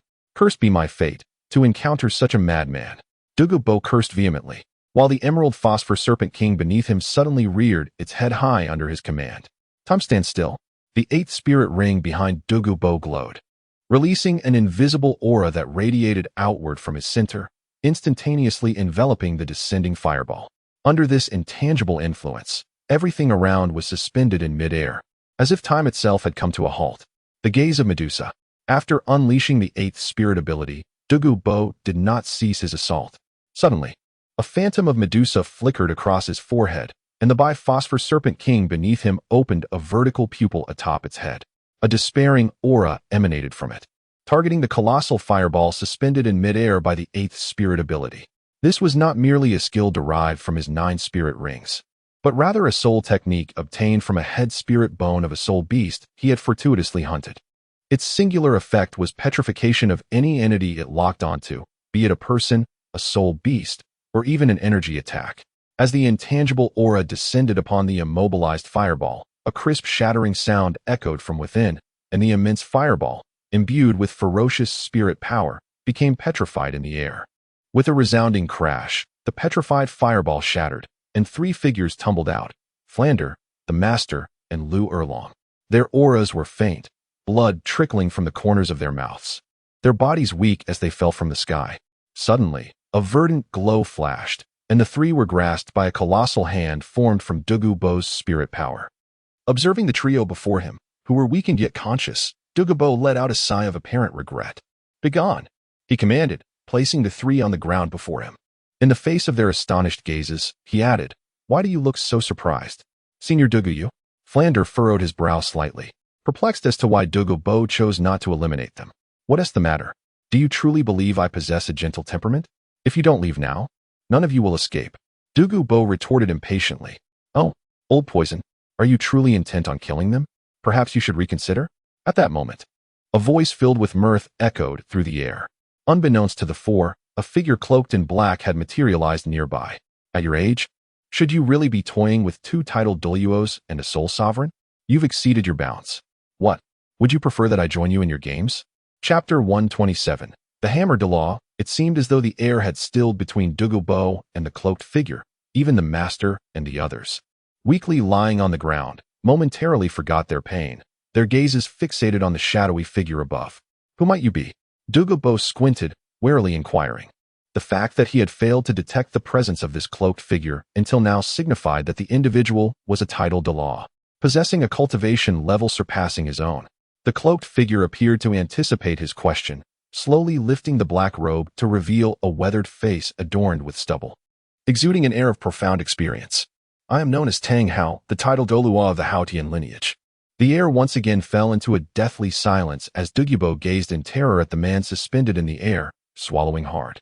Beside him, the frail master displayed a fleeting smile of delight, but the next moment, as a thought seemed to strike him, his expression darkened abruptly, the previous joy replaced by guilt and regret.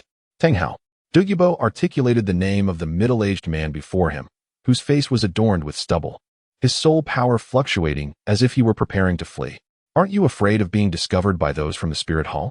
Douluo asked, his face grave.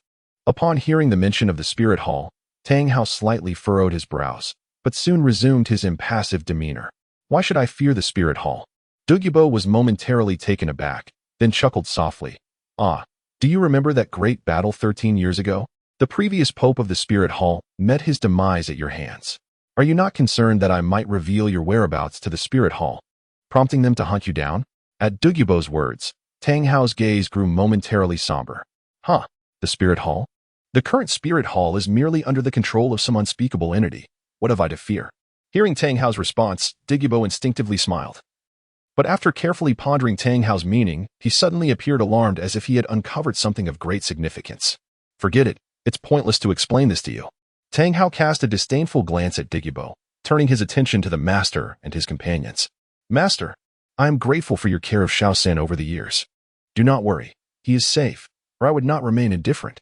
Upon hearing Tang Hao's words, the master was momentarily stunned. In that instant, he felt his mind clouded. Douluo had just claimed he had killed Xiao-san, yet now Tang Hao intervened to say that Xiao-san was fine, leaving his head in disarray. Observing the master's expression, Tang Hao chuckled helplessly. This old poisoner is now an esteemed guest elder of the Seven Treasures Glazed Tile School, and he lacks the courage to harm Xiao-san. He is merely cultivating under his guidance. Hey, you black-headed one. What do you mean by that? What do you mean I dare not? Douluo retorted indignantly. Tang-san is my son. Do you dare to lay a hand on him? Tang Hao narrowed his eyes slightly, addressing Douluo with a glint of brilliance that hinted at a veiled threat. You, Tang Hao, don't think just because your soul power is a few levels higher than mine that I can't defeat you.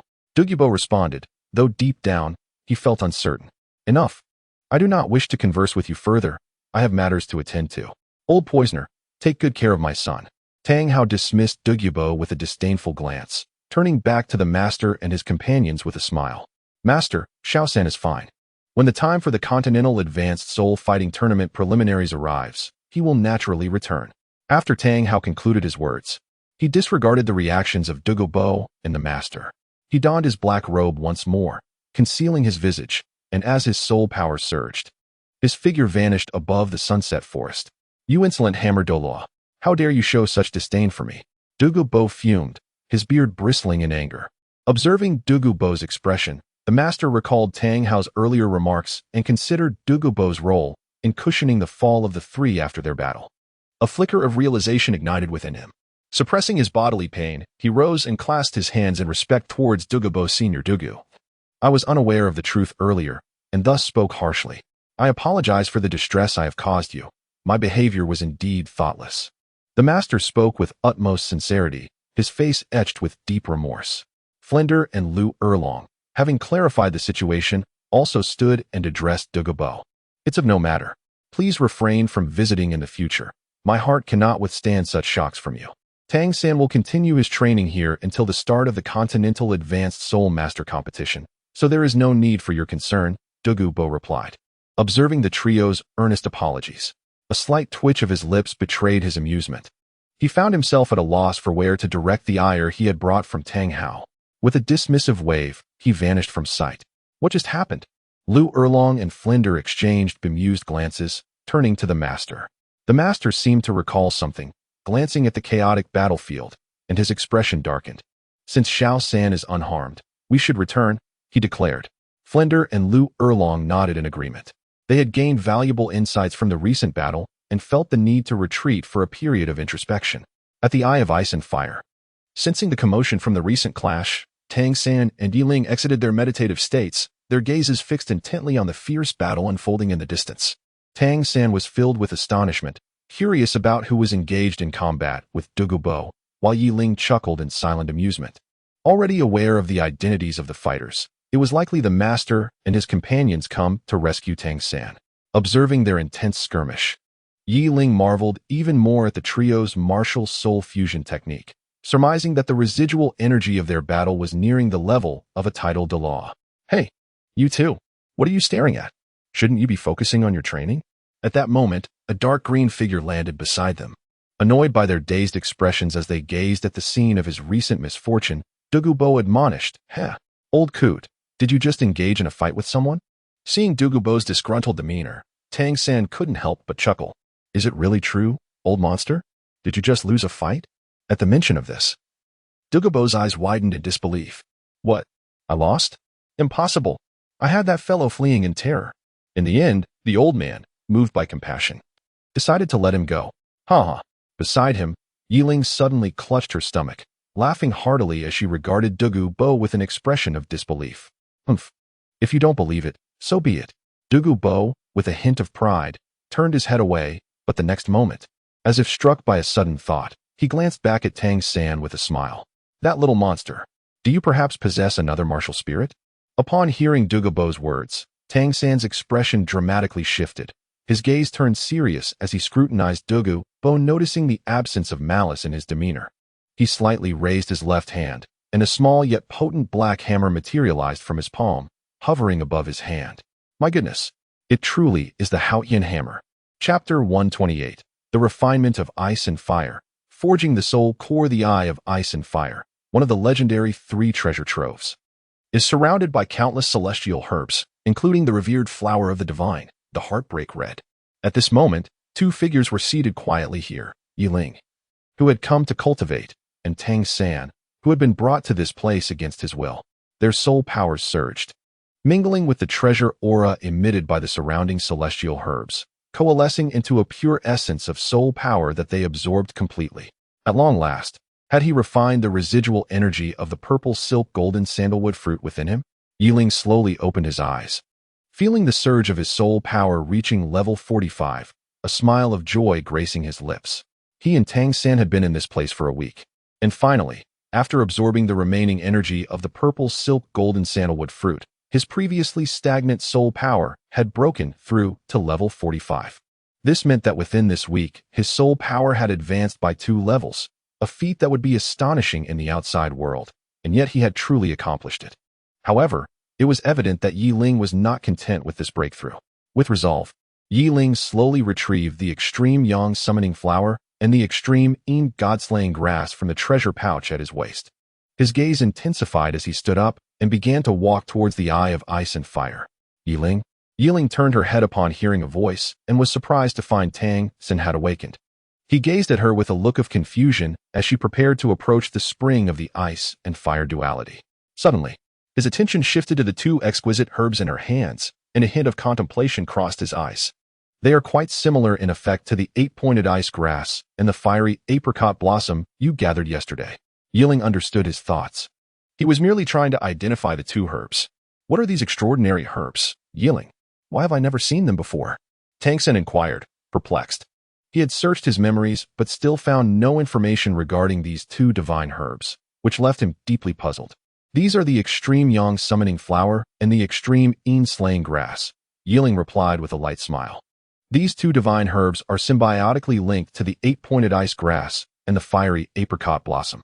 However, if one harvests the latter first, they will instantly dissipate into the energy of these springs, which is why it is not surprising that you are unfamiliar with them. Upon hearing Yiling's explanation, a look of realization dawned on Tang San. After a moment of contemplation, he exclaimed, "So that's it. It makes sense now." He felt a surge of emotion, reflecting on how the world only recognized the 8-pointed ice grass and the fiery apricot blossom, oblivious to the existence of the extreme yang summoning flower and the extreme yin slaying grass. This was due to the overwhelming fame of the former 2, which captivated attention during harvesting, causing the symbiotic herbs to vanish unnoticed. It was understandable that even he was unaware of the latter herbs. By the way, Yiling, are you planning to consume these 2 divine herbs at the spring? Tang San asked again. Indeed, Yiling replied with a smile. If I consume them, I might just break through to level 50. Hearing her words, a flicker of envy sparkled in Tang San's eyes. Although Yiling was younger, she was on the cusp of breaking through to level 50, while he had yet to reach level 40. This filled him with admiration for her and a twinge of shame regarding his own strength. Reflecting on this, he felt a renewed determination to pursue his goals. He too would consume those 2 divine herbs. Yiling, let us go together. I also wish to consume those 2 divine herbs to enhance my strength. Tang San said with a smile, rushing to catch up with Yiling. By the spring of the ice and fire duality, Yiling glanced at the 2 divine herbs in her hands before her gaze fell upon the icy spring before her. The frigid aura emanating from it resonated with her martial soul, prompting her to prepare for refining the herbs within its depths after consumption. This was not only due to the compatibility of her martial soul, but also because the essence of the ice and fire duality would facilitate the refinement of the herb's powers. Little San, let us see who breaks through first.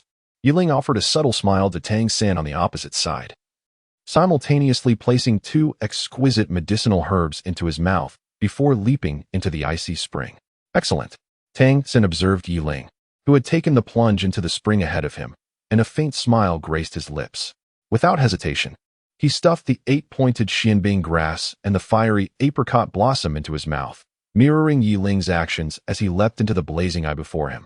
Within the icy spring, Yiling curled his body into a compact form, his white robe shattering into fragments, floating amidst the icy waters. The ice silkworm's shed skin, clinging closely to his skin, emitted a soft glow. The potency of the two exquisite herbs he had consumed had already transformed into energy, merging with his being. Two distinct beams of light flickered from his chest, representing the energy of the extreme yang summoning flower and the extreme yin slaying god grass. It was through the influence of these two energies that Yiling's body was spared from being obliterated by the ultimate energy within the icy spring, allowing him to retain a breath and undergo this transformative process. Why did this profound chill feel so familiar? At this moment, Yiling's consciousness was in a state of chaos.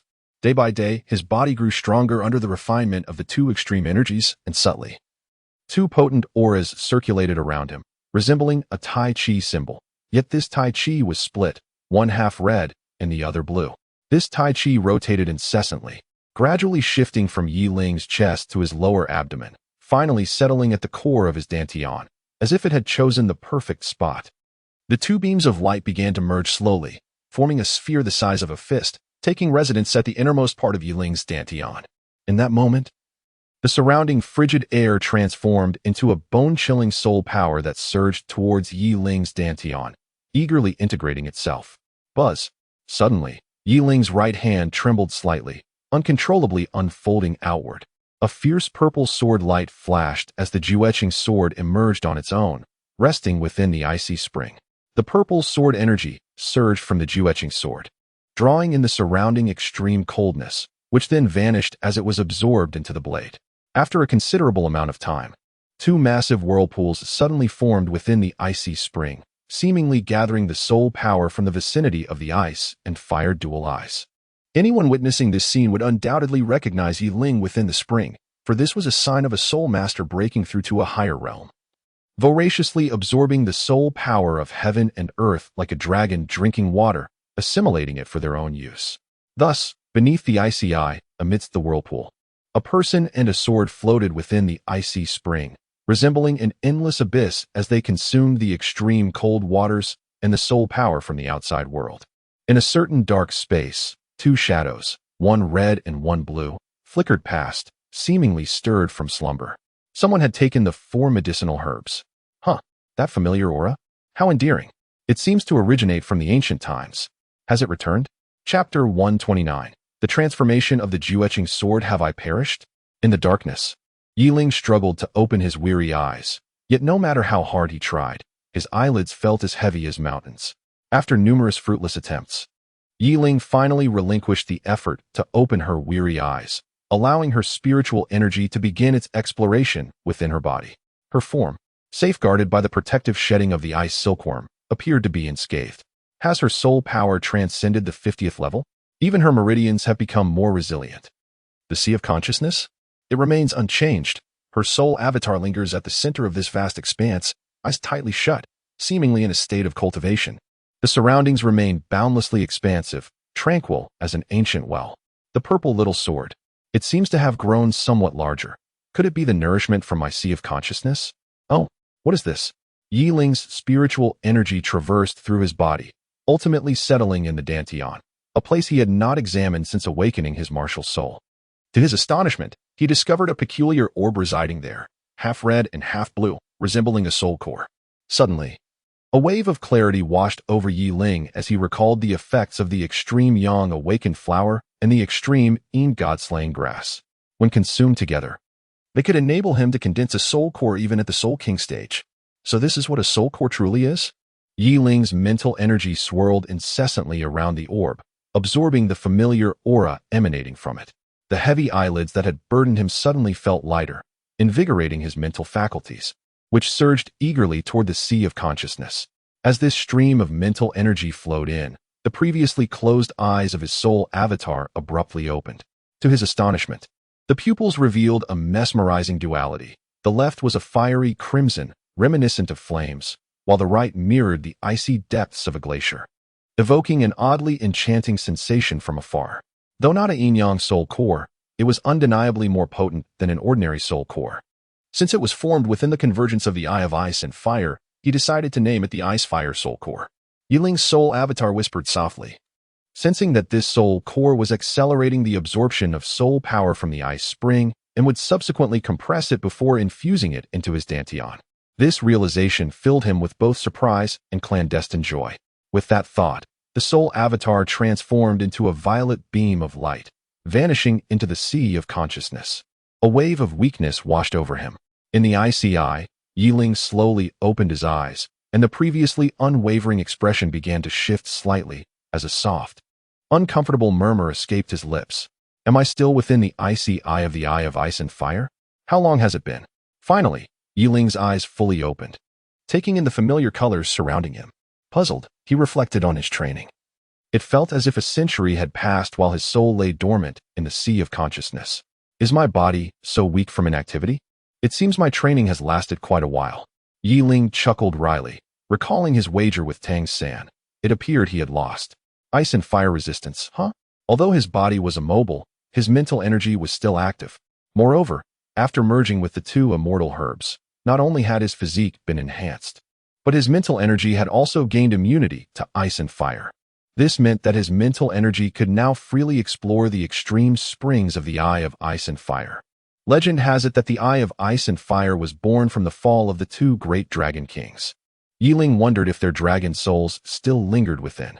As his mental energy ventured forth, it wandered aimlessly, eventually discovering an invisible barrier at the depths of the Ice Eye and Fire Eye, which deterred his mental energy from approaching. Enough of this aimless exploration. It merely exhausts my mental energy. I should calm my mind and focus on my training. After a brief moment, Yiling's mental energy returned to his body, settling into tranquility, evidently losing interest in such purposeless exploration. With a composed mind, a violet light emanated from his right hand as the Heartless Sword was unleashed under Yiling's command. However, the moment the Heartless Sword was released, it startled him profoundly. Yiling's mental energy lingered upon the Heartless Sword, from which a gasp resonated. The runes, which should have been illuminated only to a third, were now aglow to a remarkable half. Compared to before, the illuminated portion had inexplicably expanded, and in Yiling's perception, the sword now exuded an unparalleled sharpness. Infused with a new essence reminiscent of the chilling aura he felt upon the awakening of his martial soul. Indeed, the Heartless Sword now bore an added frigidness, as if it had absorbed the extreme cold emanating from the icy void, yet it felt distinctly different. The coldness radiating from the sword seemed capable of freezing time and space itself. As Yiling immersed his mental energy into the Heartless Sword, he sensed his very soul gradually succumbing to this chilling essence. Strangely, he did not resist this sensation. It felt as though he was destined to be thus, enveloped in an icy embrace. Suddenly, a wave of cold surged through his mind, and his mental energy abruptly withdrew from the Heartless Sword. Gazing at the otherworldly purple blade, Yiling recalled his earlier sensations, and a shiver coursed through him. What a terrifying feeling. Even I, the master of this martial soul, have been touched by its influence. Yiling thought in horror. Just then, upon relinquishing his mental connection to the Heartless Sword, he discovered that his body seemed to regain its ability to move. How utterly strange. Yiling cast a reluctant glance at the Heartless Sword. After a moment of hesitation, he reabsorbed the sword into his body and began to gently mobilize his previously numb limbs. This sensation of numbness must have kept me here for at least 3 months. I wonder how Tang San is faring. Has he already returned? Yiling murmured, stiffly raising his arms to scratch his head. The simple act of restoring sensation in his arms consumed nearly an hour of his time. Subsequently, Yiling focused his mind entirely on regaining the awareness of his body. Soon, after several hours of diligent effort, he was able to take his first tentative steps. Suspended in the icy spring, Yiling awkwardly moved his limbs, feeling the surge of soul power throughout his being. He oriented himself towards the source of the spring, and as the ripples on the surface of the crystalline water intensified, Yiling's body suddenly erupted from its depths. With a leap, he emerged triumphantly from the icy spring. Ah, young master has finally emerged, Yi Ling exclaimed with excitement. Yet his mental energy quickly enveloped the area surrounding the Eye of Ice and Fire. After a brief moment, he let out a wry smile. Realizing he could not detect Tang San's presence, he must have departed. Suddenly, a chill breeze swept by, and Yi Ling felt a shiver run down his spine, causing his expression to momentarily freeze as he gazed downward. After a moment, he donned his spare garments and emerged from behind the purple silk golden sandalwood tree, a hint of embarrassment gracing his face. It seems I should at least bid farewell to the old monster before I leave. Chapter 130. The Cursed Flower. Upon sensing Yi Ling's aura, Douluo hurriedly made his way over. When he beheld Yi Ling casually seated between the two springs, washing his feet, Douluo was momentarily taken aback, standing still for what seemed like an eternity, his lips twitching uncontrollably. The old monster has arrived. Feeling Douluo's presence, Yi Ling turned with a smile, addressing the still-dazed Douluo. At that moment, Douluo was markedly different from their first encounter. The green hue in his eyes, a remnant of accumulated toxins, had returned to normal, although his vibrant green hair remained unchanged. Old monster, it appears your poison has been completely resolved. Your soul power has also progressed. It seems you have undergone significant changes during this time, Yi Ling remarked, observing Douluo's momentary stupor without concern for his thoughts. Suddenly jolted from his reverie by Yi Ling's voice, Douluo's eyes darted over Yi Ling's form, his expression transforming into one of astonishment. You have broken through to the Soul King. Yi Ling couldn't help but wear a smug smile at such a reaction. Indeed, with a 7th level soul power, I've advanced 7 levels since my arrival. Truly a little monster.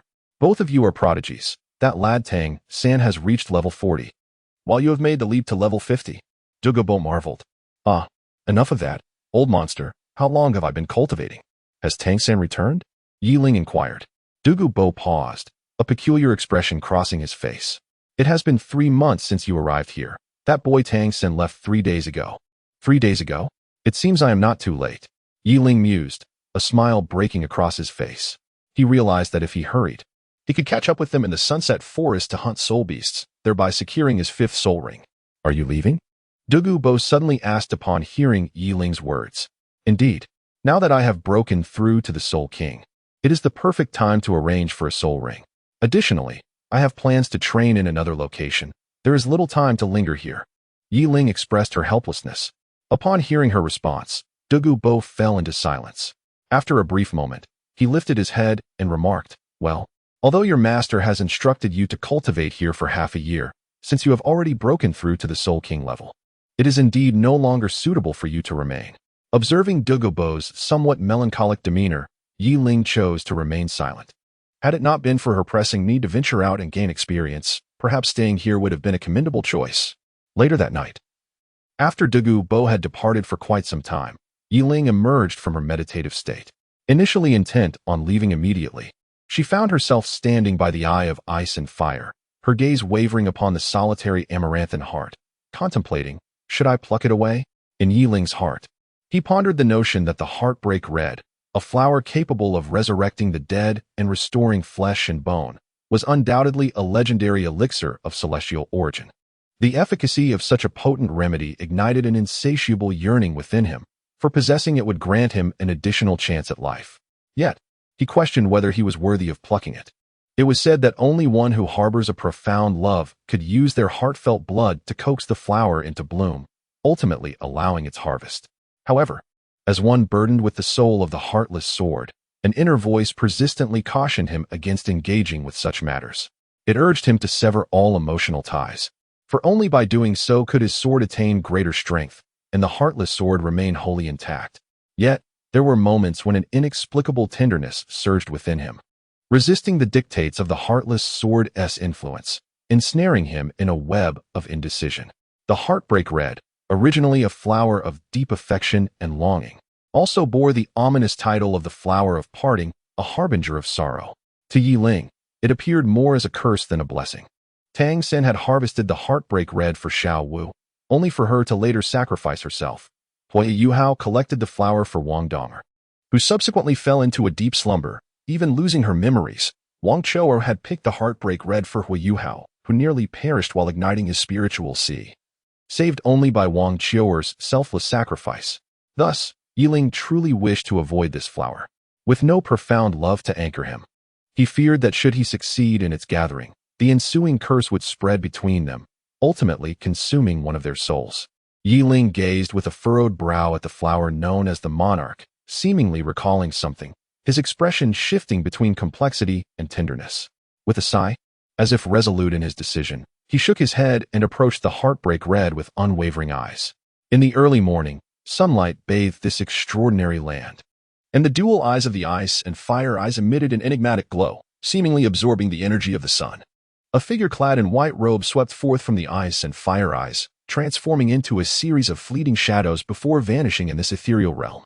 From a distance, the ice and fire eyes surveyed the surroundings, a dead volcano enveloped by the sunset forest, with the ice and fire eyes nestled within its crater, gathering the essence of the heavens and manifesting the wonders of creation. A figure in white soared from the volcano's mouth and descended into the forest below. The morning light filtered through the canopy, obstructed by the miasma above, preventing direct rays from reaching the forest floor. Thus, while the outside world basked in daylight, the forest remained alive with nocturnal soul beasts. In the distance, a robust black python emerged, its emerald eyes gleaming with unease as it sensed an unfamiliar aura, prompting it to flee from its lair. In a flash, a purple sword light sliced through the air, severing the python's body into several segments, its foul blood staining the ground in crimson. The figure in white descended from the treetops, lightly touching down near the python's carcass, scanning the vicinity as if seeking direction. This figure was none other than Yiling, who had just departed from the ice and fire eyes. By his calculations, the members of Shrek Academy should now be arriving at the Sunset Forest to hunt soul beasts, prompting him to commence his search. However, it wasn't long before he realized he was lost. While he had relied on the heavenly radiance to navigate to the ice and fire eyes, the reverse journey proved disorienting. It seemed he could only recall the way back to the ice and fire eyes, leaving him unfamiliar with any other paths. Cursing under his breath, Yiling lamented that he should have requested a map of the Sunset Forest from the Ancient One beforehand. With a dissatisfied flick of his wrist, he unleashed a sword chi that obliterated the python's remains.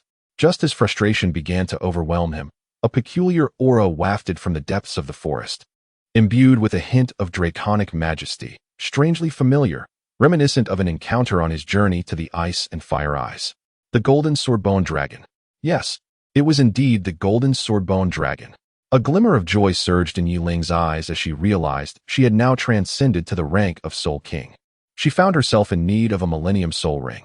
Previously, she had mentioned returning to Shrek Academy to request Dean Flander and the others to assist in hunting the Golden Swordbone Dragon. However, with her newfound strength in the acquisition of a Soul Core, her attacks could rival even those of a Soul Sage, perhaps even allowing for a surprise assault. With this thought in mind, Yiling vanished from her spot. Chapter 131. The Celestial Claw in the Sunset Forest. Master, Flander, and Lu Erlong took the lead, guiding the Shrek Academy team to this familiar hunting ground for soul beasts. In a clearing within the forest, Tang San stood behind a poison formation set by Douluo, wielding the exquisite fragrance of the ethereal flower. An invisible aura emanated from the pink blossom in his hand, permeating a significant portion of the Sunset Forest. Behind him stood the members of Shrek Academy, all of whom looked at Tang San with puzzled expressions, sensing something unusual. Flander and Lu Erlong, both soul sages, suddenly turned their gazes towards the dark expanse of the forest before them. With the spreading of the ethereal flower's fragrance, the forest erupted with a cacophony of agitated roars, and some sounds began to approach Tang San's location rapidly. Xiao San, what is that in your hand? How can it incite such frenzy among these soul beasts? Master inquired. His curiosity piqued, for even the esteemed encyclopedia of Douluo continent was baffled by Tang San's actions. Just a few minor tricks. I will explain shortly, Tang San replied succinctly.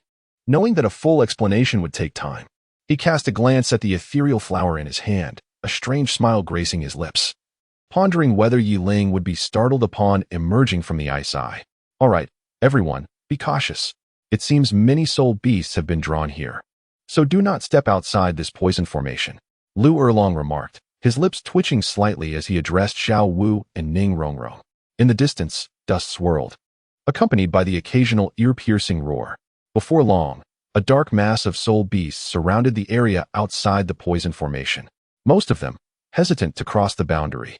were 1,000-year soul beasts, though some 10,000-year beasts lingered at the back. These highly intelligent beings, sensing the alluring aura, chose not to charge ahead, but rather observed Tang San and the others from behind the frenzied 1,000-year beasts. Xiao San, could this be dangerous? After all, there are some terrifying 10,000-year soul beasts in this sunset forest. If they decide to come, this poison formation may not hold. Sensing the oppressive aura emanating from the poison formation, the Master's complexion turned somewhat pale. Although the flaws in his martial soul had been rectified thanks to the celestial-grade herbs provided by Tang San, and he had achieved a breakthrough to the 40th rank, the sheer magnitude of the soul beast horde before him still compelled him to swallow hard. Fear not, esteemed teacher. This poison formation is immensely powerful, otherwise the soul beasts in the sunset forest would not dare to approach, Tang San said with a smile.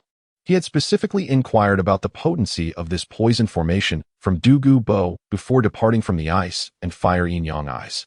Soul beasts below 50,000 years in age would undoubtedly refrain from crossing its boundaries, which is why he stood here with such confidence. However, Xiao San, while these soul beasts may not dare to enter, we cannot exit either. How do we hunt the soul beasts? Dai Mubai questioned, his brow furrowed in confusion. The others similarly nodded in agreement, their expressions reflecting their bewilderment. Noticing their puzzled demeanor, Tang San suddenly smiled mysteriously and slowly retrieved a silver-gray object from his waist. The 24 Bridges Bright Moon Night. This, Tang San produced another identical object from his waist and handed it to Flander and Lu Erlong, smiling gently. Dean, Teacher Erlong. This is my self-crafted hidden weapon, named the Flying Heavenly Claw. Flying Heavenly Claw? Flander raised an eyebrow, examining the so-called Flying Heavenly Claw in his hands. The name is quite imposing, but what is its utility? Lu Erlong, having scrutinized it for a while, expressed her skepticism. She found nothing remarkable about the Flying Heavenly Claw apart from its grand title, which she deemed insufficient for admiration. Seeing their doubtful expressions, Tang San shook his head and, with a hint of exasperation, retrieved another Flying Heavenly Claw from the 24 Bridges Bright Moon Night. Teacher Erlong, watch closely, Tang San said with a slight smile, turning his body to face the horde of soul beasts. A faint purple light flickering in his eyes as he activated his purple extreme demon eye to search for a target among the multitude of soul beasts. There you are. At last, his gaze landed on a timid, groundhog-like century-old soul beast cowering in the rear, with the Flying Heavenly Claw aimed at the creature. His index finger applied gentle pressure on the trigger. A soft whoosh resonated as the silver claw shot forth, a flash of silver streaking towards the century-old soul beast. With a sudden burst, the silver claw tightened its grip, ensnaring the century-old soul beast securely. Bang! Upon capturing the creature, a cacophony of clashing components echoed from within the Flying Heavenly Claw.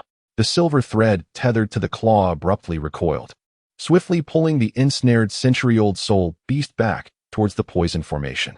This is how the Flying Heavenly Claw operates. With a swift motion, Tang San summoned a sprig of blue-silver grass from the palm of his right hand. The sharp, purplish-black tendrils of the grass pierced through the body of the century-old spirit beast that had been captured, and a yellow soul ring slowly emerged from within, hovering before the astonished onlookers. What on earth? Did you create this, you rascal? Exclaimed Lu Erlong, her gaze transfixed on the silver-gray, flying god claw in her hand, a look of profound admiration crossing her features. Well done, young man. You've even managed to craft such an extraordinary item, Flander remarked, his eyes wide with astonishment. The performance of this flying god claw was already sufficient to withstand the pull of spirit beasts under 10,000 years.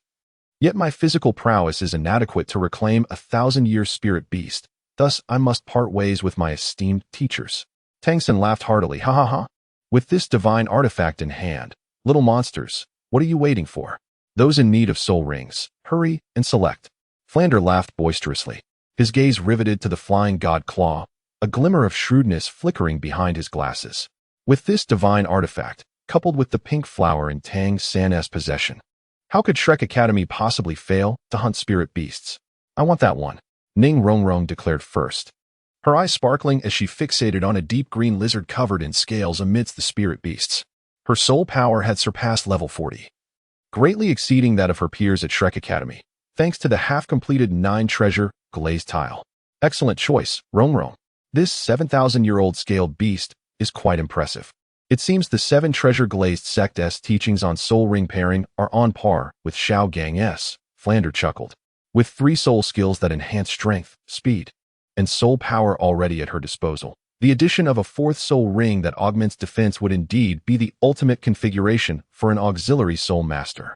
Observing Ning Rongrong's slightly flushed face from the compliments, Lu Erlong offered a rare, gentle smile and said, "All right, let it be so."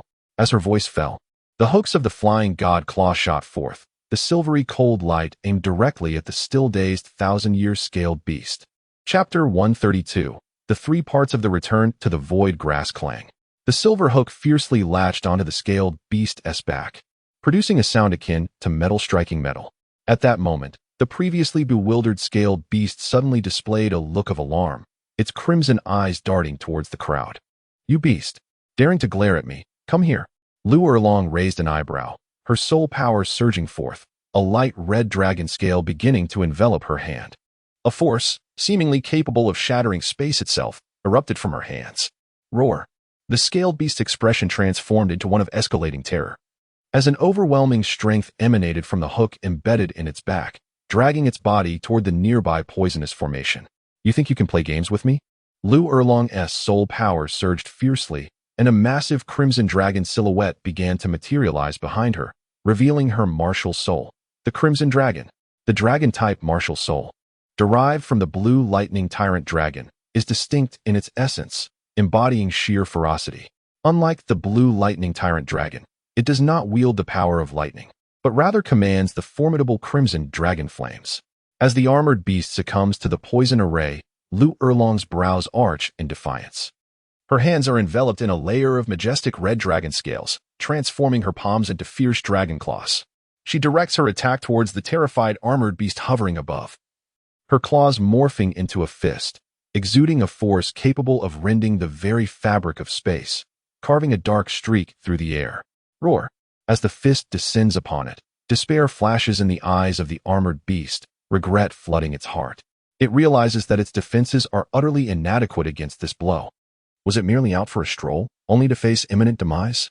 Had it not been for the intoxicating allure of greed that lured it here, perhaps it would never have encountered this woman, fierce as a mother tyrant dragon. Boom. Observing the beast's expression, Lu Erlong remains unfazed as her fist connects with the beast's nape, a thunderous explosion reverberating through the air. The beast's eyes glaze over, consciousness slipping away, collapsing lifelessly to the ground, crimson blood pooling beneath it, clearly on the brink of death, its sharp nose now barely drawing breath. "Rongrong, the rest is in your hands." Lu Erlong gestures for Ning Rongrong to join her, casting a glance at the beast, which still clings to a thread of life, urging her to act swiftly. Wait. Just as Ning Rongrong readies her dagger to pierce the unprotected throat of the armored beast, a voice interrupts her. Lu Erlong turns in confusion to find the master had approached the beast unnoticed. This is a gathering place for spirit beasts, unsuitable for absorbing spirit rings. I suspect this armored beast will not perish immediately. It would be wise to wait for Shao San and the others to select their spirit beasts before proceeding. The master surveys the surrounding roaring beasts and speaks. Upon hearing the master's words, the group nods in agreement, recognizing the danger of their current location. One could emerge at any moment. After relocating the semi-conscious armored beast to the rear of the group, Meng Iran, Zhu Zhuqing, and Tang San, having all surpassed the 40th level, step forward. Thanks to the celestial herbs brought back by Tang San, they have all achieved this milestone. Notably, Meng Iran, who previously ranked lowest in talent among her peers at Shrek Academy, has undergone a remarkable transformation after consuming the 3-part return to the void grass, cleansing her body of impurities and evolving her martial soul, the serpent staff, into a 3-eyed green serpent, elevating her talents to the same level as the 7 Shrek monsters. I shall claim it. Uncertain whether it was the influence of the 3-point Guishu grass, Meng Iran's demeanor had taken on an air of nobility. A delicate azure pattern resembling an ethereal eye seemed to grace her pristine forehead.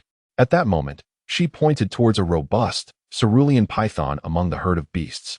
This python, adorned entirely in blue scales, bore a singular white diamond-shaped scale upon its brow, exuding a chilling aura that unmistakably marked it as a soul beast over 5,000 years old. The azure pattern python? Remarkably, it is 6,000 years old. The master expressed his astonishment, for it is known that the azure pattern python is indeed a rarity.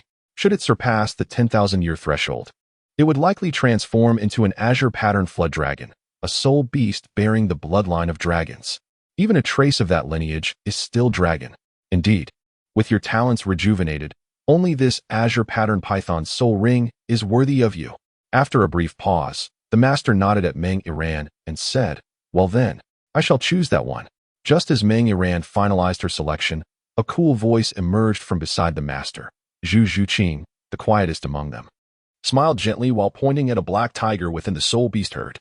The black tiger, amidst the chaos of the soul beasts, had just hunted a phoenix-tailed chicken snake, approximately 1,000 years old, and was relishing its meal, blissfully unaware of the eyes fixated upon it. A 6,000-year-old shadow black tiger. Excellent. It is likely to bestow upon you a remarkably powerful soul skill. Flander, let us go with this one. The master nodded toward Flander. Xiao-san, have you made your choice? The master suddenly turned to Tang San, who was still deep in thought. Upon hearing the master's voice, Tang San shook his head, a hint of disappointment flickering in his eyes. Then let it be the 6,000-year-old human-faced demon spider. Your third soul ring will be the human-faced demon spider. Perhaps it shall grant you a commendable soul skill, and your 8 spider lance's soul bone may experience some evolution. The master furrowed his brow as he indicated a human-faced demon spider within the herd. No, the age of the human-faced demon spider's soul ring is still too low, I believe. Tang San hesitated, seemingly lost in contemplation. Then take your time to reconsider. The master shook his head, unable to comprehend his apprentice's thoughts. At that moment, a sound akin to iron scraping against iron resonated from the front.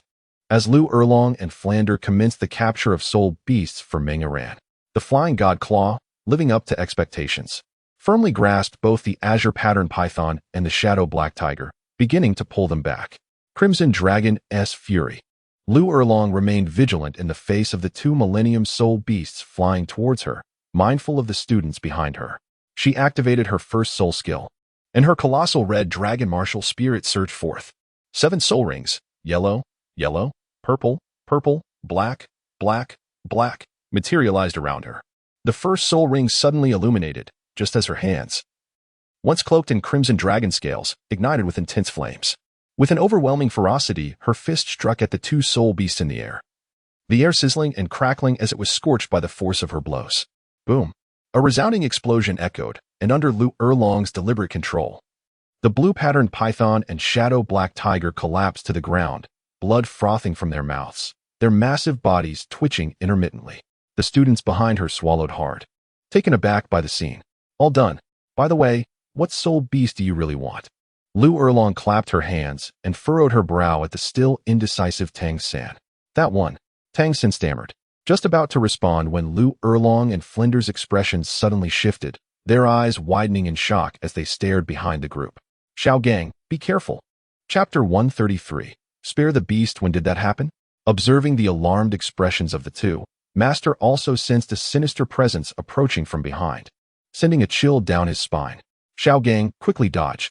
Lu Erlong shouted in terror, but at that moment, Master was already unable to react, feeling a sharp sensation as if something could pierce through his body creeping up from behind. Teleportation. Lu Erlong and Flinder's soul power surged as they rushed to provide assistance. But a figure moved even faster, reaching Master first. It was Xiao Wu, who had used her third soul skill, teleportation. Gazing at the enormous, menacing figure behind Master, a flicker of fear crossed Xiao Wu's eyes, yet instinctively, she suppressed that fear. A pink radiance burst forth as her third soul ring shone brightly. A sound akin to a blade piercing the ground emanated from the spot where Master had just stood. Amidst the swirling dust, a colossal, ghostly white spider appeared before everyone. Swish! With a flash of pink light, Xiao Wu and Master materialized beside Lu Erlong, showcasing Xiao Wu's teleportation skill, which had allowed her to rescue Master from imminent danger. Who would have thought it was that? How did it get in? Master landed, still bearing the remnants of terror from his narrow escape. Cold sweat covering his forehead as he gazed in fear at the massive form that now occupied the place where he had just stood. Teacher, Tang San, in a state of panic, rushed to Master's side.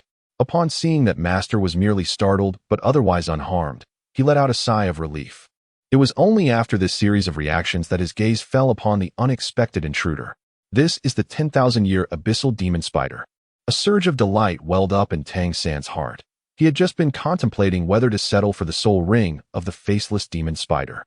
However, recalling Yi Ling's soul ring configuration stirred a sense of reluctance within him. Having consumed the Forgetting River's autumn water dew, his spiritual power had soared to the level of a soul sage. Although he still had some way to go before fully stabilizing this power, he firmly believed he could absorb a 10,000-year soul ring. Just as he was about to abandon this thought, the abyssal demon spider had presented itself before him. Teacher Long, just incapacitate it so it cannot resist. I want the abyssal demon spider, Tang San called out hurriedly, watching as Lu Erlong, in her fury, charged forward. Xiao San, what are you saying? This is a 10,000-year soul beast. It is beyond your capacity to absorb. Master suddenly furrowed his brows, speaking to Tang San in a tone of discontent. Teacher, Tang San began to explain, but the ground beneath their feet suddenly trembled. An overwhelming sense of oppression swept in from all directions, as if some dreadful entity was descending. Damn it! How could another beast arrive? Lu Erlong, engaged in battle with the abyssal demon spider, also sensed this sudden oppressive aura, which made her heart race. Run! At that moment, Flender reacted. A great horned owl appearing behind him. It unfurled its wings and swiftly grasped Tang San and Master, lifting them away from the impending threat. Following Flender's command, the rest of the Shrek Academy members hurriedly retreated to the innermost part of the poison formation, where the 3 recently captured soul beasts were kept. Flender, after flying to where the others were, set the 2 down and then shot back towards the fighting Lu Erlong. Damn it, what kind of soul beast is this? In the sky, Lu Erlong soared, while the abyssal demon Pearl remained passive, seemingly awaiting the arrival of its master's essence. Suddenly, a proud roar of a dragon resonated from the depths of the earth.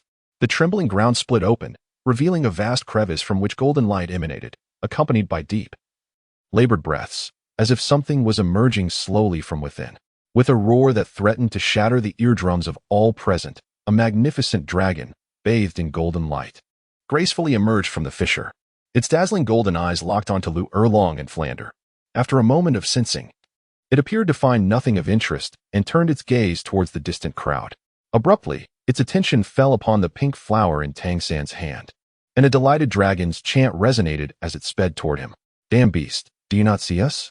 Lu Erlong's expression darkened with fury as she felt the soul power surge within her, positioning herself between the soul beast and the others. Just then, a colossal white figure darted from the side, also targeting the fragrant flower in Tang San's grasp. The true body of the Crimson Dragon, Flander, eyeing the abyssal demon Pearl, intended to pursue but suddenly halted, an odd expression crossing his face as he glanced at Lu Erlong, his gaze falling upon the soul beast surrounded by golden light. A flicker of sympathy in his eyes. A roar, more fervent than that of the golden dragon-like soul beast, erupted from Lu Erlong's location. Flames surged around her, and a massive crimson dragon emerged, revealing her 7th soul skill, the true body of the Crimson Dragon. Clearly incensed by the frequent emergence of soul beasts from the earth, especially as both aimed for the place where her beloved stood, she disregarded the consumption of soul power and unleashed her martial soul's true form. A robust crimson dragon tail lashed out at the charging abyssal demon Pearl, sending it flying into a pile of distant rocks. The numerous soul beasts surrounding the poison formation sensed a terrifying aura and swiftly retreated into the forest, afraid to show themselves. Observing the abyssal demon Pearl being flung away, the dragon-like soul beast dissipated the golden light enveloping its body, revealing its nearly perfect form. It eyed the formidable human before it with palpable wariness. If Yi Ling were present, he would surely recognize this soul beast as the golden sword-bone dragon he had encountered earlier. The wrath of the dragon. In a fit of rage, Lu Erlong's true form as the scarlet dragon surged with unprecedented power. The first soul skill unleashed under her martial soul manifested an extraordinarily terrifying enhancement, as the colossal silhouette of the red dragon lunged toward the golden sword-bone dragon. Roaring in fear, the golden sword-bone dragon finally realized the formidable presence of this woman, who was evidently beyond its reach. In its panic, it had focused solely on locating the source of the aura that could heal its wounds, neglecting to assess her strength. However, before it could finish its cry, a far more savage dragon roar drowned it out, followed by the descent of a gigantic claw engulfed in terrifying flames. The anguished roar of the dragon echoed as the golden sword-bone dragon was hurled high into the air by Lu Erlong, landing amidst the rubble not far away. Much like the abyssal demon pearl. What did I expect? My heart races at the sight of a creature infused with the bloodline of a golden dragon. Albeit in a wounded state, Lu Erlong hovered in the air, glancing at her claw-turned hand before softly addressing the distant rubble. After a moment of contemplation, her transformed red dragon once again aimed at the slowly rising golden sword-bone dragon. There are few soul beasts with dragon lineage left, but since you have come, prepare to meet your demise. Perhaps fortune will smile upon me and grant me a soul bone. Lu Erlong raised her ferocious claw, preparing to strike down upon the despairing golden sword-bone dragon. Just as her fist was about to seal the creature's fate, a sword energy, resounding like the heavens, appeared out of nowhere to cleave toward her claw. Teacher Erlong, spare the beast. A frantic cry resonated from the distant forest, followed by a terrifying violet sword light that aimed directly at the golden sword-bone dragon beneath Lu Erlong's claw. Who dares? Confronted by the sword energy that had almost instantaneously reached her, sending the golden sword-bone dragon flying, Lu Erlong gasped, directing her gaze toward the source of the attack. A figure clad in white, a young boy, rushed toward her with urgency in his eyes, fixated on her claw as if fearing that her strike would result in the death of the golden sword-bone dragon. Who are you? Do you know me? Why do you call me teacher? Lu Erlong inquired solemnly, for she had not seen the boy's soul rings illuminate, indicating he had executed this strike without the aid of soul skills. Though the sword energy was not overwhelmingly powerful, it clearly surpassed what one of his age should possess. Teacher Erlong, I am Yi Ling. The white-clad youth was indeed Yi Ling, who had pursued the aura of the golden sword-bone dragon. His gaze now settled on Lu Erlong, and upon seeing that she was no longer attacking the creature, he gradually sheathed his sword, the heartless blade. Little Yi Ling. Just as Lu Erlong was about to inquire once more about Yi Ling's title, a few astonished exclamations suddenly erupted from behind her. Upon catching sight of Yi Ling's familiar visage, the crowd's eyes widened in disbelief. However, two individuals remained relatively unfazed: Tang San, who was aware of her whereabouts, and Ning Rongrong, who had discreetly divulged Yi Ling's location to him. You are Yi Ling? Realizing the expressions of those around her, Lu Erlong recalled that Fran had mentioned a prodigious talent at the academy, known as Yi Ling. Yet, by the time she arrived at the academy, Yi Ling had already departed, which explained her momentary lack of recognition. Hello, Teacher Erlong. Yi Ling observed the expression of sudden realization on Lu Erlong's face and cheerfully exclaimed, Lu Erlong, with a hint of surprise in his eyes, glanced at Yi Ling a few times and nodded in acknowledgement. Teacher Erlong, allow me to take charge of this golden sword-bone dragon. I have been pursuing it for some time, Yi Ling declared with a smile. Upon hearing Yi Ling's words, a flicker of astonishment flashed in Lu Erlong's gaze. Did you inflict the injuries it bears? Indeed. I managed to strike it with a surprise attack while it was feeding, yet to my astonishment, my full-force strike failed to severely wound it, and it managed to escape. Yi Ling replied, a hint of dissatisfaction lacing his tone. Observing Yi Ling's expression, which seemed imbued with profound disappointment in his own abilities, Lu Erlong's lips twitched slightly as he suppressed the impulse to slap him and forced a smile. Just as the two were conversing, the golden sword-bone dragon, which had been struck by Yi Ling's blade, suddenly righted itself and began to rise once more. However, rather than launching another assault on the two, it turned away and fled. Sensing its intent to escape, Lu Erlong moved to intercept, but a figure, quicker than she, darted forth. Still trying to flee, Yi Ling transformed into a fleeting shadow, materializing in the path of the fleeing golden sword-bone dragon, and with a single stroke, she struck it down. Upon recognizing the figure that obstructed its escape as Yi Ling, the golden sword-bone dragon's eyes widened in terror, as if recalling some dreadful memory. Its massive tail lashed out, attempting to evade her. However, already gravely injured from a previous ambush by Yi Ling and further battered by Lu Erlong, its reactions were no longer as swift as before. The keen edge of the relentless sword descended upon its neck, leaving a trail of crimson. A chill coursed through its neck, and the golden sword-bone dragon's gaze dimmed, its colossal body crashing heavily to the ground, stirring up a cloud of dust. A mournful cry of defiance echoed through the air. This once mighty sovereign of the Sunset Forest, possessing one of the rare dragon bloodlines, ultimately met its demise here. From its lifeless form, a pitch-black soul ring emerged, hovering before Yi Ling. Yi Ling did not directly absorb the soul ring. Instead, her gaze shifted to the individuals behind her, who, much like her, wore expressions of delight as they regarded her. Suddenly, a resounding thud echoed as Lu Erlong dropped the subterranean magic pearl, which had been rendered unconscious by her martial soul's true form, beside Tang San. Tang San, it is now yours. In a nearby clearing not far from the poison formation, Tang San stowed away the fragrant floral essence, which was still inciting frenzy among the spirit beasts. Behind him, Flinder and Lu Erlong each dragged along 2 spirit beasts, 3 of which were in a state of near death, with one still adorned by a shadowy soul ring. Realizing that the surroundings were devoid of danger, the group hurried towards Yi Ling, even discarding the eagerly awaited 4th soul ring in their haste. Everyone, it's been a long time. Yi Ling greeted with a smile. You rascal, where have you been gallivanting off to? You've even managed to break through to level 50. Dai Mubai exclaimed enviously. Alas, if it weren't for Shaoxin bringing back some divine herbs for us, our gap would be insurmountable. Ma Hongjun sighed, resting his forehead in exasperation. Little Leaf's talent is something you cannot replicate. We should simply focus on our own training, Oscar teased Ma Hongjun. Seeing that her companions remained unchanged from a few months ago, Yi Ling smiled gently, her gaze settling on Ning Rongrong, who was looking at her with a smile. Rongrong, I thought you wouldn't come out to see everyone, Yi Ling remarked. Ning Rongrong shot him a sidelong glance and replied slowly. I already learned from Tang San that you were cultivating in the Sunset Forest. I even felt a flicker of joy at the prospect of coming here to hunt spirit beasts. Ha ha ha, you all continue your conversation. I shall not intrude. Dai Mubai chuckled awkwardly, discreetly signaling to the others. Oh, let us make our exit. The group swiftly understood Dai Mubai's intent, casting knowing glances at Yi Ling and Ning Rongrong as they gradually withdrew from the area. What are you looking at me for? Ning Rongrong's cheeks flushed slightly. Unable to withstand the intensity of Yi Ling's gaze, she lowered her head and said, What? Is my Rongrong not allowed to be looked at? Yi Ling replied with a smile, a hint of softness flashing in his eyes, one that even he was unaware of. Ning Rongrong was left speechless, her eyes widening in flustered indignation as she glared at Yi Ling, noticing the irritated flush on Ning Rongrong's face, which seemed on the verge of erupting in fury. Yi Ling decided to cease his teasing. He retrieved a Kirin tulip from his waist pouch and offered it to her. What is this? Ning Rongrong inquired, her expression one of confusion. Yi Ling smiled slightly.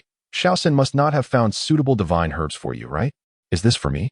As Ning Rongrong gazed at the exquisite Kira tulip in Yi Ling's hand, a flicker of excitement illuminated her eyes. This was indeed the Kira tulip, which should enable your 7 treasures glazed tower to evolve into the 9 treasures glazed tower. Yi Ling maintained his gentle smile. What? Ning Rongrong exclaimed in astonishment, momentarily forgetting to grasp the Kira tulip as she looked at it in disbelief. With a hint of exasperation, Yi Ling took her hand and placed the Kira tulip into her palm, softly suggesting, You should refine it while absorbing your 4th spirit ring. With this flower, your strength and talent will likely see a remarkable enhancement. Chapter 135, The 5th Spirit Ring. Ning Rongrong stared blankly at the Kira tulip resting in her hand, a glimmer of determination flashing in her eyes. Did you venture into the Sunset Forest for this? She inquired, her brow furrowing. At her question, Yi Ling momentarily froze.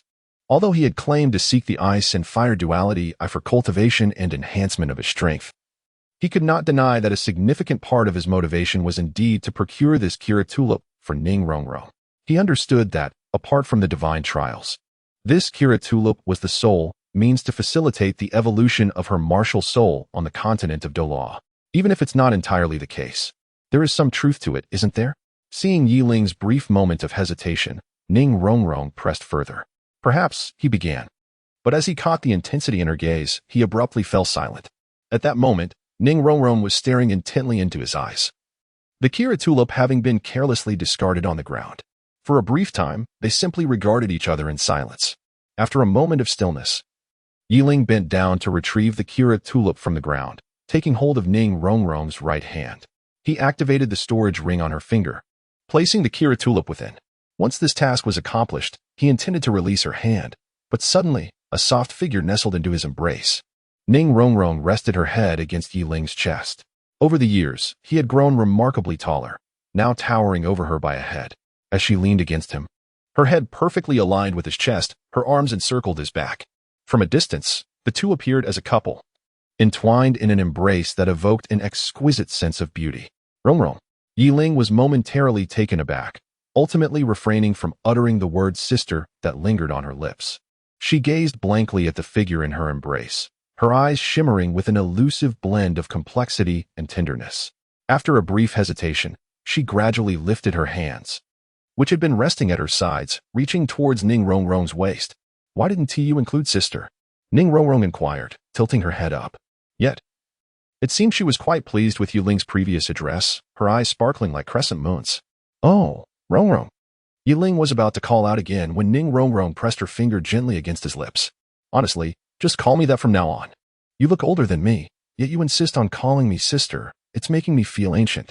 A flicker of discontent crossed Ning Rongrong's face as she noticed Yiling's intent to repeat himself. However, as she felt the warmth radiating from his palm against her waist, her annoyance gradually subsided. After a prolonged moment, Ning Rongrong extricated herself from Yiling's embrace.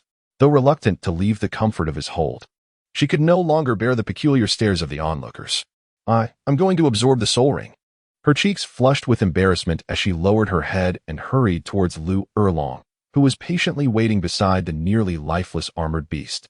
Dai Mubai approached with a mischievous grin, followed closely by Ma Hongjun and a few other gossip-loving companions. They exchanged envious glances with Yiling, giving him an approving thumbs up. "Impressive. Quite dominant." After leaving behind this remark, they swiftly departed, leaving Yiling in a daze, staring at his own hands. It seemed that the warmth of Ning Rongrong still lingered there, and his mind became a tumultuous mess. Meanwhile, Ning Rongrong retrieved the exquisite Kiro tulip that Yiling had gifted her from her storage ring and walked alongside Lu Erlong to the armored beast, preparing to absorb the soul ring. Zhu Zhuqing and Meng Aran, on the other hand, were led by Flander to the recently deceased Shadow Black Tiger and Azure Pattern Python, where two purple soul rings hovered before them, sparking excitement in their eyes.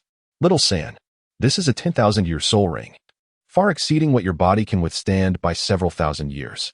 I absolutely cannot agree to you absorbing it." The master frowned as he regarded Tang San, astonished and angered that his usually rational disciple would even consider such an ill-advised action. "Teacher, I previously consumed 2 herbs that enhance my physique. I am confident I can endure the 10,000-year soul ring." Tang San insisted on absorbing the soul ring of the 10,000-year earth spider. "But you..." The master was about to intervene when suddenly, Yiling's voice interjected from behind. "Master, I believe Little San is capable of withstanding this 10,000-year soul ring." The master turned to Yiling, his eyes reflecting confusion. "I trained alongside Little San at Douluo. After consuming those herbs, his physique can certainly handle a 10,000-year soul beast," Yiling explained. But the master seemed poised to argue further, yet upon seeing the unwavering determination in Tang San's gaze, he ultimately shook his head with a resigned smile. "Teacher," Tang San looked up at the master, resolutely declaring, "if I feel I cannot bear this 10,000-year soul ring, I will certainly forego absorbing it." Hearing the confidence in Tang San's voice, the master sighed. Go ahead, but remember, do not overexert yourself. If you truly find it difficult to absorb the spirit ring, we can linger in this sunset forest for a few more days to help you find a suitable soul beast." Observing the conversation between the master and disciple, Yiling helplessly rubbed her brow, pondering why no one seemed to care about her own absorption of the soul ring. Yiling, overwhelmed with emotions, shook her head and approached the lifeless form of the golden sword bone dragon. The dark soul ring hovered above the corpse, exuding a faint sense of impending dissolution. The time she had just squandered was nearing the limit of the soul ring's separation from the body. Yiling dared not delay any further and summoned the heartless sword to draw the soul ring towards her. With a hum, the heartless sword quivered slightly, and in an instant, the soul ring of the golden sword bone dragon was drawn into its essence by the sword's devouring force. The dragon's carcass transformed into a radiant surge of draconic might, which coursed into Yiling's being. A powerful aura emanated from within her. And though Yiling's expression was somewhat peculiar, she chose not to dwell on it. Yiling took a deep breath, and in an instant, his figure vanished before the crowd. Moments later, he found himself seated in a secluded clearing 100 meters away, entering a state of meditation, given his current physical prowess. Absorbing this soul ring posed no challenge, and thus he harbored no concerns. While others might require guardians during their soul ring absorption, Yiling felt entirely at ease. His physical constitution rendered him impervious to the dangers of losing control. For him, absorbing a 10,000-year soul beast was akin to absorbing a 1,000-year soul ring, even when it came to the soul ring of the golden swordbone dragon. As for his choice to retreat to a hidden locale, it was because his harmonious flower martial soul would instinctively manifest during the absorption process. To minimize complications, Yi Ling believed it prudent to keep his possession of a second martial soul a secret. As his thoughts quieted, he sensed a peculiar energy emanating from the palm of his left hand, stirring a surge of excitement within him, accompanied by a subtle smile gracing his lips. Harmonious flower, it is now your turn. Let me witness how you can elevate my physical capabilities to new heights. Chapter 136. Transformation. Yi Ling's thoughts sank deep within, as the soul ring of the golden swordbone dragon began to be refined by the ruthless sword. A faint aura of draconic might emanated from within. It is said that this golden swordbone dragon possesses a trace of the golden dragon bloodline, and indeed, this appears to be true. However, the draconic might is far too tenuous to be of any use to me. Yi Ling felt an unusual surge of power within, as a subtle sword intent coursed through her veins, obliterating the remnants of the golden swordbone dragon's lingering might. With the dragon's aura dissipated, a reluctant roar echoed from within Yi Ling, a shattered consciousness of the golden swordbone dragon that lingered in its fading power. From that moment on, everything proceeded smoothly. Yi Ling seamlessly integrated the soul ring with utmost ease, as if it were destined to be. It was only when the golden swordbone dragon's soul ring was fully absorbed into the blade of the ruthless sword that the assimilation of this fifth soul ring could be deemed complete. However, as Yi Ling sensed her soul power gradually ascending to level 53, she did not feel overly exhilarated. Instead, she slowly opened her left hand, noting that the peculiarities of her second martial soul, the harmonious flower, had become increasingly pronounced since the absorption of the fifth soul ring. With a resonant hum, an ethereal and regal purple light flashed, and a crystal-like purple flower gently emerged from the palm of Yi Ling's left hand, hovering above her head. Has the moment finally arrived? In Yi Ling's heart, a sense of anticipation arose. Each time he absorbed a soul ring, the harmonious flower would emerge to enhance his physical attributes, granting him a physique nearly akin to that of a soul sage within the four realms. Now that he possessed his fifth soul ring, he was eager to discover whether his constitution could withstand the absorption of a 100,000-year soul ring during this enhancement. As the harmonious flower hovered above Yi Ling's head, it began to rotate slowly, releasing a veil of purple mist that resembled a myriad of stars, converging upon his entire being. The moment this ethereal purple fog made contact with Yi Ling's body, he felt an abrupt stiffness seize him, as waves of excruciating pain surged through him, as if his very essence were being torn apart. A deep, guttural roar emanated from Yi Ling's throat, as veins throbbed ominously on his forehead. In that instant, his eyes sprang wide open. The once dark orbs transformed into a profound shade of purple, resembling two pristine amethysts from a distance. Damn it, the pain is even worse than last time. Yi Ling endeavored to lower her voice, as her forehead, ablaze with intense agony, oozed a fine sheen of perspiration. At last, the excruciating pain surpassed the threshold of what Yi Ling could endure, and she gradually succumbed to unconsciousness, her spirit sinking into the tranquil depths of the mental abyss. The soul of Yi Ling wearily opened its eyes, revealing a vast expanse of purple ocean before him, his sea of consciousness. At that moment, this ethereal sea began to boil, the boundless purple waters now roiling with fervor. Wisps of lavender steam wafted through this realm of the mind, with Yi Ling standing at its very heart. Could it be that this union with the Dao flower not only enhances my physical prowess, but also elevates my mental fortitude? Suddenly, Yi Ling's spiritual incarnation exclaimed with delight. Unlike previous instances where the fusion flower enhanced solely her physical attributes after absorbing soul rings, this time felt remarkably different. The surging sea of consciousness served as irrefutable evidence of this transformation. Boom. At that moment, the violet mist rising within the sea of consciousness abruptly coalesced, ascending towards the heavens above, seemingly intent on transforming into clouds. Boom. Countless strands of violet mist merged together, forming a billowing purple cloud in the expanse of this world constructed of mental energy, where purple lightning surged within. The purple bolts of thunder continuously struck the distant sea, where it appeared something was absorbing the power of these descending thunderbolts. Ultimately, it seemed that even the thunder in the sky grew weary, as the purple thundercloud gradually began to settle into silence. Yi Ling's ethereal essence gazed vacantly at the myriad wonders above, profoundly sensing the tumultuous transformations within her mental ocean. Not only had the sky been adorned with an additional layer of clouds, but even the land connecting to the sea, briefly shrouded in a violet mist, revealed vegetation born of spiritual energy, seemingly imbued with consciousness. This flora conveyed a wave of joyous sentiment towards Yi Ling, the sovereign of this realm. Could it be that her mental ocean was destined to manifest as a true world? Yi Ling could not help but contemplate the fact that she had merely just entered the soul saint level of spiritual power, yet it had already induced such a transformation in her sea of spirits. How magnificent would it be if her spiritual strength were to transcend the tidal Douluo level? This place would surely evolve into a genuine realm. Nevertheless, such thoughts were beyond my current grasp. Suddenly, Yi Ling shook her head, and her soul avatar gracefully ascended to a mountain peak within her sea of spirits. She gazed thoughtfully at a distant hue of deep purple light and beckoned with her hand. With a swish, a sound of slicing air echoed, and a beam of purple light shot forth from the distant sea, its speed so swift that it stirred up a spray upon the surface of her sea of spirits. It seems that you are the one undergoing the most profound transformation.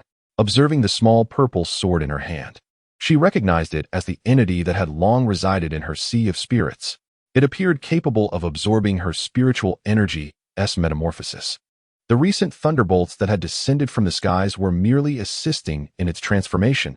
After all, Yi Ling displayed little in the way of emotion, casting a discerning glance at the small sword before releasing it. The sword, obediently, returned to the sea of consciousness, ceasing to cause any further disturbance. Surely, her constitution has improved, Yi Ling softly murmured as the manifestation of his soul began to gradually fade, becoming increasingly translucent, until it ultimately vanished within the confines of his consciousness. Ahem. As the soul re-entered his body, the first sensation that enveloped Yi Ling was akin to being immersed in a spring composed of ethereal purple dust and spiritual water. The exhilarating sensation, which made his very soul tremble, led him to momentarily question the ownership of this body. Yet, in the next instant, that thought dissipated, for an acrid stench suddenly assailed his senses, reminiscent of a long-forgotten rotten egg, emanating disturbingly from his own form, causing Yi Ling to feel an immediate wave of discomfort. Hiss. Yi Ling slowly opened her eyes, a sharp pain surged from her eyelids, as if the flesh of her upper and lower eyelids had been brutally torn apart, causing her to cry out in agony. A ray of sunlight penetrated her vision, and at last, Yi Ling beheld the alterations in her body. A layer of dark, murky substance clung to the surface of her skin, not only on her chest and back, but also in certain peculiar areas, where an uncomfortable sensation arose. Ugh, what on earth is this? Yi Ling felt an overwhelming discomfort as she shook her arms.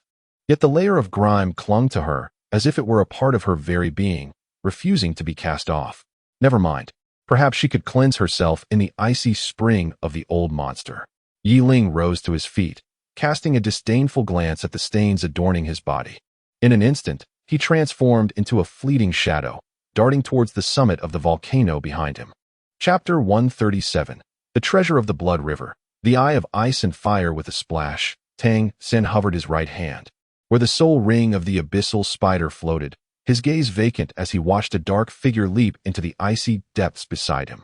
Just as he intended to intervene, the peculiar fluctuations of Yi Ling's soul power altered his expression to one of confusion.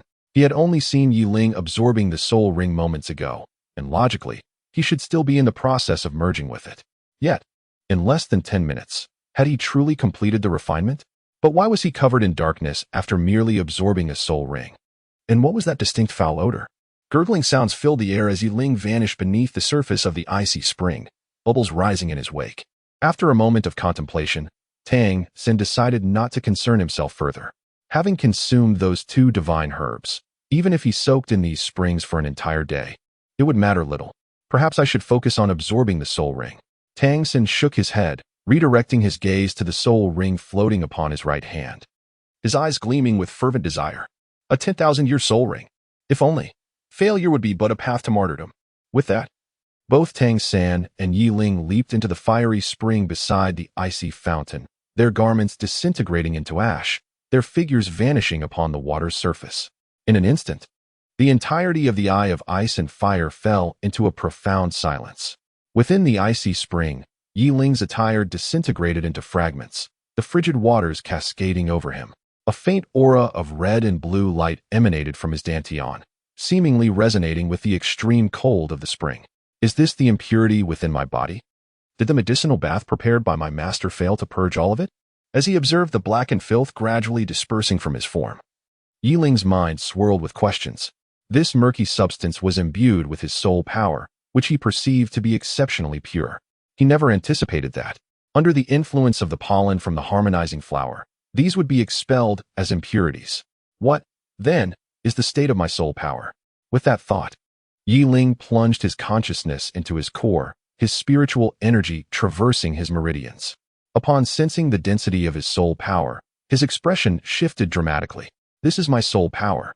At that moment, Yi Ling's spiritual energy lingered in a certain region of his meridians, his face frozen in astonishment.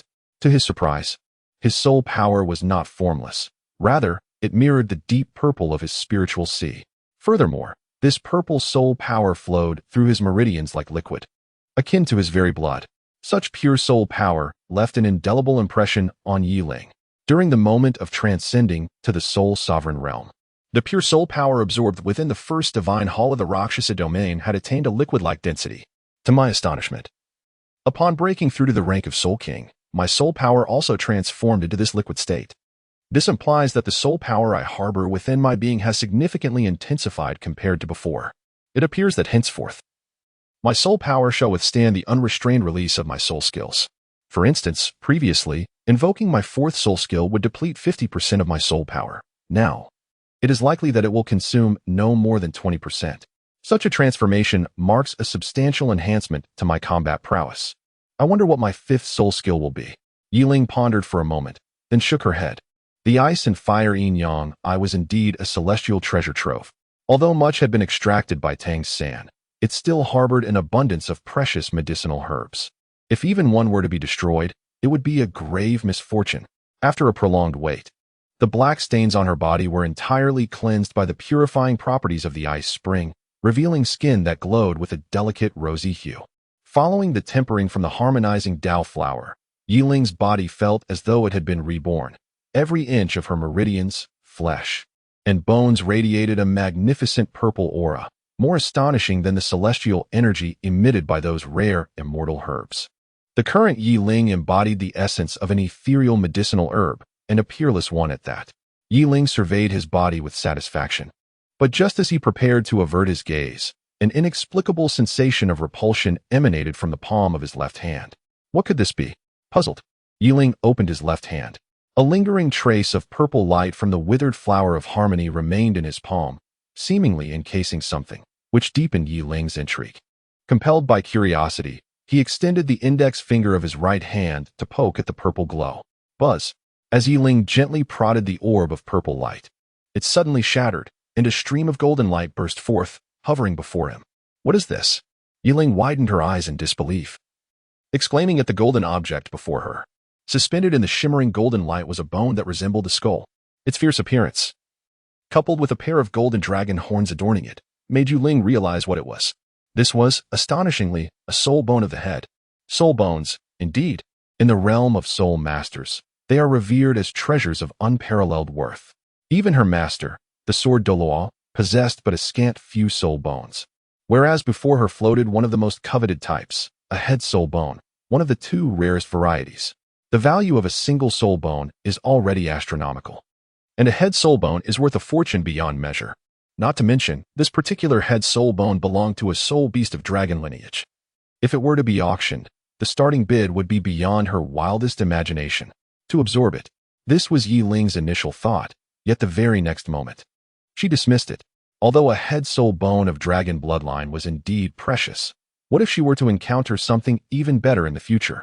This was, after all, a head soul bone, the most significant type of soul bone. Yi Ling was unwilling to leave any room for regret. The head soul bone of the golden dragon bloodline? After a moment of contemplation, a smile graced Yi Ling's lips as she pondered who would be worthy of such a gift. Perhaps it was meant for someone else. Someone who could truly harness the full potential of this extraordinary soul bone. Contemplating thus, Yi Ling extended his hand to enclose the soul bone within the confines of his fingertip storage ring. Surge of soul power coursed through him, propelling him outward towards the icy spring. With a splash, the crystalline waters of the spring were forcefully displaced as Yi Ling's figure emerged from within. A glimmer emanated from the storage ring, and his attire along with a flowing white robe soared forth. After Yi Ling donned her attire and prepared to depart, she seemed to sense something, halting her steps and gazing intently into the fire spring. Within the spring, two forces clashed, one gentle as water, the other ferocious as fire. Yi Ling discerned that this was undoubtedly Tang Sen absorbing a soul ring. One aura belonged to him, while the other stemmed from the abyssal spider. As she felt the two energies continually colliding, both gradually weakened. Yi Ling furrowed her brow for a moment, hesitated, then shook her head and left without further ado. Keep persevering. The remnants of her sigh lingered in the air. As for the soul ring absorption, there was little she could do to assist him, and all she could do was hope that Tang Sen would endure. Chapter 138, Sword River. The other shore. At the foot of the sunset forest, the master paced anxiously, frequently casting glances towards the volcano. His student was currently there, absorbing a soul ring, and moreover, attempting to absorb one beyond his level, which filled him with immense worry. The volcano's mouth was not very high above the ground. Even a soul master could ascend it with their soul power. Despite the master's deep concerns, there was little they could do to assist with the soul ring absorption, leaving them to watch helplessly. Those without the need for a soul ring stood aside. While not as troubled as the master, their brows were slightly furrowed, their expressions grave as they watched the volcano's mouth. Lu Erlong and Flinder stood guard for Ning Rongrong and her companions, who were seated nearby, merely about 10 meters away. Ning Rongrong, Zhu Zhuqing, and Meng Iran were sitting cross-legged beside Lu Erlong and Flinder, emanating powerful waves of soul power. Each of them possessed a purple soul ring before them, gradually merging with their martial souls as they absorbed the soul power. Where has Yi Ling gone? Oscar suddenly inquired amidst the crowd. Dai Mubai and the others exchanged glances, searching their surroundings until they realized Yi Ling was nowhere to be seen, causing their brows to furrow in concern. Dai Mubai waved his hand, beckoning Oscar closer, and whispered in his ear, "You all stay here and keep watch. I will look around." Yi Ling must have sought a place to absorb a soul ring nearby. Oscar nodded as Dai Mubai retreated, his back turned to the crowd. In the sunset forest, not far from the others, a figure clad in white stood with hands clasped behind his back, his light purple eyes fixed intently on a massive lizard before him. This figure was none other than Yi Ling, who had just ascended from the volcanic crater.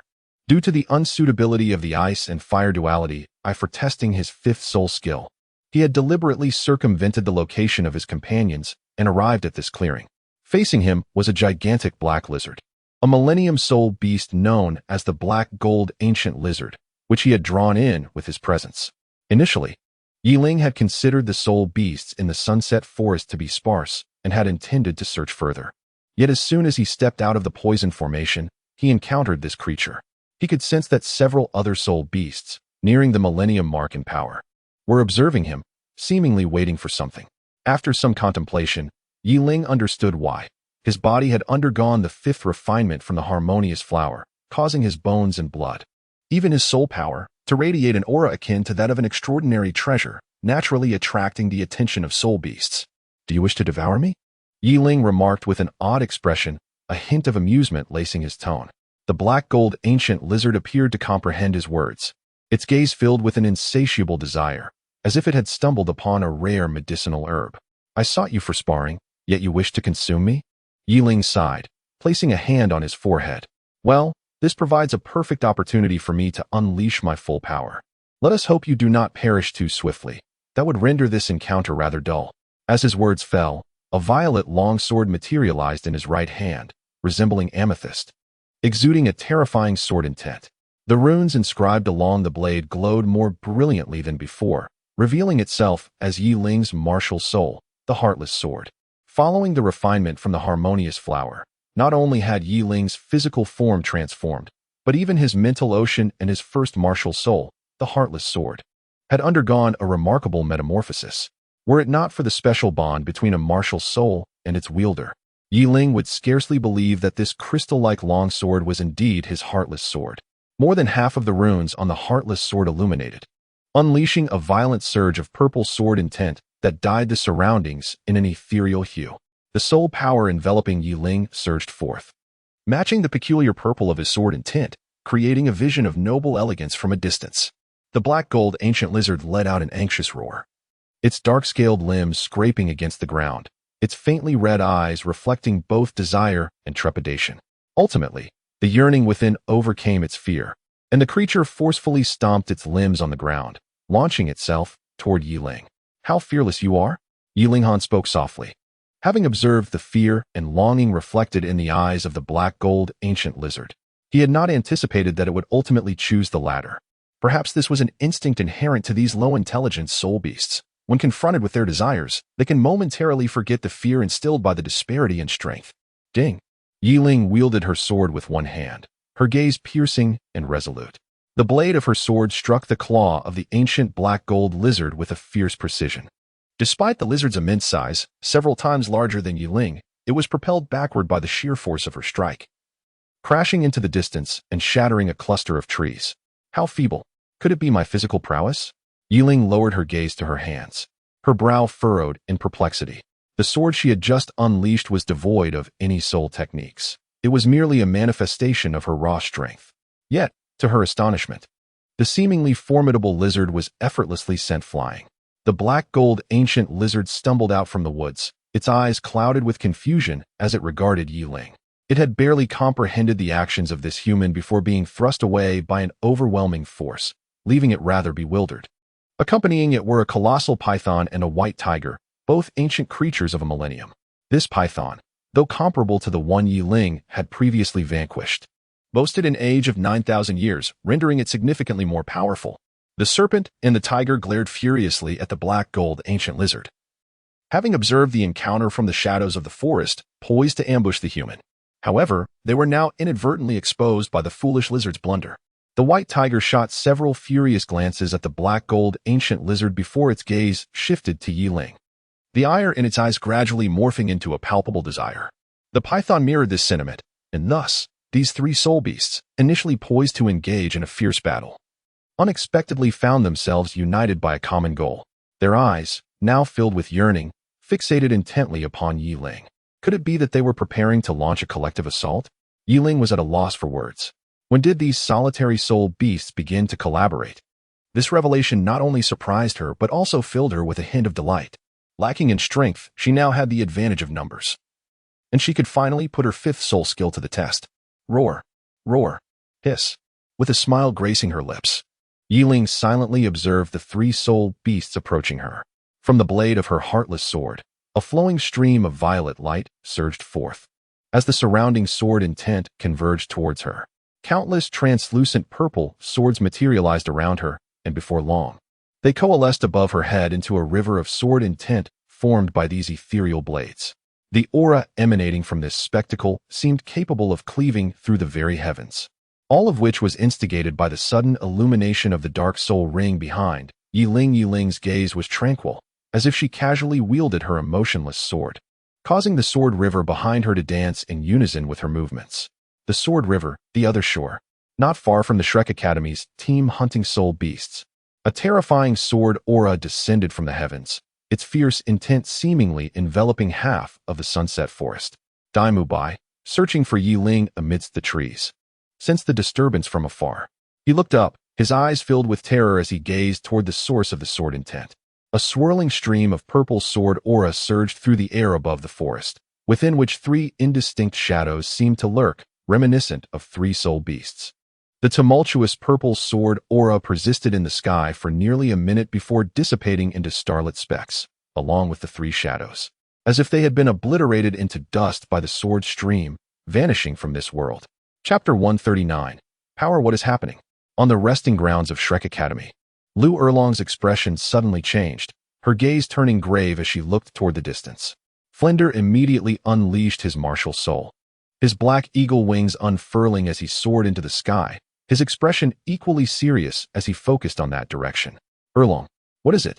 Seeing their reactions, the master halted his pacing, furrowing his brow in confusion as he inquired of Lu Erlong in the air. I don't know, but just now, an incredibly terrifying aura emanated from afar. Lu Erlong shook her head, her expression solemn. Could there be other soul masters here aside from us? The master expressed his astonishment. But upon reflection, he realized that this was Douluo's domain. Aside from them, it was unlikely for any other soul masters to come here. Could it be the Heaven Do Royal Academy? The only academy the master could think of was this one. As a guest elder of the Heaven Do Royal Academy, the only ones capable of hunting soul beasts here would be them. Perhaps not. Flender frowned, clearly sensing that the aura was exceedingly sharp yet strangely familiar. Unlike that of the old fellows from the Heaven Do Royal Academy. Erlong, I will investigate. You stay here and take care of the children. After a brief moment of hesitation, Flender exerted his wings forcefully, propelling himself toward the source of the aura. Lu Erlong nodded. Slowly descending from the air and glancing at the astonished crowd, likely startled by her and Flender's sudden outburst. After witnessing the master approach for an explanation, she shifted her gaze away from the crowd, observing Ning Rongrong and the others who were still absorbing their soul rings. Her expression gradually relaxed, though her eyes remained filled with vigilant awareness. Dai Mubai pushed aside a broken tree nearby, his expression uncertain as he cautiously approached the location where the purple sword river had appeared. The vacant space where Yi Ling had just stood has now been supplanted by a vast chasm. The three soul beasts have vanished without a trace, leaving neither corpses nor soul rings behind. Yi Ling gazes in astonishment at the immense pit before him, swallowing hard and staring blankly at the heartless sword in his hand. What a terrifying fifth soul skill!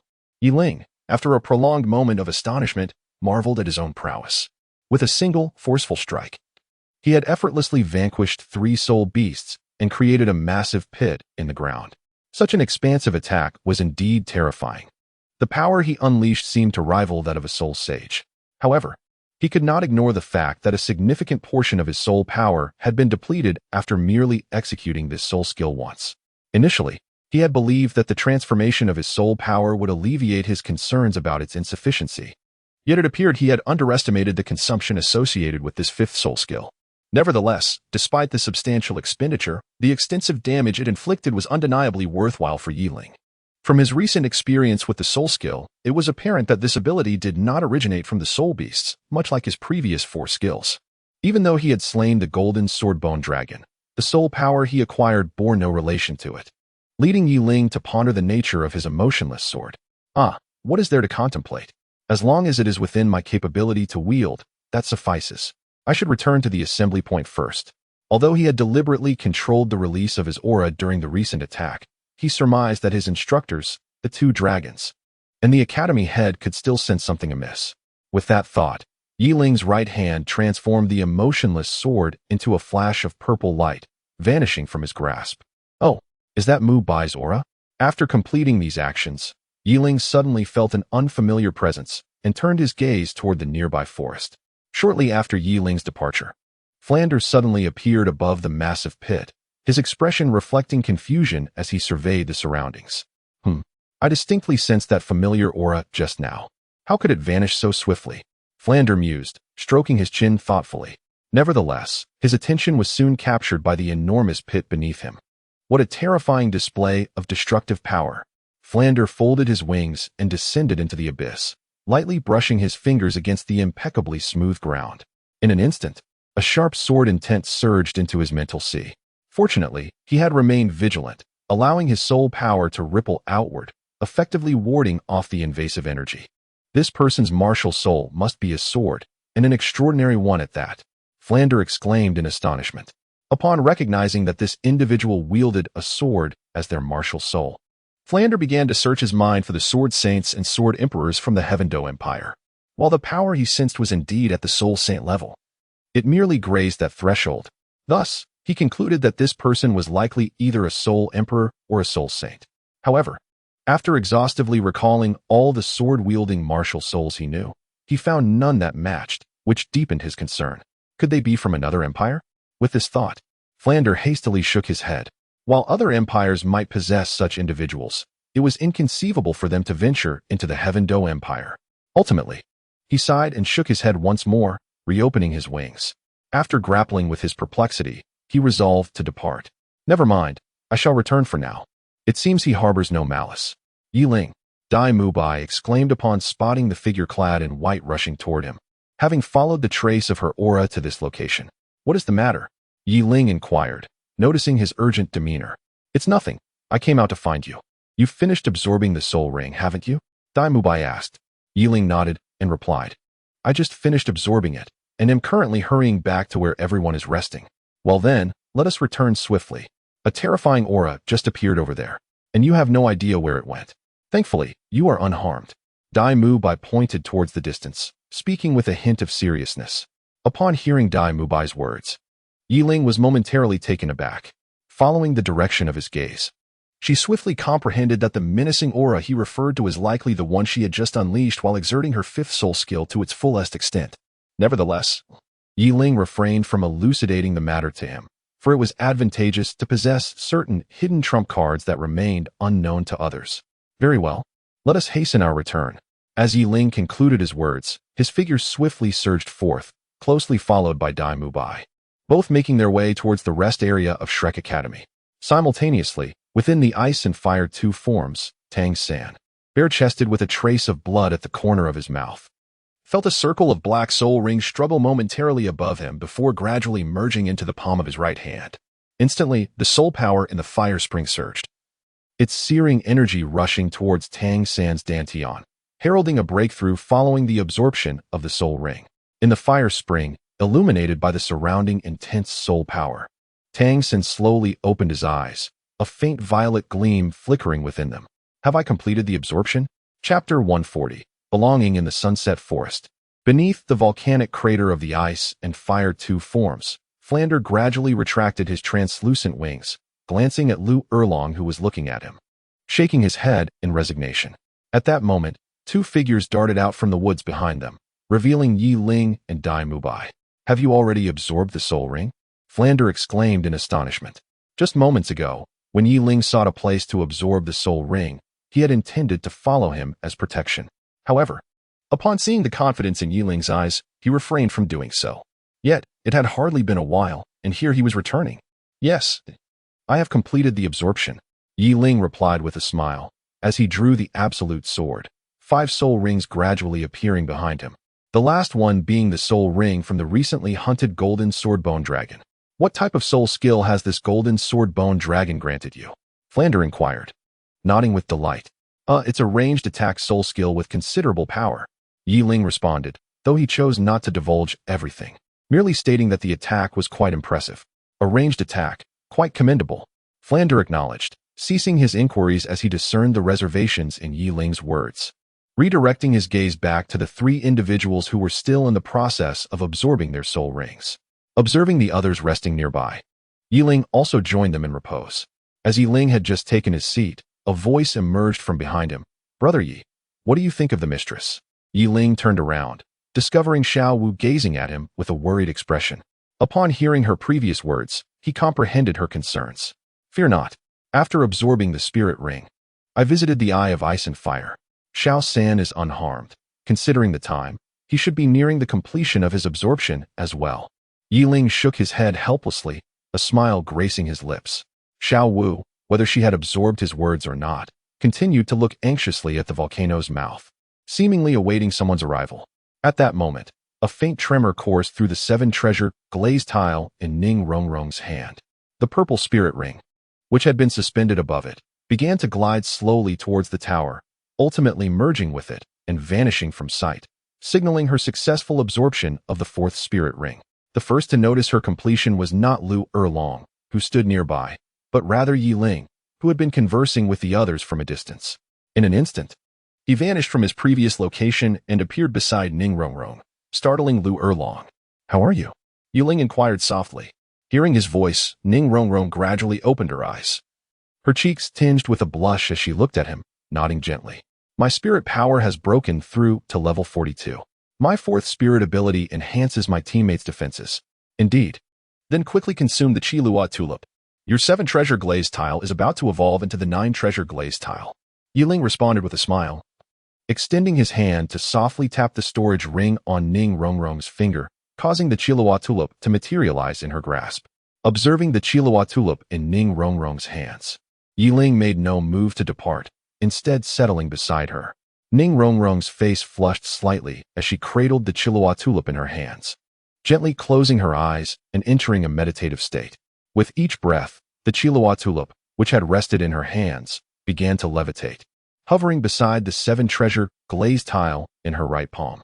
The Chihuahua tulip emitted a gentle light, gradually becoming translucent, while a delicate pink glow peeled away from its core, transmitting towards Ning Rongrong's inner being. Witnessing this scene, Yiling nodded in satisfaction, sensing that the 7-treasure glazed tile in Ning Rongrong's palm was undergoing a transformation. Following an incomplete evolution previously, the 7-treasure glazed tile was now resuming its metamorphosis towards the ethereal image of the 9-color pagoda. With the experience of the prior unsuccessful evolution, this transformation seemed markedly easier. The pink light was drawn into Ning Rongrong's body and then relayed from her palm into the 7-treasure glazed tile, causing it to radiate an extraordinary brilliance as if it were enveloped in a layer of 9-colored glass. What flower is that? This young girl's martial soul is actually evolving.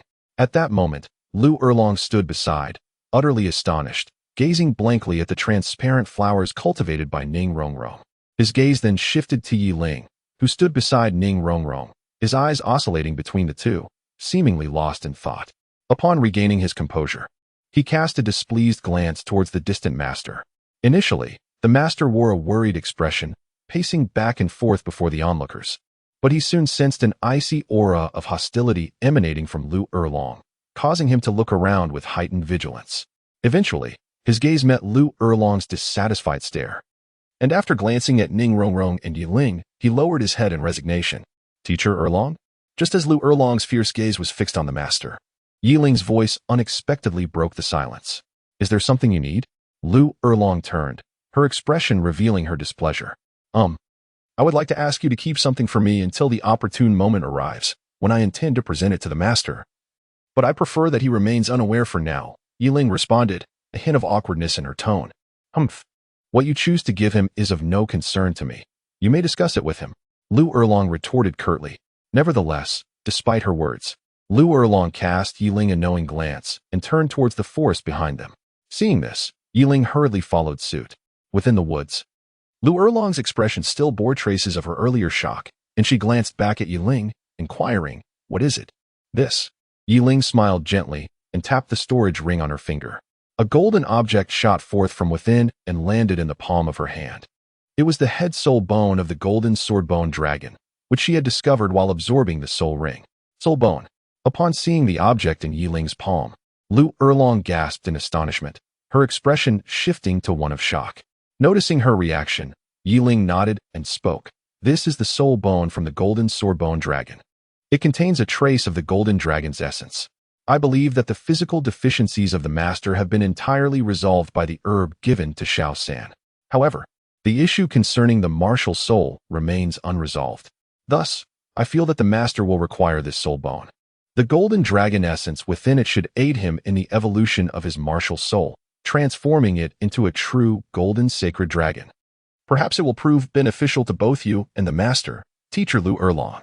After Yiling finished speaking, she cast a meaningful glance at Lu Erlong, placing the soul bone delicately into her palm before turning to depart. In the forest, Lu Erlong stared blankly at the golden soul bone resting in her hand, her mind swirling in confusion as mist gathered at the corners of her eyes. How could she be unaware of the reasons behind the master's sudden departure? Beyond their sibling bond, it was primarily due to the flaws in the master's martial soul. Had his martial soul mutated towards a more formidable path, no one in the family would have dared to obstruct their love. After a prolonged silence, Lu Erlong gently wiped the mist from her eyes and softly spoke. As her words fell, she lifted her gaze, peering through the leaves of the trees towards the master's direction, her lips curling into a radiant smile. Chapter 141. The 9-treasure glazed tower under the nightfall in the sunset forest. An eerie silence enveloped the surroundings. In a clearing near the ice and fire duality eye, the members of Shrek Academy sat in a circle, a bonfire flickering in their midst. Nearly 6 hours had passed since Zhu Zhuqing and Meng Yiran finished absorbing their soul rings, yet Ning Rongrong remained engrossed in her cultivation. Yiling sat cross-legged beside her, observing the earnest expression on her face and the gradually solidifying 9-colored glazed brilliance before her, a gentle smile gracing her features. Not only Ning Rongrong, but Tang San had also yet to emerge from the ice and fire duality eye. According to Yiling's calculations, he should have exited around 6 hours prior. Though she paid no heed to this, his soul ring absorption was complete, and he was likely engaged in other pursuits. Buzzing, as if recalling something, Yi Ling retrieved a pristine white celestial herb from her treasure pouch at her waist. Its leaves were entirely transparent and white, and as soon as she unveiled it, an invisible aura began to spread outward, drawing the attention of those gathered around the bonfire. This was the holy heart grass that Tang San had gifted her, capable of calming the chaotic thoughts during meditation, clearing the mind, and enhancing the speed of cultivation. How could she have forgotten it? Yi Ling shook her head and placed the sacred heart grass beside Ning Rongrong. The pure white halo, illuminated by the distant campfire, resembled ripples in water, spreading outward into the surroundings. Under the shimmering glow of this ethereal light, the circulation of Ning Rongrong's soul power appeared to quicken.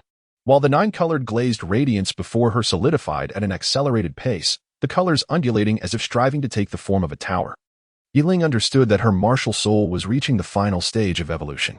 The transformation of the 7 treasures glazed tower into the 9 treasures glazed tower involves 3 distinct phases. The first phase is the 9-colored glazed light, which previously manifested as the vibrant, multicolored aura around the 7 treasures glazed tower when Ning Rongrong utilized the 9 illusions glazed heart. The second phase is the 9-colored glazed heart, which is the radiant essence of Ning Rongrong's martial soul currently taking form before her. The final stage culminates in the 9 treasures glazed tower itself.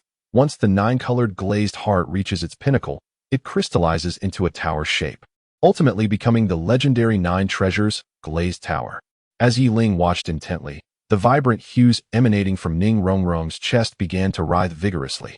A flash of 9-colored brilliance flickered, solidifying into the first layer of the 9 treasures glazed tower. The multicolored light surged upward, seemingly drawn by an unseen force, swiftly completing the second layer. The process continued, with the third, fourth, and fifth layers materializing in succession. Finally, Yi Ling gently put away the sacred heart grass. For the 9 treasures glazed tower before Ning Rongrong had been fully realized, with only a final glimmer of multicolored light remaining at the pinnacle, forming the tower's apex. With a sigh of relief, Ning Rongrong slowly opened her eyes, a glimmer of 9-colored light flashing from the depths of her gaze. The 9 treasures glazed tower floated before her, illuminating her figure in a divine radiance, evoking an aura of unparalleled sanctity.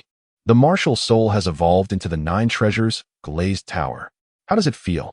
Yi Ling inquired with a smile, gazing at her with a softness in his eyes. Ning Rongrong gently tilted her head, her eyes locking onto Yi Ling for a moment before suddenly enveloping him in a warm embrace. As they both sat cross-legged, and with Ning Rongrong having sat for several hours, her legs felt numb, causing her to lean into Yi Ling's arms in an endearingly intimate manner. "Thank you," she said, her cheeks slightly flushed, beaming at Yi Ling. In response to his astonished gaze, she lifted her head and lightly pecked his cheek, her lips softly brushing against his skin like a chick pecking at grain, leaving a tender imprint. "Rongrong." A fleeting flush of crimson crept across Yi Ling's cheeks as she instinctively reached up to touch her still damp face. A light laugh echoed from the vicinity of the bonfire, and both she and her companion seemed to recall something, their cheeks blooming a similar shade of red. Casting bashful glances towards the gathered crowd, among those surrounding the fire, apart from Flander and the master, everyone else regarded the two with amused expressions. Dai Mubai, in particular, expressed his admiration for Yi Ling with a thumbs up.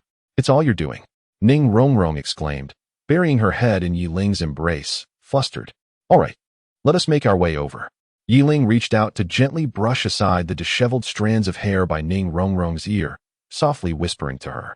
Upon seeing Ning Rongrong blush and nod gently, Yi Ling rose to his feet, assisting Ning Rongrong up and taking her hand as they walked toward the gathering by the bonfire. Just as they settled down, Dai Mubai leaned in, his head close to Yi Ling's ear, and quietly remarked, "Well, Yi Ling, you've finally found someone, leaving poor brother behind, alas." Stealing a glance at Zhu Zhuqing, a flicker of helplessness crossed his face. Yi Ling found this amusing. The once carefree wanderer, who had brushed past countless flowers without a trace, had unexpectedly been tamed by a single feline. Just as Yi Ling was about to offer words of comfort to Dai Mubai, a sound slicing through the air emanated from the volcano's mouth. Recognizing that familiar aura, Yi Ling suddenly froze. Before anyone could react, Xiao Wu transformed into a fleeting shadow, darting away. It's the third one, Master exclaimed with delight. Once the others regained their composure, they hurriedly followed suit, leaving only Ning Rongrong and Yi Ling seated together by the bonfire. Observing the rushing crowd, Yi Ling smiled helplessly, suddenly recalling something, his expression shifting slightly. What's wrong? Ning Rongrong inquired softly, noticing the change in his demeanor. As she spoke, Yi Ling's expression gradually softened, and he replied solemnly, I may not return to the academy with everyone tomorrow. What? Ning Rongrong abruptly lifted her head, her gaze piercing as she looked at Yi Ling, a hint of stubbornness flashing in her eyes. However, upon seeing the apologetic look in Yi Ling's eyes, her expression faltered. Can't you stay? We can also cultivate at the academy, can't we? Why must you go out for training? Faced with Ning Rongrong's questions, Yi Ling remained silent. A gentle breeze swept by, lifting his long hair and obscuring his inscrutable expression. After a moment of silence, Yi Ling's fingers brushed against his waist pouch, revealing a captivating flower in his hand. The bloom was as vividly red as blood. The very flower known as the sovereign among the blossoms within the ice and fire yin-yang eyes, one of the two heartbreak reds. What is this? Ning Rongrong's gaze fell upon the heartbreak red, and an unusual sensation surged from within her. Yi Ling experienced a similar feeling, as if an invisible thread connected them to the flower, intertwining their fates. Sensing this extraordinary emotion, Yi Ling looked into Ning Rongrong's eyes, filled with tenderness, and softly proclaimed, This is heartbreak red, only to be picked for the beloved, only to bloom for the beloved. Chapter 142, The Holy War Mountains at Dawn. The forest of falling sun is bathed in the gentle light of the rising sun, where all of nature thrives in a serene harmony. In a clearing within the forest, a bonfire that had burned throughout the night has long since extinguished. The inhabitants remain nestled within their tents, yet even Tang San, who typically rises early to practice the purple extreme magic eye, has his tent securely shut. However, amidst this stillness stands a delicate figure, facing the dawn, gazing into the distance, cradling an extraordinary flower in her hands. At the border between the Heaven Do Empire and the Star Luo Empire lies an unclaimed mountain range, devoid of settled soul beasts yet shunned by visitors for years. The reason is clear. This place is the sacred territory of the continent's foremost power, the Spirit Hall. This mountain range is known as the Holy War Mountains, named for a past conflict that swept across the entire Douluo continent. The origins and outcomes of that battle remain shrouded in mystery. All that is known is that only two of the three great empires survived, the present-day Heaven Do and Star Luo. At the foot of the Holy War Mountains, there exists a tavern aptly named Return to Dust. Despite the mountains being largely abandoned, a few intrepid souls, undeterred by the Spirit Hall, venture in, driven by curiosity to uncover any relics left behind from ancient battles. Thus, a tavern was established to provide rest for weary travelers. In a corner of the tavern sits a figure cloaked in black robes, long hair concealed beneath the hood. He holds a cup of wine, occasionally taking small sips, his expression ethereal, leaving one to ponder his thoughts. This individual is Yi Ling, who has departed from the Shrek Academy. After a day's journey, he has arrived at these mountains, recalling that his last venture alongside Zhao Wuju and into the hellish domain had begun here, at this very tavern. Young man, do you wish to enter the Holy War Mountains? A raspy voice emanates from the tavern's front desk, belonging to the sole occupant, an elderly man with hair as white as snow. Just taking a look, Yi Ling replied, draining his glass of strong liquor. Ah, you youngsters are all the same. Driven by insatiable curiosity, that mountain range is not a place for mortals to tread. Heed my advice and turn back. The old man shook his head with a sigh, a flicker of reminiscence passing through his weathered eyes. More hospitality, please. Upon hearing the elder's words, Yi Ling paused, casting a puzzled glance at the venerable figure. He placed his cup down, retrieved a gold coin from his storage ring, and set it on the table before rising and pushing open the door to leave. Alas, the tavern door was gently opened by Yi Ling and then softly closed behind him. Watching Yi Ling's silhouette vanish at the entrance, the old man sighed once more, his dim gray eyes glancing at a fragmented mask resting on the liquor cabinet, a flicker of crimson flashing in his gaze. After leaving the tavern, Yi Ling swiftly entered the sacred War Mountains. Unlike the last time when Zhao Wuji guided him, this time he was to discover the entrance on his own. Relying on his memories from that day, Yi Ling navigated through the desolate mountains. This range was devoid of soul beasts, resulting in an abundance of weeds. Only from a distance could one spot a tree lacking soul power. Unlike the primal trees found in the Douluo forest, the flora here was incapable of cultivation, thus emanating no waves of soul energy. He pondered how long it would take to reach that place. Stopping atop a ridge, Yiling gazed helplessly at his surroundings. After wandering for half a day, he had yet to uncover the entrance, and the mountains around him appeared identical, leaving him uncertain whether he was advancing or merely circling back. He recalled that when he had come with Zhao Wuji, they had simply walked straight ahead and arrived. Yet now, having traversed nearly the entire mountain range, he still found no resemblance to that day's path, which left him feeling quite distressed. Could it be that entry was impossible during the day? Did he have to wait until nightfall? Yiling mused. However, after searching for so long without success, he realized that continuing would only squander his strength. Thus, after surveying the area once more, he plopped down onto the grass. If he could not find it by day, surely he would be able to locate it by night. After all, that hidden ancient battlefield, cloaked in secrecy, would manifest in the sky at night. Although one had to reach a specific location to view it, searching would undoubtedly be easier than during the day. Sighing, he decided to wait a little longer. In the hall of the Martial Soul Temple, a majestic woman suddenly appeared within the confines of a grand chamber, her gaze calmly resting upon the enormous altar before her. Seemingly anticipating something with a glimmer of contemplation in her eyes. Calculating the time, she thought it should be emerging soon. A flicker of ethereal green light passed through her eyes as her alluring crimson lips moved slightly, a crisp, cool voice resonating throughout the hall. In the Sacred War Mountains, perhaps influenced by the magnetic field of the ancient battlefield, nightfall descended rapidly. Seated cross-legged on the grass in meditation, Yiling sensed the arrival of darkness. His lavender eyes slowly opening, a strange light flickering within. He directed his gaze skyward. Was it dark already? Yiling murmured softly, gazing at the myriad stars scattered across the night sky. In that fleeting moment, he found himself momentarily entranced, but soon regained his composure and slowly rose from the ground.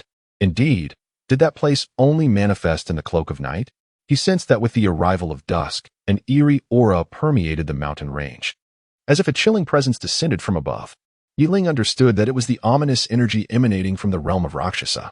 It was precisely due to this strange atmosphere that the sacred battle mountains were devoid of any soul power, rendering all flora incapable of becoming soul beasts. The source of this unsettling energy originated from that direction. Surely, the entrance must lie there. Yiling extended his spiritual awareness, probing the surroundings in search of the origin of this malevolent aura, and ultimately his gaze settled upon a nearby peak. That place appeared more desolate than any other within the sacred battle mountains, for it bore no vegetation whatsoever, only barren rocks laid bare. That must be the place. Yiling's aura surged, and her figure suddenly accelerated towards the mountain peak before her. The peak, long ravaged by malevolent energy, was the most desolate, for the sinister aura emanating from that ancient battlefield rendered the area lifeless, devoid of any semblance of vitality. A place long forgotten. Yiling arrived at the mountaintop, slowly lifting his head. Before his eyes lay the familiar sanguine full moon and the ethereal, elusive shadows of an ancient battlefield suspended in the air. Yiling averted her gaze from the luminous full moon, directing her attention towards the ethereal remnants of an ancient battlefield. There, she discerned a familiar vortex, which served as the gateway to the Rakshasa realm. Chapter 143. The Return to the Sacred War Mountains. The silhouette of Yiling gradually faded into the ethereal shadows of the ancient battlefield, entering the realm of the Rakshasa. A gentle breeze swept through the mountains, and to Yiling's astonishment, the very spot he had just occupied was torn asunder, revealing a fissure from which emerged a stooped figure cloaked in black robes. With a pair of crimson eyes, it gazed intently at the spectral remnants of the battlefield, lost in contemplation. After a brief moment, the cloaked figure slowly retreated back into the rift, vanishing from sight, leaving only a raspy voice lingering in the air. What a clever boy, to have discovered this fissure. It seems I have underestimated you. In the Rakshasa realm, within the antechamber of the third sacred hall, 3 elongated figures sat cross-legged, enveloped in an overwhelming surge of soul power, having already attained the Soul King realm. Suddenly, a resonant hum filled the air as all 3 simultaneously opened their tightly shut eyes, unleashing a torrent of remarkably solid soul energy. Each of them was adorned with 5 radiant soul rings, their luminescence illuminating the sacred hall, infusing it with a newfound vitality. "Brother, my realm has stabilized," exclaimed a captivating woman with flowing purple hair, her voice soft yet vibrant. If Yi Ling were present, he would recognize her as Hulaina, one of the companions he encountered in the Rakshasa realm. My own is secure as well. I should now be at level 52. As he beheld the joyous smile of his sister, Xiaoyu couldn't help but join in her laughter. Only 52. I have reached 53. Ha ha ha, Xiaoyu. You have yet to surpass me. Came another voice from Yan, who was the last to open his eyes. He had experienced the most rapid growth in soul power among the trio over the past year, his foundation solid and his aura exuding an impressively cohesive strength. Just as the three basked in the exhilaration of their individual advancements, an imposing voice echoed out of nowhere, declaring, "The trial of the sacred hall is complete." Upon hearing the voice, the trio exchanged knowing glances, their lips curling into broad smiles. They were all too familiar with this voice. During their year-long stay in the third sacred hall, aside from their occasional meetings to celebrate breakthroughs in their soul power, they had primarily communicated with this voice. I wonder how that sword spirit is faring. After a moment of joy, Hulaina seemed to recall something, casting a glance at the endless expanse of the golden sacred hall before lowering her head slightly. Sword spirit? Indeed, that young man accompanied us to the third sacred hall. Yet we have not seen him since. Not even when we were transported to the trial grounds to acquire soul rings. Could it be? Upon hearing Hulaina's words, Yin too appeared to have an epiphany, speaking slowly. Enough of your musings. I believe that Brother Sword possesses extraordinary talent. Surely, he must be a disciple of some hidden clan and has likely emerged by now. With a sense of resignation, Xiaoyu addressed the two. Reflecting on his initial encounter with the sword spirit, which had sparked some speculation regarding its origins. The Rakshasa domain was under the watchful eye of the spirit hall, making it implausible for outsiders to intrude. Furthermore, only the three of them had met the criteria for entry, implying that any external forces attempting to breach this realm would need to tear through the fabric of space itself, an endeavor only achievable by titled Douluo-level experts. This realization led him to conclude that the sword spirit's identity must be extraordinary. Indeed, this was a sacred ground of the spirit hall. He should have departed by now. Yin shook his head, a look of regret crossing his face. I wonder how my current strength would measure against him if we were to meet again. Are we leaving? Hulaina exclaimed with joy, having spent a year in this place, feeling as though she might suffocate from the confinement. Upon completing the second assessment, we shall be free. The authoritative voice resonated from all directions within the temple, as if an unseen observer had been monitoring their every move. Another assessment. Yan's expression fell, resembling a wilted eggplant. Be serious. Hulaina shot him an exasperated glare before addressing the air. Could you enlighten us about the nature of this assessment? As her words faded, an eerie silence enveloped the temple. The trio remained patient, standing in quiet anticipation. After a prolonged moment, the commanding voice returned. The task at hand is to escape. The solemn announcement echoed in their ears, and a radiant golden light enveloped them. As their vision cleared, they found themselves outside the temple. We are finally free, Yin declared joyfully. Do not celebrate prematurely. We must first complete the assessment to truly leave. Xiaoyu retorted with a roll of his eyes. Brother, I find this trial of departure somewhat unsettling, Hulaina remarked gravely. While exiting the third sacred hall should have been a cause for elation, the ominous name of the leaving assessment sent her heart racing, as if the task ahead was fraught with peril. Let us remain vigilant. Given that this is the third sacred hall's assessment, it will undoubtedly be a formidable challenge, Xiaoyu affirmed, the expressions of the siblings aligning in mutual understanding. A familiar aura permeated the air. Let me see who has ventured into the third sacred hall. At that moment, the colossal angel statue at the end of the hall flickered with a golden light, and the authoritative voice re-emerged. A flash of brilliance illuminated the hall as Yi Ling's figure gradually materialized in the main chamber of the third sacred hall. She shed her black robe, revealing an exceptionally handsome visage within the grand hall. What? This little imp again? A startled exclamation erupted from the angel statue at the hall's end. Compared to her earlier conversation with Hulaina and the others, this voice now carried an added layer of incredulity and an unidentifiable emotion. As Yi Ling stepped into the grand hall, he was immediately met with a thunderous exclamation, followed by an overwhelming and terrifying aura that enveloped the chamber, nearly forcing him to bow to the ground. Goodness, what is happening? Has the deity of angels been afflicted by some ailment? I have not wronged you, esteemed one.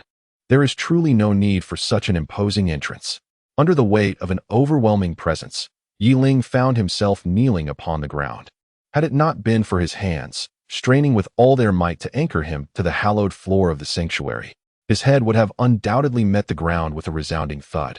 The aura surged in swiftly, only to dissipate just as rapidly, as if it were an unintentional act, soon retracting entirely into the ethereal angelic statue. Welcome to the third sanctuary. The voice, imbued with authority, resonated through the air. Compared to the earlier outburst, this was markedly more composed, yet Yiling could still discern a palpable undertone of suppressed rage, sending a shiver down his spine. As he contemplated whether he had inadvertently offended this divine angelic being, the commanding voice echoed once more. The first trial has been successfully completed.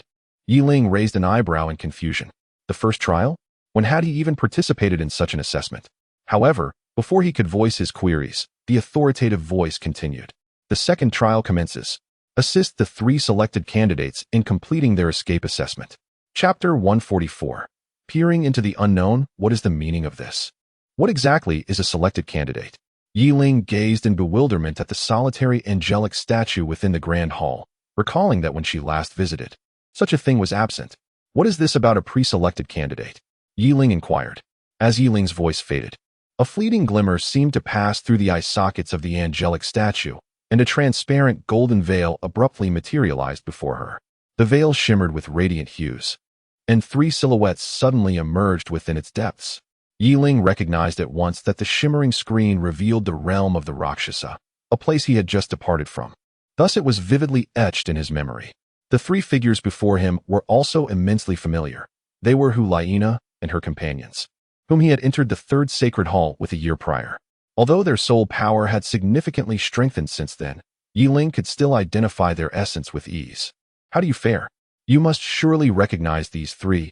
A voice, resplendent yet ethereal, resonated from all corners of the hall. Unlike its previous tone when conversing with Hulaina, this voice now carried a hint of emotion.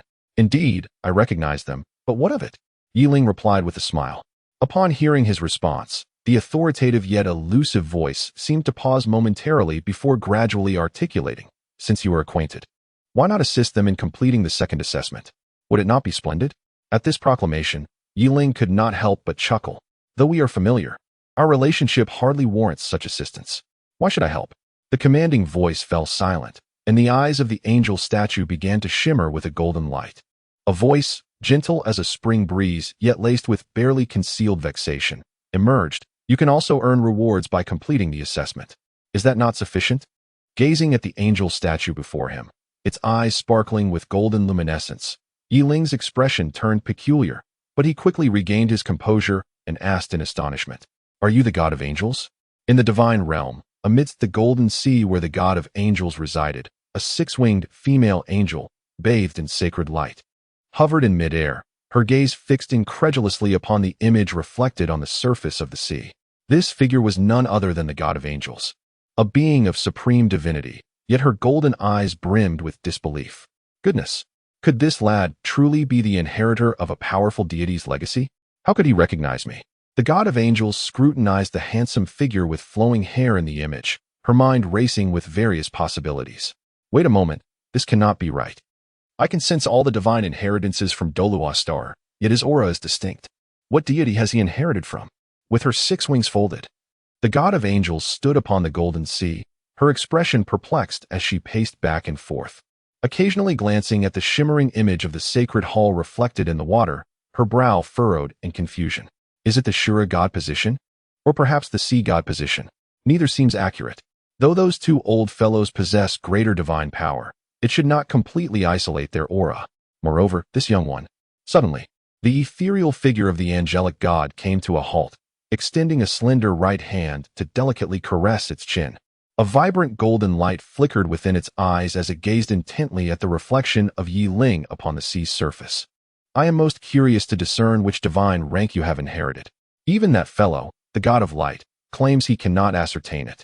Yet, I find it hard to believe that under the scrutiny of my divine power, the eye of the angel, your divine essence remains hidden from view. Within the 3rd holy temple, Yiling waited in vain for the authoritative voice to resonate once more. Growing weary, he settled onto the mat inscribed with his name, quietly biding his time. Am I being too presumptuous?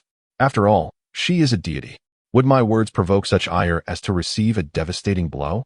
Despite the mat's remarkable comfort, Yi Ling felt an unsettling tension, his heart racing with unease. At that moment, a sudden flash of golden light emanated from the eyes of the angelic statue above him, and an inexplicable aura descended upon the sanctum. Hiss! Yi Ling's seated form suddenly trembled, his gaze shifting to an odd expression as an unsettling sensation of being watched enveloped him, as if stripped bare for all to see. A chill surged from the soles of his feet. Buzz! Just as Yi Ling sensed the scrutiny upon him, a flicker of violet light ignited from his left hand, an invisible aura blossoming from his palm, encasing him entirely and seemingly severing the intrusive gaze. In the sea of angels, the divine angel with eyes shimmering with sacred golden light gradually turned her gaze to Yi Ling's left hand, and her countenance shifted dramatically. An unseen force descended from above, binding her firmly in place. Cough! A trickle of golden blood suddenly stained the corner of the angel's mouth, her once golden eyes now replaced by a dull gray. It was as if a malevolent force was eroding her divine essence. Boom! At that moment, a sanguine beam of light pierced the heavens, descending beside the angel. Angel of the divine, what has transpired? Why has the power you retained in the central divine realm suddenly vanished? A stern voice echoed from the sky as two figures materialized in the sea of angels. The red-haired man at the forefront bellowed in displeasure. Wait, Shura. Something seems amiss with the angel of the divine. As the red-haired man, dubbed Shura, was about to approach the angel, a blue-haired middle-aged man behind him called out. Huh. At the sound from behind, Shura's gaze finally settled on the angel of the divine, his eyes flashing with a crimson glimmer, an aura of slaughter erupting from him as he advanced toward her. What power is this that can strip away divine might? As the violent aura of slaughter enveloped the angel of the divine, Shura exclaimed, Awaken! After a moment of shock, Shura regained his composure, a flicker of murderous intent gleaming in his eyes as pure Shura divine power surged forth, encasing the angel of the divine. Bang! As this pure divine power enveloped her completely, a sound akin to shattering glass resonated. Simultaneously, the gray hue in the angel's eyes gradually dissipated, replaced once more by her golden divine power. Seeing the angel of the divine restored, Shura withdrew his divine might. The newly awakened angel, however, suddenly found herself devoid of Shura's support, collapsing weakly onto the golden surface of the sea, her golden divine power retracting as she gasped for breath in panic. How can this be? What on earth resides within this boy that can devour my divine power, even threatening my very divinity? It is on the brink of shattering. Chapter 145. Taboo, a gentle halo, reminiscent of a mother's tender touch, caressed the delicate skin of the mist, imbuing the ethereal space with an extraordinary sense of substance. In the distance, there loomed an imposing floating palace, appearing both illusory and tangible under the embrace of this soft luminescence. This realm is the abode of the gods, where countless deities reside, from the humblest clerics to second-order deities, first-order deities, and the sovereign gods, with a meticulously structured hierarchy. This is the celestial paradise yearned for by mortals.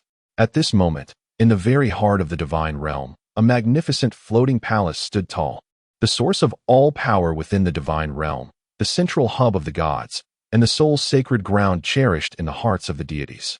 Within this majestic palace, 5 elongated figures sat high upon the grand dais, embodying the mightiest forces of the divine realm. The only 5 god kings who had survived from ancient times, the god of Shura, the god of evil, the god of goodness, the god of destruction, and the god of life. They gazed intently at a 6-winged angel standing below them. This 6-winged angel was none other than the master of the sea of angels, the angel god. Please, convey the details to us, spoke a black-haired man seated in the center of the dais, enveloped in a shroud of black mist, a palpable aura of malevolence swirling around him, as if he were the sovereign of all wickedness in existence. Yes, my lord god king. The angel god cast a fearful glance at the 5 god kings above and began to recount the recent events in a trembling voice. After a considerable time, the angel god concluded her account, stealing a glance upward only to be met with a piercing gaze that compelled her to bow her head in trepidation. My lords, that is all I know, she murmured, her voice barely above a whisper, too fearful to look upon the 5 figures above. Upon hearing the angel god's words, the 5 god kings fell into a contemplative silence, their expressions reflecting astonishment. That will suffice. You may return now. Ensure you keep a close watch on the human youth you mentioned. If necessary, You may use your avatar left on that continent to guide him.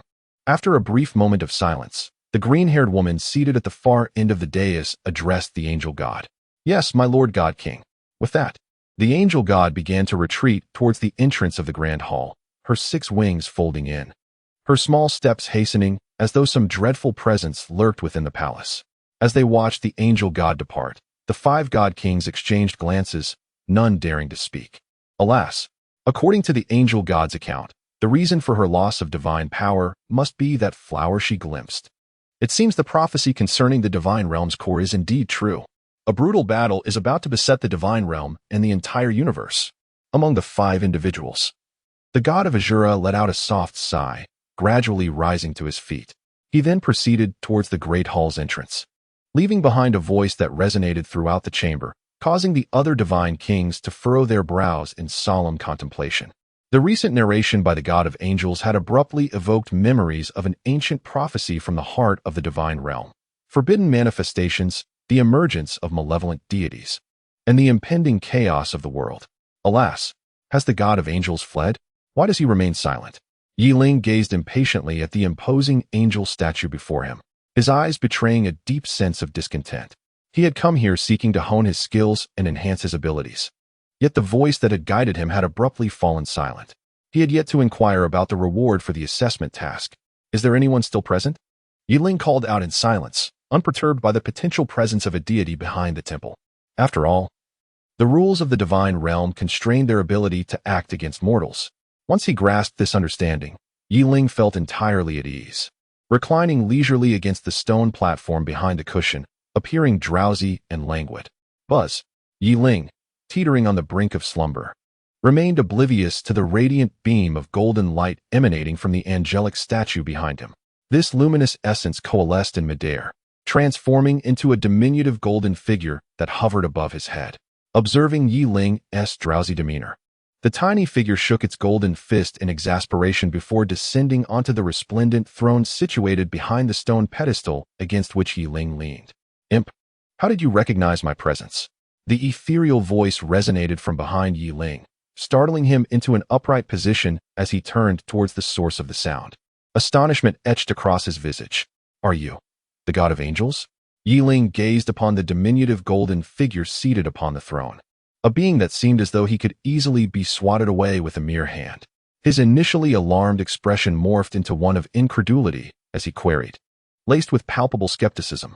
Upon hearing Yi Ling's tone, the golden figure stamped its tiny foot in frustration, ready to unleash its wrath, but then hesitated, as if contemplating something. Its gaze towards Yi Ling shifted, adopting an odd expression tinged with a hint of trepidation. Ahem, may I inquire how you came to this knowledge? The angelic deity paused, recalling the moment when its divine power had been stripped away, nearly resulting in the shattering of its divine essence. As it regarded Yi Ling, the haughty tone that previously characterized its speech dissipated, replaced by an air of inquiry. It is not difficult to recognize such a grand angelic statue, and the sacred aura permeating this temple is undeniably potent. Anyone could deduce your identity as the angelic deity. Yi Ling responded slowly, devoid of any trepidation towards these gods bound by the constraints of their own rules. Is it truly that simple? The golden figure plopped down onto the throne, a look of amusement crossing its face. It had spent so long pondering, believing Yi Ling to be a successor of some prominent figure in the divine realm, only to discover that Yi Ling had unraveled the truth on his own. The golden figure, a manifestation of the angelic deity's divine essence, surveyed the temple, its tiny golden hands resting thoughtfully on its chin. It seemed evident that its identity had been too conspicuously revealed. It recalled that the sea god had left the second temple devoid of any statues, thus realizing that its own exposure stemmed from these erratic embellishments. Enough of this triviality. Let us proceed to the matter at hand. The golden figure suddenly declared with gravity. The assessment you face was not orchestrated by me, except for my divine successor. All other evaluations are arranged by the third temple, so I cannot predict what rewards you may receive. Nevertheless, the decision to undertake this assessment lies solely with you. Do you accept this second challenge? Upon hearing the angelic deity's words, Yi Ling's brow furrowed slightly, his confusion evident regarding the deity's abrupt shift in demeanor. However, he swiftly regained his composure, pausing to reflect with his hand on his forehead in contemplation. Very well, I accept the challenge. After a brief moment, Yiling lifted his head and declared. Hearing this response, the golden figure of the angelic deity nodded in satisfaction, gesturing with a single hand. A flash of golden light enveloping Yiling and transporting him away from the temple. As Yiling abruptly vanished, the divine angel transformed into a small golden figure began to undergo a remarkable transformation. A dazzling brilliance emanated from it, and moments later, the angelic being, adorned with 6 magnificent wings and shimmering golden hair, materialized within the grand hall. Yet, scarcely had she assumed this form when she seated herself upon the golden throne, her gaze lingering thoughtfully on the fading silhouette of Yiling, a flicker of contemplation crossing her eyes. At long last, the harbinger of calamity had departed. The previous aura had been utterly terrifying, nearly shattering this goddess's divine essence and leading to her untimely demise. In truth, had it not been for the insistence of the other deity lords, she would never have returned to observe this sacred hall from the celestial realm. She certainly did not wish to endure another encounter of that nature. Chapter 146. The spirits surrounding the forest, have they emerged? Observing the desolate and dim world around her, Yiling found herself momentarily bewildered. This time, she had not been transported outside the hall, but had instead been conveyed to the very outskirts. Why did it seem to her that the angelic being regarded her with an unusual gaze? Yiling pondered, yet it was merely a fleeting thought. After all, the god of angels is a deity, and it is inconceivable for such a being to harbor peculiar emotions for a mere mortal. Perhaps it is best to seek out those 3 individuals. A year has passed, and I wonder to what extent their powers have developed. They may yet surprise me. Gazing into the distance, he beheld the endless gloom of the Rakshasa domain, where countless souls roamed. The specters that had been vanquished a year prior were now reawakening from this land, sensing the scent of their prey. In the Rakshasa domain lies the Soul Weight Falls, one of the 3 forbidden areas. This place is perpetually enveloped in a thick gravitational force, transforming the soul waterfall nearby into a river of gravity. If Yiling were here, he would surely recognize it as the very waterfall where he and Zhao Wujing had once trained. At this moment, in a rocky forest just outside the Soul Weight Falls, 3 figures leaned against the stone pillars behind them, their garments tattered and stained with traces of blood. These 3 were Hulaina and her companions, who had departed from the 3rd sacred hall. Upon leaving the protective shield of the hall, they were besieged by a horde of specters, catching them completely off guard. Among these apparitions were several at the Soul Emperor level. While their talents allowed them to contend with 1 or 2 Soul Emperors, they were simply overwhelmed by the sheer number of adversaries. After employing desperate measures, they managed to escape to this familiar rocky forest, the very spot where they had encountered the Sword Spirit. Yet this time it might also be where their lives would meet their end. "Brother, are you all right?" Hulaina inquired anxiously, her gaze fixed upon the battered Xiaoyu, whose eyes were slightly reddened, a hint of mist rising. Yan, standing nearby, wore a pale countenance, filled with guilt as he regarded Xiaoyu. During the recent battle with the specters, had it not been for his impulsiveness, perhaps the 3 would not have been discovered and would not have found themselves in such peril, nor would Xiaoyu have sustained such grievous injuries. "Xiaona, I merely overexerted my soul power. I shall recover with a brief rest," Xiaoyu replied weakly. Forcing a smile despite his clarity regarding his condition, his soul power was severely depleted, and his body bore numerous wounds, leaving him in a state of utter exhaustion. "Yan, how much longer until we reach that place?" Hulaina composed herself and turned to Yin, who stood behind her. Sighing, Yin looked around and shook his head. "We are still some distance from the place we visited a year ago, and the area outside the rocky forest is teeming with specters." Upon hearing Yan's response, a fleeting pallor washed over Hulaina's face. She bit her crimson lip, casting her gaze towards the frail Xiaoyu nearby. A wave of helplessness surging from the depths of her heart, Hulaina retrieved an object from her bosom, a life-saving token bestowed upon her by her mentor, the current pope of the Wuhuan Palace. This token represented their last glimmer of hope for escape. Shattering, it would grant them freedom. However, it bore a significant flaw. As her mentor had cautioned her prior to their arrival, within the Ruasha domain, 3 forbidden zones could obscure the token's aura. Regrettably, they now found themselves near one of these forbidden areas, the Soul Heavy Falls.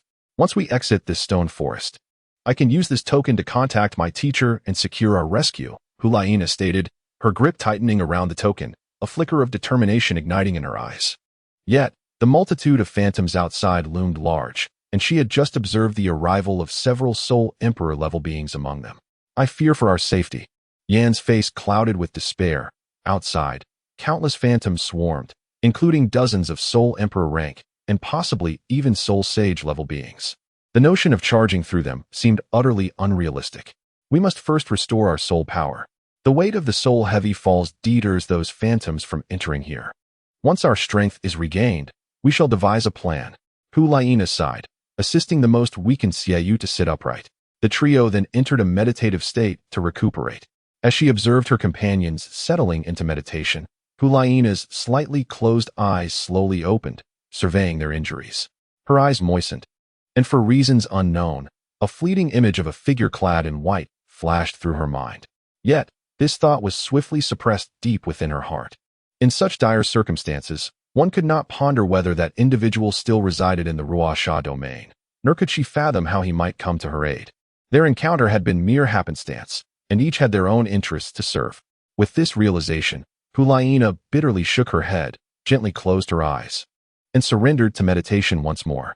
Meanwhile, not far from the stone forest, atop a rocky peak, a figure in white stood poised with a sword, gazing down upon the surging tide of phantoms below. His eyes narrowed slightly, a smile playing at the corners of his lips. I found you. This individual was Yi Ling, who had emerged from the trial of the angel god to assist Hu Laina and her companions in their task. After half a day of searching, he had traced the phantoms to this location and sensed a familiar aura. It belonged to Hu Laina and her companions. However, judging by the signs of battle and bloodstains on the ground, it was evident that they had sustained considerable injuries. As Yi Ling gazed intently at the expanse of stone forest below, a piercing cry echoed from behind her. Without a moment's hesitation, she deftly swung her ruthless sword, the blade glinting with a violet hue. In an instant, a Soul King-level specter was cleaved in two, collapsing beside her against a massive boulder. It baffled her how they could have found themselves ensnared within the stone forest. Rubbing her head in exasperation, Yi Ling surveyed the tightly encircled stone formations below and felt a wave of frustration wash over her. How was she to make her entrance? Should she charge in? With so many specters, including those of the Soul Emperor rank, it seemed likely that a reckless rush would lead to her demise. Oh, but if she were to leap from here, she might just land on the very edge of the stone forest. However, it appeared that the height was quite substantial. Yi Ling cast a fleeting glance at her slender arms and legs, uncertain of her decision. Though the height was not fatal, the prospect of jumping down seemed daunting. She absent-mindedly picked up a small stone and tossed it downwards, only to see it take an eternity to reach the ground, prompting her to swallow hard in apprehension. Her soul energy surged, pushing aside the dissipating ghostly bodies that were transforming into specks of starlight. Gradually, she settled down, her gaze fixed below, lost in contemplation. Perhaps it was wiser to wait. After all, this horde of specters dared not approach the stone forest too closely. Time to consider alternative strategies. Chapter 147. The enigmatic Blackstone Little Na. My soul energy has mostly recovered, yet my injuries prevent my body from storing more. Xiaoyu inhaled deeply, slowly opening his eyes, a fleeting purple glimmer flashing within them. His robust soul energy surged, and a hint of color returned to his pallid complexion, though the gruesome scars marred his movements, rendering him considerably more rigid than before. Whatever you decide, we shall follow your lead. Upon hearing Xiaoyu stir, Yin gradually opened his eyes, a flicker of seriousness crossing his face as he addressed the recently awakened Hu Laina. The spirits can absorb the malevolent energy of this Rakshasa domain to mend their wounds, and their sheer numbers make direct confrontation impossible. Thus, I believe, Hu Laina, upon seeing Xiaoyu's recovery, briefly displayed a glimmer of joy before her expression turned grave, as she began to devise an escape plan for the trio. As she articulated her thoughts, both Xiaoyu and Yin exhibited a mix of gravity, surprise, and hesitation, ultimately resting their chins on their hands in contemplation by the time she concluded.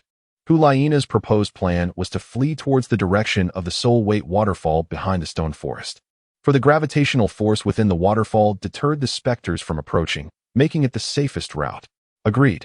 After a prolonged moment of contemplation, Yin nodded in affirmation, and the weakened Xiaoyu also inclined his head in agreement. Observing their consensus, Hu Laina steadied herself against a nearby stone pillar and declared, "Since we have made our decision, let us move in that direction." With a smile, Hu Laina rose, and both Yin and Xiaoyu stood as well. exchanging glances filled with camaraderie before they proceeded towards the direction Hulaina indicated. Shortly after the trio departed, a figure in white gradually entered the stone forest. Wielding a long sword that shimmered like amethyst, its blade stained with fresh crimson blood, as if it had just emerged from a fierce battle. It is truly peculiar that these spirits, though ethereal, still possess blood. The figure cloaked in white slowly began to speak. It was Yi Ling, who had come to assist Hulaina and the others in passing their assessment. Initially, he had intended to linger atop the mountain for a while longer. However, to his surprise, the small stone he had previously cast down had attracted the attention of numerous phantoms below. With no other option, he leaped from the summit, landing within this stony forest. It seems someone has recently been here, as evidenced by the still fresh blood that has yet to fully congeal. They surely cannot have ventured far. Suddenly, Yi Ling's gaze fell upon the bloodstains remaining on a nearby stone pillar. These marks were left by a hand that had braced against the structure, revealing a clear impression of half a palm. There is quite a considerable amount of blood. It appears that one among the trio has sustained significant injury. Observing the other bloodstains scattered throughout the area, as well as the disordered footprints upon the ground, Yi Ling's expression darkened. His eyes shifted toward the far side of the stone forest. That must be the direction from which they departed, right? Is it over there? Yi Ling was well aware of that place. It was where he and Zhao Wuji had first ventured into the realm of the Rakshasa for their cultivation. To his surprise, the three of them were heading in that direction, a location enveloped by an immensely powerful gravitational force, one that the specters dared not approach. Moreover, departing from that area would allow them to evade the specters that surrounded the stone forest. However, as he gazed towards that vicinity, an inexplicable sense of unease settled within him, a feeling of distaste emanating from the waterfall, as if something profoundly loathsome resided there. Nevertheless, he resolved to follow them and investigate. He had always found that place to be rather peculiar, and it was the perfect opportunity to explore further. Yi Ling shook her head, disregarding the bloodstains on her white robe, and quickened her pace to follow the footsteps of Hulaina and the other two. The soul-heavy falls, as chronicled in the ancient texts of the Spirit Hall, is said to embody the laws of heaven and earth. Although those in the outside world who are aware of the existence of the Rakshasa domain claim it to be a remarkable place formed after the death of a powerful being adept in the manipulation of gravity, the reality is far different. The ancient records indicate that the soul-heavy falls is one of the three forbidden places in the Rakshasa domain, alongside the Valley of Death and the Graveyard of Chaos. Everything here is a remnant of the divine beings from legend, shrouded in mystery. The trio halted before the grand and tumultuous waterfall, where an almost violent gravitational force bore down upon them, compelling them to quickly channel their soul energy to withstand it, allowing them to regain their composure. Is this truly one of the three forbidden places recorded in the ancient texts? Xie Yu gazed in awe at the magnificent waterfall, his pale face reflecting profound astonishment. Under the oppressive force of gravity here, I feel as though my soul energy circulation has been drastically diminished. What an eerie place. Yin exclaimed. Given that it is a forbidden area, it stands to reason that it is fraught with peril. With this gravitational force suppressing our strength significantly, encountering danger could prove disastrous. We should leave quickly, Hulaina remarked, her expression serious as she observed the surroundings for a moment. The three hastily departed from the waterfall, making their way back.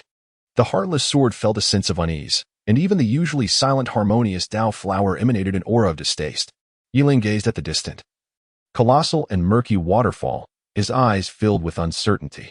He looked at the trembling sword of indifference in his right hand, acutely aware that it was not fear that gripped the blade, but a profound and vehement loathing.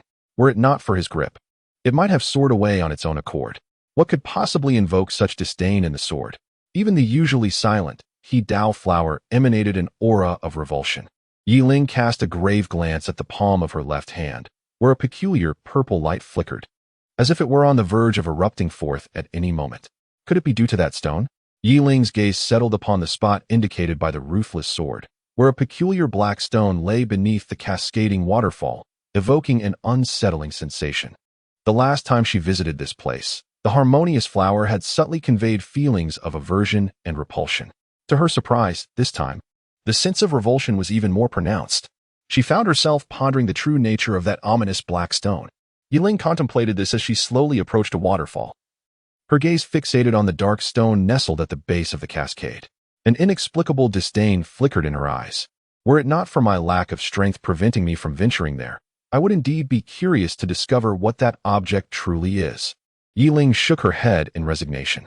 Beneath this waterfall, even a tidal Douluo would hesitate to linger. I had foolishly contemplated venturing closer to that stone. How naive of me. It would be wiser to seek out the three of them first. Once my own strength allows me to confront the soul power emanating from the waterfall, I can return and explore at my leisure. As Yiling contemplated, her gaze swept over the footprints left by the waterfall, and in a fleeting moment, she vanished into the clearing before the cascade. Not long after Yiling departed, the black stones beneath the soul-heavy waterfall suddenly flickered, and a pair of crimson eyes vanished in an instant. Chapter 148. Reunion not far from the soul-heavy waterfall. In a secluded valley, Hulaina and her companions remained vigilant, cautiously advancing forward. "Brother, Yen." Hulaina suddenly turned to address the two by her side. Upon hearing her voice, Yen and Xiaoyu exchanged solemn nods, their gazes increasingly wary as they surveyed their surroundings. "It's too quiet. This valley is unnervingly silent," Yen murmured. Even he, usually carefree and reckless, was on high alert, which caused Hulaina and Xiaoyu's hearts to race with trepidation. Like human soul masters, the specters were also categorized into layers, the only distinction being that they lacked intelligence until reaching the soul sage level, relying solely on instinct to fight and hunt. However, it seemed that the specters they encountered had formed a cohesive unit, tightly encircling them, as if deliberately herding them into this valley. It was likely that behind this group of specters, a soul sage was orchestrating their movements. Hulaina articulated her suspicions, and Xiaoyu nodded in agreement, his pale face betraying a deep apprehension. Indeed, he had noticed that these specters were evidently trying to corral the three of them into this location. "Let us proceed with caution. A fierce battle may be imminent," Xiaoyu warned. At his words, both Yin and Hulaina nodded gravely, continuing to tread carefully forward. The valley enveloped them in a profound darkness, as if stained with congealed blood, evoking an unsettling chill as they gazed into the distance. This valley had once served as a riverbed for the torrential waters cascading from the soul-heavy waterfall. Over time, the relentless force of gravity and flowing water carved a deep channel, which eventually dried up as the waterfall's flow diminished, leaving behind a passage resembling a valley. The trio walked along the edge of the valley, Yin and Xiaoyu occasionally glancing overhead, ever watchful, while Hulaina clutched a token in one hand. The token appeared dull and gray, evidently suppressed by the influence of the soul-heavy waterfall, rendering it ineffective. "We're almost out of the soul-heavy waterfall's range. Once we do, we can shatter this token and return instantly," Hulaina exclaimed, her eyes catching a faint glimmer of light emanating from the token. Suddenly, her excitement was palpable. "Xiaona, we might be in trouble." However, Hulaina's excitement did not elicit a response from the two. She gazed at them in a daze. And after a moment, Xiaoyu swallowed hard and spoke slowly. Upon hearing his words, Hulaina's heart tightened, and her gaze followed his towards the distant mountain valley. There, a dozen phantoms emerged, their eyes ablaze with white flames, filled only with chilling malice and insatiable desire. Damn! 12 Soul Emperor-level phantoms appeared at once. Yan's expression also changed drastically, his eyes betraying an unmistakable shock. What to do? Hulaina tucked the token into her bosom, her soul power surging as she fixed her gaze intently on the 12 phantoms ahead. What else could they do? If they could fight, they would. If not, they would flee. Xiaoyu shook his head helplessly, summoning a pair of purple crescent blades into his hands, with 5 soul rings manifesting behind him. The battle seemed imminent. Caw caw caw. The 12 phantoms regarded the trio with an intense desire reflected in their fiery eyes, as if sensing the opportune moment had arrived. Suddenly, one phantom surged towards Hulaina and the others, prompting the remaining phantoms to swiftly follow suit. Soul burn. In stark contrast to the calm demeanor of Hulaina and Xiaoyu, Yin launched an offensive. Even against opponents of Soul Emperor strength, 12 of them, no less, he remained undaunted. As his first soul ring lit up, a terrifying column of fire erupted forth, meeting the oncoming phantom's assault. Thud. As a member of the golden generation of the Spirit Hall, his prowess was evident. Faced with Soul Emperor-level foes, Yan's assault was still ferocious, sending one phantom hurtling away. Foxfire. Void Blade. At that moment, Hulaina and Xiaoyu also initiated their attacks. 6 swirling orbs of foxfire flickered in Hulaina's hands, and as her first soul ring glimmered, The orbs flew toward the approaching phantoms. Upon impact, the foxfire detonated violently. Simultaneously, Xieyu's purple blade of light struck the remaining phantoms, repelling them. Brother, Yin, if there's an opportunity, move forward. The token just lit up briefly. I suspect we will soon be out of the soul-heavy waterfall's range. Hulaina instructed the two, and her second soul ring glowed. A translucent purple figure identical to her emerged from her body. Her second soul skill, Twin Shadow, Soul-Severing Blade. Hearing Hulaina's words, Yin and Xieyou pressed forward amidst their attacks. Another flash of purple light struck a phantom attempting to close in on them, sending it flying. Lava eruption. Yin activated his fourth soul skill, causing the ground around him to erupt with searing magma, which bubbled and frothed as it broke through the surface. What was happening? At that moment, Xieyu's gaze swept across the summit of the valley, where 12 ethereal souls had manifested, and there appeared to be a fleeting white figure. Just as he contemplated this, a soul of emperor rank surged into the trio, unleashing a violent aura that caused them to stagger back, momentarily scattering them from a single attack. Nana, be careful, Xieyou suddenly exclaimed. Having spotted the white phantom at the peak of the valley darting towards them like a streak of light, its target being the foremost Hulaina. Clone. Hulaina, hearing the warning, hastily summoned her second soul skill's clone to shield herself. A flash of white flame surged past, and Hulaina abruptly coughed up a mouthful of blood, a result of the backlash from her destroyed clone. Gaga. The white specter, unfazed by its thwarted strike, brandished its flaming hands towards Hulaina. That's it, Hulaina thought despairingly. For during the brief moment of vulnerability after her clone's destruction, she sensed the formidable aura of the soul before her, clearly at the soul sage level.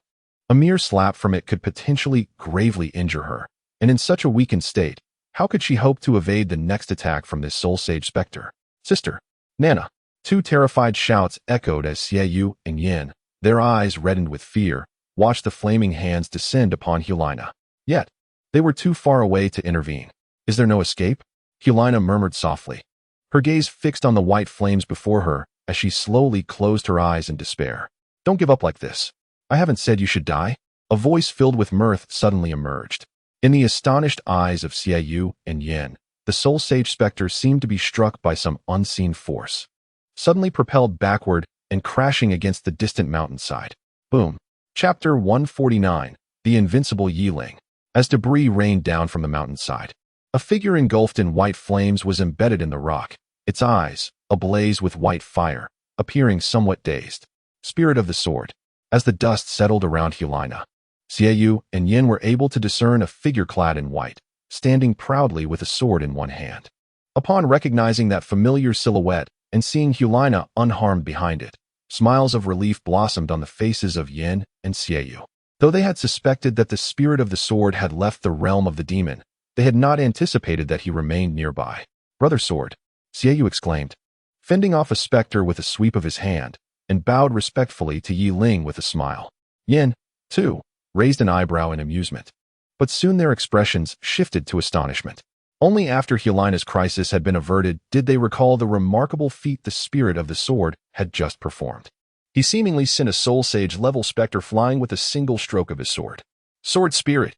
At this moment, Hulaina, who stood behind Yi Ling, also regained her senses, slowly opening her tightly shut eyes. Before her appeared the familiar silhouette of a person. However, unlike their first encounter, he was now clad in white, stained crimson with blood. What are you doing here? Hulaina inquired in astonishment, for according to her brother's conjecture, he should have departed long ago. Yi Ling cast a grave glance at the specter embedded in the mountains afar, her eyes narrowing slightly, and the grip on her sword tightened imperceptibly. Shouldn't you have departed? Why are you in our vicinity? Hulaina continued to inquire. Yi Ling grasped his sword, intending to seize the moment and charge at the soul saint-level specter before it could react. However, suddenly a hand emerged from behind him, gripping his robe tightly. What are you doing? Let me go. Suddenly grasped by an unexpected pull, Yi Ling halted abruptly, his forward momentum stifled. Stumbling, he turned to face the perplexed expression of Hulaina, his countenance darkening with irritation as he exclaimed, "Oh!" Startled by Yi Ling's outburst, Hulaina's hand trembled, releasing her grip on his robe.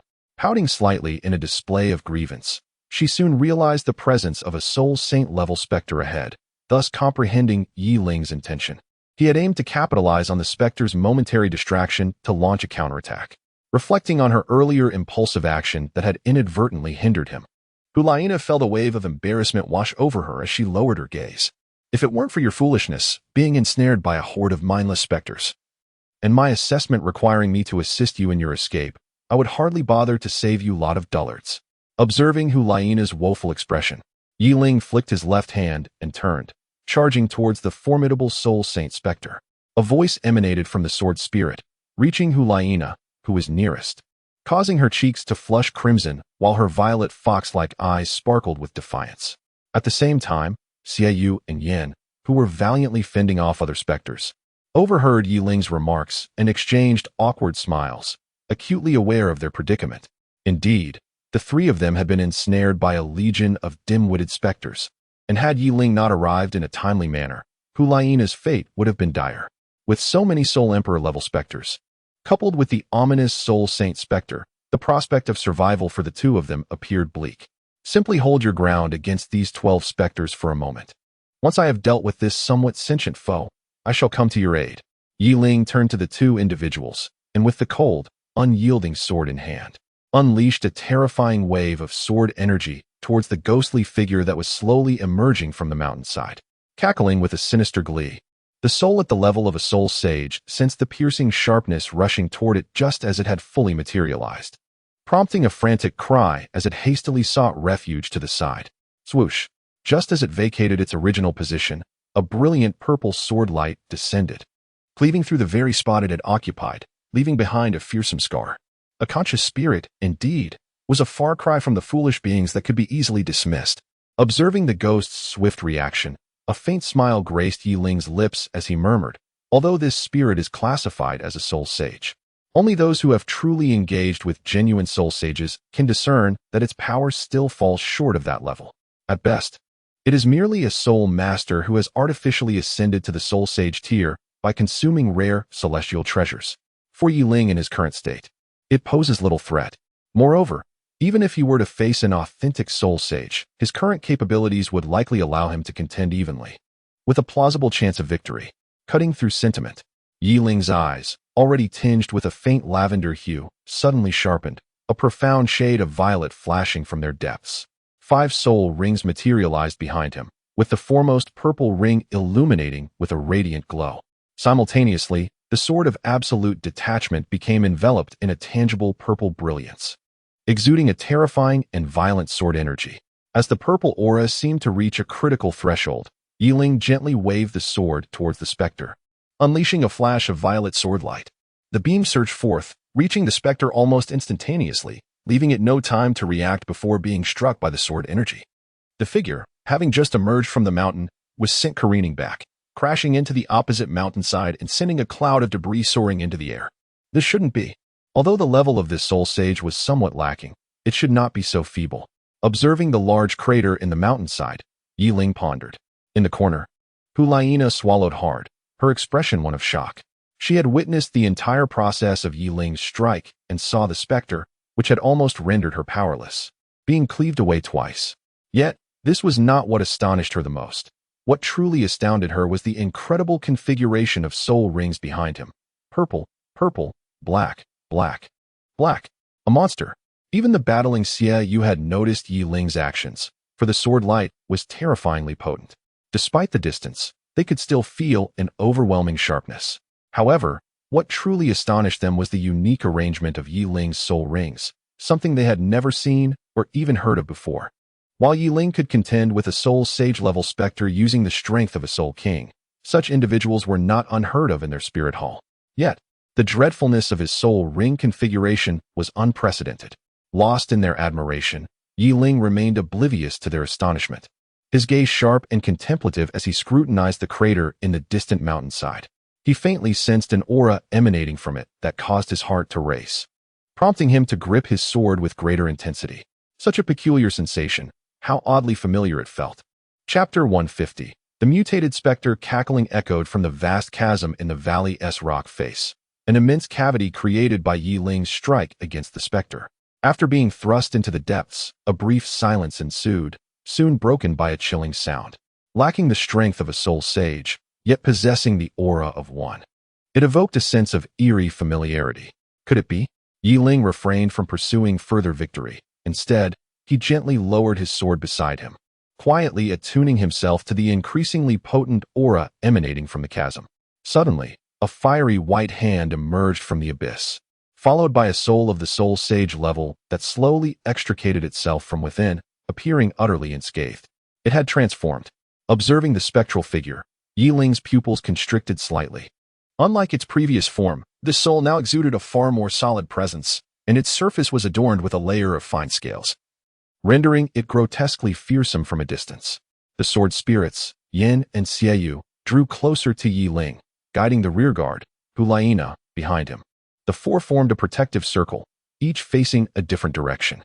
Aware that Yi Ling's mission was to assist them in escaping this perilous situation with his formidable strength, they resolutely chose to follow him. What did you mean by transformation? Xieyu inquired gravely, sensing the soul's aura had intensified, surpassing its previous strength manifold. Beasts can undergo mutations, and so can souls. The bloodstains on me are remnants from vanquishing weaker souls that were in the midst of transformation. This soul sage-level specter, it seems, has emerged from its mutation even more powerful than before, Yi Ling responded, an undeniable gravity reflected in his gaze. A year prior, he had encountered a similar mutated soul, also covered in scales, which, aside from possessing a serpentine tail, bore an uncanny resemblance to the current apparition. Of course, that soul's strength and intellect far exceeded this one, and he had nearly met his demise at its hands. What shall we do? Hulaina asked anxiously. Yin nodded in agreement, his gaze fixed on the soul sage specter, an unsettling chill creeping into his heart, causing the flames surrounding him to flicker dimly. Sword brother, Xieyu turned to Yi Ling, hesitating for a moment before speaking. Speak freely. Yi Ling encouraged, noting Xieyu's uncertainty. How confident are you in confronting that soul sage-level specter? Xieyu queried. Upon hearing his response, Yi Ling's expression became solemn.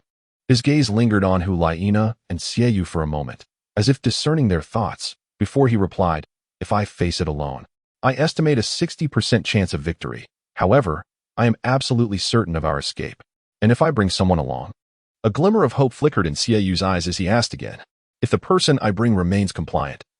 The likelihood of our escape remains at a perfect 10 out of 10. Yi Ling hesitated for a moment, casting a glance at Yin, and spoke in a calm tone. Upon hearing Yi Ling's response, Xieyu was momentarily taken aback, his lips parting slightly in surprise, a flicker of excitement flashing in his eyes. He glanced at Hulaina and slowly continued, Indeed, my sister and I possess a martial soul fusion technique. If the two of us manage to break through, it should pose no significant issue. However, Yin will require the assistance of Jian Xiong. Upon hearing Xieyu's words, Yin's lips twitched slightly, and he regarded Yi Ling with an oddly inquisitive gaze. Yi Ling cast a fleeting glance at Yin, then turned back to Xieyu and said, Once you activate the martial soul fusion technique, make your escape immediately. I can hold off this soul sage-level specter, and then I will rendezvous with you in Yin. All right. Upon hearing Yi Ling's response, Xieyu nodded vigorously, grasping Hulaina's hand. A brilliant violet radiance erupted between them, enveloping both figures in its luminous embrace. Within this light, a pair of mesmerizing crimson eyes gradually opened. Brother Sword, are you ready? Xieyu's voice echoed amidst the violet glow, yet the figure that emerged was not his own, nor was Hulaina's. Instead, a peculiar silhouette, reminiscent of a fox yet distinctly otherworldly, took their place. This was the martial soul fusion technique, demon enchantment, of Xieyu and Hulaina. Cackling with glee, the sudden surge of ferocious energy sent the soul emperor-level specters retreating hastily to the rear. Gathering beside the soul sage specter, seemingly awaiting further commands. Let us commence. Sensing the immense spiritual power emanating from the fusion technique behind her, Yi Ling resolved to reveal her true capabilities. Gripping the hilt of the heartless sword firmly with her right hand, she fixed her gaze on the soul sage-level specter in the rear, a glimmer of excitement flashing in her eyes. Roundblade. The voice of Xieyu resonated from within the demon enchantment as a colossal purple circular blade materialized in its grasp, hurtling towards the distant specter. Yin, try not to get entangled with more than 3 specters and maintain a close distance to me. Be mindful of your positioning, Yi Ling advised softly, before Yin could respond. Her figure surged forth alongside the fusion technique of Xieyu and Hulaina, charging directly at the soul sage-level specter. A soul sage. With the soul core now within her possession and bolstered by the enhancement of the harmonious flower, she pondered whether she could stand against a soul sage in battle. Yiling gazed intently at the specter before him, a fierce radiance erupting from the blade of his heartless sword. The third and fourth lights behind him suddenly flared to life, simultaneously unleashing the domains of introspection and the void soul technique. An intangible realm and blinding light enveloped all within the valley. With a sudden flash of white light, both Yin and his companion, who had formed a martial soul fusion technique, experienced a momentary dizziness, causing them to pause briefly. Since acquiring certain soul cores, he had yet to unleash his full power. When he first confronted this soul saint-level specter, it was still in a state of mutation, lacking the combat prowess of a true soul saint. However, it had now completed its transformation, genuinely possessing the strength of a soul saint. This revelation stirred great excitement within Yiling, who was eager to gauge his true capabilities. Moreover, the mutation of this specter bore an uncanny resemblance to the one he encountered a year prior, evoking a deeply familiar aura that piqued Yiling's curiosity. He could not help but speculate whether this specter bore any connection to the tidal Douluo-level specter that had nearly claimed his life. With such thoughts in mind, his gaze sharpened with renewed intensity. Taiji sword. The sword of absolute severance in Yiling's hand traced an enigmatic arc through the air, as his entire soul force began to be rapidly siphoned by the sword. Simultaneously, the soul core within his dantian suddenly radiated with brilliance, and a tempestuous surge of soul power erupted from within, coursing through his limbs and filling his essence. In the face of Yiling's fierce assault, the soul saint-level specter momentarily faltered. A flicker of crimson light flashed in its eyes, ignited by white flames, as its form transformed into a streak of white luminescence. Hurtling towards Yiling. Chapter 151. The Sword River disturbs the soul bone.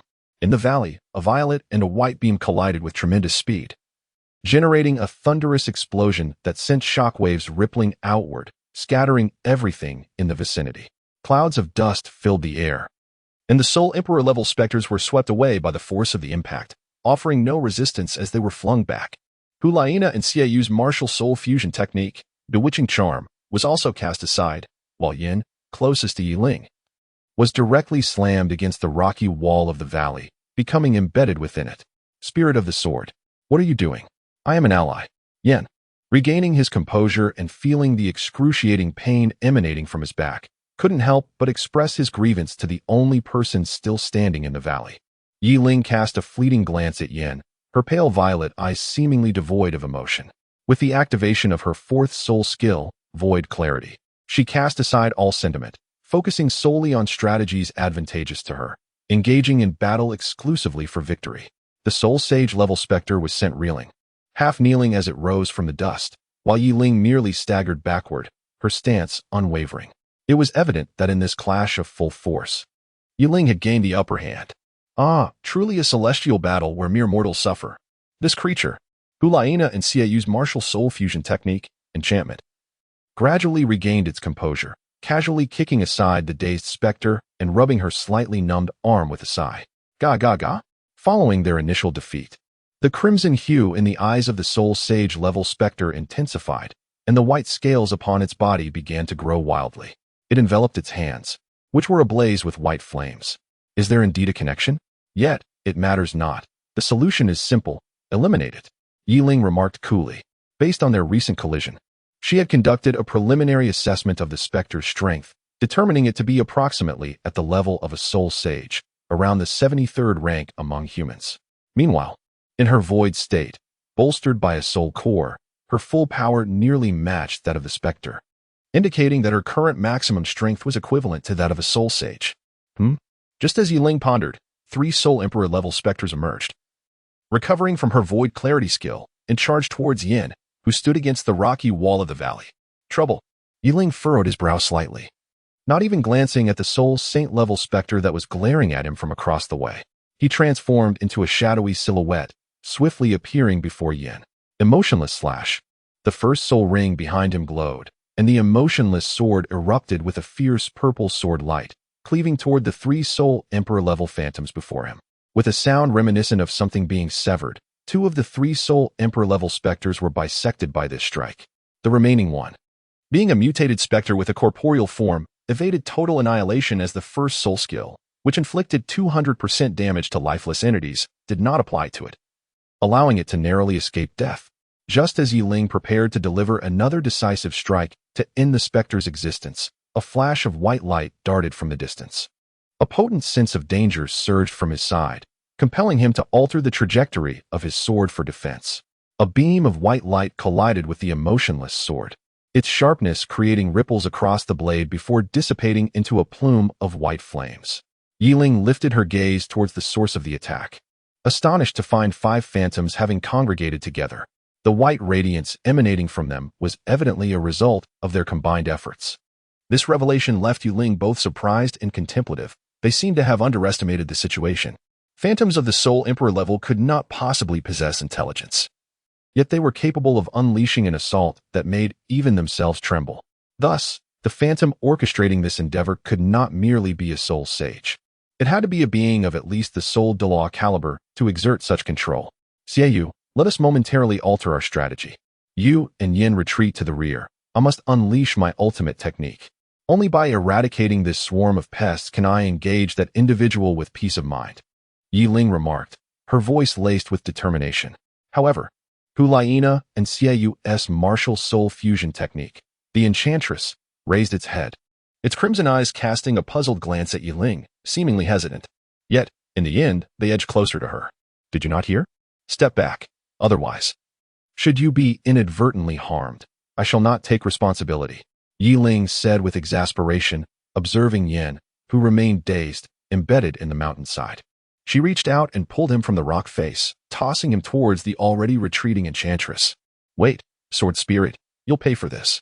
Yin finally snapped back to reality after being so unceremoniously thrown, feeling the disorienting sensation of weightlessness. He shouted in Yiling's direction, a twitch at the corner of his mouth. Bang! Xiaoyu and Hulaina's enchantress extended its arms to catch Yin and leapt backward. As she watched the 3 of them distance themselves, Yiling's attention returned to the group of phantoms before her. The phantom of the Soul Sage level remained stationary, its originally white eyes gradually transforming into a blood-red hue.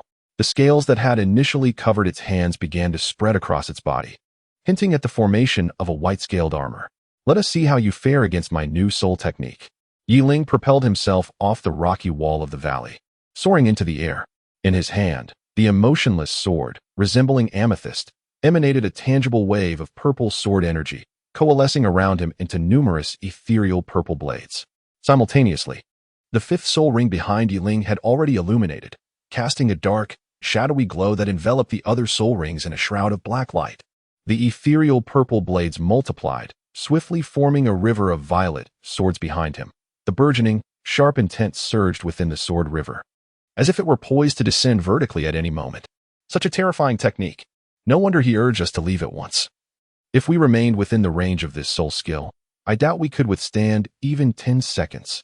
Hulaina and Xiaoyu, having merged into a bewitching form, gazed with shock in their crimson eyes. They deemed that even in the state of martial soul fusion, preparing to withstand this assault would require them to be ready to face death. Alas, observing the sword river in the air, Yan's gaze fell, and after a moment, he sighed softly. He had hoped that with his recent breakthrough to the 50th level, he might possess the strength to contend with Yiling. But it appeared he had overestimated his own power, which remained as insignificant as an ant before Yiling. At that moment, the sword river in the air seemed to reach a critical point. Yiling's right hand wielding the emotionless sword suddenly sliced downward towards the specter below, and the sword river followed the arc of his strike, cascading down into the valley. Sword river, the other shore. Countless ethereal blades formed a torrential rain of swords within the valley, swiftly enveloping the 10 surviving soul saints. They had no chance to resist, and under the violent sword intent of the river, they were reduced to ashes, scattered by the wind. As the purple light flashed, the martial soul fusion technique of Xiaoyu and Hulaina concluded, reverting them to their original forms. Gulping, the 3 of them gazed in astonishment at the scene unfolding in the valley, their eyes fixated on the distant figure clad in white. Chapter 152, The Strange, Additional Update 12. As the sword river gradually faded amidst its tumult, a pallor crossed Yiling's face. He steadied his turbulent soul power and sighed. What a pity. This fellow is truly cunning, managing to evade before my soul skill was initiated. Yiling gazed at the distant soul-level specter, a flicker of regret crossing her visage. Had it been within the range of her sword river moments ago, it might have been gravely injured, if not dead. The specter, having witnessed the formidable might of the sword river, let out a fearful call towards Yi Ling, its crimson eyes fixated upon her, neither daring to approach nor retreat. Oh, but so be it. It is not too late to slay you now. Yi Ling disregarded the specter's plight and brandished her passionless sword, charging forth. The specter, alarmed by Yi Ling's advance, quaked in trepidation. The memory of her previous display lingered vividly in its mind, evoking a palpable sense of mortal threat. Although it was a soul-level specter, the instinct to survive overrode its bravado.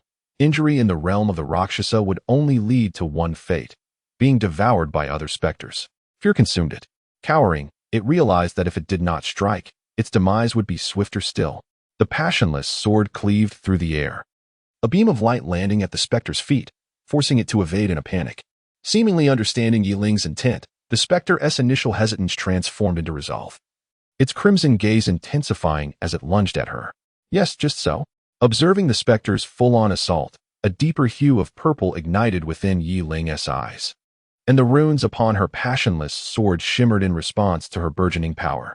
From afar, one could behold the duo, Yi Ling and her sword, enshrouded in a resplendent purple radiance, resembling an enchanting and formidable deity.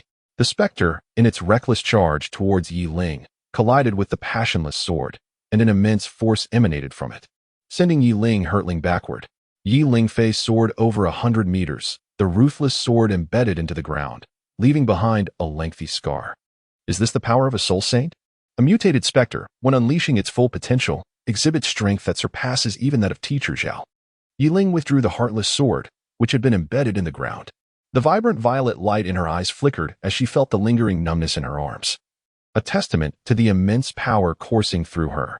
With a surge of exhilaration, she lifted her gaze toward the direction of the specter. Do not let me down. Shaking her slightly numb right arm, Yi Ling firmly grasped the hilt of the heartless sword once more and, in a flash, charged toward the apparition again. Cleave the heart. Yi Ling bellowed, and at that moment, the first spirit ring behind him shimmered, unleashing a dazzling purple sword light from the Jiking's sword. In the distance, the phantom sensed the formidable nature of Yi Ling's assault. Flames erupted instantaneously upon its white-scaled armor, and the pale fire, combined with its ethereal form, imparted an aura reminiscent of a hellish reaper. Particularly, the sharp gleam of its scales sent a chill coursing through the spectators from afar. With a resounding crash, the two beams of light collided once more. This time, neither Yi Ling nor the specter emerged unscathed, as both were met with a tremendous backlash, hurtling backward and crashing into the rocky wall, creating a vast cavity in which their bodies became embedded. From a distance, Hulaina and her companions stared in awe at the wild ferocity of the battle, swallowing hard in disbelief. The sword spirit appeared to be in an unusual state. As Yi Ling gradually extricated himself from the rock wall, Xiaoyu suddenly paused and murmured, "Hearing my brother's words." Hulaina managed to recover from her astonishment, her gaze solemnly fixed on Yi Ling's violet eyes and the fourth spirit ability that continued to glow behind him. Is that the effect of his spirit ability? Why do I feel as though he has been entirely consumed by the desire to fight, overshadowing his reason? Hulaina spoke slowly. What are you thinking? This is the way a man fights. Look at that clash, so thrilling. While both were apprehensive, Yan's thoughts diverged from theirs. He seemed to greatly admire this style of combat, his eyes gleaming as he fixated on the battlefield where Yi Ling and the specter clashed once more. What should we do? It appears that the sword spirit will not recover until his spirit ability concludes, Hulaina said, her hands clenched tightly. Worry etched across her face as she observed Yi Ling. Ah, that is a battle beyond our intervention. Let us watch and await the end of his spirit ability. Xiaoyu sighed, shaking his head. They understood that if they were to intervene in such a nearly savage exchange, they would likely be thrown back by the shockwave. By the way, have you noticed that the specter seems to be fearful of something? Look, its gaze is constantly scanning the surroundings. Xiaoyu suddenly remarked, his eyes narrowing as he addressed his companions. Brother, let us quietly observe. Do not overthink it. Hulaina shook her head, her attention returning to Yi Ling's increasingly formidable stance, a peculiar light flickering in her eyes, as if a thought had crossed her mind, causing her cheeks to flush slightly. Hopefully, I am merely overthinking, Xiaoyu muttered, diverting his gaze from the specter back to Yi Ling. Come now. Let me see how many of my attacks you can withstand. Wielding the formidable blade of ruthless intent, Yiling did not hesitate to unleash a resounding roar, her eyes radiating a deepening violet luminescence that resembled a pair of exquisite amethysts. At this moment, the spirit confronting Yiling was engulfed in utter despair. This powerful human appeared utterly deranged, charging at it time and again. Whether it was the spirit that hurled him away, or he who sent the spirit flying 100 meters with a single stroke. Their battle resembled a mindless clash between two feral soul beasts. Cackling, just as the spirit prepared to retaliate against Yiling's assault, an aura, imperceptible to all but itself, suddenly emanated from the depths of the valley behind, causing its body to stiffen involuntarily. With eyes wide with terror, it turned to look, momentarily forgetting to defend against the oncoming blade of Yiling's severed thoughts. In Yiling's eyes, a flicker of purple radiance sparkled, and the second spirit ring behind him illuminated. With a swift motion of his right hand, an invisible sword aura from the heartless sword surged towards the distant specter. Cackling in panic, the ghost made no attempt to defend itself, which momentarily displeased Yiling, who was otherwise filled with fighting spirit. He once again unleashed a wave of sword energy from the heartless sword, striking at the specter. Boom! The sword energy collided with the ghost, sending it hurtling away and embedding it into the rocky wall of the distant valley. The immense force caused a shower of stones to cascade down, echoing a resounding roar throughout the valley. Yet, Yiling did not revel in this strike. A flicker of annoyance crossed his face. In the next moment, as if sensing an ominous presence, his violet eyes gazed toward the valley's end. Something else was approaching. Chapter 153. Meeting the specter again, a gentle breeze swept through, stirring up the dust within the valley, enveloping the surroundings in a cloud of obscurity. The oppressive atmosphere rendered the onlookers speechless. I feel so suffocated. I can hardly move my legs, Yin exclaimed in terror, turning to his companions. He found that both Xiaoyu and Hulaina bore expressions of similar trepidation, their faces glistening with beads of sweat. It's over. The source of this aura must be at the level of a tidal Douluo. Now I understand why that specter was so anxious. Xiaoyu, pale with fear, dared not even breathe audibly as he slowly addressed his companions. What should we do? The sword spirit is still outside. He won T. Though Hulaina was equally terrified, she managed to withstand the oppressive aura and looked towards Yiling in the distance. Shao Na, what about the token bestowed upon you by His Holiness? Can it be used now? Seemingly recalling something, Xiaoyu inquired. Not yet. We are still within the interference range of that peculiar power from the soul-heavy waterfall. We may need to advance another 500 meters to escape. Hulaina replied with difficulty, swallowing hard. It's over. The suffocating aura felt both oppressive and eerily familiar. Is it the specter? Yiling's violet gaze remained unwavering as the fourth spirit ring behind him glowed continuously. His expression remained calm as he spoke. It's you, little ghost. A piercing voice emerged from the swirling dust, revealing a shadowy figure partially obscured by the haze. The upper body resembled a human, adorned with numerous bone spikes, while its lower half morphed into a serpentine tail that writhed upon the ground. Its blood-red eyes were laced with an insatiable thirst for slaughter and deep-seated resentment, sending chills down the spine of anyone who dared to gaze upon it. It's actually you? Yiling's eyes reflected a flicker of fear, dimming the violet hue that typically resided within them. As she beheld the figure emerging from the swirling dust, an instinctive gulp escaped her throat. Her countenance etched with terror as she locked her gaze upon the slowly materializing silhouette. To her astonishment, she found herself once again confronted by you, little ghost. It was indeed thanks to you that I was forced to flee like a stray dog, employing the blood escape technique. Gradually, the figure within the haze unveiled itself, confirming Yiling's suspicions. Adorned in white scales, with blood-red eyes and limbs adorned with grotesque bone spikes, a lengthy serpentine tail trailed behind, swaying languidly. This specter was none other than the entity that had nearly brought about Yiling's demise a year prior. To their surprise, the ghost was capable of speech. Concealed in the shadows, Hulaina and her companions could not help but entertain this notion. Upon glimpsing the pale figure, they immediately recognized its identity, and an inexplicable sense of familiarity washed over them, as if they had encountered it before. Ah, so you three are here as well. How fortuitous. Let us vanquish you together. The serpent-like ghost's gaze sharpened as it surveyed their hiding place. Upon spotting the trio, it momentarily paused, only to suddenly break into a faint, eerie laughter. A flicker of cold light passed through Yiling's eyes, and the ruthless sword in her hand began to tremble violently. the dense sword energy surging upon it, as if it were poised to strike at any moment. Are you astonished that I can speak? The serpent spirit sneered, its cruel smile curling upon its lips. Foolish humans, of course I can converse. Do you assume I belong to that mindless horde of lowly specters?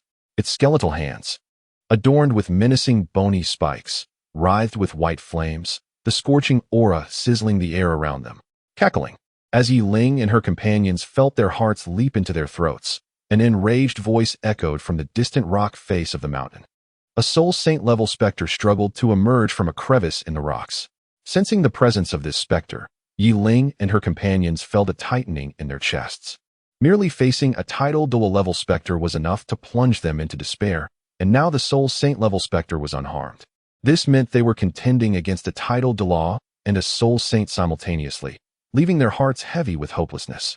Humph, a noisy waste, having absorbed my essence. Yet you cannot even handle 3 mere humans. What use are you? The serpent spirit, aware of the soul saint-level specter's aura behind it, revealed a glimmer of coldness in its crimson eyes.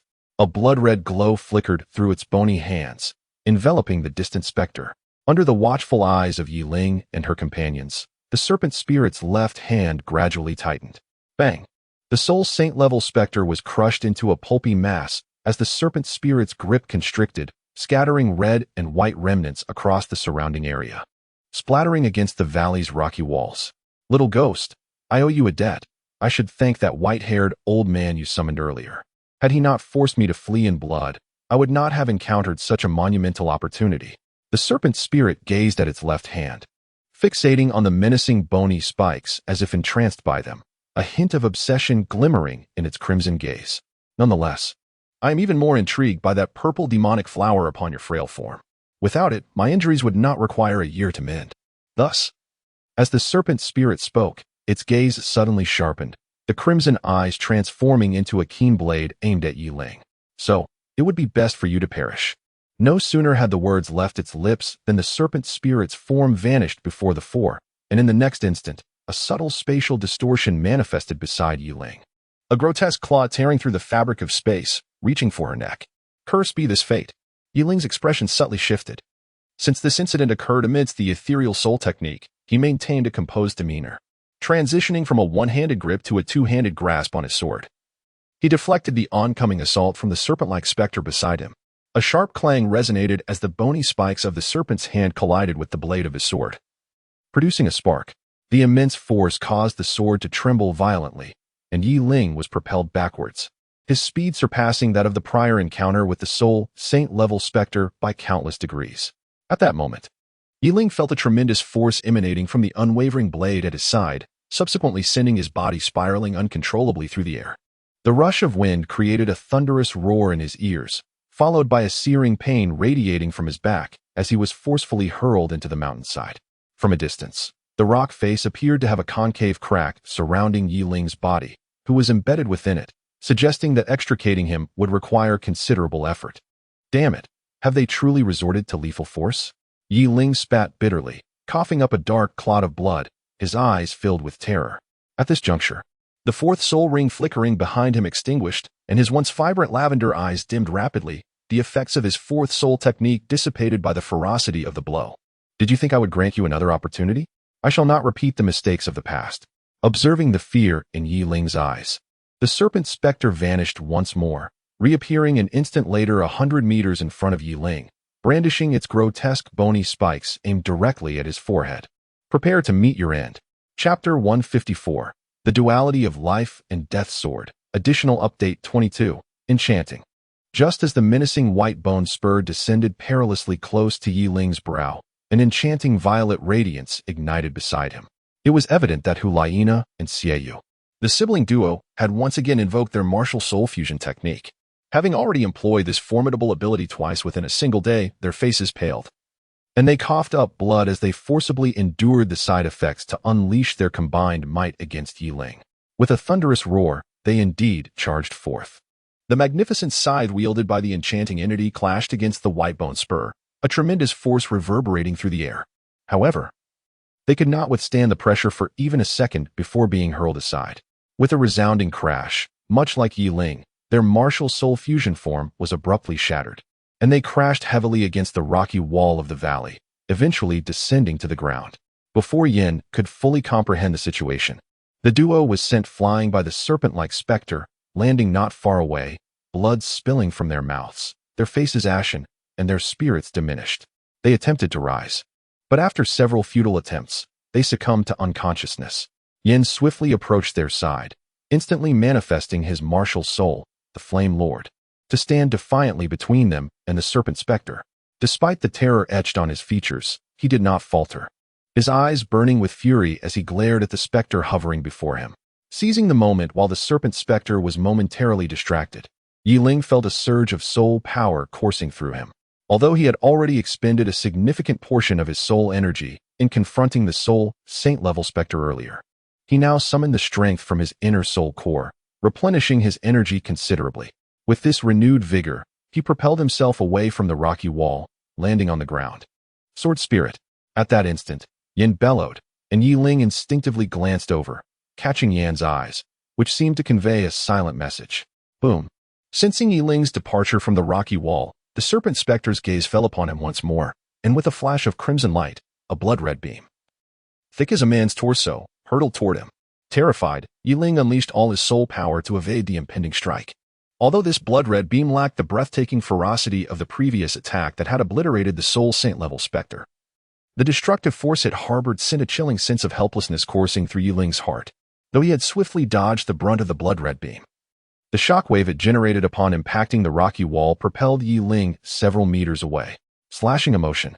With a chilling gaze, Yi Ling activated his first soul ring, unleashing a blade of celestial sword energy aimed at the serpent-like specter, while swiftly moving towards Yan's position. What a feeble assault.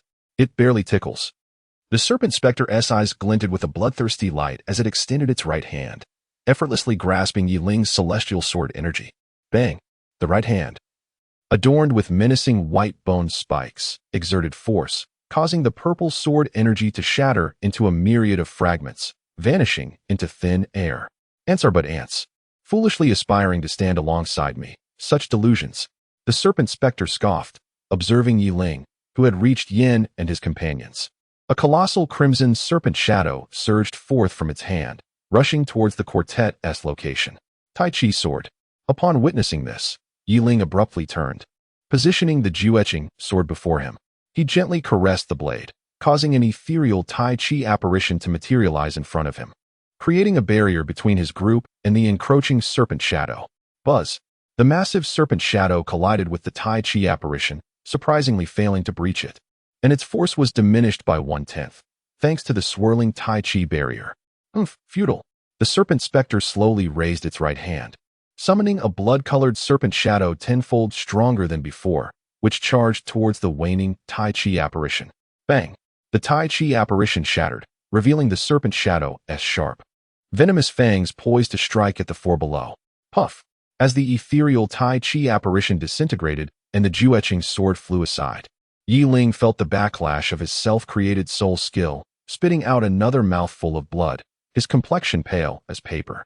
Gazing at the menacing serpent shadow above, he extended his right hand towards his side, summoning the Jueqing sword back into his grasp. Yi Ling's eyes, seemingly resolved, transformed into a mesmerizing blend of blue and red, while the Jueqing sword began to tremble violently in his hand.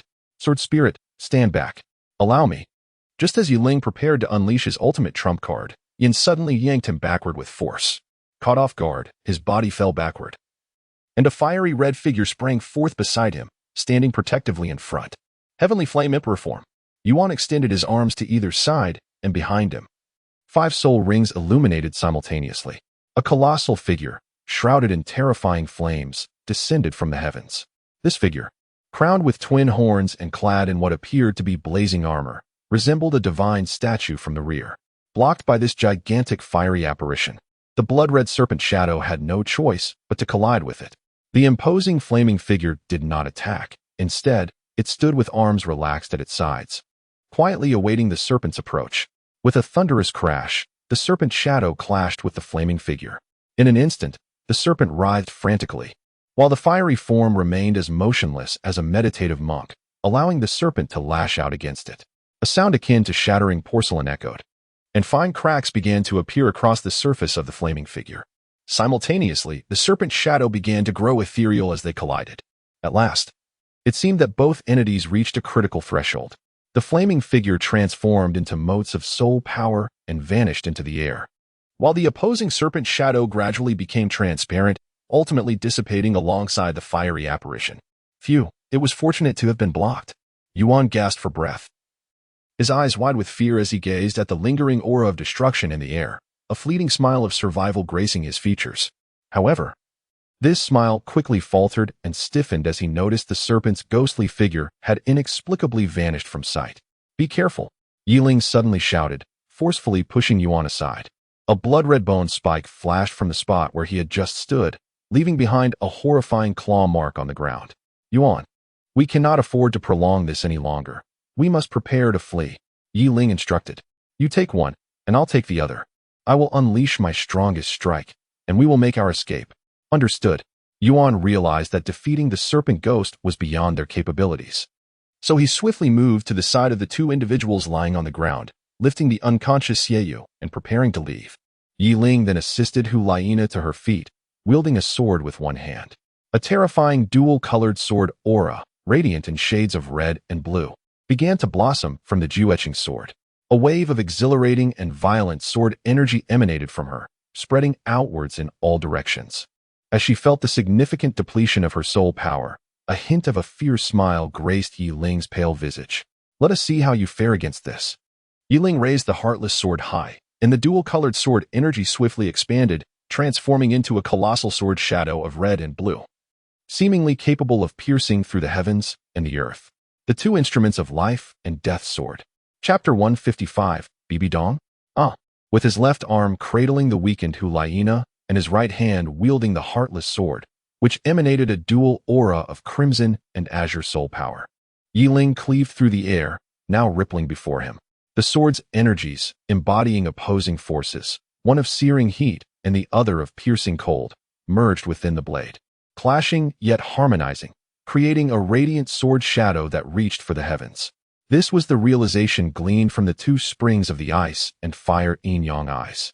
Representing an advanced form of the Taiji sword, the sword of life and death, birthed from the ultimate convergence of ice and fire soul power, capable of being unleashed through Yiling's own ice and fire soul core during combat.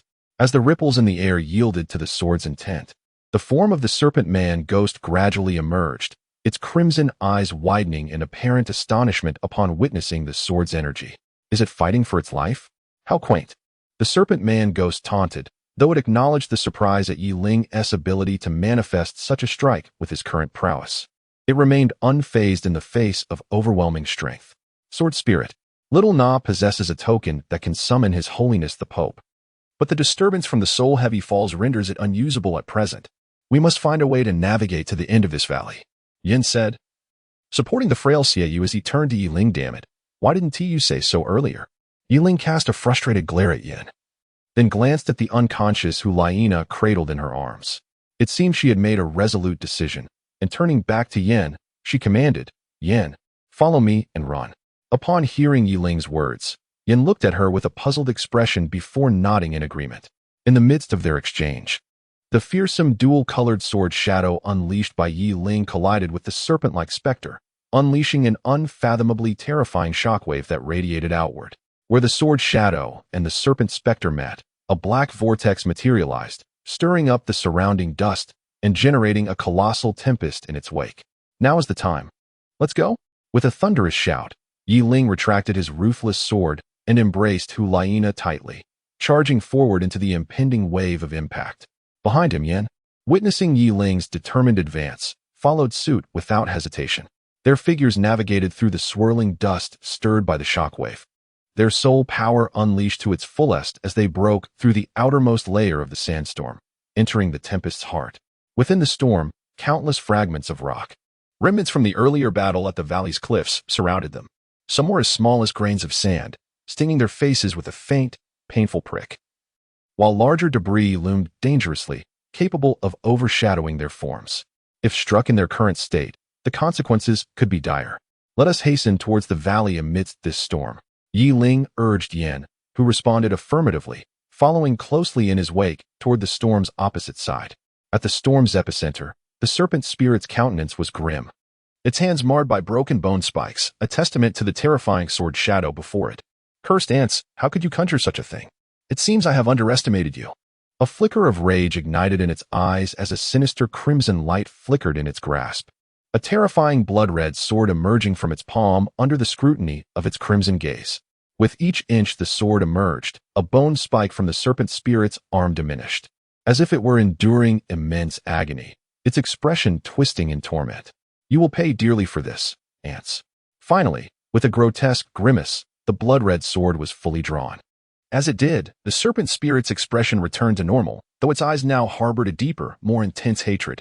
With a swift motion, the serpent spirit observed the dual-colored sword shadow in the air, and with a simple yet decisive stroke of its blood-red sword, the shadow dissipated like a punctured balloon, ultimately vanishing into the storm as mere stardust. Foolish to think you could escape here.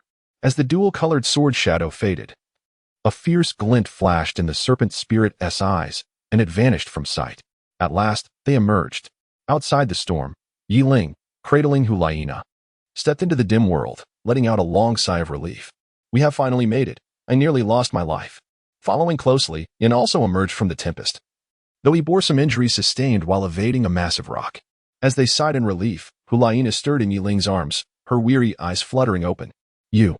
As Hulaina slowly opened her eyes, she found herself nestled in Yi Ling's embrace. Initially taken aback, a flush crept across her delicate face as she hurriedly extricated herself. What has happened to my brother? The sudden thought of Xie Yu jolted her, prompting her to inquire of Yi Ling. He remains unconscious. He was already injured prior, and now his condition has likely worsened, which is why he still lies in a state of oblivion, Yin, who had approached from behind, elucidated. By the way, Xiaona, we have advanced several hundred meters. Do you think that token will be usable now? Yin queried suddenly.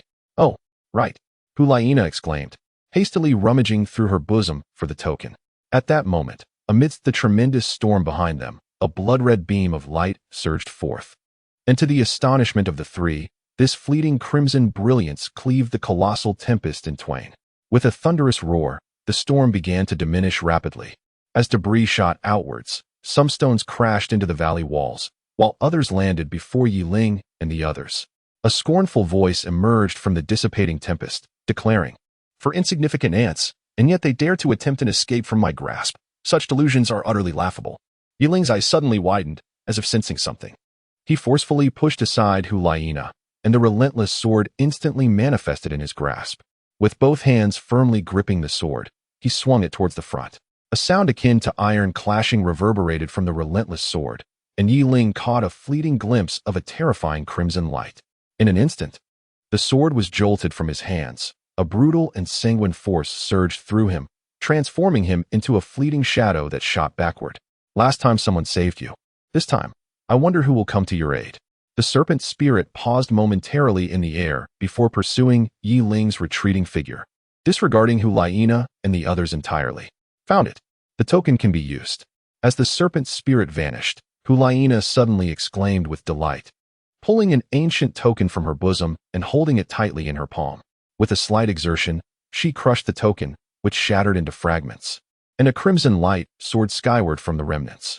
Meanwhile, in a dark palace within the spirit hall, Bibi Dong, who had been quietly standing there, abruptly opened her tightly shut eyes, a strange smile blossoming at the corners of her mouth. Erasure Domain. Chapter 156. Rescue. Additional Update 12. In the vast valley near the Soul Heavy Falls, a figure was violently smashed against the rock wall, sending debris flying and raising a cloud of dust. Cough, cough. Yi Ling struggled to rise from the ground, his once pristine white robe now tattered and torn. His entire body was marred with wounds, and a feeble aura emanated from within him. Even the sword of heartbreak he clutched in his right hand appeared ethereal, faintly hinting at an impending dissolution. Yi Ling raised her head, gazing at the serpentine specter before her, a cold smile curling upon her lips. As she spat out a mouthful of blood to the side, she slowly rose to her feet. If you possess the ability, why not simply kill me? Is it entertaining for you to toss me around like this? Yi Ling spoke through gritted teeth, his eyes filled with resentment as he gazed upon the serpentine specter before him. Yet, despite his words, His left hand had already clenched the glass token he carried, ready to summon aid at the slightest movement from the serpent ghost. Why should I slay you outright? Do you truly believe I fear that someone will come to your rescue once more? How laughable. The serpent specter scoffed, its blood-red sword having vanished without notice. The earlier torment it inflicted upon Yi Ling in the valley was solely the result of its own formidable power. After all, it is not every day that I acquire a plaything. Why would I so readily dispose of you? The specter licked its lips, revealing a cruel smile, and extended a hand toward Yi Ling, effortlessly drawing his body closer through an invisible force. I still remember the humiliation from a year ago. How could I allow you to perish so easily? I have reconsidered. I shall transform you into a puppet through my ghostly powers, ensuring you remain here forever. Grasping Yi Ling by the throat, the specter extended its other hand, sharp bone spurs erupting from the back of its hand. Gazing upon the menacing protrusions, it smiled at Yi Ling, saying, "However, if you willingly surrender that peculiar flower, I could grant you the choice of a dignified death." The specter pressed the spiked hand against Yi Ling's pale visage, slowly gliding it across his skin, while a pair of soulless crimson eyes flickered with a ghostly light, leaving Yi Ling lost in thought. Cough, cough, the flower? You desire it? Yi Ling found herself grasped by the throat, struggling to catch her breath as she coughed twice. Upon hearing that the serpent spirit sought her precious He Dao flower, an odd smile crept upon her lips as she gazed at the entity. What do you say? Hand over that flower, and I shall grant you a dignified demise. The serpent spirit, misinterpreting her smile as agreement, voiced its delight. If you can take it, I shall relinquish it to you. Yi Ling replied with a smile. But might you let me down? At this, a flicker of joy flashed in the serpent spirit's eyes as it descended from the air, casting Yi Ling aside with a mere flick of its wrist. Present it. Dare to play tricks, and I shall obliterate your soul. Retracting the bony spikes from its left hand, the serpent spirit slithered closer to Yi Ling, its voice chilling. Cough, cough. Why the haste? I shall retrieve it, but your abilities shall determine its acquisition. Yi Ling coughed up a streak of blood, weakly raising her head to smile. Humph. The serpent spirit scoffed, a glimmer of disdain crossing its gaze. Its current prowess rendered it a sovereign within this realm, and it was confident it could seize the flower. As the serpent spirit's scornful expression lingered, Yi Ling shifted the Lioli order to her right hand before gradually lifting her left. A mesmerizing, deep purple light erupted from her palm, and a 9-petaled flower, reminiscent of amethyst, gently floated forth, its petals fully unfurled, suspended within her grasp, creating a subtle fissure in the air with its mere presence. Indeed, that is it. The serpent spirit's eyes sparkled with excitement, recalling the terror this flower had instilled in it a year prior. Had it not evaded swiftly, it might have lost more than just an arm. It could have lost its very life. You are quite impressive, little spirit. I shall fulfill my promise of a dignified demise. The serpent spirit declared, though its attention was entirely consumed by the He Dao flower, its claws instinctively reaching out towards it. However, as its hand approached the flower, it felt no tangible presence. Its palm passed through the flower as though it were an illusion. What is happening? What is happening? The serpent spirit roared in frustration, realizing that the coveted object was merely a sight to behold, yet untouchable. It seized Yi Ling's throat once more, demanding answers. Cough, cough. I told you I would give it to you, but you must earn it. Alas, it seems you lack the ability to claim it.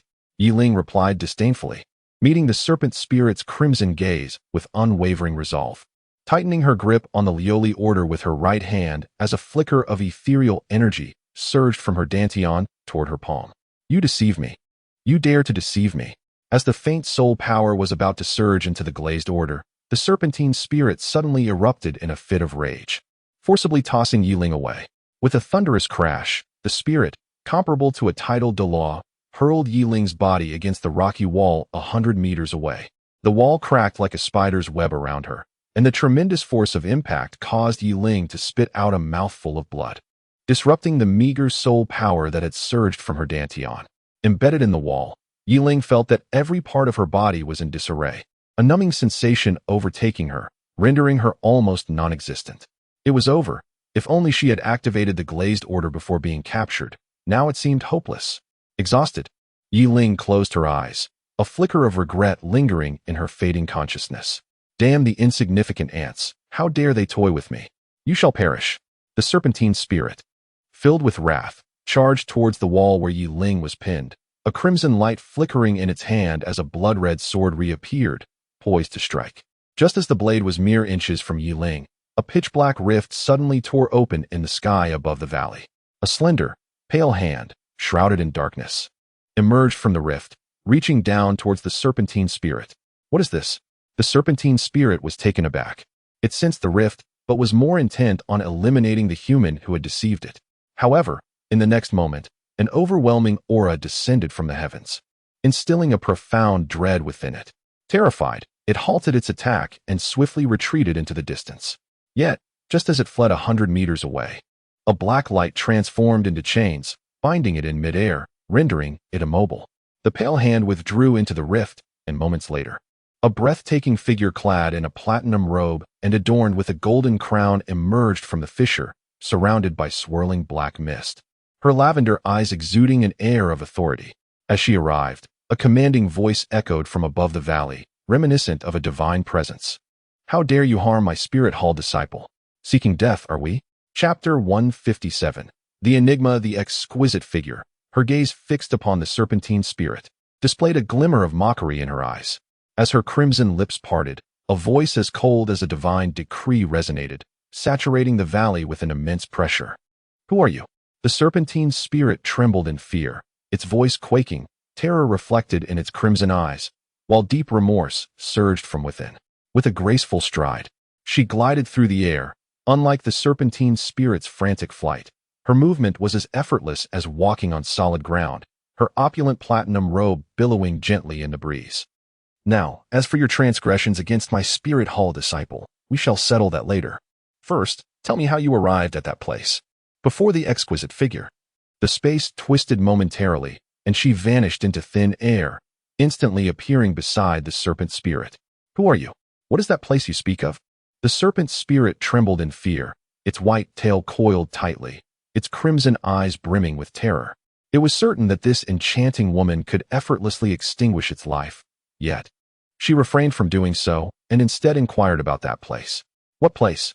The serpent spirit's mind was a tumultuous haze, leaving it utterly bewildered as to the meaning of the exquisite figure's words. "Oh, it seems you have no intention of revealing the truth," the exquisite figure remarked, gently raising her right hand.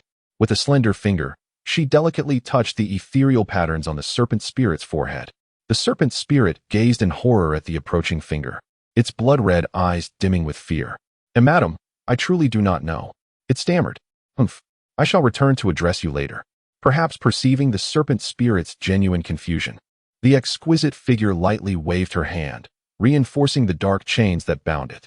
With graceful strides, she stepped into the rippling air beside her, her form flickering and then vanishing, only to reappear next to Yi Ling. "Ah, what an odd sensation, and this little one. I do not recall such a presence among the golden generation of the martial soul hall." The exquisite figure pondered aloud, her finger brushing against her red lips in perplexity. "By the way, where is Shona?" Not far from the site of the recent upheaval, Yin carried Xiaoyu on his back, following behind Hulaina as they continued onward. "The teacher has arrived. I can sense her presence. She has gone to the sword spirit." Hulaina suddenly halted, her excitement prompting her to dash forward. "The Pope is here." Upon hearing Hulaina's words, a glimmer of joy flashed in Yan's eyes. With the Pope's arrival, it seemed likely that matters concerning the sword spirit would also be resolved. With this thought, Yin quickened his pace. "Hurry, let us find the teacher." Hulaina glanced back at Xiaoyu, still on Yan's back, and urged him onward. At that moment, a voice resonated from above them like a divine proclamation. A stunning figure clad in a platinum robe materialized before them. With a graceful gesture of her right hand, she drew Yi Ling from the shimmering air, bringing him to the ground. "No need, I have arrived." The exquisite figure spoke softly upon her appearance, her gaze calmly assessing the figure of Xiaoyu, who was being carried by Yin. "Teacher, is this the sword spirit?" Hulaina exclaimed in astonishment as she rushed towards Yi Ling, who had just been summoned from the air. "Your Holiness." Yin spread the evil moon upon the ground and bowed before the exquisite figure. The stunning silhouette nodded slightly, revealing a face of cold beauty, none other than Bibi Dong, the Pope of the Spirit Hall and mentor to Hulaina. "Who is he?" Bibi Dong pondered, unable to find this individual among the ranks of those who had entered this place throughout the Spirit Hall's history. Frowning slightly, she turned to Hulaina for answers. Hulaina was at a loss for words. Observing her disciple's bewilderment, Bibi Dong's brow furrowed deeper as she glanced at the figure lying on the ground. A fleeting glimmer of murderous intent flashing in her pale violet eyes. Since he is not a disciple of the Spirit Hall, he must have sneaked in. No wonder I sensed the presence of those two earlier. This young man must be one of them. Bibi Dong spoke slowly, her delicate fingers surging with a fierce soul power that shot forth as a streak of black light aimed directly at Yiling teacher. Hulaina exclaimed in shock. Although she was aware that her mentor might harbor ill intentions towards the sword spirit, she never anticipated that Bibi Dong would act so decisively. Realizing she could not intervene against such a formidable attack, she could only watch helplessly as the light drew nearer to Yiling. Your Holiness. Yin, too, was taken aback, wishing to dissuade Bibi Dong, but was immobilized by her icy gaze. The purple-black glow flickered in the air, approaching Yiling's forehead. Just as the purple-black light was about to pierce Yiling's brow, a dazzling golden light descended from above, separating Yiling from the impending attack. Second trial passed. The voice of immense authority resonated in the minds of several individuals. Upon hearing this proclamation, Bibi Dong's expression shifted slightly, though she quickly concealed her reaction. With a thunderous roar, the golden light surged, whisking Yiling's body away from the valley, leaving behind only a delighted Hulaina and Yin, alongside a visibly displeased Bibi Dong. Cursed individual. Bibi Dong muttered under her breath, her gaze fixated on the vanishing golden light. A sense of foreboding creeping in as she sensed that letting this young man go today would bring unforeseen troubles her way. Never mind. You three may return for now. I have matters to attend to. With a wave of her right hand, a black fissure appeared. A powerful soul force propelling the three into its depths before it slowly sealed itself once more. Troublesome fellow. A flicker of darkness crossed Bibi Dong's eyes as her figure gradually vanished, only to reappear moments later before the serpent spirit. Great one. The serpent spirit exclaimed in terror upon Bibi Dong's sudden appearance. Have you recalled? The strength you possess now stems from that place. Otherwise, merely devouring your kind to reach the title Douluo level could never grant you the ability to speak. A glimmer of coldness flashed in Bibi Dong's eyes as she questioned the serpent spirit. It seemed as if a realization dawned upon the serpent spirit, whose eyes suddenly widened, fixating intently on Bibi Dong. Speak. Bibi Dong urged impatiently. Impossible, it cannot be. How could you possibly know that? This is utterly inconceivable. The serpent spirit, as if driven mad, spoke with a vacant gaze, revealing a tone that suggested it recalled an image that filled it with profound terror, an image in which the woman before it prominently featured. It appears you have uncovered something. Then I cannot allow you to live. Upon hearing this, Bibi Dong's expression grew even colder. She slowly extended her left hand, from which a surging black mist erupted, enveloping the serpent spirit. It's you. You have emerged. This is the end. It cannot be. You have come forth. Who is the one sealed away? Who is it? The serpent spirit stammered, its serpentine tail tightly coiling around its waist, its body trembling in midair. Observing the serpent spirit on the brink of collapse, a faint green pattern appeared on Bibi Dong's forehead, her originally light purple eyes transforming into a deep emerald hue. Having learned so much, you truly deserve to die. Chapter 158, Soul Power Infusion, Additional Update 22, Where am I? Am I dead? A sense of numbness enveloped my body, and my consciousness felt hazy. Within the vast golden palace, an imposing throne stood, flanked by a colossal angelic statue, radiating golden light that rendered it akin to a living deity from a distance. At that moment, a youth clad in a tattered white robe lay upon the enormous stone slab beneath the throne, his body marred by bloodstains and riddled with gaping wounds. This youth was Yiling, brought here by the golden light. If Yiling were still conscious, he would undoubtedly find his surroundings eerily familiar. For this was the third sacred temple. Every bone in his body, save for his head, had been shattered, and yet he still clung to life, a true miracle. What is this? The hide of a soul beast? It bears a hint of divinity. The golden figure, an incarnation of the angel god, sat upon Yiling's chest.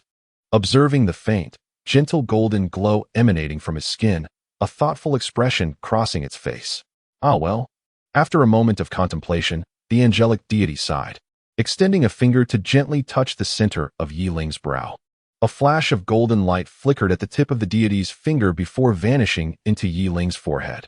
Having completed this act, the angelic deity leapt from Yiling's chest, unfurling 3 pairs of snow-white wings, and soared towards the statue of the angelic deity behind the throne.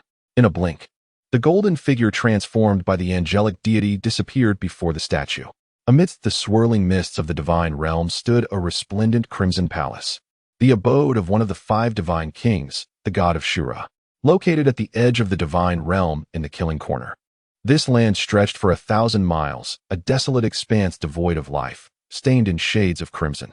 Above the Shura palace, the angelic deity gracefully descended, her wings beating softly as she approached the 2 divine guards stationed at the entrance. After a brief moment of hesitation, she advanced towards them. "Great angelic deity," the 2 divine officers exclaimed with reverence. In the divine realm, divine officers were the lowest tier of beings, and they dared not show any hint of disrespect before a first-tier deity. "Is the law-enforcing deity present? I seek an audience with him," the angelic deity stated. "Please wait here, great deity. I shall inform him at once," one of the divine officers replied after a moment's hesitation, then hurried into the palace. A flicker of helplessness crossed the angelic deity's eyes as she surveyed the surroundings of the palace. Within the entire Killing Corner, this solitary palace stood as the only structure amidst the sea of blood-red divine power, a stark contrast to the sacred aura she was accustomed to in the angelic sea. Fortunately, the officer did not keep her waiting long. In but a moment, he reappeared. "Great angelic deity, the divine king has requested your presence," the officer said respectfully.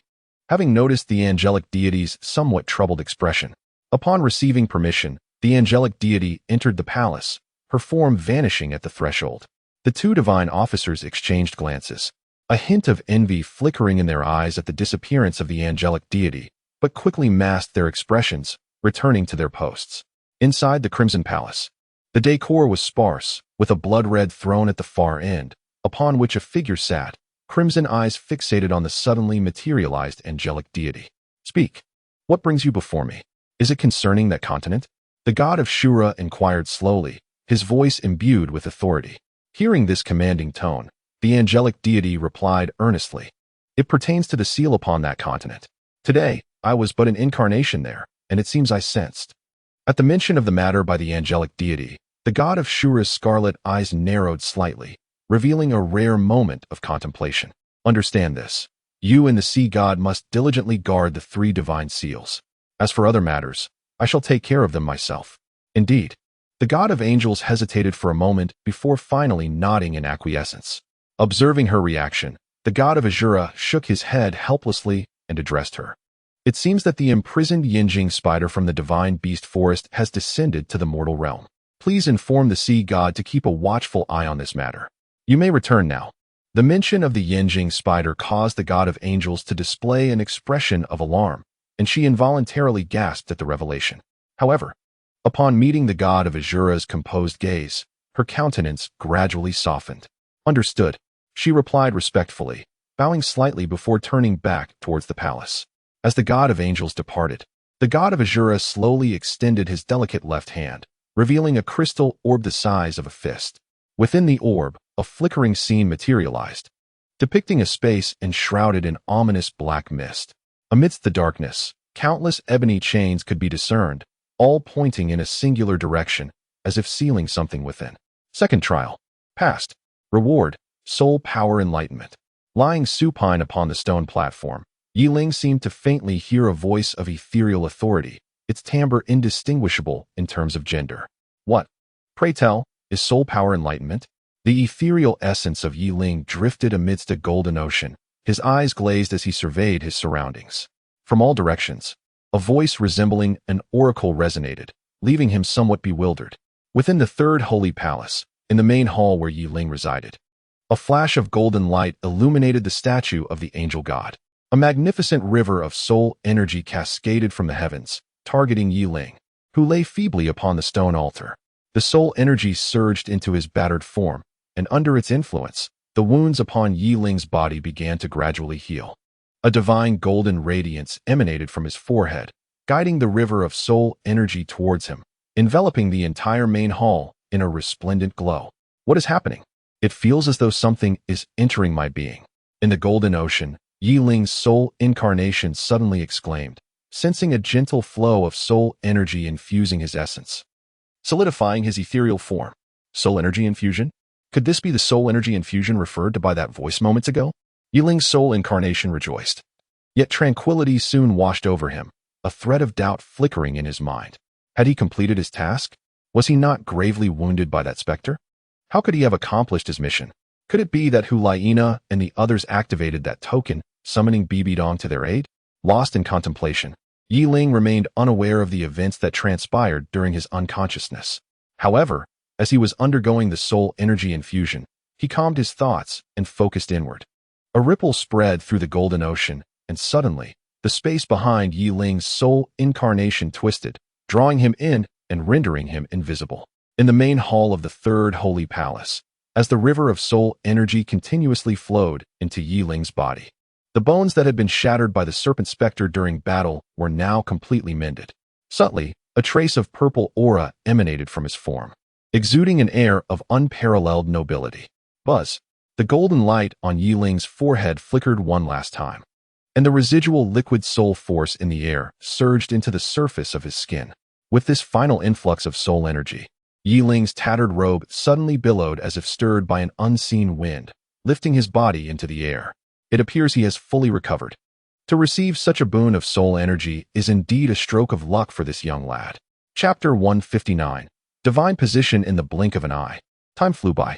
Unbeknownst to him, a month had passed since Yiling arrived in the Rakshasa domain. At this moment, he sat cross-legged on the mat that belonged to him within the main hall of the third sacred palace, inhaling and exhaling, drawing in the ethereal, violet soul force. Following the soul energy bestowal after the second trial, Yiling's soul power had ascended to level 56. In just a month, he had broken through 3 levels. A truly remarkable feat indeed. Achieving a 3-level breakthrough in a month is an extraordinary talent in this continent. A voice of approval resonated from behind him. Upon hearing this, Yiling smiled faintly and slowly turned around. Do you know? I find it rather perplexing, you gods, Yiling remarked, gazing at the small golden figure seated on the throne. Oh, the angel god looked up with keen interest, teasingly addressing Yiling. You, a mere child of 15 or 16, still unshorn, dare to express sentiments about us gods. The angel god found it somewhat amusing, yet her curiosity was piqued. She was eager to discern what this young boy truly understood about divinity. Observing the angel god's amused expression, Yiling remained composed, slowly turning his gaze back. His soft lavender eyes quietly studying the statue behind the angel god. A fleeting moment of confusion crossed his eyes, quickly replaced by resolute determination. You do not wish to indulge in a chat with me? You must know how many souls on this continent yearn for me to heed their calls. Yet I have not attended to them. This is a rare opportunity. Will you not consider it? Noticing Yiling's apparent reluctance to speak, the angel god paused, a hint of perplexity in her gaze, and asked, A month has passed. Do you not know what kind of god I am? If it weren't for the constraints of the so-called divine laws, I suspect you would be eager to converse with your followers. Yiling raised an eyebrow, speaking with a touch of exasperation. Since his recovery, during the month spent in the third sanctuary, apart from daily cultivation, his time had been consumed by the incessant inquiries of the so-called angel god. With your incessant chatter, I am a deity in my own right. Yet, why do I feel as if you are nothing more than a mere mortal? The angel god replied with a hint of helplessness. Throughout this month, she had ostensibly been tasked with guiding Yiling in his cultivation, a concession granted by the god of Shura for her presence in the mortal realm. Yet, she alone understood that this peculiar prodigy required no guidance from her. He was nothing short of extraordinary, even offering insights into her own mindset. Why do I sense that? Despite your tender age, you harbor a multitude of thoughts? The angel god retorted, her tone lacking the gravitas expected of a divine being. Your exaggeration is unfounded. However, I must say, you do not seem to embody the essence of an angel god. Perhaps you should be aptly named the god of chit-chat. Yiling chuckled, having discerned the nuances of the divine personality before him over the past month, leaving him unperturbed by her demeanor. You. Upon hearing Yiling's words, a flicker of discontent crossed the angel god's face. However, as she beheld the indifference etched upon Yiling's expression, her countenance gradually darkened, prompting her to turn away and cease conversation. Forget it. Conversing with you will surely drive me to my demise, the angel god mused after a prolonged silence. Considering you have been here for a month, it is time for you to take your leave. Yiling nodded thoughtfully, her gaze seemingly lost in recollection, a gentle smile gracing her lips. Do you wish to inherit the divine position? Just as Yiling was about to depart, the angelic god suddenly turned his head, his expression serious as he fixed his gaze upon her and spoke slowly. What? Yiling was taken aback, casting a peculiar glance at the god of angels, and slowly spoke. You cannot possibly be offering me your divine position, can you? I am not suited for your rank. And have you not already found a successor? Observing Yiling's astonishment, a glimmer of amusement flickered in the corner of the god of angels' eyes as he replied, certainly not my own. I see your martial spirit is of the offensive type, and coincidentally, there exists a vacant divine position in the divine realm that aligns perfectly with your martial spirit. Would you care to consider it? What divine position? Yiling inquired. Her interest piqued as she licked her parched lips. A secondary deity, the god of war. The god of angels whispered, leaning closer. Not interested. Upon hearing the mention of a secondary divine position, Yiling's previously excited visage suddenly darkened. Rolling her eyes, she remarked, I am confident I can attain a more prestigious divine inheritance. Why should I settle for a mere secondary deity? Very well. Indeed, given your talents. It is likely that other first-level deities, or even divine kings in the divine realm, will seek you out, the god of angels mused after a brief silence, dismissively waving his hand. It is understandable to decline the secondary divine position, considering your potential. Let us discuss other matters then. I hope you can complete your third trial after leaving the third holy temple. The third trial? Yiling queried, puzzled.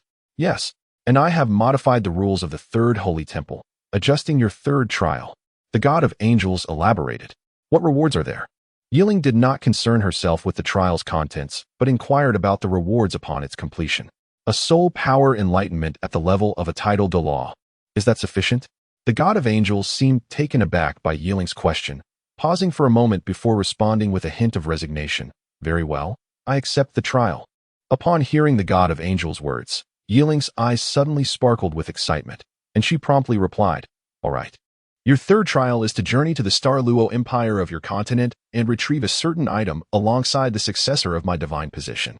Wait, alongside your successor? Upon hearing the trial's details, Yiling found herself in a quandary. I have already conveyed your information through the relic of the god of angels to my successor. Once we exit this space, she will naturally seek you out to provide specific details regarding the item to be retrieved. The god of angels added. At this revelation, the corners of Yiling's mouth twitched slightly. The successor of the god of angels was none other than Qian Richue, was it not? Well then, I suppose that will suffice. Yiling had more to say, but despite the words lingering on her lips, they were forcibly swallowed back. Go on. This time, to prevent you from encountering any further troubles, I shall directly send you outside this realm. Observing Yiling's acquiescence, the angelic deity nodded in satisfaction.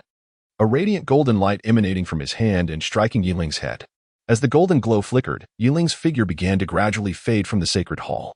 With her disappearance, the countenance of the angelic deity turned grave, his golden eyes seemingly piercing through the fabric of space, arriving at a vast azure ocean. Here lay nothing but an endless sea and a colossal island beneath. Chapter 160. The seal of the sacred hall capital of the Tiando Empire. The bustling capital, already teeming with life, was now a veritable sea of humanity, with throngs of people moving about in a cacophony of excitement.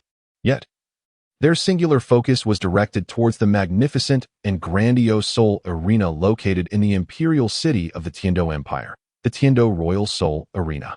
With the commencement of the prestigious Continental Advanced Soul Master Tournament, the two selected venues for the preliminary rounds, the Douluo Empire's capital and the Tiando Empire, were inundated with a fervent tide of Soul Masters, creating an electrifying atmosphere in both flourishing metropolises. At that moment, on the competition platform within the Tiando Royal Soul Arena, the first match of the Continental Advanced Soul Master Tournament was on the verge of beginning. In the resting area of Shrek Academy, the Shrek 7 and several substitutes gathered to deliberate their strategies for the impending matches. Little 3, do you think you will return? Oscar inquired with a hint of resignation after their tactical discussion. Although the dean mentioned that you might not participate in this tournament, he ought to come back to take a look, right? Upon hearing Oscar's question, Tang Sen paused momentarily before shaking his head. He should make an appearance eventually, but not at this moment. Perhaps he will show up when we reach the finals. The finals, indeed. Can we truly make it to the finals? Oscar mused, a look of contemplation gracing his features. Tang San, with a sense of helplessness, patted Oscar's shoulder. If all of us have attained a level above 40, and we still cannot secure a spot in the finals. What a pity that would be. With that, Tang San quickened his pace towards Xiao Wu, who was waiting for him. Little 3? Observing the way Xiao Wu clung closely to Tang San's arm, Oscar's words were suddenly caught in his throat. After a moment of silence, as if recalling something, he glanced back at Ming Yuran. Tiando Palace, a resplendent mansion, stood in a corner of the palace. The residence of the Tiando Empire's prince, Shuqinghe. This abode was devoid of any guards, and within the spacious confines, there were only 2 individuals, a stunning woman with flowing golden hair, and Yi Ling.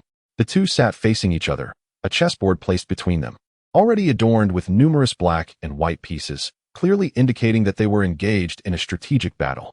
Yi Ling, I must confess my surprise. I never imagined that it would be you accompanying me on this mission. The blonde woman spoke, her ethereal voice echoing in Yi Ling's ears, lingering and momentarily rendering him entranced. Upon regaining his composure, Yi Ling chuckled softly. If it were not for this assessment, Your Highness, oh no, I should say, Your Holiness, how much longer do you intend to masquerade before me in this guise? At his words, Qian Rinxue displayed little emotion, merely offering a faint smile as her light golden eyes glanced at the chessboard. Yi Ling's black pieces had completely encircled her white ones, signaling her imminent defeat. Yi Ling, would you believe me if I said my disguise was solely to protect myself? Qian Rinxue's voice was gentle, yet a flicker of sorrow passed through her eyes as if she had recalled something poignant. Oh, as the holy maiden of the Elder Hall, the sole daughter of the Pope of the Spirit Hall, is there truly anyone who would dare to harm you? Yi Ling inquired, intrigued by Qian Rinxue's response. Alas, Qian Rinxue sighed softly, gathering her thoughts before continuing. You do not comprehend. The Elder Hall and the Spirit Hall are no longer what they once were. And I am no longer the Holy Maiden. Hearing her words, Yi Ling's brow furrowed tightly, his gaze fixing on the depths of Qian Rinxue's eyes, his expression deepening in perplexity. The complexity and sorrow reflected in her gaze could not be feigned. Could it indeed be true that the continent's foremost power had encountered some unforeseen turmoil? Never mind. These matters are not for you to grasp at present.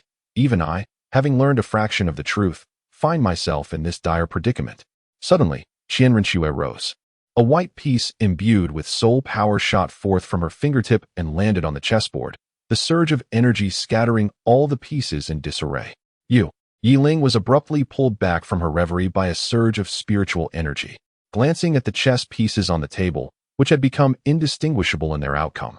She couldn't help but let out a wry smile. What is wrong with me? Do you not know that being deceitful is a privilege reserved for women? Qian Rinxue replied with an unusual playfulness. Sighing, Yi Ling shook her head and exhaled deeply. By the way, did you already see through my disguise? Otherwise, why was there such animosity when we first met? Observing Yi Ling's resigned expression brought a slight joy to Qian Rinxue's heart. Yet she suddenly recalled the initial rejection she had felt from this individual and questioned her with a hint of displeasure. Yi Ling remained silent, neither affirming nor denying. Yet this silence served as the most eloquent response for Qian Rinxue. I have no intention of causing any trouble for your 7 treasures, glazed tile school. So why the hostility? Although I have indeed committed some misdeeds to attain this identity, it was that wretched individual who deserved it. Qian Rinxue seemed to recall something. A flicker of coldness crossing her face as she spoke in a chilling tone. I hope you remember your words today, or else. Yi Ling, uninterested in her continued discourse, interjected, having already gleaned the answer he sought. What can a soul king like you accomplish? You should be aware that I have ascended to the rank of soul emperor. Can you truly contend with me? Qian Rinxue raised an eyebrow and smiled, possessing unwavering confidence in her abilities. With the legacy of the angel god and her 6-winged angel martial soul, she felt assured that she could challenge and even defeat a soul sage. By the way, what exactly will we be doing in this assessment in the Star Luo Empire? Yi Ling, having disregarded her previous remarks, took a deep breath and shifted the topic. Oh, I almost forgot to mention. This event is not merely the Continental Advanced Soul Duel Competition. It is also the century-old soul hunting competition of the Star Luo Empire. The imperial family has specially captured countless soul beasts from various habitats in their empire, some over 1,000 and even 10,000 years old, for this grand event. Qian Rinxue explained slowly. Soul hunting competition? How can the Star Luo Empire possibly possess so many 1,000 and 10,000-year-old soul beasts? Yi Ling furrowed his brow and inquired. If it were hosted by the Martial Soul Hall, I would find it credible, given their formidable strength, with numerous title Douluo at their disposal. Capturing such beasts would be quite normal. However, the Star Luo Empire seems to have very few title Douluo.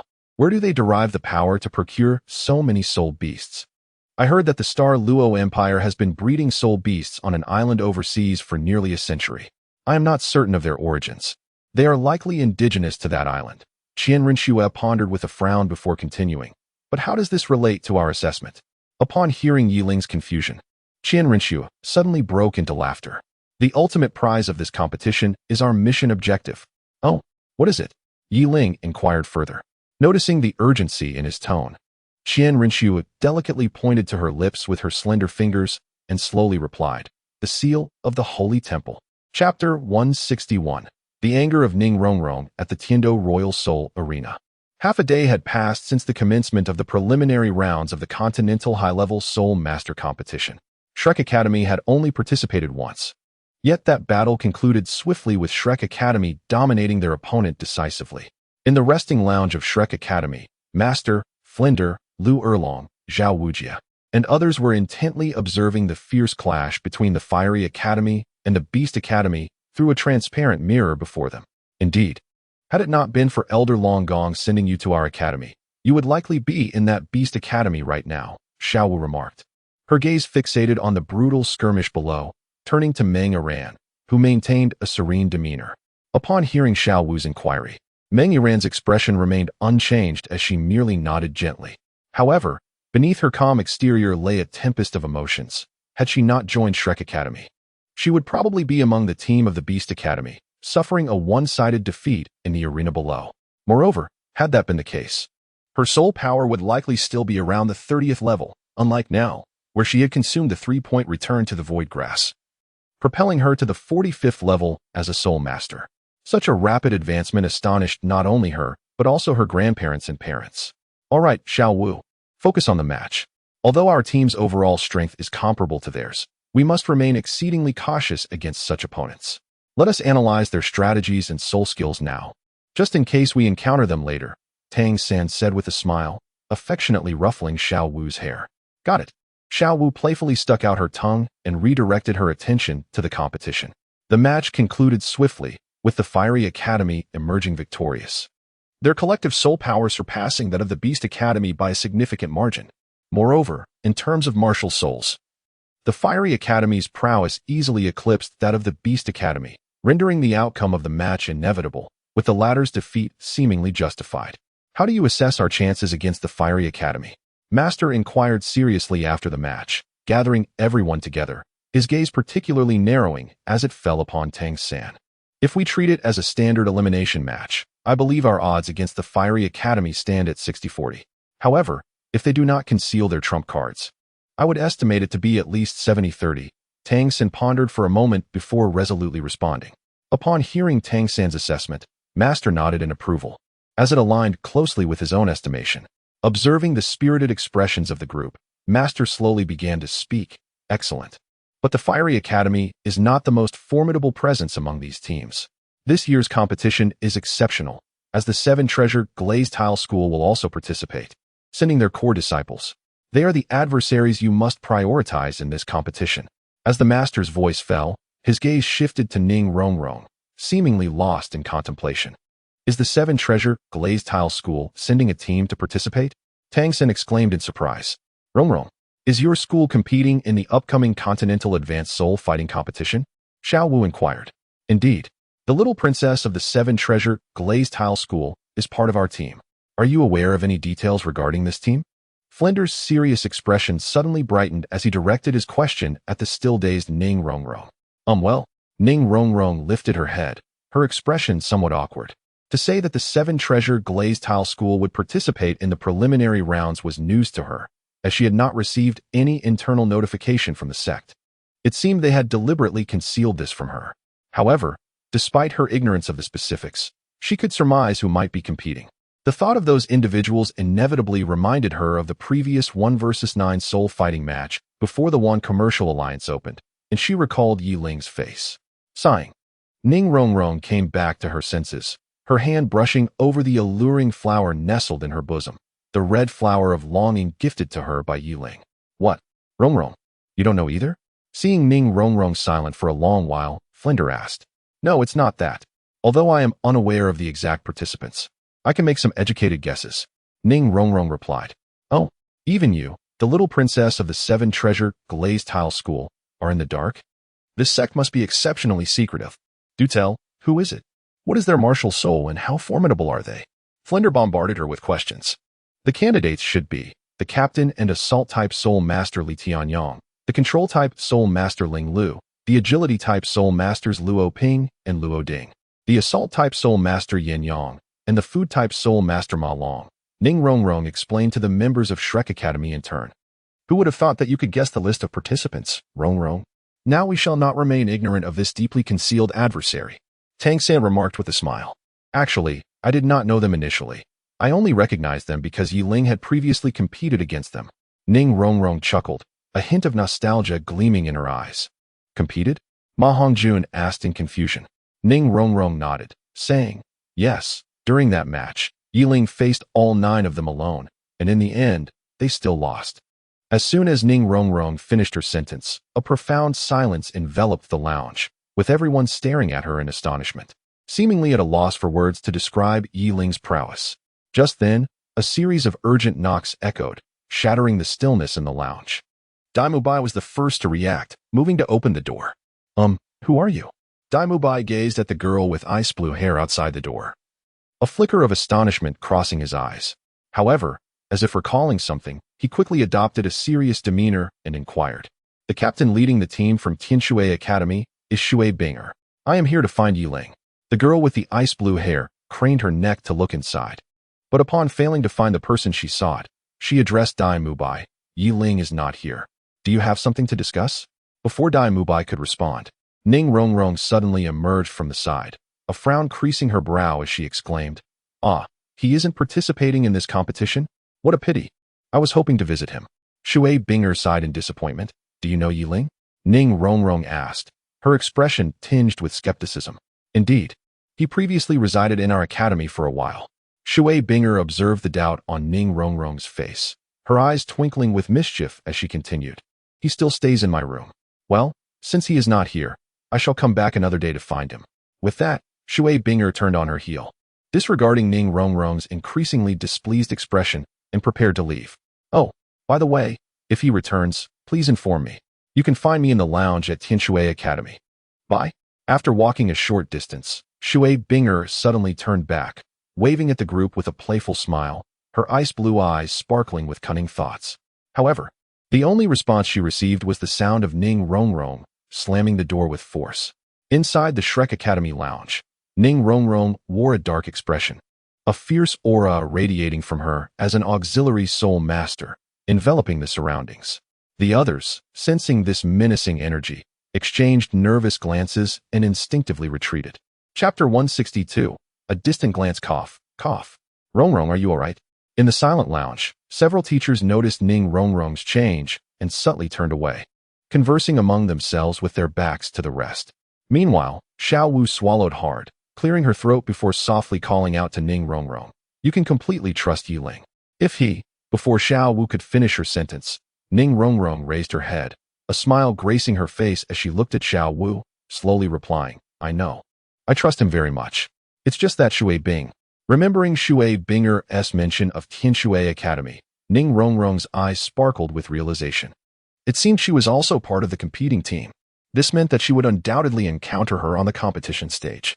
With this thought, a peculiar smile crept across Ning Rongrong's face. Rongrong, why are you looking at me like that? Is something wrong? Xiao Wu, taken aback by Ning Rongrong's sudden, strange smile, stammered in confusion. Oh, upon hearing Xiao Wu's voice, Ning Rongrong gradually calmed down.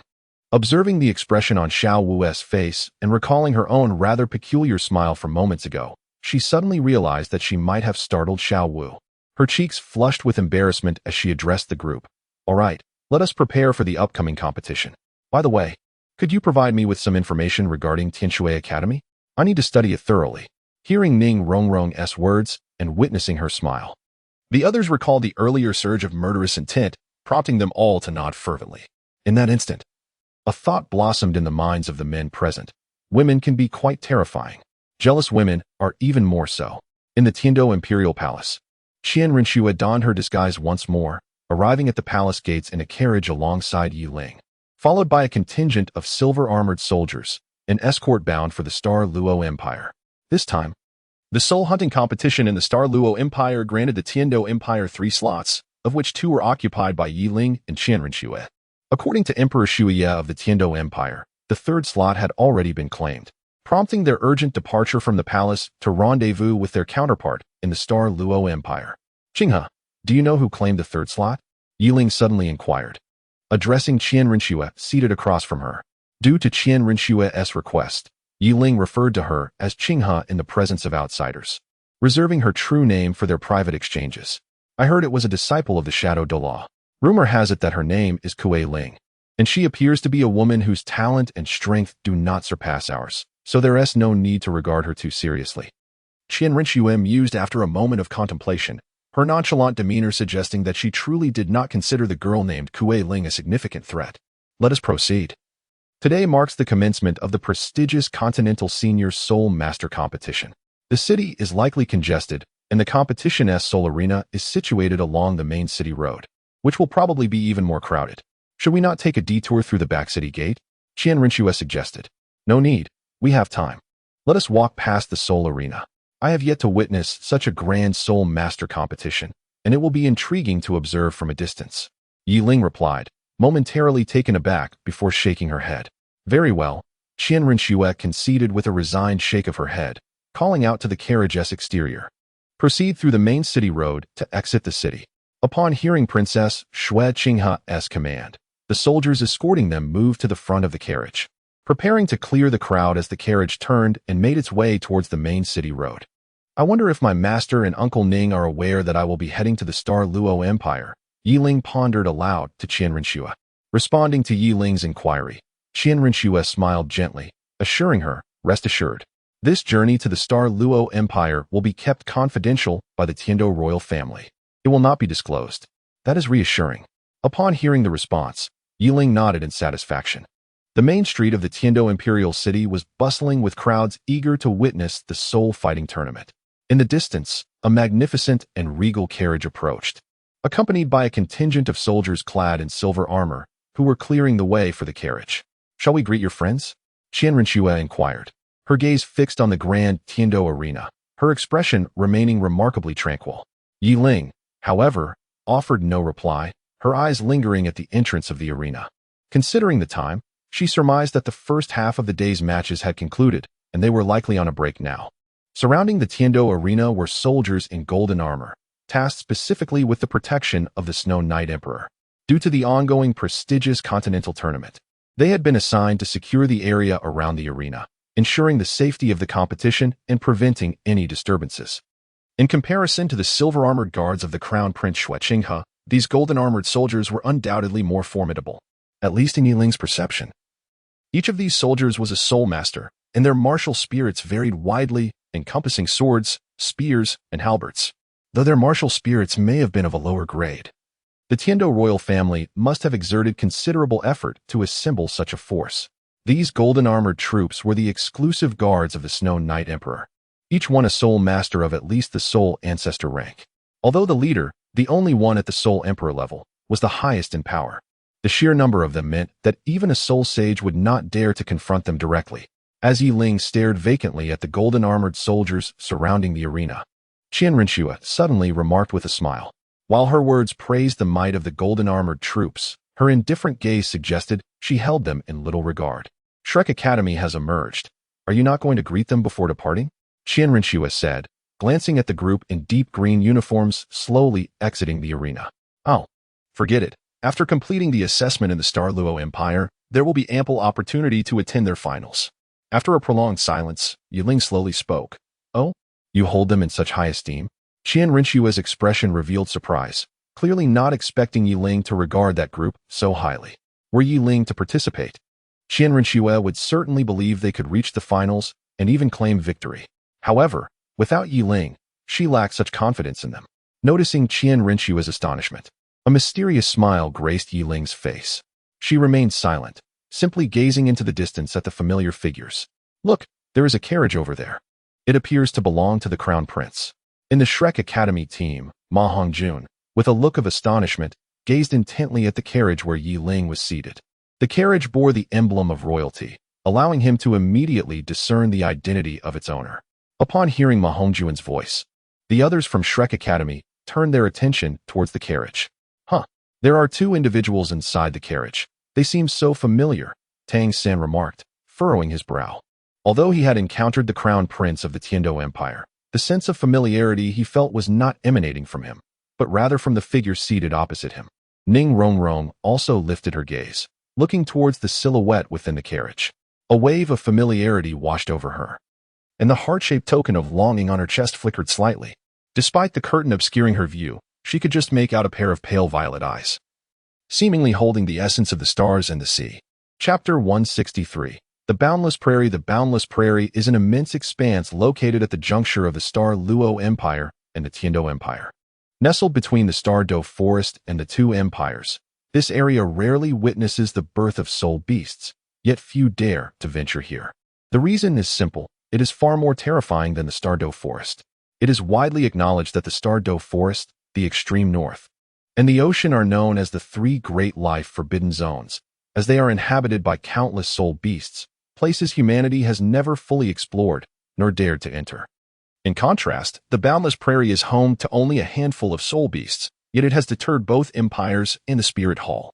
Both empires and the Spirit Hall have sent various individuals here, from soul masters to titled Douluos, and even the ultimate Douluo of level 99.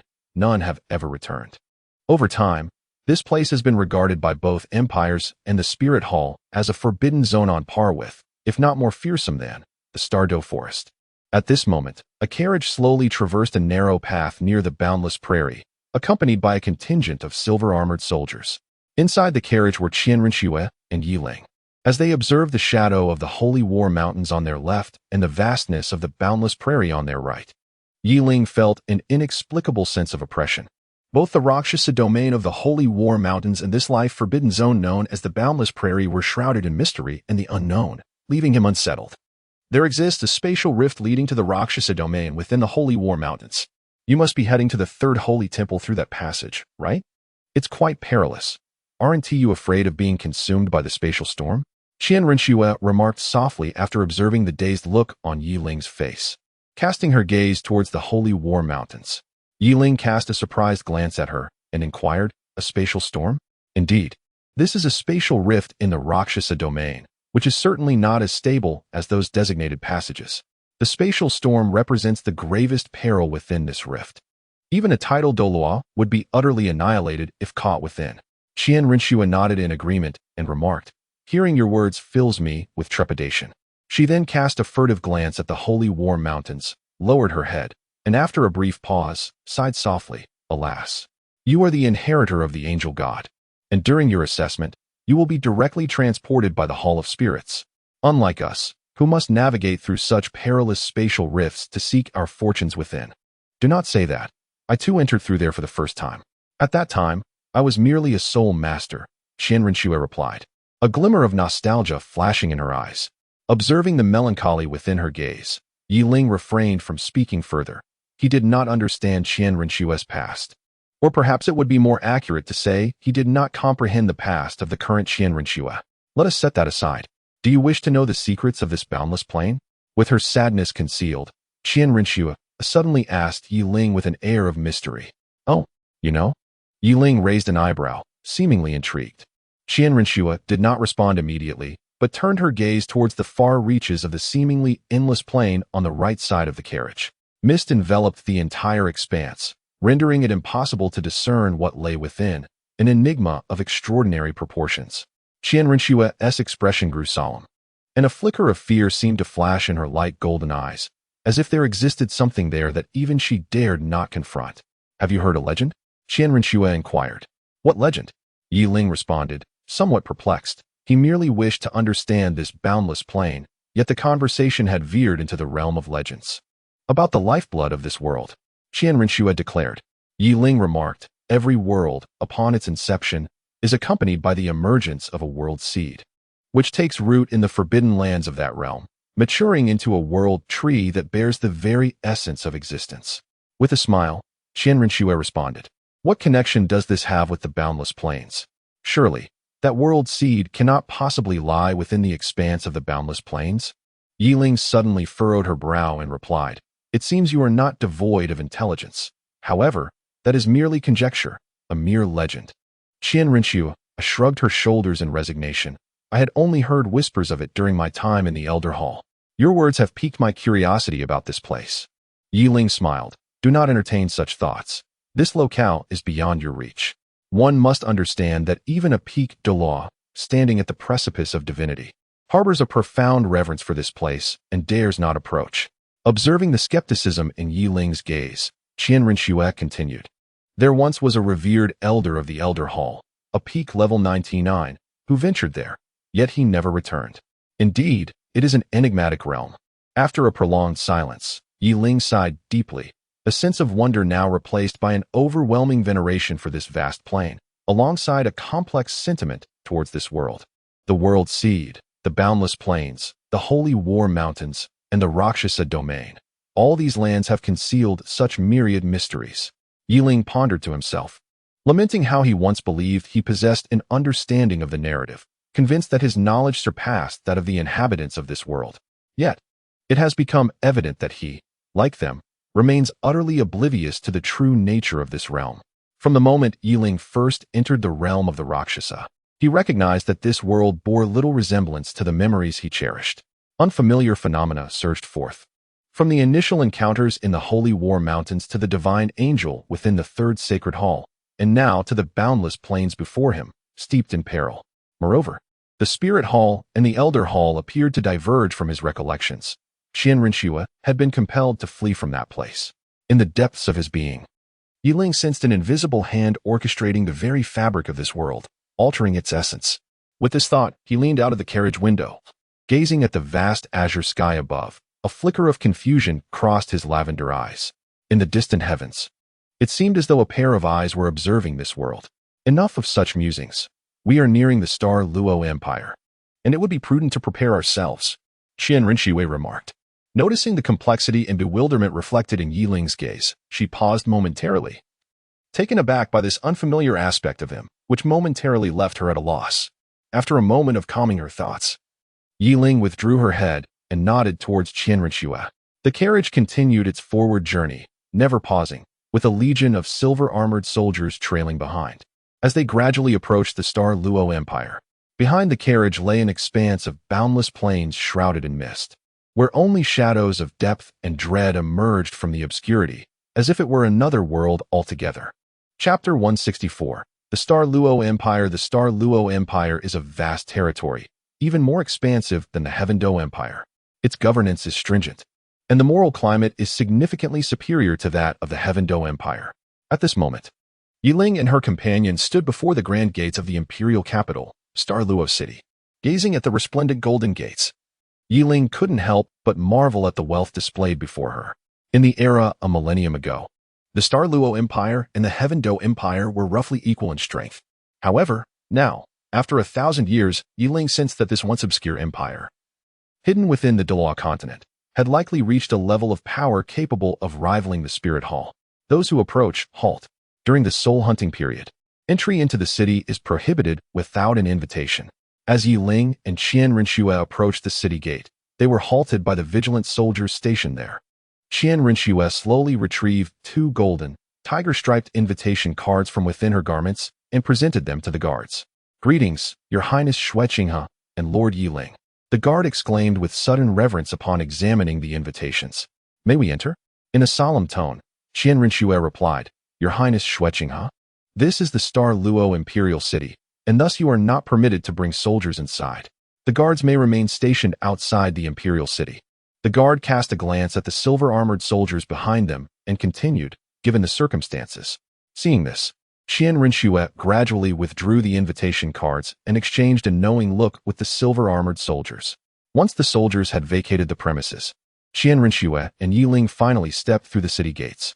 Upon entering the imperial city of the Star Luo Empire, Yiling's initial impression was one of overwhelming prosperity. This opulence was neither akin to the grand wealth of the Seven Treasures, glazed tile school, nor comparable to the bustling crowds of the Heaven-Do Empire. Rather, it was distinctly manifested within the myriad of shops lining the streets. In the entire imperial city, not a single establishment offered mundane wares. As Yu-Ling surveyed the surroundings, some of the merchandise even made her mouth water with desire. There exists a significant disparity, does it not? Suddenly, Qian Rinxue turned to her and posed the question. Yi-Ling instinctively nodded, yet his gaze remained fixated on the surrounding shops. He was acutely aware of what Qian Rinxue was alluding to. The imperial city of the Heaven-Do Empire was undeniably less prosperous than that of the Douluo Empire, as evidenced by the merchant establishments lining the streets. This was indeed the Douluo Empire. Although on the surface, both empires appeared to be on equal footing. Only they understood the true strength and foundation of the Douluo Empire, which could, within a month, obliterate the Heaven-Do Empire.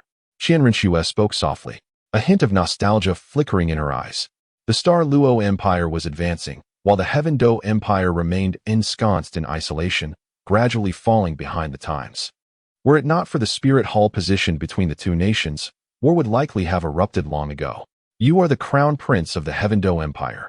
Such sentiments, if overheard, would not bode well, Yi-Ling remarked, his expression momentarily grave, before softening as he smiled at Qian Rinxue. Defeat is defeat. There is nothing to conceal. Snow Knight, that old fellow, understands this better than anyone, though he still harbors illusions about the upper three sects. A flicker of anger crossed Qian Rinxue's face. Although she was not the true Xue Qinghe, she had lived in the Heaven-Do Empire for many years, and witnessing the ignorance of its people in the face of their nation's vulnerability stirred a sense of indignation within her. Enough of this. Let us make our way to the palace, Yi-Ling said with a resigned shake of his head as he walked toward the resplendent palace at the end of the street. Disrupted from her thoughts by Yi-Ling's words, Qian Rinxue sighed after a brief silence and hurried to catch up with him. Within the Heaven-Do Great Soul Arena, the sword Douluo, seated alongside Emperor Shui Yi and Ning Fengji on the high platform, suddenly turned to Ning Fengji and inquired, Fengji, have you heard any news of that insufferable brat? Ning Fengji glanced at the sword Douluo and shook his head slightly. He had mobilized the full resources of the Seven Treasure glazed tile sect to search for Yi-Ling, yet no information had surfaced. The last known location of Yi-Ling was the Sunset Forest, where he bid farewell to the Shrek group, and since then, he had seemingly vanished without a trace. Where on earth could that insufferable brat have gone? The sword Douluo expressed his concern. Fear not, Sword Uncle. Little Yi possesses the glazed tile order. He will activate it in times of danger. However, it has remained silent thus far. Perhaps he is simply in seclusion, engrossed in his training, Ning Fengji reassured him.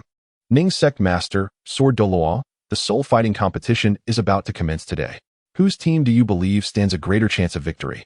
As the two individuals grew somewhat anxious regarding Yi-Ling's situation, a sudden voice interjected.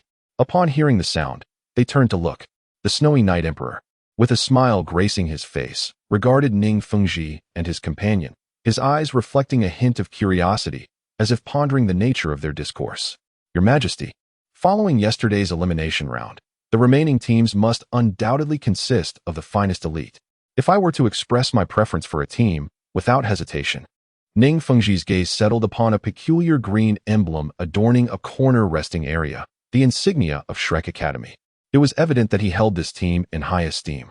Oh, I recall that the Seven Treasure Glazed Tile School also has a team competing. Why does Sect Master Ning not favor his own team, but instead seem to lean towards this obscure academy's formation? The Snowy Knight Emperor inquired, perplexed. Your Majesty, the reason lies in my beloved daughter, who is indeed part of Shrek Academy, Ning Fengji replied, subtly conveying his belief in the academy's strength without directly elaborating, merely giving the impression that his preference stemmed from a paternal inclination. To think that Sect Master Ning's daughter is also within this academy. It appears that this team is certainly extraordinary, the Snowy Knight Emperor remarked, taken aback for a moment before expressing his admiration. Ning Fengji's face flickered with a faint, knowing smile, neither affirming nor denying, as he shifted his gaze to the competition arena below. The sword Douluo ceased his conversation with Ning Fengji, directing his attention to the stage, his eyes shimmering with unspoken thoughts. Access to the royal palace is strictly prohibited. Yi-Ling and Qian Rinxue approached the entrance of the Douluo Palace, only to be halted once more by a group of guards. Unlike the previous sentinels, These guards stationed around the palace radiated a palpable aura of soul power, indicating they were undoubtedly soul masters. Clearly, this was a military force composed entirely of soul masters. With no other option, the two presented their invitation once again. Upon inspecting it, they were finally granted entry into the palace. The entrance to the Douluo Empire's palace, in stark contrast to that of the Tiando Empire, resembled a celestial garden, resplendent with vibrant blossoms that created an enchanting illusion of a fairyland. As Yi Ling marveled at the scene, a strikingly voluptuous figure with fiery red hair emerged from the palace entrance behind them. Noticing Yi Ling in a state of awe, a sultry voice resonated from her lips. "Oh, what a handsome young lad." Chapter 165. The Hellcat at the entrance of the Douluo Palace. A sea of flowers bloomed in myriad colors, adorning the palace with a unique vibrancy. A pathway meandered through the floral expanse, where Yi Ling and Qian Renxue stood side by side, as a tall girl with a curvaceous figure and flaming red hair approached gracefully. Her gaze fixated solely on Yi Ling amidst the floral splendor. Zhu Zhuyan. Upon recognizing the newcomer's visage, Qian Renshue's expression darkened, a flicker of wariness flashing in her eyes. "Hee, Princess Xueqinghe has also arrived. I thought your Tiando Empire would only send that little girl to compete." The tall girl, identified as Zhu Zhuyan, purred with a teasing smile. "Humph." Qian Renxue snorted coldly, refusing to acknowledge her further, and turned to grasp Yi Ling's sleeve, leading him into the palace. Yi Ling was somewhat bewildered by the sudden tug, yet upon observing the shadowy pallor on Qian Renxue's face, she refrained from voicing her confusion and allowed herself to be led into the imperial palace. How intriguing this little one is. As she gazed at their retreating figures, Zhu Zhuyan's eyes gleamed with a hint of crimson allure, and she chuckled softly. Within the grand corridors of the palace, Qian Renxue halted, releasing Yi Ling's sleeve. Once she noticed that Zhu Zhuyan had not followed, she exhaled in relief. "What is the matter? Who is that person? Why such a strong reaction?" Yi Ling inquired, adjusting her slightly wrinkled sleeve that Qian Renxue had tugged. "That individual is the eldest daughter of the foremost noble family in the Xinglua Empire. Do not be deceived by her smiling facade. She is, in truth, a siren capable of devouring one whole." Qian Renxue's expression darkened as she spoke, seemingly recalling something troubling. "Oh, I just heard you call her Zhu Zhuyan. Does her martial spirit resemble the spectral spirit cat?" Yi Ling probed further, instinctively associating the name Zhu Zhuyan with Zhu Zhuqing from the Shrek 7 monsters, pondering whether they could be of the same lineage given their similar names and noble heritage within the Xinglua Empire. Not quite. Though their family's inherited martial spirit is indeed the spectral spirit cat. However, hers has undergone a mutation, transcending its original form. Her martial spirit is known as the Hell Spirit Cat. Qian Renxue replied solemnly. "The Hell Spirit Cat? How do you know so much? Have you encountered her in battle?" Yi Ling asked. "No." Qian Renxue shook her head. "Then why did you react so strongly upon seeing her? I thought you two had clashed before." Yi Ling rolled her eyes in response. "Humph, that is none of your concern. We should hasten to the palace hall. She has arrived, and surely the others must also be gathered. We must proceed without delay." Qian Renxue let out a cold scoff, walking towards the imperial palace without casting a glance back. In truth, she had never fought with Zhu Zhuyan. Yet they had crossed paths once, a meeting that nearly compelled Qian Renxue to take her life. The situation was straightforward. The Douluo Empire had dispatched an envoy to negotiate with the Heaven Do Empire, and that envoy was none other than Zhu Zhuyan.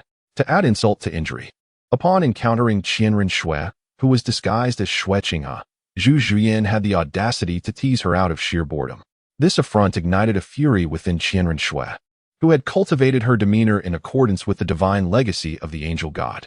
It was this incident that elicited such a vehement reaction from her towards Zhu Zhuyan. Upon entering the grand hall of the imperial palace, Yi Ling observed a throng of individuals of varied appearances. Some, like him, donned white garments, their long hair cascading down, with a green blade sheathed at their waist, while others were bare-chested, their muscular forms adorned with fiery leopard patterns. Among this eclectic assembly, Yi Ling's gaze lingered on the emperor of the Douluo Empire seated upon his lofty throne, accompanied by a youth and a maiden. To his astonishment, the youth bore a striking resemblance to Dai Mubai, sharing 7 parts of his likeness, while the maiden beside him resembled Zhu Zhuqing closely in both beauty and stature. Surely, that must be Davis, Dai Mubai's elder brother, and Zhu Zhuqing's elder sister, Zhu Zhuyan, Yi Ling mused. Greetings, Your Highness, the Crown Prince of the Heaven Do Empire. The Emperor of the Star Luo Empire suddenly broke into a smile upon seeing Xue Qinghe enter alongside Yi Ling, addressing her with warmth. Your Majesty. The guise of Qianren Xue as Xue Qinghe simply inclined her body slightly in response. Yi Ling smiled faintly from the side, choosing not to regard the Emperor in his exalted position. Instead, his gaze fell upon a girl shrouded in a black robe amidst the crowd. A glimmer of amusement flickering in his eyes. He felt a sense of familiarity emanating from her, distinctly recalling that this sensation had previously arisen from the presence of the Shadow Douluo at the auction of the Wanchang Association. With this thought, the girl's identity became evident. She was undoubtedly Kuei Ling, the cherished disciple of the Shadow Douluo. It seemed that she sensed Yi Ling's scrutiny, for she lifted a corner of her black robe, locking eyes with his pale violet irises. Humph. Upon hearing a soft hum, Yi Ling observed as the girl let her black robe fall, disregarding her gaze. Witnessing this outcome, a smile crept upon Yi Ling's lips. It appeared that this Kuei Ling had no intention of collaborating with the two. She was poised to act independently. So be it. Yi Ling shook her head, retracting her gaze. At that moment, Qianren Xue, disguised as Xue Qinghe, had completed her conversation with His Majesty the Emperor of the Xing Luo Empire. The attendees, who had previously been scanning the surroundings, now focused their collective gaze upon the Emperor. As the attention converged on him, he tempered his smile, adopting an expression of utmost authority. First and foremost, I wish to express my gratitude for your esteemed presence at the centennial soul hunting competition of the Xing Luo Empire. The resounding voice echoed throughout the grand hall, eliciting a myriad of reactions from the crowd below. Some wore solemn expressions, while others appeared exuberant. The Emperor noted the varied countenances, absorbing the spectrum of emotions that danced across the faces of those gathered. This soul-hunting competition will commence tomorrow, adhering to the scoring system of previous years to determine rankings. The higher one ranks, the more substantial the rewards. The Emperor spoke tirelessly, and the audience listened intently, as if fearful of missing any crucial detail. It is important to note that only the top 10 participants will receive rewards. I must also caution you all, the Beast Soul Island is fraught with peril. Once you set foot on the island, your survival hinges solely upon your own strength. Only those who emerge alive will be eligible for ranking and rewards. Upon hearing this, the expressions of those in the hall grew tense, as if grappling with their thoughts. Even Yi Ling and Qianren Xue wore serious faces. Observing the sudden silence that enveloped the grand hall, the Emperor felt no irritation. After all, the matter at hand concerned life and death. Even he would find himself in contemplation, perhaps even contemplating withdrawal. Now, amongst your esteemed guests from various sects within the empire, as well as those who have traveled from afar, I understand that the journey has been long, and you require rest. I have arranged excellent accommodations for you. For now, I shall conclude my address. I encourage you to take the time to ponder your participation in tomorrow's soul hunting competition. Upon your return today, you may unseal the invitation, which contains your respective routes for this competition. With that, the hall erupted in murmurs, but alas, the Emperor, accompanied by his guards, departed. Witnessing this, the crowd hesitated before gradually vacating the grand hall. Chapter 166. Beast Soul Island. The following day, after a night of contemplation, nearly half of those present in the grand hall had departed. The individuals who left were primarily outer disciples from various sects of the Xing Luo Empire, while the true core disciples had already followed the routes outlined in their invitations to arrive at their respective destinations. Yi Ling and Qianren Xue were no exception. Although the two parted ways due to differing paths, after various inquiries for directions, they both ultimately arrived at their respective destinations. Yi Ling's destination was a coastal area, as he needed to reach an island, which would inevitably require traveling by boat. Thus, he arrived at a shoreline not far from the Starfall imperial capital. Here, he encountered several other competitors he had seen the previous day, who were also inquiring about their location. After a series of inquiries, Yi Ling finally located his true destination, a vessel anchored by the coast, brought to him by a soldier stationed there. The ship was both sizable and opulent. According to the soldier, a total of 10 such vessels would set sail that day, each capable of accommodating 30 individuals bound for the Beast Spirit Island, the venue for this competition. This revelation indicated that the participants in this soul-hunting competition far exceeded those he had observed in the Grand Hall the day before. Many others remained unaccounted for, hidden from view.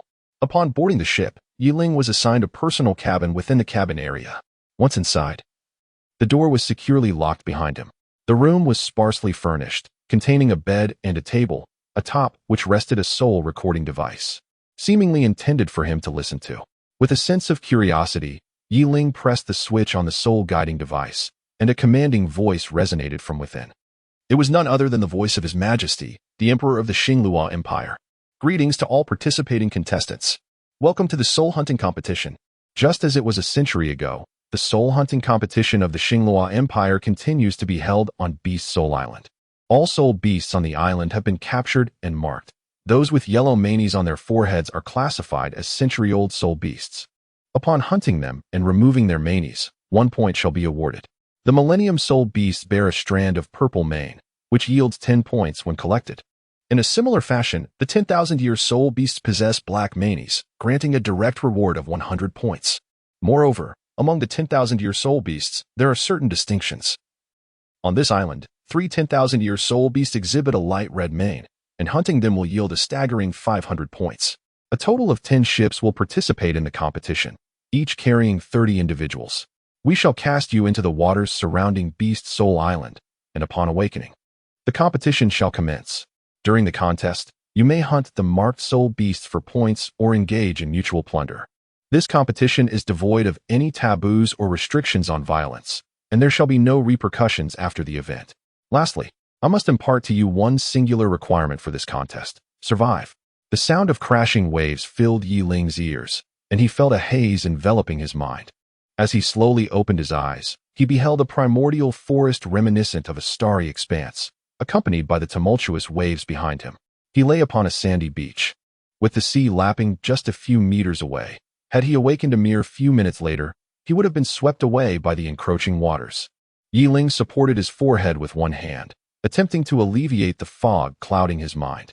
He vaguely recalled that after listening to the words emanating from the spirit communicator, a pink mist had surged forth. Positioned rather close, he had scarcely perceived the impending danger before losing consciousness. Upon awakening, he found himself here. It appeared he had been deliberately placed in this predicament. This must be Soul Beast Island. The competition was indeed fraught with peril. To be rendered unconscious and unceremoniously deposited in this primeval forest, surviving without being devoured by soul beasts was already a stroke of fortune. He pondered the fate of the others. Gently rubbing his still dizzy head, Yi Ling gradually rose from the ground, his expression grave as he gazed into the depths of the untamed forest. Simultaneously, on another shore of Soul Beast Island, the unconscious Qian Rinxue slowly regained consciousness. The first thing she did upon waking was to check her disguise. Finding it intact, she shook her still dizzy head and stood up. As her gaze fell upon the primeval forest before her, a flicker of trepidation surged within her heart, her eyes reflecting a profound seriousness, for she felt an oppressive aura reminiscent of her encounters in the Star Douluo forest. Were there residual fluctuations of spatial energy? This was the Wujian Douluo of the Star Luo Empire. Sensing the faint spatial waves emanating around her, Qian Rinxue immediately thought of the protective Douluo of the Star Luo Empire. Though the Wujian Douluo was merely a 92nd ranked title Douluo, her peculiarities were such that even a 95th ranked title Douluo would hesitate to provoke her. This was due to her martial soul's affinity for spatial abilities, akin to that of the Bone Douluo of the Seven Treasure Glazed Tile School. Though her spatial prowess was not as pure as that of the Bone Dragon martial soul, it was nonetheless a force to be reckoned with, solidifying her status as a guardian Douluo of the Star Luo Empire. Who would have anticipated that a soul-hunting competition would attract the involvement of a guardian Douluo? Clearly, the Star Luo Empire placed great importance on this event. Qian Rinxue suddenly smiled, contemplating the mere month they had to hunt soul beasts while remaining vigilant of the other competitors on this island. It was quite a hassle. With that thought, she shook her head in resignation, her expression growing serious as she set forth into the primeval forest. A few kilometers offshore from Soul Beast Island, a magnificent ship floated gracefully upon the waves, where 2 enchanting figures reclined on the deck, appearing to bask in the sun. Sister Wujian, your influence is truly remarkable, transporting over 100 individuals directly to that island with a single soul skill. On the deck lay 2 elegantly poised women. One had long white hair, reminiscent of the sword Douluo, while the other sported a striking blend of black and white hair cascading to her waist, exuding an air of opulence and grace. As the overseers of this competition, we must possess considerable strength. Besides, What difficulty is there in merely using a soul skill to transport a group of aspiring soul saints? The woman with flowing white hair raised an eyebrow, her crimson lips parting slightly as she murmured, "Ah, mentioning this infuriates me. In previous years, weren't there always 10 soul saints to oversee matters? Why have they dispatched only the 2 of us, titled Douluo, this year? I truly cannot comprehend what that old fellow intends to achieve." The woman with black and white dual-toned hair expressed her discontent. "Well, my sister of impermanence, we are still the guardian Douluo of the Star Luo Empire. Although we have only pledged to protect the empire for a century, during this time, we are still obliged to assist His Majesty with certain trivial affairs." The white-haired woman cast a resigned glance at her sister and remarked, from their conversation, it was evident that both were guardian Douluo of the Star Luo Empire. Had she and Rinxue been present, she would surely recognize their identities due to her extensive experience. For these 2 were none other than the illustrious Impermanence Douluo and the Boundless Douluo. To outsiders, they merely appeared as guardian Douluo of the Star Luo Empire. However, they were not citizens of the empire and possessed no nationality. No one knew from whence they came or what their true intentions were. The emperor of the Star Luo Empire had taken great risks to retain them within the empire for a century, thereby designating them as guardian Douluo. It was rumored among the populace that these 2 hailed from the boundless plains at the border of the Star Luo Empire and the Tiando Empire. But as such rumors often do, this notion faded with time. Chapter 167, The 4 Lower Sects Sister. Do you think we should return and take a look after being out for so long? Amidst the vast expanse of the Azure Sea, a luxurious vessel floated. Upon the deck of this ship, the woman with black and white hair gradually stood, a hint of languorous allure flickering in her eyes. "Isn't it just 1 year? After a year, we shall be able to return," another woman softly replied. Unlike her standing counterpart, this woman's hair was pure white, and both donned identical ornate robes. Their features were strikingly similar, appearing as though sculpted from the same mold. In truth, they were sisters. The elder, named Impermanence, held the title of Impermanence Douluo and was renowned throughout the Star Luo Empire, while the younger, named Boundless, bore the title of Boundless Douluo. Although she lacked the fame of her sister within the empire, only those of the same rank could truly comprehend how formidable the Boundless Douluo truly was. With a power level reaching 97, she was indeed a super Douluo. It was precisely due to her presence that various forces across the continent dared not extend their reach into the Star Luo Empire. Both were guardian Douluo of the Star Luo Empire, yet unlike several other titled Douluo of the empire, they had agreed to stay merely due to the protection their ancestors had received from the emperor of the past. Having spent such a lengthy time outside, it was indeed time to return. One couldn't help but wonder how Elder Tree was faring, as nostalgia for those times washed over her. A fleeting reminiscence flickered across the exquisite visage of the unfathomable Douluo, as if recalling a cherished memory. Why not return to see it after a year? The ever-changing Douluo remarked with a gentle smile, his face equally adorned with profound nostalgia. The sea breeze, laden with a hint of briny fragrance, caressed their faces, lingering in the air. In the northwestern corner of the Beast Spirit Island, within the Vines Forest, 2 figures confronted one another.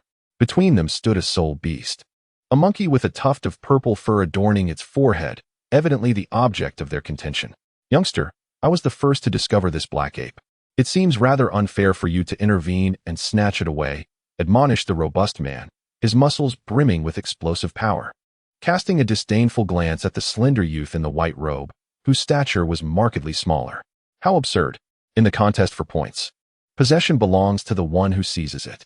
If we are to follow your logic, I spotted this black ape yesterday, thus it rightfully belongs to me," retorted the long-haired youth with a smile.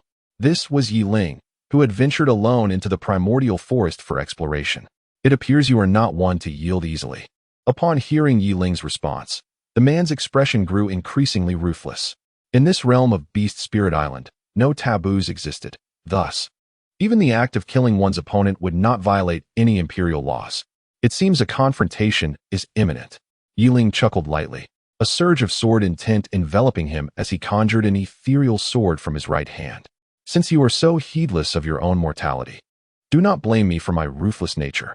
Before your demise, I hope you can remember that your killer is Shun Yi, a core disciple of the Fire Leopard sect." The youth named Shun Yi proclaimed his name and affiliation rather foolishly, leaving Yi Ling utterly speechless. "Oh," Yi Ling softly replied, her ethereal sword shadow carving a path of violet light through the air, gliding past Shun Ye's neck amidst his terror-stricken visage. Moments later, she severed a tuft of purple fur from the black ape's forehead, casting a disdainful glance at Shun Ye's lifeless body lying beside the black ape's spirit ring, a smirk playing on her lips. With purposeful strides, she ventured deeper into the forest. On Beast Spirit Island, the passage of a day is considerably shorter than that on the mainland, and thus, dusk descended swiftly. The primeval forest under the veil of night took on an eerie, foreboding aspect, as if a pair of crimson eyes lurked nearby, fixating upon her. In the northwest of Beast Spirit Island, a spark ignited within the ancient woods. Through the canopy, one could discern a campfire around which sat a young man clad in white robes, his long hair cascading down, none other than Yi Ling, who had toiled throughout the day. Under the night sky, Yi Ling's pale violet eyes were fixed upon the flickering flames, her mind replaying the events of the day, which caused a dull throbbing in her head. She had slain a core disciple of the Fire Leopard sect, meaning that she would inevitably face conflict with the other disciples of that sect on the island. After all, having taken the life of a fellow sect member, she could not expect to regard the members of the Fire Leopard sect with any semblance of normalcy, even if she were to disguise her true intentions like Qian Ringshu. The latent murderous intent embedded deep within her gaze would remain, ultimately leading to suspicion. Well, a kill is a kill. Yet, this core disciple of the Fire Leopard sect was hardly remarkable. He appeared to be in his 20s and was merely a soul king, having relied on potions to elevate his status.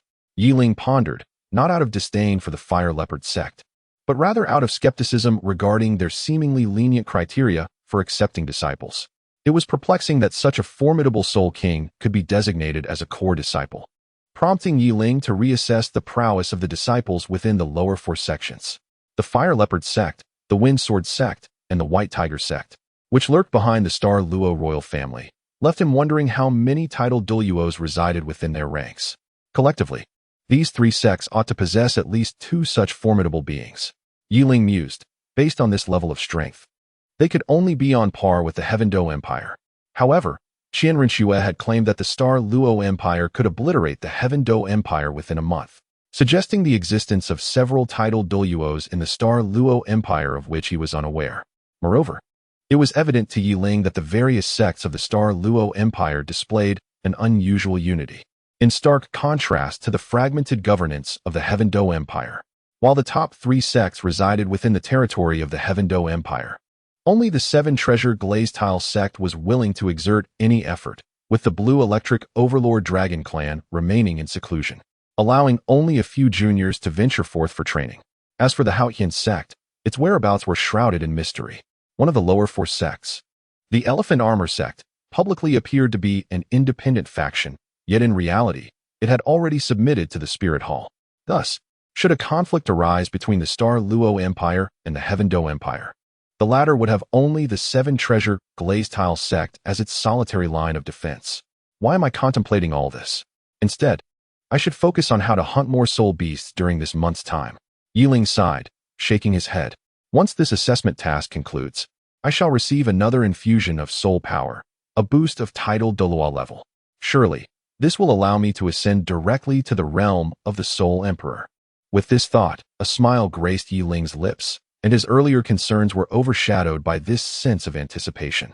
Beneath the cloak of night, Yi Ling leaned against a tree by the campfire, extending his spiritual awareness outward as his eyelids gradually descended. With the vigilance of his spiritual power, he could afford a brief respite. Chapter 168, The White Jade Ape Pack Crack. The sound of a branch snapping echoed from a distant towering tree. Yi Ling's tightly shut eyes suddenly quivered, as if sensing a disturbance in the surroundings. His immense spiritual power swiftly reached out towards the source of the sound. Within the realm of his spiritual perception, everything appeared vividly clear, as though it were right before him. He continued to extend his spiritual force into the distance, encompassing the thickets and the banks of the river, until it finally reached the majestic ancient trees. At last, under the scrutiny of Yi Ling's formidable spiritual detection, he discerned a concealed white shadow amidst the ancient trees. It was a troop of monkeys, their fur gleaming like white jade, with eyes shimmering with a silvery light, fixated on the flickering campfire before Yi Ling, seemingly filled with trepidation. These monkeys densely occupied several large trees, and according to Yi Ling's perception, There were no fewer than 30 of them, indicating the presence of a monkey troop. The white jade monkeys included 3 that were a millennium old, while the others were merely a century old, making them a considerable bounty.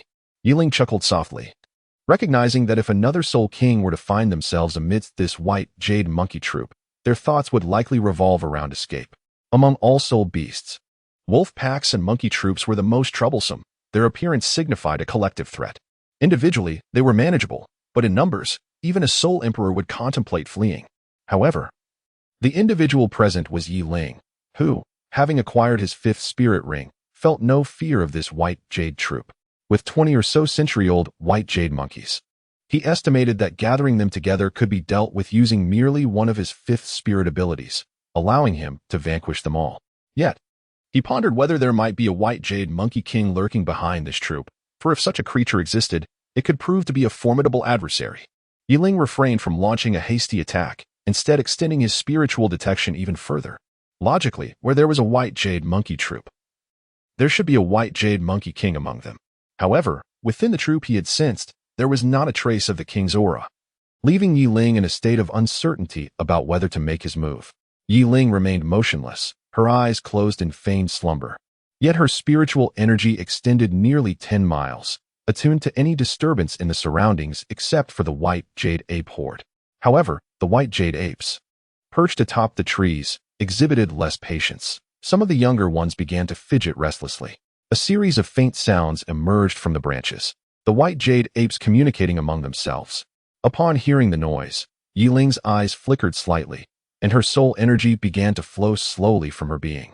A faint outline of a small purple sword becoming discernible in the palm of her right hand, glimmering with a disquieting sharpness.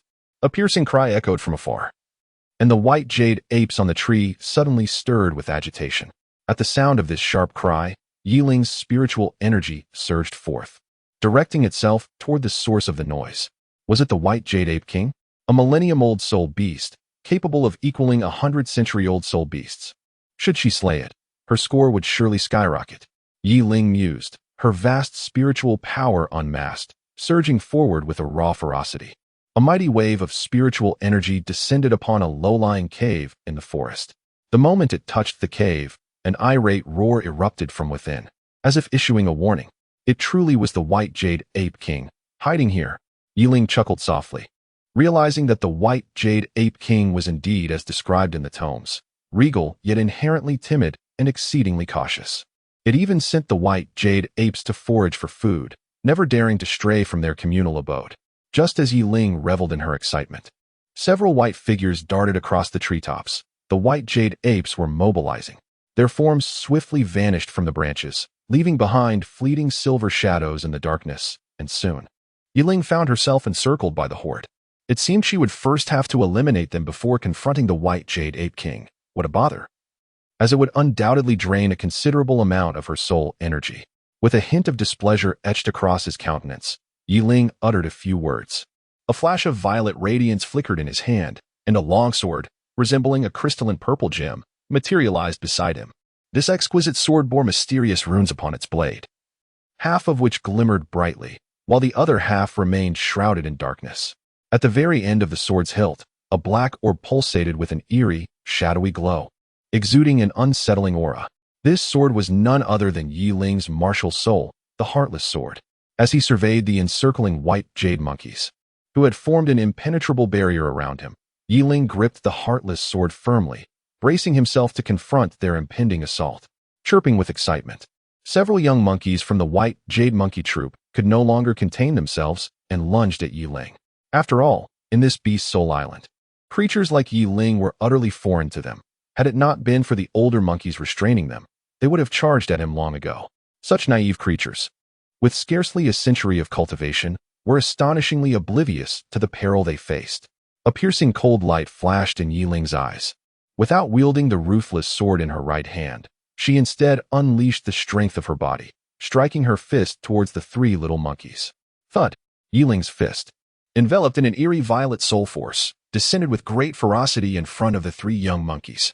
A powerful gust of wind radiated through the surrounding air, causing their heads to burst open like ripe watermelons in an instant.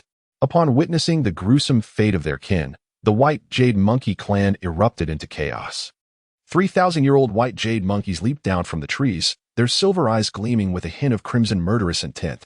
Ah, 3,000-year soul beasts, 30 points. Yi Ling retracted his left hand, gently shaking it, as if feeling somewhat unaccustomed to wielding his own power after a prolonged period of inactivity. As commanded by the 3 millennia-old white jade apes, the surrounding troop of monkeys began to gradually encircle him. In the face of such a multitude of white jade apes, Yi Ling did not allow himself to grow complacent. The ruthless sword was gripped firmly in his hand, emanating a bewitching chill. Behind him, 5 soul rings materialized, hovering around his form. In the darkness of night, apart from the flickering campfire and the twinkling stars, the only light remaining was the faint glow radiating from the soul rings encircling Yi Ling. Suddenly, Yi Ling seemed to sense something, his gaze narrowing sharply. Through his mental perception, he detected the white jade ape king, originally 10 miles away, approaching his vicinity. This revelation sparked a flicker of delight within him. He had been apprehensive that the white jade ape king might take the opportunity to flee during the confrontation with its kin. However, it appeared that the opposite was true, as the creature drew nearer to him instead.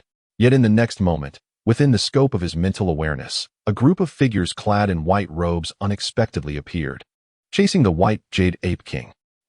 No, something is amiss. Someone is pursuing it. Chapter 169. The disguise of the ice silkworms shedding in the northwestern region of Beast Soul Island. 3 white-clad youths wielding azure long swords leaped through the jungle, seemingly in pursuit of something. 100 meters ahead of them, a colossal silver monkey darted through the primeval forest under the cover of night at an astonishing speed. This immense silver monkey was none other than the white jade ape king that Yi Ling had encountered. It was now battered and bruised. Its once silver fur stained a deep crimson. Notably, a phantom longsword, resembling white jade, was embedded in its chest, emanating a milky luminescence that gradually eroded the white jade ape king's corporeal form.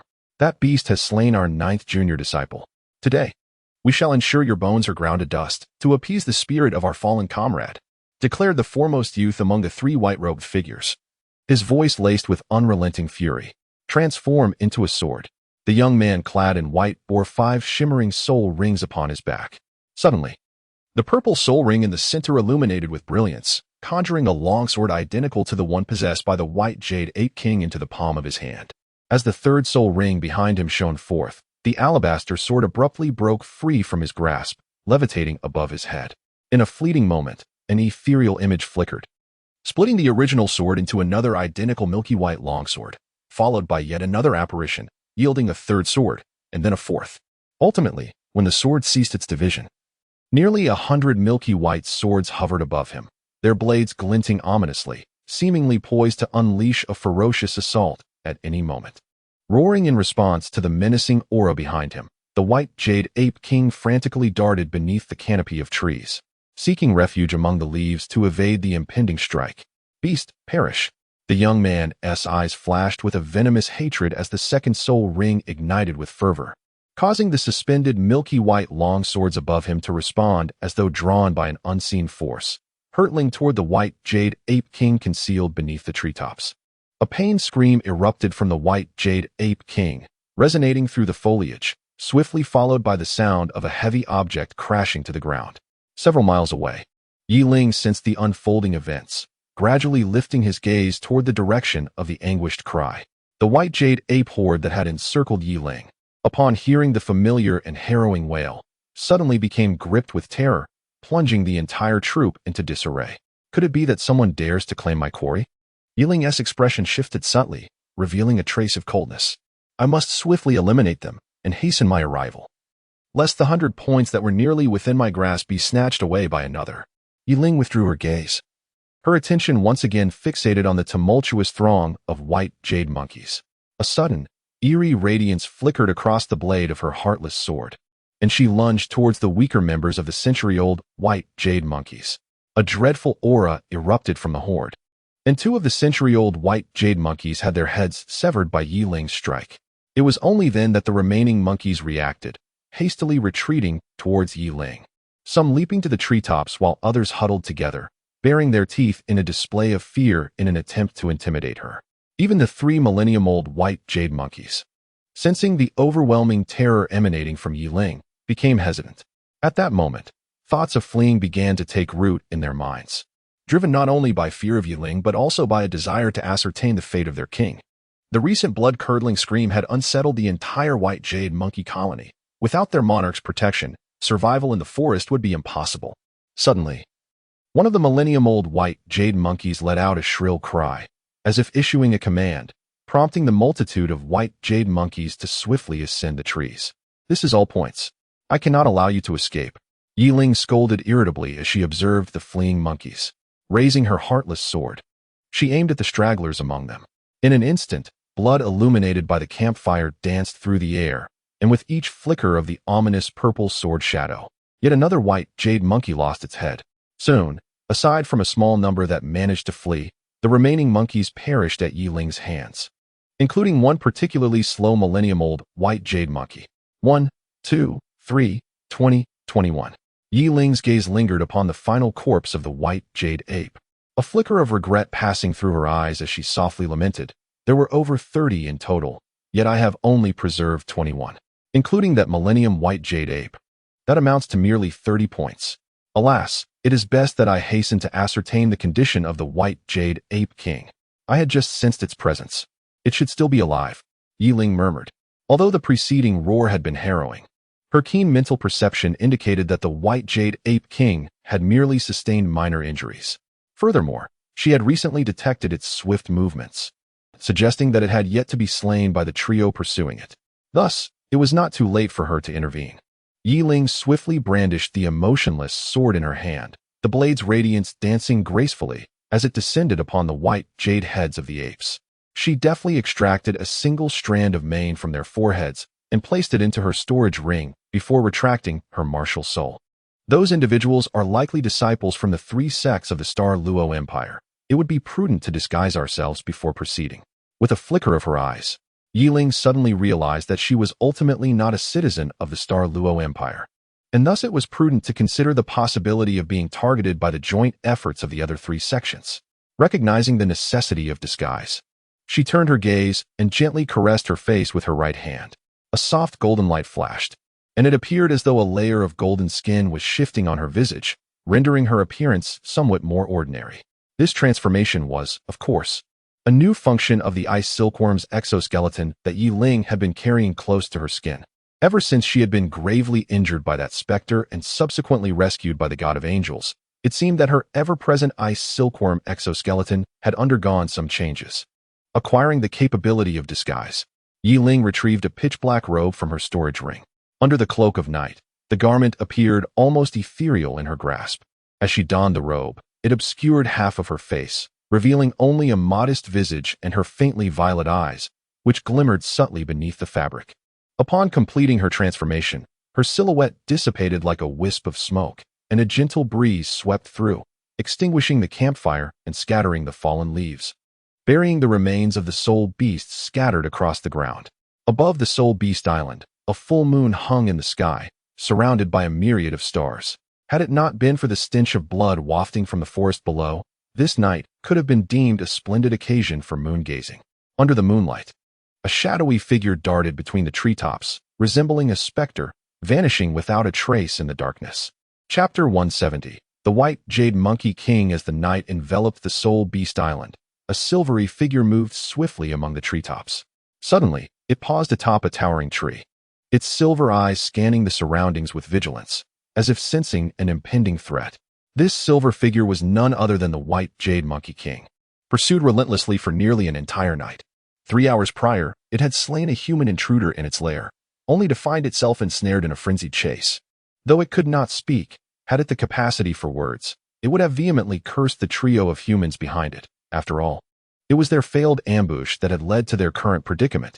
The White Jade Monkey King lowered its gaze to its left chest, where a milky white longsword was embedded. Its right side bore a gruesome wound, a gaping hole that nearly perforated its entire torso, inflicted by one of the pursuers. While this injury did not incapacitate it entirely, it significantly diminished its combat prowess, rendering it vulnerable to the relentless chase. Suddenly alert, the White Jade Monkey King's silver eyes narrowed, and it vanished from the treetop. Moments later, 3 streaks of sword light flashed through the darkness, and 3 figures clad in white robes landed on the very branch where the white jade monkey king had just stood. A faint scent of blood lingered in the air. Its presence was near. The leader of the white-robed youths furrowed his brow, his expression darkening under the moonlight. This young man's features came into view. While not as strikingly handsome as Yiling, he was undeniably a fine-looking youth, marked by a small blue sword emblem on his forehead, reminiscent of a birthmark. Brother Sword Scar, the white jade monkey king possesses immense strength. If we push it into a desperate situation, I fear a dissonant voice emerged from behind the handsome young man, accompanied by 2 youths clad in white robes. Their appearance was rather unremarkable, yet their gazes were sharp as blades, making it difficult for one to meet their eyes. Do you dare to defy my command?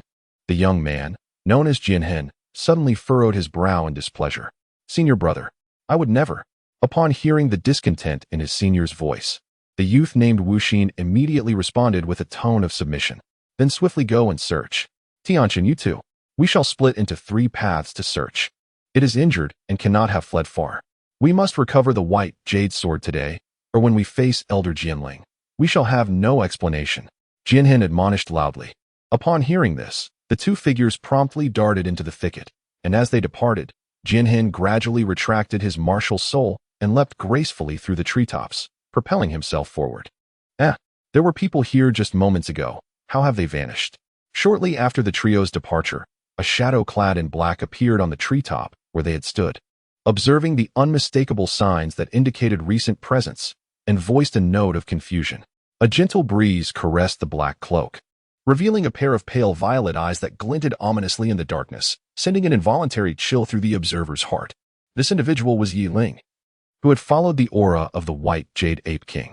Fearing detection due to their proximity, he refrained from probing with his psychic power, which had caused him to lag a step behind the trio. Although the aura of the white jade ape king had dissipated, Yiling mused with a furrowed brow. Why do I still sense something peculiar? However, he did not dwell on it for long, for his objective was the ancient white jade ape king, and he must reach it before the 3 others. The figure of Yiling vanished once more, leaving behind a lingering sigh in the stillness. For a long while, the night sky bore a full moon, its silvery light resembling a watchful gaze upon the island, enveloping it in a gentle, ethereal glow. Suddenly, a faint rustling sound emerged from the thicket beneath the treetop that Yiling had recently traversed. There appeared to be a small depression concealed by the dense foliage. Within this underbrush, a white silhouette could be discerned. Indeed, it was the white jade ape king, the very creature that Yiling and his companions had been desperately searching for. Upon sensing the absence of human presence, the white jade ape king, having cleverly concealed itself in the hollow, finally released its tightly shut mouth, gasping for breath. Had it not been for its quick thinking to hide here, it would likely still be fleeing for its life. The white jade ape king possessed an intellect comparable to that of humans, though it lacked the ability to articulate speech, leading many to mistakenly perceive it as a foolish soul beast. Ironically, today, those who considered themselves clever were outwitted by this very creature.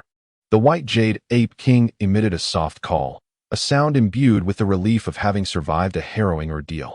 Just as it prepared to make its escape, a sharp beam of sword light suddenly descended upon its vulnerable neck. The creature froze in place. A closer examination would reveal the lifelessness in its eyes. The sword light had severed its neck, and blood surged uncontrollably from the wound, staining the earth crimson. A black soul ring shot forth from its body, hovering above its lifeless form. No wonder this place felt so peculiar. You were hiding here all along. I almost fell for your ruse. Emerging from the shadows of the forest, Yiling stepped forward, wielding an ethereal longsword, a hint of amusement flickering in his lavender eyes. Had he not lingered nearby, he might have been deceived, just like those 3 foolish individuals. Gazing at the lifeless white jade ape king, Yiling felt an uncontainable joy. He had anticipated a fierce battle upon encountering the creature, yet it turned out he had merely come to claim the spoils. Had it not been for the injuries inflicted by those 3, leaving the beast complacent in its assumed safety, he would have found it far more challenging to execute a successful ambush. Oh, does slaying a soul beast come with a bonus sword? Yiling's gaze fell upon the milky white longsword beside the white jade ape king's corpse, a glimmer of excitement flickering in his eyes. He summoned the sword with his soul power, grasping it in his hand, and a refreshing sensation coursed through him, prompting an involuntary exclamation of admiration. What a splendid sword! Yi Ling gently waved the sword, which carved arcs of milky white light through the air. The radiant sword light sliced through the surroundings, landing upon the forehead of the white jade monkey king's lifeless body, severing a strand of its dark mane. After completing this act, a fleeting smile of delight graced Yi Ling's face. He stored the precious sword in the cut mane in his storage ring and slowly made his way into the darkness of the forest, his figure gradually vanishing beneath the moonlight. Chapter 171. The Wind Soared Under the Cover of Night. A black soul ring shimmered on the corpse of the white jade monkey king, emanating a faint, almost imperceptible soul power that spread outward. Suddenly, the space before the corpse distorted, and three figures materialized before it. These were the three members of the Sword Marks, who had dispersed to search for the white jade monkey king. Their eyes immediately fell upon the lifeless form, a chilling aura flickering in their gazes, glaring at the still-glowing black soul ring of the white jade monkey king. The faces of the Sword Marks contorted with rage as one of them nearly shouted through gritted teeth, "Who killed this beast and took away the wind sword of our wind sword sect?" Of course, the already distant Yi Ling was oblivious to this furious cry. At that moment, he had arrived at a clearing in the woods, 100 miles away. As he gazed upon the wind sword he had retrieved from his storage ring, excitement surged within him. After thorough examination, he concluded that this sword could undoubtedly be regarded as a treasure, though it may not possess the sharpness of his own heartless sword nor the imposing chill. It bore a unique quality that allowed him to unleash sword energy without the need for soul power. While the energy may not be formidable, it was more than sufficient for dispatching century-old soul beasts. If he were to infuse it with soul power, Yi Ling believed its power would multiply exponentially. What a precious find. I wonder what those fools were thinking to have left it embedded in a soul beast. Their minds must be addled. Yi Ling sighed, feeling a tinge of sympathy. Since it is a treasure, I shall store it for now and examine it further when I have the time. He reached out, placing it back into his storage ring. Surveying the empty surroundings, his gaze hesitated for a moment before darting toward a nearby tree. Finding a comfortable branch, Yi Ling leaned against the trunk, resting among the leaves. After a long night of exertion, he felt utterly fatigued. A little rest is in order. Only by rejuvenating will I have the energy to hunt soul beasts tomorrow. With that thought, he extended his spiritual power to encompass the area within 100 meters, closed his eyes, and began to doze off. The following day, the sun had long since risen when Yi Ling slowly awakened. Upon opening his eyes, he was greeted by the glaring sunlight, which compelled him to shut them once more. A sharp pain surged through his eyes, causing him to lose his balance and tumble from the tree. Ouch! That hurt. A heavy object fell to the ground, and moments later, Yi Ling's pained exclamation emerged from beneath the tree. Could it be that the sword I found last night exhausted my luck? Falling from a tree upon waking, Yi Ling grumbled, rubbing his sore backside as he limped out from the thicket below the tree. Due to the darkness of the previous night, Yi Ling had paid little attention to his surroundings. Now, in the light of day, upon opening his eyes, he was astounded by the scenery around him. Unbeknownst to him, he had wandered near a riverbank. In the open space, he could still faintly hear the gentle murmur of flowing water, which filled him with excitement. Now adrift at sea, the only source of drinking water lay within this unspoiled forest. However, given its vastness, searching for a river would not only be time-consuming but also tedious. He had not intended to embark on such a quest, yet this left him with a dilemma. His food supply for the month could be sustained by hunting soul beasts, but without adequate hydration, he doubted he could last even a month, let alone secure first place in hunting soul beasts. First, let me ascertain whether the river's water is potable. With a mindset of mere curiosity, Yi Ling ventured towards the sound of the flowing water. Along the way, perhaps due to his proximity to the water source, the flora was exceptionally lush. As he traversed the thicket, he wielded the sword he had found to clear a narrow path through the obstructive weeds, forcing his way through the dense foliage. At last, after overcoming numerous obstacles, Yi Ling reached the riverbank. Through the gaps in the trees, he could faintly discern a narrow stream. Initially, he had thought it to be a river, but it appeared otherwise. The stream was not particularly wide, yet upstream, there seemed to be a deeper pool from which the water flowed. In comparison to the stream, this pool was significantly larger, ample enough for him to immerse himself within. However, this was merely a fleeting thought. After all, this was the water he intended to drink. Should he bathe upstream, he would undoubtedly refrain from drinking, leading to his certain demise from thirst. Regrettably, he had not brought any containers for water. Nevertheless, observing the clarity of the stream, He concluded it was likely safe for drinking. Yiling thought to himself as he gazed at the crystalline waters before him. After ensuring no one was around, he cautiously cupped his hands to gather a handful of the stream's water. As the cool, sweet water flowed down his throat, it alleviated the dryness that had settled in his throat. What is this? Yiling scooped up a handful of stream water, poised to drink, when her gaze was drawn to an intriguing dark object. At the edge of the deep pool above, there appeared to be a black robe, which, from a distance, evoked a sense of familiarity within Yiling, as if she had encountered it somewhere before. The stream, the robe, and the deep pool. Could it be that someone was bathing here? A flicker of ominous thoughts crossed Yiling's mind as he cast another glance at the garment. A wave of nausea surging within him. With these unsettling thoughts, Yiling slowly approached the deep pool upstream. Though the pool was not far from him, it felt as if he traversed a century. His gaze remained fixated on the black robe, and the troubling thoughts in his heart grew ever stronger. Just as Yiling was about to near the pool, a graceful figure caught his eye, and in that instant, his expression turned to one of astonishment. By the edge of the deep pool lay the silhouette of a woman in a black robe, her body partially concealed, unconscious. Upon seeing her exquisite visage, Yiling's eyes widened in shock. It was Kuei Ling, the very woman he had seen before in the Star Luo Palace, the disciple of the Shadow Douluo. She lay horizontally at the pool's edge, her long hair submerged in the water, her pallid complexion devoid of any color, a trickle of crimson staining her lips. Her azure dress, concealed beneath the black robe, bore numerous bloodstains, as if she had endured a fierce battle. Yiling hurried over and checked her pulse. Though faint, it indicated no serious harm. Based on her assessment, she surmised that the girl had engaged in a fierce battle with either another individual or a formidable spirit beast, depleting her soul energy before collapsing by the deep pool. Observing the bloodstains on her body, Yiling momentarily lost her focus, then enveloped her in her dark robe and carried her towards the place where she had rested the previous night. Chapter 172. Kuei Ling. In the vast and boundless primordial forest, a plume of dust soared into the sky, heralding the arrival of a dirt-smeared bear-like spirit beast, which landed amidst the distant trees. Yiling slowly raised his right hand, and a phantom longsword, entirely composed of sword intent, suddenly coalesced in his palm. Gazing at the ethereal blade, Yiling stepped forward towards the hulking figure of a bear-like soul beast shrouded in dust in the distance. Within the haze lay a brown-furred mass, the very prey Yiling had pursued for nearly an hour, the 300-year-old great-strength diamond bear. Indeed, it was not merely because this soul beast was the martial spirit of Zhao Wujia that Yiling sought to hunt it down. Rather, he had nearly sampled every other variety of soul beast meat, yet had never tasted bear flesh.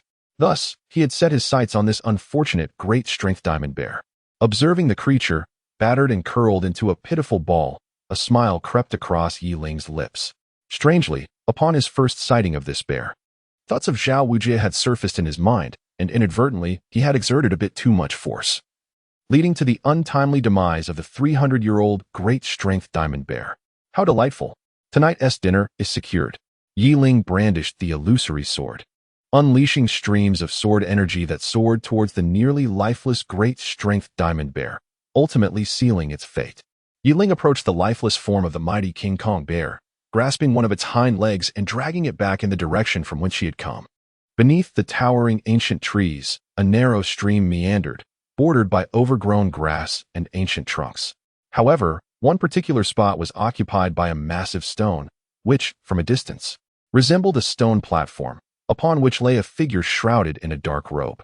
This figure appeared to be in a state of unconsciousness, with damp hair cascading around the stone surface, and the tightly wrapped robe accentuated the exquisite contours of her form, resembling an unparalleled beauty. Suddenly, a resounding thud echoed from a nearby clearing, as Yiling, having arrived at this location, casually tossed the corpse of the King Kong bear beside the stream. Yiling lifted his gaze to the figure upon the stone platform, and with a gentle wave of his left hand, he retracted the soul power barrier surrounding the stone stage. Observing that Kuei Ling had yet to awaken, he shook his head in resignation and slowly approached the corpse of the mighty golden bear. He crouched beside the stream, retrieving the wind blade from his storage ring, and began to process the bear's hide. On the stone platform, Kuei Ling, tightly enveloped in a black robe, suddenly shuddered slightly as a faint surge of soul power emanated from within her, forming a vortex that began to absorb the ambient, untamed soul energy from the air. Yiling, who was engaged in the task of cleaning the mighty golden bear, seemed to sense this shift. His mental energy gradually enveloped her, and upon noticing her ability to autonomously absorb external soul power, a subtle smile graced his lips. Her capacity to draw in the surrounding untamed soul energy was a clear indication that she was nearing consciousness. Once she awoke, he would no longer need to remain by her side. Cough. Ahem. Before Yiling's thoughts had lingered for even a minute, a soft hum emanated from the stone platform. Kuei Ling's eyes fluttered ever so slightly, as if she were in discomfort, her exquisite visage furrowing slightly in concern. She had awakened, observing her reaction. Yiling skewered the already cleaned meat with his wind blade. After kindling a fire beside a tree, he deftly inserted the wind blade horizontally into the trunk, ensuring the flames danced just far enough away from the meat to prevent it from charring, yet close enough to cook it thoroughly. Kuei Ling remained silent. Having just regained consciousness, her mind was still enveloped in a haze. She struggled to extricate herself from the black cloak that confined her, gradually sitting up on the stone platform while pressing her forehead in a moment of dazed contemplation. After a considerable interval, as the fog in her mind dissipated, she finally lifted her gaze to find Yiling tending to the roasting meat. A flicker of wariness crossed her face as she softly inquired, "Who are you? You do not recognize me?" Yiling replied, somewhat perplexed. However, within the next heartbeat, he realized he was still under the guise of the ice silkworm's shedding. With this thought, he instinctively reached up to his cheek, gently brushing it, revealing a strikingly different, refined countenance before Kuei Ling's eyes. Upon seeing the handsome visage before her, Kuei Ling's eyes narrowed slightly in surprise. "It's you," she exclaimed. Noting her reaction, Yiling chose not to elaborate further, turning his attention back to the meat. Adopting an air of disinterest. "Thank you for saving me, but if you are here, where is the crown prince?" Kuei Ling hesitated for a moment before posing her question again, observing that Yiling seemed unwilling to engage. "He is likely still hunting soul beasts somewhere on this island." Yiling replied, his back still turned to her. "Oh." With Yiling's continued indifference, Kuei Ling refrained from pressing further. Settling cross-legged in the center of the stone platform to enter a meditative state, her immediate focus was to swiftly restore her soul power and heal her internal injuries.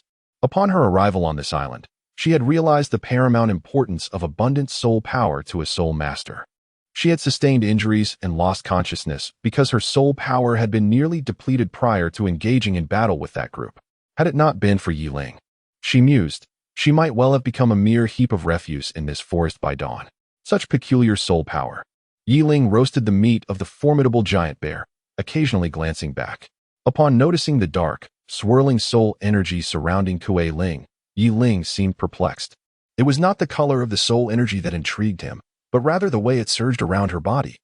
Yiling couldn't shake the feeling that the shadows in the vicinity were inching closer to her, as if drawn by a magnet. Currently, Kuei Ling's soul energy resembled that magnet, while the surrounding shadows, including his own, felt akin to metal pieces slowly gravitating towards her. Her recovery is remarkably swift. It appears that the disciple of the Shadow Douluo possesses extraordinary talent, Yiling reflected. Initially, after hearing Qian Rushue's assessment of Kuei Ling, he had underestimated the Shadow Douluo's apprentice. However, it now seemed that both he and Qian Rushue had misjudged this gifted student, whose abilities rivaled those of Tang San and his peers from Shrek Academy, perhaps even surpassing them. What am I thinking about? It's time to roast some meat. I've been hungry all day, Yiling murmured, shaking his head and redirecting his attention to the sizzling meat before him. The meat of the giant bear sizzled and released copious amounts of oil under the flames, filling the air with a rich and enticing aroma. Meanwhile, Kuei Ling, who had been meditating nearby, caught a whiff of the delicious scent, and her stomach audibly protested. Moments later, she emerged from her meditative state, her eyes fixated on the roasted meat. A strand of saliva escaped her lips, betraying her hunger. "Could you spare me a piece?" came a voice from behind Yiling just as he was about to lift a succulent piece of thigh meat. It was Kuei Ling, her tone tinged with a hint of eagerness. "Has your soul energy recovered?" Yiling inquired. At his question, Kuei Ling's cheeks flushed slightly. She tossed aside her black cloak and leaped to his side. "You rascal," she said playfully, though the sight of the golden brown roasted meat made her swallow hard. "You've made it so fragrant. How can I concentrate on meditation? Besides, I haven't eaten for 3 days, so?" Seeing her flustered demeanor, Yiling struggled to stifle a laugh and gestured for her to sit on a nearby stone. "Sit down, such a large piece of giant bear meat." I cannot finish it alone. Let us share. After suppressing her urge to laugh, Yiling gently lifted her head and spoke. With Yiling's permission. Kuei Ling's exquisite face flushed with an even deeper hue as she hurriedly took a seat. Extending her delicate hand, a flicker of dark light flashed, and another thigh was severed. At that moment, Kuei Ling was exceedingly hungry. She seized the golden, oil-dripping thigh and bit into it voraciously. Her pearly teeth sank gently into the roasted meat, producing a crisp sound, followed by an intoxicating aroma that wafted into her nostrils, prompting her to delicately close her eyes in delight. After a brief moment, once she had finished chewing the morsel, Kuei Ling turned her head to gaze at Yiling. Yiling, are you the disciple of the sword Douluo? A look of profound confusion crossed Kuei Ling's face. Yiling, momentarily taken aback, stared blankly at the girl who was a few years her senior and queried in disbelief, You don't know? Didn't your master mention it to you? Yiling gazed at her, pondering the connection between Bone Douluo and Shadow Douluo, who were supposed to be close friends and often engaged in conversation. It was perplexing that Kuei Ling, as Shadow Douluo's direct disciple, would inquire about herself. Indeed, my master has mentioned that you are a disciple of the sword Douluo. But honestly, aside from your attire, you bear no resemblance to his apprentice. Kuei Ling remarked seriously, cradling a roasted leg of meat in her hands. Why do you say that? Yiling chuckled lightly. Because your roasted meat is exquisite, Kuei Ling exclaimed. You must understand, the sword Douluo is not one to cook. Suddenly, an idea seemed to strike Kuei Ling, causing her to shudder as she stared at the golden, fragrant roast in her hands, quickly taking another hearty bite. At her words, Yiling's expression turned to one of exasperation. Even her lips twitched slightly. By the time she glanced back at Kuei Ling, the entire roasted bare leg had vanished, leaving not even a shred of meat clinging to the bone. Enjoy your meal then, Yiling said, her face darkening as she cast a resigned glance at Kuei Ling, who, despite being a few years her senior, exhibited the disposition of a child, leaving Yiling at a loss for words. By the way, you haven't mentioned how you were injured. With your Soul King strength and innate talent, there should be few on this island capable of harming you, Yiling inquired. A hint of curiosity in her voice. Ah, gurgle, was the only response from Kuei Ling, who had somehow managed to sever the bear's forepaw and was now stuffing her cheeks voraciously, her jaws bulging. Never mind, finish your meal first, Yiling remarked, her lips twitching again as she noticed that only a forelimb remained on the sword, prompting her to hurriedly slice it off. Moments later, the roasted meat upon the sword had completely disappeared, leaving a scattering of bones around them. Yiling rubbed her slightly distended belly and glanced at Kuei Ling, who seemed to have overeaten, lying on the ground with her hand resting on her stomach, occasionally emitting contented sighs of satisfaction, her expression one of bliss. Can we speak now? How did you get injured, to the point of exhausting your soul power? Yiling pressed once more. What else could it be? I was being hunted, Kuei Ling replied, a flicker of discontent crossing her face. Hunted? Yiling was somewhat taken aback, observing her surprise. Kuei Ling struggled to shift her body and sit up from the ground, finding a comfortable position against a nearby tree trunk. She spoke slowly. Upon my arrival at Beast Soul Island, I stumbled upon a peculiar valley teeming with formidable soul beasts. Most of the Millennium Soul beasts in the entire Northwest region are found there. Seeing the abundance of soul beasts, I thought I might venture in for a stroke of luck. After slaying nearly a dozen Millennium Soul beasts, I reached the core area of that valley, where I encountered two 10,000-year soul beasts of considerable strength. Even I was gravely injured after 5 exchanges with them. However, at that moment, 2 factions from the Star Luo Empire also arrived in the valley. They seemed to be searching for something. Upon noticing that I had entered the core area before them, they inexplicably launched a pursuit against me, demanding I surrender everything I had obtained in the valley. But I had taken nothing. Consequently, we engaged in battle. In my severely wounded state, I was no match for them, so I fled and ultimately lost consciousness by a deep pool, only to be rescued by you. Kuei Ling expressed her tale in one breath, shaking her fist in indignation, seemingly recalling the group that had pursued her with a sense of bitter resentment. A valley? 2 10,000-year soul beasts? Yiling furrowed her brow, pondering softly. After a moment of contemplation, she raised her head and inquired of Kuei Ling, So? What are your plans to recover your strength and soul power? Humph.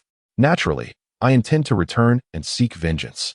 I shall give those ruffians a thorough beating, Kuei Ling declared with a cold snort. Ah, you should hasten your recovery. Otherwise, you might end up fleeing again.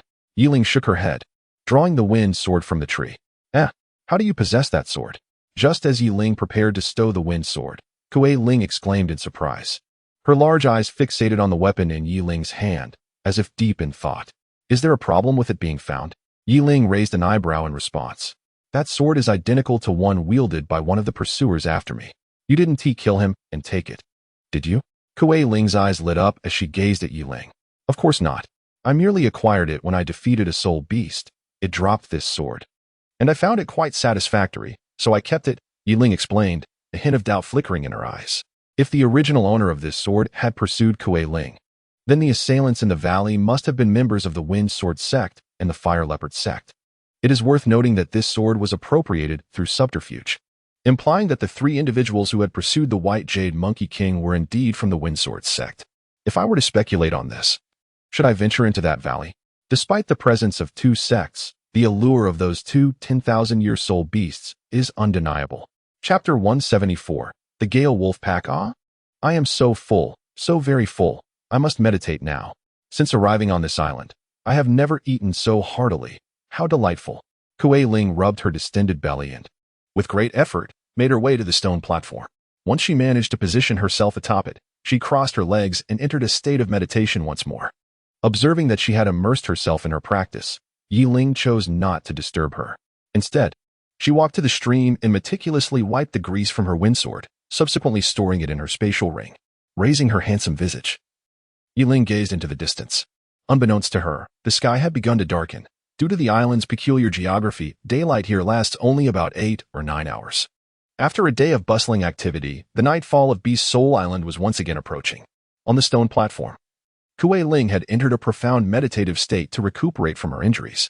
Shadows flickered around her, their inky essence seemingly heightened by the impending dusk, which significantly accelerated her recovery.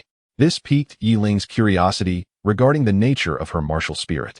Well, I shall inquire once she awakens. Yi Ling returned to the clearing and sat cross-legged upon the ground. As she extended her mental energy to envelop the surroundings, she began her cultivation only after achieving a satisfactory level of coverage. In the stillness of the night, an unusual silence enveloped the area, devoid of even the usual chirping of insects. The moonlight was shrouded by clouds, casting an eerie darkness over the forest, where shadows seemed to loom closer to Yi Ling's campfire. A rustling sound echoed through the woods as a dark silhouette darted past, revealing a pair of eerie green eyes fixating on the two individuals in the clearing. With the emergence of these haunting eyes, a cacophony of rustling ensued, suggesting the approach of a multitude of unseen creatures. The flames of the campfire flickered gently in the night breeze, illuminating Yi Ling's serene visage, while several leaves cascaded from above, falling into the fire and causing the already dancing flames to surge more vigorously. At this moment, Yi Ling's soul was immersed in the tranquil depths of her mental sea. Gazing through the violet surface before her, she perceived the outer world with remarkable clarity. Everything encompassed by her mental energy unfolded before her eyes like a documentary, fleeting yet vivid. This is troublesome. After encountering a horde of white jade apes last time, now I must face a pack of wolves. Yi Ling lamented within her mental sea, as a small purple sword flitted around her, occasionally piercing through the violet expanse, creating ripples in its wake. Alas, the ethereal incarnation of Yi Ling let out a soft sigh, as the illusions upon the surface of the sea dissipated entirely. The small purple sword, as if sensing something, trembled slightly before soaring towards the distant waters.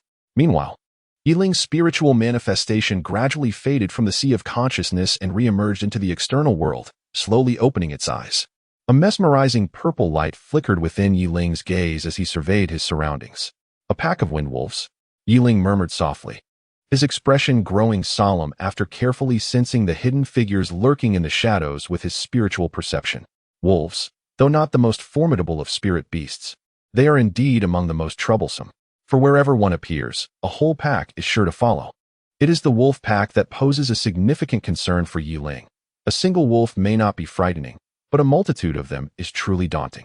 In the Stardow Forest, even a soul sage would think twice when confronted by a pack led by several 10,000-year spirit beasts. This illustrates just how fearsome wolf packs can be among spirit beasts. Yi Ling cast a glance back at Kuei Ling, who was still immersed in deep meditation, and let out a sigh of helplessness. He extended his hand to create a barrier of sword energy around her. Once this was accomplished, his form abruptly vanished from the spot. When Yi Ling reappeared, he found himself amidst the dense forest, not far from an open clearing. As he descended into the shadows of the woods, a myriad of eerie green eyes opened around him. Yi Ling recognized them as the Swiftwind Wolf Pack. A piercing howl resonated through the darkness, and the wolves began to close in on Yi Ling at an alarming speed. A glimmer of cold light flashed in Yi Ling's eyes. Indeed, among this pack lay the existence of the ancient Wolf King. The question lingered in his mind. Had it evolved into the Swiftwind Demon Wolf? If that were the case, he would certainly find himself in grave peril. Striking first would be the wisest course of action. Yi Lingxin contemplated as he gripped the emotionless sword of his martial soul tightly in his hand. The 5 soul rings behind him shimmered, and he suddenly darted towards the lurking pack of wolves. When confronting a wolf pack, one must never turn their back to them. Thus, upon encountering them, it is essential to engage them head-on and ensure the complete annihilation of every wolf in the pack. Otherwise, they would undoubtedly track your scent and return for vengeance. Yi Ling plunged into the midst of the wolf pack. Under the dim glow of the moonlight, he discerned the sheer number of wolves surrounding him. This pack of Gale wolves was far more numerous than the white jade apes he had previously encountered. Within the reach of his mental prowess, at least 100 Gale wolves stood before him, not accounting for the Wolf King commanding the pack from a distance, nor the hidden wolves lurking in the shadows, awaiting their opportunity. A rich purple light flickered in Yi Ling's eyes, and the 4th soul ring behind him suddenly illuminated. The purple sword energy emanating from his emotionless sword spread outwards, enveloping the surrounding swift wolves in a gentle glow. A wave of dizziness washed over each swift wolf ensnared by this radiance, rendering them momentarily dazed and bewildered. Seizing this opportune moment, Yi Ling wielded his emotionless sword, striking at the nearest swift wolves.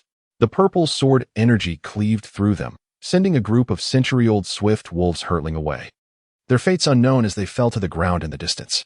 However, as Yi Ling completed this decisive strike, the dazed swift wolves began to regain their senses.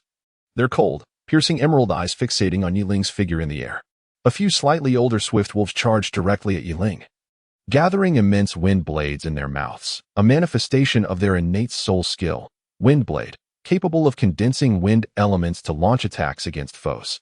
Clang. The wind blade was intercepted by Yi Ling's emotionless sword, producing a melodic chime.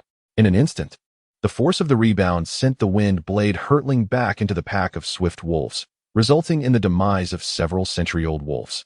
If the Wolf King does not intervene, it would be child's play for me to eliminate you, Yi Ling declared with a cold expression, as he continuously unleashed waves of sword light with his emotionless sword, cleaving through the surrounding swift wolves.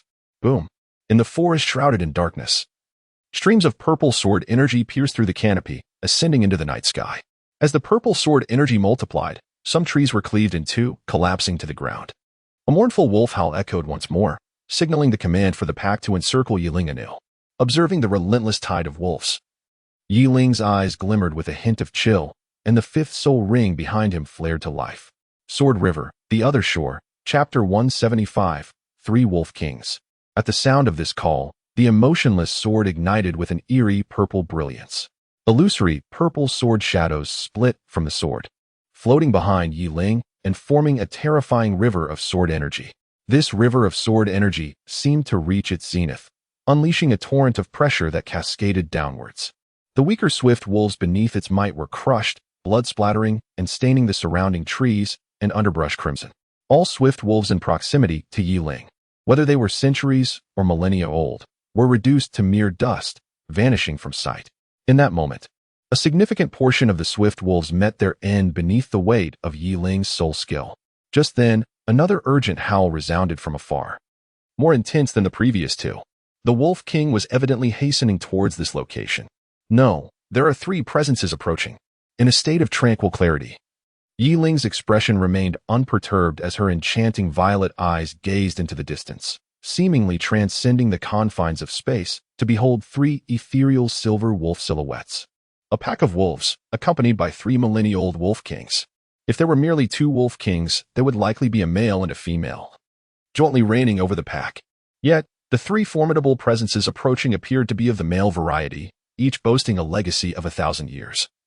Leaving Yi Ling in a state of perplexity, it was a phenomenon unheard of, 3 male wolf kings within a single pack. just as Yiling was lost in thought. A windwolf, approximately 3,000 years old and fortunate to survive a previous attack, lunged fiercely toward her. Yiling's sword flashed, and the first soul ring behind him illuminated. Under his command, a stream of violet sword energy sliced towards the swift wind wolf. The dark claws of the wolf collided with the merciless sword energy, producing a resounding boom that sent the wolf flying. However, it sustained no injury. As it landed, its gaze remained vigilant, scrutinizing Yiling, as if contemplating its next move. Yiling's expression darkened slightly as he surveyed the surrounding pack of gale wolves. Should the three wolf kings arrive shortly, combined with the remnants of this wolf pack, he anticipated considerable trouble. Thus, his immediate priority was to eliminate this bothersome group before confronting the three wolf kings. With this thought in mind, Yiling unleashed another radiant brilliance from his heartless sword, directing it towards the remaining gale wolves. Waves of formidable sword energy shot through the forest. Some pierced a gale wolf, erupting in a spray of crimson, while others cleaved through the trees, clearing a space around him. The figure of Yiling danced amidst the pack of wolves, wherever he appeared. A cacophony of howls from the gale wolves would ensue. Under the cloak of night, Yiling resembled a relentless machine of slaughter, with each swing of his heartless sword. He claimed the lives of the gale wolves, the flicker of blood gleaming faintly in the moonlight, transforming the ground within 100 meters of him into a crimson expanse. Just as Yiling cornered the last few millennia-old gale wolves, three wolf howls echoed from a distance. The three wolf kings were approaching. From the shadowy depths of the forest, three silvery wolf figures emerged, prompting Yiling to cease his pursuit of the remaining gale wolves. His gaze shifted towards them, and his handsome countenance appeared unervingly sinister, stained with the blood of his foes. Under his piercing gaze, the three wolf kings stepped forth from the darkness. Unlike ordinary gale wolves, their presence caused Yiling, typically under a state of clarity, to squint slightly, a flicker of gravity crossing his eyes. The fur of the three wolf kings was distinct from that of their common kin. It was pure white, adorned with a single horn resembling white jade at their foreheads, and they possessed large, translucent wings at their backs. This formidable appearance was precisely what instilled a deep sense of foreboding in Yiling. These three wolf kings were not merely gale wolves. They were the evolved form, gale demon wolves. Compared to their ordinary counterparts, they possessed not only a horn and wings, but their evolution into gale demon wolves had exponentially amplified their overall power, endowing them with aerial combat capabilities and unparalleled speed, which was the source of Yiling's greatest concern. Observing these wolf kings, Yiling tightened his grip on the heartless sword, knowing he could not afford to be careless against these millennia-old gale demon wolves.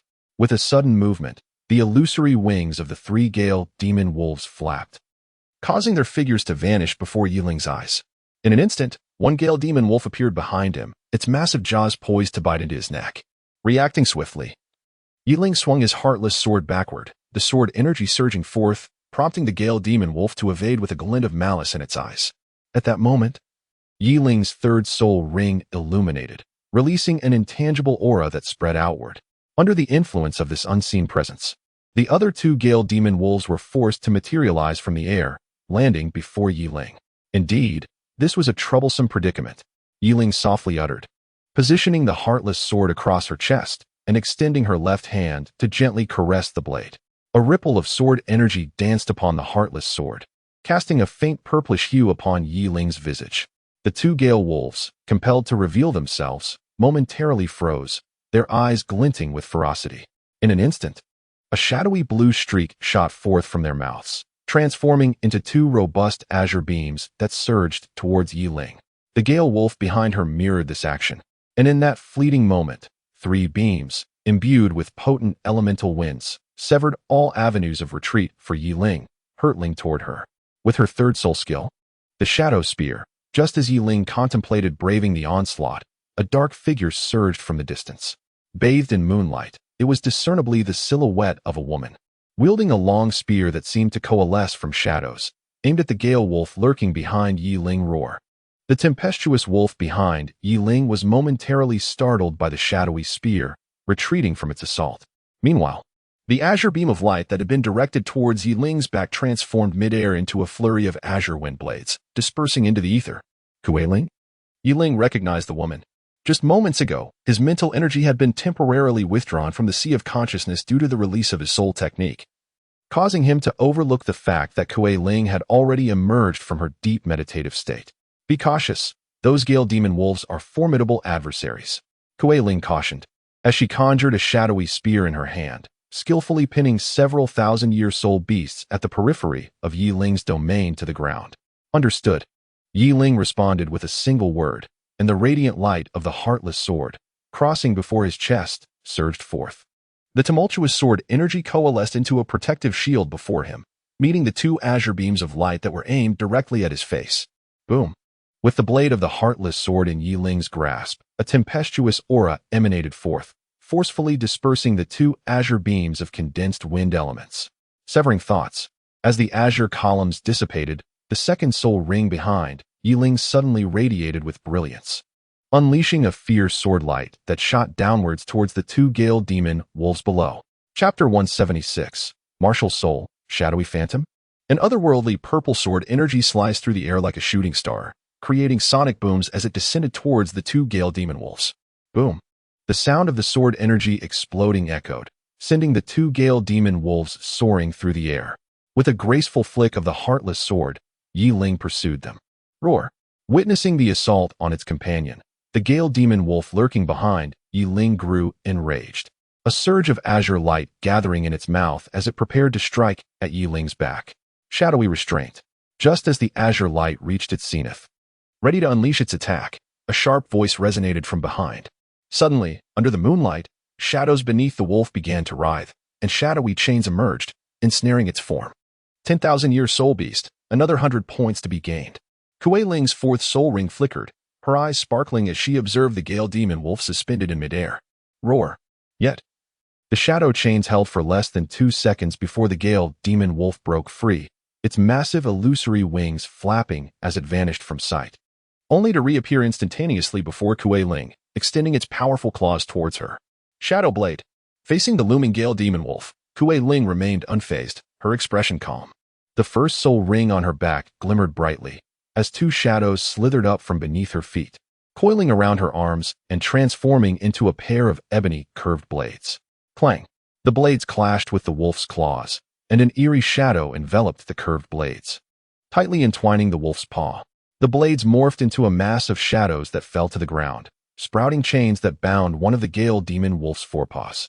Sensing its paw ensnared, the Gale Demon Wolf struggled violently, attempting to retract its claw. A tremendous force emanated from its limb, yet the shadowy chains, akin to sticky toffee, only tightened their grip the more it resisted. This is the peculiar nature of Kuei Ling's martial soul, the very reason a legendary title Douluo had chosen her as a prized disciple. Her martial soul had transcended mere shadow, evolving into a unique entity, the Shadowy Phantom. This special martial soul, straddling the realms of shadow and the ethereal, possessed no physical form, yet it could unleash tangible attacks through its shadows. Its methods were extraordinarily deceptive, and in comparison to her master, the Shadow Douluo, her martial soul was even more refined, unbound by the limitations of shadow attack power. In other words, in terms of both talent and the quality of her martial soul, Kuei Ling surpassed the Shadow Douluo, achieving a higher level of perfection. Infinite Shadowy Phantom. The Gale Demon Wolf was immobilized, unable to move. Kuei Ling would not let such a prime opportunity slip by. Her fifth soul ring illuminated, casting a dark halo that expanded outward. The shadow beneath her feet abruptly split into 6 dark silhouettes, darting away and vanishing from her sight in an instant. At that moment, Yi Ling, who was driving her resolute sword into the chest of the last Gale Demon Wolf, suddenly sensed something and glanced down at her feet. A shadowy figure surged into the shadow of the Gale Demon Wolf before her, causing its shadow to detach from beneath it, transforming into a black line that shot towards the shadows of other entities surrounding them. Before long, the initial dark shadow appeared to become saturated, swiftly returning in the direction of Kuei Ling. Not only did Yi Ling's group witness this cluster of darkness, but 6 such shadows surged from all directions. The shadows did not merge with the ground beneath Kuei Ling, but rather materialized into a tangible black liquid that engulfed the Gale Demon Wolf across from her. In no time, the shadows writhed and shot back into the surroundings, while the original Gale Demon Wolf was left with only a tuft of black mane remaining at the spot. At last, it was hers. A glimmer of joy flickered in Kuei Ling's eyes as she placed the tuft of mane into the storage soul guide hanging around her neck. She then hurried to the spot where several Millennium Gale demon wolves had been pinned to the ground by her third soul skill, collecting the manies from their foreheads to store them in the soul guide before turning her gaze towards the area where Yi Ling was battling. Boom, boom. Just as she contemplated whether to assist Yi Ling, the sound of two heavy objects crashing to the ground echoed before her. The lifeless bodies of two Gale demon wolves, covered in blood, were cast aside by Yi Ling onto the open ground. As the violet light in Yi Ling's eyes gradually dimmed, she deftly flicked her emotionless sword, severing the dark mane from the foreheads of two ancient Gale wargs. Only then did her gaze shift to Kuei Ling. Thank you. Upon hearing Yi Ling's gratitude, Kuei Ling waved her hand and retrieved a strand of the Gale warg's mane, laying it flat in her palm. There's no need for such formality. It appears you can handle them without my assistance. Here, take it. Although Kuei Ling felt a pang of reluctance, she still presented the mane, valued at 100 points, intending to return it to Yi Ling. No, that belongs to you. After all, you were the one who vanquished that Gale warg. I shall only claim what I have slain. Yi Ling replied with a gentle smile, her gaze wandering to the blood-soaked surroundings, now painted a deep crimson. Alas, had I known it would not require the fifth soul skill, I would have left something behind. Over 100 points wasted. Yi Ling gathered all the manies he could carry into his storage ring. Glancing around, he couldn't help but sigh. It was hard to believe that when he first arrived, there were over 100 Gale wolves. Yet, with a single use of his fifth soul skill, more than half of the wolf pack was reduced to ashes, leaving nothing behind. This unfortunate event cost him over 100 points, equivalent to a 10,000-year soul beast. Ah, never mind. He thought it fortuitous to visit that valley. Surely, the disciples of the Wind Sword sect and the Fire Leopard sect would possess many soul beast manies. After a moment of calm contemplation, Yi Ling suddenly inquired, "By the way, Kuei Ling, what is your martial spirit? I have never heard of it before. My martial spirit is called Shadow Phantom. According to my master, it mutated at birth, transforming into its current form. However, the name was chosen by me, and it seems such a martial spirit has never appeared on the Douluo continent." Kuei Ling replied, somewhat perplexed. "How unique and powerful," Yi Ling exclaimed, genuinely impressed. He felt that the Shadow Phantom martial spirit had immense potential for growth, at least superior to the Shadow martial spirit of the Shadow Douluo. If cultivated diligently, its future achievements would surely reach at least the level of a title Douluo. Well, now that you have recovered, we need not linger here. Let's prepare to set off at dawn, Yi Ling suggested. Where to? Kuei Ling asked. Aren't you seeking revenge on that group? I also have questions for them, and I have heard there are several 10,000-year soul beasts there, perfect for us to capture, Yi Ling explained. Observing Yi Ling's earnest expression, Kuei Ling instinctively nodded, her heart brimming with joy. This meant she wouldn't have to go hungry on their journey. Remembering the roasted meat she had eaten earlier, Kuei Ling swallowed the saliva that trickled to the corner of her mouth. Chapter 177, The Three Great Cursed Lands. Great! Kuei Ling exclaimed joyfully, her reaction eliciting a smile from Yi Ling noticing her swallowing. He understood well what she was thinking. From here on, you'll need to lead the way, as I am entirely unfamiliar with the location you mentioned. Yi Ling chuckled. Upon hearing his words, Kuei Ling eagerly nodded, bobbing her head like a chick pecking at grains. With her petite stature and an exquisitely beautiful oval face, she appeared exceptionally adorable. In truth, the destination was not particularly far from their current location. It lay at the center of the northwest region, approximately 100 miles away. After her excitement subsided, Kuei Ling looked up at Yi Ling and said, "It's just over 100 miles away." 100 miles? Yi Ling exclaimed, somewhat astonished. Isn't that quite far? Even if I exert all my soul power, it would take me a full day to reach there. To you, it seems like a mere stroll? Indeed. It's just over 100 miles, not much more than the forest you see now. Although here in the Beast Soul Island, this forest feels like a small grove. Kuei Ling retrieved a slender, ancient leather map from her storage soul guide and handed it to Yi Ling. This is the map of the island, Yi Ling exclaimed, astonished. Kuei Ling, however, appeared unfazed, her expression tinged with confusion as she regarded Yi Ling's surprise, seemingly unable to comprehend the reason behind his astonishment. You surely must know that there is a map of Beast Spirit Island available at the seaside shop we visited, right? Kuei Ling suddenly exclaimed with an odd expression, her gaze directed at Yi Ling as if he were somewhat simple-minded. It's my first time here, so I was to aware maps were a thing, Yi Ling replied, a hint of embarrassment creeping into his voice. Goodness, You haven't been wandering around this forest aimlessly these past few days, have you? The Crown Prince should be aware that maps are for sale. Didn't he mention this to you? Kuei-Ling's lips twitched slightly, her incredulity evident as she inquired. After we returned that day, we parted ways, so. At this point, Yiling abruptly shook his head, unfolding the map in his hands. All right, enough questions. We have a map now, don't we? Point out where we are, and where the valley we intend to reach lies. Upon hearing Yiling's attempt to shift the topic, Kuei-Ling cast him a resigned glance before directing her attention to the map he held. After approximately 15 minutes of explanation, Kuei-Ling had imparted all her knowledge to Yiling, and he had memorized it all. At the very least, he no longer felt the same bewilderment regarding this island as he had before. With their destination clear, the two set forth, their objective being the valley situated in the heart of the northwestern region, amidst the vast, untamed expanse of the primordial forest. Two figures darted swiftly through the treetops, Yiling and Kuei-Ling. Both had cloaked themselves. Kuei-Ling donned a black robe that concealed her exquisite visage, while Yiling reverted to the guise of the ice silkworm's shed skin, rendering him nearly unrecognizable. As the wind whispered past his ears, Yiling's mind swirled with thoughts. His journey to the valley served a dual purpose. Firstly, to hunt the two soul beasts for points, and secondly, to gather information regarding Qianrengshu's whereabouts. After all, a portion of the sect's forces had gathered there, making it likely that someone might have seen or heard news of Qianrengshu. Ultimately, his assessment was merely to assist Qianrengshu. Thus her safety was paramount. The absence of any news about her left Yiling in a state of unease, for she represented a potential pinnacle of spirit dual-level soul power. I hope she is safe, he thought. As she gazed at the sun, poised to descend once more beyond the horizon, Yiling contemplated the scene before her. In a certain part of Beast Soul Island, there existed neither the oppressive expanse of primordial forests nor the scattered chaos of overgrown weeds. Instead, it was a sunken valley, shrouded in mist that hovered just above its depths, tantalizingly within reach. Suddenly, from within the swirling fog, two figures cloaked in black descended, standing upon the valley's walls. They beheld the enchanting vista below, only faintly discernible through the veil of mist. Momentarily entranced, they finally unveiled the hoods that had concealed their faces.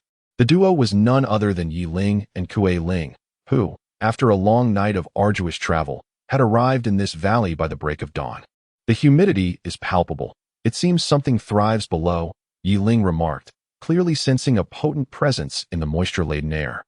This energy resonated with an essence of boundless vitality, yet simultaneously harbored an undercurrent of potential destruction, indicative of treasures being born or divine herbs flourishing in this locale. For Yiling, having spent months amidst the ice and fire duality, discerning such energies was second nature. Curiously, these peculiar sensations stirred within him a longing, as he could feel the life force belonging to his Azure Dragon sword yearning for attention. Since mastering the Azure Dragon sword, Yiling had seldom invoked its power, primarily due to the significant soul energy it demanded. His previous injuries had been grave, and he deemed it more prudent to conserve his soul energy for escape rather than risk using the sword, thus relegating it to the recesses of his mind. However, standing in this valley, he sensed the possibility of further refining his four-symbol sword technique. If his instincts were correct, the celestial herb or treasure burgeoning in this valley was precisely what he sought. Yet, Yiling did not succumb to exhilaration. Instead, a solemn expression graced her features as she fixated on the depths below. A glimmer flickered in her lavender eyes, as though her gaze transcended the layers of mist, penetrating into a realm of serene beauty. In the eyes of Yiling, the enchanting realm he beheld was situated beneath the valley. The valley cradled a vast lake, remarkable for its eerily blood-red waters.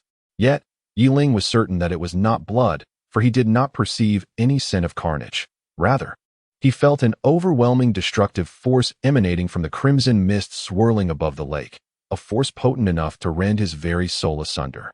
At this realization, a glimmer of excitement flickered in Yiling's gaze. Such a rich essence of destruction suggested that the lake's waters were anything but ordinary, and that within this vast reservoir of annihilating power, some treasure must surely be born. Just as Yiling's mind wandered through these thoughts, Kuei-Ling's sudden exclamation pulled him back from his reverie. "What is it?" he inquired, tempering his excitement slightly. Noticing the seriousness etched on Kuei-Ling's face, he nodded in understanding as she continued, "At the bottom of this valley lies a dread lake. You must not approach it." Upon hearing her warning, A peculiar expression crossed Yi Ling's features, but seeing her earnest demeanor, he acquiesced. That is wise. That lake is one of the 3 dreadful places of Beast Soul Island, so we will avoid it. Our objective lies in the forest on the opposite side of the valley, so let us steer clear of this lake. Satisfied with Yi Ling's response, Kuei Ling elaborated further. Yi Ling's eyes shimmered with curiosity as he turned to her. The 3 dreadful places of Beast Soul Island? The Lake of Destruction, the Silent Cliff Tablet, and the Dragon's Fall Gorge, Kuei Ling articulated, each word laden with gravity. The Lake of Destruction is that blood-colored body of water, surrounded by an aura of annihilation. Even a Soul Emperor would find their powers severely suppressed upon nearing it. And within the span of an hour, any who enter will be reduced to dust by its overwhelming force. As for the Silent Cliff Tablet, I believe it lies in the southeastern region, though I am not well versed in its specifics. The last, known as the foremost of the 3 dreadful places, is the Dragon's Fall Gorge. Legend has it that Beast Soul Island was once the lair of a colossal dragon, but for reasons unknown, it was sealed by an ancient race, transforming this land into what we now know as Beast Soul Island. Listening to Kuei Ling's account, curiosity danced in Yi Ling's eyes. A dragon's lair? If that were indeed the case, then Beast Soul Island must be extraordinary. It seems imperative that I carve out time to explore these 3 locations. Nevertheless, we did not come here for the Lake of Destruction. Let us swiftly chart our course and prepare to head toward the forest you mentioned, Yi Ling remarked. And upon witnessing her reaction, Kuei Ling appeared to hesitate for a moment, shrouding her face once more within her dark cloak. Gazing into the valley before them, she leaped down, closely followed by Yi Ling. The summit of the valley was not particularly high, allowing both of them to land gracefully upon the ground. A refreshing breeze enveloped them, causing their eyes to brighten slightly. The landscape that unfolded beneath the valley was reminiscent of the scene they could only discern through the mist earlier. It revealed an expansive, towering forest. Adjacent to this verdant expanse lay a hauntingly crimson lake, its area surprisingly comparable to that of the forest, with the 2 peculiarities flanking the valley's base. An overwhelming vitality surged forth from the forest, while a violent force of destruction emanated from the lake, the 2 powers intertwining in a bizarre dance of fusion and repulsion. Upon reaching the valley floor, the pair swiftly darted towards the heart of the forest, with Kuei Ling's soul power surging dramatically, propelling her to the pinnacle of speed. Yi Ling was not far behind, her form slicing through the air like a sharpened blade. The forest was not extensive, and within mere minutes, they arrived near the center. A stark contrast to the vastness they had previously observed. Here, scattered stones lay about, remnants of a recent fire evident in the embers that still retained a flicker of warmth, suggesting it had been extinguished only moments ago. Yi Ling and her companion halted their steps, standing beside the flickering flames of the fire. Their gazes, however, were fixed upon the true heart of the forest not far away, where several waves of soul energy surged, reminiscent of a fierce battle unfolding. Kuei Ling, observing that direction, turned her head with a grave expression and remarked, "That is the very spot where I encountered those 2 ancient soul beasts. Their power is undoubtedly beyond that of the Gale Demon Wolf we faced last night. I sense that even a soul sage would find it quite challenging to confront them." Yi Ling gently nodded, his expression equally grave. He could sense 2 formidable auras in the distance that made his heart race. These must be the 2 soul beasts spoken of by Kuei Ling. It seemed that those soul beasts were guarding something, and the members of the 2 sects had their eyes set on that very object, which explained their prolonged presence here and their confrontation with the soul beasts. As he felt the fluctuations of soul power from afar, Kuei Ling narrowed her eyes, a glimmer of murderous intent flashing within. It was that very group who had pursued her, leaving her gravely injured, had it not been for Yi Ling's timely rescue. She might very well have become breakfast for some soul beast by now. Shall we strike first? Or should we secure the object guarded by the 2 soul beasts before taking action against them? Yi Ling inquired with a smile, leaning towards the strategy of obtaining the treasure before confronting the group. For in the heart of the fierce battle nearby, he sensed an aura that ignited his desire.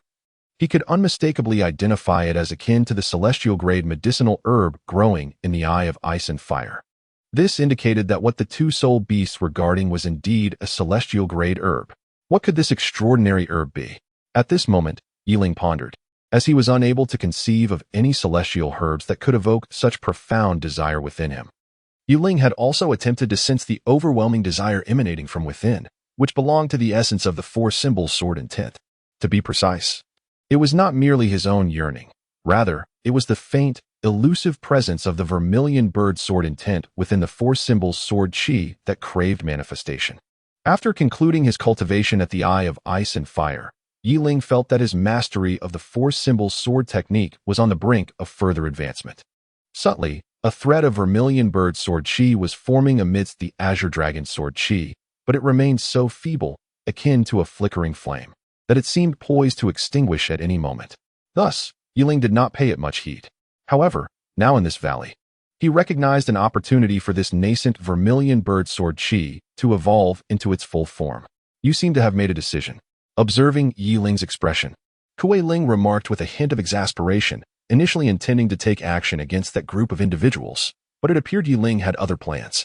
Because I require the protection of those two soul beasts, Yiling stated earnestly, having no intention of concealing anything from Kuei Ling, as sharing this information would prevent her from unnecessary speculation. Those two soul beasts are no ordinary beings. According to the knowledge of the Tiando Empire about soul beast classifications, they might be ancient relics, Kuei Ling stated, turning to gauge Yiling's reaction, curious if this revelation would sway him. Oh, ancient relics? Yiling's countenance showed surprise as he raised an eyebrow. Noting his astonishment, a smile briefly flickered on Kuei Ling's lips, but was quickly replaced with gravity as she affirmed. Indeed, they are ancient relics, the emerald demon bird. Upon hearing those three words, Yiling's eyes widened in astonishment, although he did not vocalize it. His expression betrayed the depth of his surprise. The emerald demon bird was an exceedingly ferocious soul beast, feared not only by humans, but also dreaded by other soul beasts. This particular soul beast was inherently cruel, feeding on brain matter, and both humans and soul beasts were its prey. Legend has it that in ancient times, the emerald demon bird incited a rebellion among soul beasts, resulting in its near extinction, with only a scant few surviving to this day. The emerald demon bird. This truly is formidable. Yiling finally spoke after a long silence. Despite its small size, resembling that of a palm, and its seemingly unimposing presence, those who understood its terror knew it to be a killer among soul beasts, naturally endowed with spatial abilities. A millennium-old emerald demon bird could assassinate a 10,000-year-old soul beast in the blink of an eye, let alone two such ancient creatures. Yiling mused that he lacked the confidence to confront them. What now? Shall we still proceed to seize the treasures? Kuei Ling jested, recalling how those two emerald demon birds had severely injured her. With just 5 encounters, she could still feel the impact. They had not directly sought to kill her, yet she had suffered grievous harm nonetheless. Had she not left swiftly, she would likely have met her demise there. Upon hearing Kuei Ling's teasing tone, Yiling could not help but smile faintly. Why not go? I am quite eager to witness the emerald demon birds. Chapter 179, The Retreat of Two Sects That Is Splendid. Let us depart. Kuei Ling instinctively replied, lifting her legs to prepare for their exit. However, just as she raised her foot, she suddenly froze, her expression one of sheer disbelief as she turned back. What did you say? You intend to snatch something from those two soul beasts? Upon hearing Kuei Ling's voice rise several octaves, Yiling merely rubbed her ears and replied with a hint of exasperation. Rest assured, you need not intervene. I am confident that I can secure the item and escape from them. Yet Kuei Ling could not accept Yiling's assertion, after all. They were emerald demon birds. Even soul saints were reluctant to provoke such creatures. For a soul king to attempt to pilfer from them was tantamount to courting death. To claim she could retrieve something and still escape was preposterous. Merely entering beneath the gaze of those two beasts would be an achievement in itself, let alone emerging with a prize. Yiling did not glance at Kuei Ling's expression any longer, but continued, let us first approach that vicinity and observe the unfolding events. If these two soul beasts are indeed the emerald demon birds, the two factions are bound to face utter defeat, and they will suffer grievous casualties. Once they depart, I need you to keep watch near the nest of the emerald demon birds while I venture in to retrieve something. Upon hearing Yiling's words, Kuei Ling initially intended to refuse, for the two emerald demon birds were exceedingly perilous. However, upon witnessing the resolute determination in Yiling's eyes, she reluctantly nodded in acquiescence. Yiling's body swiftly darted towards the battlefield not far away. Observing Yiling's eager expression, Kuei Ling, albeit reluctantly, summoned his soul power and followed closely behind. In the heart of the forest, unlike the exterior, there was no encirclement of trees. Instead, within this expanse of 1,000 meters, not a single blade of grass thrived, revealing a desolate stretch of sandy terrain. Through the yellow sands, a faint crimson glow could be discerned, emanating from the lake of desolation nestled within the valley alongside the forest, evoking a sense of shared origin. At this moment in the central area of the forest, upon the yellowed sand, a group of over 30 individuals stood gathered. In this isolated island, the congregation of such a multitude could only indicate the presence of the disciples from the three sections. Their expressions were filled with terror, their soul power surging around them, with soul rings shimmering behind them as they unleashed a series of dazzling soul techniques, seemingly targeting an unseen foe. Yiling and her companion took refuge behind a tree on the outskirts of the clearing, quietly observing the fierce battle unfolding before them. Amidst the chaos, Yiling caught a fleeting glimpse of two shadowy figures darting through the air with astonishing speed, far beyond her own capabilities to comprehend. These were the adversaries engaging with the group of fighters, two emerald magic birds. Below, amidst the throng of individuals unleashing soul techniques, Yiling recognized three familiar silhouettes. They were the disciples of the Wind Sword sect who had pursued the White Jade Monkey King that fateful night. Having trailed behind them, she retained a memory of their auras, allowing her to identify them instantly. The trio bore visible injuries, particularly, two of them were grievously wounded. One had a severed arm, while the other suffered from a gaping, bloody wound the size of a palm on their abdomen, a horrific sight. Meanwhile, the third disciple, Jianhen, though marked only by a scratch on his cheek and a disordered aura, appeared relatively unscathed. Disciples of the Wind Sword sect, advance, Jianhen exclaimed, his face etched with terror as he watched the ominous shadows flickering above. In mere moments, the 15 core disciples he led had dwindled to 10. What are you waiting for? Fire Leopard sect disciples, block them. If we secure the object guarded by those beasts, Brother Xinjiang will surely reward us. Do not hold back. Give it your all. From the midst of the crowd, a muscular man, bare-chested and radiating explosive power, bellowed. Aside from the remaining 10 disciples of the Wind Sword sect, the rest of the 20 or so individuals belonged to the Fire Leopard sect, and this man was their leader, Huolai. Yet, despite their fervor, the disciples lacked the strength to withstand such formidable foes. These were no ordinary thousand-year soul beasts. The group charged with enthusiasm, but their retreat was swift and brutal. In a flash of black light, a disciple from the Wind Sword sect fell, his eyes wide open as his head was pierced, extinguishing his life force. Simultaneously, within the ranks of the Fire Leopard sect, two figures stiffened abruptly before collapsing, their bodies slumping to the ground. Each bore a small hole the width of a finger in their foreheads, their brains thoroughly drained, their terrified eyes now devoid of life. Damn it! Are these just two palm-sized birds? Why are they so difficult to deal with? What is going on with Brother Jianling? Wasn't he supposed to have said that only two ordinary thousand-year soul beasts were guarding this place? Jianhen's expression darkened as he contemplated the situation. Were it not for his trust in that senior brother, he might have suspected that he had been misled into this perilous confrontation. Damn it! Not only have we failed our mission, but we have also lost Brother Jianling's sword and 6 disciples. Returning now will surely spell trouble. After much hesitation, Jianhen finally adopted a grim expression, unwillingly gazing at the colossal stone situated in the heart of the yellow sands. Upon this stone bloomed a delicate crimson flower, seemingly fragile. Yet its leaves and petals emanated a faint, disquieting aura of destruction, pure and potent, rivaling even the waters of the Lake of Annihilation. Disciples of the Wind Sword sect, retreat, Jianhen bellowed, his features contorted in anguish. The coveted medicinal herb lay tantalizingly close, yet he found himself powerless to seize it. A bitter sense of helplessness mingling with his profound dissatisfaction. Observing the disciples of the Wind Sword sect slowly withdrawing from the sandy expanse towards the forest behind, Huolai, the leader of the Fire Leopard sect, felt a twinge of reluctance flicker in his eyes, his expression a complex tapestry of emotions. Moments later, he too issued a retreat order, prompting the remaining disciples of the Fire Leopard sect to hastily retreat into the forest. In terms of overall strength, the disciples of the Wind Sword sect surpassed those of the Fire Leopard sect significantly, as evidenced by their respective numbers. This understanding compelled Huolai to abandon further resistance upon Jianhen's command, retreating into the woods. As the two factions gradually vacated the yellow sands, Yiling, concealed in the distant forest, emerged, accompanied by the cloaked Kuei Ling. Fear flickered in Kuei Ling's eyes. having witnessed the two verdant demon birds obliterate the members of both sects. She realized that the devastating power she had previously encountered was but a glimpse of their true might. Yet, Yiling, standing before her, held a different sentiment. His gaze remained fixated on the crimson flower blossoming atop the stone, a profound yearning reflected in his eyes. Enveloped by such an intense aura of destruction, he realized with certainty that it was indeed the one he sought. To his astonishment, this celestial specimen had appeared before him in this very place. Chapter 180. Annihilation. This flower, Yiling had sought tirelessly at the Eye of Ice and Fire, yet it had eluded him until now, leaving him utterly astonished at its sudden manifestation. Are you truly certain you wish to proceed?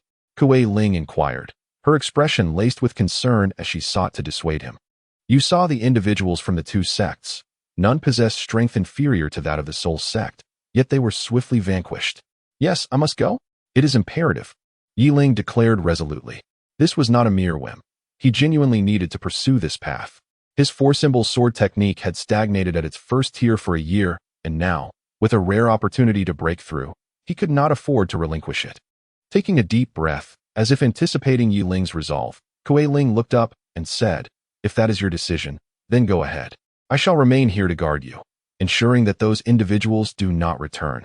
Observing the look of helplessness etched upon her face, Yiling was momentarily taken aback. Subsequently, he resolutely nodded, tightening his black robe around him, and advanced toward the expanse of yellow sand. The two emerald demon birds, having just driven away two factions, rested beside a colossal rock. Sensing Yiling's approach, they abruptly flapped their wings and soared into the air, transforming into two shadowy figures that darted towards him. As they drew closer, Yiling discerned their true forms, their plumage a vibrant green. Adorned with blood-red beaks, they approached him at an astonishing speed.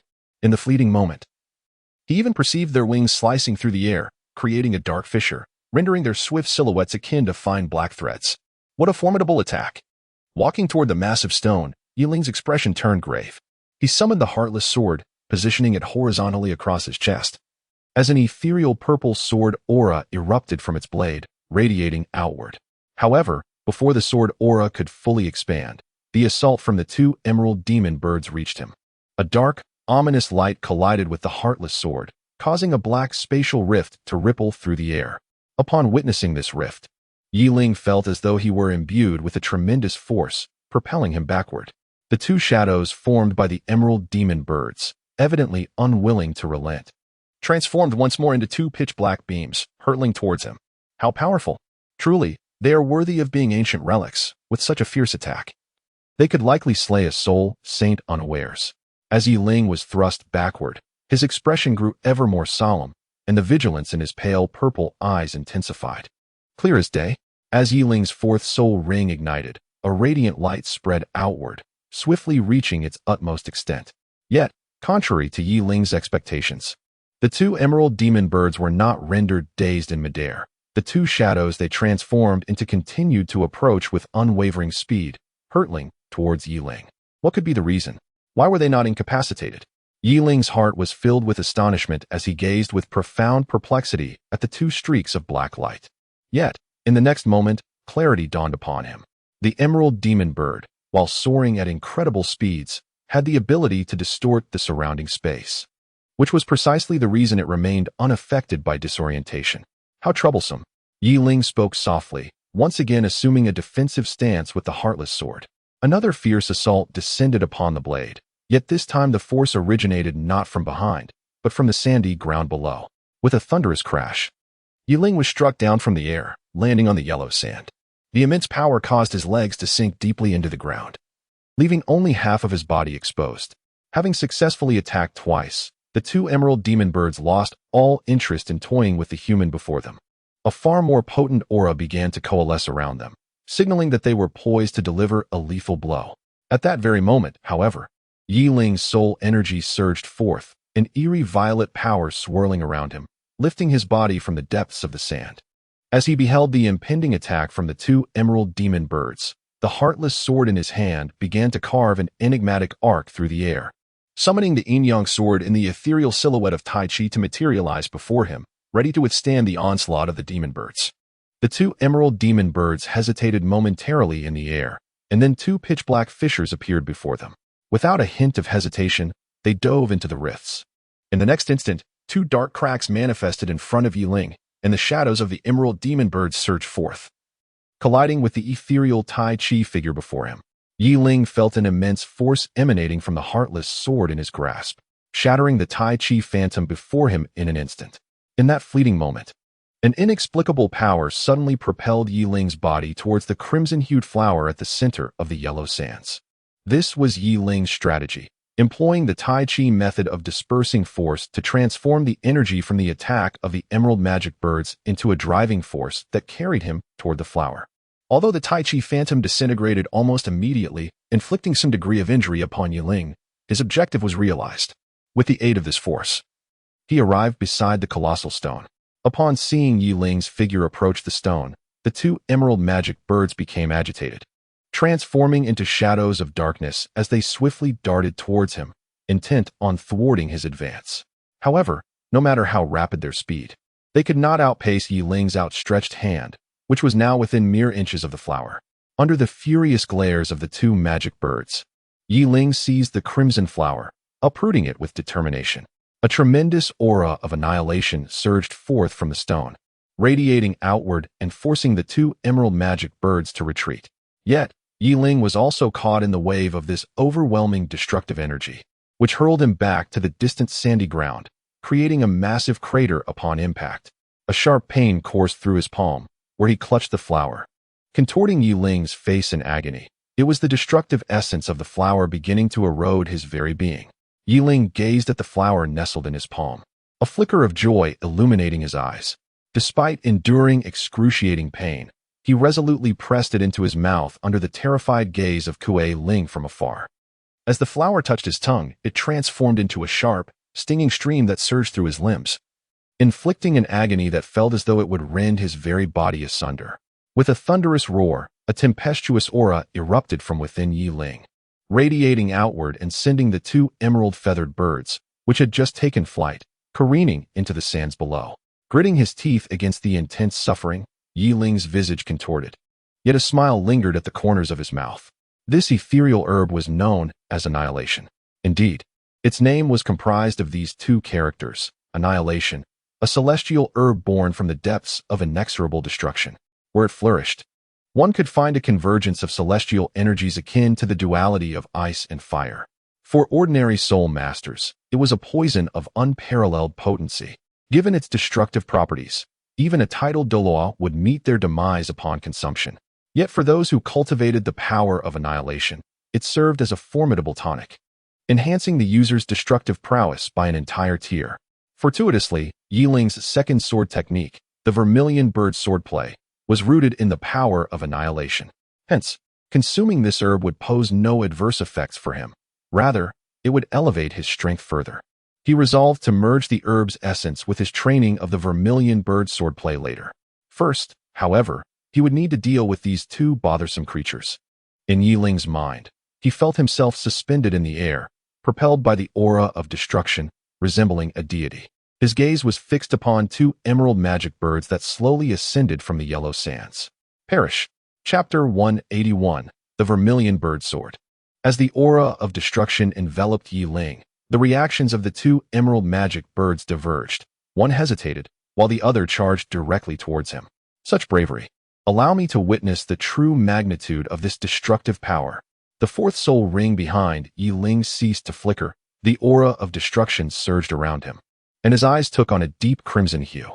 With the destructive aura coursing through him, Yiling's strength had nearly reached the true level of a soul sage. However, this enhancement would be fleeting. Once he refined the annihilating medicinal power within him, he would revert to his previous capabilities. Despite the terrifying aura Yiling emanated, the charging emerald magic bird's thirst for the flower had evidently surpassed its fear of him. Observing its shadowy and fierce assault, Yiling no longer chose to defend as he had moments ago. Instead, he grasped the heartless sword, directing its blade towards the approaching emerald magic bird. Love severed. An eerie purple sword energy erupted from the heartless sword, intermingled with the aura of destruction surrounding Yiling. As the sword was unleashed, it radiated a striking blend of red and purple light, evoking trepidation even from a distance. Sensing the horror of the strike, The advancing emerald magic bird let out a frantic cry, flapping its wings to evade swiftly. Although the sword energy that Yi Ling had unleashed covered a vast area, the bird's speed allowed it to narrowly escape the attack. Weren't you quite arrogant just now? Where's that bravado now, hiding away? Yi Ling, seemingly influenced by the aura of destruction, exuded an air of brutality, with a pair of crimson eyes radiating an intense murderous intent. The voice, laced with disdain, incited not only anger in the emerald demon bird, but also a flicker of dread that resonated deep within its very soul. For it witnessed Yi Ling's sword being brandished once more. This flash of sword light was even more fierce and savage than the last, embodying the ferocity of the destructive aura to an exquisite degree. Faced with this assault, the emerald demon bird could no longer maintain its composure.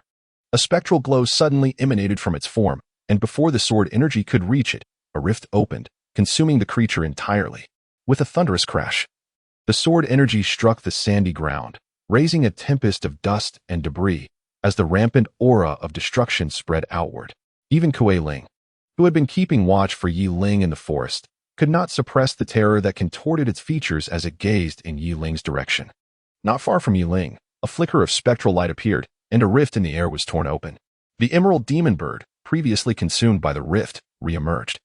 Albeit now weakened, its vitality diminished from the toll of tearing through the fabric of space.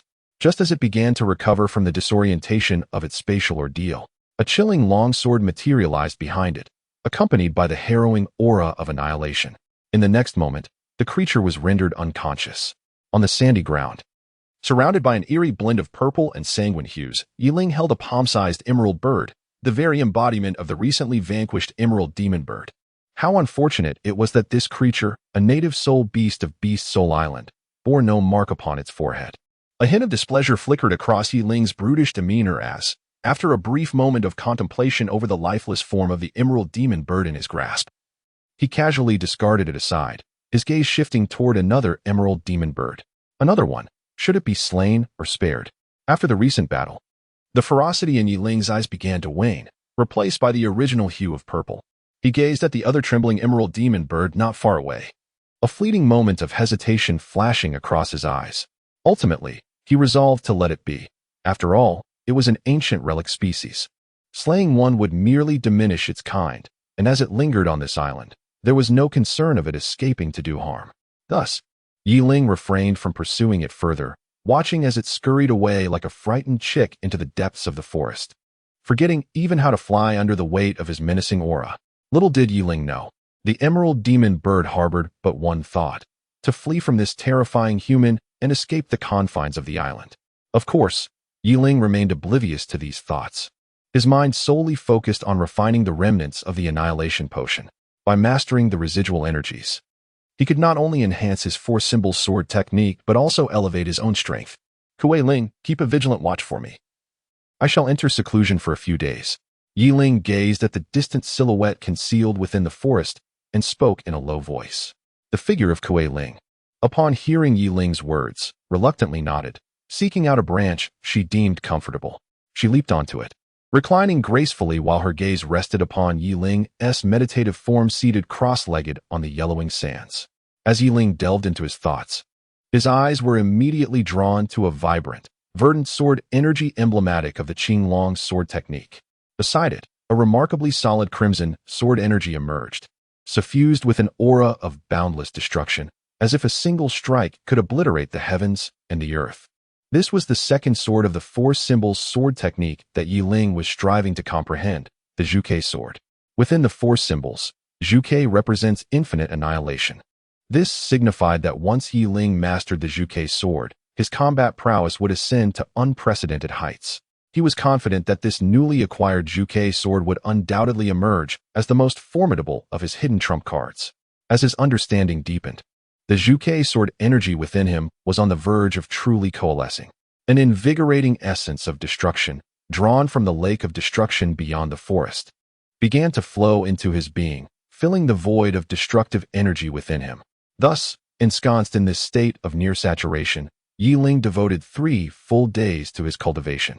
Unbeknownst to him, his focus shifted from the comprehension of the Zhuke sword to meditation. transitioning from the incessant absorption of the destructive energy from the lake to the assimilation of soul power. Over these 3 days, Yiling's Zhuke sword energy had been entirely solidified. Now, he was utilizing the residual medicinal potency within him to facilitate a breakthrough in his soul power. At long last, the soul power within him reached its zenith, attaining the threshold of level 56 and advancing to level 57. An uncanny violet soul power began to surge forth from his being, swirling around him.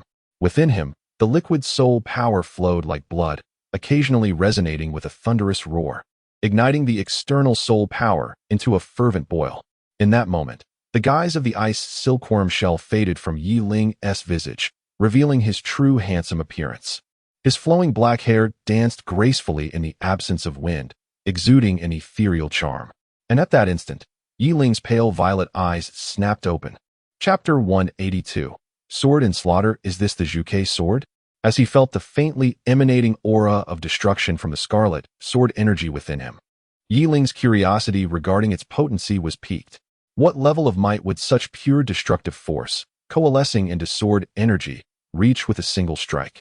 This was a mystery even he could not ascertain, and he dared not make any presumptions, waiting instead for the opportunity to experiment for himself. The surging soul power gradually receded back into his body as Yiling rose from the ground. A glimmer of crimson flickered in his pale violet eyes, emanating from the essence of destruction. Yiling slowly extended his left hand, the fingers resembling white jade, now tainted with a trace of crimson soul power due to the cleansing of the force of destruction. This phenomenon only manifested when he summoned the vermilion bird sword chi from within. Such a terrifying aura. Indeed, this force of destruction is truly formidable. Yiling not only sighed but also pondered a certain place, the lake of destruction, situated beside this forest. The aura of annihilation there was exceptionally potent. Should he absorb its destructive power, it was likely that his soul force attribute would transform from the enigmatic purple energy into the formidable energy of destruction. However, this notion was promptly quelled by Yiling setting aside the question of whether his body could endure such a concentration of destructive force, even if he could withstand it. He feared he would be incapable of refining it. Although the Zhuke sword primarily harnessed the power of annihilation and possessed unparalleled destructive capacity among the 4 symbols, it was not his sole path in the sword arts. He practiced the 4 symbols sword technique, which emphasized balance. It was only when he reached the pinnacle of equilibrium that he would attain true strength, rather than merely pursuing overwhelming offensive capability. Furthermore, while the Zhuke sword was indeed powerful, the essence of Yiling's recent endeavor to refine annihilation was not merely to augment his soul power, but rather to deepen his understanding of the sword. The sword is a weapon of slaughter. Previously, he had felt that something was amiss with his sword, that it had not reached the anticipated resonance until he entered Beast Soul Island. It was only when the heartless sword sliced through the neck of Shun Yi, a disciple of the Fire Leopard sect, that he realized his sword lacked a certain ferocity. However, after 3 days of refining annihilation, as the essence of destruction surged into his mind, commanding his consciousness with the brutality of slaughter, Yiling sensed that his sword had finally become more complete. If one possesses a hesitant disposition, even gripping an unparalleled sword, they would be unable to unleash even a fraction of its potential. Conversely, if one is decisive in slaughter, even a mere wooden sword in their hands could serve as a deadly weapon against foes.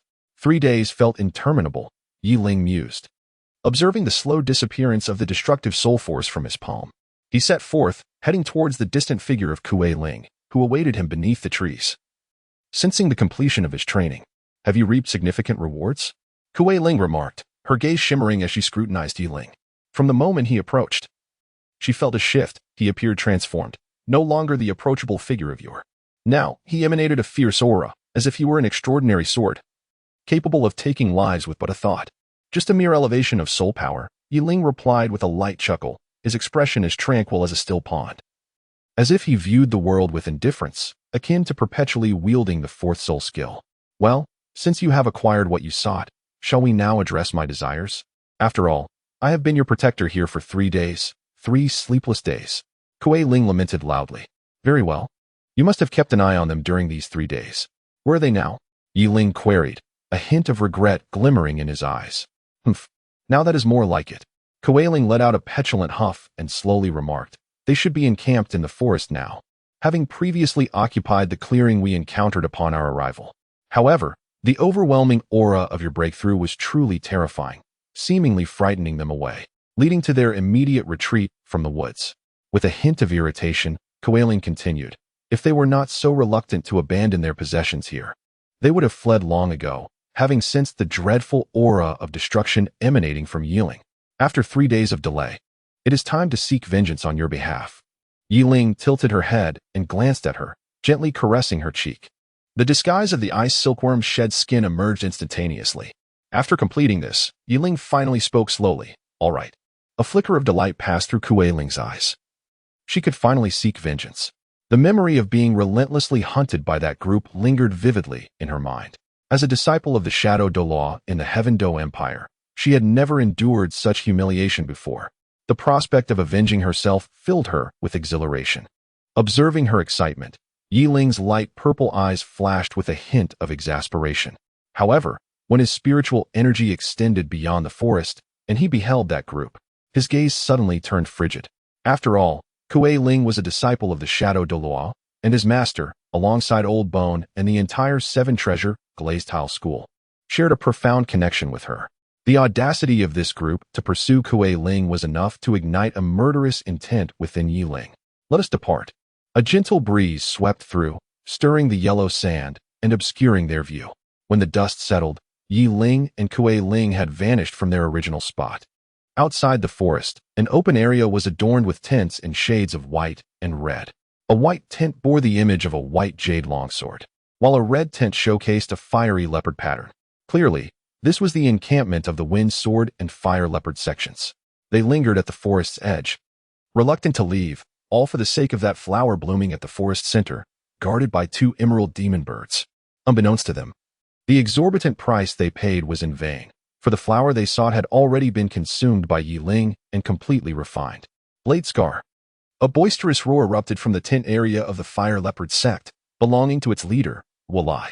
Upon hearing this call, Jin Scar, one of the 10 disciples from the Wind Sword sect, slowly rose, a flicker of displeasure crossing his eyes as he directed his gaze towards Walai. Is there something you need? If you intend to persuade us to abandon that flower, then please, Captain Walai, spare your breath. You are well aware of its significance to my Wind Sword sect. Jin Scar's expression darkened. Troubled by the unknown source of the leaked information that had drawn the Fire Leopard sect to their pursuit. Captain Jin Scar, you jest. Our 3 sects are interconnected, and we have no intention of contesting that flower with you. Our objective this time is solely those 2 soul beasts. I propose we join forces, Walai remarked, a cunning smile glinting in his eyes. Oh, upon hearing this, the gloom on Jin Scar's face lifted slightly, revealing a keen interest. He inquired of Walai, what do you propose? Seeing Jin Scar's interest piqued, Walai allowed a subtle smile to grace his lips. Let us summon a few more individuals from our respective sects to work together in capturing those 2 beasts. In the end, you may take the flower, while I will take the 2 beasts. What do you think?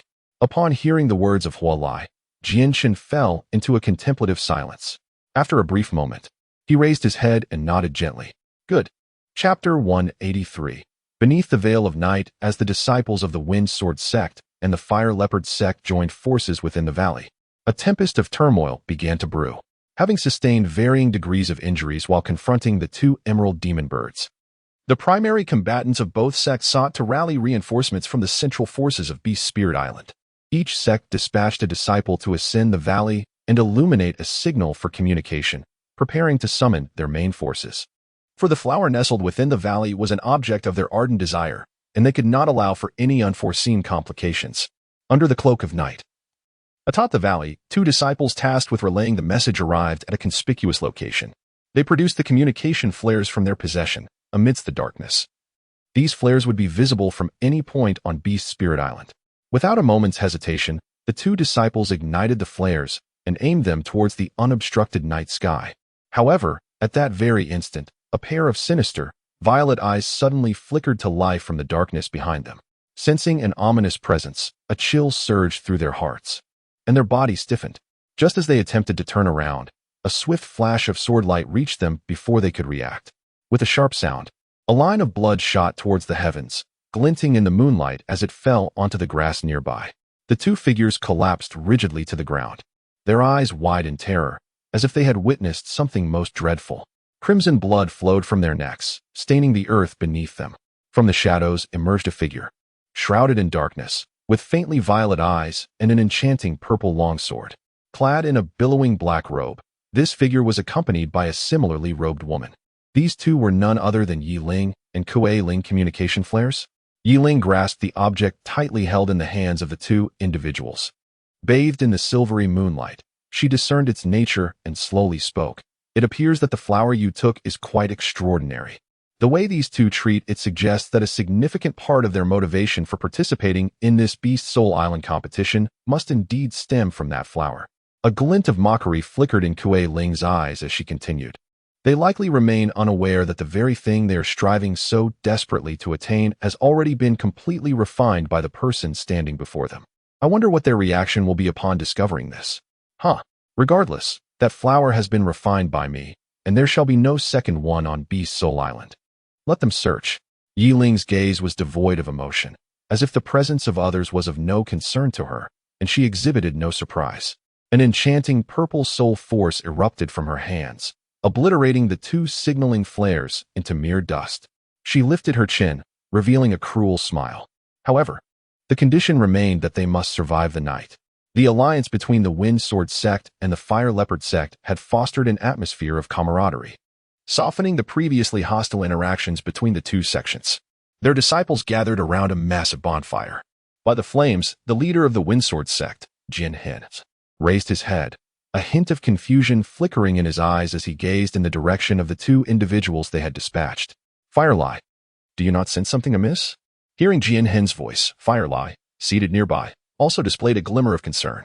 The disciples sent to ignite the signaling flares had yet to return, and not a single flare had been lit, casting a shadow of unease over him. Could there be trouble? A foreboding feeling crept into Firely's mind as he surveyed the surrounding darkness, his expression growing increasingly grave. The valley was home to numerous soul beasts. Although they typically remained unseen during the day, they emerged at night to hunt. If his apprehensions were correct, their two dispatched disciples were likely. Damn it, why hadn't I considered this earlier? Firely cursed irritably. Observing his agitation, Jin Hin's eyes darkened. Even he had only one signaling flare. If it were to be lost, their arduous journey would be in vain, and returning empty-handed could spell dire consequences for him. Let us send someone to search, Jin Hin proposed. After a moment of hesitation, Firely nodded and began instructing the disciples behind him, preparing them to leave the camp in search of their missing comrades. The disciples of both sects quickly assembled, ready to embark on their search. However, at that moment, two shadows darted across the moonlit expanse, landing in the clearing not far from the camps of the two sections. Who goes there? The disciples reacted swiftly, their expressions turning wary as they directed their attention toward the distant silhouettes. In the flickering light of the bonfire, they could discern two figures on the ground. Jin Hin and Firely exchanged glances, their expressions tense as a sense of foreboding gripped their hearts. After a brief moment of hesitation, a soul force attack was unleashed toward the two shadows. Boom! The figures on the ground were struck and sent soaring into the air. It was then that everyone could clearly see their faces. Those were indeed the two disciples they had sent to signal. Who are you? As the disciples of the two sects stood in astonishment, a series of footsteps echoed from the darkness to their left. A figure emerged slowly, and amidst their heightened vigilance. One disciple shouted, only to be met not by the shadowy figure, but by an ethereal purple longsword that sliced through the air and appeared before him in an instant. With a chilling sound, a spray of crimson ascended in the horrified gazes of the onlookers, as the head of the Windsword sect disciple was severed and hurled into the air in the blink of an eye. Damn it, who are you? Why have you come to kill my sect's disciples? Sword Mark, witnessing the brutal murder, was engulfed in terror, but even more so, an insatiable fury burned within him. It was at this moment that the figure stepped into the light of the campfire, revealing faint lavender eyes, now cradling the purple longsword in hand. Murder needs no justification. A voice, dripping with disdain, resonated in the ears of the crowd. The figure abruptly vanished from sight, and before anyone could react, a terrifying wave of sword energy pierced through the chest of a Fire Leopard sect disciple. Do I need a reason to kill you? Just as the crowd was reeling from the speed of the shadowy swordsman, another voice, laced with an icy chill, echoed from behind them. Simultaneously, Chains formed of shadows ensnared each of their silhouettes tightly. When they attempted to flee, they discovered that they were utterly immobilized, as though some unseen force had anchored them in place. Sword River, the other shore.